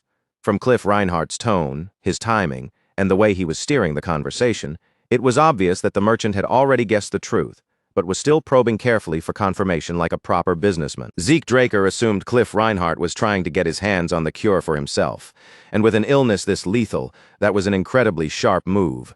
A medicine capable of saving Rose disease victims would be worth an unimaginable fortune, greater than even the combined wealth of the entire continent could easily measure. But Zeke Draker also understood Cliff Reinhardt well enough to doubt that simple profit was the only motive. No ordinary merchant, no matter how bold or greedy, would dare kidnap someone from a transcendent family unless there was something far more urgent behind it. So Zeke Draker did not bother denying it. He admitted openly that he was the one who had provided the cure that saved Elena Stone's life. The moment those words reached Cliff Reinhardt, his expression shifted at once, and visible relief spread across his face like a weight had finally been lifted from him. Cliff Reinhardt rose from his seat, unable to fully contain the excitement pushing through his composure, and quickly told Zeke Draker to name whatever price he wanted. Whatever amount Zeke Draker demanded, Cliff Reinhardt made it clear that he was willing and ready to pay it. But Zeke Draker only raised one hand slightly, wearing an amused grin as he asked why Cliff Reinhardt was suddenly getting so worked up. Then Zeke Draker pointed out with a calm edge in his voice that Cliff Reinhardt did not sound like a merchant at all in that moment. That comment clearly hit a sensitive spot. Irritation flickered across Cliff Reinhardt's face, and that tiny reaction was enough to tell Zeke Draker what he needed to know. This was not about making money. Cliff Reinhardt was trying to save someone who mattered to him. Zeke Draker leaned back in his seat, his posture loose and relaxed, and suggested that the two of them make a deal. Cliff Reinhardt sat down again, his eyes fixed carefully on Zeke Draker. Zeke offered to hand over the formula in exchange for 3 favors to be paid later, and Cliff immediately asked what kind of favors he meant. Zeke Draker answered that he had not decided yet, but when the time came, he would let Cliff Reinhardt know. He also assured him that none of the favors would go beyond what the Reinhardt Merchant Group could handle, so there was no reason for Cliff to look so alarmed. Even after hearing that, Cliff Reinhardt remained cautious. He asked whether they could establish some limits ahead of time, just to make the terms of the agreement clear from the beginning. Zeke Draker simply smiled at that request. After letting the silence hang for a moment, he wrote down the treatment instructions for the cure and slid the paper across the table toward Cliff Reinhardt. Told Cliff Reinhardt that every step had to be followed exactly as written, but just as Cliff reached out to take the paper, Zeke Draker drew it back slightly, keeping it just out of his grasp. There was still one thing Zeke Draker wanted answered before he handed it over. Who was this medicine really meant to save? The instant Cliff Reinhardt heard that question, his body went stiff, and the change in his posture was impossible to miss. After hesitating for a short moment, Cliff Reinhardt answered in a nervous voice that it was merely a business decision, a way to secure a valuable product before anyone else could. But Zeke Draker did not buy that explanation. He calmly pointed out the obvious holes in the story. Cliff had gone so far as to hire Northern Rangers to abduct someone from a transcendent bloodline. On top of that, Cliff Reinhardt's reactions were far too emotional for a cold, profit-driven merchant. Zeke Draker told him plainly that this was not how the Reinhardt Merchant Group usually operated, and Cliff understood immediately that Zeke had already seen through him. With a quiet sigh, Cliff Reinhardt lowered himself back into his seat, the resistance leaving his shoulders, and finally admitted that the cure was meant for someone connected to the royal family of Valencia. That answer caught Zeke Draker by surprise. He asked at once who the person was, but Cliff Reinhardt shook his head and refused to reveal the name. Zeke Draker narrowed his eyes, unable to hide his puzzlement at that level of secrecy. Did Cliff Reinhardt understand just how many people belonged to Valencia's royal family? Then Zeke Draker noticed something in Cliff Reinhardt's eyes, a firm, heavy resolve that felt strangely familiar, as if he had seen that look somewhere before. He remembered Cliff Reinhardt once saying that he intended to return to Valencia. Back then, Zeke Draker had warned him to think carefully, because both the kingdom and the Reinhardt Merchant Group were already moving toward ruin, and going back would only lead Cliff straight to his death. Zeke Draker had urged him to flee north and preserve his own life instead. Cliff Reinhardt had quietly thanked him for the warning, but then said he was done running away. He had wanted to face whatever was waiting for him in Alencia, even if the road ahead led directly into disaster. The eyes Cliff Reinhardt showed now were not the same eyes Zeke Draker remembered from his previous life. Back then, they had burned with fierce determination, but now they carried the heavy stillness of resignation. Cliff Reinhardt apologized and said he could not reveal anything more. By that point, Zeke Draker understood clearly that this situation was far larger than a simple chance to make money. Whoever needed that cure truly mattered to Cliff Reinhardt. Then Zeke Draker remembered something his sister had once told him. Abel Draker had supported the Rome Empire during its war against Alencia. The kingdom had already been weakening under racial tension and royal infighting, and with the Continental War still waiting in the future, Zeke Draker saw an opportunity. A direct link to Alencia's royal bloodline could become extremely useful later. Without pressing Cliff Reinhardt any further, Zeke held the paper out to him and said it was fine if he did not want to explain. As Cliff Reinhardt accepted the formula, Zeke Draker told him their contract was now officially in effect. Cliff Reinhardt's hands trembled slightly as he held the paper, clutching it close to his chest like someone had just placed a lifeline directly into his grasp. From the look on his face, anyone could tell that this formula was not just valuable to him. It meant everything. Zeke Draker broke the heavy silence by apologizing for interrupting the moment. Then, with almost casual ease, he asked whether Cliff Reinhardt would mind if he used his first favor immediately. Cliff Reinhardt drew in a steadying breath and carefully secured the paper, handling it as though even the smallest crease would be unforgivable. Then he nodded and said Zeke Draker could ask for anything, as long as it remained within the Reinhardt Merchant Group's ability. Zeke Draker smiled when he heard that. His first request was surprisingly simple. He wanted the Reinhardt Merchant Group to hire him. Cliff Reinhardt clearly had not expected that answer, and for a moment he seemed to wonder whether Zeke Draker was planning to start some sort of business. Zeke then explained that what he actually needed was a false identity he could use for a short time. Cliff Reinhardt remarked that if Zeke Draker merely wanted a fake identity, he should have been able to obtain one easily enough without relying on him. If that was truly all he needed, there was no reason to spend a favor on it. So Cliff pressed him to say what he was really after. Zeke Draker clarified that he intended to use the identity on the southern continent, a dangerous territory overrun with crime, where careless preparation could easily get someone killed. The Reinhardt Merchant Group, however, had built enough trust there to conduct trade even with the cartels. Cliff Reinhardt admitted that Zeke Draker's assessment was correct. He said he was not especially proud of the kind of dealings the group had carried out in that region, but he understood what Zeke needed. Then he suggested that Zeke use his cousin's name, assuring him that the cartels would not openly doubt him if he moved under that identity. Zeke Draker was satisfied with that arrangement and asked Cliff Reinhardt to prepare regular transportation to the south as well. He also requested a large house where he could stay, explaining that he planned to store cargo there. Then he declared that all of this would count as his first favor, since he had, after all, been kidnapped and dragged to this place. With that settled, Zeke asked whether his return had already been prepared. Cliff Reinhardt forced a smile, though the irritation on his face was becoming harder to hide. The requests were turning more and more troublesome, and he could not help wondering whether Zeke Draker had any conscience at all. Even so, Cliff Reinhardt accepted the request and promised to contact Zeke Draker once all the preparations were complete. He then added that the Gorka Rangers would provide a horse for Zeke's return. Zeke Draker was slightly surprised by how calmly Cliff Reinhardt agreed to everything, and that reaction only confirmed his earlier suspicion. The person who needed the cure must be incredibly important to him. Once the agreement was finished, Cliff Reinhardt left the remote house together with his guards. A moment later, the dark brown-haired ranger and his partner stepped towards Zeke Draker, then told him to follow them. Once they stepped outside the house, the Gorka Rangers brought a horse over for Zeke Draker. With just a quick look at its posture, coat, and steady breathing, Zeke could tell it was no ordinary mount, but a well-trained horse of excellent quality. As Zeke Draker walked past the Rangers, his hand flashed out so quickly that neither of them had time to react. In that instant, he snatched something from them, slipped it straight into his inventory, and then climbed onto the horse as if absolutely nothing had happened. Seated calmly in the saddle, Zeke Draker listened as one of the Rangers spoke in a level voice, informing him that their work here was finished, and that they would now be taking their leave. Zeke Draker looked down at them from horseback, his expression casual, and asked whether that meant their contract with Cliff Reinhardt had come to an end as well. The Rangers stiffened visibly, caught off guard by his words. The brown-haired Ranger turned toward Zeke Draker with surprise in his eyes, and remarked that he had not known Zeke could speak Orkali, before asking with genuine curiosity whether the Draker family even taught that language. Zeke Draker gave a light smile and replied that it was nothing more than a personal hobby.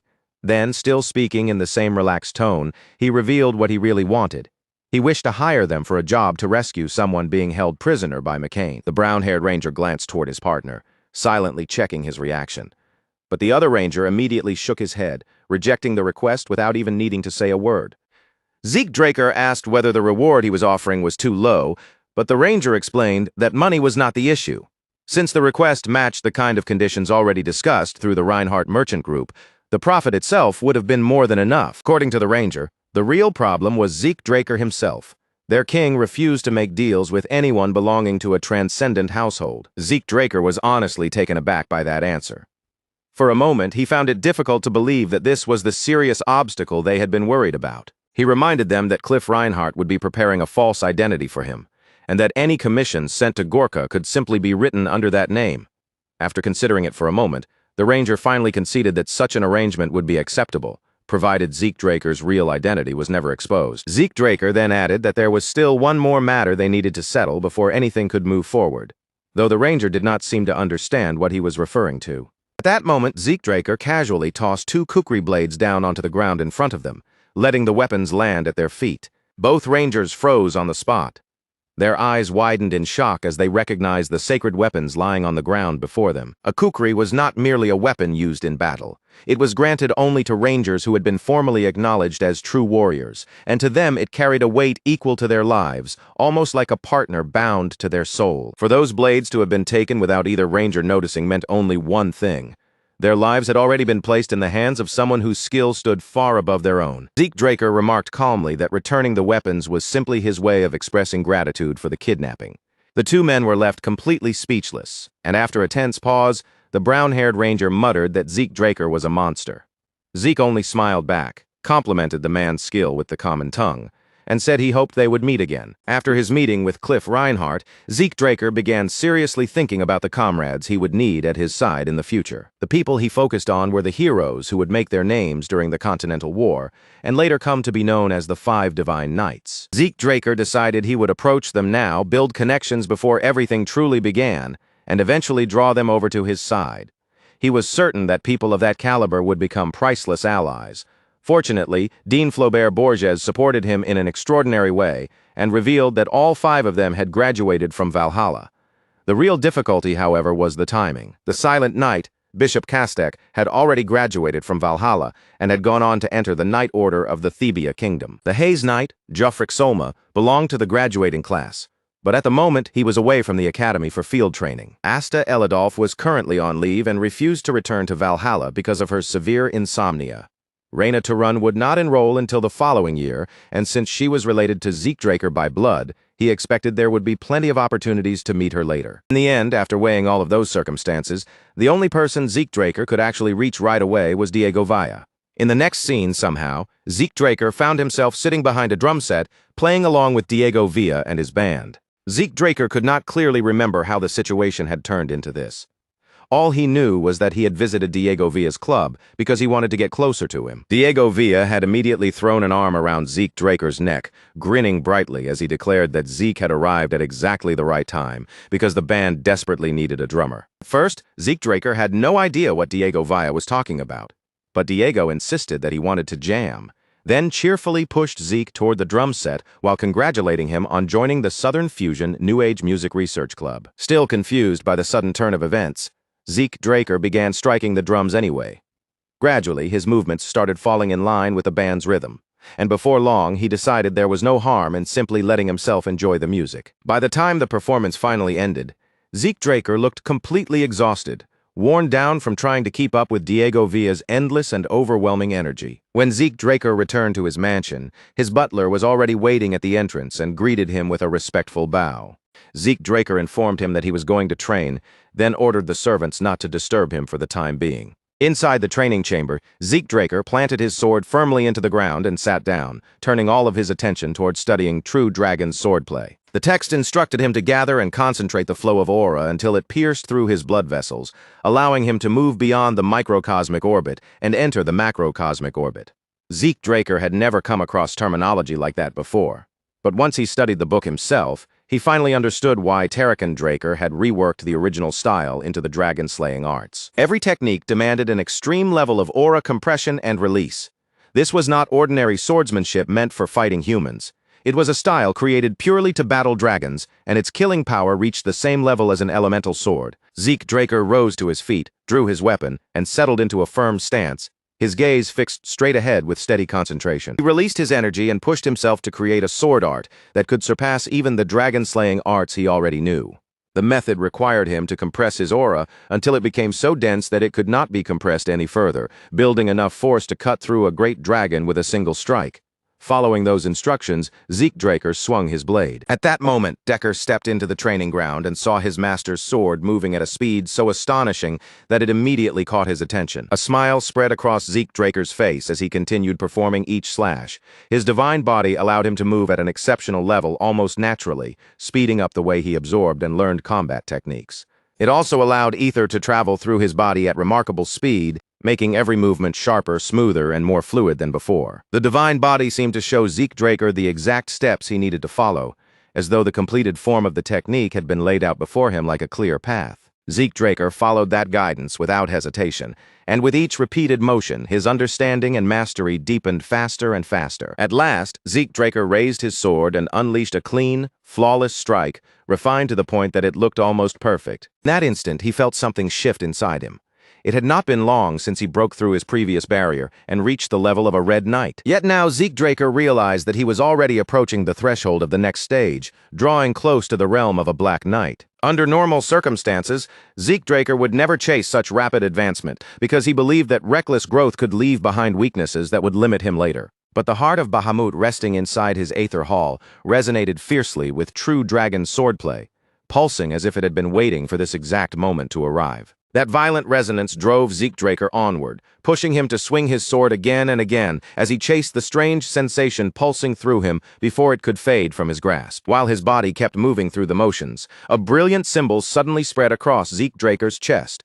Along with it, unfamiliar letters appeared, glowing with an eerie, almost otherworldly light that did not belong to any ordinary language. Draker's body stiffened in surprise as a mysterious energy surged over him all at once. It wrapped around him from head to toe, and before long even his eyes darkened completely, turning black as though something ancient had awakened inside him. Before Draker could even begin to understand what was happening to his body, a system message appeared clearly inside his mind. Bahamut's heart had reacted to Draker's true dragon swordplay, and now the memories carved deep within that heart were about to be revealed before Draker's eyes. The instant Draker understood the meaning behind those words, shock ran through him. Then, his surroundings collapsed into darkness, and his consciousness was pulled away into a place he had never seen before. At first, there was nothing around him but pitch-black emptiness. Then, from somewhere within the dark, the sound of footsteps began to approach, and when Draker lowered his gaze, he saw an enormous dragon standing before him. A figure addressed the massive beast as the Lord of Dusk, Bahamut. The man said he had come with a request, and at the sound of those words, Bahamut slowly opened his eyes. The man then took out a book and asked Bahamut to protect the true dragon swordplay he had created. Only at that moment did the identity of the mysterious figure become clear. This man was Draker. Bahamut rose to his feet, his enormous body filling the cavern with a suffocating presence. He told Draker that he had always known him to be detestable, but he had never once imagined the man was actually insane. At that moment, Draker finally understood without any doubt. The man standing before Bahamut, speaking to the dragon without flinching, was none other than Draker himself. Bahamut demanded to know whether Draker was truly planning to hand over a technique created to kill dragons to an actual dragon. Draker answered without the slightest hesitation, revealing that Kronos had already given his approval. The moment Bahamut heard that, his rage exploded. He slammed his hand down against the ground, and the energy gathered throughout the cavern began to take shape, forming enormous weapons that hovered threateningly in the air. Bahamut declared that Kronos had been deceived by humans and had lost the clear judgment required of a mediator. Realizing that Bahamut had no intention of listening calmly, Draker placed his hand on the hilt of his sword. In response, Bahamut formed even more spears above him, their sharp points filling the air as he roared that he had no faith in Kronos' rambling prophecies. The instant Bahamut finished speaking, he released the spears, sending them shooting straight toward Draker with terrifying speed. Draker drew his sword in one swift, precise motion. He met the first massive spear head-on and deflected it aside with such smooth control that it looked almost effortless. But that was only the beginning. Countless spears still remained in the air. Yet Shelturndraker did not take even a single step back, standing firm as he intercepted every weapon that came within reach. Each spear carried enough destructive force to smash the entire cavern apart and bury everything inside beneath collapsing stone. And yet, while Bahamut continued that relentless barrage, Shelturndraker calmly brushed aside every attack with measured, flawless swordplay, as if he had already read the path of each strike. Draker watched the scene in stunned awe. For the first time, he felt like he was truly witnessing the pinnacle of creation itself, the overwhelming power of draconic magic. The pressure radiating from those spears was so intense that it almost felt unreal, as though attacks of that scale should not be able to exist in the world. Draker admitted inwardly that, at his current level, he would barely be able to knock down one or two of those spears. Yet Shelturndraker endured the entire storm without faltering, and in that moment, Zeke understood that his ancestor was a monster on a completely different level. Bahamut then ordered Shelturndraker to leave his lair, warning that his next attack would be aimed at the Kronos kingdom itself. Shelturndraker remained calm and asked whether Bahamut was truly prepared to go that far, reminding him that even he would face karmic sanction. As soon as Shelturndraker spoke those words, the countless spears hanging in the air began to fade away one after another. Bahamut scoffed, dismissing karmic sanction as nothing more than a joke, and withdrew the energy he had unleashed. Raising one hand, he absorbed the remaining power scattered through the cave, then mocked Shelturndraker, asking what a mere human could possibly understand about karmic sanction. He declared that no matter how many humans he crushed beneath his feet, that punishment would never apply to him. Shelturndraker drove his sword into the ground and quietly remarked that everything had unfolded exactly as Kronos had foretold. Then, from inside his coat, Shelturndraker pulled out a luxurious pocket watch. The moment Bahamut laid eyes on it, his eyes widened with unmistakable surprise. Bahamut spread his wings wide, condensing his energy into a colossal sword of terrifying size.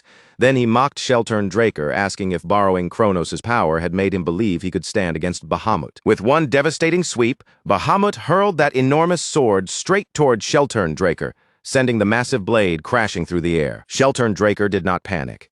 He simply raised the pocket watch in his hand and pressed its mechanism with calm precision. In the next instant, a vast magical circle shaped like a clock appeared beneath Shelturndraker's feet, and Bahamut's destructive attack froze completely in midair. Draker was stunned by what he was seeing, almost unable to believe the impossible sight unfolding right in front of him. But there was no denying it. The magic from the watch had truly stopped Bahamut's strike. Draker's shock only deepened when he realized that clock-like magic circles had also spread above and below Bahamut, restraining the dragon and locking his massive body in place. Draker concluded that this incredible magic must have come from the watch itself, and at the same time he remembered what Bahamut had said earlier about Kronos' power. Only then did Draker understand the truth. That pocket watch was not an ordinary artifact. It was an item infused with Kronos' essence. As Draker studied the watch, Bahamut roared in frustration. The deafening sound crashed through the cavern so violently that Zeke had no choice but to cover his ears. Bahamut smashed his hand into the ground, then drove his head down with brutal force, shattering the magic circle beneath him. Drool spilled from between his fangs as fury completely overtook him. He demanded that Shelturndraker explain the vision he had just been forced to witness. Shelturndraker told him that what he had seen was Kronos' prophecy. Then he asked whether Bahamut finally understood why true dragon's swordplay had to be entrusted to him. Bahamut growled that dragons forming contracts with humans had been a mistake from the very beginning. Shelturndraker did not deny that statement, but he insisted that humans should rise through their own strength instead. Bahamut exhaled heavily through his bared fangs, still glaring at Shelturndraker, and ordered him to hand over the book containing the dragon-killing technique. Using magic, Bahamut flipped through the pages at incredible speed, scanning the contents in only a few moments. Then he snapped the book shut and acknowledged the quality of Shelturndraker's work. Shelturndraker said that the technique had been created to protect the world.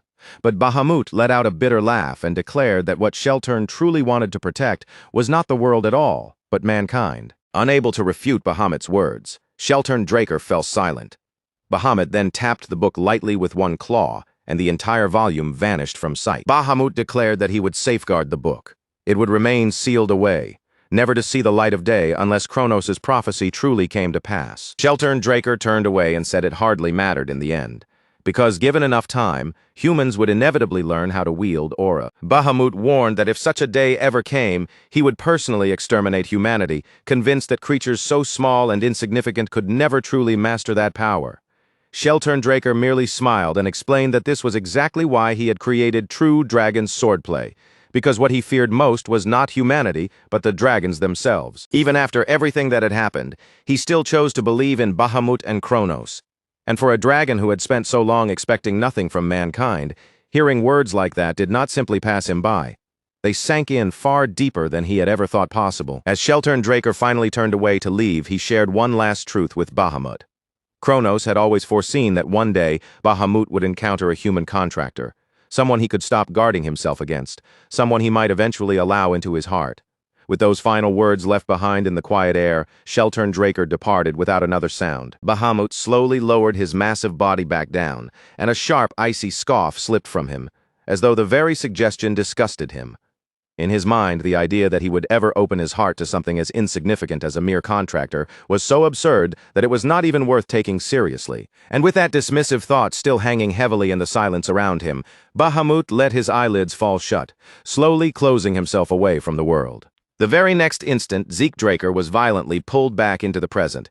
He found himself sitting on the ground, his body still weighed down by the aftershock of the vision, while his unfocused eyes stared emptily up at the ceiling above him. Still could not fully grasp the true weight behind everything that had passed between Bahamut and Sheltern, but even through that confusion, one thing had become painfully, unmistakably clear to him. Bahamut carried a hatred and distrust toward humanity, so deep it felt almost bottomless, and because Bahamut's heart was now resting inside Draker's own body, that bitterness no longer felt like something distant or separate. Whether he wanted to or not, Draker could sense the dragon's old wounds, his rage, and his sorrow brushing painfully against his own heart. At the same time, Draker could not forget one important fact. In the end, Bahamut had still formed a contract with Draker. That alone made him wonder what could have possibly happened to make such an arrogant, mighty dragon change his mind. After witnessing those broken fragments of the past, Draker threw himself even deeper into researching the old war, pushed forward by a curiosity that refused to quiet down. Yet the more records he examined, the more obvious it became that every historical account connected to Draker had been intentionally distorted by House Draker. In the current era, Draker's contracted dragon was remembered by the world as nothing more than an evil dragon. And because that corrupted reputation had been accepted as fact, finding even one reliable document that told the real truth had become almost impossible. While Draker continued splitting his days between investigating the past and training in true dragon swordplay, a message from Cliff Reinhardt finally reached him. Inside the letter, Cliff informed him that all preparations for the first request had been completed. Draker had only asked for a fake identity, something believable enough to stop people from questioning his movements. But when he saw that Cliff Reinhardt had arranged for him to become the deputy manager of the Reinhardt Merchant Group's southern branch, he stopped for a moment in disbelief, feeling that Cliff had handed him a position far more impressive than anything he actually needed. As Draker continued reading through the letter, a soft tapping sound suddenly came from the window.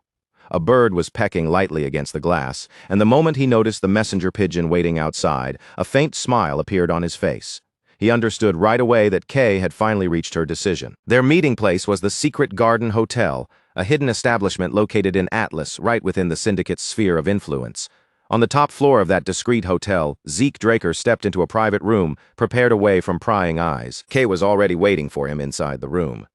Draker arrived wearing his disguise, carefully concealing the identity that would have drawn far too much attention if anyone recognized him. The moment Draker entered, Kay greeted him as her partner, welcoming him into the VIP lounge in a voice that sounded noticeably more relaxed and familiar than it had before. Draker gave a faint smile, clearly amused by how naturally Kay had started calling him her partner. But before he could say anything in return, his gaze slipped past her and came to rest on the wide, transparent glass wall overlooking the city beyond. Kay could not understand why that view seemed to seize his attention so completely. Draker had spent time in Atlas before, but he had never once seen the city from a height like this. Beyond the glass, Atlas spread out beneath the night sky in dazzling lights, so brilliant and unreal that it looked nothing like the ruined, broken city he remembered from the Continental War. For a short while, Draker simply stood there in silence, his eyes fixed on the glowing cityscape. Then, as if pulling himself back from an old memory, He quietly admitted to Kay that he had never known a place like this existed in Atlas. Kay watched him with visible surprise, not having expected someone like Zeke Draker to become so absorbed by something as ordinary as a view of the city. Kay explained that the hotel was one of the syndicate's side businesses, a discreet location created for people of the underground world to hold conversations without worrying about unwanted ears.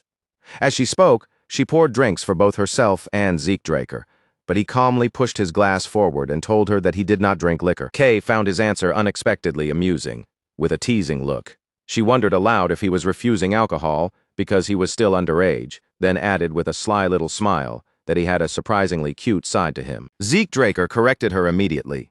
It had nothing to do with being too young to drink. The reason was far simpler. Alcohol no longer had any effect on his body. He had discovered that strange fact back during the celebration held after his entrance, when he had tried drinking for the first time in this life. The instant the alcohol entered his system, his poison resistance skill recognized it as a toxin and purified it from his body almost immediately, leaving him completely unaffected. Before his regression, Zeke Draker had sometimes gone out of his way to drink, simply because he wanted to feel that hazy sensation of intoxication. But now, even that small indulgence was impossible for him. Since alcohol gave him nothing, he had naturally started preferring tea instead, something he could actually taste and enjoy. Kay accepted his explanation without digging any further.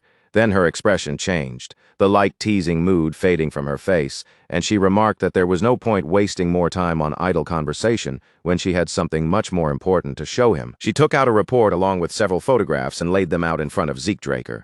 Then, in a firm voice, she told him that Pabella really was involved in piracy. Once Kay began investigating the matter seriously, evidence started appearing one piece after another. What unsettled her the most was not just the evidence itself, but the fact that her own organization had somehow failed to notice something this obvious until now. The clearest proof was Pabella's sudden and unexplained expansion after they had supposedly been wiped out by the White Silver Knight. And on top of that, their financial records showed profits that had never been officially documented anywhere. Kay pointed to one of the men shown in the photographs and identified him as Joaquin Fernandez, better known by the name El Mencho. Although he was McCain's second-in-command, he had secretly maintained hidden connections with Pabella behind the scenes. Kay then explained that she had chosen not to report this discovery to her superiors. If information like this reached the wrong people, it could throw the entire syndicate into chaos. As she put it, there were moments when not knowing the truth really was a kind of blessing. She was just about to shift the conversation toward the artifact Zeke Draker had asked her to find a buyer for. But before she could continue, something far more disturbing caught her attention. Zeke Draker was smiling, and the look on his face sent a cold chill down Kay's spine. Wearing that frightening expression, he thanked her for doing him an enormous favor, then calmly declared that he would now show her exactly how he intended to make her the boss of the organization. The scene then shifted to a town drenched in rain, where trains rolled steadily along the tracks beneath a heavy gray sky. Their low, rhythmic rumble cut through the wet streets as rainwater shimmered across the ground. In a narrow alleyway, Zeke Draker appeared beneath the cover of an umbrella. Standing quietly in the rain, he opened his system interface and checked his status, where the system confirmed that a portal had successfully opened at the designated location. He had accomplished this using the Minimap's portal function. It cost him a large amount of karma points, but in exchange, it allowed him to move in a way no one would even think to question. Even among the Nirvana family, one of the three transcendent families renowned for their mastery of magic, only a tiny number of people were capable of using teleportation spells. Under normal circumstances, anyone traveling between cities would have to use a large-scale portal operated by a magic tower. But thanks to his unique system function, Zeke Draker could make his sudden movements appear as though they were nothing more than ordinary coincidence. A dark smile slowly spread across Zeke Draker's face as he imagined how certain elders would react once his next moves were set in motion. For now, all he had left to do was wait patiently for night to fall. Later that night, flames surged violently around a building, bathing the area in bright orange light as the fire climbed higher and higher. Terrified citizens shouted in panic, desperately calling for firefighting mages to come as quickly as possible. Some people in the crowd began wondering aloud whether the building's owner had already been contacted, and while fear and confusion spread through the gathering, Zeke Draker quietly mixed in among them before slipping away from the chaos without drawing anyone's notice. Elsewhere, Kay stood out on her balcony with a cigarette held between her fingers. Smoke drifted slowly into the night air, but her thoughts were not on the city around her. They were fixed entirely on Zeke Draker. Until now, Kay had assumed Zeke Draker's reckless confidence came from the fact that he was a Draker. But after hearing what he had planned, she realized that he was not merely bold or fearless. He was operating on a completely different level. Dangerously, impossibly insane. She could still remember their earlier conversation with perfect clarity, especially the moment Zeekdraker told her that he planned to set fire to every Soma warehouse belonging to McCain across the central continent. The instant Kay heard those words, she had shot up from her seat in shock. Zeekdraker had asked her to provide the warehouse locations, but she told him that such information was only accessible to McCain themselves and the highest-ranking executives within the syndicate. She warned him firmly that if he moved that recklessly, there was an overwhelming chance he would be caught. But Zeekdraker dismissed her warning without the slightest sign of concern. He explained that he had never intended to keep the matter hidden in the first place. Instead, he planned to force all the blame onto El Mencho, because the syndicate would inevitably need a clear suspect. And when Kay admitted that she had not yet reported Pabella's connection to piracy, she instantly understood what he was truly trying to do. Zeekdraker praised her quick instincts, then calmly moved the glasses and drinks aside from the table. With that same unsettling smile still resting on his face, he told her that they would not even have to put in that much effort. All Kay needed to do was gather every syndicate executive connected to McCain and Pabella, neatly tie the entire matter together, and then report everything directly to Don Juan. Kay could only stare at him in horror as the full scale of Zeekdraker's plan settled over her all at once, leaving her frozen beneath the weight of what he intended to unleash. Kay's body trembled under the sheer weight of Zeekdraker's confidence. Her face tightened with fear as she stared at him and asked if he truly understood what would happen if this plan collapsed. But Zeekdraker did not waver for even a heartbeat, calmly telling her that he understood the consequences better than anyone. Still shaken, Kay forced herself to speak, her voice strained as she reminded him that traitors inside the syndicate were not simply executed and forgotten. They were turned into examples, broken in ways so cruel that even death would feel like mercy compared to what awaited them. Before Kay could push the warning any further, Zeekdraker suddenly reached for a wine bottle on the table. In one violent motion, he slammed it down with enough force to shatter it against the surface, and the sharp crash burst through the room, making Kay flinch back in shock. Then Zeekdraker's voice exploded through the tense silence. Burning with anger, he demanded why any of that should matter when, in the end, every single one of those executives was going to be swept away anyway. He drove the point into her even harder, asking if she really planned to spend the rest of her life as nothing more than a low-ranked dog crawling beneath the syndicate's orders. After all, she had already accepted his proposal, the plan to rise all the way to the top and seize control of the organization itself. Zeekdraker's eyes bore into Kay like a sharpened blade as he told her there was no longer any space left for fear or hesitation. She had already set foot on this road, and from now on, her only choices were to raise the stakes and keep moving forward, or fold completely. He demanded that Kay decide, right then and there, what kind of future she wanted to claim for herself. His words hit her hard and left her visibly shaken, but somewhere deep down, Kay knew that he was not wrong. Kay reminded herself that she had never entered the syndicate just so she could spend her whole life doing the dirty work other people shoved onto her. And the man standing before her was anything but ordinary. Zeekdraker was the genius who had exposed Pabella's hidden identity when everyone else had missed it, the one who uncovered ancient ruins buried beyond the reach of recorded history, and the one who retrieved countless high-grade artifacts with an almost terrifying level of precision. When faced with that kind of ability, Kay could no longer treat this as some reckless, ordinary gamble. If she chose to follow Zeekdraker, then she had to accept that she was placing every last thing she had on the line. Then, without warning, Kay reached for the wine bottle, pulled it toward herself, and drank it down in one swift motion, as though she were burning her hesitation away and sealing her decision with fire. For a brief moment, even Zeekdraker looked surprised by her sudden action. But Kay held his gaze without backing down and declared that she would bet everything on this because if they failed, death was already guaranteed either way. With fierce resolve blazing in her eyes, Kay made her answer unmistakably clear. She was no longer hesitating, she was going all in. Zeekdraker's expression softened into one of satisfaction, pleased by the determination she had finally shown. Then he assured her that she would not regret choosing to stand on his side. But later, when Kay looked back on that moment by herself, the confidence she had shown in front of him was nowhere to be seen. Her hands trembled so violently that she could barely keep them steady. She gripped her own arm tightly, forcing herself to breathe and calm the shaking in her body. Then, in a quiet whisper, meant only for herself, she said she would believe in Zeekdraker and place everything she had on the line. On her desk lay a newspaper reporting that sudden fires had broken out almost simultaneously across the central continent.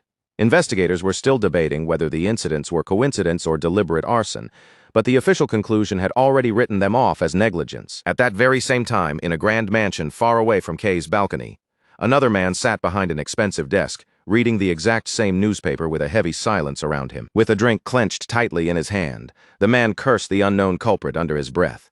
He swore that whoever had dared to burn down his warehouses would be made to suffer a slow, agonizing death. That furious man was none other than Don Juan, the feared and powerful head of the McCain cartel. Meanwhile, inside another mansion, Zeke Draker sat at a table, anxiously tapping his fingers against the surface in a restless rhythm. He muttered to himself that the semester was almost over and that half a year had already passed since he revealed he had reached the level of a Blue Knight. Zeke Draker had always expected that something would eventually come to him after making that revelation. Still, he had not imagined that it would arrive quite this quickly. The invitation to the promotion celebration banquet left him feeling uneasy.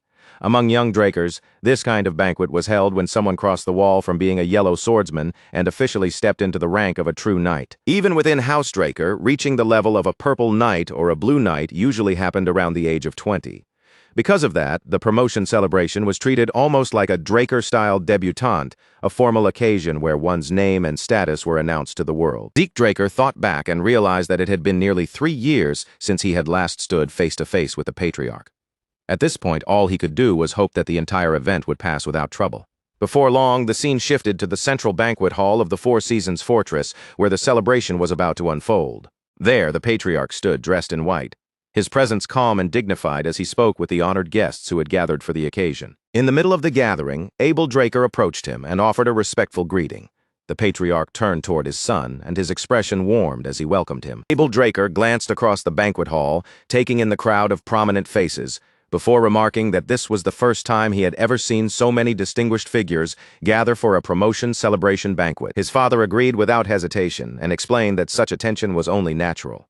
After all, everyone's eyes were now fixed on Zeke Draker, the youngest person on the entire continent to reach the rank of Blue Knight. Abel Draker immediately understood the quiet sting hidden beneath his father's words. Before Zeke Draker had appeared and shattered expectations, that record had belonged to him. The Patriarch then reminded Abel Draker that he needed to prepare for the rite, since Zeke Draker would be arriving very soon. He added that it was a shame they could not talk longer, especially after being apart for so much time.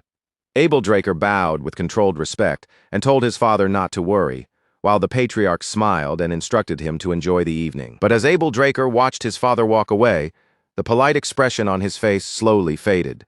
Deep within his eyes, a dark flicker of hatred began to burn. Outside the banquet hall, Zeke Draker walked beside his master, Duke Draker. Zeke Draker wore the formal attire of House Draker, while Duke Draker, dressed in a suit, looked far more proper and restrained than usual. Zeke Draker mentioned that he rarely saw his master at home these days.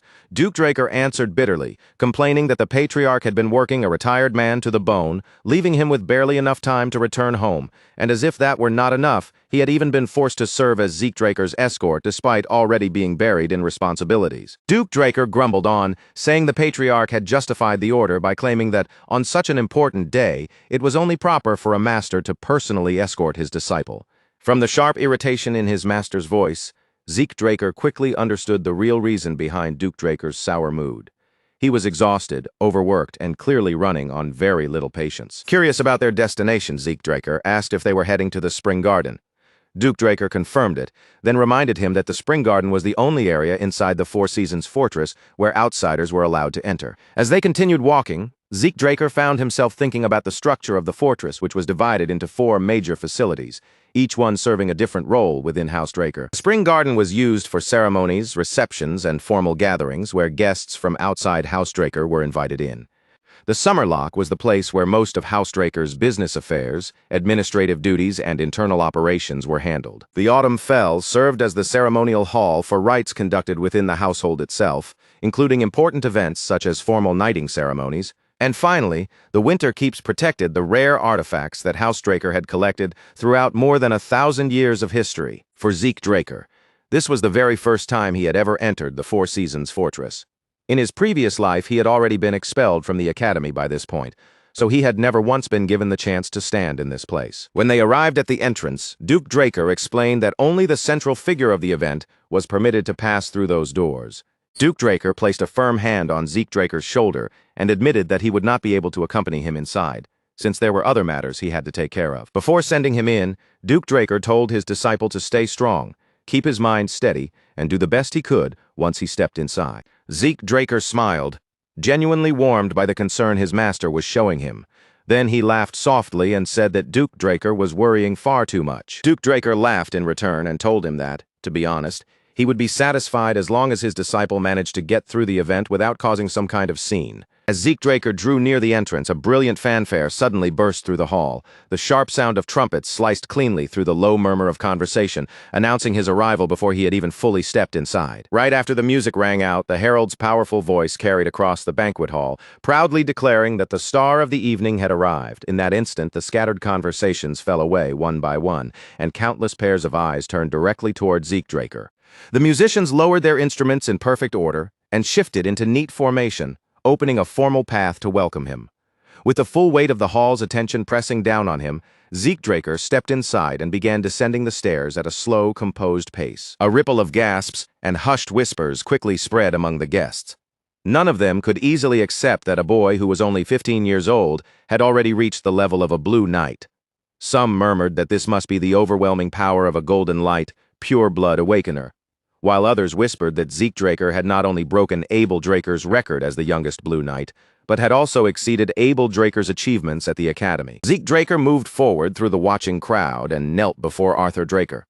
Arthur stood above him with solemn dignity, then declared in a steady voice that his son had now taken his first true step onto the path of a knight. With a measured ceremonial gesture, Arthur Draker raised his sword and lightly touched the blade to Zeke Draker's shoulders. Then, letting his voice carry through the grand hall, he commanded his son to advance with honor and bring glory to the name of House Draker. But to Zeke Draker's surprise, Arthur Draker did not end the ceremony there. The patriarch continued speaking, announcing to everyone present that from that day onward, Zeke Draker would be recognized as a formal knight of House Draker. The moment those words left Arthur Draker's mouth, shock swept through the entire banquet hall. Stunned murmurs rose from every corner, filling the air with disbelief. As far as anyone could remember, no one had ever been granted the rank of formal knight at such a young age. After all, that title required far more than talent alone. The Drakers, blessed with aura, could often reach Purple Knight or Blue Knight earlier than others, but House Draker had always placed actual accomplishments above mere aura proficiency. Even Abel Draker, who had once been celebrated as the youngest Blue Knight in history, had still needed 3 full months of effort to gather enough achievements before receiving official recognition. Arthur Draker's announcement overturned that precedent completely. And yet, despite the shock spreading through the hall, no one dared to raise an objection, because the authority to grant such a rank belonged to the patriarch alone. Zeke Draker remained kneeling in place, his posture steady on the outside, while inside he struggled to understand what his father was truly thinking by making such an unexpected decision. Arthur Draker smiled broadly as he introduced his son with unmistakable pride before the gathered guests. He spoke of Zeke Draker's golden light awakening, his unprecedented achievement as the youngest Blue Knight, and even said that one day Zeke Draker might surpass him. Then, as if catching himself, he made a light-hearted comment about not wanting to sound like too much of an overly doting parent, and laughter spread throughout the hall. Arthur Draker then lifted his glass of wine high into the air. In a clear voice, he prayed for Zeke Draker's blessed future, for peace across the continent, and for the eternal glory of House Draker. His words rang out beneath the high ceiling of the grand banquet hall, and in response, every guest raised their glass together in perfect unison. Zeke Draker lowered his head, maintaining the proper posture expected of him before the crowd. But inwardly, his gaze turned cold, filled with disbelief as he watched his father put on such a convincing performance. He could not erase the memory of how indifferent Arthur Draker had been when he was exiled in his previous life. That cold memory clashed painfully with the proud and affectionate father now smiling before the crowd. Then Arthur Draker called out to him, pulling him back to the present. Zeke Draker quickly buried those thoughts, lowered his gaze again, and made it seem as though nothing had crossed his mind at all. Arthur Draker then suggested that the two of them speak somewhere private, as father and son. Soon after, they left the banquet hall together, stepping away from the watching guests. Elsewhere inside the hall, a man wearing glasses stood beside Abel Draker and quietly advised him to fix his expression. In a low voice, he pointed out that the way Abel was looking at his father and younger brother seemed far too hostile. The bespectacled man reminded Abel Draker that an older brother should not be glaring at his younger sibling during a moment meant for celebration and congratulations. Abel Draker forced his face back into a calm, controlled expression. Then, as if shifting the conversation away from his own emotions, he asked about the prince. The bespectacled man explained that the prince had said he would come once the rite was finished, so he was expected to appear at the banquet very soon. Abel Draker then suggested that they step away for the moment. The man beside him accepted the suggestion without any objection. Later, Zeke Draker emerged from Arthur Draker's office with a small token held in his hand. It was far from an ordinary token. With this item, Zeke Draker would be able to exchange it for one of House Draker's treasured artifacts. Zeke Draker stared down at the token in his palm, wondering why the patriarch had gone so far as to give him something this valuable. But after thinking for a moment, he decided there was no real use dwelling on it too deeply. He began making his way back toward the banquet hall, thinking about how the celebration was supposed to continue for several more days. Just imagining the long stretch of forced smiles and formal manners made him doubt whether he could keep a proper expression the entire time. Zeke Draker quietly reflected that the life of nobility truly was not something just anyone could endure. While that thought was still passing through his mind, someone called out to him. Zeke Draker turned slightly to the side, and a gentle voice spoke up, saying that this was her first time meeting him in person. Standing before him was a beautiful young woman with striking blue hair. She placed one hand gracefully over her chest, bowed with refined elegance, and introduced herself as Melissa Alencia, the first princess of the Kingdom of Alencia. Zeke Draker's brows tightened ever so slightly as he silently studied the girl before him. This was Melissa Alencia, the leading candidate to inherit the throne of Alencia. At present, Melissa Alencia was already acting in place of the sick and ineffective king. She had pushed forward bold policies meant to improve the lives of common citizens, and those reforms had earned her overwhelming support from the public. But those very reforms had also placed her in constant conflict with the deeply entrenched nobility of Alencia. Zeke Draker thought grimly that once Melissa Alencia officially rose to the throne, those same aristocrats would almost certainly scramble to win her favor. A vivid memory from Zeke Draker's previous life surfaced in his mind. That once promising princess had mysteriously vanished, just as tensions with the Rome Empire began to escalate. Rumors spread across the continent that she had been assassinated by imperial forces, and when Alencia eventually fell in the war, the truth vanished along with it. Zeke Draker observed Melissa Alencia even more carefully, his caution growing stronger behind his calm face. In this life, she had been keeping a low profile, but if she was willing to appear at such a formal gathering, then perhaps the flow of fate had not shifted as much as he wanted to believe. A sharp glint flashed through Zeke Draker's eyes as he remembered something Cliff Reinhardt had once told him about the royal family of Alencia. His gaze returned to the blue-haired princess, who continued smiling kindly at him. But beneath Zeke Draker's composed expression, quiet suspicion began to stir. Zeke Draker placed one hand over his chest and bowed with polished respect. Wearing a dignified smile, he stepped forward and told Melissa Alencia that it was an honor to meet her, extending his hand with practiced grace. He spoke smoothly of her reputation and of the privilege of having her attend the banquet. His composed voice blended naturally into the soft hum of conversation moving around them. But Zeke Draker's words were not simple flattery. He acknowledged her reforms as something far beyond shallow gestures of goodwill, speaking as though he understood the careful budgeting, planning, and execution required to make those policies a reality. Melissa Alencia was caught off guard for a brief moment. She seemed nearly speechless, surprised by how clearly Zeke Draker understood the hidden difficulties behind the work she had been carrying. She gently covered her mouth with a faint smile, quietly realizing that the rumors describing Zeke Draker as someone unlike anyone else had not been exaggerated. In a soft and sincere voice, Melissa Alencia admitted that she was genuinely touched to meet someone who understood just how difficult her position truly was. After offering him another elegant bow, Melissa Alencia excused herself with graceful restraint.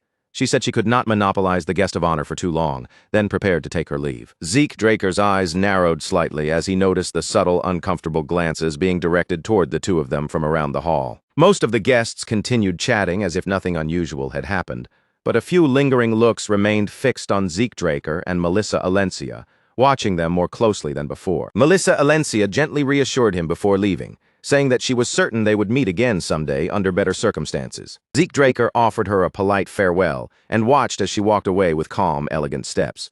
Only after Melissa Alencia had disappeared from his side did he let out a quiet sigh of relief. Although Zeke Draker had maintained a calm and composed expression throughout the evening, the exhaustion was already pressing heavily down on him. Banquets like this had never suited him. Honestly, he would have much rather been sparring with Kaiser instead. All at once, heavy footsteps began echoing across the floor, each one landing with sharp, deliberate weight. A second later, the unmistakable clatter of metal armor rang through the banquet hall, cutting through the elegant atmosphere like a warning bell. Zeke Draker's expression darkened the instant that sound reached his ears. Someone had entered a formal banquet, dressed in full armor, and that single detail was strange enough to make him sharpen his guard. Then a loud, booming voice rolled across the hall. powerful enough to seize the attention of every guest in the room at once. At the same time, a crimson cape swept through the air with dramatic flair, turning the entrance into something far more theatrical than a simple arrival. A man in gleaming armor strode forward with absolute confidence, a long sword hanging at his hip. Around him, a group of knights followed closely, making his appearance even harder to ignore. Everything about him was bold, exaggerated, and impossible to overlook, with confidence written plainly across his face. He addressed Draker directly, acknowledging him as the youngest Blue Knight in history. The man was Callus Nerva Constantinus, the fourth prince of the Rome Empire. And in Draker's previous life, he was the very person who had joined hands with Draker and helped set the Great Continental War into motion. Callus Nerva Constantinus introduced himself with grand, overflowing bravado, each word dripping with imperial pride and an almost unbearable sense of self-importance. But Draker did not allow even the slightest crack to appear in his composure. He placed one hand over his chest and bowed with proper respect. Yet he deliberately left the prince's extended hand untouched. For just a brief moment, Callus Nerva Constantinus's face stiffened at the quiet rejection. Still, he quickly forced a strained smile back into place, then threw an arm around Draker's shoulders with exaggerated friendliness, acting as if the two of them had been close companions for years. Then, carrying on with the same loud, flamboyant energy he had brought into the hall, the prince demanded wine. Callus Nerva Constantinus declared that this was a historic meeting between the most charming man in the entire empire and the future strongest knight on the continent. As red wine was poured and glasses were lifted, Draker accepted his own glass without letting any disturbance show on his face. But around them, uneasy murmurs began spreading quietly among the guests. Some whispered that Draker was still too young and had accepted the prince's gesture far too readily. Others muttered that Callus Nerva Constantinus was behaving far too recklessly, showing almost no caution even while standing before Draker. The prince merely laughed even louder, as if the tense atmosphere amused him. Brushing it all aside, he declared that they should drink until they could no longer stay on their feet. Before Draker could respond, Draker stepped into the scene and greeted the fourth prince with a respectful bow. Callus Nerva Constantinus welcomed him warmly and tried to drag him into the revelry, but Draker calmly suggested that they speak in private instead, pointing out that there were far too many eyes watching them inside the hall. Callus Nerva Constantinus hesitated for a moment, as if reluctant to abandon the spectacle, but eventually agreed. Before leaving, he looked back at Draker and apologized, promising that next time they would drink together beneath the moonlight and raise a toast to the legends of the Dragon Slayers. With that, Callus Nerva Constantinus left the hall with his entourage trailing behind him, and Draker went along with them.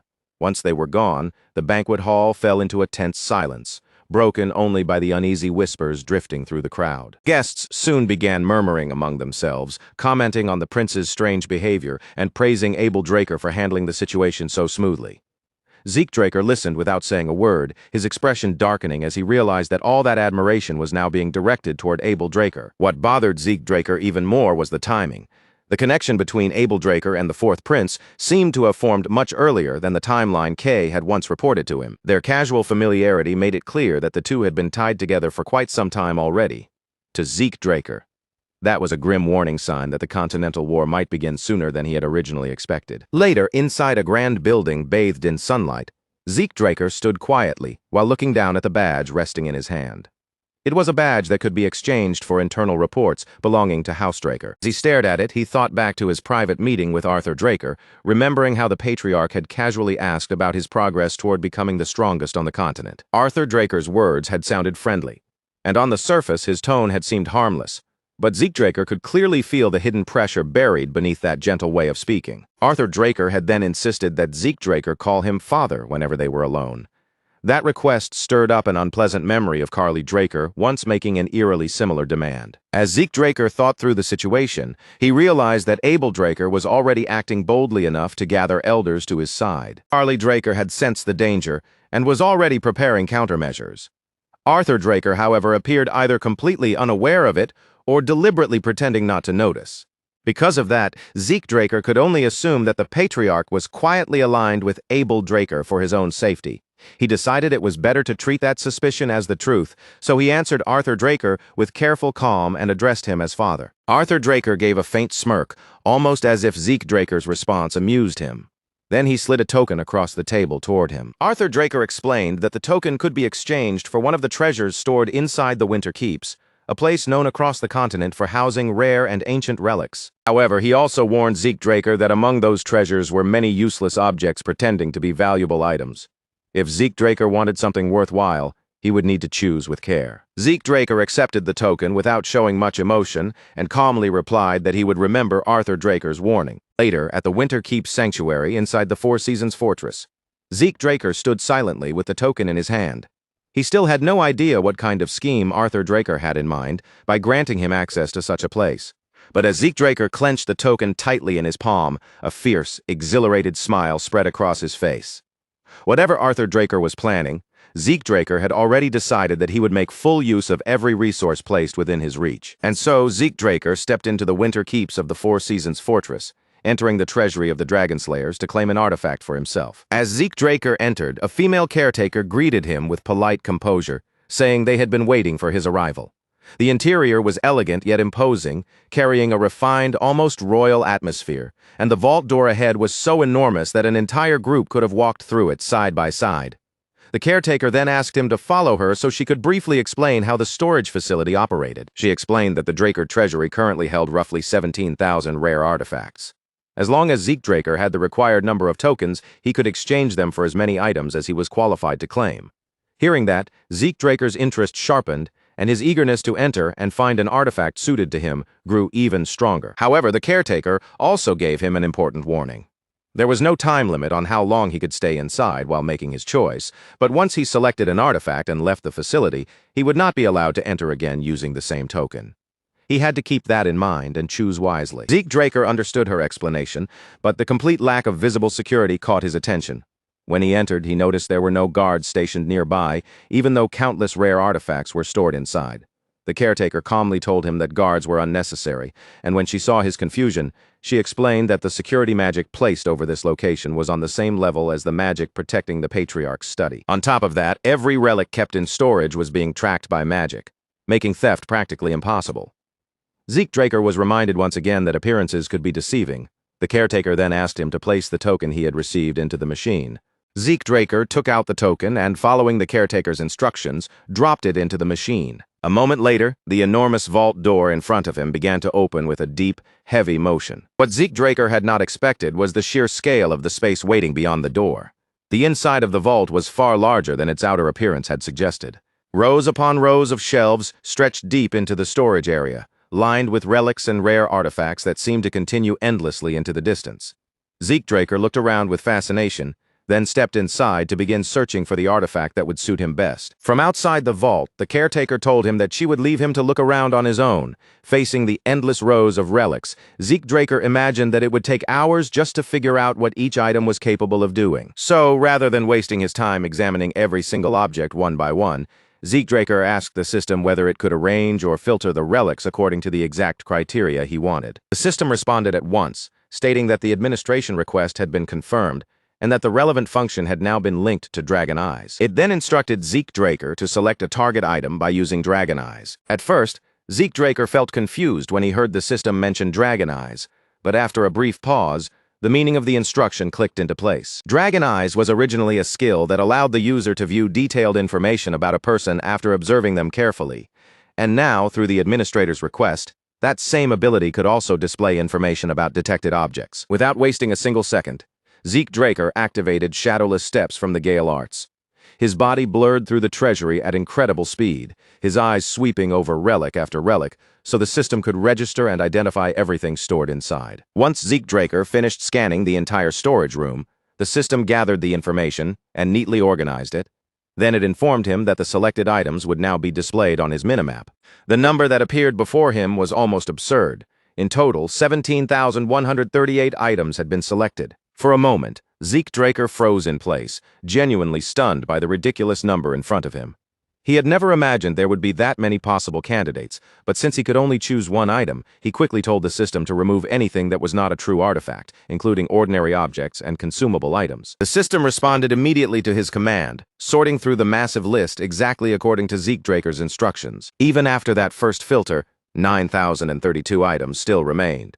The number was still far too overwhelming, and Zeke Draker could already feel exhaustion creeping over him just from looking at the list. So Zeke Draker issued another command to the system. This time, he ordered it to exclude every sword that was inferior to the Stygian blade. In almost no time at all, the list changed again, and when he checked it, it looked as if every sword had vanished from the selection. That alone told Draker just how exceptional the Stygian blade truly was. Even when measured against the countless artifacts stored inside Draker's treasury, that weapon still stood above the rest. As Draker continued scrolling through the remaining items, one particular artifact suddenly pulled his attention. Unlike the others, no information appeared for it at all. Curiosity immediately stirred inside him. Following the coordinates shown on the minimap, Draker moved toward the shelves to see the mysterious item with his own eyes. When he reached the marked location, he found a bracelet resting quietly on the shelf. Its information still refused to appear, and at first glance it looked like nothing more than a plain accessory. Draker stared down at the bracelet with a puzzled expression. Then the system responded, explaining that the item had reacted to the title heir of Draker. That answer only made Draker even more curious. If the bracelet had reacted to a title connected to Draker, then there was a strong chance that this object had once belonged to Draker himself. Even so, no additional information about the bracelet appeared before him. But the moment Draker slipped it onto his wrist, the seemingly ordinary item suddenly began to react. The system explained that the bracelet contained an embedded guardian stone, and that this stone possessed the ability to call forth a summon suited to the user's soul. It then announced that Draker had now taken possession of the sacred guardian stone, and could summon a compatible being through its power. The instant he heard that, unease crept across Draker's face. Realizing that the bracelet had already been registered as his possession, he wondered if there was still a way to remove it before things became irreversible. But the system rejected his administration request. It explained that because the item had entered his possession through its connection to the heir of Draker title, it could no longer be removed. Draker cursed the bracelet under his breath. Because of this unexpected development, he could no longer properly inspect the other items, and all the careful plans he had made seemed to have gone up in smoke. Still, after forcing himself to think it over, he decided that this outcome might not be as terrible as it first appeared. Looking at it more positively, the bracelet was part of Draker's legacy, which meant it was likely far more valuable than most ordinary artifacts. With that thought in mind, Draker asked the system to activate the bracelet's properties, and the system replied that it was activating the sacred guardian stone and searching for a summon suited to the user's soul. Suddenly, lightning flashed through the storage room, filling the quiet treasury with crackling blue light. The system announced that the summoning process had begun, and because the blessing of the fairy monarch was ranked even higher, a holy beast had also been included in the search parameters. Draker stood still and waited as the gathering energy swirled around him. Then the system confirmed that it had successfully found a holy beast compatible with the user's soul and began the summoning process. In the next instant, the entire room erupted with lightning. Amid the dazzling flashes of blue light, a holy beast appeared before Draker. The system announced that the holy beast, a draconic steed, had been successfully summoned. Draker stared at the holy beast in complete fascination, his eyes fixed on the majestic creature now standing before him. First, he had obtained Bahamut's heart and fang, and now he had gained an artifact capable of summoning a holy beast. Draker could not help wondering just how many unbelievable things Draker had once possessed. The beast, however, showed no hostility toward him at all. Instead, it approached Draker with surprising friendliness, almost as if it wanted him to reach out and pet it. As Draker looked at the creature, he felt a strange sense of familiarity. It did not feel like they were meeting for the first time. It felt more like they had finally reunited after a very long separation. Rather than waste time overthinking that feeling, Draker decided to give the holy beast a name. He named it Bucephalus. Bucephalus seemed to love the name right away. The holy beast moved closer to Draker and urged him upward, practically pulling him onto its back. It was a holy beast that seemed to understand Draker's intentions without needing a single word. As Bucephalus settled him firmly onto its back, Draker could feel both the creature's immense strength and its uncanny awareness. With that, Draker left the treasury riding on Bucephalus's back. Gripping himself steady, he told the holy beast to run like the wind. The moment Bucephalus moved, lightning scattered wildly in every direction, streaking through the space like living veins of blue light. Bucephalus surged forward with incredible speed, so fast it felt almost like racing at the speed of light. In that instant, Draker realized that he had somehow obtained something truly extraordinary. When Draker returned home, one question still lingered in his mind. He could not help wondering why the caretaker had allowed him to take the bracelet without asking any serious questions. The caretaker's answer had been surprisingly simple. To her, the bracelet Draker chose looked like an ordinary, worthless trinket. nothing more than a piece of trash buried among the countless relics. Then, without warning, a voice congratulated Zeke Draker on officially becoming a proper knight of House Draker. Zeke Draker turned his head toward the voice, curious to see who had come to visit him. Standing there was Cliff Reinhardt, and beside him was none other than Melissa Alencia, the true owner behind the Reinhardt Merchant Group and the first princess of the Kingdom of Alencia. Zeke Draker had been resting in his room when Cliff Reinhardt entered, and congratulated him on his new title. But Melissa Alencia's presence made this visit far more important than a simple courtesy call. Zeke Draker addressed her as the first princess of the Kingdom of Alencia and stated plainly that she was also the true head of the Reinhardt Merchant Group. Melissa Alencia let out a soft laugh, clearly amused that Zeke Draker had already seen through her real identity. After all, Princess Melissa Alencia had recently reduced her involvement in foreign affairs, and yet she had still appeared in person at Zeke Draker's promotion banquet. Unfortunately for her secrecy, that timing lined up almost perfectly with the moment the Rose disease patient was completely cured after Cliff Reinhardt received Zeke Draker's medicine. Those clues connected far too neatly. For Zeke Draker, they were more than enough to uncover the truth behind Melissa Alencia's connection to the merchant group. Melissa Alencia accepted his conclusion without hesitation. She said that if Zeke Draker already knew that much about her, then there was no need for a formal introduction, and they could simply move straight to the real reason she had come. She then told Zeke Draker that she had urgently requested this meeting because she needed his assistance. Zeke Draker's curiosity sharpened, and he asked what kind of assistance she meant. Sitting across from him, Melissa Alencia calmly replied that before she explained, he should first examine the document she had brought. Melissa Alencia added that Rose disease had recently appeared along the borders of the Kingdom of Alencia, and the documents she handed to Zeke Draker contained the analysis results produced by the Nirvana family. Zeke Draker quickly scanned through the document, reading every line with sharp focus. But once he understood what was written inside, his eyes widened in shock. Zeke Draker carefully scanned through the document in his hands, his gaze moving over every line as the weight of its contents settled in. Then he slowly lifted his eyes back toward Melissa Alencia and asked her directly whether the conclusion written there was truly accurate, whether the Rose disease was not a natural disaster at all, but a pathogen intentionally engineered through magic. Melissa Alencia responded without the slightest delay, her tone firm and certain. She explained that the investigation had been handled by the Nirvana family, one of the 3 transcendent families on the continent, a family whose command over magic was so exceptional that their analysis could not be treated lightly. In other words, this was no longer something that could be dismissed as a guess, a rumor, or a wild accusation. The conclusion was painfully clear now. The Rose disease was truly an artificial illness, something designed by human hands rather than born naturally from the world. As Zeke Draker thought about the frightening speed at which the disease was spreading, a cold anger began to tighten in his chest. The pace was much faster than what he remembered from his previous life, and that difference made him wonder if his own regression had already started twisting the course of history. Melissa Alencia was not finished yet. With the same grave expression on her face, she kept her attention on the documents and the maps spread out before them, then began adding even more details to explain just how serious the situation had become. She explained that, exactly as the document recorded, the very first confirmed case of the Rose disease had appeared in a small village near the border, where the Kingdom of Alencia met the Rome Empire, a location that immediately made the matter suspicious. The strangest part was not simply where the illness had begun. It was the direction it took afterward. Rather than moving toward the territory of the Rome Empire, the infection seemed to curve away from it, as if its path had been deliberately guided elsewhere. Melissa Alencia began placing pins onto the map one after another, each pin marking another infected location with careful precision. As the markers gathered across the surface, the pattern became impossible to overlook. The disease was spreading only farther into the Kingdom of Alencia. The instant Zeke Draker saw that trail stretching across the map, the answer became clear in his mind. The Rose disease had almost certainly been created by the Rome Empire, and then released in a way that would drive the damage directly into Alencia. Zeke Draker immediately connected this discovery to the history he already knew. In his previous life, the Kingdom of Alencia had collapsed far too easily under the Rome Empire's advance, and now he understood that this disease must have been one of the hidden reasons behind that fall. At the same time, he finally realized what sort of help Melissa Alencia had come seeking from him. For a short moment, Zeke Draker said nothing.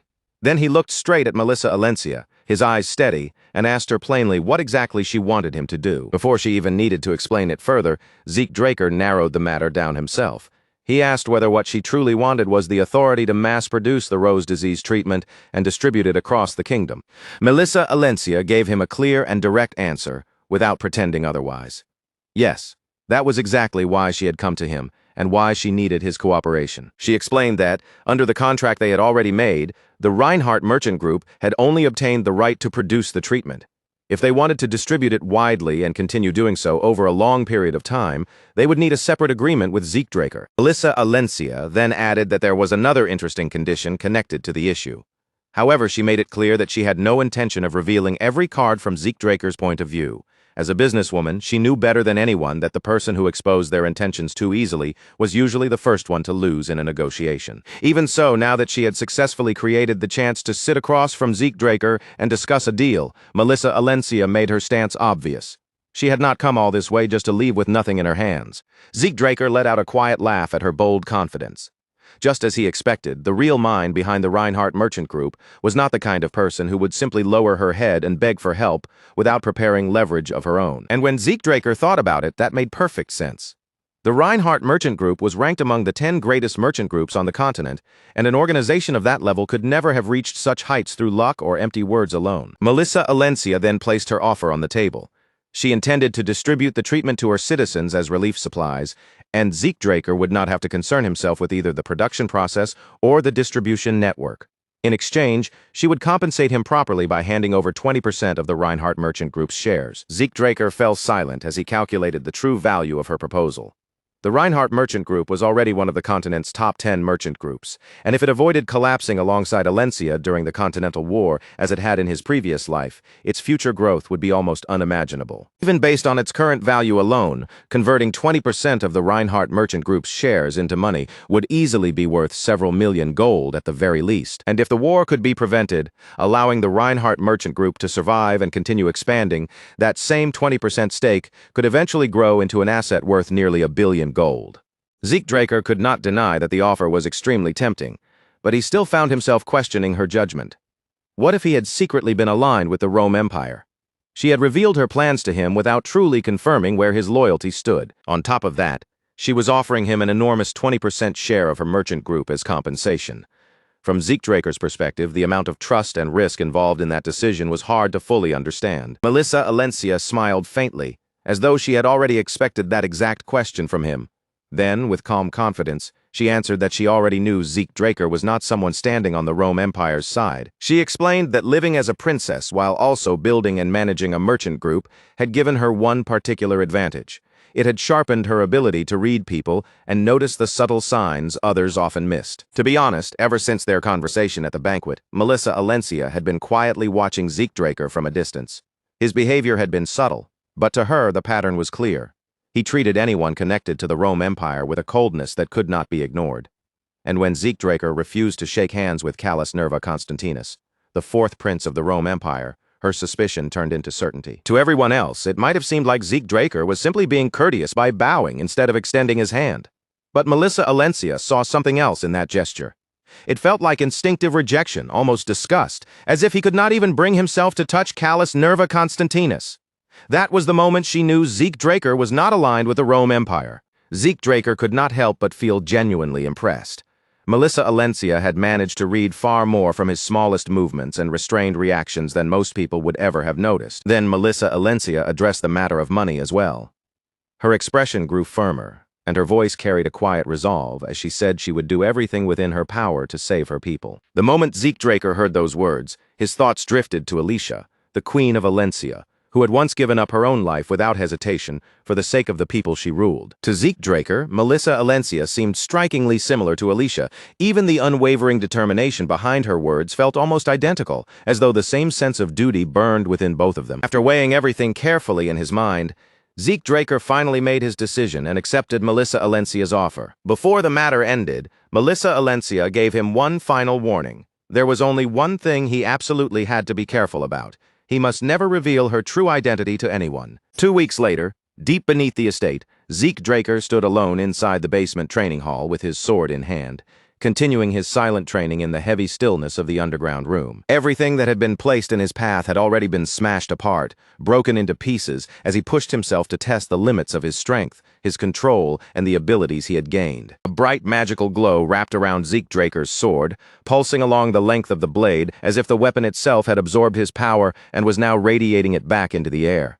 When Zeke Draker finally brought his movements to a stop, he lowered his sword slightly and shifted his attention toward the status window in front of him. By this point, he had already mastered True Dragon's swordplay, a skill powerful enough to have reached the impressive rank of S. It had taken him roughly a month to reach that level and earn such a title, an achievement so absurdly fast that for almost anyone else it would have been impossible to believe. The system screen laid out everything he had accomplished so far, showing the quest he had completed along with the rewards that were now waiting to be claimed. Among those rewards, Zeke Draker received a time bonus as well as the Chronos Kingdom Relic Radar. He also obtained 2 random boxes, which helped make up for the points he had spent when he burned down McCain's storeroom. Zeke Draker checked the Chronos Kingdom Relic Radar immediately, expecting it to guide him forward, but he soon discovered that he could not simply head straight to the corresponding coordinates just yet. The system informed him that before those coordinates could actually be activated, he first needed to find a seal capable of unlocking them. A message appeared across the screen explaining that once Zeke Draker located the scattered seals, he would be able to activate the radar. The positions of those seals had now been linked to his interface and were visible on the minimap. On the minimap, 2 of the seals were marked near the central area, while another appeared farther toward the north, and 1 more was positioned toward the south. Since each seal was separated by a considerable distance, Zeke Draker immediately understood that tracking all of them down would take a fair amount of time and effort. But as he studied the map more closely and considered the distance between each marked location, an idea suddenly came to him, one that might make the entire search far easier. Zeke Draker remained in the basement training hall of his mansion, still standing amid the broken traces and harsh marks left behind by his intense training. Just then, the system panel appeared in front of him once again, revealing that he had received another reward. This time, however, the reward was not an item or tool, but only a title. Together with that reward, Zeke Draker also received a new linked quest. The goal was to track down the scattered seals of the Chronos Kingdom and restore each one to its original condition. But what really made him pause was the strange note about treasures from the treasury being treated as part of the reward once the seals were restored. Even so, Zeke Draker remembered that there were artifacts in the world capable of reacting to certain titles, which meant this new title might also be hiding some special function he could not see yet. Since the quest had no time limit pressing down on him, he chose not to rush, quietly setting the matter aside for now. For the moment, Zeke Draker decided it was better to keep his attention on the problems already standing right in front of him. The Chronos Kingdom seals could wait. He could track them down gradually, one by one, after the more urgent matters were dealt with. After leaving the training hall behind, Zeke Draker received a reply from Kay. It had already been some time since he had last dealt with the troublesome people waiting for him in the south, so he decided that now was the right moment to head back there. Zeke Draker changed into a different set of clothes and soon arrived at Port Golfa, a port town located on the southern continent. There, he blended into the surroundings under the identity of Zeke Murray, carefully wearing that role as naturally as possible. As the guards escorted him through the bustling port, the salty scent of the sea drifted in on the wind and brushed past him. But beneath that familiar ocean air, Zeke Draker also caught the sharp, unmistakable smell of blood, and that alone told him the South had not changed one bit. The guards lowered their heads and saluted him with visible excitement, clearly honored by the rare opportunity to walk beside the vice branch manager of the Reinhardt Merchant Group's southern branch. Their faces practically shone with pride as they escorted him forward. They warmly cheered him on and even said they hoped they would have the chance to meet him again someday. But Zeke Draker had no desire to attract attention. All he wanted was to move through the area normally, without revealing anything unnecessary about himself. While continuing along the port, Zeke Draker quietly compared the South he remembered before his regression with the South now standing before him. Then, from somewhere ahead, the Northern Rangers began approaching him. One of the Northern Rangers commented that the merchant outfit suited him better than expected. But Zeke Draker did not bother reacting to the compliment. Instead, he went straight into the matter at hand and asked whether they had followed his instructions and carried out the plan properly. One of the Rangers answered at once, saying everything had been handled exactly as ordered. He then added that on the day of the operation, they would use the confusion to slip in and rescue the girl McCain was keeping imprisoned. Zeke Draker seemed confident that his men had already studied the plan in detail. Even so, he reminded them that whether they were guarding the target or escorting her out, not even the smallest mistake could be allowed, and they had to remain alert until the very end. The Ranger promised that they would do exactly that, but then admitted there was something they still could not stop wondering about. Perhaps it was to prevent any information from leaking, but they still had not been told what would create the chaos during the operation. All they knew was that some major incident was supposed to happen in the South soon. Zeke Draker told him plainly that it would not be anything festive, like a celebration or a festival. What was coming would be far more disorderly than anything the ranger was imagining, because in Zeke Draker's mind, that day would be the day McCain vanished. While they were still speaking, a guide approached with polite caution and asked the vice branch manager whether he was interrupting their conversation. He then explained that he had been assigned to guide him throughout his stay. Zeke Draker answered in a calm voice that their conversation had already come to an end. Then, without lingering any longer, he told the guide to lead them to wherever they were supposed to go next. The guide asked him to follow him to the carriage prepared by the merchant company. Just before Zeke Draker walked away, one of the rangers threw out one final question, asking whether they were going to war with McCain. Zeke Draker simply replied that they were not, said it had only been a joke, and left without another word. Inside the carriage, Zeke Draker sat with Kay beside him, the two of them being taken toward Don Juan's birthday party as the wheels rolled steadily along the road. Zeke Draker asked whether the house provided by the merchant group had already been inspected. Kay replied that it had, explaining that while the outside looked rather worn down, the interior was still in decent shape. It also had plenty of storage space, and they had already adjusted the inside so it could meet the standards of a proper hotel. From there, the two of them began reviewing the plan they had prepared. Kay explained once again that today was Don Juan's birthday, which meant all of McCain's executives would be gathering for business. Because of that, Kay, as the center of the deal, and her supporter, Zeke Murray, would attend the meeting properly. Zeke Draker asked why they were repeating the same plan for the 5th time already, even teasing her that by this point a Soma addict would have memorized it. Kay snapped back at him, saying she could not help being nervous because she did not have nerves made of steel like he did. To her, feeling anxious was completely natural, especially after he dragged her into such a dangerous scheme without caring how much stress it would cause her. Only then did Zeke Draker realize that Kay's reaction was actually the normal one. He had become so accustomed to danger that he had barely considered how terrifying this whole situation would feel to someone standing in Kay's position. Kay even asked what would happen if their enemies somehow discovered that they were the ones responsible for burning down McCain's Soma warehouse. Rather than comforting her, Zeke Draker chose to tease her even more. He said that McCain usually paralyzed traitors first, then abandoned them in Shock Dragon Swamp to die. The second Kay heard that, fear spread across her face, and she began panicking over the possibility that they might still be caught despite all their careful preparations. Zeke Draker did not give her any chance to calm herself. Instead, he pushed the joke further, saying things would be even worse for a mage. If a mage were caught, they might be cut into pieces, with their organs and body parts sold on the market. In the South, there was even a common belief that keeping a mage's corpse nearby could help ward off curses. Kay listened to every single word, and with each horrifying detail, her face grew paler and paler, as though her soul itself was trying to float out of her body from pure shock. All of a sudden, Kay could no longer tell whether the necklaces worn by McCain members were fake decorations or made from actual remains. Even the finger-like ornaments hanging from them started to look disturbingly real in her eyes. Kay told Zeke Draker that if she died, he had better gather all of her body parts and bury them somewhere nice. Then, still visibly shaken, she asked how he knew so much about these things in the first place. Zeke Draker heard her question clearly, but the answer only passed through his mind. Once he had known the South better than anyone else. He had been the one who helped lift McCain into prosperity, and he had also been the one who dragged it down into destruction. Before his regression, after being expelled from the academy, he had been captured by a slave trader and sold to a Soma plantation owned by McCain. From there, he was thrown onto the battlefield again and again as a human shield. Yet somehow, every time, he alone survived and came back. He had no choice but to keep enduring, moving forward with nothing but his will. And after surviving as a human shield for the 6th time, Don Juan himself finally noticed him and brought him in as a hitman. Looking back on it now, Zeke Draker even thought that Don Juan had possessed a sharp eye for talent, no matter how twisted and brutal the path had been when he pulled Zeke into McCain. Later, Zeke Draker was sent out on missions, and during those assignments, he eliminated a Purple Knight along with many other enemies who stood in his way. He had even faced Blue Knights, warriors known for their terrifying strength, and still managed to defeat them using his own skills and abilities. After Zeke Draker killed a dozen Blue Knights, his place within the McCain cartel became something no one could ignore anymore. Before long, Zeke Draker had climbed all the way up through McCain's bloody hierarchy, rising higher and higher until he reached the very top. Eventually, Don Juan tried to name Zeke Draker as his next heir. But on the very day that announcement was supposed to be made, Zeke Draker killed everyone in that room, the top executives and Don Juan himself, before turning his back on the organization and walking away from it all. A faint, almost gentle smile touched Zeke Draker's face as he thought that everything from those days belonged to the past now.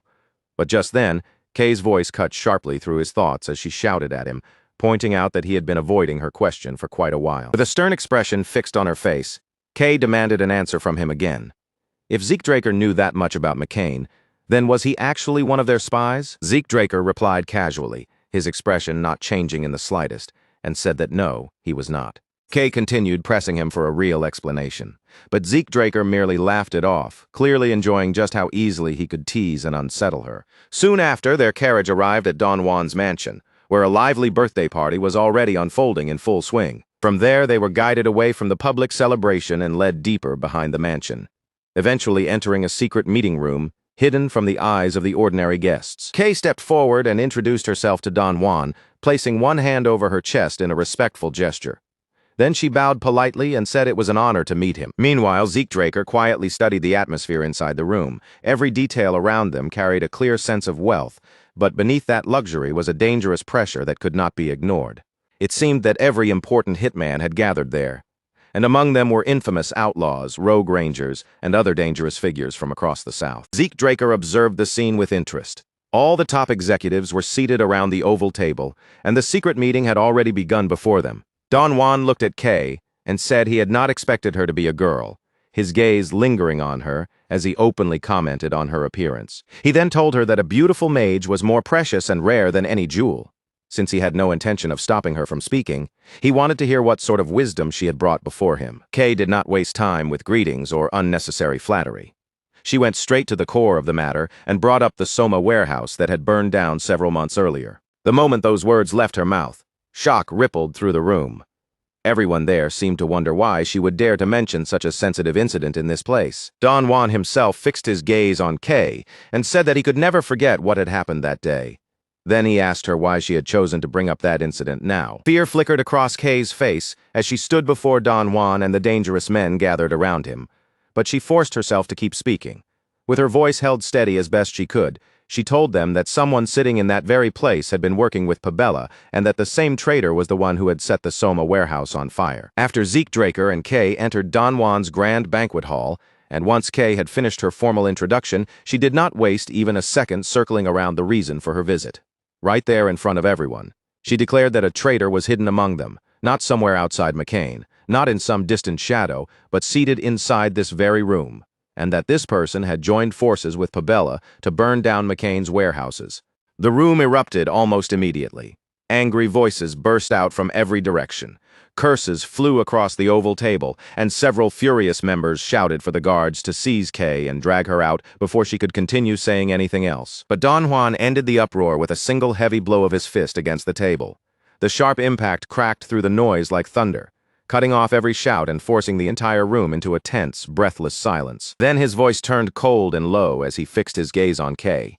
He asked whether she truly understood the weight of what she had just said, and whether she was prepared to take responsibility for making such a dangerous accusation. At that exact moment, Zeke Draker stepped forward. Moving with terrifying smoothness, he appeared behind Don Juan's brother, Joaquin Fernandez, and before anyone could properly react, he pressed a blade against Joaquin's throat, taking him hostage in front of the entire gathering. Zeke Draker told Don Juan that if he wanted a gift, then one was already right there before his eyes. Don Juan narrowed his gaze at the sight, his expression darkening, and asked if Zeke was trying to claim that his own brother had been the traitor all along. Zeke Draker turned his attention directly to Joaquin Fernandez, calling him by his other name, El Mencho. With the blade still held dangerously close to his throat, Zeke pressured him to open his own mouth and confess the truth himself. Joaquin Fernandez went completely stiff where he stood. His thoughts began spinning wildly, and in that instant he realized something terrifying, something that even Don Juan himself had failed to notice. Panic seized Joaquin Fernandez all at once. His calm shattered, and he suddenly shouted for the guards to protect him, his voice cracking with desperation. He cursed at the guards for standing frozen in place, fear making him spit out whatever frantic words came to mind as the blade remained pressed near his neck. But the guards answered with unexpected calm. No matter how loudly Joaquin Fernandez ordered them to act, there was nothing they could safely do in a situation like this. Kay remained standing where she was, silently watching the chaos unfold before her eyes, not daring to step in as the tension in the room twisted tighter and tighter. Only moments before, Don Juan himself had demanded to know who had dared betray McCain, his voice shaking the room with anger. That single demand had sent a tremor through the hall, but before anyone could give him an answer, Zeke Draker had moved forward, introduced himself, and placed his blade against Joaquin Fernandez, presenting his own brutal form of proof. Now Don Juan had settled back into his seat with frightening composure, his posture steady and unmoving despite the violent tension pressing down on everyone in the room. He remarked that this was quite the present indeed, his own brother, held at knife point in front of every important figure gathered there. The guards stayed rooted in place, glancing warily at one another. They admitted there was no safe opening to move, because Zeke Draker's skill was too dangerous, and any reckless attack would only allow him to use Joaquin Fernandez as a shield. Some of them even began wondering whether this intruder might have been sent by Pabella as a spy. Zeke Draker leaned in closer to Joaquin Fernandez and whispered that this was exactly what one should expect from McCain's second-in-command, a man who had earned so much trust. The irony was almost amusing. Joaquin was the real spy, yet the room had already begun doubting Zeke instead.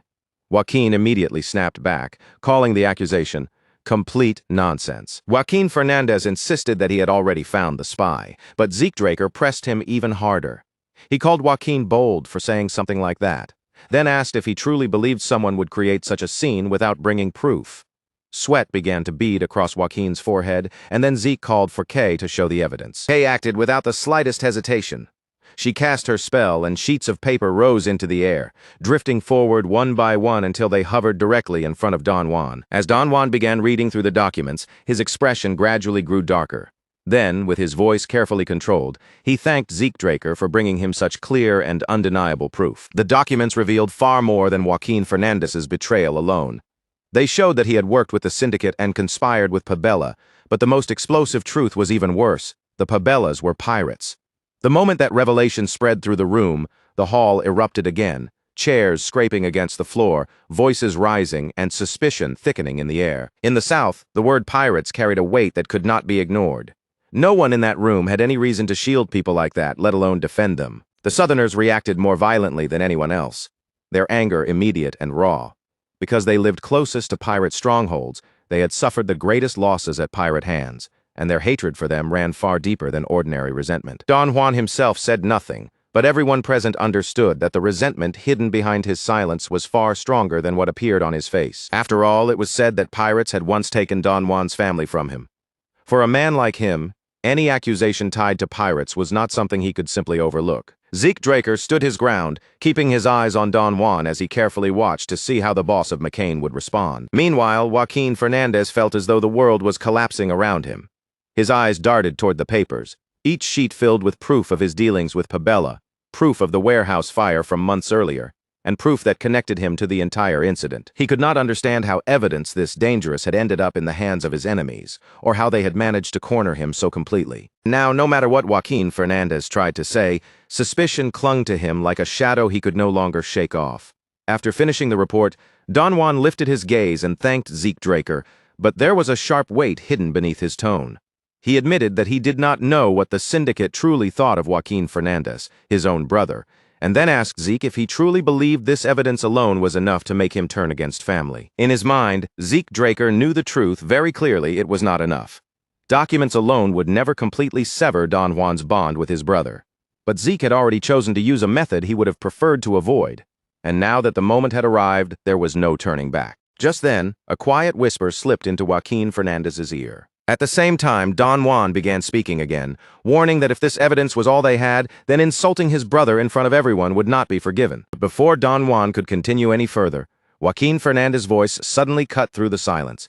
Calling Don Juan boss, he admitted the truth with his own mouth. Everything Zeke Draker had said was true. Joaquin Fernandez confessed that he had betrayed McCain and joined hands with Pabella. Don Juan slowly rose from his seat, his gaze lowered toward Joaquin Fernandez, and in a voice completely stripped of warmth, he said he had never imagined Joaquin would betray him, and now that it had happened, he found there were no words left to say. Then, almost in the next breath, Don Juan's tone changed. He told Joaquin Fernandez that since he had confessed, he would at least show him respect. In the very next instant, an axe flew from Don Juan's hand. The axe ripped through the air and struck Joaquin Fernandez directly in the skull with brutal force. Joaquin Fernandez collapsed right where he stood, dead before his body could even fully hit the floor. The entire hall froze in stunned silence. Zeke Draker and everyone else could only stare at the gruesome sight, the sudden violence leaving the room completely speechless. Inside, Zeke Draker reflected that it was a rather fitting end for McCain's second-in-command. Southerners truly were fascinating people, though, in the most terrifying way possible. He also remembered the words he had whispered to Joaquin Fernandez just moments earlier, the secret about Joaquin's hidden family, and the threat that they would be killed if he refused to confess. Joaquin Fernandez's confession had not come from guilt, but from fear. As Zeke Draker wiped the blood from his face, he thought that an oath sworn before God was absolute. In truth, he had never intended to harm Joaquin's family at all, but by then that detail no longer mattered. The result had already been carved into the room in blood. Zeke Draker turned his gaze toward Don Juan and thought that this was the true face of the man who ruled over a massive criminal empire. Don Juan had not killed Joaquin Fernandez simply because he fully believed his brother was the traitor. The reality was that, in that room and under those circumstances, Don Juan had been left with no other choice. The Soma warehouse fire from months earlier, the devastating losses McCain had suffered, and the presence of Pabella's spy inside their ranks all pointed back toward a single culprit. Kay's testimony had only added more fuel to a fire that was already burning out of control. But Zeke Draker's decisive move in exposing Joaquin Fernandez, together with the shocking revelation that the Pabellas were pirates, had narrowed Don Juan's options down to only one path. And even in the middle of that bloody chaos, Don Juan remained perfectly calm, his eyes reading the room and his mind analyzing the situation with a steady, practiced hand. But unlike Don Juan, the men beneath him could not keep themselves composed so easily. Around the table, faces hardened one after another, jaws clenched tight, and a heavy tension in the room grew thicker with every passing second. And now that Joaquin Fernandez had confessed with his own mouth in front of everyone, the matter was already settled. No one in that room could treat the accusation as a baseless rumor or pretend it was nothing more than suspicion anymore. Zeke Draker quietly reflected that whether Joaquin Fernandez had truly committed the betrayal or not had already become irrelevant. If Don Juan allowed him to live after a public confession like that, the discipline holding McCain together would crumble from the very roots. Don Juan had not swung his axe because he lost control, nor because grief or shock had overtaken him. His choice had been cold, deliberate, and necessary for someone who ruled over a criminal empire built on fear and order. Then, with the room still drowning in silence, Don Juan slowly shifted his gaze toward Kay. Since Joaquin Fernandez had confessed exactly as Kay's report had claimed, Don Juan began to consider a darker possibility, that this betrayal might not end with just one man. He suggested that perhaps the entire syndicate had already rotted from within, filled with traitors waiting to turn against McCain, and those words struck the room like a sudden bolt of lightning. Don Juan reminded every person present that the first sign of McCain, shifting away from them and toward Pabella, had been the burning of the Soma warehouses. Then his voice dropped even colder, carrying a threat sharp enough to make the air feel frozen. He announced that if anyone else confessed the way Joaquin Fernandez had, he would at least grant them the mercy of dying without pain. The room fell into complete silence, so still and suffocating that it was almost as if every person there had forgotten how to breathe. Don Juan did not need to shout for his fury to be felt. It radiated from him in silence, while a dangerous, murderous light burned deep behind his eyes. Then, all at once, one of the members shattered the silence by pointing straight at Kay. He shouted that none of them had anything to do with the betrayal, accused her of being a witch who twisted lies with sorcery, and demanded that she be interrogated until the real truth was dragged out of her. In the very next instant, Zeke Draker threw an axe through the air. The weapon struck the man down where he stood, killing him on the spot, and before Kay could even process what had happened, blood splashed across her face. Kay froze completely. Her eyes stretched wide, and her lips parted in shock, unable to squeeze out even a single word as the warmth of blood remained on her skin. Don Juan's gaze snapped toward Zeke Draker at once, sharp and heavy, and he demanded to know why Zeke had done such a thing. Zeke Draker answered without the slightest trace of panic. His posture remained relaxed, and his voice stayed calm and steady, as if he had merely done something obvious. He said that he had simply helped Don Juan punish a traitor. After all, Joaquin Fernandez had already confessed that the syndicate had worked together with him, and in Zeke Draker's eyes, that alone was enough reason to act. Don Juan stared at him without speaking, his eyes quietly measuring the man standing before him. For the first time, he seemed to be wondering just what kind of person Zeke Draker truly was. Perhaps this stranger could be useful. Perhaps he could become the very blade Don Juan needed to finally cut McCain loose from the syndicate. At last, Don Juan opened his mouth again. He said Zeke Draker's actions were justified, but then asked whether Zeke was some messenger of God sent to help him. Or Don Juan continued, perhaps Zeke Draker was something far more dangerous, an agent of the devil who had come not to aid him, but to bring about his destruction. Zeke Draker answered with perfect calm, saying he was neither one. He was simply a business partner, and he had come to offer a new deal. After exposing Joaquin Fernandez as the traitor and watching Don Juan execute him without hesitation, Zeke shifted the room toward his real objective. Standing before the boss of McCain, Zeke Draker made it clear that revealing a betrayal had never been his only purpose. What he truly intended was to face Don Juan as a new business partner and place a deal on the table. Don Juan narrowed his eyes and asked him directly what he wanted. Zeke Draker answered just as plainly, saying that both of them desired the same outcome to eliminate the treacherous syndicate and restore order to the trade. With Ishtar already exiled and Pabella holding control over the seas, McCain's only remaining route for distributing Soma was through the syndicate. Zeke Draker continued without hesitation. He pointed out that Don Juan must have understood this better than anyone, and that was precisely why he had hesitated to punish the syndicate even after their connection to Joaquin Fernandez's betrayal had been revealed. Don Juan leaned back in his chair and silently turned those words over in his mind. This man spoke as if he could see straight through him, as if he already understood the kind of ruler Don Juan was and the choices he had been forced to make. Then Zeke Draker reassured him that there was no reason to be afraid. Up until now, Kay had been the one responsible for managing all Soma distribution within the syndicate. From this day onward, Zeke Draker and Kay would take control of McCain's Soma trade directly, removing the syndicate from the center of it. Don Juan remained quiet for a moment, letting the proposal hang in the tense air between them before finally giving his answer. He admitted that the offer was certainly tempting. However, any partnership needed trust at its foundation, and this was still the very first time the two of them had met. Trust was not something that could be handed over casually, especially not in a room like this and not between men like them. Zeke Draker accepted that reasoning without showing any complaint. He simply asked Don Juan in a plain and direct voice what he needed to do in order to earn that trust. In response, Don Juan tossed aside the report and the axe as though the previous execution was already finished business. Then he pointed across the table toward one particular man, Paulo Santos. Zeke Draker declared that he would burn everything under that coward's command, straight down to the ground. Paulo Santos, known throughout McCain as Cowardly Paulo, had earned that nickname because he always chose the safest path available.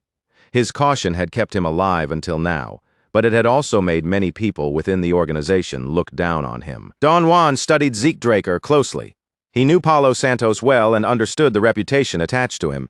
But coward or not, he had kept Paulo around because the man still served a useful purpose. Nothing more and nothing less.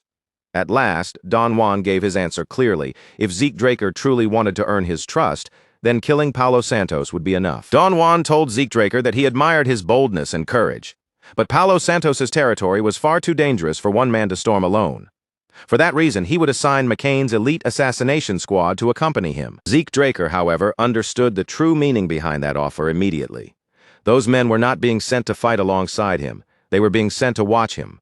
Don Juan then added one more condition. While Zeke proved his courage, Don Juan would personally take responsibility for guarding Kay. To Zeke Draker, that sounded far less like protection and much more like Don Juan keeping Kay in his hands as a hostage. Even so, Zeke Draker gave a calm nod and agreed to the terms, leaving Kay in Don Juan's custody for the time being. Not long after, Zeke Draker arrived in Paulo Santos's territory, the place where the Soma production factory stood as the center of the operation. The assassination squad halted on top of a hill, overlooking the entire factory complex spread out below them. The squad's commander, Manuel, stood there with a conflicted feeling twisting inside him as he looked between the factory and Zeke Draker.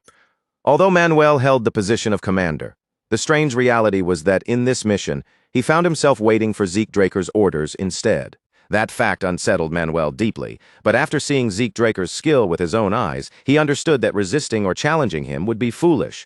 So instead, Manuel watched him carefully and tried to read the man. Zeke Draker's stamina alone seemed to surpass that of any hitman in McCain, and every movement he made was sharp, controlled, and efficient, like someone who already knew the southern terrain by heart. In battle, Zeke Draker moved with a level of mastery that seemed to go beyond even the beastmen. To Manuel, he looked like the kind of man who could single-handedly cut down werewolves, monsters feared as some of the most dangerous enemies in the South. In Manuel's eyes, Zeke Draker was no longer just a powerful fighter who had wandered onto the battlefield. Every step he took, every shift of his body, and that crushing pressure rolling off him made the truth impossible to ignore. Zeke Draker was something far beyond human. He was a monster. Zeke Draker slowly turned his gaze toward the squad, his expression calm but impossible to disobey. Without even a flicker of hesitation in his voice, he gave them one clear order: stay right where they were and do not interfere with what was about to happen. From the very start, Zeke Draker had already seen through their real purpose. They had never come to this place to fight beside him or lend him any real support. Their job was much simpler than that. They were only meant to remain at a distance, keep their heads down, and observe everything from the sidelines. Zeke Draker pointed toward the hill beneath their feet, making it clear that from this position, the entire factory below was laid out in front of them. Since they already had the perfect vantage point to monitor every movement, there was no point in pretending they were here for anything else. If watching was their mission, then they might as well do it properly from up there. Manuel could only stand there in tense silence, his mouth shut and his thoughts momentarily frozen. Zeke Draker had exposed their intentions so cleanly and so directly that Manuel had no excuse to offer, no denial to make, and not a single word that could turn the situation back in his favor. One of the assassins carefully leaned in closer to Manuel, keeping his voice low so it would not carry. With the rest of the squad watching anxiously, he asked what they were supposed to do next, and the uneasy shift in the air made it clear that everyone was waiting for Manuel's decision. Manuel stayed quiet for a short moment, his eyes fixed ahead as he weighed the situation. Then, with a reluctant calm, he admitted that Zeke Draker was right. Their orders had only ever been to observe, and since that was the mission, there was no reason for them to rush down there and risk their lives for nothing. Their role from that point on was simple: remain hidden, keep their distance, and watch everything from a safe position. Accepting Manuel's call, the squad quickly moved into action, setting up a concealed outpost along the hill and blending it carefully into the surrounding terrain so no one below would spot them. But just as they settled into place, flames suddenly erupted from the factory beneath them. The assassins instantly went stiff, their bodies locking in place as their eyes snapped toward the factory now bursting with fire. There was no doubt anymore. Zeke Draker had already begun his assault, and the real operation down below had finally started. The fire tore through the factory grounds with terrifying speed, spreading from one structure to the next as if the entire place had been soaked in fuel. Roaring flames twisted upward into violent spirals, forming blazing tornadoes that swallowed everything they touched in waves of unbearable heat. Panic broke out almost immediately among the people trapped inside the factory. Shouts, screams, and frantic warnings rang through the smoke-filled air as they realized an intruder had broken in, and the raging fire spreading around them was far beyond anything they could hope to control. Desperate commands echoed from every direction as the defenders called for reinforcements and shouted for the magic weapons squad to be deployed at once. But to Zeke Draker, their panic was nothing surprising. Anyone witnessing the elemental sword's power for the first time would be shaken badly enough to lose their composure. Through the smoke and the shifting curtains of flame, one of the defenders finally spotted Zeke Draker's figure. His voice cracked sharply with alarm as he pointed straight at him and shouted out his position to the others. Their reaction was quicker than Zeke Draker had expected. But that speed changed nothing, fast or not. These were the very people who had helped drive a wedge between McCain and the South, and now the price for that debt was finally coming due. For them, the outcome had already been decided.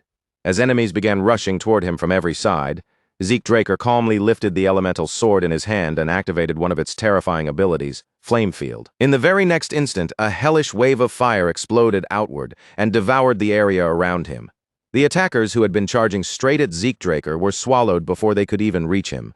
Their bodies burned away completely until only drifting ash remained in the scorched air. Compared to Zeke Draker, those men were almost painfully weak. The clash was so one-sided that calling it a battle felt generous. But as he continued moving forward through the burning factory, something huge suddenly rolled into his path and cut off his advance. A magic tank pushed its way through the smoke and flames, its heavy frame grinding across the ground as it emerged in front of him. Zeke Draker gave a cold scoff at the sight.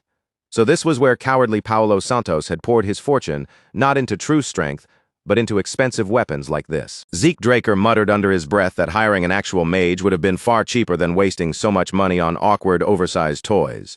From where he stood, the whole display looked less intimidating and more ridiculous. Then, with one clean and effortless swing of the elemental sword, Zeke Draker struck the magic tank head-on.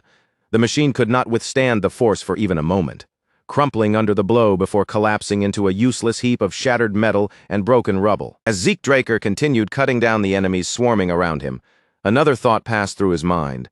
Cartels like this had never cared about honor, morals, or dignity.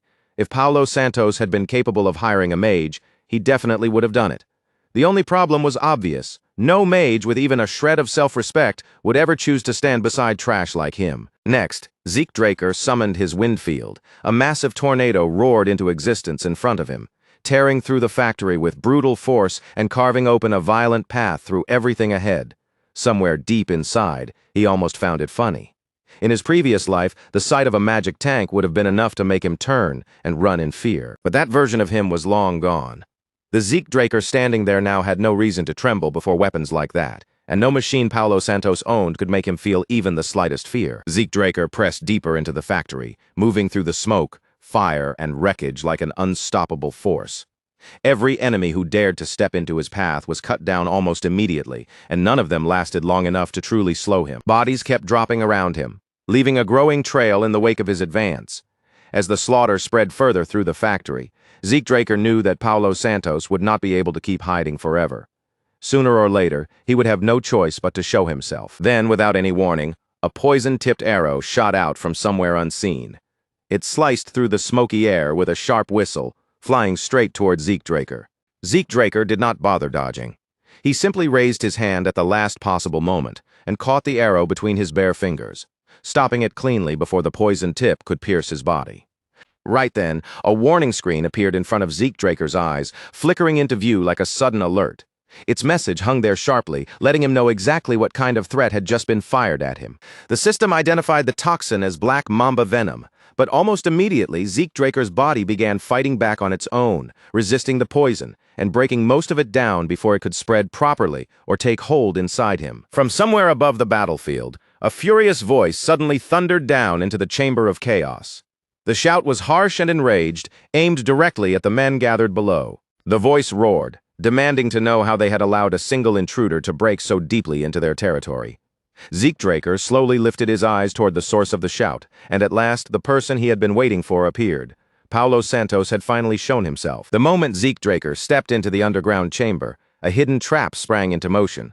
An arrow shot toward him from the darkness, and although he caught it without any trouble, poisonous gas immediately hissed out from the mechanism and spread through the air around him. From within the shadows of the chamber, Paulo Santos stepped forward and revealed himself. A smug, self-satisfied look spread across his face as he told Zeke Draker that the gas he had just breathed in was not some common poison. Paulo Santos claimed the toxin was lethal enough to kill even an Ori user. Then he lifted a small vial between his fingers and dangled it where Zeke could clearly see it, offering him a deal. If Zeke Draker gave up information about his companion, Paulo Santos would hand over the antidote. He also pointed out that the silence above ground was not happening for no reason. According to him, it proved that Zeke's comrades had already been captured. So, with Zeke's life supposedly slipping away, Paulo urged him to accept the offer while he still could. Zeke Draker stared at Paulo Santos in quiet disbelief, as if the entire situation was almost too absurd to take seriously. Paulo was trying to bargain with something that had absolutely no value to him, and that made the threat feel more laughable than dangerous. The poison came from a black mamba, and anyone from the south knew the truth about that venom. There was no real antidote. A normal person would collapse and die within minutes, while even a blue knight could be left with damage, severe enough to haunt them for the rest of their life. But Zeke Draker was not an ordinary man, and he was not like the victims Paulo Santos was used to intimidating.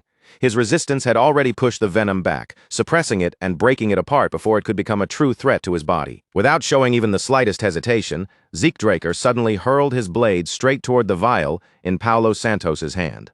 The weapon flashed through the air and shattered the bottle in an instant, destroying it before Paulo could react. Paulo Santos let out a horrified scream, his face twisting in disbelief as he stared at the broken vial. He shouted that Zeke Draker had completely lost his mind, because in his eyes, Zeke had just destroyed the one antidote that could have saved his life. Zeke Draker remained perfectly calm, his expression not changing in the slightest. He looked straight at Paulo Santos and spoke the truth in a steady voice, without fear, panic, or even a trace of concern. Poison had never worked on him to begin with, and the real reason everything above ground had fallen silent was not because his allies had been captured. It was because Zeke Draker had already killed every last one of Paulo Santos's men up there. Paulo Santos froze in place as those words sank in, his body visibly shaken. The confidence he had been clinging to began to crack, and he stammered in disbelief, insisting that something like that could not possibly be true. The men stationed above had been Pabella elites, fully armed with magic weapons and ready for battle. Zeke Draker answered coldly that if Paulo Santos did not believe him, then he was free to climb back up and look with his own eyes, provided he had enough courage to do it. Paulo was left speechless for a moment, but desperation quickly replaced his shock. He demanded to know who Zeke Draker really was, and whose orders he was following to cause this much destruction. Zeke Draker's answer was flat and simple. He was not acting under anyone's command. For a brief moment, Paulo Santos went completely still. Then his anger burst out all at once, and he began cursing McCain, shouting that no one besides McCain would ever dare launch an attack of this scale against Pabella. He screamed that Pabella had respected the territorial boundaries between their forces.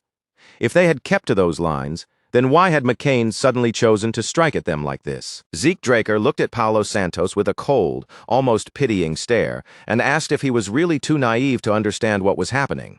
Confusion flickered across Paulo's face, and he snapped back, demanding to know what Zeke was talking about. Zeke Draker explained it plainly, leaving no room for excuses. Pabella had tried to plunder yet another one of McCain's distribution routes, and because of that greed, they had finally crossed a boundary they should never have touched. That alone was already more than enough reason for Don Juan to move against them. And now, the order had been given with absolute certainty. Pabella would be crushed, burned to ash, and wiped completely from the south. Don Juan had sworn to purge those filthy pirates from the land once and for all. The color drained from Paulo Santos's face as the full meaning of Zeke Draker's words settled over him. In that instant, he finally understood. McCain had uncovered the truth, and they now knew that Pabella's roots were tied to piracy. Without saying another word, Paulo Santos spun around and ran. Panic had completely overtaken him as he bolted into the ruins, fleeing deeper into the wreckage in a desperate attempt to escape.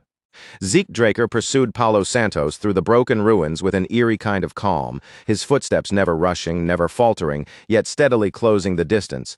In a voice so flat it almost sounded like a verdict, he told Paulo there was no use running anymore because escape had never been an option. But as the chase continued deeper and deeper through the underground passageways, Zeke Draker's patience slowly began to wear thin.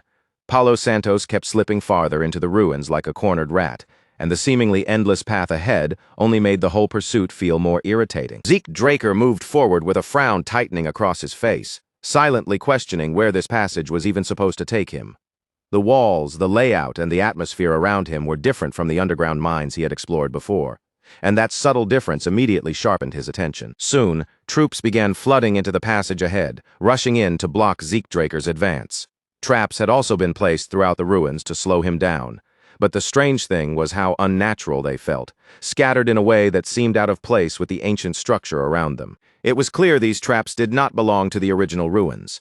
They had been installed far more recently, and that single detail told Zeke Draker something important. Pabella had not just been hiding in this place, they had been actively using these ruins for some purpose. Then, without any warning, another mage stepped out from the shadows and planted himself directly in Zeke Draker's path. His voice echoed through the narrow passage as he demanded to know exactly who Zeke was. Zeke Draker did not even bother giving him an answer. To him, there was no reason to waste time or breath on someone who had chosen to stand in his way. His blade flashed through the dim passage once, swift, clean, and utterly merciless. Before the mage's body could even fully register what had happened, his head had already fallen, and Zeke Draker simply walked on without slowing his pace. As Zeke Draker looked down at the fallen enemy, a grim thought passed through his mind.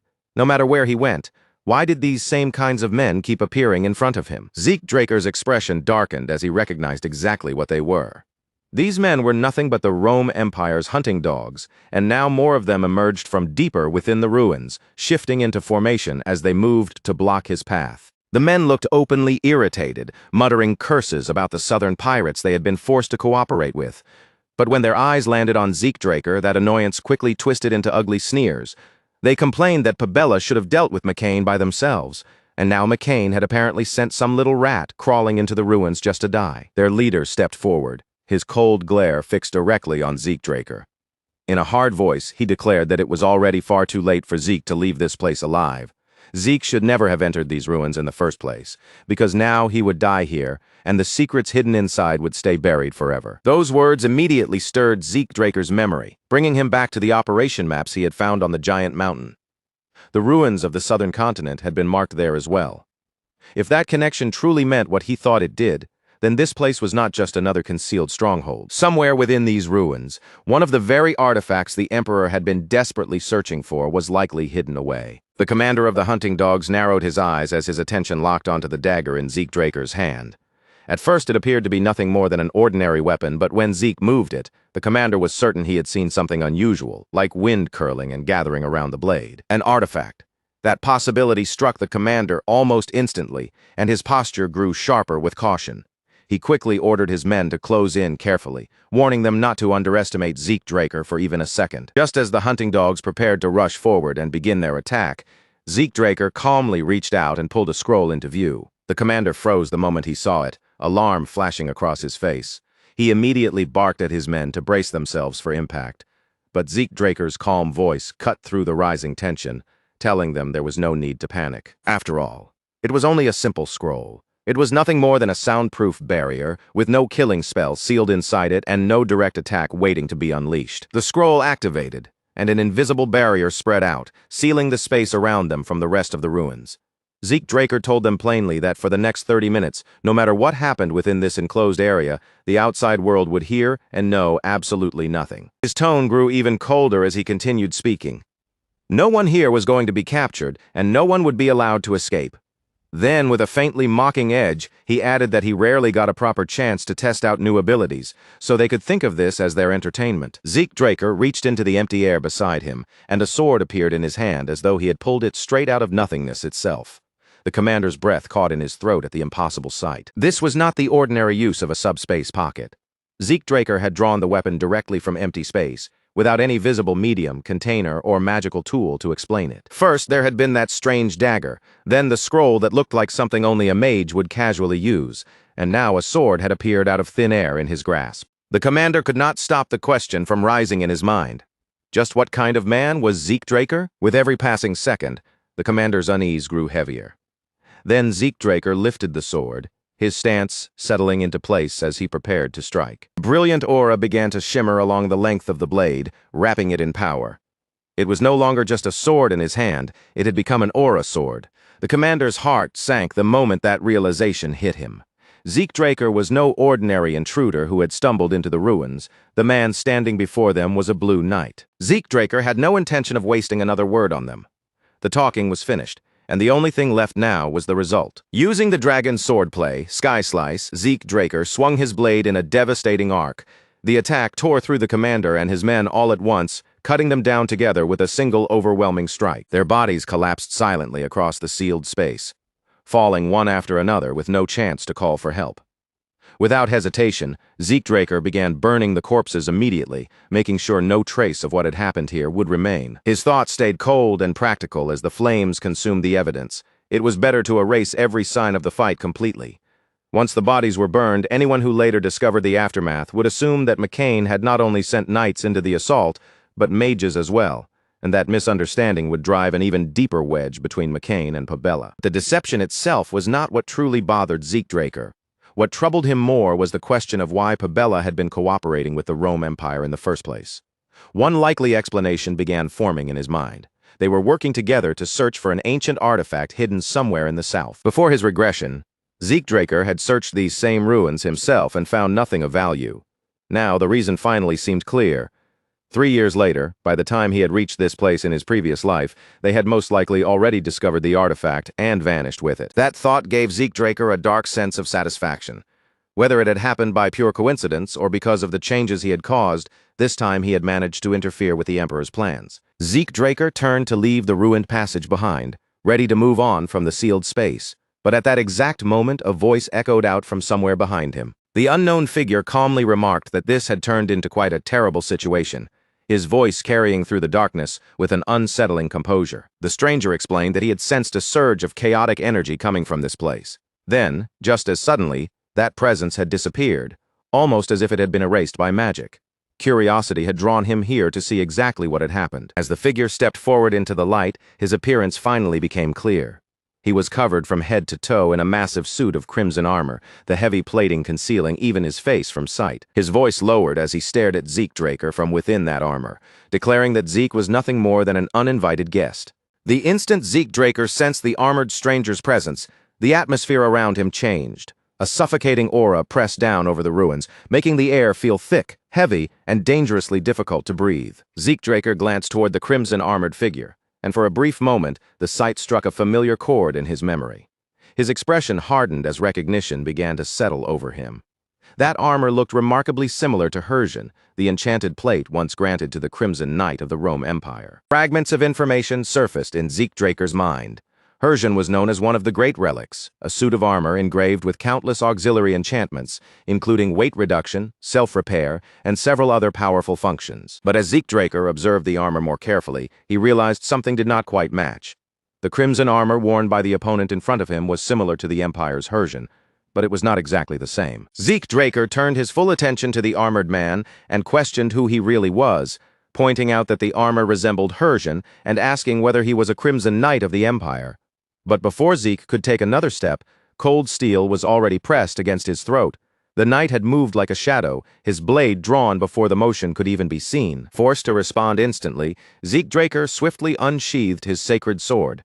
Their weapons collided right in front of him, locking together with a sharp, ringing clash that echoed through the chamber. Battle erupted without warning, turning immediately into a violent contest of raw strength and endurance.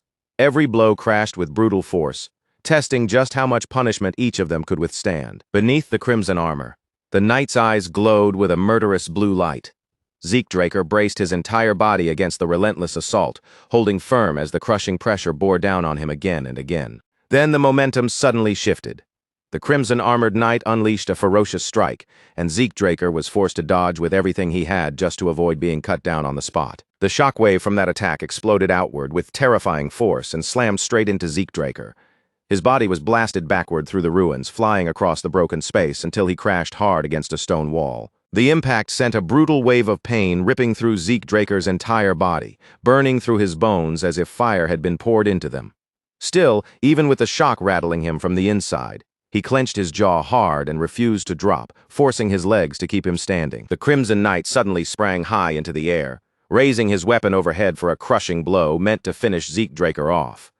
Zeke lifted his own blade and met the attack head-on, and the instant their weapons slammed together, violent tremors burst through the ground beneath their feet. Neither of them yielded even the smallest step. Their blades crashed again and again, steel shrieking against steel with every exchange, and each strike came heavier, sharper, and more punishing than the one before it, as the battle became a brutal test of endurance. Zeke Draker's thoughts turned grim, as he felt just how unnatural his opponent's stamina really was. A cold, uneasy feeling crawled up inside him, and he began to suspect that Hersian had not merely been enchanted. It had likely been strengthened even further with reinforcement magic. Forced back onto the defensive, Zeke Draker slipped past one merciless attack after another, narrowly avoiding each strike as dust and shattered stone kicked up around them. Yet inside that swirling haze, the Crimson Knight stood completely unharmed, as if none of it had even touched him. The Crimson Knight's towering body advanced like an iron wall that could not be pushed back.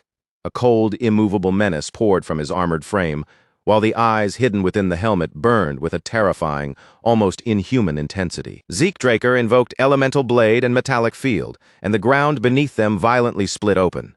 Jagged stone spires burst upward from the floor, and within seconds, metallic power coiled around the Crimson Knight like a fortress, trying to seal him in completely. But even that powerful restraint was not enough to hold down the overwhelming strength of the Crimson Knight. From inside the barrier, the Crimson Knight slashed with terrifying precision. His blade carved through the metallic shell again and again, each cut tearing deeper until the walls finally shattered apart and collapsed into broken fragments around him. Once he broke free, the Crimson Knight seemed to stand even taller than before.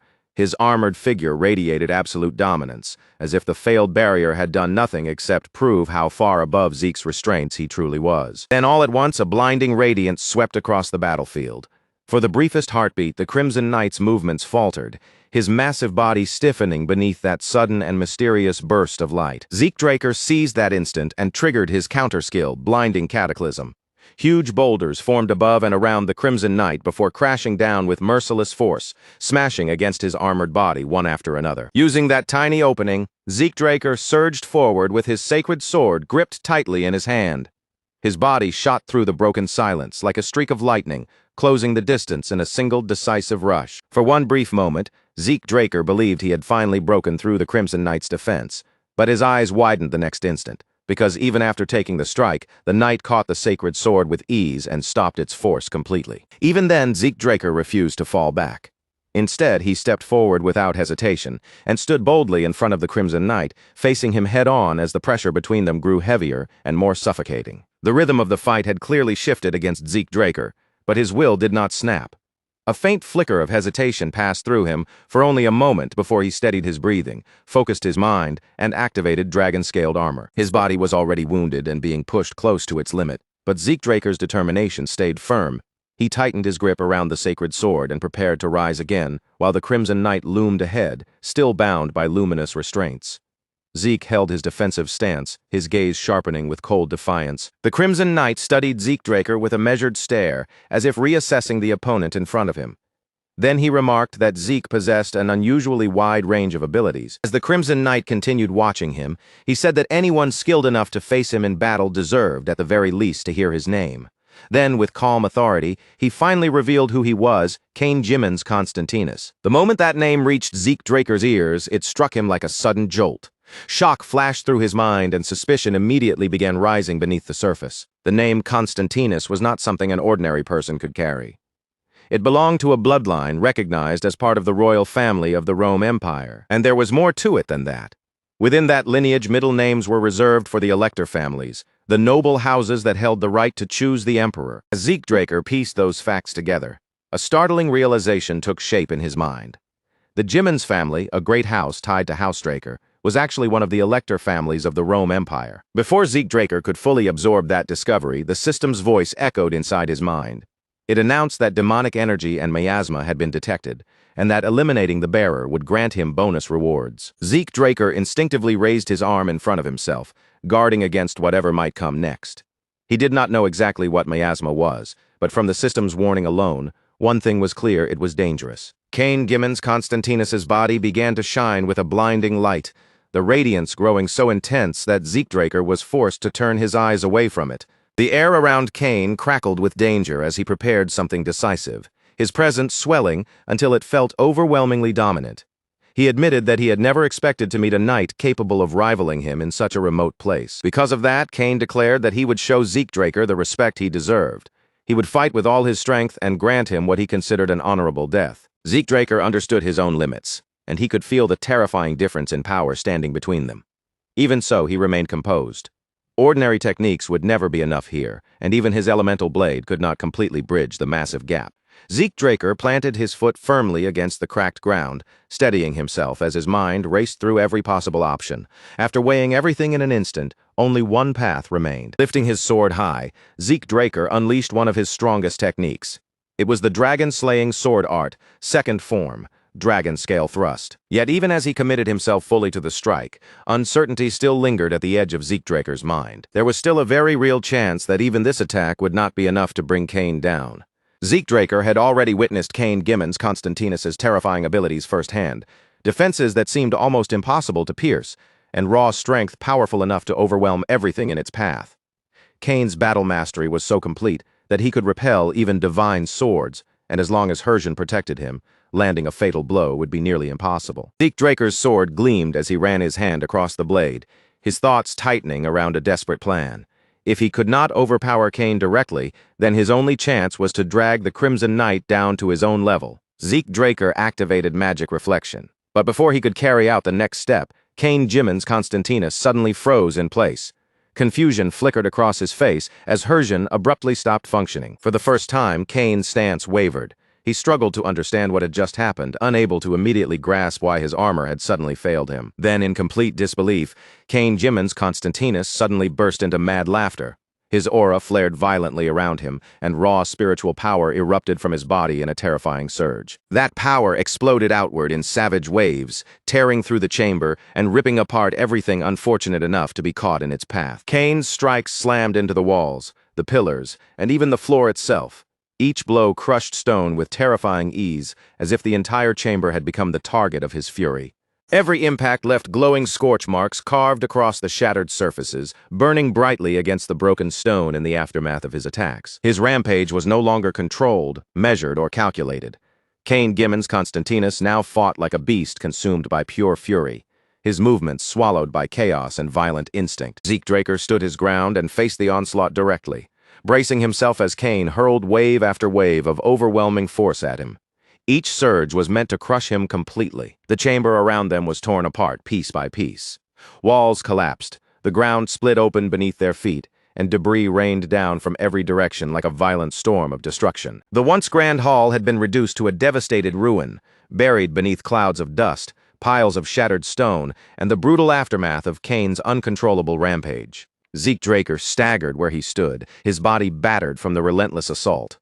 Blood poured heavily from his wounds, staining him as he struggled to remain upright. System notifications appeared in front of him, warning that the concentration of demonic energy inside Cain Jimin's Constantinus had exceeded safe limits. Because of that overwhelming contamination, even healing-type elemental skills were beginning to lose their effectiveness. Clutching at his wounds, Zeke Draker forced himself back onto his feet. His face twisted with pain as his body screamed in protest, but he still dragged himself upright. The situation had become dangerously grim. Cain Jimin's Constantinus loomed in front of him, bloodlust still burning around his armored figure, though a faint trace of admiration now colored his gaze as he acknowledged the strength expected from a descendant of the Draker bloodline. Zeke Draker narrowed his eyes and asked how Cain knew that. Cain Jimin's Constantinus revealed the answer without hesitation. Only the Draker family's sealing magic could interfere with Hersian's functions, and the sword technique Zeke Draker had just used closely resembled the ancient Dragon Slayer style. Zeke Draker's eyes widened as the weight of Cain Jimin's Constantinus's words struck him all at once. The meaning behind them settled over his mind like a crushing stone, and along with that realization came the bitter, burning sting of betrayal. The dragon-slaying sword art had originally been derived from the ancient Dragon Slayer style, so the two arts naturally shared the same roots. But the move Zeke Draker had just used, Dragon Scale Thrust, came from the later chapters of the Dragon Slayer style, a hidden technique that should have remained sealed within the Draker family alone. For Cain Jimin's Constantinus, a knight serving the Rome Empire, to identify that technique so precisely meant there was only one possible answer. The Jimin's family had turned their backs on their own heritage and handed the Dragon Slayer style over to the Rome Empire. Rage and disbelief surged through Zeke Draker's battered body, and the shock hit him so hard that blood rose in his throat, forcing him to cough violently as red splattered across the broken floor. Cain Jimin's Constantinus began walking toward him, each step calm and heavy, while his voice remained disturbingly gentle despite the overwhelming pressure surrounding him. He observed that the corruption had already spread deep into Zeke Draker's body, and that the pain tearing through him must have been almost impossible to endure. Cain said that allowing Zeke Draker to suffer any longer in such a state would be discourteous. In his eyes, letting a warrior who had faced him with honor continue writhing in agony would not be mercy at all. It would be an insult. Cain Jimin's Constantinus lifted his blade, preparing to deliver what he believed was a merciful end. Before him, Zeke Draker gathered every last fragment of strength left in his ruined body and faced the incoming strike without dropping his gaze. Cain Jimin's Constantinus thrust his sword forward, driving the blade straight through Zeke Draker's chest in one decisive motion. As the battle appeared to reach its final moment, Cain gave him a quiet farewell, wishing him peace in death. After confirming that Zeke Draker had been finished, Cain Jimin's Constantinus slowly drew his blade back and wiped the blood from its edge with controlled, deliberate movements. Cain turned away, his voice steady as he admitted that, although Zeke Draker had stood against him as an enemy, he had still been a worthy opponent. He added that it had been a very long time since anyone had managed to push him that far in battle. But those words had barely left Cain Jimin's Constantinus's mouth when a dagger suddenly sliced through the air behind him, flying straight for his throat. Cain snapped his head aside on pure instinct, avoiding a fatal hit by the narrowest margin. Even so, the blade still grazed his skin, carving a thin red line across him. He spun back immediately, and the sight before him made him freeze. Zeke Draker was standing again, no longer lying broken on the ground and no longer dying where Cain had left him. Zeke Draker was already positioned behind Cain Jimin's Constantinus, his massive sword raised high above him and ready to come crashing down. At that moment, a system message flared sharply before Zeke Draker's eyes. Salvation had activated. The top-grade healing potion surged through Zeke Draker's body like an explosive breath of life, restoring his wounds and stamina almost instantly. Cain Jimin's Constantinus had no time left to react. Zeke Draker's sword descended in one clean, decisive slash. Cain Jimin's Constantinus's head was severed from his shoulders. The instant the fight ended, Zeke Draker dropped to his knees, coughing violently as his body nearly collapsed under the aftermath. If Zeke Draker had not placed salvation in his shortcut slot ahead of time, that single fatal moment would have been the end of him, with no chance of recovery. Jav Hassan's masterpiece was powerful enough to instantly restore mortal wounds and recover devastating exhaustion, but it came with one harsh limitation. It could only be used once, and whoever received its miracle would never be able to benefit from it again. Even that kind of salvation had a limit. Zeke Draker planted his sword against the ground and used it to force himself upright, only to immediately feel the truth inside his body. His internal injuries were still burning deep within him, untouched by the potion's healing, as if something far deeper had been damaged. His system warned him that he had already gone far beyond the limits his body could safely endure. His fatigue had crossed a critical threshold. For the sake of protecting him from further collapse, the system would forcibly shut down his consciousness. The sword slipped from Zeke Draker's weakening fingers. His entire body felt hollow, as if every last trace of strength had been drained out of him, leaving him with no time and no energy to spare. But Zeke Draker could not allow himself to collapse there. Not here, not now, and especially not in the middle of enemy territory. As his body sank downward, his fading eyes drifted toward the shattered bottle lying near Kane Jimin's, Constantinus's corpse. Then Zeke Draker's gaze shifted to Kane's body itself. Desperation tightened painfully in his chest. No matter what method he had to use, he needed to recover somehow. Before his head could strike the ground, Zeke Draker activated one of his draconian skills, gluttony. A strange, ominous energy burst out from Zeke Draker's body, spreading like a dark current through the ruined chamber before wrapping itself around Kane Jimin's, Constantinus's corpse. The system announced that Zeke Draker had consumed a demonic human corrupted by miasma. Power rushed back into Zeke Draker all at once. His stamina, mana, and mental strength began pouring into the emptiness inside him, restoring what had been completely drained away. Then came the blood. It coated Zeke Draker as the system declared that he had absorbed a demonic bloodline ability. His C-rank skill, Static Discharge, broke apart and evolved. A new name burned itself into his system in its place: Lightning. From that moment on, Zeke Draker was no longer exactly the same as before. Once Kane Jimin's Constantinus had been completely devoured, the strange energy faded from the chamber, and gluttony disappeared as though it had never existed. Zeke Draker's eyes snapped open. He pushed himself upright and pressed a hand against his head, half expecting death to still be waiting for him. He had truly believed everything was over, and only now did he realize just how close he had come to dying, and how fortunate he had been to activate gluttony in time. When Zeke Draker looked ahead, his body went still. Kane Jimin's Constantinus's armor was floating in the air, slowly rotating in place as if it had a will of its own. A system message appeared before Zeke Draker, informing him that he had obtained an unknown armor and asking whether he wished to register himself as its user. But something about it felt wrong. Even after everything that had happened, the armor's true name still refused to appear. After a brief pause, Zeke Draker accepted the registration. The moment the process completed, the armor dissolved into light and flowed around his body, equipping itself instantly. Another message followed right after, telling him that the armor's form could be changed according to his will. Of the 28 great magic circles engraved into the armor, only 3 were currently active. Zeke Draker lifted his arm in disbelief, testing the armor's weight. It was far lighter than it looked, almost impossibly light, as though it had been designed perfectly for movement. Its functions alone proved that this was equipment far beyond anything ordinary, and that was exactly why he chose to remove it. If Zeke Draker walked around wearing armor like this, the Rome Empire would recognize the danger immediately. He would alter its form later and only use it when the right moment came. For now, what mattered most was leaving the ruins. But just as Zeke Draker turned to go, a foul stench suddenly struck his nose. The smell of blood, rot, and corpses had mixed together in the air. That unbearable odor drifted from somewhere deeper within the ruins, thick, heavy, and impossible for him to ignore. Zeke Draker followed the stench with his jaw tightening at every step, moving farther into the darkness until he finally reached a hidden laboratory buried inside the ruins. Inside, mages were gathered around tables. Human bodies had been strapped down, cut open, and abandoned there while they were still warm. Zeke Draker ground his teeth together as disgust and fury rose violently inside him. He had always known the Rome Empire was ruthless, but what he was seeing in that laboratory went far beyond ordinary cruelty. The mages finally noticed Zeke Draker standing at the entrance of the hidden laboratory, and the color drained from their faces almost instantly. Panic flashed through the room, and without wasting even a single second, they released a thick cloud of gas that spread outward, quickly flooding the space around him. A system warning immediately flickered into view before Zeke Draker's eyes, alerting him that the air around him had been contaminated with a magically formulated poison. This toxin was not some ordinary poison that could be brushed aside easily.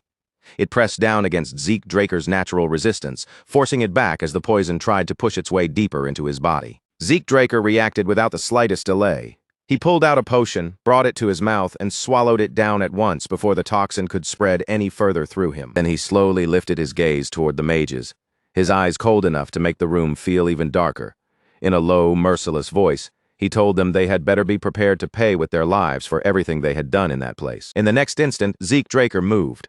The fight barely had time to begin before it was already over. Flesh was torn apart under his attack.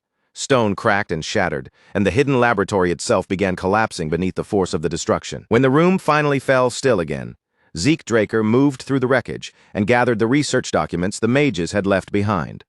Somewhere within those pages, there might be clues connected to the rose disease. Zeke Draker was still examining the documents when a voice suddenly came from behind him, breaking through the silence and asking whether he was the one responsible for all of this. An old mage stood there, staring at the ruined laboratory with disbelief carved across his face. His eyes swept over the collapsed tables, broken equipment, and scattered remains before he demanded to know if Zeke Draker had destroyed his lab. Zeke Draker did not answer him with words. Instead, he wrapped his sword in aura and charged straight toward the old mage without giving him another moment to speak. The old mage's eyes widened in horror the instant he felt the pressure pouring from Zeke Draker's blade, an aura weapon. In that moment, he realized exactly what kind of opponent had appeared before him.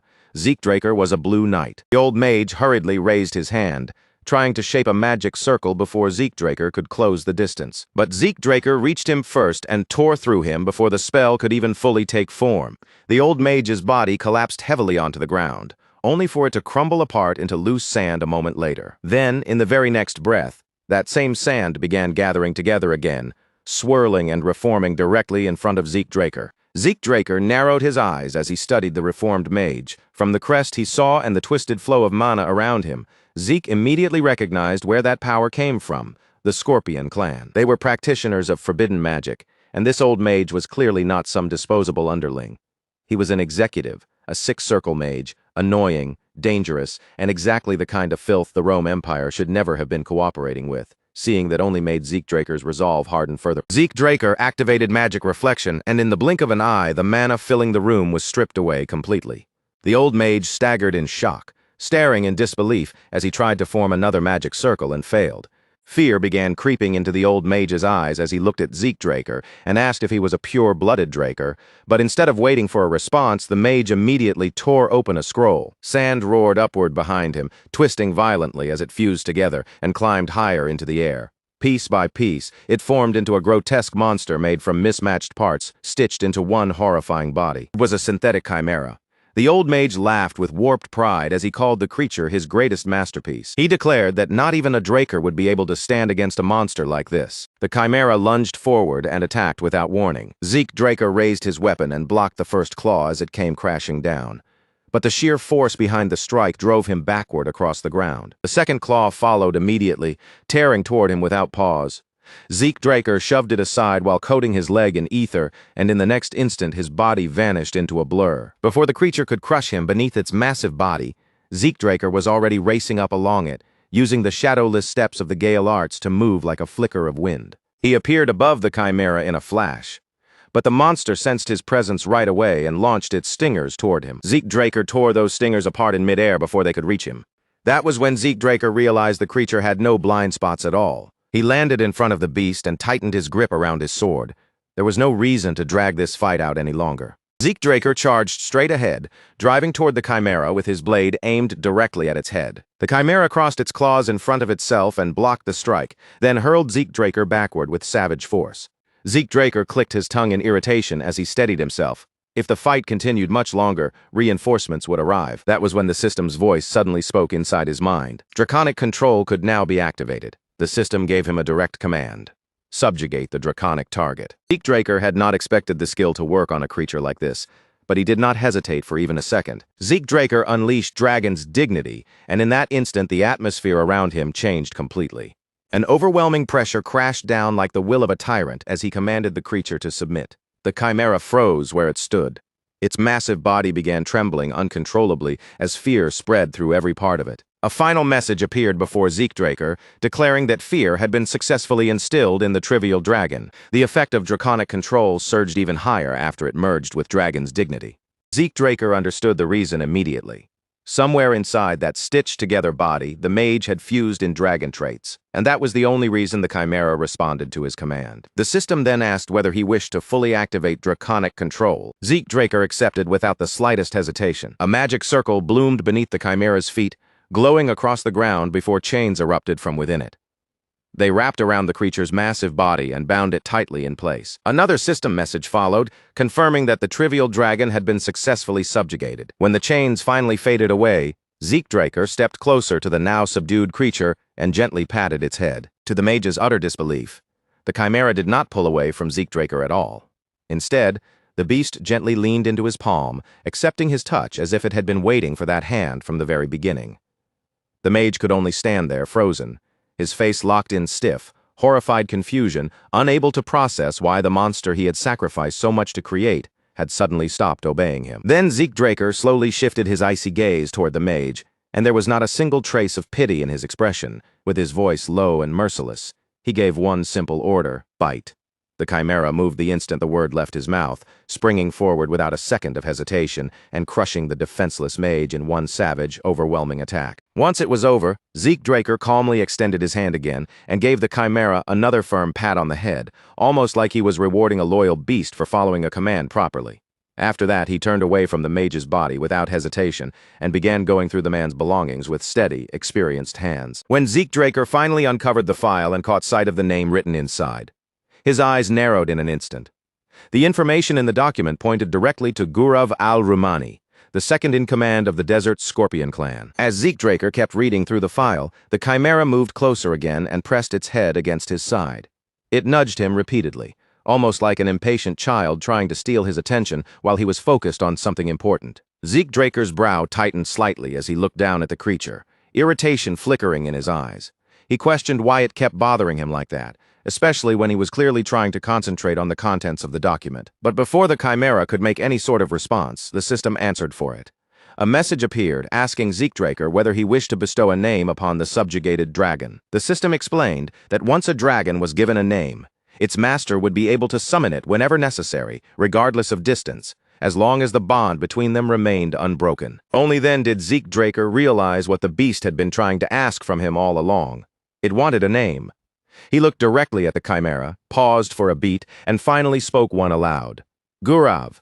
The creature instantly froze where it stood, then slowly lifted its head, as if it had been completely stunned by the name it had just received. The system registered the name immediately, leaving no room for hesitation or correction. Zeke Draker glanced at the chimera and asked if it was unhappy with the choice, then casually added that it was already far too late to change it, and just like that, the scene began to shift somewhere else. From somewhere beyond the immediate area, the slow, deliberate sound of hands clapping echoed through the air, each clap measured and unhurried. Zeke Draker now appeared in a clean new set of clothes, his wounds completely healed and his body fully restored. Standing there without a single trace of injury, he looked as though the brutal battle from before had never even touched him. Seated in front of him was none other than Don Juan himself. The cartel boss relaxed into his chair and said he had already heard the news that Zeke Draker had truly taken care of that coward, Paulo Santos. Zeke Draker answered with a calm nod, showing no pride or hesitation, as he replied that he was the kind of man who always followed through on his promises. A pleased smile slowly spread across Don Juan's face.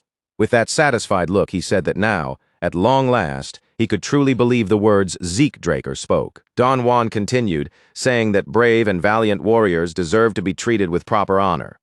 To him, powerful people were treasures worth cherishing, almost like his own children, and he claimed that he wanted to treat Zeke Draker in that exact same way. The moment Zeke Draker heard those words, his gaze grew darker. Memories from his previous life rose sharply in his mind.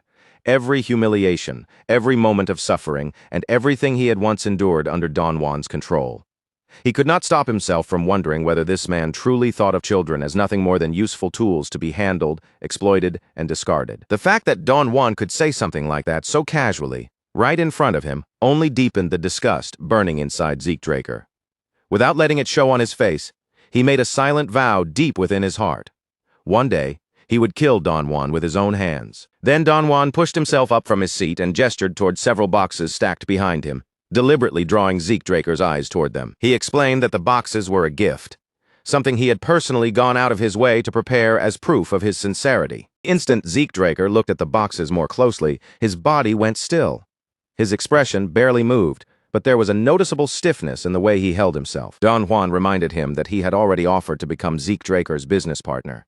Then he said these gifts were meant to prove that his trust was not just a collection of empty words. Zeke Draker stepped closer without saying anything, and lifted one of the boxes with both hands, carefully feeling the weight of it in his grip. Before he even opened the lid, the sheer heaviness of the box had already told him almost everything he needed to know. There was only one type of thing that could have that exact kind of weight, while still fitting neatly inside a box of that size. Inside the box was the severed head of a syndicate executive, placed there like a horrifying tribute meant to impress him, and the other boxes held the rest of them. Don Juan watched Zeke Draker's face closely, smiling as he asked whether the present was to his liking. Zeke Draker smiled back and calmly said that he liked it. In truth, everything was proceeding exactly according to his plan. With the syndicate executives now eliminated, the only thing left was to push K into the organization's highest seat. Once that happened, the syndicate itself would finally fall into his hands. Don Juan leaned forward in his chair, closing the space between them slightly, and said there was still one problem left that they needed to deal with. Zeke Draker asked what that problem was. Don Juan explained that Pabella had discovered who attacked them, or at least who they believed had attacked them. From their perspective, the assault had been carried out by knights and mages. A faint smirk tugged at Zeke Draker's lips. Of course they would reach that conclusion from an outside perspective. It was the most natural answer, the easiest explanation to accept, and that was precisely what made it such a perfect cover. Don Juan said he wanted those pirate bastards to receive a proper warning. He wanted them taught brutally and without mercy that the true master of the southern continent was McCain. Zeke Draker immediately understood what Don Juan was really asking of him, and he answered that he would handle it. For once, Don Juan actually looked surprised by how quickly Zeke Draker agreed. Zeke Draker clenched his fist and declared that he would go to Pabella himself and personally make Don Juan's will known. However, in exchange for accepting that dangerous assignment, Zeke Draker made it clear that there was one thing he wanted from Don Juan. Kay needed to be given enough power, authority, and support to become the new central figure of the syndicate. Don Juan let out a low chuckle, rubbing his head, as if the demand amused him. Then, with a relaxed motion, he placed the cigar back between his lips. He accepted Zeke Draker's condition, saying that he would personally stand behind Kay and act as her official backer. Then Don Juan sharply snapped his fingers and announced that the cartel's greatest hitman, along with the entire squad under his command, would be assigned to Zeke Draker. At that signal, the shadows around the room began to shift. One by one, figures stepped out from the darkness surrounding him. Zeke Draker turned his head and found himself locking eyes with a blond man standing just behind him. The man wore an eye patch, and everything about him felt sharp, silent, and impossible to read, like a blade kept half hidden in the dark, waiting for the right moment to be drawn. Don Juan calmly assured Zeke Draker that this man, together with the squad behind him, would be more than useful for the mission ahead. Then the scene shifted once again. Across the land that had once belonged to Paulo Santos, ruins now stretched in every direction, leaving behind only broken wreckage and the unmistakable traces of violence. Two figures walked through the devastated territory, their footsteps carrying them over cracked ground, scattered debris, and the remains of what had been destroyed. Abel Draker and the man beside him moved forward in silence for a time. Eventually, the man finally spoke, informing Abel that the investigation had already been completed.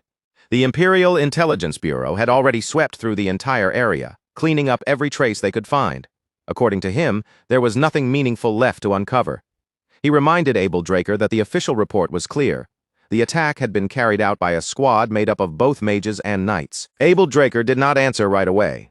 Instead, he lowered himself down to one knee and pressed his fingers against the ground, focusing carefully on whatever faint traces still remained there. A soft glow pulsed beneath Abel's fingertips as he drew out the lingering remnants of energy from the scene. Then he slowly rose back to his feet and said, in a quiet but certain voice, that only one person had done this. The man beside him froze at those words, his expression tightening with shock and confusion as he asked Abel Draker what he meant by that. Abel Draker explained that there were both magical traces and sword traces left behind at the scene, but those signs had not come from a group of attackers. Every single trace, whether magic or blade, led back to one source alone. Whoever had launched this attack, Abel Draker could tell one thing with certainty. This was not the work of some ordinary warrior. At the very least, the attacker had to possess strength on par with a Red Knight, the kind of power needed to wipe out every person in this territory alone and leave behind nothing but ruins. William Zimmons stared at Abel Draker in confusion, unable to understand how he could draw such a sharp conclusion from traces so faint they were nearly gone. As the last glow of residual energy faded from Abel Draker's fingertips, Abel added that the marks scattered across the battlefield had obviously been cleaned up in a rush. The Imperial Intelligence Bureau had not merely come here to investigate. They had deliberately erased something they did not want anyone else to discover. With that thought settled in his mind, Abel Draker began walking deeper into the shattered ruins, his eyes fixed forward as he moved through the wreckage. In a low, steady voice, he said he needed to find out exactly what the Empire was trying so desperately to hide. William Zimmons hurriedly called out after him, his voice carrying clear concern as he asked if Abel Draker was truly planning to dig into the Imperial Intelligence Bureau itself. Then he pressed further, asking what Abel intended to do if that reckless decision ended up bringing serious trouble down on them. Abel Draker stopped in his tracks and turned his head slightly, glancing back at William Zimmons with an expression that remained calm, yet carried a heavy seriousness. He said there was something here, buried in this place, that he simply could not pretend not to see. His instincts were already warning him, tugging at him from deep inside, almost as if they were forcing him toward the hidden truth and refusing to let him simply turn around and walk away. Then Abel Draker's mouth curved into a faint, unsettling smile. With that quiet intensity in his eyes, he asked whether William Zimmons truly had no idea what his ambition was, to claim both House Draker and the Rome Empire as his own. The scene shifted again, and now the port under the control of the Pabella cartel appeared in view. Its docks stretched out beneath the heavy, tense atmosphere of the southern continent, the entire harbor feeling like a place waiting for violence to break out. A guard standing watch noticed a small boat slicing across the water toward the port. The moment he spotted it, he shouted sharply, demanding to know who the people on board belonged to. Zeke Draker stood up from the boat without giving the guard any answer. In one fluid motion, he drew his dagger, kicked off from the deck, and launched himself forward like a dark shadow darting over the surface of the water. In the very next instant, Zeke Draker tore through the guard with terrifying speed. Before the man could even let out a proper cry, Zeke had already destroyed him and hurled the broken body backward. But before the corpse could fall and splash into the water, the man with the eye patch was already moving. He drew his sword with clean, practiced precision and threw the blade straight after the falling body. The sword flew true, piercing the guard directly through the chest and pinning him hard against the wall. The body was stopped in place before it could crash down and alert anyone in the port. Zeke Draker understood the purpose of that move immediately. Simon Zapatero had not just killed the silence around them. He had even silenced the corpse before it could hit the water and make noise. Without wasting a breath, Zeke called for him to come up. Simon Zapatero responded with a brief nod, accepting the order quietly and without the slightest need for extra words. This man was Simon Zapatero, the very person who had once taught Zeke Draker the martial arts and assassination techniques of the southern continent. Even in the rotten depths of the McCain cartel, where trust was almost impossible to find, Simon Zapatero had been the only person Zeke Draker could truly rely on. And now, even after Zeke's regression, their movements in battle still matched perfectly, as if the rhythm between them had never been lost. That was precisely why Zeke Draker had wanted Simon Zapatero at his side for this mission. Once Simon Zapatero and his subordinates climbed up from the boat, the group immediately slipped into the city. They blended into the port's shadows, moving quietly and swiftly like assassins swallowed by the night. Simon Zapatero scanned the surrounding area and noted that Pabella forces were positioned almost everywhere. Then he asked whether there was any route that could take them all the way to the central district. Zeke Draker answered calmly that there was. Zeke Draker reminded him that this land had once been part of the Holy Empire. Because of that history, he said, it was almost certain that underground passages still existed somewhere beneath the city. Simon Zapatero frowned, clearly unconvinced by the idea. He pointed out that even if those tunnels really existed, they would be tangled like a maze, making it nearly impossible to find the right path blindly. Zeke Draker simply told him to watch carefully because there was a way through. Before long, Zeke Draker was sprinting through the underground passageways beneath the city, his body moving quickly through the dim tunnels. The mini-map guide function laid out a clear route in front of him, directing him toward Mateo's room. Without that guide, navigating those underground tunnels would have been almost impossible. When Zeke Draker noticed enemy forces waiting up ahead, he immediately shifted his path, choosing a safer route and continuing forward with sharper caution. But there was still one serious problem. Red Knights, along with anyone stronger than that level, did not appear on the minimap at all, just like Cain Jimmins Constantinus back in the ruins. That meant a truly dangerous enemy could already be nearby without showing up. Zeke Draker turned toward the assassins and gave them a direct order. They were to split up through the tunnels and plant bombs wherever they found a suitable spot. He made it clear that Mateo was his responsibility alone. The assassins followed his command immediately, scattering without a sound into different passages until each of them disappeared down a separate path. Eventually, Zeke Draker arrived at the city's waterways. Ahead of him, 3 separate channels extended into the darkness, and each passage was sealed off by thick iron bars. He walked straight toward the channel where no water was flowing. Gripping the iron bars with both hands, he tore them free with raw strength, ripping open the sealed path by force. Zeke Draker already knew exactly what this move would trigger. Once Mateo was dead, the boss of Pabella would lose all sense of restraint, and a full-scale war between McCain and Pabella would finally begin. As he slipped into the empty waterway, Zeke Draker found himself wondering whether Don Juan had truly sent him here because he wanted to ignite that war. But almost as soon as the thought appeared, Zeke Draker rejected it. No, that explanation did not fully match the kind of man Don Juan was. A man cautious enough to kill his own subordinates just to prevent unrest would never casually take such a dangerous gamble. More likely, Don Juan had sent everyone on this mission expecting them to die. This was never meant to be a genuine attack meant to succeed. It was supposed to be a warning, a bloody message delivered directly to Pabella. Don Juan wanted to show that no matter how many bodies he had to throw away, he would not hesitate to make his point. In the darkness of the waterway, Zeke Draker smiled quietly to himself. He had no intention of letting things play out exactly according to Don Juan's plan. Because no matter what Don Juan expected, Zeke was still going to kill Mateo. At the end of the channel, Zeke Draker kicked the iron bars open with a violent crash. The guards waiting on the other side stared in shock, their bodies freezing for a brief moment before they could even react. Zeke Draker shot out from the shadows immediately, cutting through the guards before any of them had the chance to raise an alarm. Without losing momentum, he pushed forward and stormed straight into the building. As Zeke Draker moved through the interior, his senses sharpened. The Rome Empire and Pabella were clearly cooperating, yet he had not seen a single Imperial soldier anywhere. Even his minimap showed no sign of them. Then, without any warning, a burst of light exploded directly in front of him. Zeke Draker lifted his arm just in time to guard himself, instantly realizing that this was where they had been hiding. Squad leader immediately barked out a command, ordering the soldiers to capture Zeke Draker alive. A swordsman rushed in first, charging straight toward Zeke Draker with his weapon raised and ready to strike. Zeke Draker slipped to the side at the very last moment, avoiding the attack by a hair. Then he stepped onto the swordsman's shoulder as if the man were nothing more than a temporary foothold beneath him. In that same smooth movement, Zeke Draker tossed his dagger upward into the air, then kicked it forward with a sharp and perfectly controlled strike. The dagger shot forward like a projectile and pierced cleanly through the swordsman's neck. The squad leader reacted without hesitation, forming a magic circle in front of him, while shouting for the mages to fire all at once. Zeke Draker activated Swift Step, his feet moving so lightly and quickly that they almost seemed to skim over the ground.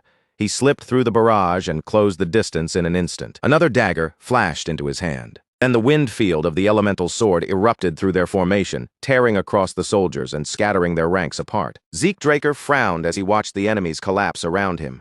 They were weak, far too weak to be considered proper Imperial forces. Maybe the Rome Empire had only sent them here so they could claim, on the surface, that they had participated.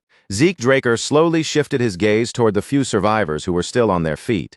His eyes settled on them one by one, and when he spoke, his voice dropped into something cold and final, as if he was offering them their last chance to make the right choice. Dragon's dignity poured out from Zeke Draker's body like an invisible wave, filling the room with crushing pressure. The surviving soldiers felt it pressing down on their shoulders and lungs, as he told them plainly that if they wanted to live, they should run right now. But if they chose to remain in his path, then they needed to be prepared to die where they stood. Remaining mages understood the threat the moment it touched them.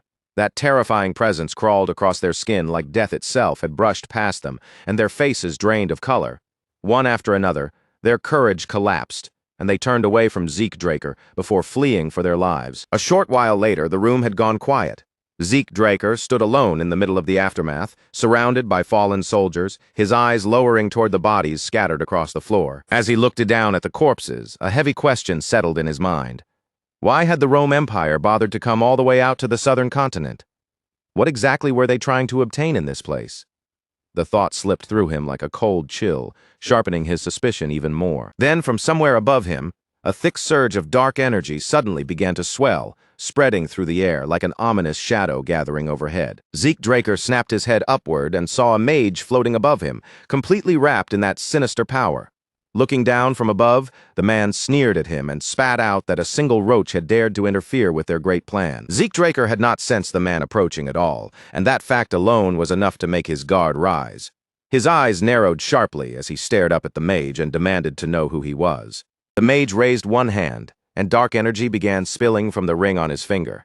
It poured downward like black smoke, drifting over the floor before seeping into the corpses lying below. The dead bodies started to convulse violently, their limbs bent at wrong, unnatural angles, their joints jerking and twisting before. One by one, they staggered back up onto their feet. They had been turned into zombies. The mage commanded the risen corpses to seize Zeke Draker, declaring that because Zeke had ruined everything, he would personally tear his soul out. Zeke Draker understood what he was facing almost immediately. Raising this many corpses at the same time was far beyond the reach of an ordinary mage. Only a high-ranking black mage could perform necromancy on this scale. And when it came to black mages of that level, most of them were tied in some way to the Desert Scorpion clan.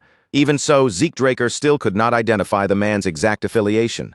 There was no clear mark to reveal him, and no obvious magic circle was visible around him either. But in the end, none of that mattered. Zeke Draker did not waste time hesitating or overthinking it. He moved. With a single clean swing, his blade sliced through the air and cut down several zombie heads at once, sending them flying before the corpses could close in on him. Right away, the system announced that miasma-corrupted zombie knights had been eliminated. At the same moment, Zeke Draker received his reward. 10 karma points. Zeke Draker paused for only a brief second, and then a faint smile slowly formed on his face. As he continued cutting down the zombies one after another, the system notifications kept appearing in front of him, each one confirming another fallen enemy. When the final zombie finally collapsed onto the floor, Zeke Draker lifted his gaze once more and looked back up toward the black mage. He expected the next attack to come immediately. But instead of striking again, the mage's body melted into darkness, dissolving out of sight until he vanished completely. Zeke Draker simply turned away from where he had disappeared. That one could be turned into karma points later. Zeke Draker continued moving down the corridor, already sensing that Mateo's office was somewhere farther ahead. And at the same time, he knew someone would appear before much longer. A blade suddenly slid in close and pressed against Zeke Draker's throat. Zeke Draker did not flinch even slightly. He stayed perfectly still, calm despite the edge against his neck, and said that he had been waiting. The man stepped out from the shadows and finally showed himself. The one holding the blade was Simon Zapatero. Zeke Draker's brow tightened slightly, his eyes narrowing as he looked at him. Simon Zapatero was not the person he had expected to encounter in this place. Zeke Draker asked whether Don Juan had ordered Simon Zapatero to kill him before the situation became any more troublesome. Simon Zapatero shifted the dagger into his other hand and leaned closer, keeping the blade dangerously near Zeke Draker's throat, without giving him even a small open. In a low, controlled voice, Simon Zapatero said that Don Juan's true objective was the destruction of the Pabella cartel. Then he made it clear to Zeke Draker that there was no place in that plan for an outsider from the central continent. Zeke Draker reminded him that without his intervention, Pabella would have already swallowed their entire distribution network by now. Simon Zapatero answered without warmth, saying they would use K to take control of the syndicate, and once that was done, everything could continue without Zeke Draker being involved at all. At that exact moment, just as Zeke Draker had arranged in advance, his system suspended his healing ability. Without warning, Zeke Draker grabbed Simon Zapatero's wrist and pulled the blade even closer to himself, deliberately letting the sharp edge cut into his own throat. Then Zeke Draker called Simon Zapatero by another name, the Shadowless Ghost, and asked why he still had not made a real attack. Simon Zapatero froze where he stood.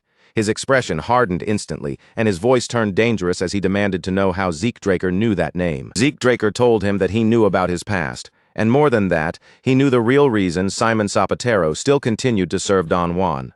Simon Zapatero's breath caught for a moment, his composure cracking as he struggled to understand how Zeke could possibly know something so hidden. Zeke Draker said it was all for the sake of the last remaining bloodline of the Cuzco kingdom. The instant those words left Zeke Draker's mouth, the color drained from Simon Zapatero's face. Simon Zapatero's eyes sharpened with clear killing intent, as he demanded to know how Zeke Draker had uncovered that secret.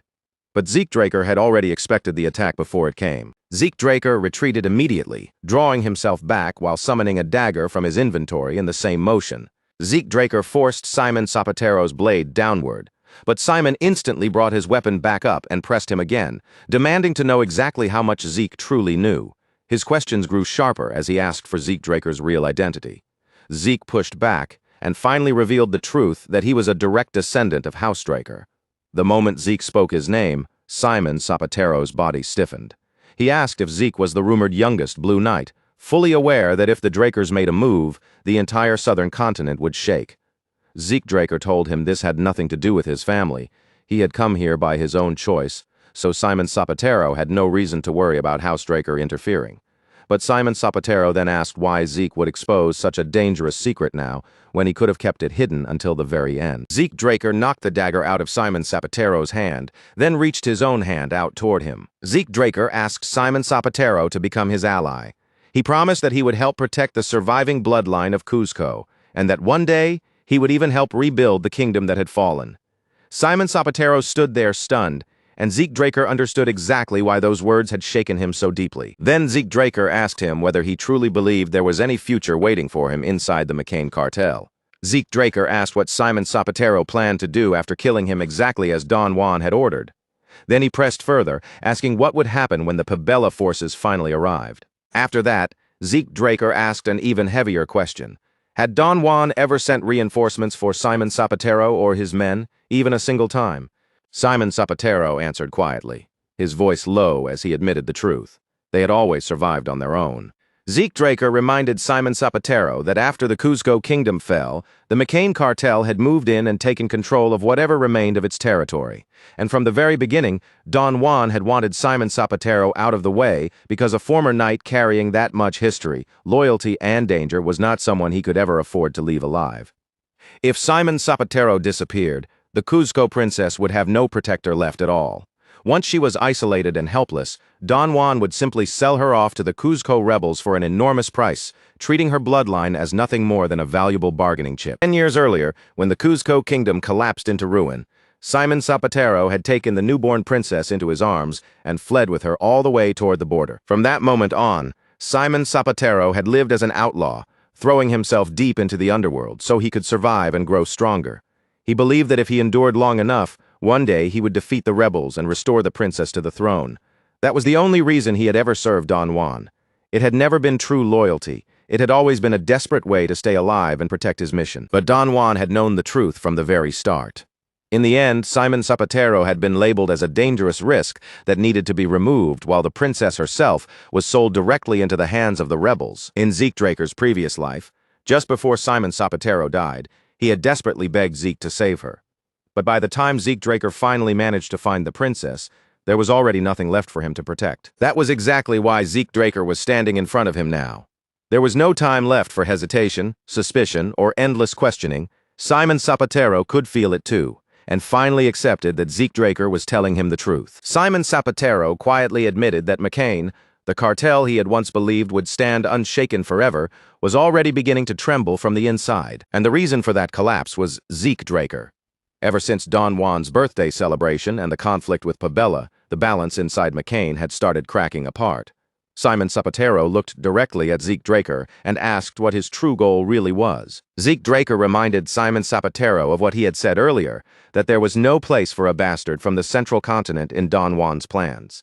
Then, without hiding his intention, Zeke said plainly that he wanted the two cartels to tear each other apart. Then Zeke Draker smiled, but there was no warmth in it. His eyes turned cold as he said that once both cartels had finished destroying each other, he would personally go after McCain next. Simon Zapatero stared at him in disbelief, unable to hide his shock. He had never imagined that Zeke Draker's true target was Don Juan himself, but Zeke Draker told him that he was completely serious, and then asked Simon Zapatero to stand with him. Simon Zapatero swallowed hard, his expression tightening as the weight of the offer settled over him. Before answering, he said there were two promises he needed from Zeke Draker first. The first was that Zeke Draker had to take not only Simon Zapatero, but every one of his subordinates with him as well. Then Simon Zapatero asked Zeke Draker to swear that he would protect the surviving bloodline of Cuzco and help restore the fallen kingdom one day. Zeke Draker smiled, then struck his fist firmly against his own chest. With that gesture, he swore on his honor as a knight that he would keep that promise. Simon Zapatero immediately lowered himself to one knee before him and pledged his loyalty, declaring himself the guard commander of Cuzco. Zeke Draker told him to stand, saying that this level of formality was already more than enough. He added that he would explain everything in detail while they escaped, then asked where Simon Zapatero's subordinates were waiting. Simon Zapatero answered that his men were standing by for his signal. Once he sent it, they would activate their explosive scrolls and regroup so they could all escape together. Zeke Draker told Simon Zapatero to send that signal immediately and have everyone gather at the entrance of the underground waterway. Simon Zapatero agreed, then added that Mateo had already been tied up and secured. Zeke Draker said he had done well, then moved forward without wasting even a moment. Mateo crashed hard onto the floor, his body hitting the ground as he cursed through clenched teeth. Glaring up at Zeke Draker, he demanded whether Zeke seriously thought McCain would remain safe after what he was doing. Zeke Draker only smiled and leaned in closer, telling Mateo that once war erupted between the two cartels, no one would be safe anymore. Then he revealed a letter and said that this single piece of paper would become the spark that set everything ablaze. At those words, Mateo's body began to tremble. Zeke Draker forced the paper into Mateo's mouth. Written on it was a declaration that anyone who raised a sword against McCain would rest for eternity. Then Zeke Draker killed Mateo. With Pabella's secret ledgers now in his possession, he turned away from the body and prepared to leave. Simon Zapatero rushed up to Zeke Draker and quickly reported that the signal had already been sent. In that same instant, Zeke Draker summoned his sword and shoved Simon Zapatero backward with sudden force. A volley of arrows shot in from ahead and slammed into Zeke Draker's sheath, stopped only because he had blocked them at the last possible moment. Cartel members poured out from the passage in front of them, shouting loudly that intruders had been discovered. Zeke Draker drew his blade, and flames immediately surged around him as he activated the flame field. Soon after, the group managed to regroup along the underground path beneath the city, gathering together in the dim tunnels. Simon Zapatero ordered his men to greet their new master, and without hesitation, his subordinates lowered their heads before Zeke Draker. Zeke Draker told them there would be time to speak properly later. Right now, they had to keep moving, because the hunt had already started. As they ran through the underground tunnels, Zeke Draker suddenly felt something behind them. A presence was closing in through the darkness. The cartel had already picked up their trail, and the pursuers were moving fast behind them. Zeke Draker ordered everyone to stop. They needed to split up immediately. He would draw the pursuers away himself, while Simon Zapatero took his men, escaped first, and went to find Kay. Zeke Draker told Simon Zapatero that Kay would understand everything once she heard his name. But Simon Zapatero hesitated, reminding him that the Cuzco princess was still somewhere inside the McCain cartel. Zeke Draker asked whether Simon Zapatero really believed he would fail to prepare for something that obvious. In his mind, he recalled the mission he had already entrusted to the Northern Rangers. While chaos spread through McCain, they were to rescue the girl imprisoned by the cartel. Zeke Draker smiled at Simon Zapatero and told him that the princess was already safe. The scene then shifted to Don Juan's mansion. Don Juan slammed his hand down onto the table, fury blazing in his eyes. An entire month had passed since the strike against Pabella, and throughout that time, McCain had been attacked again and again without pause. By now, half of Don Juan's executives were already dead. He leaned back in his chair, falling into grim silence as his thoughts turned heavy. Zeke Draker and Simon Zapatero were far too dangerous to leave unchecked. That was exactly why Don Juan had pushed them into such a reckless mission in the first place. He had expected both of them to die there. Instead of dying, they had succeeded, and because of that success, Pabella had been provoked so badly that the entire situation had now spiraled completely beyond his control. Then, from among the gathered executives, one man finally broke the heavy silence hanging over the room. Don Juan turned his sharp gaze toward him and asked coldly what he wanted. The man suggested that, for a while, they should distance themselves from McCain's main territory. Don Juan's eyes narrowed at once, and he asked if the man was seriously telling him to flee like a coward. The executive quickly explained that the pirates of Pabella were blinded by revenge. Before long, they would charge straight into McCain territory without holding anything back, and that exact moment would become their opening. Don Juan narrowed his eyes as he grasped the shape of the plan. Lure Pabella deep in, then crush them all in one decisive strike. The executive nodded and added that Don Juan could continue issuing orders safely from his villa in Tawani. Don Juan gave his approval, and as the plan took shape in his mind, his expression hardened with cold resolve. Then Don Juan swept his gaze across the other men gathered in the room and reminded them that every crisis McCain had endured had only forged the cartel into something stronger. This situation, he declared with absolute confidence, would be no different. The men immediately rose from their seats, voices lifting together as they loudly swore loyalty to Don Juan. Their confidence sounded forceful, almost desperate, as if they were trying to convince themselves as much as him. When the meeting finally came to an end, the executives left the room one after another. But the man who had proposed the plan stayed behind, lingering alone in the suddenly quiet space. The moment that man rose from his seat, Zeke Draker stepped out from his hiding place and entered the room as if he had been waiting there the entire time. Zeke Draker pressed a dagger against the man's throat and told him he had spoken beautifully. The man shook in fear, his voice trembling as he insisted that he had only followed the instructions he had been given. He reminded Zeke that he had successfully lured Don Juan to Tawani just as planned, then desperately begged to be spared. Zeke Draker slit the man's throat without the slightest hesitation, then calmly told him that he had done well. As blood spilled from the wound and the man collapsed, Zeke Draker looked down at him with cold eyes and said that now he could finally enjoy the main dish. The scene shifted to Tawani, where Don Juan arrived at his villa and slowly looked across the surrounding grounds, taking in the place he had retreated to. As Don Juan stepped down from the carriage, he could barely accept the fact that Pabella had pushed him this far, forcing him all the way to Tawani, his face twisted with rage, and he swore that he would erase them completely. That night, Don Juan sat alone inside the villa, surrounded by silence when the door behind him opened quietly. Without even bothering to turn around, Don Juan said he had not called for anyone and ordered the intruder to leave. But the figure ignored his command and continued walking toward him. Only then did Don Juan turn his head. The moment his eyes landed on the masked intruder standing inside the room, his body froze in place. Zeke Draker reached up and removed his hood, revealing his face. Then, with a calm look, he asked Don Juan whether he was enjoying his peaceful little vacation. Even with Zeke Draker standing directly in front of him, Don Juan did not immediately lose his composure. Instead, Don Juan lifted his wine glass as though nothing unusual had happened, saying that he had not climbed to his current position without surviving threats like this before. In Don Juan's eyes, this was nothing more than a pathetic little stunt meant to shake him. Zeke Draker flicked his dagger, and the wine glass shattered in Don Juan's hand. Then he said he had been hoping Don Juan would beg. If Don Juan had shown that kind of fear, Zeke Draker thought, then this moment would have tasted even sweeter. At last, Don Juan's face darkened. He rose from his seat, called Zeke Draker an arrogant brat, and shouted for his guards to come in and force him to kneel. Zeke Draker answered in a cold voice that no one was coming. Don Juan froze where he stood, the weight of those words sinking in. Zeke Draker told him that every guard in the villa was already dead. Then his voice grew even colder as he spoke of his past life, of how he had never had enough time to make Don Juan truly suffer, and how he still remembered crawling like a dog beneath Don Juan's rule. Every order Don Juan had ever given, and every life that had been destroyed because of him, Zeke Draker remembered it all. Don Juan could not understand what Zeke was talking about. He snapped back that Zeke Draker was spouting nonsense, insisting that he had never given any of those commands. Zeke Draker slammed Don Juan against the glass and asked if he had any idea what the victims said inside Zeke's dreams. With a cold, twisted look in his eyes, Zeke Draker said they begged him to spare them. They cried out to the man who had lived in wealth and glory while standing on a mountain built from their blood. Then Zeke Draker raised his dagger. Even with death closing in, Don Juan still clung to his pride, calling himself a savior chosen by God. Zeke Draker cut off Don Juan's ear, then continued without stopping.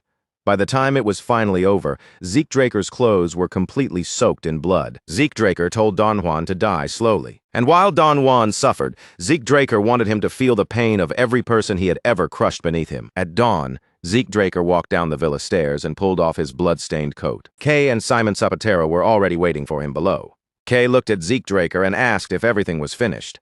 Zeke Draker answered simply that it was. Kay reported that the plan had unfolded exactly as intended. The executives had already been declared traitors, supposedly killed by Don Juan while trying to defect to Pabella. Because of that, no punishment would fall on Kay. She had already been handling field operations, so her position remained secure and untouched. Zeke Draker handed his coat over to Simon Zapatero, then passed a document to Kay. It was a contract connected to the Reinhardt Merchant Group. Zeke Draker removed his disguise and told Kay that the Reinhardt Merchant Group was preparing to establish a pharmaceutical company. They would produce high-quality soma and manage the supply themselves. Zeke Draker explained that once soma was properly processed, it could be transformed into countless kinds of medicine. Then he told Kay that the syndicate would take charge of transportation. Kay noticed that Zeke Draker was already heading toward the door and quickly asked where the production would take place and who would control it. She reminded him that soma could not be moved openly under the syndicate's name without causing trouble. Zeke Draker told her that after they helped the Cuzco Kingdom, they would secure cultivation permits. He said he already had plans prepared for everything, even though he could not explain every detail just yet. Then Zeke Draker told Kay that he would see her later. She called after him, but by then he had already vanished into the woods, still wearing his uniform, because there was another urgent matter he had to deal with. As he moved through the trees, Zeke Draker reached into his pocket and took out a letter. It was a personal invitation from Prince Callus Nerva Constantinus. Decker had already informed Zeke Draker that the prince had never returned to the Rome Empire after the banquet. Instead, Prince Callus Nerva Constantinus had remained in Atlas. Zeke Draker knew that, under normal circumstances, traveling from the southern continent to the central continent would take several days. If Zeke Draker arrived too late, the prince, or at least the people close to him, would inevitably begin to suspect something. They would start searching for a reason behind his delay, and if they looked closely enough, they might even connect Zeke Draker to McCain's collapse. Zeke Draker believed that Prince Callus Nerva Constantinus was already suspicious of him. That meant he needed a convincing alibi, something solid enough to close off any doubts. Zeke Draker opened his system and activated the portal function. A bright magic circle suddenly unfolded beneath Zeke Draker's boots, spreading across the floor in sharp, glowing lines like a spell being drawn by an invisible hand. As the light gathered around him, the system window appeared in front of his eyes and calmly asked him to choose the destination he wished to travel to. Zeke Draker did not stand there weighing his options or second-guessing himself. The place he needed to reach had already been decided in his mind, so without even a flicker of hesitation, he chose the Atlas Ruins. The transfer required 600 points, but Zeke Draker paid the price immediately, as if it meant nothing at all. The moment the cost was accepted, his body blurred out of existence, vanishing from the spot where he had been standing only seconds before. When his vision finally steadied, everything around him had changed completely. Instead of the place he had just left, Zeke Draker now stood inside the Sky Lounge of the Atlas Hotel, looking out from high above the city below. No sooner had Zeke Draker entered the lounge than a familiar voice rang out from deeper inside the room. The voice called his name with ease, almost as if the person had known exactly when he would arrive. On the other side of the lounge, Prince Callus lifted one hand into the air and waved him over. A calm, friendly smile rested on his face as he called for Zeke Draker to come closer. But Prince Callus was not the only person waiting there. Beside him stood another man Zeke Draker recognized far too well, someone whose presence instantly changed the atmosphere. Abel Draker. Zeke Draker walked toward them with slow, controlled steps, keeping his expression composed. Once he reached them, he dipped his head in a polite greeting and asked why he had been summoned here on such short notice. Prince Callus simply answered with a smile, saying that the matter was serious. Yet even as he said that, he held a bottle of wine in one hand and casually hooked his other arm around Zeke Draker's neck, acting more like an old drinking buddy than a prince. With a mischievous grin, Prince Callus finally confessed that the so-called serious matter was actually the wine. William Zimmons and Abel Draker might be reliable men when it came to business and politics, but according to him, the moment alcohol was involved, neither of them could properly keep up. But Zeke Draker, Prince Callus claimed, had the rough and untamed look of someone who could survive a serious drinking session. That completely unexpected assessment left Zeke Draker momentarily stunned, as if he had no idea how to respond. Even so, the sight of Abel Draker, William Zimmons, and Prince Callus gathered in the same room already told Zeke Draker more than enough. No one had to explain it to him directly. He could roughly imagine what kind of discussion had been taking place before he arrived. At the same time, Zeke Draker felt Abel Draker's eyes resting quietly on him. That silent, unwavering stare carried a weight of its own, making it obvious that Abel Draker had something to say to him privately. Prince Callus poured wine into a glass for Zeke Draker and slid it across the table toward him. Then he told him not to keep standing there stiffly like a statue. Although an uneasy feeling still lingered somewhere in Zeke Draker's chest, he accepted the glass without making a fuss. He lifted it toward Prince Callus, and the two cups met with a light, clear clink. After some time had passed, William Zimmons ended up supporting the heavily intoxicated prince and guiding him out of the lounge. Zeke Draker watched them leave, only then realizing that the wine had not affected him in the slightest. The explanation was simple. The system had judged the alcohol as a poisonous substance, and before it could dull his senses or cloud his thoughts, Zeke Draker's resistance had quietly neutralized it inside his body. Being the only one in the room who remained completely sober felt strangely uncomfortable. Once Prince Callus had disappeared from view, Abel Draker finally rose from his seat and apologized for taking up Zeke Draker's time. Abel Draker said he had heard that Zeke Draker had shut himself away in closed training. Zeke Draker brushed the matter off in a casual tone, saying he had only been irritated because his own progress had felt slower than he wanted. When Abel Draker heard that, a faint smile crossed his face, almost as if he had been relieved by the answer. Then he picked up the wine bottle himself and suggested that the two brothers have a drink together. Zeke Draker paused for a brief moment, his gaze following Abel Draker's hand as the wine filled the cup.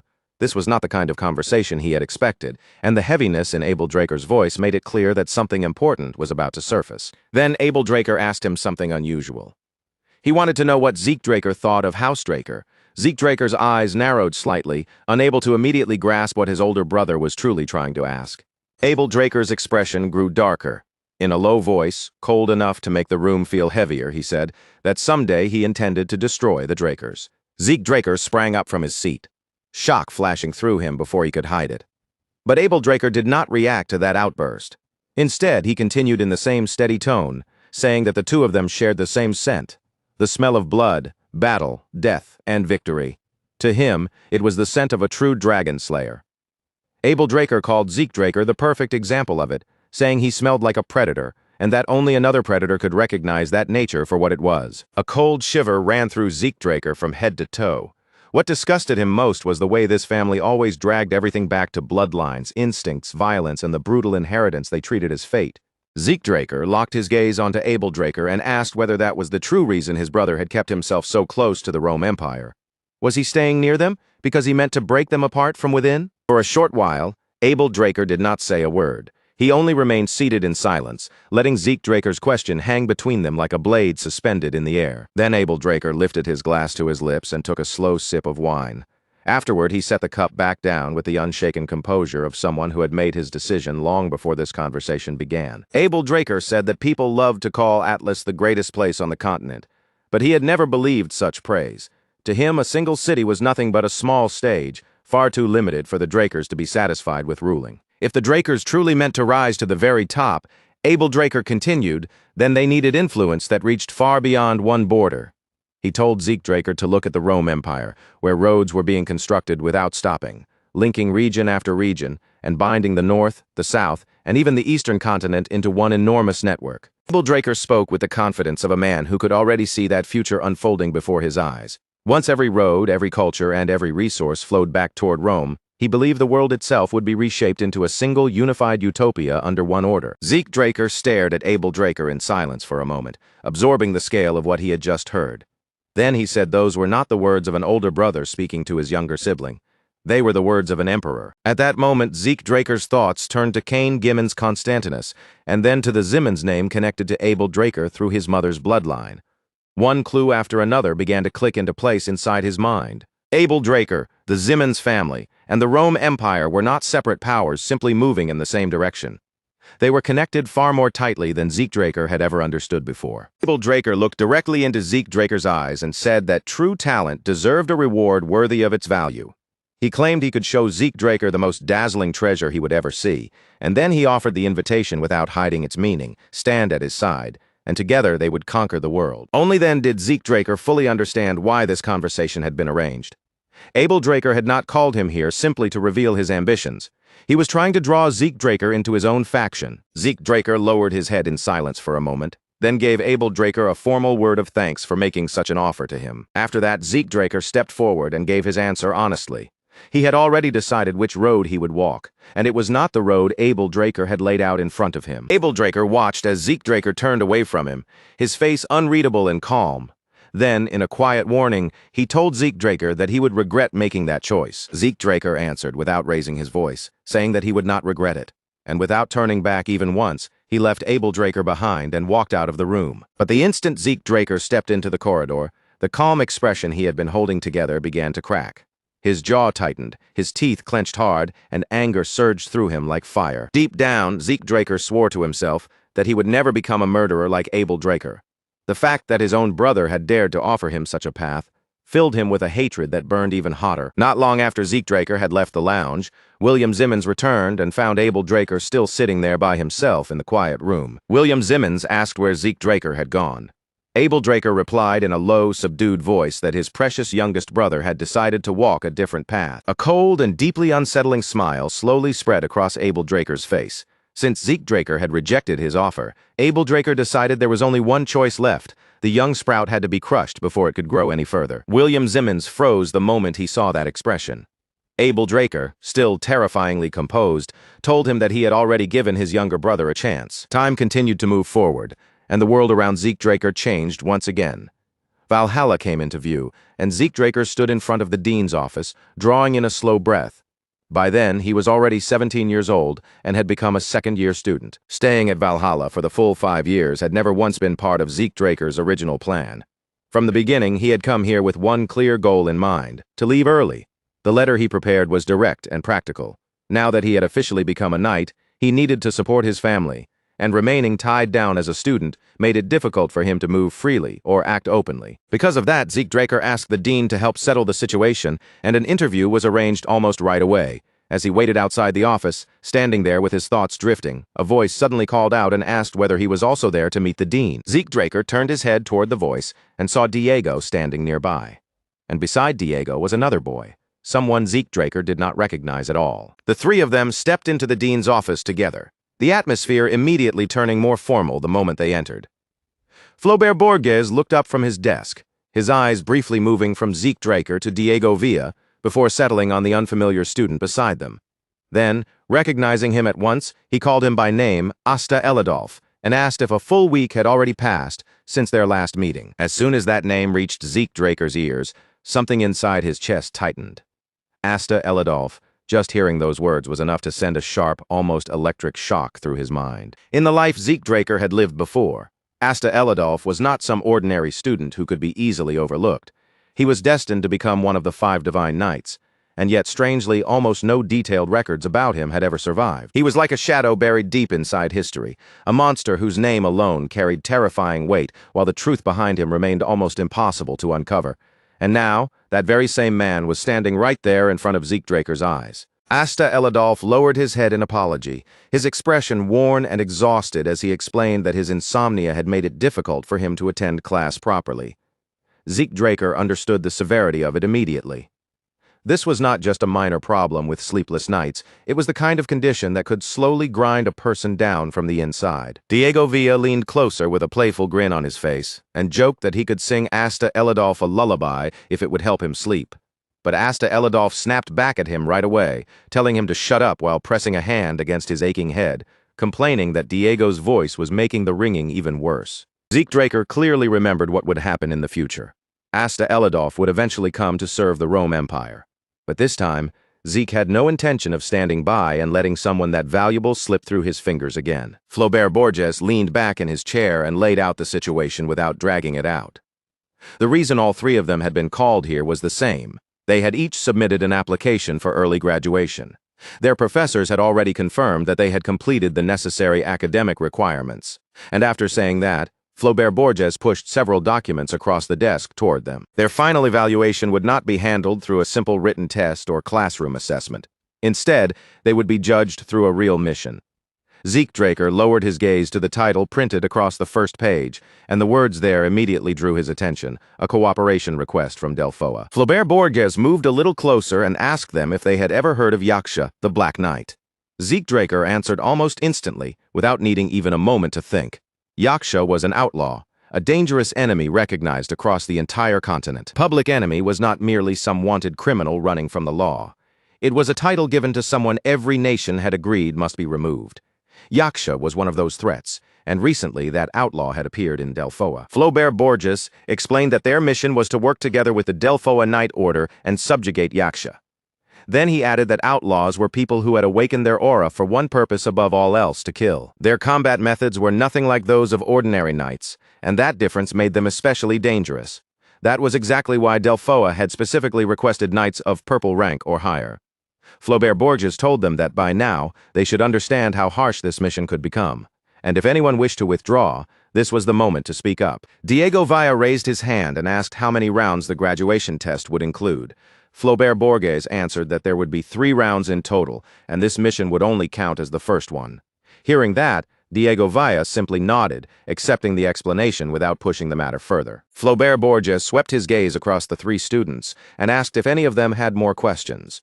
The room stayed silent. Taking their lack of response as agreement, he told them to return and make every preparation they needed before the mission began. After they left the building, Asta Elidolf pressed one hand against his head again, his face twisting with discomfort.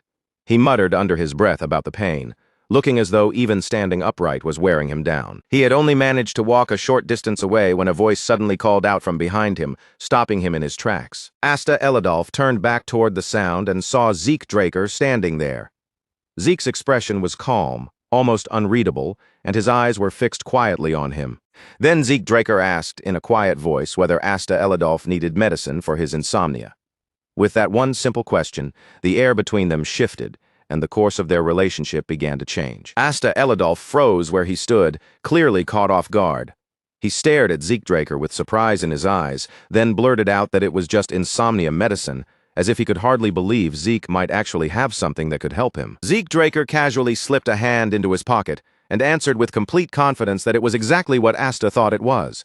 As luck would have it, he said he happened to be carrying an especially powerful remedy with him. Asta Elidolf hesitated for a moment, then awkwardly waved off the offer. He said he appreciated the thought, but it would not make a difference. By this point, he had already tried every so-called miracle cure he could get his hands on, and not a single one had worked. Zeke Draker only smiled and held the pouch out toward him anyway. He told Asta Elidolf to try it just once, and if it really worked, then all Asta needed to do was sign a contract afterward. In exchange, Zeke would continue supplying it to him. Asta Elidolf answered in a tired, defeated voice that it would probably be useless in the end, clearly expecting this to become just another disappointment like all the others. But the moment a faint scent drifted out from the pouch, Asta Elidolf's entire body reacted before he could even think. His eyes flew wide open, his back arched sharply, and he stumbled backward as if a wave of sudden relief had slammed straight through him. Then, without warning, his legs gave out beneath him. Asta Elidolf collapsed straight to the ground, kicking up a burst of dust around his body as he fell into a deep, overwhelming sleep so fast that it almost looked unreal. Hours later, Asta Elidolf suddenly jolted awake with his eyes shining, excitedly announcing that he had used every last bit of it. Zeke Draker took the paper from his hands, lifted an eyebrow, and asked if he was really signing that quickly. He reminded Asta that this was basically a master-servant contract, and questioned whether he had even read it properly. Asta Elidolf answered without the slightest pause. If signing that contract meant he could finally sleep properly, then nothing else written inside it mattered to him at all. Zeke Draker could only smile awkwardly and say that if Asta Elidolf had already made up his mind, then there was no reason to stop him. Leaning back with quiet satisfaction, Zeke inwardly thanked the system shop once again, amazed by just how ridiculously convenient it could be. He thought back to the system interface he had seen earlier, where rare relics could be exchanged for points as easily as buying something from a store. The item he had handed to Asta Elidolf was Sandman's sleep dust, a high-grade sleeping drug, and thanks to that single pouch, Asta would remain firmly on Zeke Draker's side, even after graduation. Zeke Draker could not help thinking that none of the five-star knights seemed completely normal, though Reyna Turun, at least, still looked relatively ordinary compared to the rest. Meanwhile, not far away, Asta Elidolf was practically shining with happiness, cheering about how unbelievably clear his head felt, and even wondering aloud if he had somehow reached Valhalla. Zeke Draker rubbed his chin, feeling that one more thing still needed to be confirmed. Since the chance was right in front of him, he decided he might as well test Asta Elidolf's abilities. When Zeke called out to him, Asta responded immediately, sounding confused at first, before quickly correcting himself and properly addressing Zeke Draker as his master. Zeke Draker drew his sword from its sheath and told him they should find out exactly what Asta Elidolf was capable of before the mission began. Before long, Asta Elidolf planted the butt of his spear firmly against the ground. Then, with the ease of someone who had handled the weapon countless times, he lifted it, spun it smoothly through the air, and thrust it forward with sharp, precise control. As Zeke Draker watched him move, his expression tightened just a little.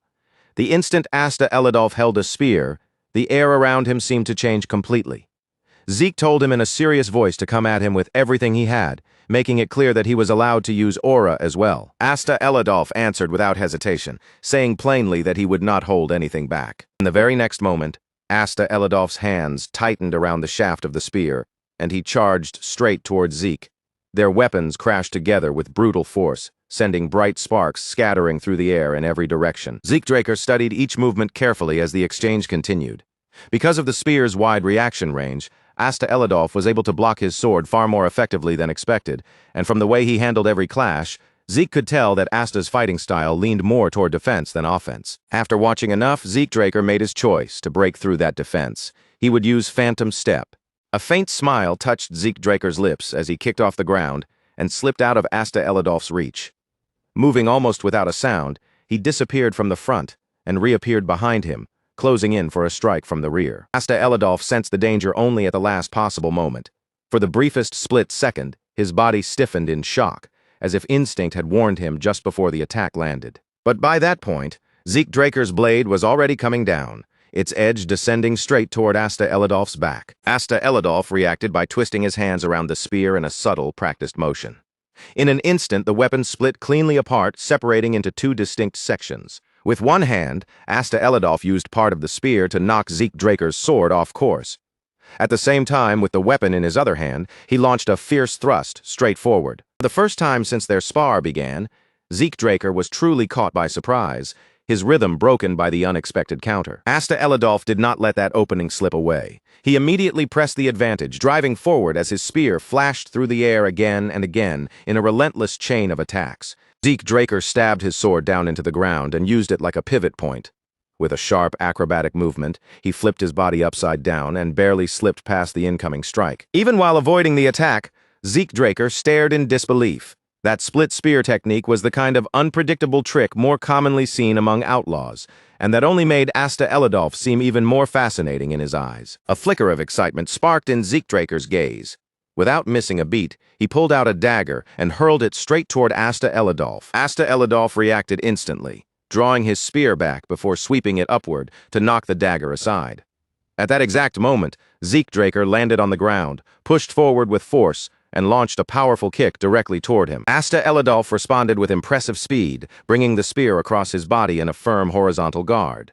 Then, with a controlled twist of the shaft, he snapped the separated parts back together, restoring the weapon into one complete spear as smoothly as if the transformation were second nature. Zeke Draker's eyes narrowed slightly as he followed every detail of that movement. There it was again, the strange mechanism hidden within Asta Elidolf's spear, shifting and reconnecting so fluidly that it almost looked like the weapon had always been meant to move that way. Zeke Draker drove his sword hard into the ground and rushed forward without slowing down, dragging the blade through the earth as he charged. Dirt, stone, and broken fragments tore upward in his wake, and this time Zeke was certain that Asta Elidolf would not be able to stop the attack so easily. Asta Elidolf felt the crushing pressure bearing down on him, and his lips tightened into a tense line. Even before the attack reached him, he could clearly sense just how dangerous Zeke Draker's incoming strike really was. Even so, Asta Elidolf did not step back. He lowered the point of his spear, forced every bit of mana he could gather into the weapon, and swung straight forward, choosing to meet Zeke Draker's attack head-on. The two attacks slammed into each other with a thunderous impact. The force erupted between them in a violent burst, shaking the space around them so fiercely that it felt as if the very air itself might split apart under the pressure. A moment later, Asta Elidolf clutched his trembling arm, his face twisting with frustration and pain. Unable to hold it in, he shouted at Zeke Draker, demanding to know whether he was some kind of monster. Asta Elidolf rubbed his aching head, still clearly shaken, and complained that people had always called him a certified genius. So how could Zeke Draker overwhelm him this easily? Zeke Draker answered without even changing his expression, saying that someone who survived only on the praise of being a genius would eventually let the sharp edge of his spear become dull. Then Zeke Draker's lips curved into a cold smile as he added that Asta Elidolf was still nowhere near good enough. Until the mission began, Zeke made it clear that he would train him relentlessly, without the slightest hint of mercy. Asta Elidolf's expression immediately collapsed into despair. His face darkened with a grim look as he admitted that he already had a very bad feeling about what was waiting for him. When they returned to the mansion, Decker stepped forward with his usual composed posture and formally announced that young Master Zeke Draker had arrived. Seeing him there made Zeke Draker call out in surprise. Decker then calmly informed him that a guest had already arrived ahead of him and was waiting inside the mansion. Before long, Galleon Halbert came walking down the hallway, his eyes wide as he looked around at every corner. The overwhelming luxury of Zeke Draker's mansion clearly left him stunned, and he could not hide his amazement at all. Zeke Draker greeted Galleon Halbert and said that it had been a long time since they last met. Then, without wasting words, he explained that he had called him over because there was something specific he wanted Galleon Halbert to examine. Galleon Halbert reacted with visible shock, pointing at himself as if he could not believe Zeke Draker really meant him. His mind immediately jumped to the black sword, and he asked if something had happened to it, insisting that a weapon forged with a magic furnace should not have even the smallest scratch on it. Zeke Draker quietly thought that Galleon Halbert must have gained a fair amount of fame by now, thanks to the magic furnace he had created, the very same type of furnace Zeke remembered from his previous life. If that was the case, then Galleon Halbert was probably already producing high-quality weapons far earlier than expected, which meant Zeke needed to secure him as his exclusive craftsman before anyone else managed to reach him first. Zeke Draker shook his head and made it clear that Bahamut was perfectly fine. The problem, he explained, was not the black sword at all, but something entirely different. Then Zeke Draker summoned the armor, letting it appear over his body piece by piece until the mysterious equipment fully formed around him. Zeke Draker looked down at the armor wrapped around him with a puzzled expression and said that somehow he had ended up obtaining something like this. The instant Galleon Halbert laid eyes on the armor, his entire body froze. His mouth fell open in disbelief, and for several moments he was so stunned that he could not even form a proper sentence. After stammering in pure disbelief, Galleon Halbert finally cried out. Zeke Draker could only respond with a helpless look, saying that he did not know what the armor was either.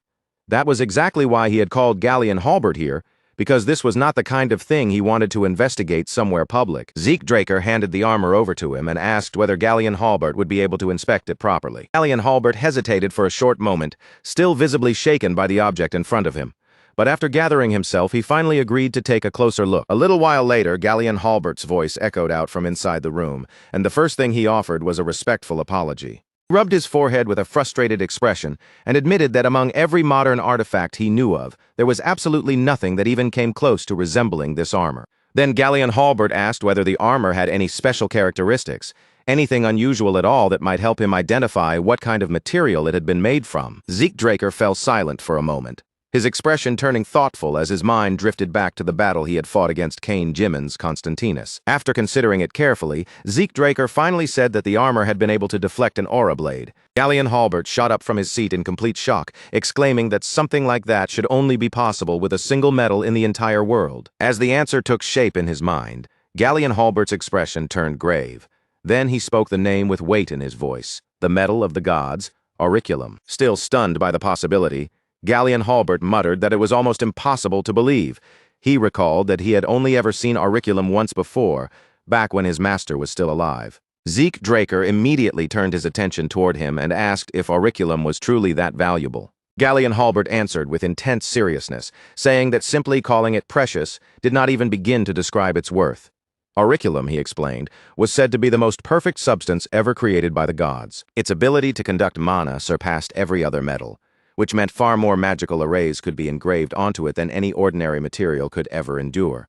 Zeke Draker nodded slowly, absorbing that explanation, then asked how many large-scale magic circles could usually be carved into normal metal armor. Galleon Halbert answered carefully, making it clear that large-scale magic circles could not be engraved into ordinary metal armor in the first place. Zeke Draker stroked his chin as the realization settled in. He had already known the armor was special, but he had never imagined that its value and potential would be this overwhelming. Then Zeke Draker asked whether it would be possible to change the armor into another form. Galleon Halbert immediately raised both hands in alarm, declaring that altering auriculum was absolutely out of the question. Galleon Halbert explained that, although auriculum was a divine metal and could technically be worked with, the real issue was that this armor had already reached a completed perfect state. If they interfered carelessly and damaged the magical arrays hidden inside, the entire armor might lose its function and become useless. After pausing briefly, Galleon Halbert added that his master might still be capable of doing it. Zeke Draker looked at him in surprise and asked if he was referring to Master Golrin Yober. Galleon Halbert turned his gaze toward the window, where the world outside was already colored by dusk, and calmly confirmed that Golrin Yober could alter the armor's form without ruining its functions. When Zeke Draker asked where Golrin Yober was, Galleon Halbert replied casually that, as usual, he should be in Hymonus. Zeke Draker's eyes widened slightly at that answer. Galleon Halbert continued gently, saying that Zeke might not even know where Hymonus was, before explaining that it was a land located far to the north. Zeke Draker replied calmly that the land belonged to the Northern Grand Duke. The moment Galleon Halbert heard that, he was visibly shaken and blurted out that people from the central continent rarely knew anything about the Northern Grand Duke, so how could Zeke possibly know of it? Zeke Draker clenched his fist, paused for a moment, and awkwardly answered that it was only a coincidence. Even so, a familiar face surfaced in his mind, and he quietly added that he had only learned about it recently. Then Zeke rose from his seat, thanked Galleon Halbert for everything, and told him that if he wanted to continue researching the metal, he was free to stay there and examine it as much as he liked. Galleon Halbert became noticeably wary at those words, letting out a confused sound as if he was not sure how to respond. After a brief stammer, he finally managed to thank Zeke Draker. Soon after that, Zeke Draker left the room without saying anything more. Left alone with the armor, Galleon Halbert remained puzzled, wondering why Zeke had suddenly become so deeply interested in everything connected to it. As Zeke Draker walked away, he quietly made up his mind. There was still time when it came to Hymonus, so there was no need to rush toward the north right away. For now, another matter demanded his attention first. At the moment, Zeke Draker's focus needed to shift toward the Reinhardt Merchant Group. Inside one of the Reinhardt Merchant Group's rooms, Cliff Reinhardt considered the matter carefully before speaking. He said that producing the medical supplies Zeke Draker had mentioned should not present any major problem. After a short pause, Cliff Reinhardt added that, at least on the central continent, building a factory capable of processing soma would be extremely difficult. Zeke Draker replied that he already understood that issue. If word ever spread that the princess was supporting the processing of soma, then Melissa Alencia's reputation would suffer a serious and very damaging blow. Zeke Draker then shifted the question slightly and asked what would happen if the ingredients were already processed before they ever reached the central continent. Cliff Reinhardt answered in a calm, businesslike tone that in that case, the goods would simply be treated as medicine, and as long as they passed the safety inspection of the Delphoa Magic Tower, distributing them should not cause any major problem. The moment Zeke Draker heard that answer, the path forward became clear in his mind. The factory would be established on the southern continent, far away from the central continent's restrictions, while the Reinhardt Merchant Group would be responsible for importing the completed medicine and spreading it through legal, reliable distribution routes. At that point, Melissa Alencia spoke up with a careful, apologetic look on her face. She explained as gently as she could that the Reinhardt Merchant Group currently did not have enough resources to build a large-scale factory in an overseas territory. Melissa Alencia admitted that they were already barely managing the single factory they had for producing medicine against red blossom fever. Because of that strain, she said they might need to reconsider the entire construction plan from the very beginning. Zeke Draker cut through that worry immediately, without letting it grow any further. He said that they would build the factory themselves and that Melissa Alencia only needed to secure approval from the Delphoa Magic Tower so the medicine could legally circulate. Her eyes widened at once, and with cautious surprise, she asked if something like that was truly possible, wondering whether House Draker was backing him from behind. Zeke Draker dismissed that assumption without the slightest hesitation. House Draker had no involvement in this plan at all. Every cost, every expense, and every burden would be paid entirely from his own funds. Then Zeke Draker slid an envelope across the table, the paper moving quietly between them as the conversation took a heavier turn. In a calm voice, he said that the real reason he had come was inside and asked Melissa Alencia to read it. Melissa Alencia opened the envelope and began scanning the documents, but almost immediately, the blood drained from her face. The papers revealed that the Rome Empire had joined forces with the Scorpion clan to conduct live experiments using synthetic poison, and her breath caught as the proof lay there plainly in front of her. Zeke Draker frowned and quietly pointed out what those documents truly meant. If red blossom fever had indeed been created artificially, then the Rome Empire had essentially used Alencia as a testing ground for clinical trials. Melissa Alencia's body trembled with barely contained rage. She admitted that she had suspected something was wrong, but she had never imagined they would go so far as to commit such a thing against their own people. Zeke Draker said nothing, allowing the full weight of that truth to settle heavily in the room. After a short silence, Zeke Draker finally spoke again and told Melissa Alencia something difficult to accept. The reason he had shown her this evidence was because, at least for the time being, they needed to keep the Rome Empire's crimes hidden. Melissa Alencia shot up from her chair in an instant and slammed both hands down onto the table. Her voice shook with anger as she demanded how Zeke Draker could possibly say such a thing after showing her evidence like this. To Melissa Alencia, crimes this horrific had to be exposed at once. If the truth were made public, she believed, then something so monstrous could never be allowed to happen again. Zeke Draker answered in a quiet, controlled voice that he understood exactly how she felt. But the evidence in their hands was still too weak to serve as a proper diplomatic weapon, and even as he explained that, the anger burning across Melissa Alencia's face did not fade. Zeke Draker stood as well and laid the situation out plainly before her. The Rome Empire had already pushed all responsibility onto the Scorpion clan, branding them as infamous black mages, and any human experimentation committed under that name would not be enough to shake the world. In the end, the Rome Empire could deny any direct involvement, issue a polished formal apology, and quietly close the matter as if nothing more needed to be discussed. Zeke Draker made it clear that hiding the information for now was their most effective choice, but Melissa Alencia clenched her fists and demanded to know what he was truly trying to accomplish. Zeke Draker answered with steady seriousness in his eyes. The Rome Empire still had no idea that they had uncovered the truth, and because the experiments had been carried out on such a massive scale, stronger evidence had to exist somewhere, proof that connected the Rome Empire directly to the entire operation. Shock flickered across Melissa Alencia's expression as the meaning of his words became clear. She asked if Zeke Draker was saying they should obtain that decisive evidence first, then use it to properly corner the Rome Empire. Zeke Draker answered without hesitation. That was exactly what he intended, and the reason he had brought the information to Melissa Alencia before anyone else was so they could prepare before making their move. Still struggling to grasp the scale of the plan, Melissa Alencia asked what kind of preparation he meant. After a brief pause, Zeke Draker explained that if red blossom fever had been tested in the Alencia conflict zone, then there was a high chance that other synthetic poisons were being tested there as well. Because of that, they needed to develop antidotes ahead of time. That realization struck Melissa Alencia like a physical blow. If those poisons were used on the battlefield, Alencia's forces might continue fighting without even realizing their bodies were being poisoned from within. Melissa Alencia swallowed hard as the full implications sank in. If antidotes were prepared in advance, they could prevent terrible losses and strike back against the Rome Empire at the most critical moment. The anger that had been wavering inside her slowly hardened into something firmer. Melissa Alencia finally understood the situation before her, and deep down, she knew that the path she had chosen was the correct one. As she looked at Zeke Draker's unwavering expression, Melissa Alencia silently accepted the truth in her heart. Bringing Lord Zeke Draker into the Reinhardt Merchant Group had truly been the right decision. At last, Zeke Draker spoke again, calmly telling them that he would not be able to attend meetings for a while because his schedule at Valhalla was already packed. Melissa Alencia released a small breath of relief, then said that if the opportunity ever came, she would like to invite him to Alencia. The name Alencia made Zeke Draker pause for a brief moment. In a softer voice, he remarked that it was said to be a land blessed with beautiful mountains and lakes.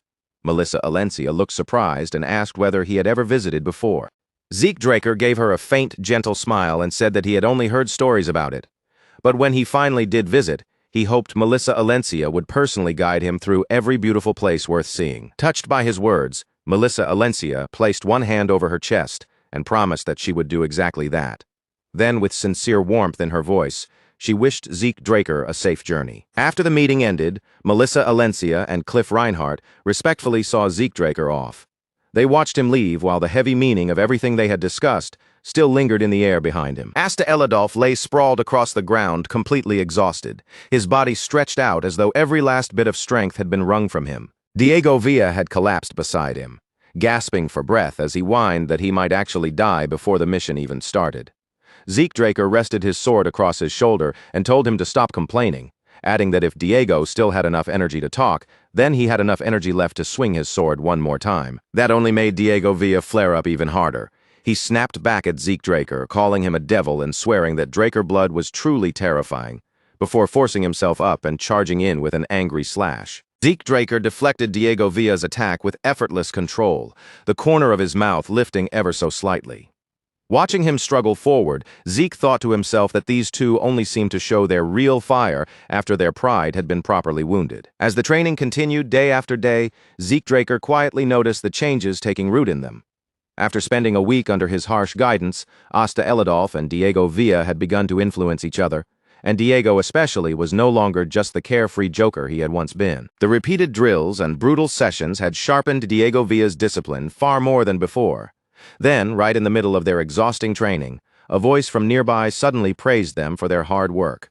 Diego Villa spun around with a startled sound, still catching his breath, but the moment he saw Andre Draker standing there, his face lit up, and he greeted him brightly as Professor. Zeke Draker, however, looked at Andre Draker with unmistakable caution in his eyes and asked what Professor Andre Draker was doing there.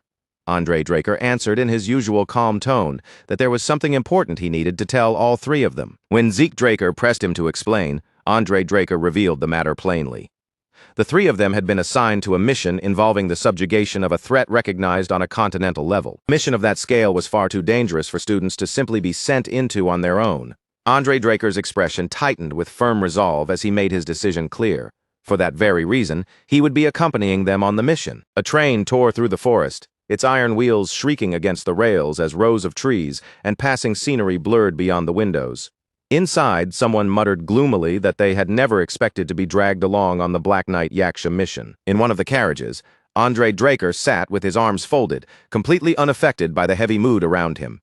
He repeated that he would never send students alone into a mission like this, and that there were certain things they needed to understand before they arrived. With a hard, serious stare, Andre Draker asked whether they even knew what kind of land Delphoa was.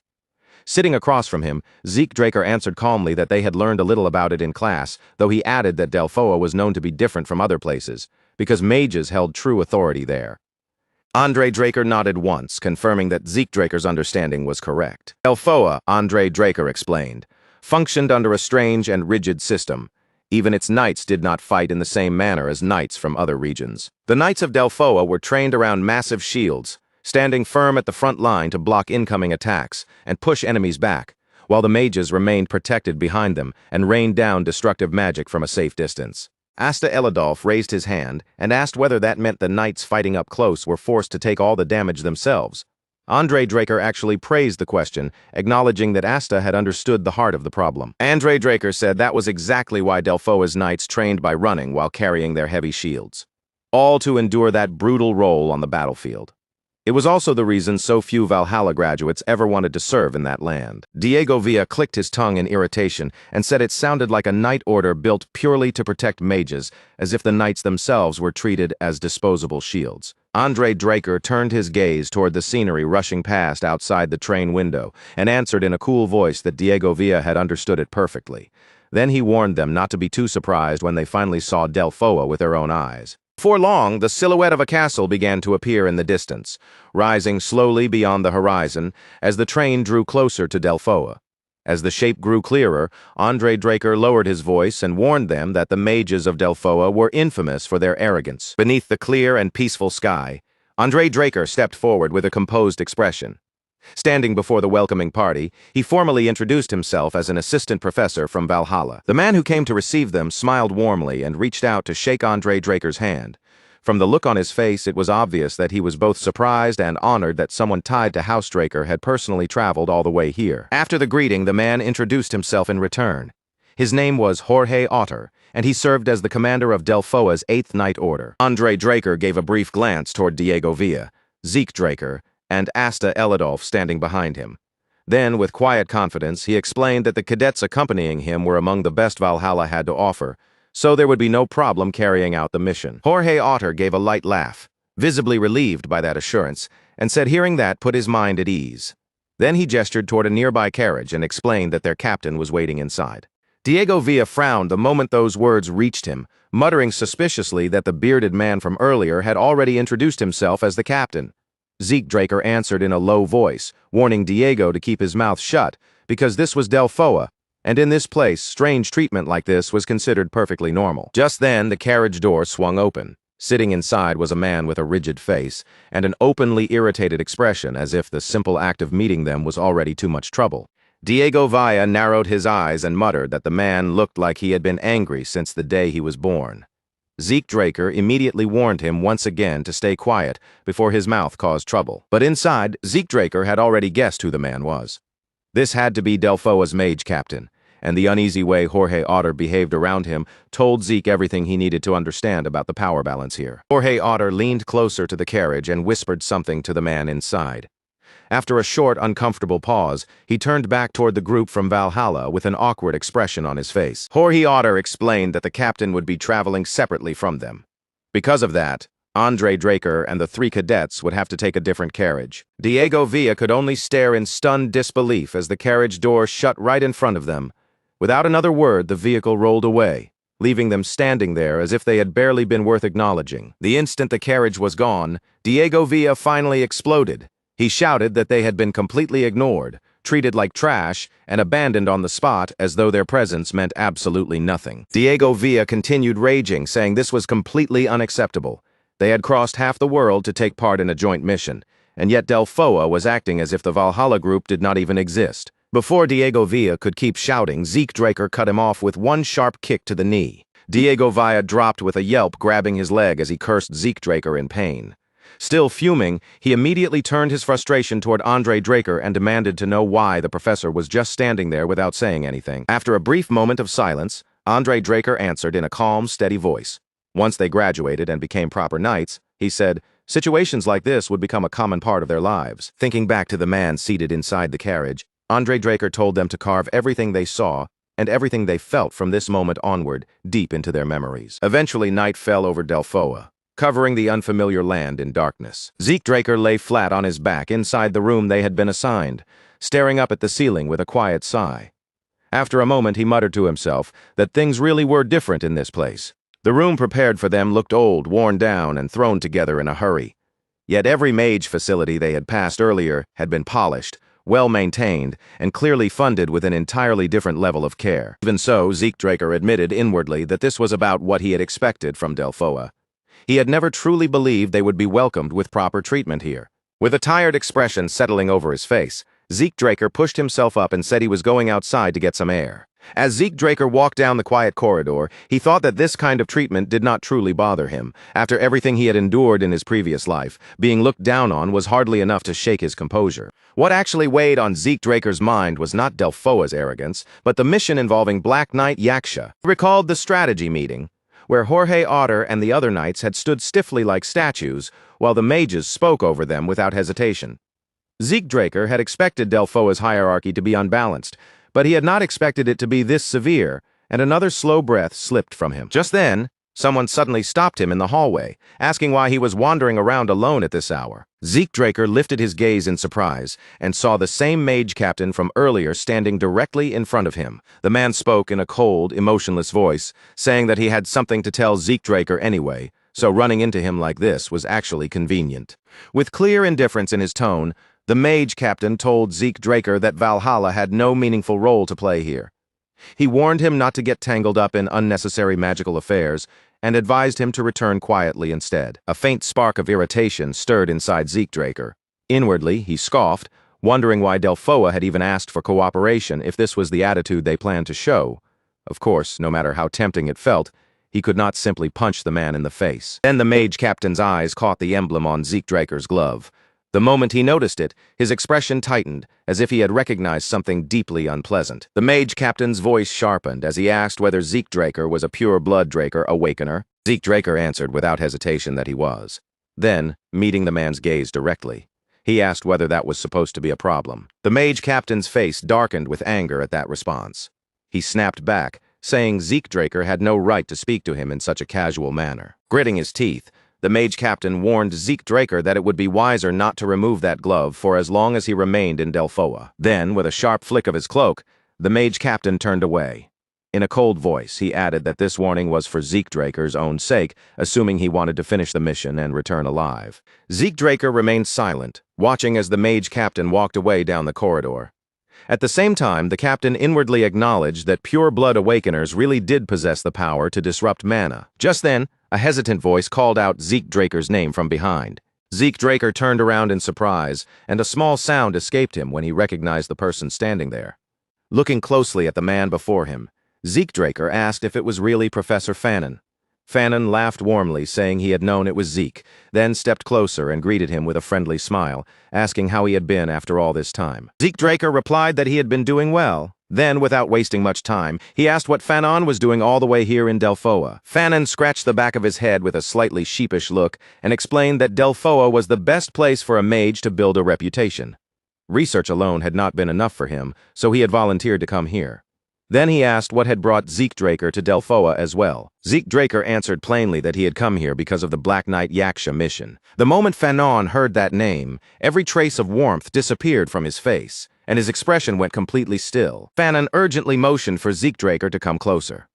The sudden shift in his tone was so serious that Zeke Draker hesitated for a moment before following him. After the two of them moved to a more secluded place, far enough from any possible listening ears, Zeke Draker looked at Fannin and asked what that reaction had meant. Fannin clenched his hands tightly, struggling for a moment as if he were forcing himself to speak.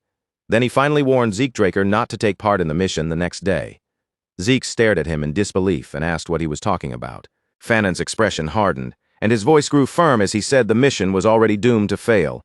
He stressed every word, warning Zeke Draker that he must not join it under any circumstances. Those words hit Zeke Draker like a knife driven straight through his chest. His eyes snapped open in shock, cold sweat spreading across his skin as he stood there frozen, trying to force his mind to make sense of the terrible meaning behind what he had just heard. Far into the middle of the night, everything around the house had gone deathly quiet. Overhead, the full moon hung pale and distant in the dark sky, spilling a thin layer of silver light across the roof, the walls, and the motionless silence surrounding the entire place. That heavy stillness was finally broken when Diego let out a low, worn-out groan and slowly began to wake. He raised one hand to his pounding head, rubbing at it with a grimace as he muttered that it felt like he had barely slept at all, his whole body heavy, tired, and completely drained. Zeke Draker sat close by, near enough to catch even the smallest movement Diego made. But even after noticing how exhausted and unsteady he looked, Zeke stayed silent, watching without saying a single word. Even then, Zeke Draker's thoughts were still locked on Professor Fanon's expression from earlier. That uneasy look, the hesitation in his voice, and the moment he admitted he could say nothing more kept stabbing at Zeke's mind like a thorn. If this mission had truly been doomed from the very start, then only two possibilities made any real sense. Either the commanders in charge of the subjugation force had already been corrupted, or they had secretly struck some kind of deal with the very enemy they were meant to destroy. Delphoa had long been known as a land where mages abused their power, but even so, Zeke Draker still found it difficult to believe that corruption had spread so blatantly into the military ranks themselves. With that grim suspicion weighing heavily on his mind, Zeke Draker finally rose from his seat. If there really was something rotten hidden beneath the surface of this mission, then to him, a secret connection with the target seemed far more believable than mere carelessness or incompetence. By the time the group reached the mountaintop, the air around them had grown sharp, cold, and wide open. Up ahead, the captain stood before the gathered troops with his arms folded across his chest, handing down orders in a calm, practiced tone that made it clear he was used to being obeyed. He ordered squads 1 through 3 to move along the mountain slope, spreading out across the side terrain, while squads 4 through 6 were told to advance from the front and begin pushing directly toward the target. Jorge Otter slowly swept his eyes over the assembled force, checking the soldiers one by one as though searching for any sign of doubt or hesitation. After seeing no one step forward, he quietly confirmed that there were no objections. Just as the captain shifted his attention toward the remaining units, a voice suddenly cut through the tense mountain air. Zeke Draker stepped forward, his expression serious and unshaken, and asked exactly what role his own group was supposed to take in the operation. The captain's face immediately twisted with irritation. Without even trying to hide his annoyance, he snapped back at Zeke Draker, reminding him that after yesterday's explanation, he had already been told to stay out of the operation entirely. But Zeke Draker did not let the captain brush him aside. His voice turned cold and steady as he stated plainly that he himself was a Blue Knight, while Diego and Asta Eladolf standing with him were both Purple Knights. Then, without lowering his eyes or backing away from the commander's stare, Zeke Draker asked whether a force of their level had truly been summoned for cooperation, only to be deliberately ignored and treated like disposable pieces on the battlefield. For a moment, the captain went completely still. He stared at Zeke Draker, as if the words had caught him entirely off guard, and after a tight, tense pause, he demanded to know whether Zeke really held the rank of a Blue Knight. A ripple of whispers spread through the gathered soldiers almost immediately. They murmured about how young Zeke Draker looked, about the 2 Purple Knights beside him, and about what kind of place Valhalla must be if it could produce people like them. The captain's jaw tightened until it looked as though his teeth might grind together. Finally, unable to argue openly in front of everyone, he barked an order at Jorge Otter and told him to assign Zeke Draker's group to scouting duty. Jorge Otter visibly flinched when the order was thrown at him so suddenly. He quickly lowered his head and agreed, hurrying to follow the command before the captain's anger had any chance to shift toward him instead. Before Zeke Draker could move away, Professor Andre Draker stepped directly into his path and stopped him. His gaze sharpened as he questioned why Zeke had chosen to provoke the captain so openly, making it clear that he knew Zeke was not someone who acted without a reason. Zeke Draker answered without raising his voice, calmly saying that something about the mission felt wrong. To him, it was as if the entire operation was being guided forward in secret by an unseen hand. When Professor Andre Draker pressed him for an explanation, Zeke Draker revealed the suspicion forming in his mind. The subjugation force and Black Knight Yaksha might be working together behind the scenes. For the briefest instant, tension flashed across Professor Andre Draker's face, but he quickly composed himself and admitted that Zeke would not make that kind of claim without a reason. With a firm wave of his hand, Professor Andre Draker made his decision. He declared that they would carry out a scouting operation toward Black Knight Yaksha's camp, ordered everyone to prepare at once, and then turned his gaze toward Zeke Draker, assigning him to lead the vanguard. Zeke Draker accepted the order in silence. He offered no complaint, showed no hesitation, and simply took the responsibility as if he had already been ready for it. As more time slipped by, night completely swallowed the forest. The trees rose around them like black walls, and the only sound that moved through the darkness was the faint rustling of leaves stirred by the wind. A small group advanced carefully along a narrow forest trail, each step slow and restrained. At the front, one man held a flickering torch in his hand, its weak, trembling light barely stretching far enough to reveal the path ahead. Then, without warning, the man at the front slowed his pace. His face tightened with sudden alarm, and he quickly raised one hand in a sharp signal, ordering everyone behind him to stop moving immediately. Keeping his voice low, he warned the others that trolls were somewhere nearby. He told them to move with absolute caution because if those monsters noticed them, none of them would be able to escape alive. But before anyone could even respond to that warning, a blade suddenly flashed out from the darkness, cutting through the air with terrifying speed. The man's eyes bulged in horror as the sword drove deep into his thigh. The pain hit him so suddenly that he had no time to understand where the attack had come from before his leg was already giving way. He crashed hard onto the ground, screaming in agony as his wounded leg failed beneath him.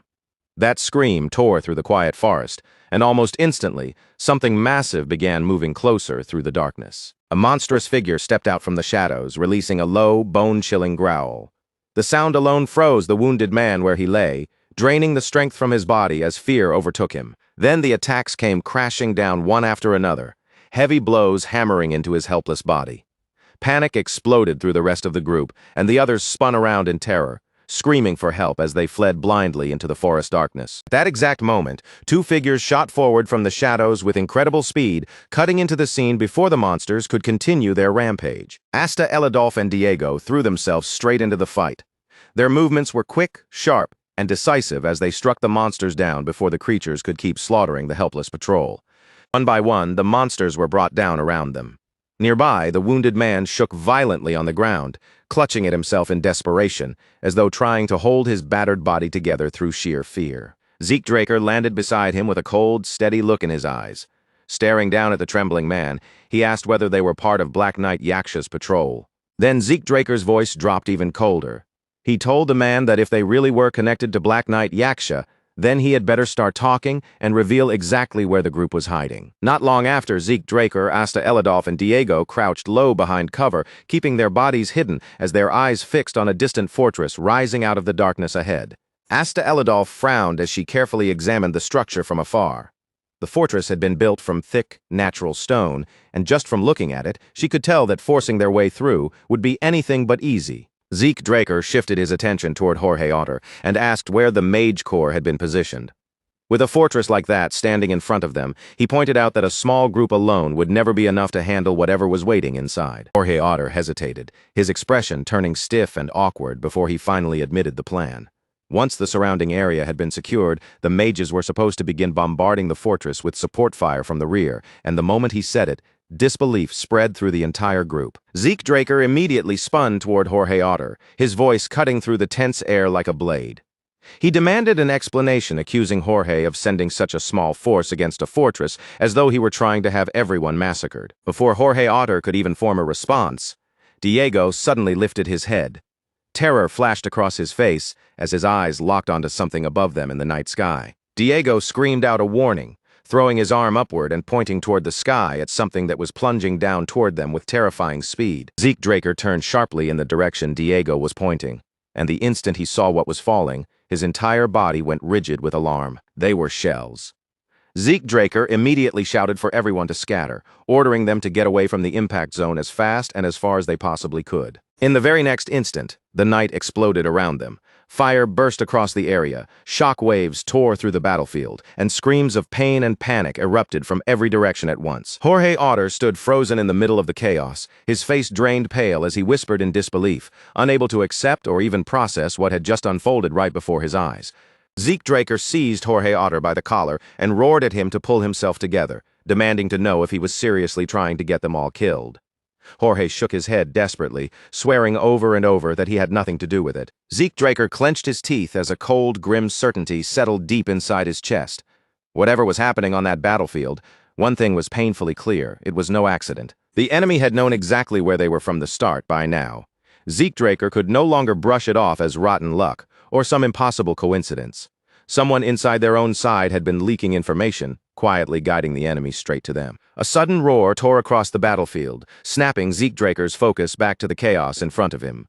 As he turned his head, he saw a mass of figures surging through the darkness, swords lifted high as they charged directly toward the group. Zeke Draker cursed under his breath, his gaze turning razor-sharp as he watched the attackers rush closer.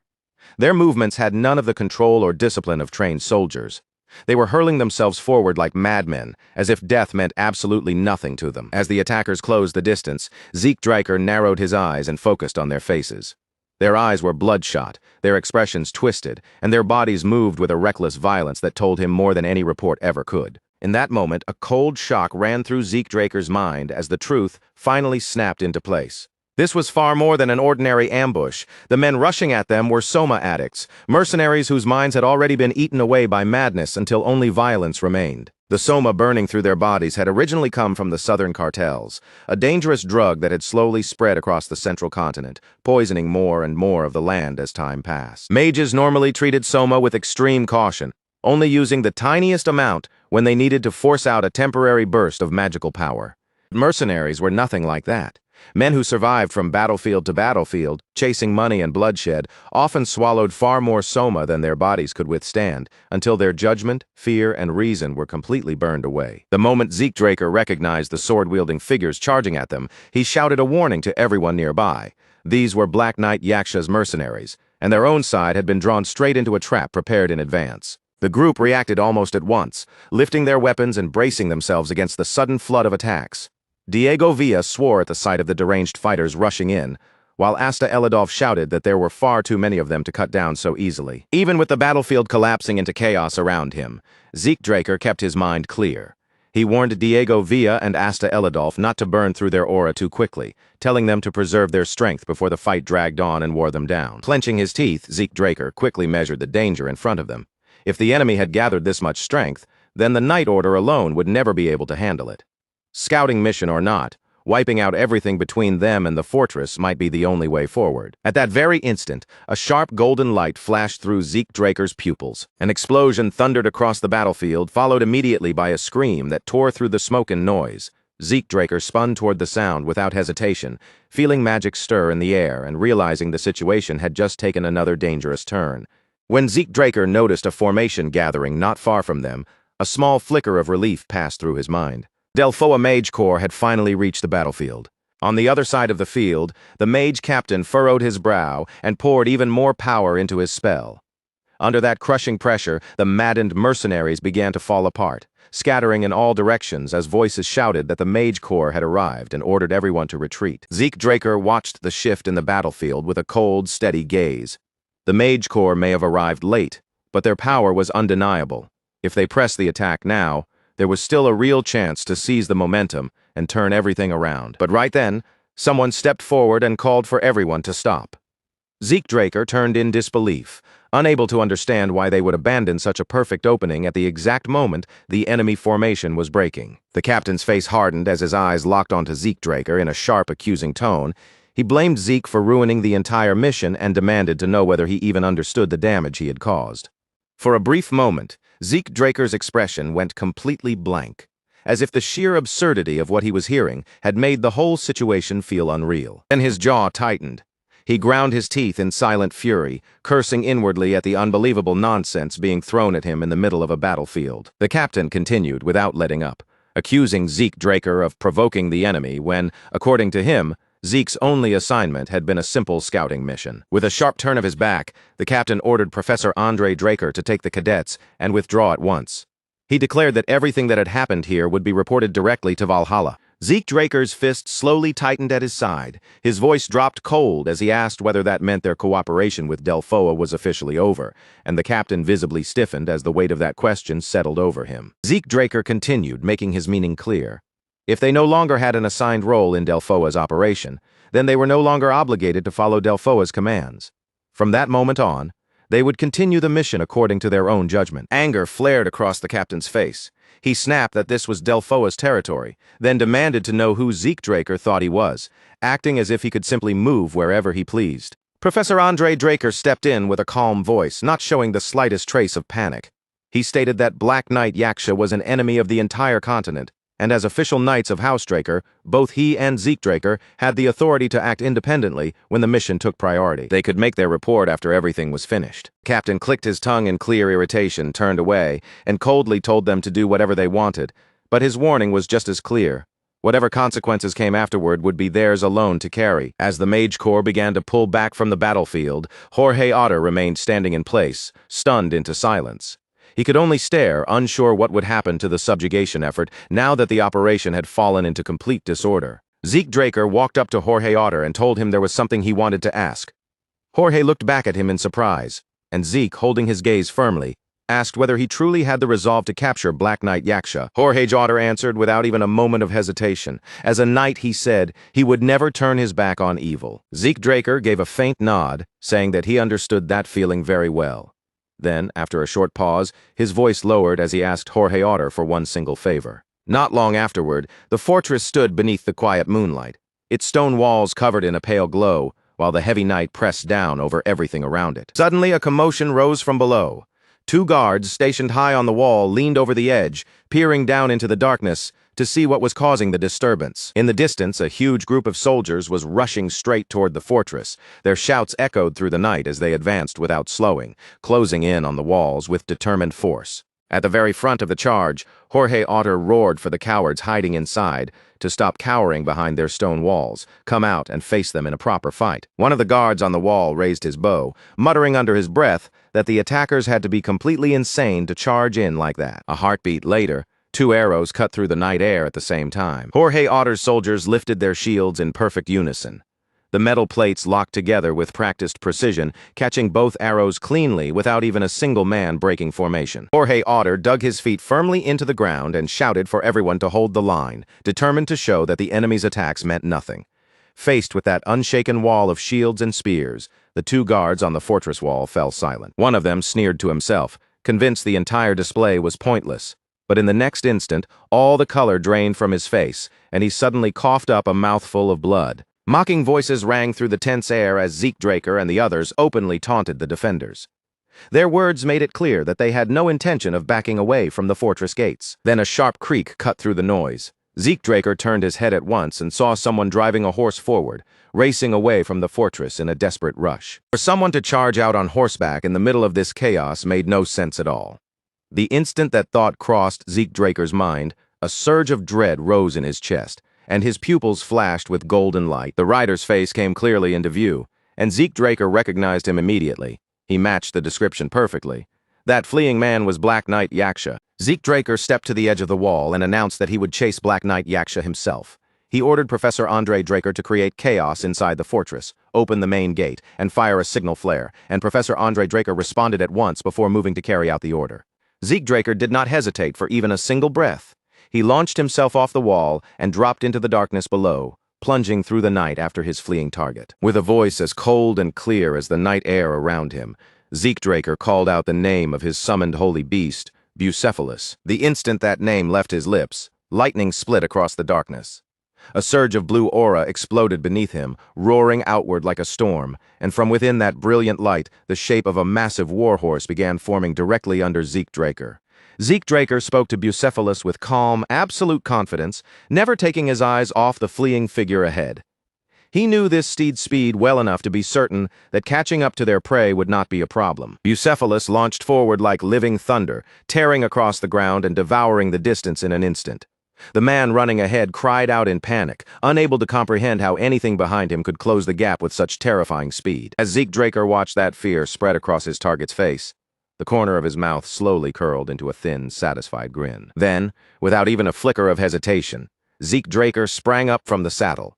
He raised his sword high into the night air and brought it down in one clean, sweeping strike. A thunderous blast ripped through the darkness, the sheer force of the attack shaking the night as if the air itself had been split apart. The man staggered backward, his eyes stretched wide with disbelief as he stared at Zeke Draker. Step by step, Zeke closed the distance, a cold smile resting on his face with a quiet, almost mocking amusement. Zeke Draker greeted him by name, calling him Black Knight Yaksha. Then, with a sharp edge of mockery in his voice, he asked where exactly Yaksha thought he was running off to at such a late hour. The moment Black Knight Yaksha heard his name spoken, his entire body tensed. He rushed straight towards Zeke Draker, and the two clashed head-on, their blades locking together with a harsh metallic impact. Blow after blow followed, each strike met by a counter just as fierce, until Black Knight Yaksha began sensing something deeply wrong about the opponent in front of him. This man was clearly not from Delphoa. Black Knight Yaksha's eyes narrowed as he pressed forward against Zeke Draker, demanding to know who he truly was. Zeke Draker only smiled at the question. In a calm, almost dismissive tone, he replied that even if Black Knight Yaksha learned his identity, it would not change a single thing. As soon as those words left Zeke Draker's mouth, the force of their collision burst outward. A violent wave of power exploded between them, driving both men apart at the same time. Black Knight Yaksha did not waste that opening. He swung again and released a strange substance toward Zeke Draker, and the moment it touched him, it began eating through his clothes. The poison reached his skin almost instantly, triggering a system alert that identified it as desert scorpion poison. But because of Zeke Draker's poison-resistant constitution, the substance failed to affect him at all.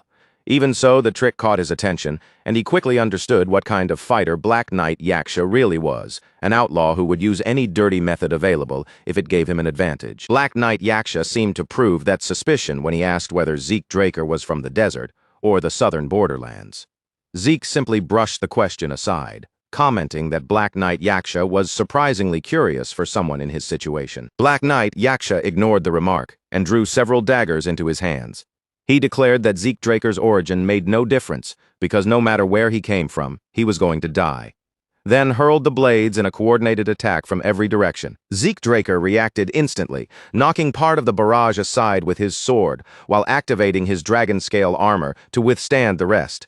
Even as the daggers struck around him, he could tell from their timing and angles that the attack had been launched with frightening precision. But in that same split second, Zeke Draker's senses sharpened even further, and he noticed something far more dangerous hidden inside the assault. Black Knight Yaksha was using an aura blade. That one detail told Zeke everything this man had been concealing his true strength from the very beginning. Declaring that the fight was finished, Black Knight Yaksha shot forward with incredible speed.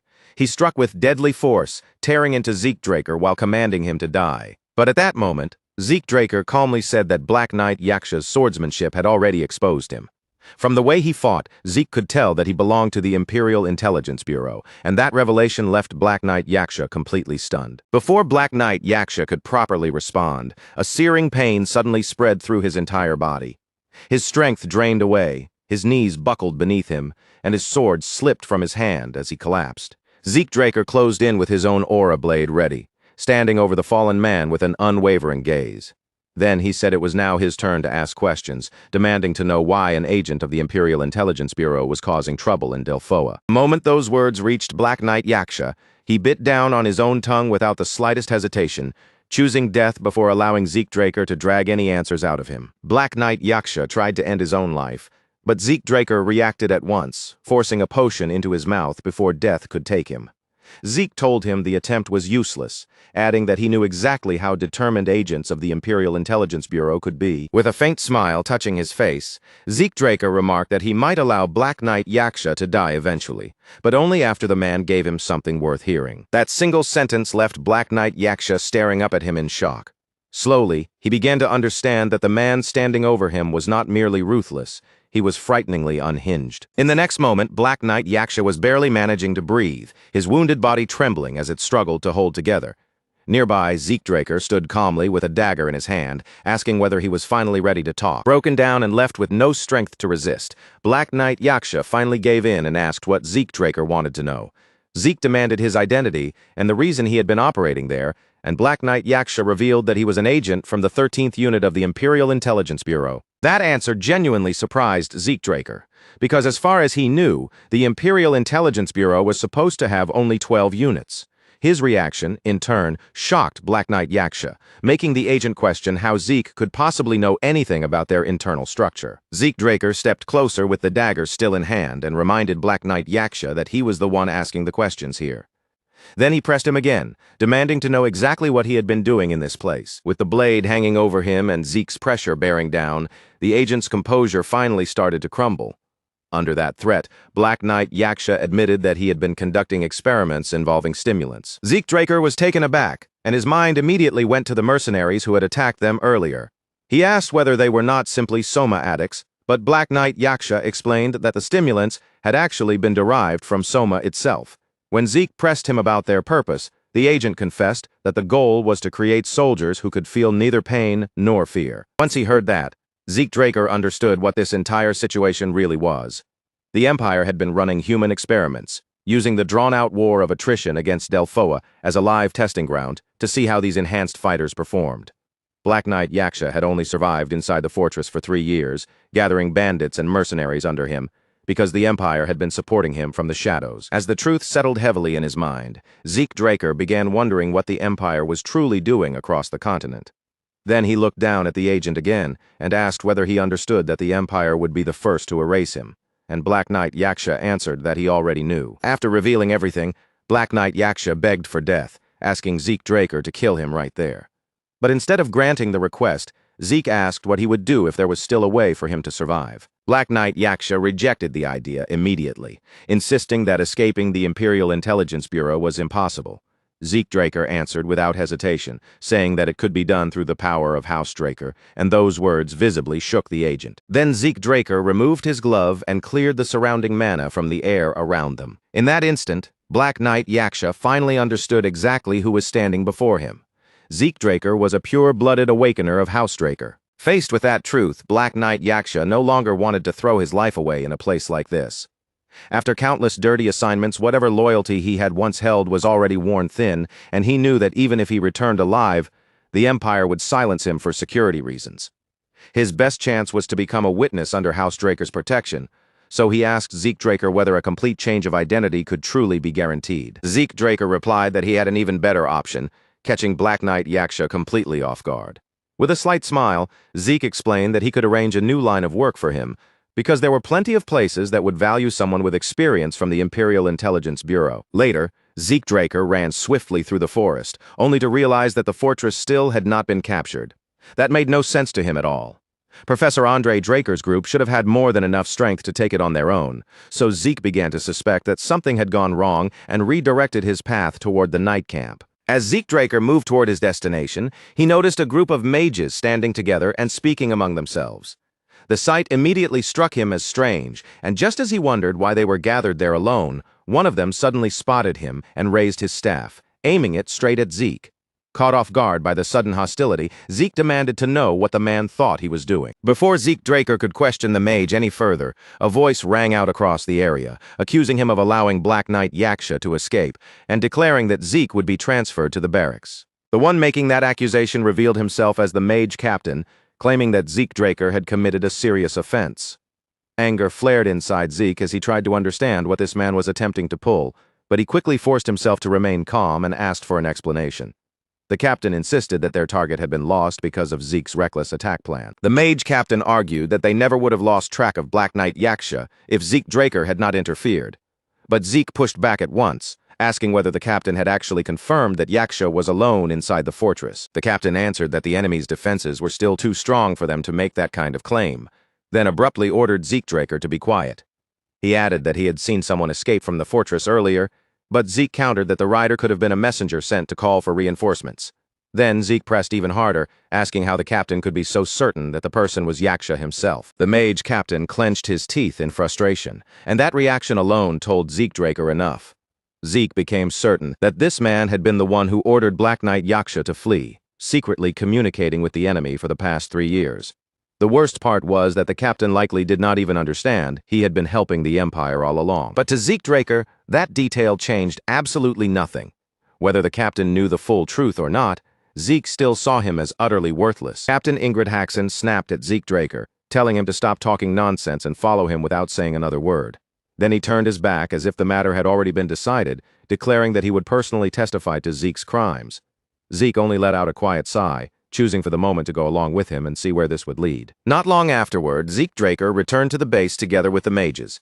But the instant he stepped inside and saw what was waiting there, the air around him seemed to shift, and the atmosphere turned heavy in a way he had not expected. Jorge Otter and his men were kneeling on the ground, their hands tied tightly behind their backs, forced into the posture of criminals who had already been judged and sentenced. Zeke Draker immediately called out to the wounded Jorge Otter, and Jorge lifted his head in surprise the moment he saw him. Zeke's eyes then cut sharply toward Captain Ingrid Haxon as he demanded to know why the knights had been arrested, but Ingrid only ordered him to shut his mouth and accused him of overstepping his authority. Even with his injuries, Jorge Otter raised his voice and told Zeke Draker that he had no regrets about helping him. With his hands bound behind his back and his subordinates kneeling around him, Jorge declared that they all wished to be remembered as honorable knights. But the moment Jorge Otter finished speaking, the mages standing behind the prisoners released crackling electricity into him and his men. Their bodies jolted violently under the sudden shock, pain ripping through them while they remained helplessly bound. Seeing his allies being treated with such cruelty, Zeke Draker's expression hardened at once. His gaze turned cold as he questioned whether it was not going too far to handle their own comrades as if they were enemies. Zeke Draker pointed out that even captured prisoners would not usually be treated in such a brutal way. His words only made Captain Ingrid Haxon grit his teeth with anger, and Ingrid repeated his command for Zeke to stay silent, warning that if he said one more word, he would execute him right there. That exact moment, a massive explosion erupted nearby, shaking the entire area with a violent blast. Through the force and smoke, someone stepped forward and addressed Ingrid Haxon directly, saying that what he had just said could be taken as a threat against Zeke Draker. The one who spoke was Professor Andre Draker, standing alongside Diego Villa and Asta Elidolf. With a stern look in his eyes, Professor Andre told Ingrid Haxon that the Drakers were fully prepared to turn against Delphoa over the threat he had just made. Those words struck Ingrid Haxon hard, catching him completely off guard. He understood at once that this was not simply one man warning him, it was a direct warning backed by the full weight of House Draker. Even so, Ingrid Haxon still seemed unable to believe that Professor Andre Draker would truly oppose Delphoa. He told him that his reaction was far too extreme, pointing out that such words were no different from a declaration of war, and insisted that Professor Andre was taking the matter much too far. Professor Andre Draker did not retreat even a single step. Instead, he told Ingrid Haxon to listen carefully, making it clear that the name of House Draker was not something anyone could throw around lightly or dismiss as an empty threat. In that moment, Ingrid Haxon finally realized the truth. Professor Andre Draker was not bluffing in the slightest. Ingrid Haxon quickly cleared his throat, forcing himself to pull back and admit that he had made a mistake. He claimed that he had overreacted because of the recent battle, asked Professor Andre Draker not to misunderstand his intentions, and explained that he had only meant to escort Zeke Draker to the barracks for a proper investigation. Watching Ingrid Haxon suddenly lose his nerve, Zeke Draker allowed a faint smile to appear. Then, in a calm voice, he asked whether he could speak with his comrades before being taken away. Ingrid Haxon clearly did not want to grant that request, but with Professor Andre Draker standing right there, refusing was no longer simple.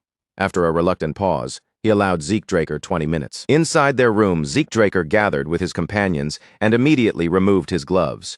He dispersed the mana in the space around them, cutting off the function of any nearby magic devices that might have been planted to listen in on their conversation. Professor Andre Draker asked what Zeke needed to discuss, and Zeke revealed that he had already captured Black Knight Yaksha. The news clearly surprised Professor Andre, who asked whether Zeke had done it alone. Zeke explained that he had lowered the man's guard before the fight could drag on too long, then managed to secure his capture. Professor Andre Draker found it difficult to believe that Zeke had subdued an opponent even veteran knights would have struggled against, and the admiration on his face was impossible to hide. Zeke continued by explaining that during the interrogation, he discovered Black Knight Yaksha had a deep connection to Captain Ingrid Haxon, and that this connection made the entire situation far more complicated. Professor Andre Draker then asked Zeke what he planned to do next. Zeke Draker answered that the best course was to let Delphoa deal with its own internal corruption, while he simply played the role necessary to push things in the right direction. Before long, the scene shifted once again, this time to the place where Zeke Draker had been confined. Two guards stood watch outside the containment unit, keeping their attention fixed on the door. Inside the cell, Zeke Draker slowly raised his head, already sensing that someone would be coming to see him before much longer. A few minutes later, a knock sounded against the door. When it opened, the person who stepped inside revealed himself to be Professor Fanon. Yet when Zeke Draker saw Professor Fanon standing there was no surprise on his face at all. Professor Fanon questioned him about what was happening now, and Zeke Draker calmly answered that this situation was the result of ignoring his earlier warning.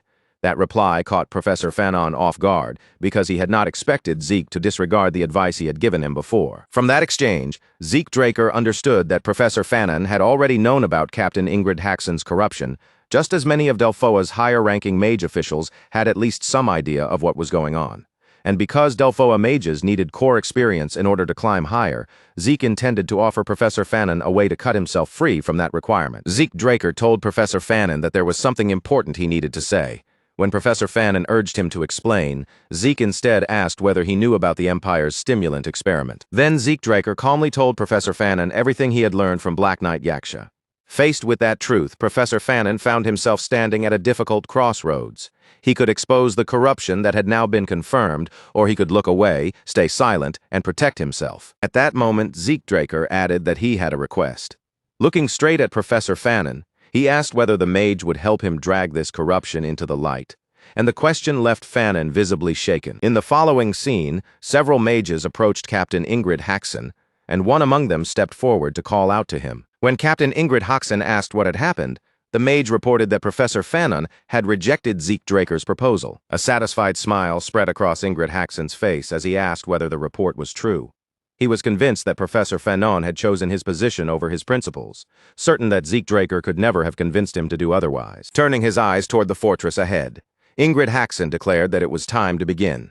He instructed his subordinates to create a few explosions first and then withdraw so that the entire performance would look believable. After the mages acknowledged the command, they raised their staffs, gathered mana into their spells, and launched their attacks toward the fortress wall. As the blasts erupted under his orders, Ingrid Haxon watched with satisfaction, already thinking about how he would pin the failure of the subjugation on Jorge Otter. But that thought was suddenly interrupted when he noticed that something was wrong. There was no return fire from the bandits. Normally, they would at least pretend to resist, so the strange silence left Ingrid Haxon confused as he tried to understand why they were not moving at all. Then, while Ingrid Haxon was still struggling to make sense of the silence, the fortress gate slowly began to open right before his eyes. Ingrid Haxon froze when he saw it, because opening the gate had never been part of his plan. And when someone stepped out from inside the fortress, his shock deepened the instant he recognized the person. Ingrid Haxon immediately demanded to know why that person was there. The figure was revealed to be Zeke Draker, who calmly asked the captain whether something was wrong, and whether he had just seen something he was not supposed to see. Earlier, Zeke Draker had stood before Professor Fanon with a magic scroll in hand. He explained that the scroll had been prepared to block outside listeners, assuring him that no one would be able to overhear their conversation. Zeke Draker then asked Professor Fanon whether he truly meant what he had said about working together. Professor Fanon answered that once he knew the truth of what was happening, he could not simply stand aside and pretend he had seen nothing. Zeke Draker pointed out that choosing this path would stop Professor Fanon from gaining the experience he needed in Delphoa. But Fanon dismissed that concern, saying he would rather do what was right than build experience he would be ashamed of. Zeke smiled at that answer, thanked him, and told him they needed to move immediately because Captain Ingrid Haxon still had to be dealt with. Back in the present, Captain Ingrid Haxon stood stunned as he saw Zeke Draker accompanied by Professor Fanon and the others. Rage twisted his face, and he cursed Fanon as a useless bastard, unable to accept that the man had betrayed him. Then he demanded to know whether Fanon truly believed he would remain safe after doing something like this. But before Ingrid Haxon could continue, Zeke Draker cut him off. He revealed that he had brought people to investigate Ingrid's secret communications and ties with an enemy of the continent, along with his corruption, then asked the captain to cooperate with the arrest as 3 men stepped forward at once. The moment Zeke Draker said that, Ingrid Haxon recognized the men immediately as members of Delphoa's inspection squad. He hurriedly insisted that everything was a misunderstanding, claiming that he had never communicated with any enemy of the continent. Then Ingrid Haxon turned the accusation back onto Zeke Draker, insisting that Zeke was trying to frame him. The leader of the inspection squad replied that they had already secured the evidence and told Ingrid Haxon to stop pretending he was innocent. That only made Ingrid snap in irritation, asking whether they really thought he would fall alone. He boasted that with his connections, he could deal with everyone present, even claiming that Delphoa itself would tremble if he chose to use his power. Zeke Draker had absolutely no intention of listening to any more of Ingrid Haxon's threats. In a single instant, he rushed forward and drove his fist straight into the captain's face. After knocking Ingrid Haxon down and shattering the arrogance he had been clinging to, Zeke Draker looked down at him with terrifying calm. Then, in a voice that made the air feel even colder, he told Ingrid to go ahead and try using those powerful connections he had been boasting about. That answer shook Ingrid Haxon to his core. He had never imagined Zeke Draker would stand in front of him with such absolute confidence, acting as if every threat, every name, and every connection Ingrid had thrown around meant nothing at all. Zeke Draker then made exactly who he was painfully clear. He was a direct-blooded Draker, a pure-blooded Awakener, and the one and only successor of Duke Draker, the former Black Knight. With a cold, piercing stare fixed on Ingrid Haxon, Zeke asked whether he truly wanted to test which of them had the greater influence. The moment those words fully sank in, every bit of Ingrid Haxon's bravado crumbled. He dropped to his knees almost instantly, lowering himself in desperate submission as he admitted he had been wrong and begged Zeke Draker to forgive him. But Zeke Draker cut him off without showing even the slightest trace of pity. He told Ingrid Haxon not to waste his breath begging him for mercy. If Ingrid Haxon wanted forgiveness, Zeke Draker said coldly, then he should beg for it from the knights who had died because of his corruption, cowardice, and selfish choices. Just then, a voice called out to Zeke Draker, When Zeke turned his head, Jorge Otter was standing there, while the knight captain's subordinates bowed their heads with deep respect. Jorge thanked Zeke from the heart, saying the injustice they had suffered had finally been cleared away. Because of Zeke Draker's testimony, the knights had been excluded from the investigation. Their innocence had been made clear, and any involvement in Ingrid Haxon's corruption had been firmly denied. Even so, the 8th Mage Corps was now destined to disappear, and the Knight Corps tied to it would vanish along with it. Unless another unit stepped in to accept them, the 8th Knight Corps would be completely disbanded. Zeke Draker looked directly at Jorge Otter and asked whether he had any regrets. Jorge answered that he had none, though grief still weighed heavily on him for the men who had died meaningless deaths because of his own shortcomings. Hearing that answer, Zeke Draker said that if Jorge Otter was willing, he wanted to offer him and his men work. The unexpected proposal caught Jorge off guard, and he looked back at Zeke, asking what kind of position he had in mind. Rather than answering immediately, Zeke Draker took out a document and handed it over, telling Jorge Otter to read through the details for himself. As Jorge and his subordinates looked over the contents, shock gradually spread across their faces. Jorge Otter stared at the document in disbelief and said the conditions were far too generous, questioning whether the figures written there were actually correct.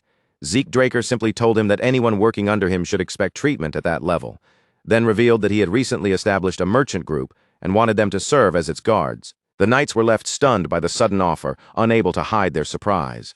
Zeke Draker smiled brightly at them and asked whether they planned to refuse, and Jorge Otter quickly answered that they would gladly accept. Jorge Otter went even further and declared that he and his men would pledge their allegiance to Zeke Draker.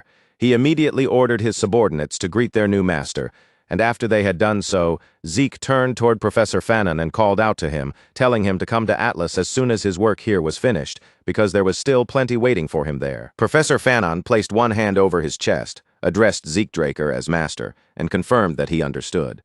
Seeing that response, Zeke could not help but smile faintly as he thought about how strangely things had turned out, with an instructor and student somehow ending up in this kind of relationship. As Zeke Draker stood beneath the slowly rising sun, his thoughts drifted back to the mission. The outcome had not unfolded exactly the way he had expected, and he still had no idea what kind of evaluation he would receive, but strangely, it no longer bothered him much. In the end, the problem had been resolved, and Zeke trusted that the rest would somehow work itself out. Elsewhere, in a completely different location, 3 men had gathered inside an office for what was clearly a serious meeting. A bald man thanked the other 2 for making time despite their busy schedules. With a grave expression on his face, he explained that the recent incident needed to be discussed urgently among the core members of the Order of Black Knights. One of the men, Varon Draker, said he would get straight to the point. He revealed that the southern continent had been showing strange movements recently, and that statement immediately drew surprise from the others. A bearded man responded by reminding Varon Draker that the South had always been a haven for criminals. In his eyes, it was nothing more than a lawless region packed with drug dealers, outlaws, and people who lived outside proper order. The other man added that Don Juan had already taken control of the region through his Soma business, gathering enormous wealth in the process. If someone like Don Juan started causing trouble, he warned, the problem would never stay small. Varon Draker then addressed him as Squad Commander Wick and questioned how he could still be unaware of the situation despite being in charge of intelligence. Then, Varon revealed that Don Juan was dead, shocking Wick so badly that he immediately insisted it was impossible and suggested Don Juan might simply be hiding because of Pabella's attacks. Varon Draker countered by explaining that after Don Juan disappeared into hiding, the McCain cartel had already fractured into several factions. On top of that, most of Pabella's major figures had also been killed, leaving that side broken and unstable as well. Then Varon Draker asked Wick whether it did not seem suspicious that Don Juan still had not revealed himself in the middle of such chaos. As Varon Draker continued speaking, a transparent screen slowly formed in the air before them, drawing everyone's attention toward the image. Varon Draker informed the others that both cartels had recorded video footage a month earlier, and those recordings showed Zeke Draker, Simon Zapatero, and the other assassins involved in the incidents. He pointed out that the same masked individuals appeared in both sets of footage, which led them to believe that Zeke Draker had moved between the 2 organizations and brought both of them down from the inside. However, despite the footage they had obtained, neither side had been able to discover who Zeke Draker truly was. Varon Draker then stated their objective plainly. They needed to uncover Zeke Draker's identity, figure out why he had targeted the southern cartels, and dig up every possible detail connected to him. Later, Zeke Draker stood inside the dean's office, visibly surprised by what he had just heard. He looked at the dean with a puzzled expression and asked him to repeat what he had said. In response, Principal Flaubert Borges presented Zeke with a file and praised his performance during the Black Knight Yaksha mission. Placing the document on the table, he explained that Professor Andre Draker had submitted extremely detailed notes, and Delphoa's inspection department had also sent over their data along with their gratitude. That response caught Zeke Draker completely off guard. He had assumed the mission would not receive a positive evaluation after he defied his superior's orders, because on a battlefield, soldiers were normally expected to obey commands without question. Being praised for what he had done was the last thing he had expected. Principal Flaubert Borges then mentioned that there had only been one unfortunate part of the mission, saying it was a pity Black Knight Yaksha had died during transport. Zeke Draker let out a nervous laugh as he remembered that he had actually allowed the man to live, staging his death so he could change Yaksha's identity and bring him to the central continent. Zeke Draker understood very well that the human experimentation data he had uncovered in the South, along with Black Knight Yaksha himself, as a witness to the stimulant experiments, would become valuable leverage that could be used to pressure the Empire later on. Principal Flaubert Borges continued, telling Zeke Draker that after the professor's meeting, they had decided to assign him a different kind of exam because of the talent he had shown during the mission. Zeke looked at him and asked what exactly this new task would involve. Principal Flaubert Borges revealed that the exam would be a demon hunt. At first, Zeke Draker was surprised, thinking that such a task sounded far too simple to serve as a special graduation trial. But Principal Flaubert Borges immediately clarified that this would not be an ordinary hunt. It was an unsolved case, and Zeke Draker would have to handle the entire matter on his own. Unlike monsters, demons did not belong to any fixed species or category. Because of that, identifying their customs, habits, or behavioral patterns was extremely difficult. Many demons were not only powerful, but also highly intelligent, making them especially difficult for humans to predict, understand, or defeat through ordinary methods. After thinking through what that meant, Zeke Draker concluded that the case must involve a demon with exceptional intelligence. With that in mind, he asked Principal Flaubert Borges for the exact location where the incident had taken place. Principal Flaubert Borges told him that the incident had occurred within the Duchy of Troy. He then reminded Zeke Draker that House Draker was based there, emphasizing that if a demon could remain undiscovered in such a place, it could not possibly be ordinary. He added that if Zeke Draker passed this exam, he would be exempt from all remaining tests, and this single trial would be enough to qualify him for graduation. Hearing that, Zeke placed a hand over his chest and vowed to Principal Flaubert Borges that he would solve the case as quickly as possible, swearing on his honor as a knight that he would not fail or disappoint him. With that promise made, Zeke Draker immediately left the dean's office. Outside, a man approached Zeke Draker respectfully and greeted him, saying it was an honor to meet him. He introduced himself as Felix Valencia and explained that he would be serving as Zeke Draker's guide for the mission. Zeke Draker returned the greeting politely. But as he listened to Felix Valencia speak, he realized that in his past life he had never once heard that name. More than that, something about Felix Valencia felt unusual. Zeke Draker sensed a strange energy coming from him, something that did not match the impression of an ordinary young knight, especially one who was not even part of House Draker. Keeping that in mind, Zeke asked Felix directly whether he was from Troy. Felix Valencia confirmed that he was indeed a native of Troy. He explained that when he was younger, he had trained at a swordsmanship guild, and that he now worked at Atlas. Everything in his explanation sounded normal enough on the surface, but Zeke Draker still chose to remain cautious, keeping his guard up as he thanked Felix for the information. Then Zeke Draker turned his gaze forward and said plainly that they needed to depart for Troy. The scene then shifted to the Duchy of Troy, where a group of people had gathered to welcome Zeke Draker upon his arrival. Their leader stepped forward respectfully and told him that they had been expecting him. As the man wrapped both hands around Zeke Draker's hand, the guarded look on his face melted into genuine disbelief. He admitted, almost as if he still could not accept what he was seeing, that he had never imagined a pure-blooded awakener would come in person to such a remote place. To him, simply meeting Zeke was already an honor. Zeke accepted the handshake without making a show of it, keeping his voice calm as he replied that he was glad he could be useful. Once the greeting was over, Zeke Draker's attention settled completely on the man in front of him. His eyes sharpened slightly, and he asked him to go back to the very beginning and explain the whole incident as carefully as he could. The man gave a firm nod, took a moment to organize his memories, then said that the strange trouble had not suddenly erupted overnight. Instead, it had been dragging on for several weeks. In the beginning, the only things going missing were the animals. Livestock would vanish from the farms without leaving behind any clear explanation, as if something had slipped in and carried them away without being seen. But before long, the fear in the village grew heavier, because people who went up toward the mountain began disappearing as well, and none of them ever came back. As time passed, the pattern of the disappearances became even more chilling. The earliest victims had been children, then women began to vanish too, and eventually even strong adult men could no longer be considered safe. It felt as though the demons were gradually changing the way they hunted, starting with smaller and weaker prey before moving on to bigger, more difficult targets. Zeke Draker asked whether there were still any locations where signs of the attacks might have been left behind. The man responded quickly and led him toward a fenced-off area, then raised his hand to point out the farm where the livestock had first disappeared.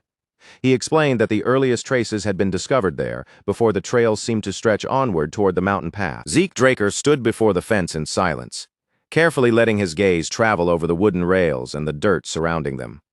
There were dark splashes of blood scattered across the fence, yet the structure itself had not been smashed, clawed open, or torn down. That odd contradiction immediately pulled at his attention, and he stepped closer to inspect the scene more carefully. When Zeke Draker activated his draconic eyes, the world around him seemed to sharpen, allowing him to examine every trace with far greater precision.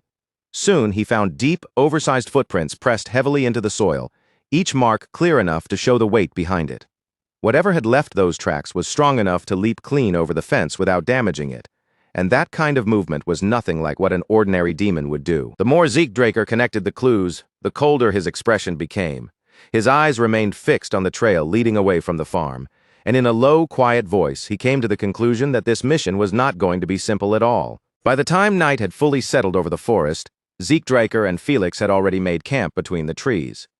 Felix, worn out after the long investigation, had fallen asleep near the fire, while Zeke stayed awake beside the flickering flames.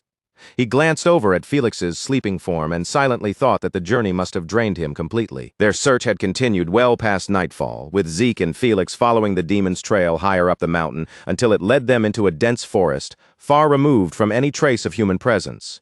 There, deep in that isolated darkness, they uncovered something disturbing, a corpse that had dried and shriveled like a mummy, even though its body showed no obvious wounds. Zeke Draker watched the fire crackle in front of him, but his mind kept circling back to the corpse they had found.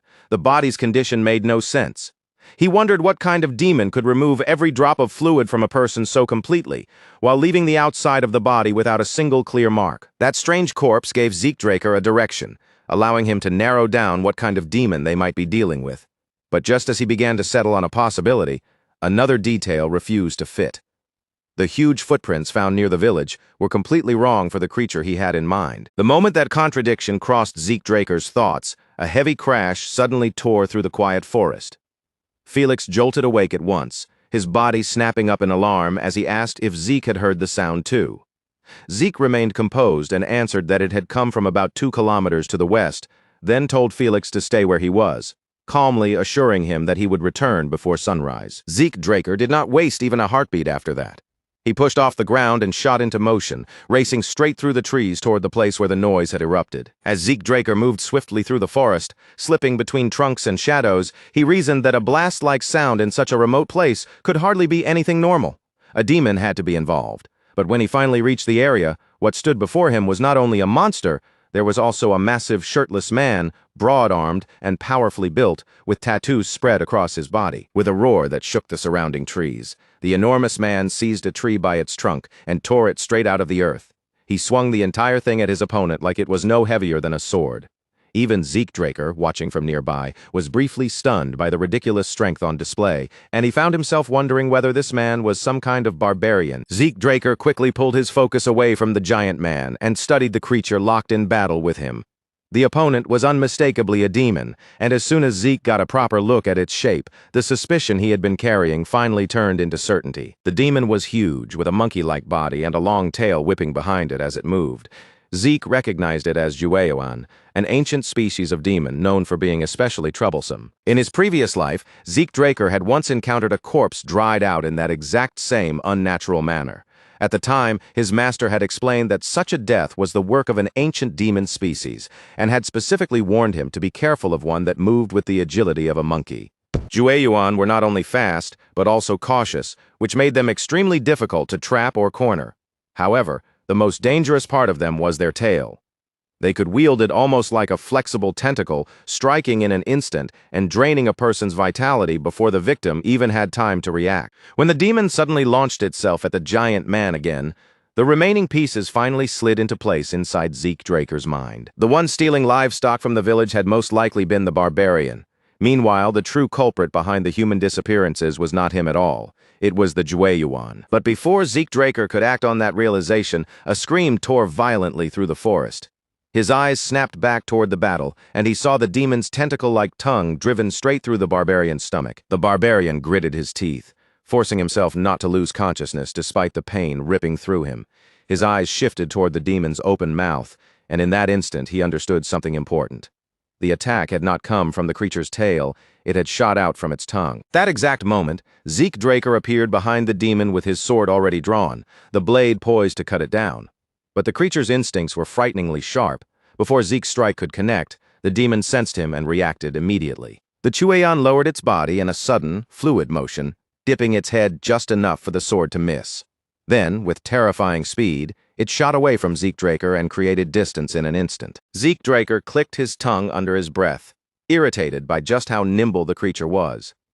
His gaze then shifted to the barbarian, who had collapsed heavily onto the ground, and Zeke wondered whether the Jueyuan's strange attack had injected some kind of poison into him. Zeke Draker had no particular desire to save a man who had been stealing livestock from innocent villagers. Even so, watching him lie there on the edge of death, Zeke could not simply turn his back and leave him behind. In the end, he chose to step in. Inside a nearby cave, the barbarian lay unconscious on the ground while Zeke Draker examined the wound in his stomach. Zeke tried applying a healing potion first, but when it produced no visible effect at all, his eyes narrowed. The failed treatment made him suspect that the barbarian might not be entirely human. Zeke Draker placed his hand over the open hole in the man's stomach and decided to try a different method. The moment he did, the system's message appeared, informing him that he was activating his mass buff skill. Drawing on his own healing factor, Zeke Draker released a gentle green glow from his hand as the ability began to take effect. The torn flesh slowly started to knit together, closing the damage little by little. Once the hole in the barbarian's stomach had fully sealed, the unconscious man finally began to move. The barbarian's eyes snapped open, and the first sight that greeted him was Zeke Draker kneeling beside him. Acting purely on instinct, he sprang backward and dropped into a guarded fighting stance, ready to attack if needed. Zeke, however, remained calm and simply told him to settle down. The barbarian froze where he stood, visibly shocked the moment he heard Zeke's words. Seeing his reaction, Zeke Draker explained in a plain and steady voice that he was the one who had saved his life. The barbarian looked almost unable to believe that Zeke Draker could actually speak his language. Even so, his stance loosened, and he lowered his guard enough to offer his thanks. As for Zeke, he felt a quiet sense of relief that he still remembered how to communicate in the language of the barbarians. The young warrior then introduced himself as Big Fists. Despite being only 16 years old, he was already stronger than the other fighters in his village, and because of that strength, he had been given a fitting trial for his warrior ceremony. His assigned trial was to defeat the Jueyuan, a demon that his people regarded as the strongest of all. But the challenge had turned out to be far more dangerous than he had imagined. The creature was so powerful and difficult to deal with that Big Fists had ended up chasing it all the way into the Duchy of Troy. Big Fists admitted, his frustration obvious, that the hunt was becoming too difficult for him, and that, at this rate, he would probably fail his test. After hearing that, Zeke Draker looked at him directly and asked whether he wanted help. Big Fists stared at Zeke in surprise, as though he had not expected that offer at all, and asked if he truly meant it. Zeke Draker only smiled at him and answered with steady confidence, telling him to trust him. Later, Felix appeared, and immediately looked uneasy when he saw the enormous figure standing beside Zeke Draker. He nervously asked whether that person was really a barbarian. Zeke confirmed it without any hesitation, then added that Big Fists would be joining them in the hunt for the demon, leaving Felix looking even more baffled by the sudden new arrangement. Big Fists then turned his attention toward Felix, glancing him over before asking who he was. Zeke Draker answered that Felix was his subordinate, but that only made Big Fists tilt his head in confusion and ask what that word was supposed to mean. As the conversation continued, Zeke Draker quietly watched Felix's reaction from the side.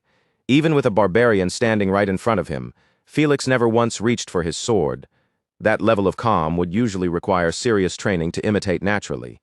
Yet aside from the strange aura Zeke had sensed from him earlier, Felix still looked like nothing more than an ordinary swordsman, making Zeke wonder whether he was overthinking things. While Zeke Draker was still caught up in that thought, Big Fists suddenly lifted his head, his nose catching something in the air. He remarked that he could smell something, and Zeke immediately turned toward him, asking what exactly he meant. Big Fist's expression became serious as he explained that he had caught the scent of the same demon from earlier. The answer clearly caught Zeke Draker off guard, and he quickly asked which direction the smell was coming from. Following that scent, Big Fists led Zeke Draker deeper through the forest until they reached the mouth of a cave. Zeke had not expected to locate such a place so quickly, but he remembered something his master had once taught him, that Yueon liked to hide in dark, damp places. With dawn now drawing closer, there was a strong possibility that the demon had retreated into the cave to hide. Zeke Draker turned toward Big Fists and asked whether he had any proper method for capturing the creature. Big Fists answered without words. He simply raised one hand and swung it through the air, making it perfectly clear that his entire plan was to charge in and fight the demon barehanded with nothing but his fists. Seeing that, Zeke Draker immediately understood why the creature had managed to escape him so easily before. Zeke Draker quickly laid out his plan, telling Big Fists to confront the prey directly from the front while he circled around and struck from behind. Big Fists listened, and then a wide grin spread across his face as he said he understood. Together, they entered the cave and began moving deeper into the darkness. The farther they advanced, the more certain Zeke Draker became that this was the demon's lair, especially when he noticed bones of all different shapes and sizes scattered across the ground. He warned Big Fists to stay alert, reminding him that they were now standing inside the demon's den. But the very instant Zeke Draker finished giving that warning, the Jueyuan exploded out from its hiding place and lunged straight at Big Fists from behind. Big Fists sensed the incoming attack at the last possible moment and threw himself backward, barely avoiding the strike. Then, without giving the demon time to recover, he rushed back in and unleashed a punch with such overwhelming force that the ground beneath them cracked and shattered from the impact. But when the cloud of dust finally thinned and the broken bits of stone stopped skittering across the cave floor, the Jueyuan had completely disappeared. One moment it had been right there in front of them, and the next it was as if the demon had dissolved into the darkness surrounding the cave. Zeke Draker did not show even a flicker of surprise. He had already expected the Jueyuan to be far too slippery to catch with a single attack. That exact ability to vanish and escape was why it had avoided everyone until now, and why even his master in the past had warned him about how troublesome the creature could be. The truly frightening part of the Jueyuan was not just its speed, but the way it could bury its entire body inside the darkness itself.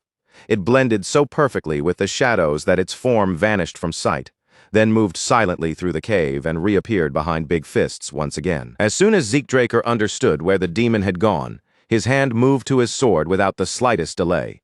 The Jueyuan rushed in from Big Fist's blind spot, claws lifted and ready to rip into him, while Big Fist realized the danger a moment too late to properly protect himself. Right before those claws could tear through Big Fists, Zeke Draker burst forward like a streak of motion. Activating his water field, he slipped into the attack's path and delivered a sharp, flawless slash, cutting clean through the demon's arm before it could reach its target. The Jueyuan reeled back in clear shock, unable to process how its ambush had been read and stopped so perfectly. Zeke Draker did not let that opening go to waste. He immediately turned his eyes toward Big Fists and shouted for him to attack the injured one. Big Fists moved the instant he heard the command. He threw his huge arms around the demon's body, locking it in place with raw strength and squeezing down so tightly that the Jueyuan could no longer slip back into the shadows. Even with one of its arms badly damaged, the Jueyuan still thrashed and fought with vicious desperation. It struck Big Fists with everything it had, but Big Fists only clenched his teeth against the pain and refused to loosen his grip, holding on with every bit of strength in his body. Zeke Draker wrapped his sword in aura, and the blade began to glow with concentrated power. Seeing Big Fists keep the demon trapped, Zeke praised him for holding it down, then spoke firmly, telling him to leave everything else to him. The moment Zeke Draker's voice reached it, the Jueyuan twisted its head toward him.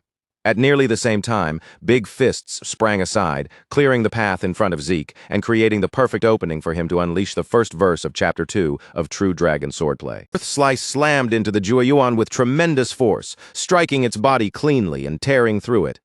But even as the attack ripped into the monster, its severed limbs had already started to regenerate, with flesh and bone rapidly rebuilding as though the damage were trying to erase itself. Zeke Draker activated his power and stared down the Jueyuan with a cold, unshaken gaze, asking whether it truly thought he would allow it to recover. Then he invoked Gluttony, and a terrifying wave of golden energy surged forward, engulfing the monster completely. The system announced that he had devoured an ancient species fully corrupted by polluted energy, while his stamina, mental strength, and mana began to refill. It also revealed that he had absorbed the corrupted ancient bloodline ability and obtained an A-rank skill called Stealth, leaving Zeke deeply pleased with what he had gained. After the battle ended, Zeke Draker turned his attention to the severed arm he had cut off earlier. He called out to Big Fists and tossed the limb over to him, telling him to use it as proof of the hunt.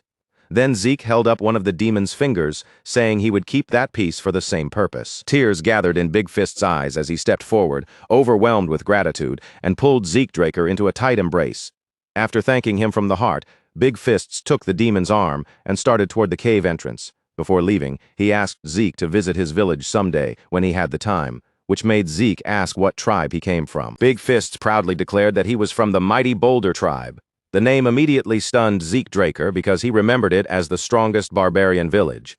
Big Fists then looked back with a bright, open smile and repeated his invitation, while Zeke smiled in return, waved him off, and told him they would meet again someday. Back in town, the villagers lifted their cups in celebration and toasted Zeke Draker with heartfelt relief. Their leader thanked him openly, saying that thanks to what he had done, the town could finally sleep peacefully again. Zeke responded modestly, saying he was simply glad to be of help. But as he took a quiet sip from his cup, his eyes lingered on Felix, because something about him still did not feel right. Earlier, after Zeke Draker had taken care of the Jueyuan and returned to camp, Felix had been nowhere to be found. Not long after, Felix came back looking messy and disheveled, claiming that he had merely fallen, but that explanation did not sit well with Zeke. He wondered whether Felix had secretly watched the battle with Big Fists, especially since Zeke knew that during combat, he could not always sense distant presences accurately, meaning Felix might have been hiding nearby the entire time. With that suspicion still resting in the back of his mind, Zeke Draker chose not to question Felix on the spot. Instead, he decided to keep quiet for now and continue observing him a little longer. Once the celebration finally wrapped up, Zeke Draker made his way toward the lodging that had been prepared for him. He remembered the leader's earlier promise that proper accommodations had already been arranged, so he intended to settle in and rest for the night. But before Zeke Draker could get very far, someone moved directly into his path and stopped him. It was Felix. Zeke looked at him and asked why he was here when his own lodging was supposed to be in the opposite direction. Felix stood there with visible tension in his posture, then suddenly asked Zeke to accept him as a follower, surprising him before quickly urging him to watch something first. Felix drew his sword and began to demonstrate. As the blade moved cleanly through the air, Zeke Draker's eyes sharpened in surprise because he recognized the style almost immediately. It was the swordsmanship handed down among the paladins of the Holy Kingdom.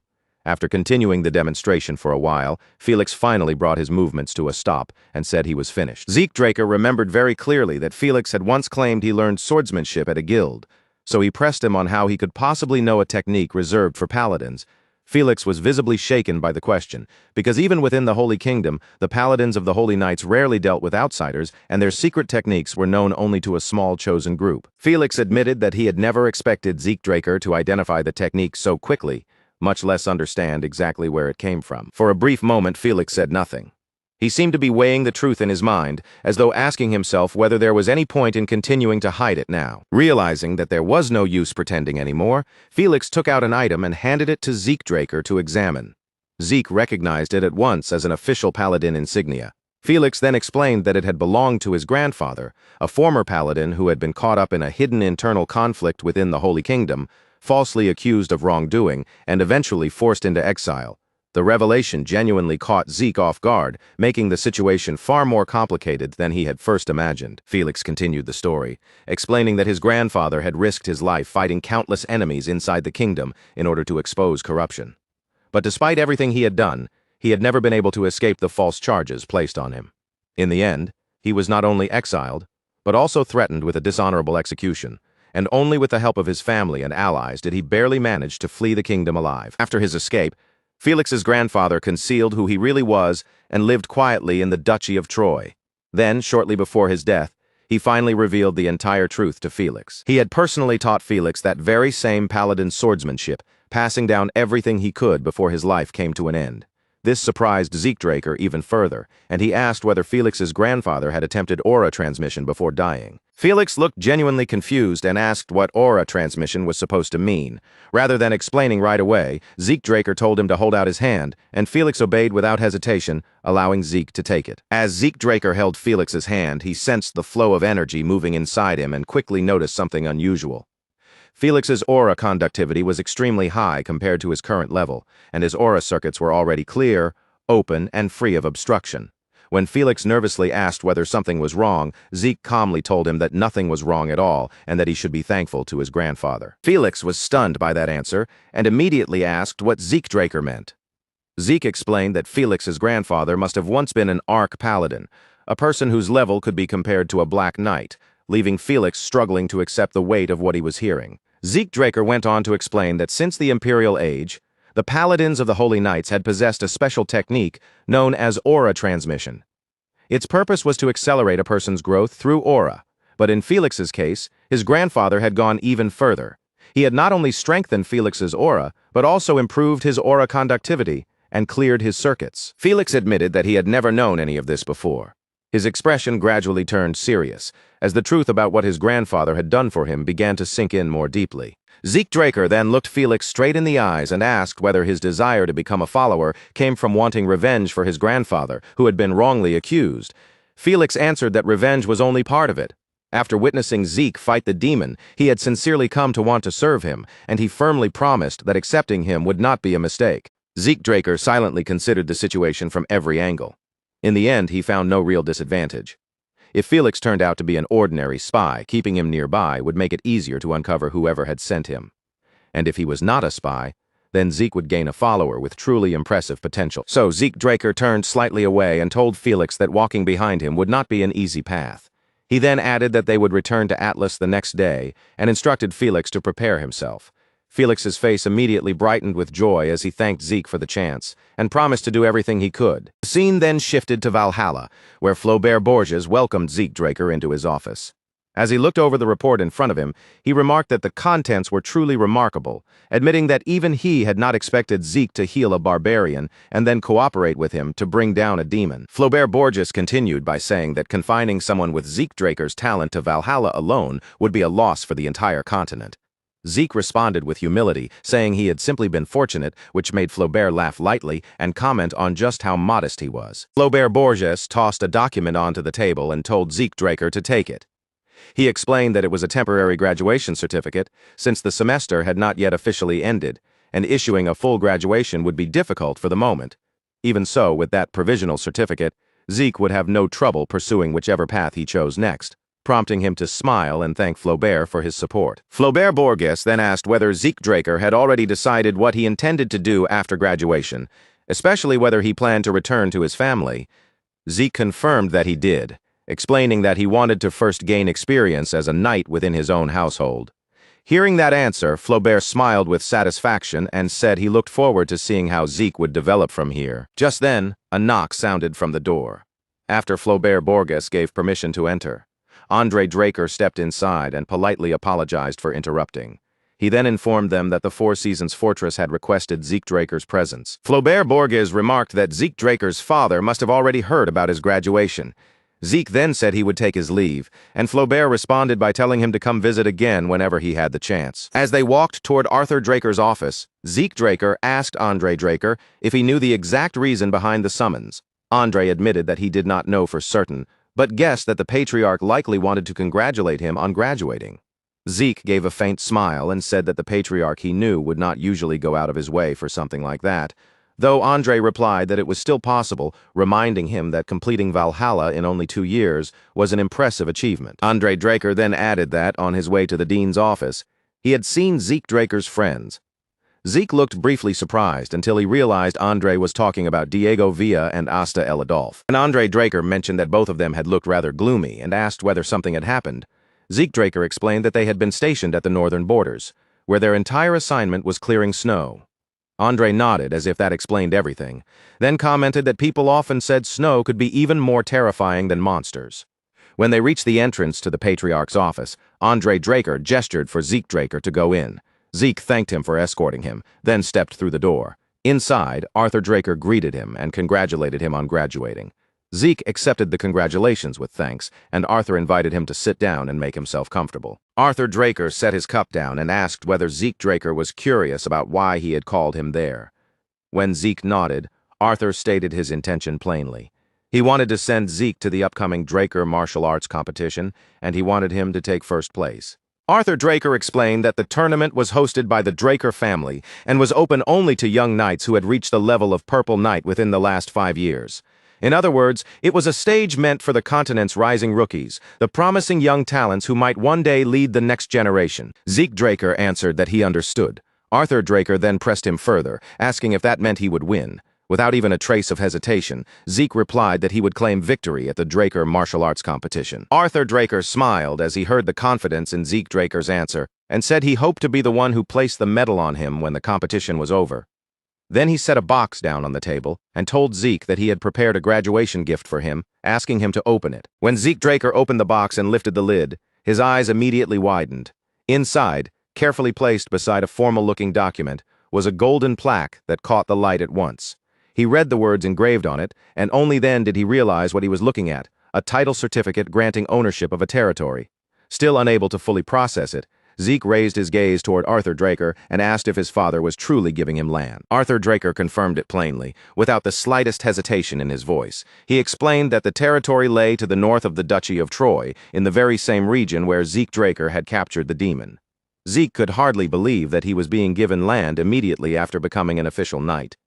But he quickly composed himself, lowered his surprise, and promised that he would work hard to meet his father's expectations. Arthur Draker slowly rose from his chair, his calm voice carrying the weight of authority as he said he expected great things from Zeke Draker. He added that, for the time being, a caretaker would be assigned to oversee the territory in his place. Zeke was to learn the finer details from that person later, and once Arthur had given that instruction, he dismissed him. Zeke Draker thanked him properly and left the office, though his mind was still caught on what had just happened. A territory was normally something granted only to high-ranking knights within the family, so receiving one this early was far beyond anything he had anticipated. As he walked down the corridor, still absorbed in thought, someone suddenly tapped him on the shoulder. When Zeke turned around, Duke Draker stood there wearing a grin, greeting him as his busy disciple Bastard and saying it had been a while.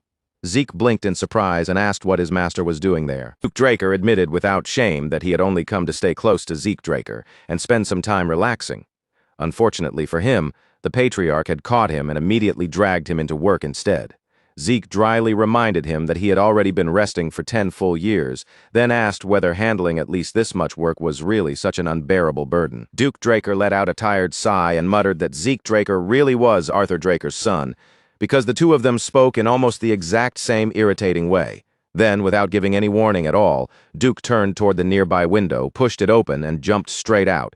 Zeke stared after him in disbelief and asked what in the world he was doing. As Duke Draker dropped outside through the window, he called back over his shoulder that they needed to hurry home before a bunch of leeches managed to catch up with them. By the time they arrived at Zeke Draker's mansion, Duke Draker finally released a long, satisfied breath. As if he had escaped some terrible battlefield, he declared that now he could truly relax, then told his disciple that there was nothing in the world better than the feeling of being at home. Zeke Draker immediately corrected him, pointing out that this was actually his house, not Duke Draker's. Duke, completely shameless, called him cheap and insisted that anything Zeke owned naturally belonged to him too, because he was the master.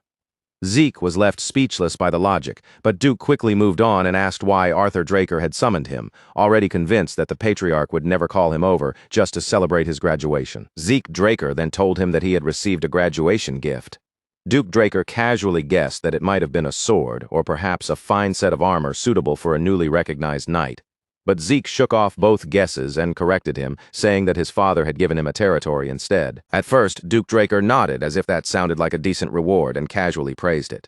But a moment later, the meaning of Zeke's words finally hit him. He froze mid-reaction, abruptly rose from his seat, and demanded that Zeke Draker say it again. When Zeke Draker repeated that the land was located in the northern part of the Duchy of Troy, Duke Draker looked as though he was struggling to make sense of it. He was shocked that someone as young as Zeke had already been granted a territory, and he guessed that Arthur Draker must have been extremely pleased with his son's accomplishment. Duke Draker then added that even though the territory was in the north, it should still generate a respectable amount of tax revenue. In other words, this was not just a symbolic reward, It was something with real value attached to it. Zeke Draker explained that he had already completed a mission in that region, and while he was there, the local people had treated him with genuine warmth. Duke Draker accepted that as a good sign, then pointed out that being able to rule as a lord was far more advantageous than simply carrying the title of knight. However, Zeke Draker said there was still one more matter to deal with.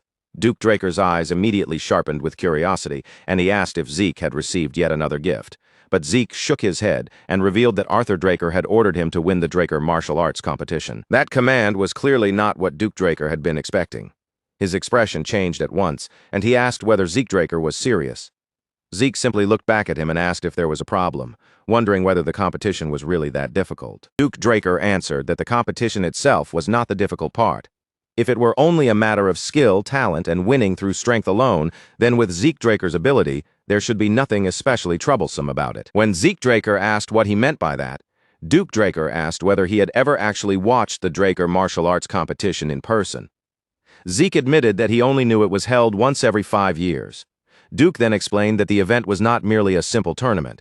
Behind the name of a martial arts competition, it was actually a battlefield where families clashed. In other words, the Draker martial arts competition was not decided only by who could swing a sword better once they stepped into the arena. Zeke Draker frowned slightly as he listened, then asked if Duke Draker meant that some kind of corruption was operating behind the scenes. Duke Draker shook his head and said it was actually the complete opposite. It was not a place where the word corruption even applied, because every kind of influence was openly considered acceptable.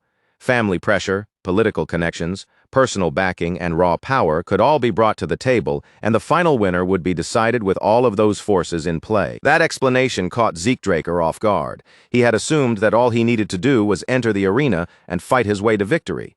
But the serious expression on Duke Draker's face made it clear that the situation was far more complicated than that. Duke Draker spoke bluntly, making sure Zeke understood the reality of it. Without the support of a sponsor family standing behind him, Zeke Draker would never be able to win the Draker martial arts competition. After Duke Draker eventually left the room, Zeke Draker remained seated alone, quietly turning over everything his master had told him.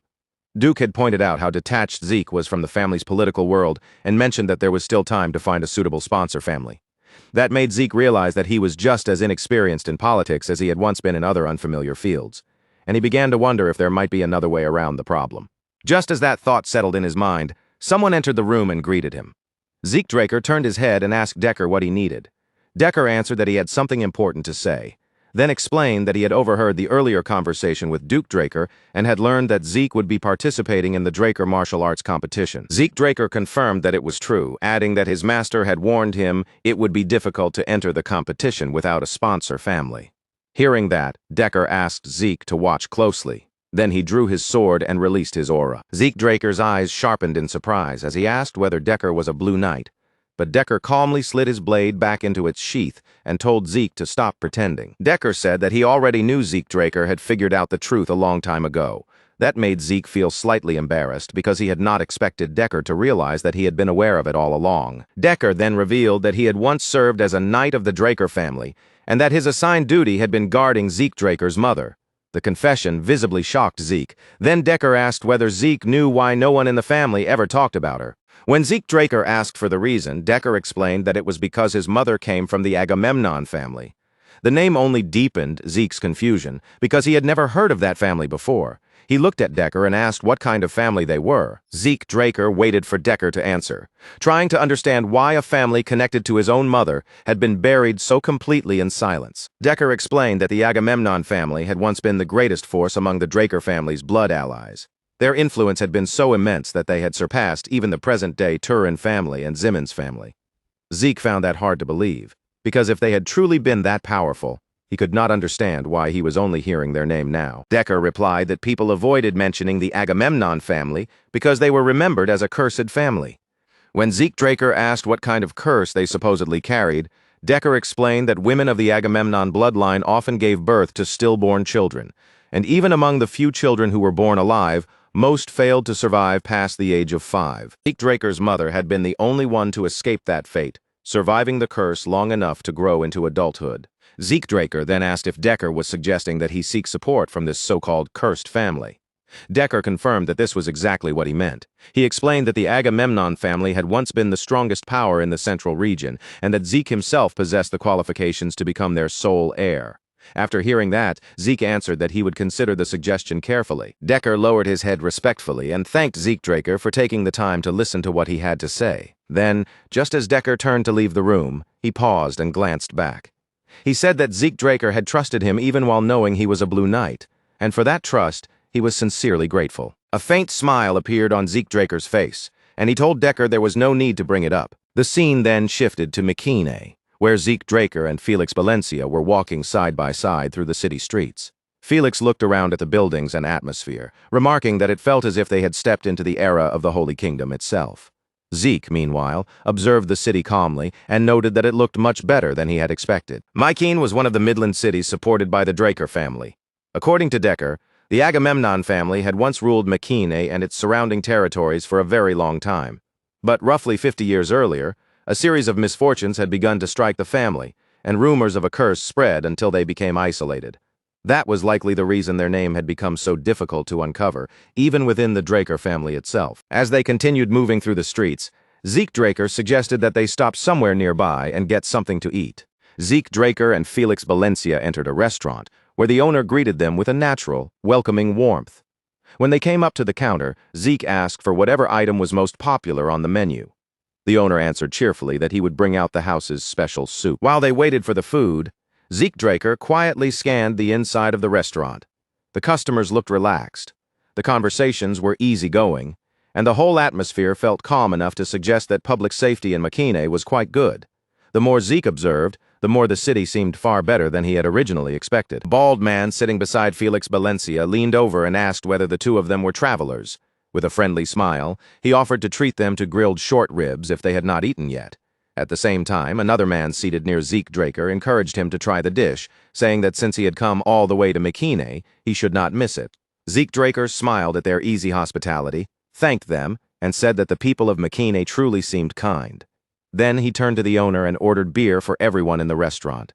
The owner accepted the order, but the man beside Zeke quickly insisted that he did not need to go that far. Zeke simply explained that he wanted to show his appreciation. As the conversation continued, Zeke Draker asked the man if he had lived in Mekine for a long time. The man replied that he was born and raised in the city, then invited Zeke to ask him anything. Zeke then brought up the city's mayor, mentioning that on the way there he had not seen any building that looked like a city hall. The instant that question left Zeke Draker's mouth, the man went completely still. The friendly mood inside the restaurant shifted all at once, and the once cheerful atmosphere became tense and uncomfortable. Zeke Draker could not immediately understand why everyone's attitude had changed so suddenly. Then the man beside him abruptly rose from his seat, his face stiff and guarded, and said that Zeke was asking too many questions. The man told Zeke Draker to forget about the beer and simply enjoy his stay in Mekine. His words made it perfectly clear that the subject of the mayor was something the locals did not want to discuss. The way the room suddenly went cold made Zeke Draker pause for a moment. He quietly wondered whether mentioning anything connected to the Agamemnon family had struck a sensitive nerve, and if the people of Mekine hated even hearing the name of that so-called cursed bloodline. After sitting with that reaction for a short while, he rose from his seat and told Felix Valencia to remain there and rest. Felix gave him a cautious nod, watching as Zeke stepped away to look around the city on his own. Before long, Zeke Draker entered a more elegant bar, one with a quieter, more refined mood than the lively restaurant from earlier. Behind the counter, the bartender had been calmly wiping a cup, but the moment he noticed Zeke walk in, his eyes narrowed with suspicion. He questioned who Zeke was, then remarked that this was not exactly the sort of establishment someone his age should wander into so casually. Zeke Draker did not look the least bit shaken by the warning. Without raising his voice, he reached into his clothes, took out a VIP card, and held it up where the bartender could clearly see it. Then he calmly asked him to repeat what he had just said. The instant the bartender recognized the card, his expression stiffened in shock, and his attitude changed completely. The bartender hurriedly apologized, lowering himself with obvious panic as he said he deeply regretted failing to recognize someone of Zeke's standing. Zeke Draker accepted the apology without making the matter any bigger, then simply stated that he wanted to meet the branch manager. The bartender immediately agreed to arrange it for him. Zeke Draker understood from that reaction alone that the card carried serious authority within the syndicate, especially since it had been given to him by Kay. Watching how quickly the bartender's entire demeanor shifted, Zeke felt certain that this card would come in handy many more times in the future. A short while later, as Zeke Draker walked down the hallway, the branch manager came rushing toward him in a panic. The man immediately dropped to his knees before Zeke, bowing his head deeply as he begged forgiveness for his disrespect and for failing to realize who had arrived. Zeke looked down at him with a calm gaze and asked if the manager even knew who he was. The manager answered honestly that he did not truly know anything about Zeke Draker's identity. All he had been told was one thing, that no matter what happened, he absolutely must not offend him. Zeke Draker then asked how long the manager had been stationed in McCain. The man replied that he had lived in the city for 20 years. That answer caught Zeke's interest, so he asked whether the manager understood McCain's situation well. The man confirmed that he did, then added that beneath its calm surface, McCain was far more active than it appeared. Lifting his head slightly, he asked if Zeke had some interest in the underworld. Zeke Draker immediately brushed that assumption aside, saying he had no intention of involving himself in stolen goods or shady trade. Instead, he turned the conversation in a different direction and began asking about the Lord of McCain. The manager froze the instant that word reached him. His face tightened with visible shock as he asked whether Zeke Draker truly understood what he was saying. But Zeke pressed ahead without backing down, making it clear that he was talking about the Agamemnon family. At the sound of that name, beads of sweat began forming heavily across the manager's face. Seeing that intense reaction only made Zeke Draker more concerned. He wondered what kind of rumors had spread through McCain to frighten even a syndicate branch manager this badly. Just speaking the name Agamemnon seemed to be treated like stepping on a taboo. So Zeke asked if there was a specific reason behind that fear. The manager's body trembled as he answered, his voice dropping low and unsteady. He said that the Agamemnon family was cursed. Zeke Draker replied that he already knew about the curse involving newborn children dying soon after birth. But the manager shook his head quickly, insisting that this was not the whole story. That made Zeke's gaze sharpen, and he asked what other kind of curse there was. With his voice shaking even more than before, the manager revealed the darker rumor. Anyone who went to the Agamemnon family's castle, he said, would die. Zeke Draker was genuinely taken aback and asked if the man was serious.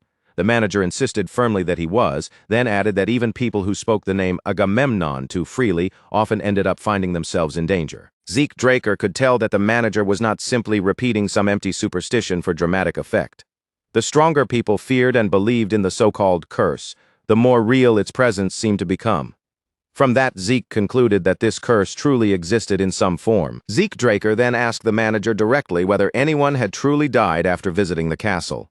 The man confirmed it, explaining that many years ago, a famous tale had spread through McCain about visitors who went to the castle and never returned alive. Because of that story, the civilians of McCain refused to go anywhere near the place. After hearing all of that, Zeke Draker finally began to understand the shape of the situation. More than likely, the Agamemnon family had created and maintained this curse themselves, using fear as a wall to keep outsiders away from their castle. Later that night, Zeke Draker and Felix Valencia stood before the gates of the Agamemnon castle. Felix looked up at the dark, oppressive structure looming above them and asked if Zeke truly planned to investigate a place like this. The atmosphere was so ominous it seemed to crawl over his skin, and Felix suggested that they should turn back. Zeke Draker did not retreat. Instead, he raised his voice toward the silent castle and declared that a pure-blooded awakener, the youngest Blue Knight on the continent, had come seeking the Agamemnon family. The moment Zeke Draker's voice echoed across the gate, the heavy doors began to move, creaking open as if the castle itself had answered his call. An elderly woman dressed in a maid's uniform appeared from within the opening and asked if he was the one who had just called himself Sir Zeke Draker. Zeke confirmed it without hesitation, then added that he wished to meet the patriarch of the Agamemnon family. The elderly maid's lips curved into a faint, unsettling smile. She told Zeke Draker that he had come to the correct place, then invited him to step inside the castle. As Zeke Draker walked through the corridor, he studied the ancient walls around him and guessed that the castle must have been standing for nearly 1,000 years. While he examined the dim surroundings, Felix Valencia suddenly noticed something ahead and called out in alarm, urging Zeke to look. Around a table sat several pale, aged figures, motionless in the gloom. Felix nervously whispered that they looked like ghosts, and worse, that there was more than one of them. Zeke lightly struck him on the head and told him to be quiet. Zeke Draker then focused his attention on the man seated at the center of the group. One look was enough for him to understand that this was the patriarch of the Agamemnon family. Zeke Draker formally greeted the masters of McCain and the elders of the Agamemnon family, stating that he had come as a direct member of the Agamemnon bloodline to request their sponsorship. None of the elders gave him an answer. Instead, the patriarch slowly rose from his seat and moved toward a nearby wall, where Zeke noticed a painting hanging in the dim light. Zeke Draker told Felix Valencia to shine his light toward the wall, and when Felix raised the lantern, several paintings were revealed. Felix stared at them in shock and asked his lord why they looked so disturbing. Zeke, however, kept his focus on the patriarch, who stood silently before two particular images. One showed countless people coughing blood as they died, while the other showed bodies being thrown into a lake. As Zeke studied the scenes, the patriarch began speaking about the family's symbol, his voice twisting with anger as he declared that the symbol no longer existed, that Zeke would be cursed, that he had no right to inherit anything, and that everyone would eventually die because of that curse. Zeke Draker asked if the old man meant that the right to become heir had vanished along with the symbol. The patriarch answered with a slow nod, leaving Felix Valencia stunned beside him. Unable to understand how Zeke had managed to draw that meaning from the paintings and the old man's fragmented words. Zeke Draker considered the missing symbol and the lake shown in the painting, then asked if the symbol had sunk to the bottom of the water. The maid standing nearby confirmed it with a nod. Zeke immediately requested that she guide him to that place. Soon, the scene shifted to a vast lake stretching out under the night sky. Its sheer size left Felix Valencia stunned, and he admitted that he had never seen anything like it before. Then he looked down at the dark, murky water and warned that finding a symbol at the bottom of such a lake would be extremely difficult. Zeke Draker remembered one of the paintings where a figure had been diving into the lake while holding something in hand. With no better clue to follow, he decided to enter the water himself. Raising his hand, he retrieved an item as the system informed him that he had purchased whale's breath, a tool that allowed him to breathe underwater, and Zeke calmly drank it. Felix Valencia stared in confusion as Zeke Draker stepped toward the edge of the lake and told him he was going in. Zeke instructed Felix to wait there, warning that the search might take some time, but Felix immediately grew alarmed and tried to stop him. Zeke Draker ignored Felix Valencia's protest and leapt straight into the lake. His body cut through the surface and sank into the water, and he swam deeper and deeper with steady movements until he finally reached the bottom. There, beneath the murky water, Zeke Draker noticed something deeply strange spread across the lake bed. A vast field of skeletons lay scattered below him, bones covering the bottom in every direction. Seeing them stretched out through the darkness, he began to wonder whether the horrifying scenes from the paintings had truly happened. Before long, Zeke Draker spotted a faint glimmer among the bones. He swam closer to investigate and found a golden mask lying there on the lake bed. When he picked it up and examined it carefully, he noticed a crest etched into its surface, one that looked strikingly similar to the insignia of the Holy Kingdom. While Zeke Draker was still studying the mask, the water around him suddenly began to tremble. He immediately wondered what could be causing such a disturbance, and when he turned around, an enormous fin came into view, startling him. The moment Zeke Draker looked downward, he saw a gigantic creature charging straight toward him with its jaws stretched wide open. The system alerted him that it had identified an ancient dragon corrupted by polluted energy, and just before the beast could swallow him whole, Zeke dodged to the side. Still struggling to understand how an ancient dragon had appeared in a place like this, he quickly stored the golden mask in his inventory and drew his sword, realizing that he had no choice but to fight. Zeke Draker raised his blade and used the water-field elemental sword to gather the surrounding water, then unleashed a slash called Wave Sword at the creature. The ancient dragon cried out in pain, but the force of its roar pushed Zeke backward, and the heavy water pressure made it clear that fighting underwater would not be easy. Then he remembered something perfectly suited for this situation. He pulled out Hersion, equipped it, tightened his grip, and unleashed the first verse of Chapter 8 of True Dragon Swordplay, Dragon Scale Slice. The powerful blow forced the monster back, and the system immediately informed him that the ancient dragon had shown fear. His innate authority, draconic control, had activated, and the system asked whether he wished to make the target submit. Though Zeke was surprised that controlling such a creature might even be possible, he understood exactly what kind of opportunity had appeared before him. Zeke Draker made his decision quickly. If submission was possible, then that was the better choice, and he ordered the system to proceed. Golden chains materialized within the water, spreading around the ancient dragon like a shining net before wrapping tightly around its massive body. The creature was restrained in place, and a moment later, the system confirmed that it had submitted. But the instant that confirmation appeared, the ancient dragon's body began to glow. A brilliant light burst outward through the water, much brighter than Zeke Draker had expected, leaving him unsure of what was about to happen next. As the glow gradually faded, the system informed Zeke Draker that the polluted energy eroding the ancient dragon had been cleansed, restoring the creature's former divinity. Its body transformed into a pure blue hue, and the violent pressure that had surrounded it moments earlier softened into a calm and gentle aura. Zeke Draker remembered very clearly how the creature had looked only moments ago, like a lifeless monster driven purely by corruption. Now that the corruption had been removed, the ancient dragon no longer felt like a monster at all. It seemed almost auspicious, carrying a sacred presence in place of its earlier violence. When it released a low growl, the system prompted Zeke Draker to assign a name to the subdued species, and Zeke recalled that his minimap had labeled this location as Nahuel. So Zeke Draker chose the name Nahuel. The system confirmed that he had obtained the holy beast Nahuel, and when the dragon heard the name, its expression appeared to soften into something that almost looked like a smile. The system then explained that Nahuel could only be summoned in areas where water was present. Zeke Draker opened the interface and checked the holy beast's stats, and as he read through the status window, he noticed something unusual. Nahuel possessed the ability to control water and had once been eroded by polluted water before it could evolve into a divine beast. The system added that Nahuel still had the potential to reach that level if certain conditions were met. Although those conditions were still unknown, Zeke Draker accepted that he would figure them out eventually. Nahuel let out a soft, pleased growl, looking bright and almost cheerful as it floated before him in the water. Zeke Draker calmly faced the dragon and asked it to cooperate with him from now on. Above the surface, Felix Valencia stood anxiously at the edge of the lake, staring into the dark water without looking away. Zeke Draker had been gone for quite some time now, and Felix could not stop wondering whether his lord was truly safe beneath the surface. But right as that anxious thought continued to weigh on Felix Valencia's mind, his eyes caught movement beneath the surface. Something enormous was rising slowly from the depths of the lake, pushing up through the dark water. Before Felix Valencia could even make sense of what he was seeing, a massive head erupted from the lake with a violent splash. Water exploded outward, and the sheer shock of it sent Felix stumbling backward until he lost his balance and crashed hard onto the ground. Then, from above that enormous creature, Zeke Draker's voice rang out as casually as ever, asking whether Felix Valencia had been waiting long. Felix stiffened even more the instant he recognized his master's voice, because hearing it come from such an impossible place only made the scene feel even more unbelievable. But Felix Valencia's shock grew even worse when he finally realized what was carrying Zeke Draker. He could barely force out the question of what exactly he was looking at, while Zeke calmly stepped down from Nahuel's head, as if this were perfectly normal.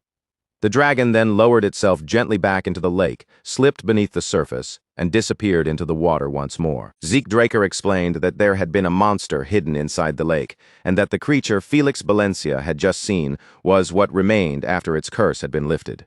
Felix was left completely speechless by that explanation, while Zeke took out the golden mask and began examining it carefully in his hands. As Zeke Draker quietly wondered what the golden mask truly was, Felix Valencia reacted with surprise the moment he saw it. The sun-shaped crest engraved across its surface looked far too similar to the insignia of the Holy Kingdom to ignore. Because of that, Zeke decided to channel Aether into the mask, just as he had once done with Tarakan's relic. The golden mask responded immediately, almost as though it had been silently waiting for that exact power to awaken it. The instant Zeke Draker infused the mask with Aether, the system informed him that he had acquired an unknown mask. That message immediately reminded him of Hersian, which had also concealed its true name when he first discovered it. He also remembered how Galleon Halbert, after inspecting the armor, had judged that it likely dated back at least to the Golden Age. Since the mask showed similar signs, Zeke Draker began to suspect that it might also be a relic left behind from the Golden Age. While Zeke Draker was still considering that possibility, the system asked whether he wanted to register as the mask's user. Zeke agreed, and once the registration was complete, the system immediately followed with another question, asking whether he wanted to activate its function. Zeke had not expected that prompt, but he accepted anyway, and the moment he gave the command, the mask burst into a brilliant light. The system then informed Zeke Draker that the mask's function had linked with an intermediate-level administrator system. Right after that, it confirmed once again that his class was immortal. The system announced that the skill Purify had activated, then continued by explaining that it had fused with Zeke Draker's immortal class and evolved into a unique class-exclusive ability called Great Purification. Zeke was startled by the sudden development, but the system did not stop there, reporting that it was expanding the range of the new power. A faint glow gathered around the golden mask, and then an overwhelming beam of light shot straight into the sky. The system declared that purification of the polluted mana across the land had begun. And as the light reached the heavens, another notice appeared, saying that a connection with an unknown administrator system was being established. The sky began to brighten. the dark clouds slowly scattered, and the system announced that an unknown mode was being converted while emergency defense mode was being lifted. In the next instant, the clouds vanished completely, and the sky above Makine opened into a clear, bright expanse. Zeke Draker stared at the sudden change in disbelief. The entire atmosphere around him had transformed so drastically that even he could not help but stand there, stunned by what had just happened. Before Felix Valencia could even ask what was going on, a voice suddenly cried out that the prophecy had been fulfilled. Both Zeke and Felix turned toward the sound and saw a group of people approaching on horseback. Felix reacted immediately, drawing his sword and demanding to know who they were. Zeke Draker stepped forward and told Felix Valencia to calm down, assuring him that the approaching riders were not enemies. Felix looked even more confused and asked who they could possibly be, and Zeke reminded him that they had already greeted them earlier. That answer left Felix stunned as he realized these riders were the very same figures he had mistaken for ghosts inside the castle. The Agamemnon patriarch dismounted from his horse and declared that the prophecy had truly come to pass. He said that a child with black eyes had restored their family to its original state, and those words immediately startled Zeke Draker. Around him, the gathered elders raised their hands together and broke into thunderous cheers. Their voices filled the air as they praised the black-eyed child, now hailing Zeke Draker as the savior who had delivered them. Felix Valencia stared at the entire scene in disbelief, still half convinced that the people before them had to be ghosts. Zeke Draker clarified that they were not spirits at all. They were victims whose bodies had deteriorated because of the curse, and now that the curse had been lifted, they had simply returned to the forms they once had. The Agamemnon patriarch stepped closer and addressed Zeke Draker as his black-eyed grandchild, saying that Zeke had freed them from the family's curse and saved them. Hearing his grandfather speak those words, Zeke smiled, placed a hand over his chest, and said he was truly glad that he could greet him like this. The scene then shifted back to the Agamemnon castle, where Felix Valencia looked around in astonishment, unable to believe how completely the place had changed overnight. Zeke Draker remembered that the system had mentioned emergency defense mode being lifted when the surroundings transformed.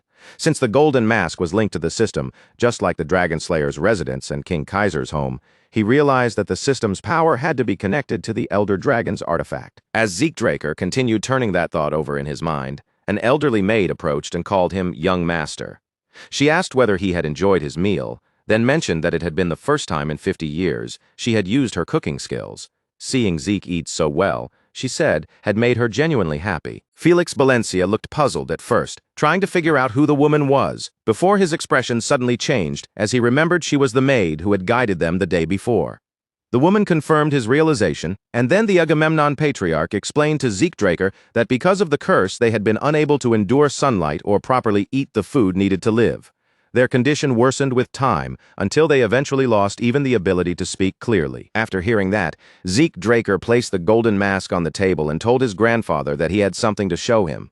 He pushed the mask forward and explained that he had found it at the bottom of the lake. The Agamemnon patriarch recognized it immediately as Agamemnon's golden mask, and disbelief spread across his face as he realized that their family's long-lost symbol had finally returned. Zeke Draker then asked his grandfather to tell him what had truly happened. The Agamemnon patriarch answered that Zeke was now worthy of learning the hidden past of their family. The Agamemnon patriarch began by explaining that everything had started around 50 years ago, when a devastating plague suddenly swept through Mycenae. At that time, the Agamemnon family used every resource and method they had to contain the outbreak within the city.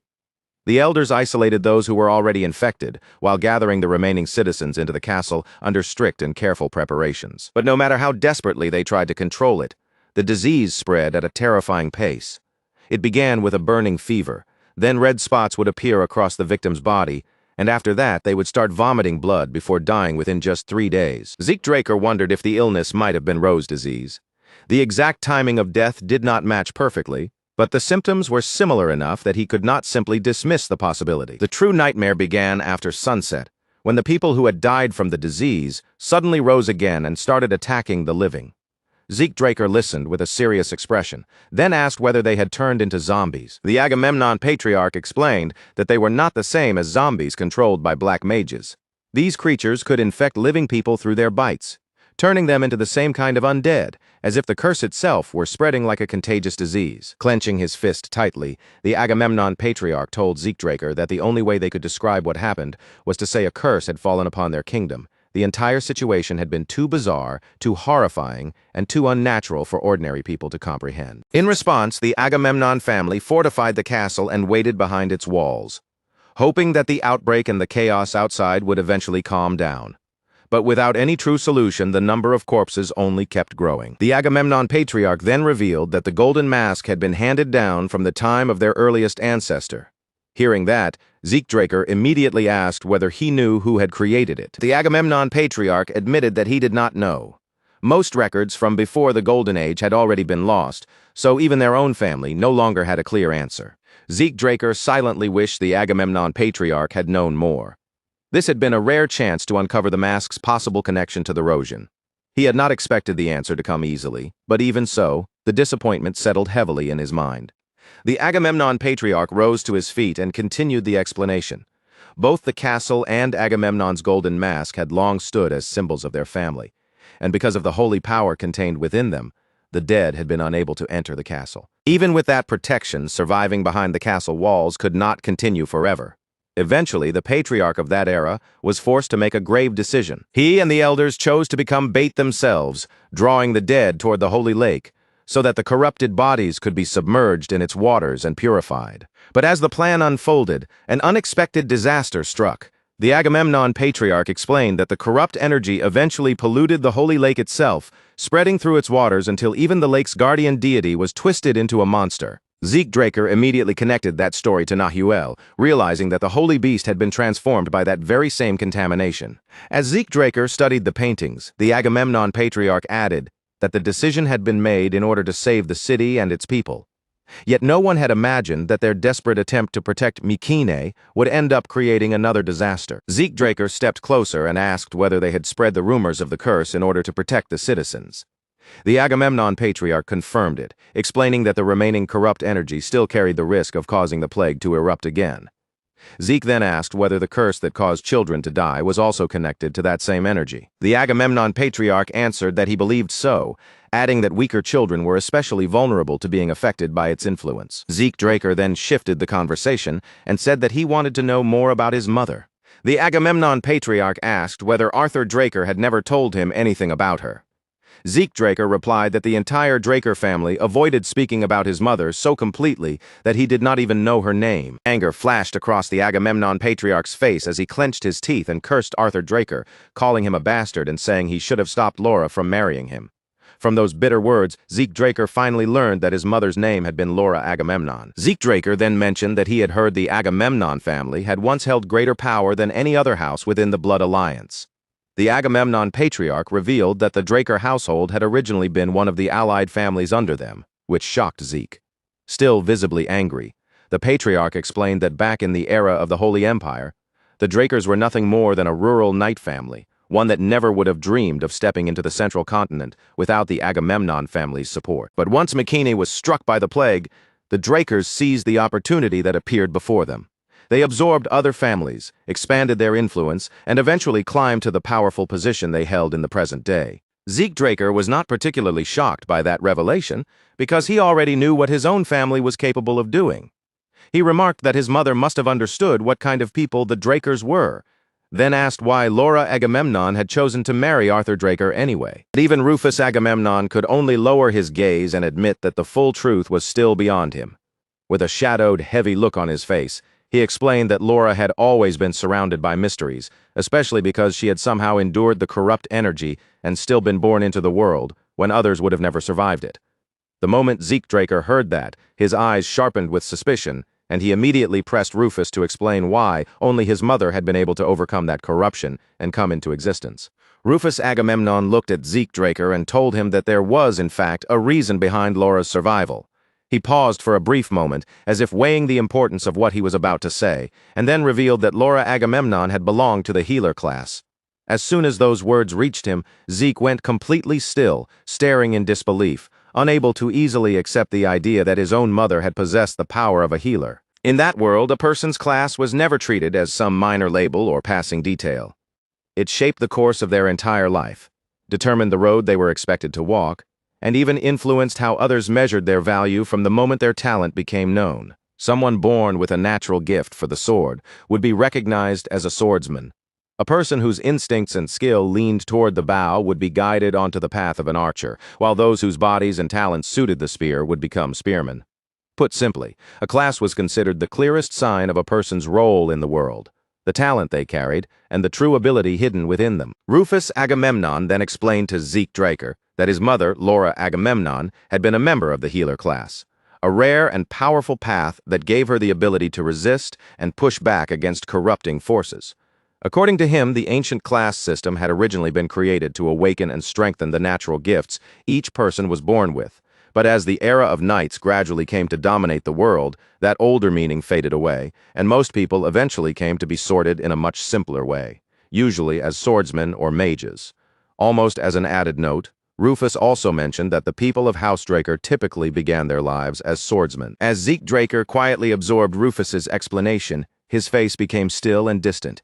His thoughts began to sink inward, turning over the meaning behind every word, and for the first time he started to wonder if this truth might be connected to all the suffering, rejection, and humiliation he had endured in his previous life. If Laura Agamemnon had truly been a healer, then Zeke Draker could not stop himself from wondering whether Arthur Draker had known that fact.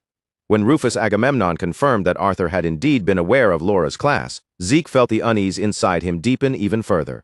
If his father had known, then Arthur should have understood that Zeke carried something more than simple sword talent. And yet, even with that possibility right in front of him, Arthur had still abandoned him in his past life. That contradiction weighed heavily on Zeke, leaving him disturbed and unable to understand the choice his father had made. Zeke Draker then lifted his eyes and asked whether the Agamemnon family had produced many people with healing abilities. Rufus Agamemnon answered that such individuals were incredibly rare. So rare that whenever someone like that appeared, the position of patriarch was often entrusted to them. Even so, Laura Agamemnon had eventually chosen to leave the family behind. She had set out for the Holy Kingdom, saying that she intended to find a way to save them. After hearing that, Zeke Draker silently began to connect the pieces in his mind. His mother must have traveled to the Holy Kingdom to uncover more about the healer class and search for a way to cleanse the miasma that had been slowly eating away at the Agamemnon family. And once that thought settled in, Zeke Draker came to understand something else as well. The person who likely knew the complete truth about Laura Agamemnon was not Rufus, nor anyone else in the family, but his father, Arthur Draker. Just then, Rufus Agamemnon reached out toward Zeke Draker and carefully placed an item into his hands, quietly telling him to take it. The moment Zeke Draker saw what had been given to him, he fell silent. Resting against his palm was a locket, and inside that small keepsake was a portrait of his mother. As Zeke stared at Laura Agamemnon's face, unable to look away, Rufus explained that there had once been a brief period when Laura had returned to the castle. During that short stay, Laura Agamemnon had often spoken of a certain future. She would say that one day a child with black eyes would come back and restore the family to the state it was always meant to be in. Zeke Draker immediately raised his head, his attention sharpening, and asked if his mother had left behind some kind of prophecy. Rufus Agamemnon answered him honestly, admitting that he did not know the true meaning behind Laura's words. Still, Rufus Agamemnon could not deny that such a thing was possible. Laura Agamemnon had always been different from the people around her, gifted in a way that stood out even when she was still young. So the idea that her words carried a deeper foresight did not sound impossible to him. Zeke Draker lowered his gaze once more to the locket in his hand, staring at the portrait hidden inside it. The longer he looked at his mother's face, the deeper he slipped into thought, quietly turning over every truth and every mystery his grandfather had just revealed. Rufus Agamemnon then reminded Zeke Draker of something Zeke himself had once said, that he needed the support of the family. Since Zeke was Laura Agamemnon's son, and since he had also been the one to save the Agamemnon family from its curse, Rufus declared with unwavering conviction that from that moment forward, Zeke Draker would be acknowledged as the one and only heir of the Agamemnon family. Meanwhile, out on the training grounds, Felix Valencia was being driven all the way to his limit. His body looked utterly exhausted, his strength nearly drained, and he seemed as though he might collapse on the spot at any second. The elder kept a sharp, unforgiving watch over both him and Zeke Draker, observing every movement and sternly ordering Felix to train properly instead of trying to slack off. With exhaustion pressing down on him from every direction, Felix Valencia desperately turned to Zeke Draker and begged him for help. But Zeke only looked back at him with a calm expression and told him that he still had a very long road ahead, and for now, the only thing he could do was keep practicing with steady discipline. Later, Zeke Draker thought back over the situation. Rufus Agamemnon had already begun the formal process of naming him heir, and since there was still some time remaining before the martial arts competition, Zeke decided to stay at the castle a little longer and follow the patriarch's wishes. While Zeke Draker continued training together with Felix Valencia, He also began learning the Agamemnon family's secret art, golden swordsmanship. It was a combat style built around using a sword and shield together, giving off an impression similar to paladin succession swordsmanship or imperial swordsmanship. During practice, Zeke activated his armor and attached Bahamut to Galen's shield, and the moment everything settled into place, he could clearly feel just how stable, balanced, and dependable golden swordsmanship truly was. However, Zeke Draker soon came to an important realization. Because of the curse affecting the Empire's men, the magic armor could not be used properly in its current state. With that limitation in mind, he understood that he needed to meet Galen as soon as possible and have the equipment remodeled and improved. But before he could continue thinking through the problem, Rufus Agamemnon arrived and called out to him. Rufus looked noticeably worn out, remarking that dealing with documents after so many years had become more burdensome than expected. Then he said there was something important he wanted to discuss and suggested that they take a short walk together. As the two walked side by side, Zeke Draker asked how the city had been governed up until now. Rufus Agamemnon explained that he had left its management to trustworthy proxies outside the territory, while the family itself continued making the most important decisions and sending instructions through letters. Then Rufus revealed that this was exactly why he had called Zeke over. For generations, the Agamemnon family had stood as the guardians of Mycenae, protecting the city while the three families beneath them remained tied to the house by deep vows, always prepared to come to their aid whenever the need arose. Zeke Draker listened to the explanation and summed it up in simple terms, saying that those families were essentially their vassals. Rufus Agamemnon confirmed that understanding, then added in a firm voice that if Zeke was going to be officially acknowledged as heir, he would need to receive recognition from all three of those families. Zeke Draker then replied that he also had something important to address regarding that very issue. He asked for the three families, along with every other family connected to House Agamemnon, to be summoned to the castle. Later, when the invited families finally arrived, they were stunned by the scene before them. Agamemnon Castle had been restored to its original form, and many of them immediately understood what that meant. The curse that had weighed on the family for so long had finally been lifted. The guests were received with warmth and proper courtesy, and Rufus Agamemnon personally stepped forward to greet them as they entered. With genuine sincerity in his voice, Rufus Agamemnon thanked the blood allies who had remained loyal and steadfast throughout the Agamemnon family's long absence. Many of the leaders moved closer with visible surprise and relief on their faces, clearly pleased to see Rufus standing before them in such good health. But that joy was not shared by everyone. Farther in the background, some watched with uneasy expressions, already understanding that the return of House Agamemnon meant a powerful ruling force was rising once again in the central continent. Rufus Agamemnon then announced before everyone that he had gathered them there to inform them of the Agamemnon family's return after finally breaking free from its curse. After making that declaration, he introduced Zeke Draker as the heir of the Agamemnon bloodline. Shock rippled through the hall, especially among those who already knew Zeke as the youngest Blue Knight on the continent and the genius who had graduated from Valhalla faster than anyone in history. At that moment, a man stepped forward from among the gathered leaders and addressed him respectfully as the revered Rufus Agamemnon. Carrying himself with the composure of an old retainer, he asked for permission to speak, not only as a loyal vassal, but also as an old friend. After Rufus Agamemnon granted him permission and acknowledged him as his oldest friend, Arnold Achilles, the man began speaking in a calm and measured voice. He said that the decision to appoint an official heir to the Agamemnon family was certainly welcome news. However, under the conditions established for the proxy families, the Achilles family carried the responsibility of verifying whether that heir was truly legitimate. As the other elders stepped forward to stand beside him, Arnold Achilles continued his explanation. He pointed out that this responsibility did not belong to the Achilles family alone, but was also shared by the Hector family and the Aegis family. In response, Rufus Agamemnon stated that if that was the case, then they would follow the traditions passed down from the old days. The heir's rightful claim would be proven in the proper manner through a knight's duel. The duel was soon arranged with careful attention, and before long, a large crowd had gathered around the designated arena. Everyone waited with tense anticipation, eager to witness the challenge with their own eyes. Low murmurs began spreading through the stands as the spectators waited for the duel to begin. Among them, one man spoke with clear satisfaction, saying that the event had turned out even better than he expected, and that it was not often anyone got to witness a battle between such distinguished knights. Another elder agreed, adding that what made it even more surprising was seeing Zeke Draker himself standing there as the challenger. Zeke Draker stood calmly in the arena, his posture steady and composed. He briefly checked the defensive gear fastened to his body, noting that for this match, he would have to rely on the temporary equipment prepared by the Agamemnon family. Since he could not openly reveal or use his magical armor in front of everyone, he decided that this setup would be enough. Across the arena, his opponent looked down at him with undisguised contempt. The man openly questioned how someone like Draker could possibly have been chosen as the heir of the Agamemnon family, then proudly introduced himself as a great warrior of the Hector family who would personally test whether Zeke was truly worthy. The Hector warrior suddenly rushed forward, boldly urging Draker to come at him with everything he had.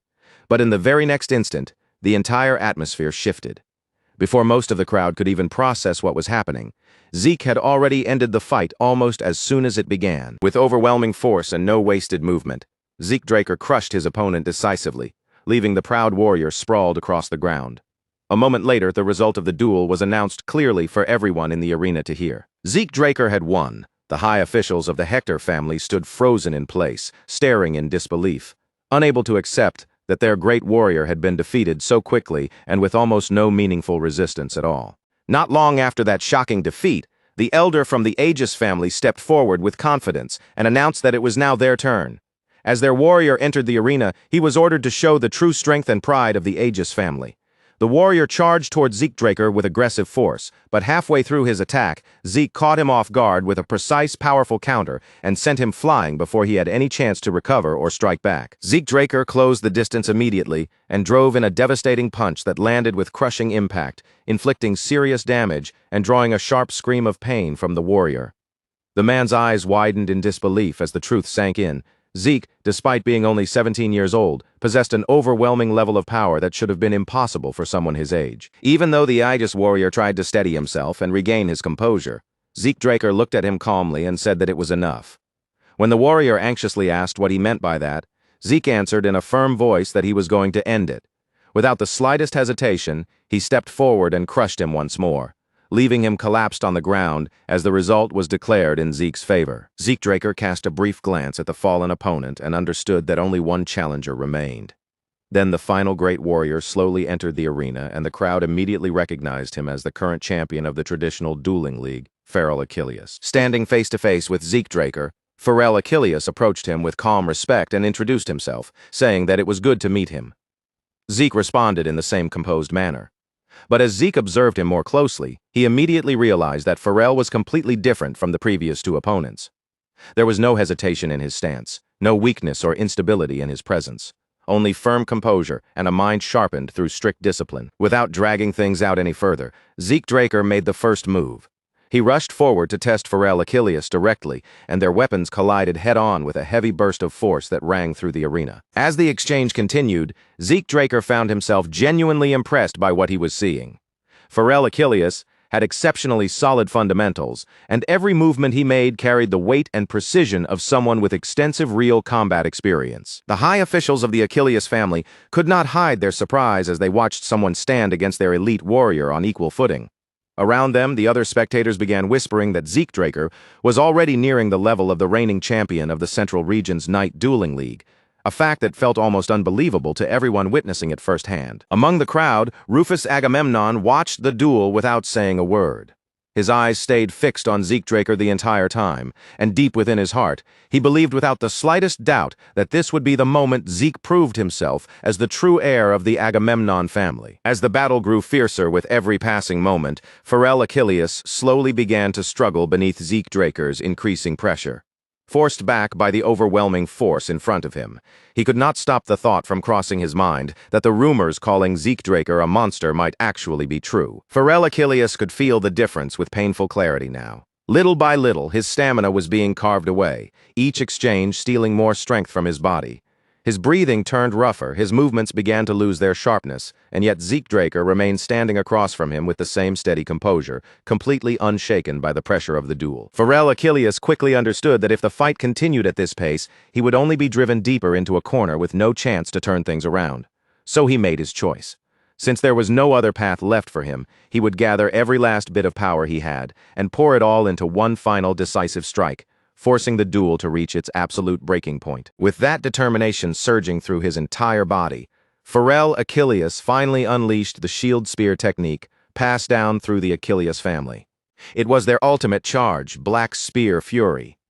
A fierce aura wrapped around Pharrell Achilles as he launched himself forward, his body cutting across the arena like a spear fired straight at its target, every ounce of his remaining strength packed into that single attack. Zeke Draker watched Pharrell Achilles close in, his eyes narrowing with sharp focus. In that instant, he could tell exactly what was happening. His opponent had abandoned all hesitation and was now staking everything he had on this one final blow. And as that overwhelming force rushed toward him, Zeke Draker quietly measured the moment before him. This was where he had to decide whether he would meet Pharrell's attack with the swordsmanship he had inherited from the Agamemnon family. Zeke Draker gave his answer not with words, but through action. He unleashed the ultimate counter of golden swordsmanship, the technique known as Golden Sword Dignity Attack.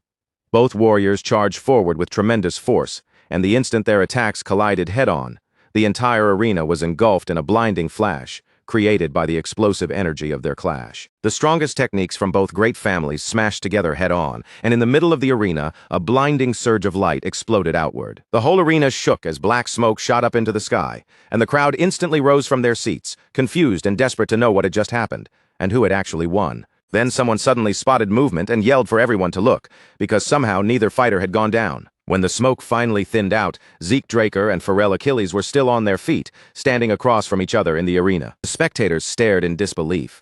Both of their shields were already shattered, yet it looked like the two of them were still ready to keep going. But right then, Rufus Agamemnon's voice rang out, ordering them to stop. He declared the match a draw, saying that a duel this impressive didn't need a winner or a loser to prove anything. Behind him, the head of the Achilles family bowed his head and announced that the Achilles family recognized Sir Zeke Draker as qualified to become an heir. The head of the Hector family then gave the same approval, saying they also accepted Sir Zeke Draker's qualifications, and the head of the Aegis family followed with the same judgment. Hearing every family agree, Rufus Agamemnon looked deeply satisfied and announced that the matter was now settled. At that, everyone turned toward Zeke Draker and loudly offered their blessings to the new heir of the Agamemnon family. Zeke Draker smiled brightly and said the duel with Sir Pharrell had been incredible, even adding that if they had kept fighting, he might have been the one to lose. But Pharrell Achilles didn't accept that praise so easily. Instead, he said that he was the one who could have lost. He calmly explained that if Zeke had fully followed through with that last attack, it would not only have broken his shield, but also given Zeke the opening to strike back afterward. Then Pharrell Achilles sincerely thanked Zeke Draker for holding back out of consideration. Across from him, Zeke Draker was quietly taken aback that Pharrell had actually noticed. Still, Zeke smiled to himself. Whatever else happened, he had already secured the position of heir. He lifted his head, looked around with confidence, and decided it was time to start preparing seriously for the martial tournament. After they returned to the mansion, Felix could barely contain himself as he praised his master, saying the battle had been absolutely amazing. He waved his hands around while going over every moment, excited that Zeke had managed to draw against Sir Pharrell Achilles, the defending champion, with a massive following across Atlas. After listening for a bit, Zeke Draker told him not to overhype it, explaining that Sir Pharrell had intentionally held himself back to protect appearances. Felix froze on the spot, completely lost, and asked what Zeke meant. Zeke Draker explained that the Achilles family was known for spears, not swords, yet Pharrell had fought him with a sword. So if that wasn't going easy on him, what else could it be? Felix still looked baffled and pointed out that Sir Pharrell always used a sword in every match. Zeke Draker praised Pharrell Achilles directly, saying that was exactly what made him such an incredible grand warrior, then told Felix to watch him closely and learn from him. Just then, a knock came from outside the door. A polite voice asked if Sir Zeke would allow him to enter. Zeke Draker glanced toward the door with a suspicious look, recognizing the voice before telling him to come in. A moment later, Pharrell Achilles stepped into the room, thanking Zeke Draker and apologizing for disturbing him while he was probably exhausted. Zeke Draker immediately stood and said it was an honor to receive a visit from someone of Pharrell's level, then respectfully invited him to sit. Pharrell Achilles slowly admitted that he had come today to ask Sir Zeke for something, and Zeke Draker calmly told him to go ahead. With a slightly heavy expression, Pharrell Achilles said his own accomplishments still fell far short compared to Zeke's, but he wanted to know if Zeke would allow him to offer his support. Zeke Draker looked surprised and asked if he was talking about the Draker Martial tournament. Pharrell Achilles confirmed it without hesitation. He said the tournament was basically a battlefield, so if Zeke was willing, he wanted to help in any way he could, even if his assistance was small. Zeke Draker then said his master, the Duke, had described it the exact same way, and asked if Pharrell knew why. Pharrell Achilles answered with a serious look, saying that as Zeke probably already knew, the Draker Martial tournament had a terrible reputation because of its strange rules. Every time the tournament was held, both the format and the regulations could change without warning. Those words left Zeke Draker stunned where he stood. Pharrell Achilles kept going, explaining that the tournament's policies were decided by the preparation committee, and most of its members were elders from powerful families across central Benja. Behind the scenes, those people fought through massive political schemes, all trying to twist the rules in favor of the candidates they supported. According to Pharrell, that was exactly what made the Draker Marshall tournament so unusual. Pharrell Achilles warned him gravely that in one past tournament, there had even been an absurd rule that completely banned the use of aura during matches. When Zeke Draker heard that, his expression darkened. He lowered his head and muttered in disbelief, wondering what kind of tournament would even allow rules like that. In his previous life, he had been thrown out by his family, so he never had the chance to learn any of this. As he quietly pieced things together, he finally understood why the Duke had said winning without the support of a sponsor family was almost impossible. No matter how talented someone was, if the arena itself had already been rigged, getting eliminated in the qualifiers would be nearly unavoidable. Pharrell Achilles' face grew serious as he called out to Sir Zeke. Then he suddenly grabbed both of Zeke's hands and earnestly begged him for permission to help prepare for the tournament. Zeke Draker stared at him blankly, wondering why this man had suddenly become so intense. Deep down, Zeke hesitated. In his previous life, too many people had approached him like this only to betray him later, so trusting someone that easily was not something he could do. But after looking into Pharrell Achilles' determined eyes, Zeke finally made his choice. He decided to trust him and accepted the offer, saying he would be deeply honored if Sir Pharrell was willing to help. Pharrell Achilles bowed his head and reminded him that with only 1 month left before the tournament, there was one thing they absolutely had to secure. Zeke asked what it was, and Pharrell revealed that they needed a broker. Zeke blinked in confusion and repeated the word, asking if he really meant a broker. With a serious frown, Pharrell explained that they needed to bring an extremely influential noble over to their side, and among every possible option, the person they needed most was Catherine Graham, the matriarch of the Graham family. As time passed, the scene shifted to the region of Fanstars. Felix walked behind Zeke, looking around in amazement as he said he had never seen a city filled with so many different races before. He pointed out dragons, dwarves, and even members of the avian race, saying this place felt completely different from Atlas. Walking quietly beside him, Zeke Draker thought to himself that Fanstars, one of Midland's 3 great cities, was ruled by none other than the Graham family. Since they held absolute control over finance and real estate across the central continent, they were more than qualified to act as brokers. As the doors opened, Zeke was still turning it over in his mind. This place had one more thing that made it stand out. It was full of unusually interesting people, and none of them ever made a deal unless they came out ahead. That was when he spotted 2 people inside, already in the middle of a conversation. Pharrell Achilles paused for a moment, then apologized to Sir Zeke, explaining that Her Grace the Duchess seemed extremely busy right now because the debutante festival season was in full swing. Zeke took that in calmly. Getting a proper meeting with her clearly would not be simple, so he said plainly that if that was the case, he would handle the negotiations himself from here. When Zeke Draker walked over to them, one of the nobles turned to him with polite curiosity and asked if he needed assistance.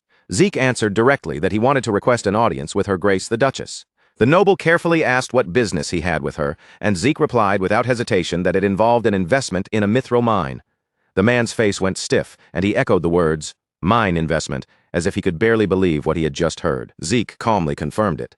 Then he added that the Graham family had spent the last 3 years pouring money and manpower into Orvane's surveys with nothing to show for it, and by now, their original investment funds were almost gone. The noble stiffened in discomfort and gave a small cough, admitting that Zeke knew an impressive amount. Then, with a slight bow, he carefully asked how much Zeke was thinking of investing, while trying to add that they were not currently looking for investors. But before he could finish speaking, Zeke cut in casually and asked if a certain amount would be enough. Then, as if it were nothing, he named the figure, 500,000 gold. That number, the man standing in front of Zeke Draker could only stare at him, completely unable to speak. Inside a dark room, a voice apologized to Sir Zeke, saying he had come all this way only to be kept waiting. The man then introduced himself again in a composed voice as Brian Graham. Zeke Draker got straight to the point and asked if he had confirmed the check.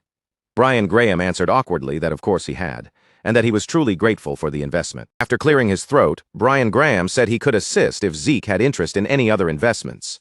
But Zeke rejected the offer coldly, explaining that he had to take part in the upcoming Draker Marshall tournament and had no time to concern himself with other investments right now. Hearing that, Brian Graham nodded and said the Draker Marshall tournament was a dream stage for young knights with real talent. And he added that, in that case, he believed he had something that would be perfectly suited to help with exactly that matter. Zeke looked slightly surprised and asked if that was true. Brian Graham then promised that he would arrange a meeting with his wife, Catherine. Before long, the meeting was set up. Catherine Graham greeted him politely, saying she had heard quite a lot about Sir Zeke, including that he was currently the knight drawing the most attention across the continent. Zeke smiled and answered modestly that she was giving him far too much credit. He added that he still had plenty to learn, which was exactly why he wanted to join the upcoming competition and gain more experience. Catherine Graham then asked if he knew what the first match of the competition would be about. Zeke answered honestly that he did not, since he had not heard many rumors. Catherine lowered her head with a faint smile and said she could share what she had heard, but before she could continue, Zeke interrupted and said he did not mean to be rude, but that was not the information he had come here for. He said it plainly. What he wanted was for Lady Catherine herself to help him. At that, Catherine frowned and let out a tired sigh. She rose from her seat, clearly displeased, and remarked that it was getting late and that the conversation had been pleasant. But just then, Zeke suddenly offered to make a deal. With his expression darkening, he asked if she would accept his offer if he could cure her daughter, Lady Angelina. The moment her daughter was brought up, Catherine Graham's hands clenched into fists, trembling before she could stop them. Angelina Graham, Catherine Graham's daughter, had once been called the future greatest beauty on the continent when she was young. But after turning 16, the age when she should have made her debut in high society, she never appeared in public. Because of that, rumors began spreading. Some claimed she was not as beautiful as people had expected, while others whispered that her face had been horribly disfigured. Catherine Graham sharply rebuked Zeke, telling him he was being incredibly rude. She said she had no idea where he had heard such strange rumors, but she refused to listen to another word. Then she ordered him to leave the castle. Even so, Zeke stood firm and warned her that if Lady Angelina's condition continued to be ignored, it would soon reach a point where nothing could be done. Catherine stopped at that, then said he spoke as if he knew exactly what illness Angelina had. Zeke lowered his head and answered with quiet confidence that he did know. Then he revealed the truth. The thing tormenting Angelina was not an illness at all. It was a curse. Catherine flinched in shock and cried out, repeating the word curse. Zeke went on, asking if blisters had spread across Angelina's body over time, and if her skin had slowly begun to rot away. Catherine froze, stunned before stammering out how he could possibly know that. Seeing her reaction, Zeke explained that although it looked like an illness, ordinary medicine could never cure it. What afflicted Angelina was a vicious curse created through forbidden magic. Then Zeke asked if she had heard of the curse that once plagued the Agamemnon family. Catherine said she had heard it was finally dispelled recently.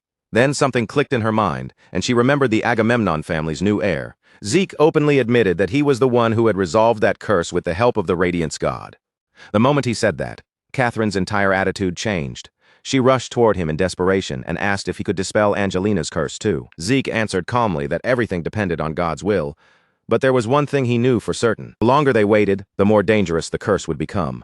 So he urged Catherine to take him to Lady Angelina right away. Soon after, the two of them headed deeper into the castle. As Catherine led the way, she briefly explained that they had been told mana was harmful to illnesses, so they had removed every object that operated using mana. Hearing that, Zeke quietly understood why there were no ordinary monoliths around. Still, even with that explanation, the castle felt far too dark. His face slowly grew more serious. Then, all at once, a scream filled with pain rang out from somewhere inside the castle. The instant Zeke heard it, he recognized the voice as Lady Angelina's and asked if it was really her. Catherine, powerless to deny it, confirmed that it was. Zeke clenched his teeth and realized, deep down, that the situation was much worse than he had expected. After a brief silence, Zeke stepped forward and asked the Duchess to wait outside for a moment. This time, he planned to go in alone. Catherine looked caught off guard, but in the end, she still agreed. Zeke carefully pushed the door open and stepped into the room. Inside, someone stood before him with their entire face wrapped tightly in bandages. The moment Zeke saw her like that, his expression darkened as he quietly noted just how serious her condition really was. His eyes moved to the chains pulled tight around her body, and he could not help thinking that she must have once been breathtakingly beautiful, only for the curse to drag her into this miserable state. Angelina Graham was bound so firmly that she could barely move. Zeke lowered his voice and carefully called to her, asking if Lady Angelina could hear him. The moment she heard someone say her name, Angelina slowly lifted her eyes, startled and confused. Her body shook from the pain as she weakly begged him to kill her. Tears ran down her face while she pleaded again and again for death. Seeing her like that made Zeke's chest grow heavy. Still, he apologized softly and told her he could not let her die. Then he took out the mask he had obtained earlier and placed it on, thinking to himself that he would need her for the things still to come. His eyes sharpened with resolve. No matter what it took, he was going to save her. In the next moment, Zeke Draker's whole body was swallowed by a powerful surge of energy, and the system notified him that the mask's function had successfully connected with the system. Zeke Draker quietly thought back to his previous life, remembering that he had learned about Angelina's curse because of a certain incident. Back then, under his master's orders, he had hunted down a sorcerer who used wicked ancient curses, and after a long chase, he finally managed to capture him. But during the interrogation, something completely unexpected came to light. That sorcerer was the one who had placed the curse on Angelina. Zeke remembered searching for her after that, only to find out she had already died. Because the curse had been made with ancient forbidden arts, there had been no known cure. The bitter part was that the curse became more painful the more beautiful its victim was, and Angelina had been trapped by that twisted madness. He quietly looked at the girl in front of him. As Zeke Draker reached his hand toward Angelina Graham, he thought that this time things might be different. With a mask capable of grand purification, there was a chance. The moment he put it on, the system displayed another message, confirming that the mask's function was linking with the system and that grand purification could now be used. Brilliant light spread through the room, and Zeke Draker held firm to one belief. No curse was impossible to break. Angelina Graham's eyes flew wide as she cried out in broken, pain sounds, while the cloth covering her face slowly began to peel away. Outside the room, Catherine Graham slammed her fists against the door in a panic, calling out to Sir Zeke and begging him to answer her and open up. Zeke Draker ignored the noise beyond the door and kept all his focus on the purification, thinking that he only needed a little more time. Angelina Graham kept screaming in agony as a thick mass of black smoke gathered and twisted above her head.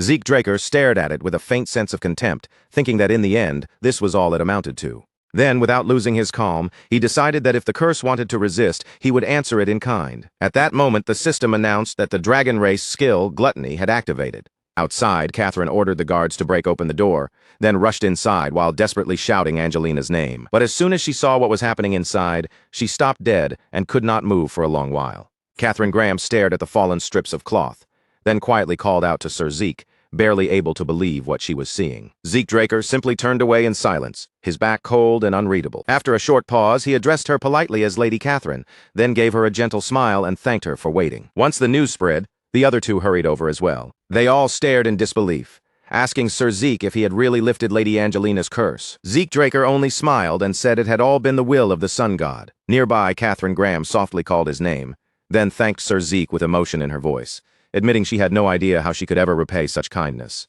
Zeke Draker immediately took that opening and asked if she would help him in the tournament. Catherine let out a laugh and told him that if that was all he wanted, then in the name of Graham, she would help him with anything she could. Just then, another voice suddenly greeted everyone from behind. Felix stared blankly, wondering if the person before him could really be who he thought it was. A beautiful young woman stepped forward and introduced herself with polite grace. Saying that she was Angelina Graham, Feral Achilles turned bright red and silently cried out to the heavens in amazement.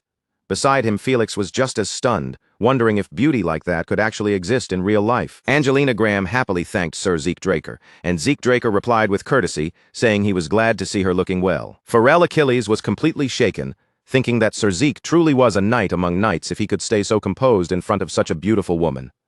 Felix, meanwhile, started panicking to himself about his master, only to cut that thought off halfway. Then Zeke Draker's expression suddenly turned serious as he asked Angelina if anyone came to mind. Slightly embarrassed, Angelina Graham asked what he meant. Zeke quickly explained that he meant someone who might have cursed her, and for a moment Angelina was left without a word. Before long, she started picturing it in her head. Maybe Sir Zeke was furious at the lowlife who had cursed her, and the more she thought about it, the more she admired the knight who had saved her life. In the end, Angelina Graham softly told Sir Zeke that she was okay now, and that everything had already passed. Zeke Draker just stared at her, completely thrown off, then asked why Angelina Graham had no intention of getting revenge. Angelina Graham bashfully said that revenge only led to more revenge. But more than that, she was hoping the two of them could share tea alone sometime. Zeke Draker could only pause at that answer, then pointed out that she had nearly died. Yet somehow she was talking about it like it was nothing. Not long after that, everyone came together in the dining hall. Feral Achilles' face turned serious as he asked if it was really true that the tournament's preliminary event would be spear throwing. Catherine Graham calmly looked at Sir Feral and asked if there was something strange about spear throwing being chosen for the preliminaries. Feral Achilles frowned and said it was not exactly strange. What surprised him was that the event sounded far more ordinary than he expected. Catherine Graham simply lifted her teacup and made it clear that this was not ordinary spear throwing. Then her tone grew more serious.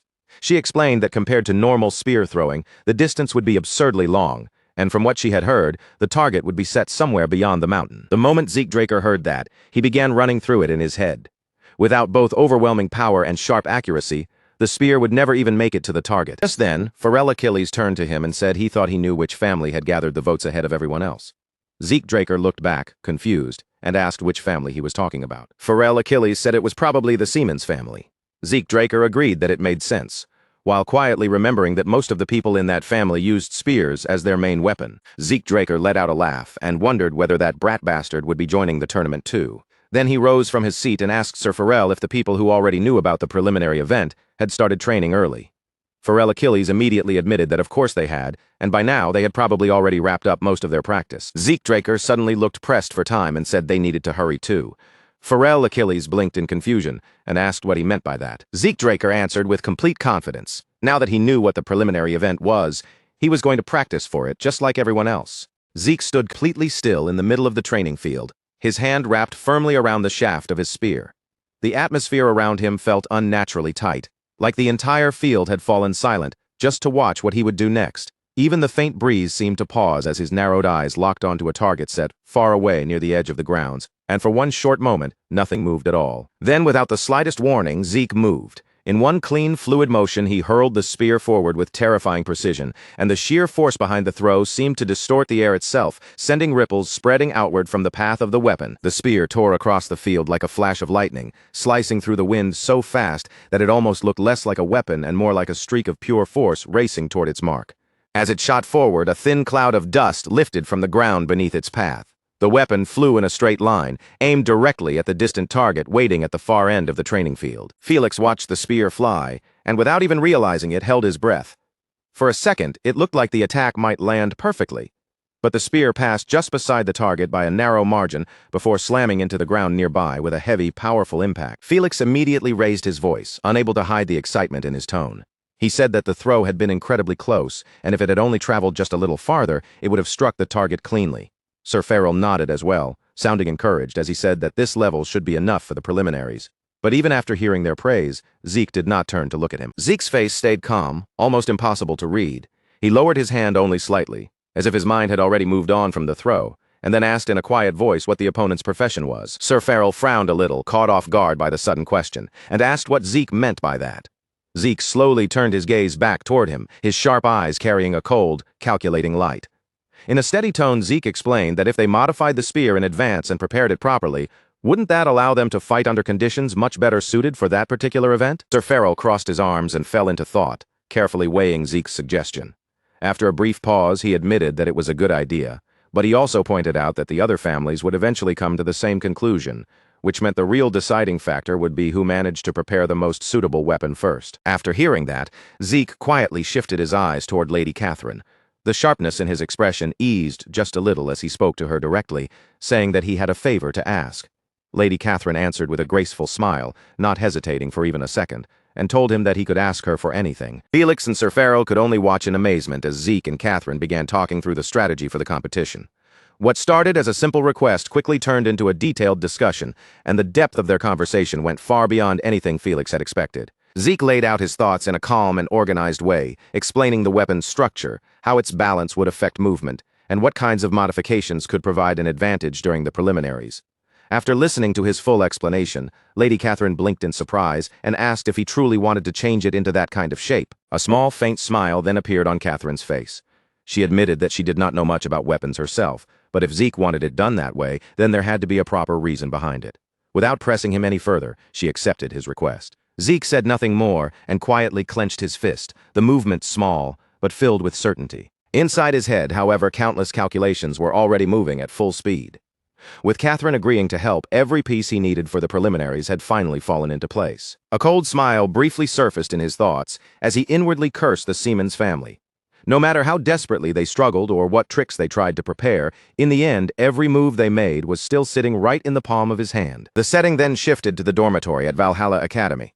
Sir Farrell looked around the room with a nostalgic gaze, taking in the familiar surroundings before saying that it had been quite a long time since he had last come here after graduating from Valhalla. Zeke looked a little surprised and asked if Sir Farrell had also attended Valhalla Academy. Sir Farrell nodded and answered honestly that he had admired Sir Flaubert, and because of that admiration, he had truly wanted to enroll there. When Zeke heard that, a slight smile appeared on his face. Deep down, he thought to himself that Flaubert really was the kind of knight who could earn respect even from the central nobles, and only a very small number of people could ever receive that level of admiration and recognition. Just then, the quiet atmosphere was interrupted by the sound of footsteps echoing from outside the room. A moment later, someone stepped inside and greeted Zeke with clear respect. Everyone in the room turned toward the entrance, and the person standing there was Liam. He lowered his head in a polite bow and sincerely thanked Zeke for helping him, saying that thanks to him, he had been able to complete the graduation exams safely. Zeke walked over to Liam and looked him over before asking about the news he had heard, saying that Liam had been promoted to a Purple Knight. Liam quietly nodded, confirming it without making a big deal out of the achievement. Zeke then continued, saying that he had also heard Liam received a recommendation to enter Valhalla together with Renee, but had turned the offer down. With a steady gaze, Zeke asked him what reason he had for refusing such an opportunity. Liam answered without any hesitation at all. He said that he wanted to stand by Zeke's side and help him as soon as possible. The moment those words left his mouth, a brief silence settled over the room. After a short pause, Zeke lightly placed a hand on Liam's shoulder and asked whether he had heard any news about his other cousins. Liam answered that he had, then began to explain what had happened to each of them. He first said that his cousin Leon had eventually taken an indefinite leave from the academy. Then Liam continued, saying that Owen Siemens had skipped a grade but failed his graduation exam, while Rianne Draker was set to graduate this time and enter Valhalla. As for Yakin Vardek, he had failed to skip a grade and was now acting like a king among his classmates. After hearing the full report, Zeke calmly remarked that it seemed Leon had finally lost his spirit. Liam gave a slight nod and replied that Leon had no one else to blame, because he had brought that outcome upon himself. At that moment, the door opened once again. Decker walked into the room carrying a box in his hands, then announced that he had brought exactly what Zeke had asked for. Zeke immediately turned toward Decker and told him to hand over the box. Decker passed it to him without questioning a thing. But then, to everyone's surprise, Zeke walked straight toward Liam and placed the box in his hands instead. Zeke calmly told Liam that it was a gift for his promotion. Liam instantly hesitated, his eyes widening a little as he shook his head and said that everything Zeke had already given him until now was more than enough.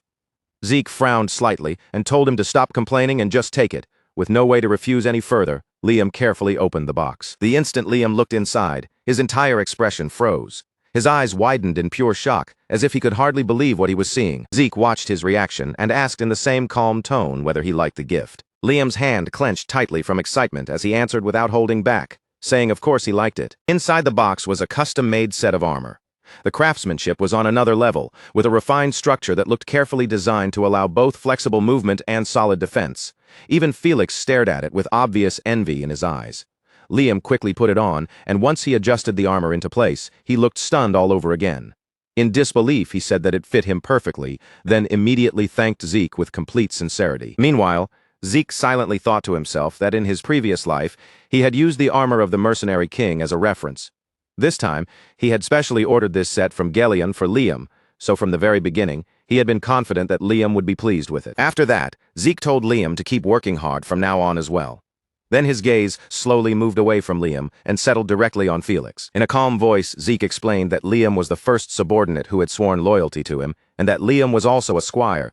Then, without softening the command at all, Zeke ordered Felix to treat Liam as his senior. Felix's face instantly tightened with disbelief, and the first thought that came out of him was why he was being placed below Liam. He asked the question almost on instinct, and in that same moment, a sharp sense of competition began to flare up inside his mind. Zeke looked at him calmly and asked if he had any complaints about the decision. Felix immediately lowered his gaze and denied it, quickly saying that he was only asking. Zeke then slowly closed his eyes and said that he would give Felix a chance. If Felix could defeat Liam, then Zeke would change the ranking. The moment those words were spoken, the atmosphere in the room became heavy. A sudden wave of bloodlust filled the room as Felix lifted his head. With his fighting spirit fully ignited, he declared that if that was the case, then there would be no turning back, master. Liam stared back at Felix with clear annoyance on his face, already irritated by the challenge being thrown at him. The scene then shifted to the training grounds, where the sound of rough, heavy breathing echoed across the open area. Felix was cursing again and again under his breath, desperately trying to keep going even as he was clearly falling further and further behind. His condition looked terrible. Bruises covered his face, his body was barely holding together, and his eyes had already gone dull from overwhelming exhaustion. Across from him, Liam remained standing firmly in place, steady and composed. With every passing moment, the gap between the two of them became more obvious. Finally, Felix's body gave out completely, and he collapsed onto the ground unconscious while Zeke calmly announced the winner of the match. Just then, Sir Farrell approached from behind, while carrying a thick stack of papers in his hands. Zeke turned toward him and immediately asked what those documents were. Sir Farrell handed the papers over to Zeke and told him that he should read them. Then, as Zeke looked down at the documents, Sir Farrell added that according to the report, Rianne Draker would be participating in the tournament. The instant Zeke heard that name, his expression froze, as if the air around him had suddenly dropped several degrees. For a brief moment, a heavy silence settled over him, while Sir Farrell went on to explain that anyone holding the rank of Purple Knight or higher was allowed to take part in the tournament. From the sound of it, the Turan family had rushed to register her at the very last moment. As soon as Zeke understood what had happened, The warmth vanished from his eyes, and his gaze sharpened with a chilling edge. Then he slowly turned his head toward Liam and asked if he had heard what Sir Farrell just said. Liam's shoulders tightened a little under that gaze, clearly sensing that Zeke had already made a decision. And without raising his voice or showing the slightest hesitation, Zeke calmly told him that he should enter the tournament as well. Liam's eyes widened, caught off guard by the sudden order. Zeke did not leave any room for confusion. He continued in the same steady tone, making it clear that Liam's target in the tournament would be none other than Rianne herself. Sir Farrell immediately pushed back, unable to stay silent after hearing that. He reminded Zeke that Rianne Draker was a pure-blooded awakened one just like him, and even though she was still young, she was already considered one of the strongest contenders for the championship. But Zeke did not look shaken at all. Instead, he simply answered that this was exactly why he was entrusting the task to Liam, his voice filled with absolute confidence. Then Zeke spoke with a firm, unwavering look in his eyes, saying that if Liam was truly his subordinate, and if he had really sworn loyalty to him, then facing someone on the level of a championship candidate should be the bare minimum he was capable of handling. Sir Farrell fell quiet after hearing that, but in his heart he could not help admiring Zeke. The way Zeke viewed people was completely different from how ordinary people thought. Most people would first think about weaknesses, limits, and impossible odds, but Zeke only looked at what could be achieved and how far someone could grow. At the same time, Liam stood there in a daze, deeply shaken by how much faith Zeke was placing in him. That trust hit him harder than any order could have. Zeke then fixed his gaze directly on Liam and told him that from this moment on, he would have to train and push himself even harder. After all, he would be facing Rianne Draker in the tournament. Liam immediately pulled himself together, straightening his posture as if throwing away every trace of hesitation, before answering in a firm voice that he would do everything he could. While their conversation continued, Felix, who had been lying on the ground this entire time, slowly began to regain consciousness. Pain throbbed through every part of his body, making even the slightest movement feel unbearable. As he stared blankly up at the open sky, the regret finally sank in, and he silently cursed the choices that had led him there. The temporary camps had already been set up near the base of the mountains. Across the wide open ground, rows of tents stretched out one after another, and the family banners above them swayed softly whenever the cold mountain wind swept through the camp. Participants from all kinds of places had gathered there, turning the entire area into a lively mess of noise and excitement. Warriors checked their gear, nobles moved with their escorts, guards watched the crowd, and curious spectators wandered between the tents while everyone waited for the martial arts competition to begin. Then all of a sudden, a new figure stepped into the campgrounds, and almost as if the air itself had changed, the attention of everyone nearby began shifting toward that entrance. The scattered conversations slowly faded away. One by one, people stopped what they were doing, turned their heads, and fixed their eyes on the group that had just appeared. It was the Turn family. Walking at the front as their representative was Renee, and she moved forward with a calm, composed presence that matched the dignity of a noble house. Behind her, her knights and guards followed in tight formation, making the entire group look powerful and difficult to approach. Almost at the same moment, another party entered the camp from a different direction. This time, it was the Zimmons family. Owen Zimmons stood as their representative, and just like Renee, he was backed by his own knights and guards, all moving behind him with a heavy, intimidating presence. Before long, the two groups came to a stop directly in front of each other. The space between them turned tense and quiet, as if everyone nearby could feel the pressure. Owen stared straight at Renee, then clenched his jaw and forced out the words, saying it had been a long time since they last met. A smug smile then spread across Owen's face as he continued speaking. He said it was unfortunate, but the Zimmons family would be the ones taking victory in the upcoming martial arts competition. Renee simply looked back at him with a cold, unreadable expression. She did not look angry, and she did not look amused either. Her face remained completely calm as she answered in a chilly voice, telling him not to get too full of himself because he would be entering the martial arts competition as well. Owen's expression immediately tightened. Owen narrowed his eyes and repeated the word he, clearly confused by who she was talking about. But before Renee could give him an answer, a familiar voice suddenly called out to her from nearby. Renee? The voice sounded friendly, relaxed, and familiar. It belonged to Zeke, who was walking over while greeting her naturally, then asking how she had been doing as if he had arrived at just the right moment. The instant Owen saw Zeke, the color drained from his face. His expression twisted with anger and frustration, his fingers curled tightly into fists, and even his body trembled faintly as he gritted his teeth in barely controlled fury. Even though Zeke had continued to push forward with stubborn persistence, Owen had always comforted himself with one thought. No matter how talented Zeke might be, he believed Zeke would never achieve much without a sponsor family behind him. Because of that, Owen had secretly felt satisfied, convinced that victory was already practically in his hands, but that fragile confidence was crushed almost immediately. From the distance, a large group suddenly arrived on horseback, and behind the riders came a long line of foot soldiers marching into the camp. As the horses drew closer, The ground seemed to shake beneath the pounding hooves, making the whole area feel heavier with each step of their approach. Owen turned his gaze toward the incoming group, and his eyes widened at once. It was not just a random escort force, it was a full group of scouts who had come to sponsor Zeke. The person leading the group wasted no time. As soon as they arrived, he called out to Zeke in a loud voice, and the respect in his tone was obvious to everyone listening. Following the orders of Sir Zeke Draker, the heir of Agamemnon, the Achilles, Hector, and Aegis families had all gathered there. The scout announced clearly for the entire camp to hear. And that was not all. He added that Lady Angelina of the Graham family had also sent escort guards to support him. The moment those words spread, the surrounding crowd erupted into restless noise, and many participants stared at Zeke in open surprise. Owen felt the veins on his forehead bulge as rage boiled up inside him. Just moments earlier, he had been certain he would win. Yet now, right in front of everyone, several influential families had openly stepped forward to support Zeke. Before Owen could even gather himself enough to say anything, a thunderous voice suddenly rang out across the entire field. "Attention!" That powerful shout cut cleanly through every conversation in the camp. Everyone turned toward the source of the voice, stunned by how one command had been able to silence such a crowded field so completely. Standing some distance away was the scarred knight Gareth Draker. The moment Zeke laid eyes on him, recognition flashed through him instantly. Gareth Draker was the man who led one of the Draker family's 3 knight groups, the Black Wolf Knights.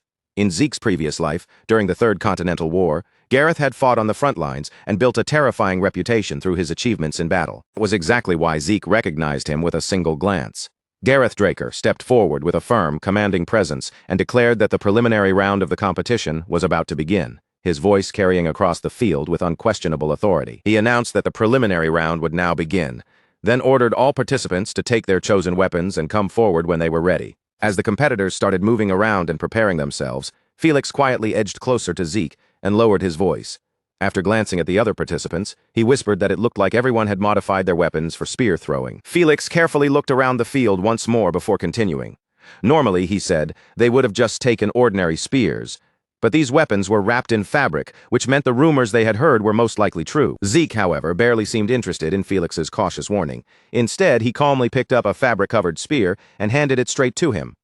Felix blinked in confusion, staring at the weapon before asking what it was supposed to be. Zeke looked at him as if the answer should have been obvious, and replied with annoyance, saying it was the weapon Felix would use to participate. Felix froze on the spot, then Zeke dropped another shock on him, casually adding that he had secretly registered Felix for the competition as well. For a brief moment, Felix's mind went completely blank before he shouted in disbelief, asking how Zeke could do that without even considering his opinion. But before Felix could keep complaining, everyone's attention was pulled away by the sight of enormous carts being pushed into the competition grounds. Almost instantly, the entire field turned to look at them. Gareth Draker spoke again, his voice steady and loud. He said everyone must be wondering what the main focus of the preliminary event would be. He then explained that the participants would earn higher scores depending on how many iron plates they could pierce.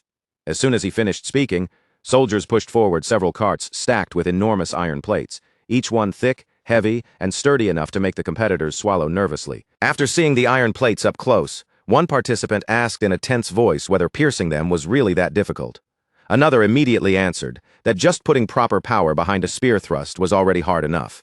Felix, meanwhile, started to panic and blurted out that he thought this was supposed to be a long-distance throwing event. Zeke glanced at him calmly and told him to stop panicking and actually look at the spear in his hands. Only then did Felix lower his gaze and begin examining the weapon properly. That was when Felix finally noticed the important detail. This was not a javelin at all. It was a sharp-edged spear made specifically for piercing through targets. Felix quickly looked back at Zeke and asked if he had already known what the preliminary event would be. Zeke gave a simple nod. He explained that the Zimmons family did not favor javelins, so there was no reason they would choose spear throwing as the preliminary event if it was going to be based on long-distance throwing. The moment Felix heard that, everything clicked into place. The first contestant to step up was Owen Zimmons. He carried his spear with confidence, walking forward, as if the entire field was already waiting to witness his victory. A proud smirk sat on Owen's face as he swept his gaze across the other competitors. Then he loudly told everyone to watch carefully. He spun his spear once with practiced ease before settling into his stance. With absolute confidence in his voice, he declared that he was going to outperform every single person there. In the very next moment, Owen drove his spear forward with tremendous force. A booming impact rang across the field as the spear smashed into the iron plates, breaking through 6 of them in a row and sending the heavy metal slabs scattering apart. The crowd immediately reacted with stunned surprise. Owen slowly turned his head and looked straight at Zeke, wearing a smug smile that made it clear how pleased he was with his result. But Zeke did not give him even the slightest reaction, and that complete lack of attention only irritated Owen even more. Meanwhile, Felix was still grumbling under his breath, saying he had no confidence in this at all.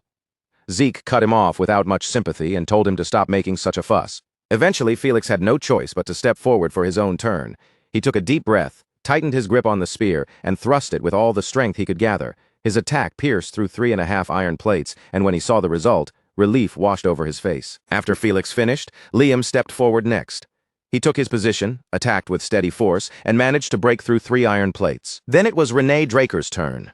She stepped up, drew in her focus, and thrust her weapon forward with considerable power, successfully breaking through 4 iron plates. Even so, once her turn was over, Renee could not hide a slight sense of regret.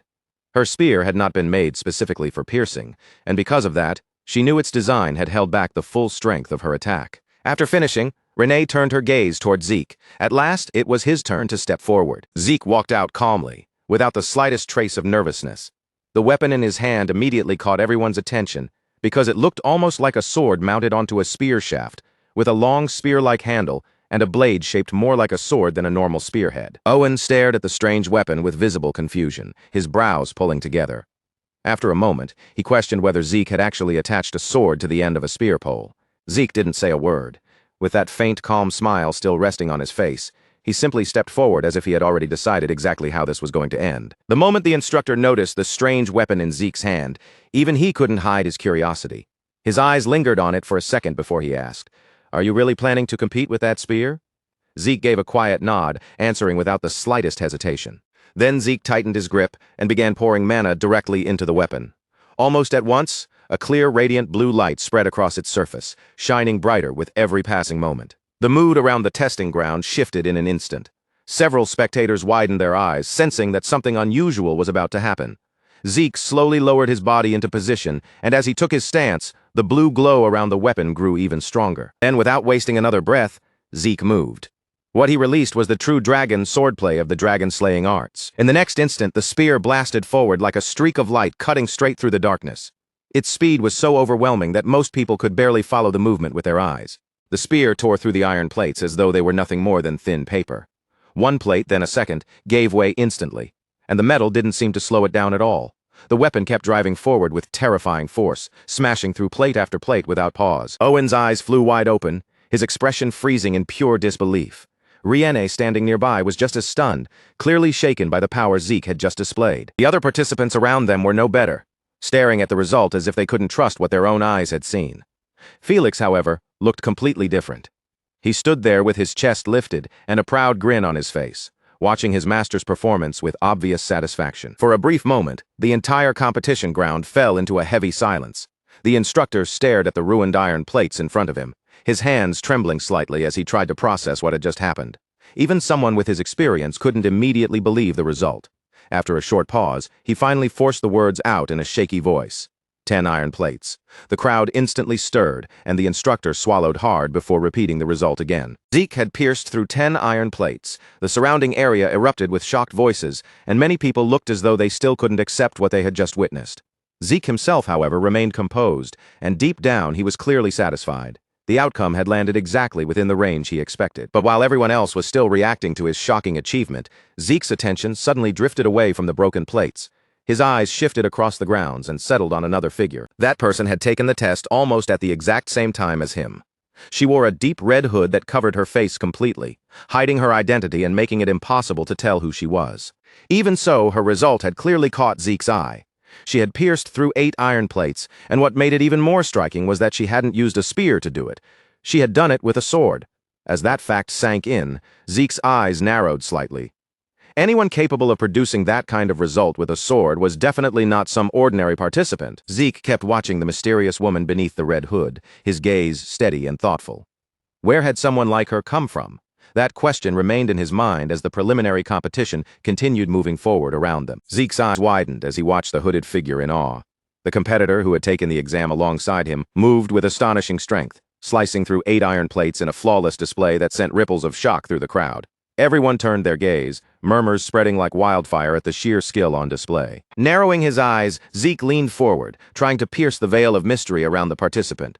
Who was this person that could command such power? The hood shadowed most of her face, concealing her features and making it nearly impossible to recognize her at a glance. As he studied her, the instructor's voice cut through the murmurs, announcing, "Erin Sabrina, score 8.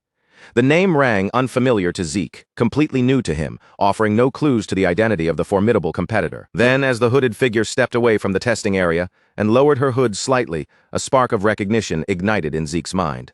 Suddenly, it all clicked. Shock froze him in place, his pupils dilating as the realization hit him like lightning. Standing before him was none other than Helen Draker, his sister, the woman celebrated across the Empire as the indomitable Knight of Steel.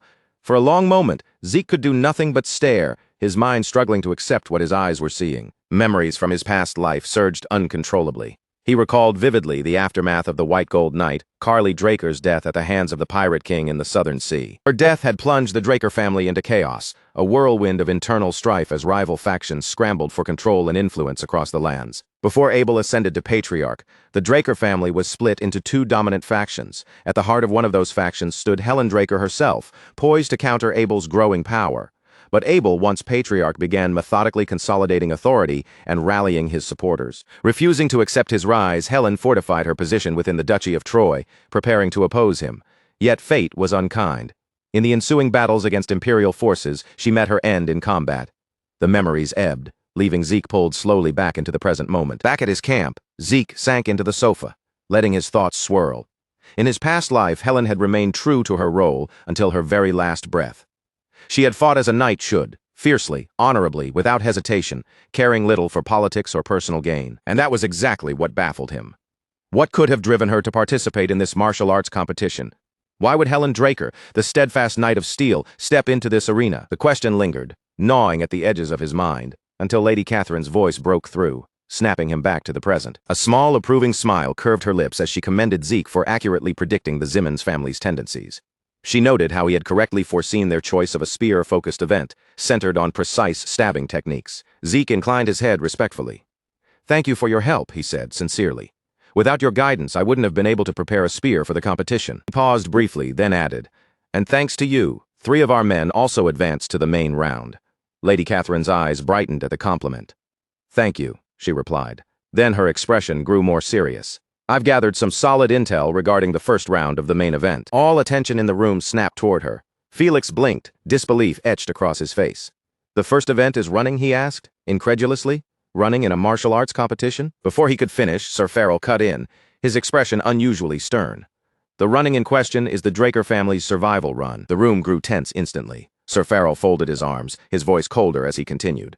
"This is no ordinary race where reaching the finish line ends the challenge. Participants can be ambushed at any moment.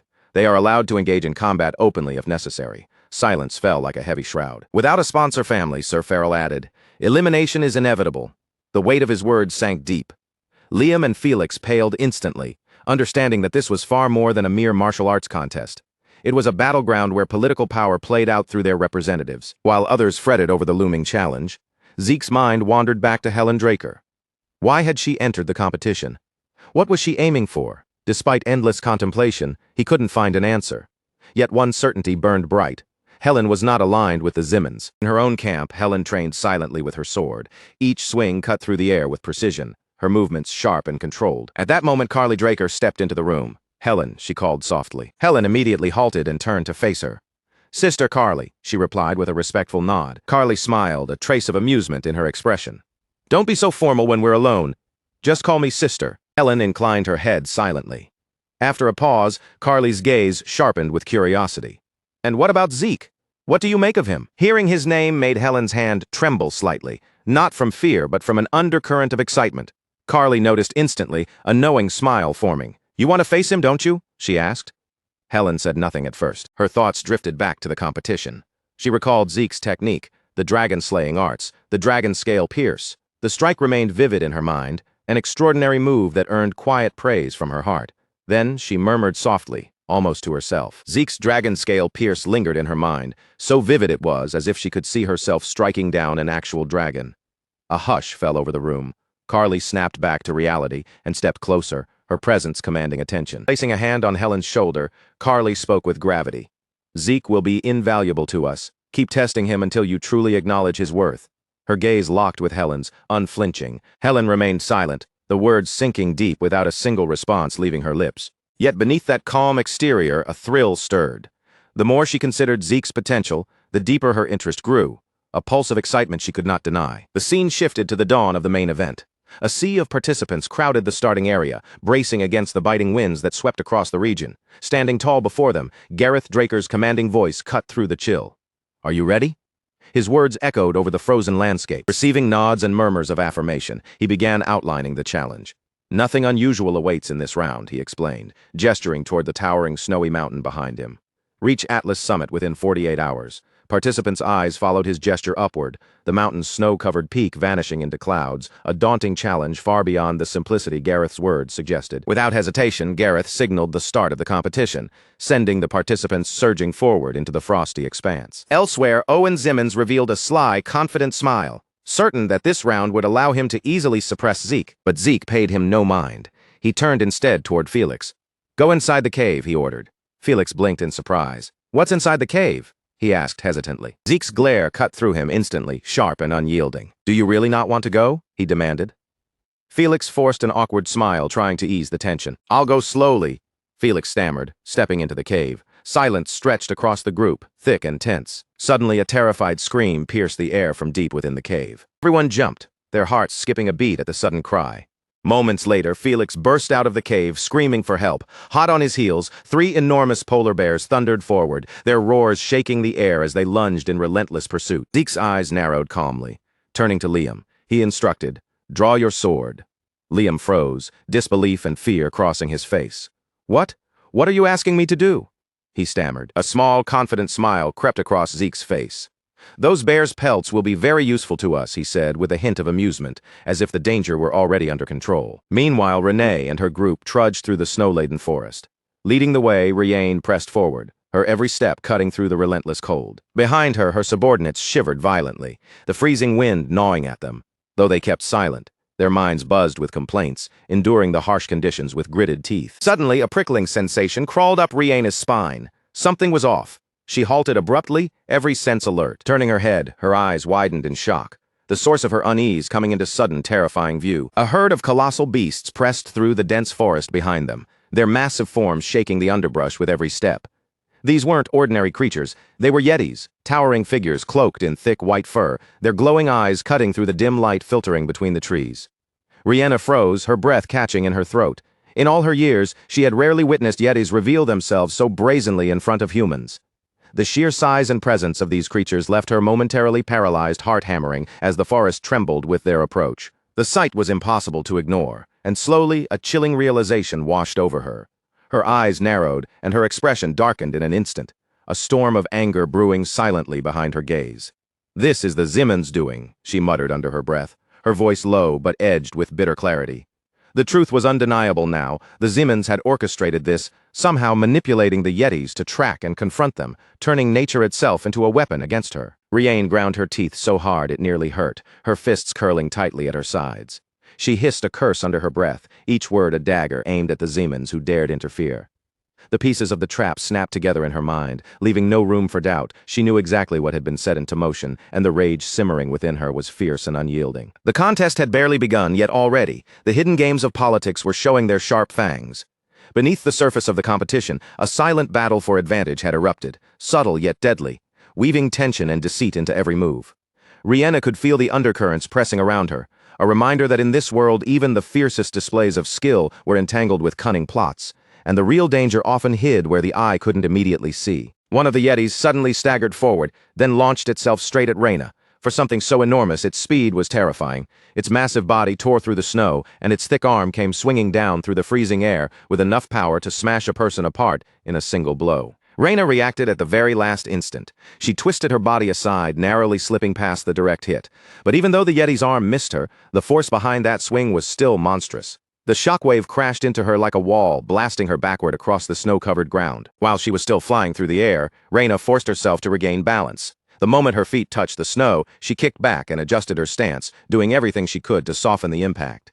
Even then, a thin trail of blood slipped from the corner of her mouth, and her expression turned colder and sharper. At that moment, Reyna understood just how brutal this battlefield really was. At this altitude, under this merciless, freezing temperature, even the smallest movement drained stamina at an alarming rate. Each breath felt heavy, as if the icy air itself was pressing down on her lungs. The wind scraped across her skin like countless tiny blades, while the cold kept eating away at her strength little by little. Reyna's eyes moved toward her team, and in that instant she grasped the truth. Even if she could somehow keep fighting in this place, her subordinates would not be able to endure it for much longer. Their bodies were already weakening under the terrible conditions of the mountain.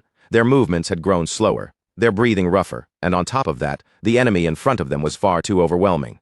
What made it worse was the absurd number of monsters blocking their way. Dozens of yetis stood ahead of them, their huge bodies filling the snowy forest like a living wall of monsters. Their low growls rolled through the mountain air, making the whole area feel even heavier and harder to breathe in. Once Reyna realized what had to be done, she stepped forward and placed herself directly before the pack of yetis. She tightened her fingers around her weapon, then looked back toward her subordinates with a firm, unshakable gaze. "Get out of here," Reyna ordered. "I'll hold them off." Her subordinates froze where they stood. But even after hearing her command, not one of them moved. Instead of running, they remained rooted in place, clearly refusing to abandon her there alone. When Reyna saw that they still had not retreated, anger darkened her face. "What are you doing?" she snapped. "Are you refusing to follow orders?" Her voice carried the full weight of command, and the group fell silent at once. For a moment they stood there, shaken, torn between their loyalty and her order. Every single one of them wanted to stay and fight beside her, but they also understood exactly what their leader was trying to do. In the end, they clenched their teeth and forced themselves to accept it. Their faces were filled with frustration, guilt, and helplessness as they lowered their heads slightly, unable to argue against her decision. "We're sorry," they said, their voices heavy with regret. Then, with no other choice left, they turned away from Reyna and began rushing out of the battlefield through the snow. The yetis immediately noticed the fleeing figures. Several of them let out furious roars and started to move after Reyna's subordinates, their huge feet crushing into the snow. But before they could chase them down, Reyna stepped forward again. She positioned herself directly in their path, standing between the monsters and her retreating people. Like an immovable wall, Reyna blocked the way completely. The yetis halted and glared down at her, while she raised her blade and held her ground with unwavering resolve. Even if this was the place where she had to die, retreating was no longer an option. To protect the people who had followed the Turan family and entrusted their lives to her, Reyna was ready to offer up her own life, without even a moment of hesitation. A sharp, freezing wind swept through the snowy mountain forest, and the tension in the air grew even heavier. Then, without warning, a figure appeared in the middle of the white wilderness. The mysterious person shot forward at incredible speed, cutting through the snow like a shadow. Before Reyna could fully react, the figure leapt over her head and rushed straight toward the group of yetis. The newcomer wore a bearskin pulled over his face, hiding his features so well that Reyna could not immediately tell who he was. The yetis barely had enough time to turn their heads before the stranger was already upon them. With one quick, clean movement, the figure drew his sword and swung. A sharp flash of steel sliced through the frozen air. One of the yetis was instantly decapitated. Its enormous head spun through the air before crashing heavily into the snow, and for a brief second, the entire battlefield seemed to fall silent. The mysterious figure stood in front of Reyna, blocking the monsters that had been closing in on her. Reyna stared at him, wondering who this person could possibly be. Then she looked more carefully, and her eyes widened slightly. It was Zeke Draker. Not long after, two more figures came charging through the snow behind him. They were Liam and Felix, two of Zeke's subordinates. "Master," they called as they hurried toward him. Once Felix got close enough, he immediately threw a spear in Zeke's direction. The spear spun fiercely through the cold air, cutting a sharp path over the snow. Without even a hint of panic, Zeke reached out and caught the weapon with perfect precision, as if he had been waiting for that exact moment. Then, without wasting even a single heartbeat, Zeke lowered his body and took his stance. His muscles tightened and the pressure around him seemed to shift. Using his full strength, Zeke hurled the spear straight toward the yetis. The weapon shot forward like a bolt of lightning, tearing through the air before piercing through several yetis in a single straight line. The monsters collapsed almost instantly, and fresh blood splattered across the white snow. When the remaining yetis saw the overwhelming power of the opponent in front of them, their momentum broke. Fear flickered in their eyes, and after only a short pause, the surviving monsters began to pull back. Their huge figures retreated into the depths of the snowy forest, gradually disappearing between the trees and drifting snow. Only after they were gone did the battlefield finally fall quiet. Zeke then turned his gaze toward Reyna. Looking directly at her, he asked in a calm voice, "The Turan family never forgets a favor, right?" Reyna met his eyes and gave a firm nod. "That's right," she answered. Her expression remained serious as she looked at him. "What do you want?" Zeke shifted his eyes toward the distant mountain peak, where their destination waited beyond the snow. Nothing much, he said calmly, and it's not some difficult condition either. Then he made his proposal. Since time was running out, they needed to reach the destination as quickly as possible. Meanwhile, at the top of the mountain, Gareth Draker stood waiting for the participants to arrive. Beside him, one of the instructors was giving the latest report on the results. A total of 30 participants have passed so far, the instructor said. Gareth Draker listened quietly, then gave a small nod. The end time for the competition is approaching, Gareth Draker said.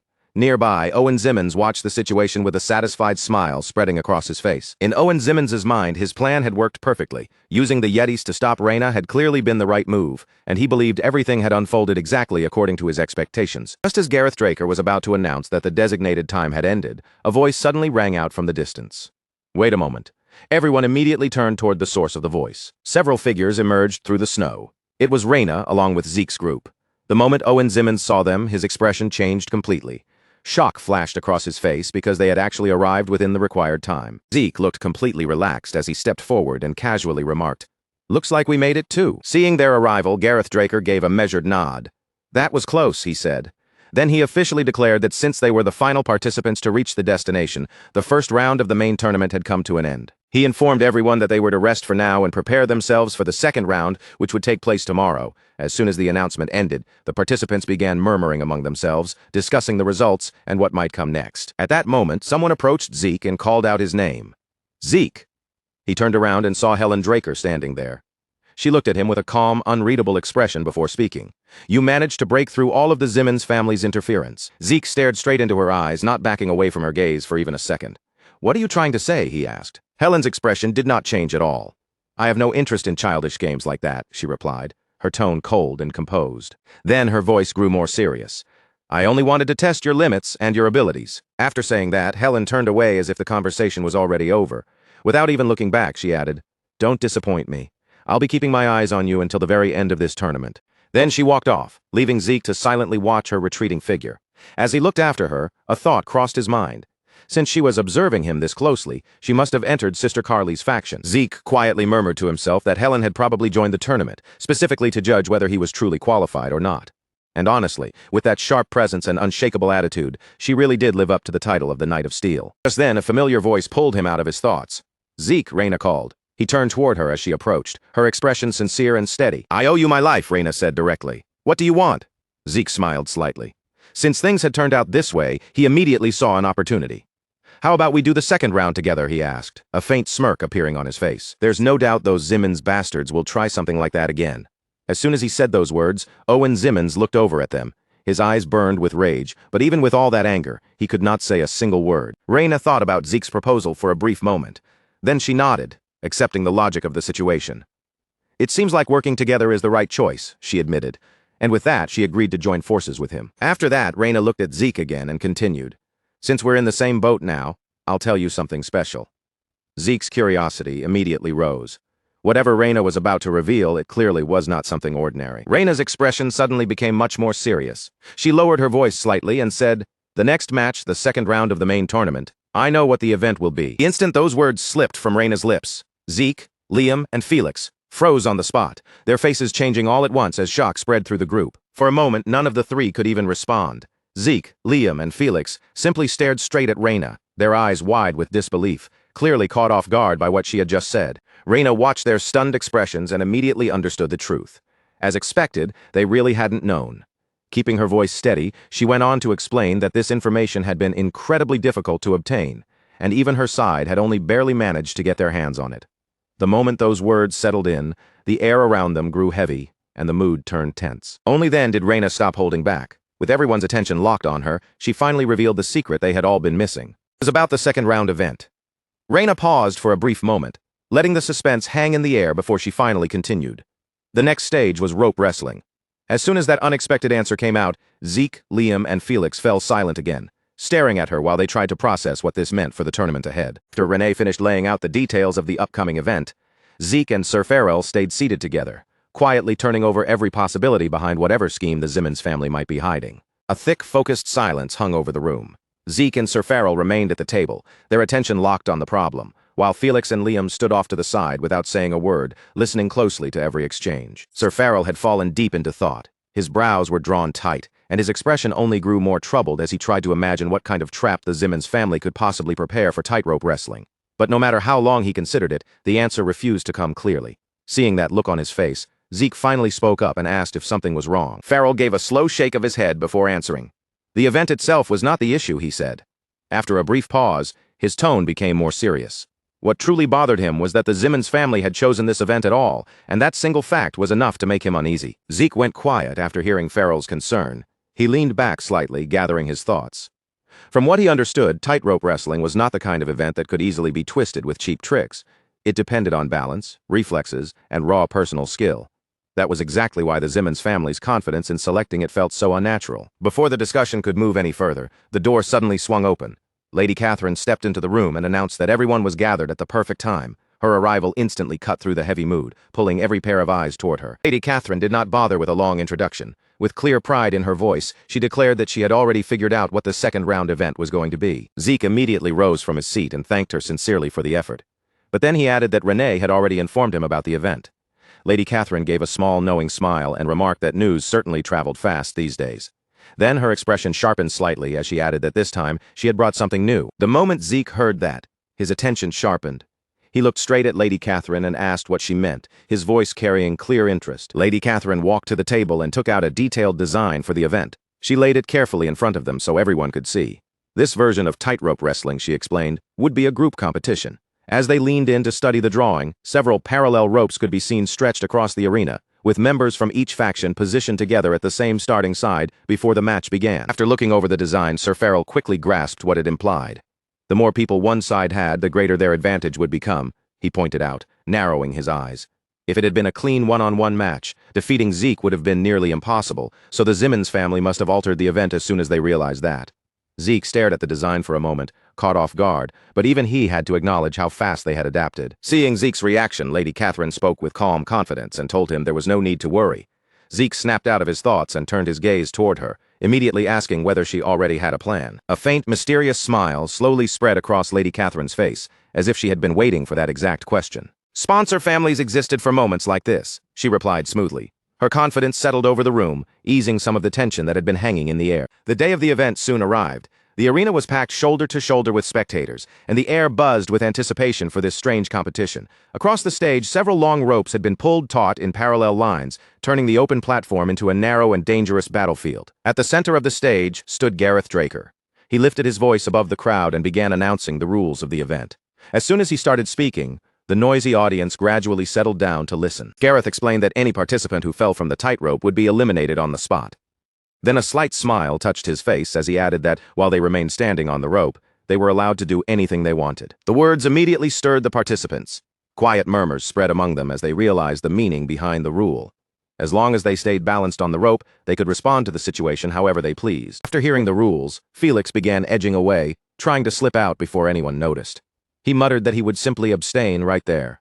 Unfortunately for him, Zeke noticed his intentions almost instantly, and a dark, threatening look settled over his face. Zeke slowly turned toward Felix and Liam, fixing them both with a cold glare. If either of them was eliminated here, he warned, they would be forced to undergo an entire year of isolated training. The threat hit them like a death sentence. Felix and Liam froze on the spot, their faces draining pale as the horrifying thought of spending a full year in isolation crushed any desire to escape. A short while later, the instructor officially signaled the start of the match. In the next instant, participants from every faction sprang into motion and leapt onto the tight ropes. Owen Simmons landed smoothly on top of one of the ropes, his posture steady and confident. A smug smile curled across his face. After all, these tight ropes were the Simmons family's special training tool, and Owen had been walking on them since he was 5 years old. In this kind of arena, he believed there should be no one capable of matching him. Cast a glance toward Zeke's group, and quietly thought it was unfortunate that his family had been forced to reveal their secret training method in public. Still, if exposing it meant eliminating both Zeke and Renee properly, then it was a sacrifice worth making. Overflowing with confidence, Owen raised his voice and ordered his subordinates to charge forward. At his command, the men under him immediately rushed ahead with fierce momentum. In the very next moment, Owen's confidence shattered. To his complete shock, his own men began dropping from the ropes one after another. One fell, then another, and then another right behind them. It all happened so quickly that Owen could barely understand what he was seeing, and his face turned pale as his forces were eliminated in rapid succession. Owen stared in disbelief, unable to make sense of it. These were clearly trained personnel, people who should have been skilled enough to handle the ropes. There was no reasonable explanation for why they were falling so easily. At that moment, Zeke understood the truth almost immediately. This had to be Lady Catherine's doing. He had always known she was wealthy, but even he had never imagined that she could use money so effectively that she could buy off members from inside the Simmons family itself. A confident smile slowly formed on Zeke's face as the situation tilted sharply in his favor. Since the worthless obstacles had already been cleared away, there was no longer any reason to hold back. Now, Zeke's side could finally begin their own advance. Reyna Turun was the first to move. Gripping her sword firmly, she launched straight into her Turun-style dragon-slaying arts. Her body shot forward across the rope like a bullet, sharp and unstoppable. The rope beneath Reyna trembled violently as she advanced. Every opponent standing in her path was knocked out of the match almost instantly, unable to withstand her momentum. Meanwhile, Liam lowered his body and reached down to grab the rope beneath his feet. For a brief second, everyone watching was left wondering what he was trying to do. Then, without warning, Liam swung the rope with all the strength he had. A heavy wave rippled through it, rolling outward with force. The opponents standing on that line lost their balance almost immediately. One after another, they slipped, stumbled, and began falling from the tightrope. On another side of the arena, Felix was using his speed to full effect. He cursed at the opponents one by one while leaping rapidly between the ropes. His figure blurred with each movement, and before his enemies could even react, they were already being knocked out of the competition. Zeke glanced back over his shoulder. After seeing how well his subordinates were performing, he felt completely satisfied. Everything was unfolding exactly the way he had intended. Then Zeke turned his attention back toward Owen Simmons. He called out Owen's name sharply, and Owen immediately glared back at him. Zeke raised his sword and pointed it straight toward Owen. He challenged him to settle things properly, night to night, in a clean one-on-one battle, without dragging those useless underlings into it. Owen's face tightened with anger the moment he heard the provocation. Even so, he snapped back and asked whether Zeke truly thought he would fall for something so cheap. Before Owen could say anything more, Zeke suddenly sprang high from the rope. With his sword lifted above his head, he prepared to bring down a strike. If Owen would not come to him, Zeke declared, then he would make the first move himself. But before Zeke's attack could reach Owen, another figure abruptly cut into his path. Helen Draker appeared between them. She met Zeke's attack head-on and blocked his strike directly. Their blades slammed together with tremendous force. The instant their weapons crossed, sparks burst into the air around them. Owen stood frozen, completely confused by what had just happened. Helen was not even on his side, so he could not understand why Helen Draker had suddenly stepped in to stop Zeke. After the clash, Helen and Zeke both dropped back down onto the rope. The tightrope swayed beneath their feet, reacting to the force of their landing. Keeping his balance perfectly, Zeke looked at Helen and asked whether she had decided to side with the Simmons family. Helen calmly shook her head and replied that she simply wanted to test his abilities, nothing more. Zeke glanced down at his hand.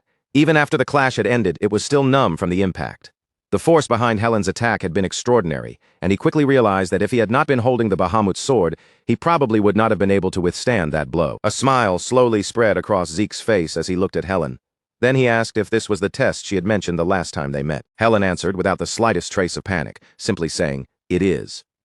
The moment Zeke heard that calm reply, he gave a quiet nod, as if he had already accepted where this was heading. "Since things have reached this point," he said, his voice settling into something heavier, "I'll do as you wish." And as those words left his mouth, the relaxed look on his face slowly disappeared, replaced by a much sharper, more serious expression. Right after that, Zeke shifted his body and slowly raised himself into a proper fighting stance. Mana began to gather around his blade, curling toward the sword as if being pulled in by force. As that power poured into the weapon, the air around the rope seemed to tighten all at once, turning heavy and dangerous. At that moment, it was clear the real battle was finally about to begin, with neither of them willing to give an inch. Zeke and Helen threw their swords forward at full strength, their swings crashing toward one another without hesitation. The instant their blades met, a violent spray of sparks burst into the air, drifting across the arena like a swarm of blazing fireflies. The collision sent a heavy shockwave rolling through the battlefield, making the narrow tightrope beneath their feet quiver faintly. The crowd fell completely silent as the ringing impact of their swords echoed across the arena. Hidden among the spectators, one particular observer watched the duel with unusually sharp attention. His gaze stayed locked on both fighters, following every shift in their footing and every flick of their blades without missing a thing. Just as expected of Zeke Draker, he thought. The boy truly deserved his reputation as the greatest genius on the continent. Every step he took, every adjustment of his stance, and every slash of his sword revealed astonishing mastery. At the same time, Helen's performance left him equally impressed. While watching her trade strikes with Zeke, he searched through his memories for the name she had used while disguised. Erin Sabrina, he recalled at last, narrowing his eyes as the false name returned to him. He had never known a female knight with this level of skill besides Reyna Draker. Yet Helen was standing there on a thin rope hanging high above the ground, matching Zeke blow for blow, without giving up even a single opening. The sight went far beyond anything he had expected from her. Out on the rope, Zeke was thinking much the same thing. Helen's ability was no joke. Every attack she sent at him landed with terrifying precision, and every defense she raised was nearly flawless. He finally understood that she had not been exaggerating when she asked him to measure his skills against hers. Zeke's expression slowly hardened as his focus deepened. Since their fight had reached this point, he decided there was no reason to hold back anymore. Mana immediately began pouring into his sword, making the blade hum softly as energy gathered around it. He activated his dragon-slaying arts, ready to release a devastating technique. But before Zeke could unleash the attack, the instructor stepped forward and raised his voice over the arena, declaring that the second round of the competition had officially ended. The announcement stopped the fight at once. Zeke and Helen froze where they stood, silent for a brief moment as the pressure between them slowly dissolved. Then, with the arena's tension fading away, both competitors lowered their weapons. The instructor continued by announcing that the third round would begin with all of the participants who were still standing after the previous matches. Zeke let out a quiet breath and turned his eyes toward Helen. "Since this round is over, I suppose we'll meet again in the next one," he said calmly. Helen did not answer him right away. She simply stood there in silence, staring at him for a moment. Then Zeke suddenly spoke the name she had been hiding. Helen Draker. The second those words left his mouth, Helen's expression changed completely. Her eyes widened in shock as she realized Zeke had recognized her identity from the very beginning. Seeing her stunned reaction, Zeke casually lifted a hand and told her that they were still siblings, so naturally he should know what she looked like. But inwardly, he knew that was not the whole truth. Like everyone else, he normally would not have recognized her either. The only reason he knew her face was because he had seen her portrait in his previous life. Helen remained wordless. Having her disguise exposed by Zeke had left her completely speechless for the moment. Her gaze lowered slowly, and after a short pause, she turned her back to him. "I'll see you in the next round," Helen said quietly. Then, without waiting for another response, she walked away from the arena. Once the second round came to an end, Zeke sat at a table with Sir Farrell and Lady Catherine to discuss how the next stage of the competition would work.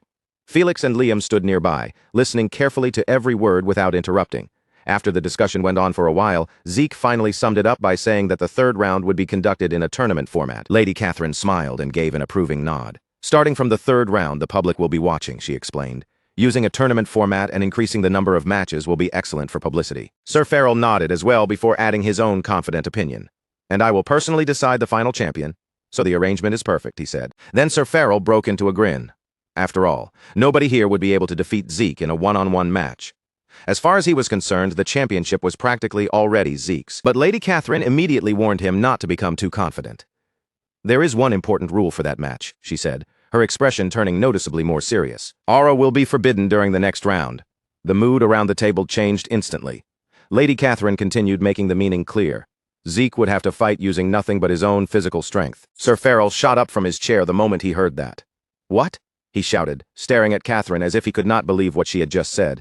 He questioned whether the rule was really true because it was an absurdly harsh restriction. Zeke, on the other hand, stayed composed. He simply told Sir Farrell to settle down and assured him that it would be fine. A faint, confident smile touched Zeke's face. "Even without aura," Zeke said with steady confidence, "the swordsmanship I've spent all this time refining is still mine." His eyes held no trace of doubt as he declared that he would win anyway. Sir Farrell could only look back at him with concern still written across his face. Although Zeke sounded completely certain of himself, Sir Farrell could not stop worrying about what awaited him. Suddenly, he grabbed Zeke's hand with renewed enthusiasm. "I'll train you even harder until the tournament begins," he declared. "Leave everything to me." Zeke gave him an awkward nod, though inwardly, he still could not get used to the occasional bursts of excitement Sir Farrell showed. Afterward, Zeke made his way toward the pharmaceutical company.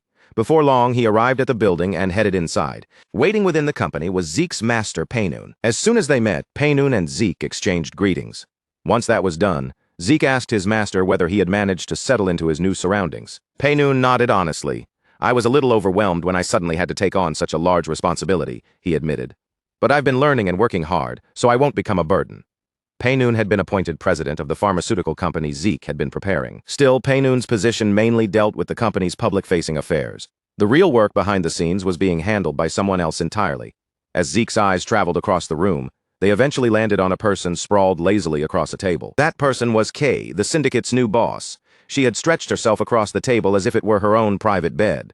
The moment she noticed Zeke, she greeted him through a long, sleepy yawn. Kay asked Zeke how he had managed to find time to visit when he should have been occupied with the martial arts competition.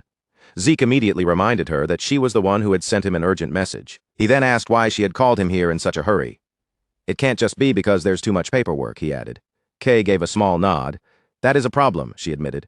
But that's not the reason I asked you to come. Zeke's expression became more alert as he asked whether something had happened on the cartel's side. Kay shook her head and told him that was not the issue. Then Kay lifted a finger and pointed directly at Zeke. "You're the problem," she said plainly. Zeke was left stunned for a brief moment. Kay began explaining with a much more serious look on her face. Both the Imperial Intelligence Bureau and the Draker Black Stage were currently investigating activity in the south. The Imperial Intelligence Bureau was searching for the side responsible for destroying the Pabella cartel's camp. Meanwhile, the Draker Order of the Black Knights was trying to find the person who had killed Don Juan. Hearing that information, Zeke fell into deep thought. He already had a fairly good idea why the Imperial Intelligence Bureau might be searching for him. He suspected it was connected to Cain Zimmons Constantinus. After all, Zeke had killed Cain and taken the magic armor for himself. That alone gave the Intelligence Bureau more than enough reason to begin tracking him down. At the same time, Zeke could not help wondering why the Order of the Black Knights was involved as well. Seeing him lost in thought, Kay casually waved a hand. "You don't need to waste time wondering why the Order of the Black Knights is after you," she told him. "That's simply the kind of organization they are." Kay then casually asked whether Zeke wanted her to tell Simon to eliminate every source that might be leaking information. Her relaxed tone while talking about murder made Painoon visibly tremble, and he looked frightened just from hearing the conversation. Zeke immediately shook his head. "We're not the cartel," he said. "We don't need to kill everyone who starts investigating us." Kay merely gave a careless shrug in response. Zeke soon changed the subject and asked about the Black Yaksha. "Is he adapting well in the south?" Kay nodded before answering that he was actually the one who had brought them this information. "Maybe it's because he used to belong to the Intelligence Bureau," Kay said. "He's extremely sensitive to Imperial movements." A faint grin appeared on her face as she added that Simon liked him because he was especially good at his work. Hearing that, Zeke decided it was fortunate that he had not killed the Black Yaksha back then. Kay stretched her body lightly before speaking again. "There's one more problem." Zeke immediately asked what had happened this time. Kay explained that there had been trouble involving the alchemists they had recently hired. Zeke frowned, unable to understand what kind of issue could have arisen.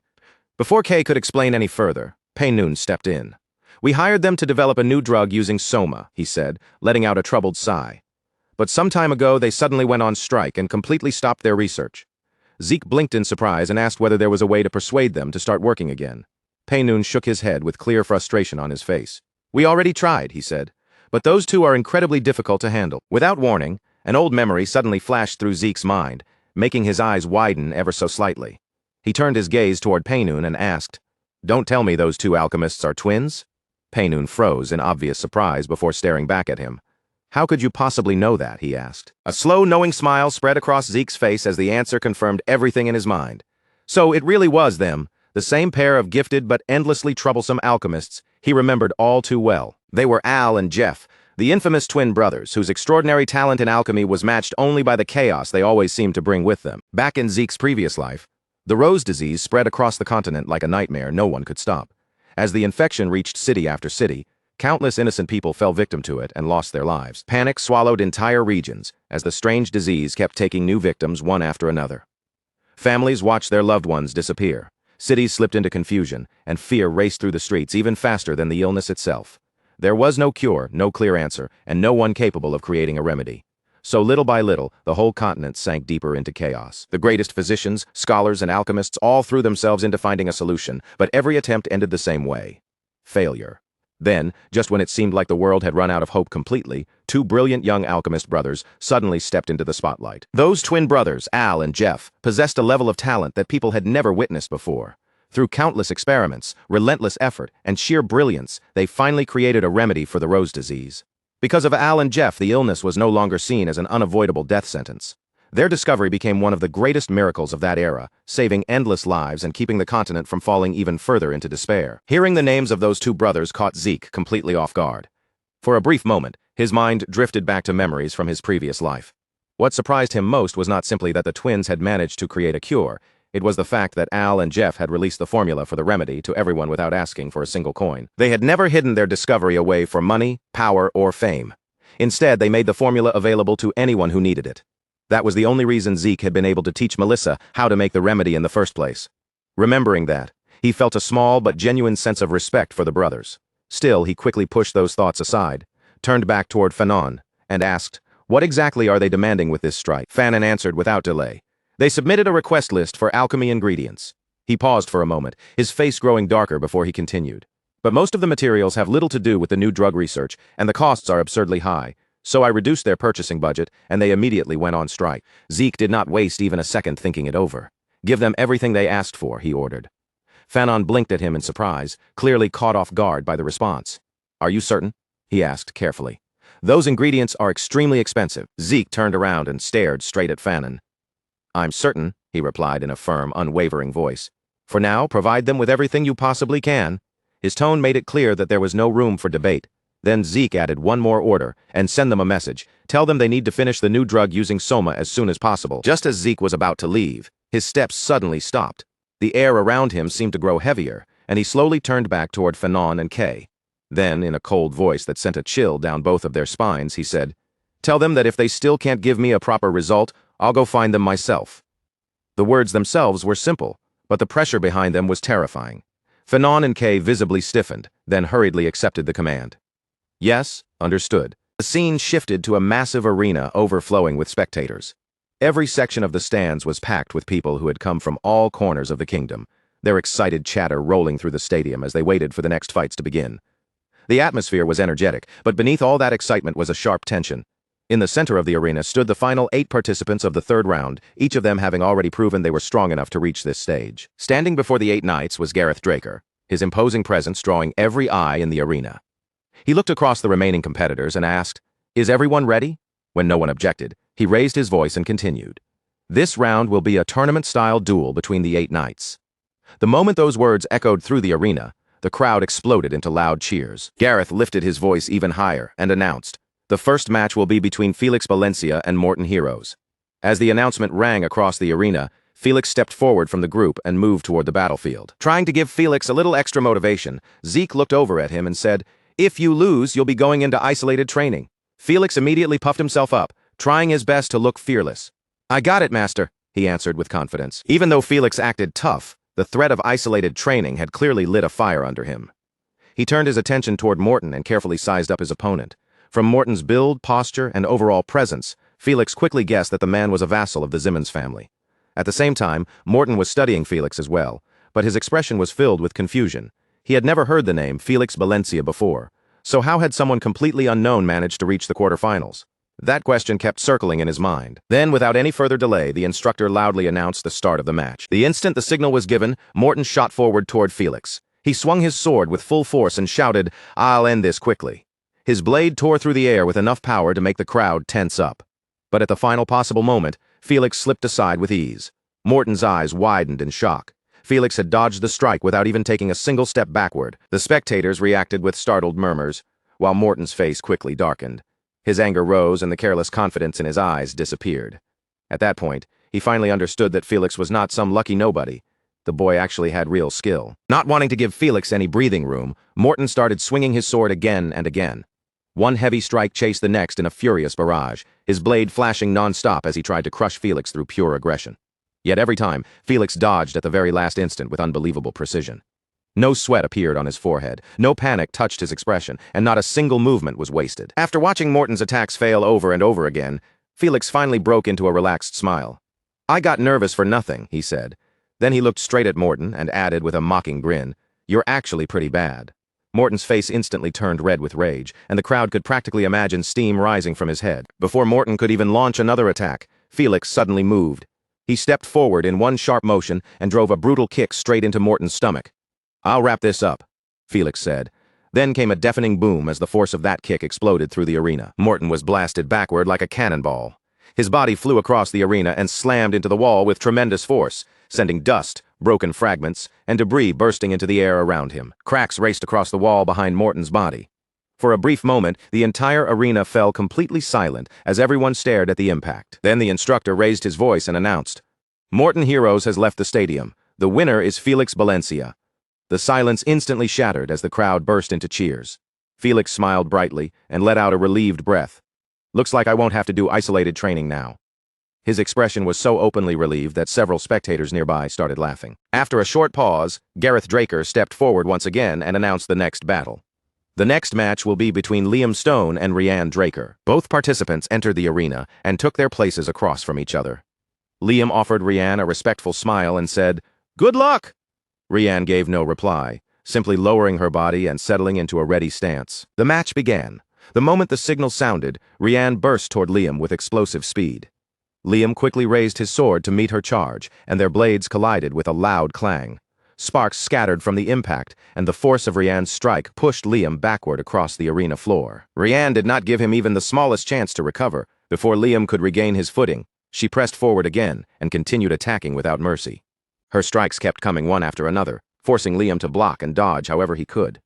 He managed to defend himself for the moment, but it was obvious from his strained movements that he was having trouble keeping pace with her relentless pressure. The moment Liam spotted what looked like an opening, he gathered all his strength and swung his sword forward, but Rianne calmly blocked the attack with ease, stopping his full power strike as though it carried no real threat. From the corner of the arena, Zeke watched the battle closely.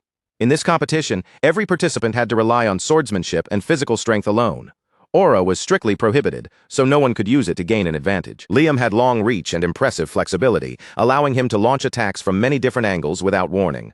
Rianne, on the other hand, fought by making full use of the elasticity and explosive movement of her body. As Zeke continued watching their exchange, he noticed something important. On the surface, the fight looked evenly matched, but in reality, the balance between them was not equal at all. He could clearly see that Rianne's applied arts were slowly being put into place. Nothing she did was random. Every step, every attack, and every shift in her movement was quietly building toward a larger purpose. And Rianne suddenly dashed toward Liam again, this time moving with even greater speed than before. Her burst of acceleration was so sudden that even Liam's eyes widened in shock. In the next instant, her attack landed.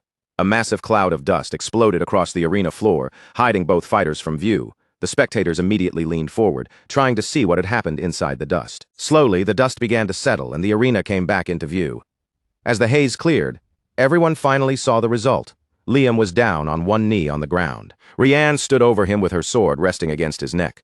There was no need for anyone to explain the result. The winner was Rianne Draker. The instructor announced the outcome loudly, and cheers immediately echoed throughout the stadium from every direction. Seeing how the battle ended, Zeke smiled to himself. In the end, Rianne, the Lightning Knight, was still every bit the genius he remembered. Before Zeke could think any further, Felix suddenly rushed over to him with excitement written all over his face. "Master," Felix called out, "since Liam lost, does that mean he's going into isolated training?" The very next moment, bonk. Felix was sitting on the ground with both hands clutching his head. A huge bump had already risen where he had been hit, and the nearby spectators could not hold back their laughter. Ignoring Felix's complaints completely, the instructor announced the third match. The next battle will be between Zeke Draker and Owen Zimmons. The arena immediately stirred with excitement. As whispers spread through the stands, both competitors stepped onto the battlefield. As they faced one another, Owen spoke first. "So we finally meet in the arena." A confident smile formed across his face as he looked at Zeke. Then he continued, "I'll show you that brutish strength means nothing in front of strategy." Zeke's expression darkened as soon as he heard that. He stared directly at Owen and asked, "Are you talking about banning everyone else from using aura while secretly bringing in a magic spear?" The moment Zeke's words left his mouth, Owen froze in place. His eyes widened as his hidden secret was exposed right in front of the entire arena. Shock and humiliation appeared on his face at the same time. He could not understand how Zeke had discovered the truth about the magic spear.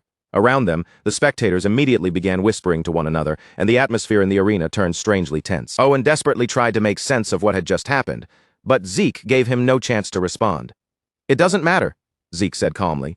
His voice remained steady, and his confidence never wavered. "Because I'll win anyway." Then Zeke slowly lifted one hand and made a simple, open gesture toward Owen. It was a clear provocation. "Come at me," he said, keeping his eyes locked on his opponent, "so I can ruin you."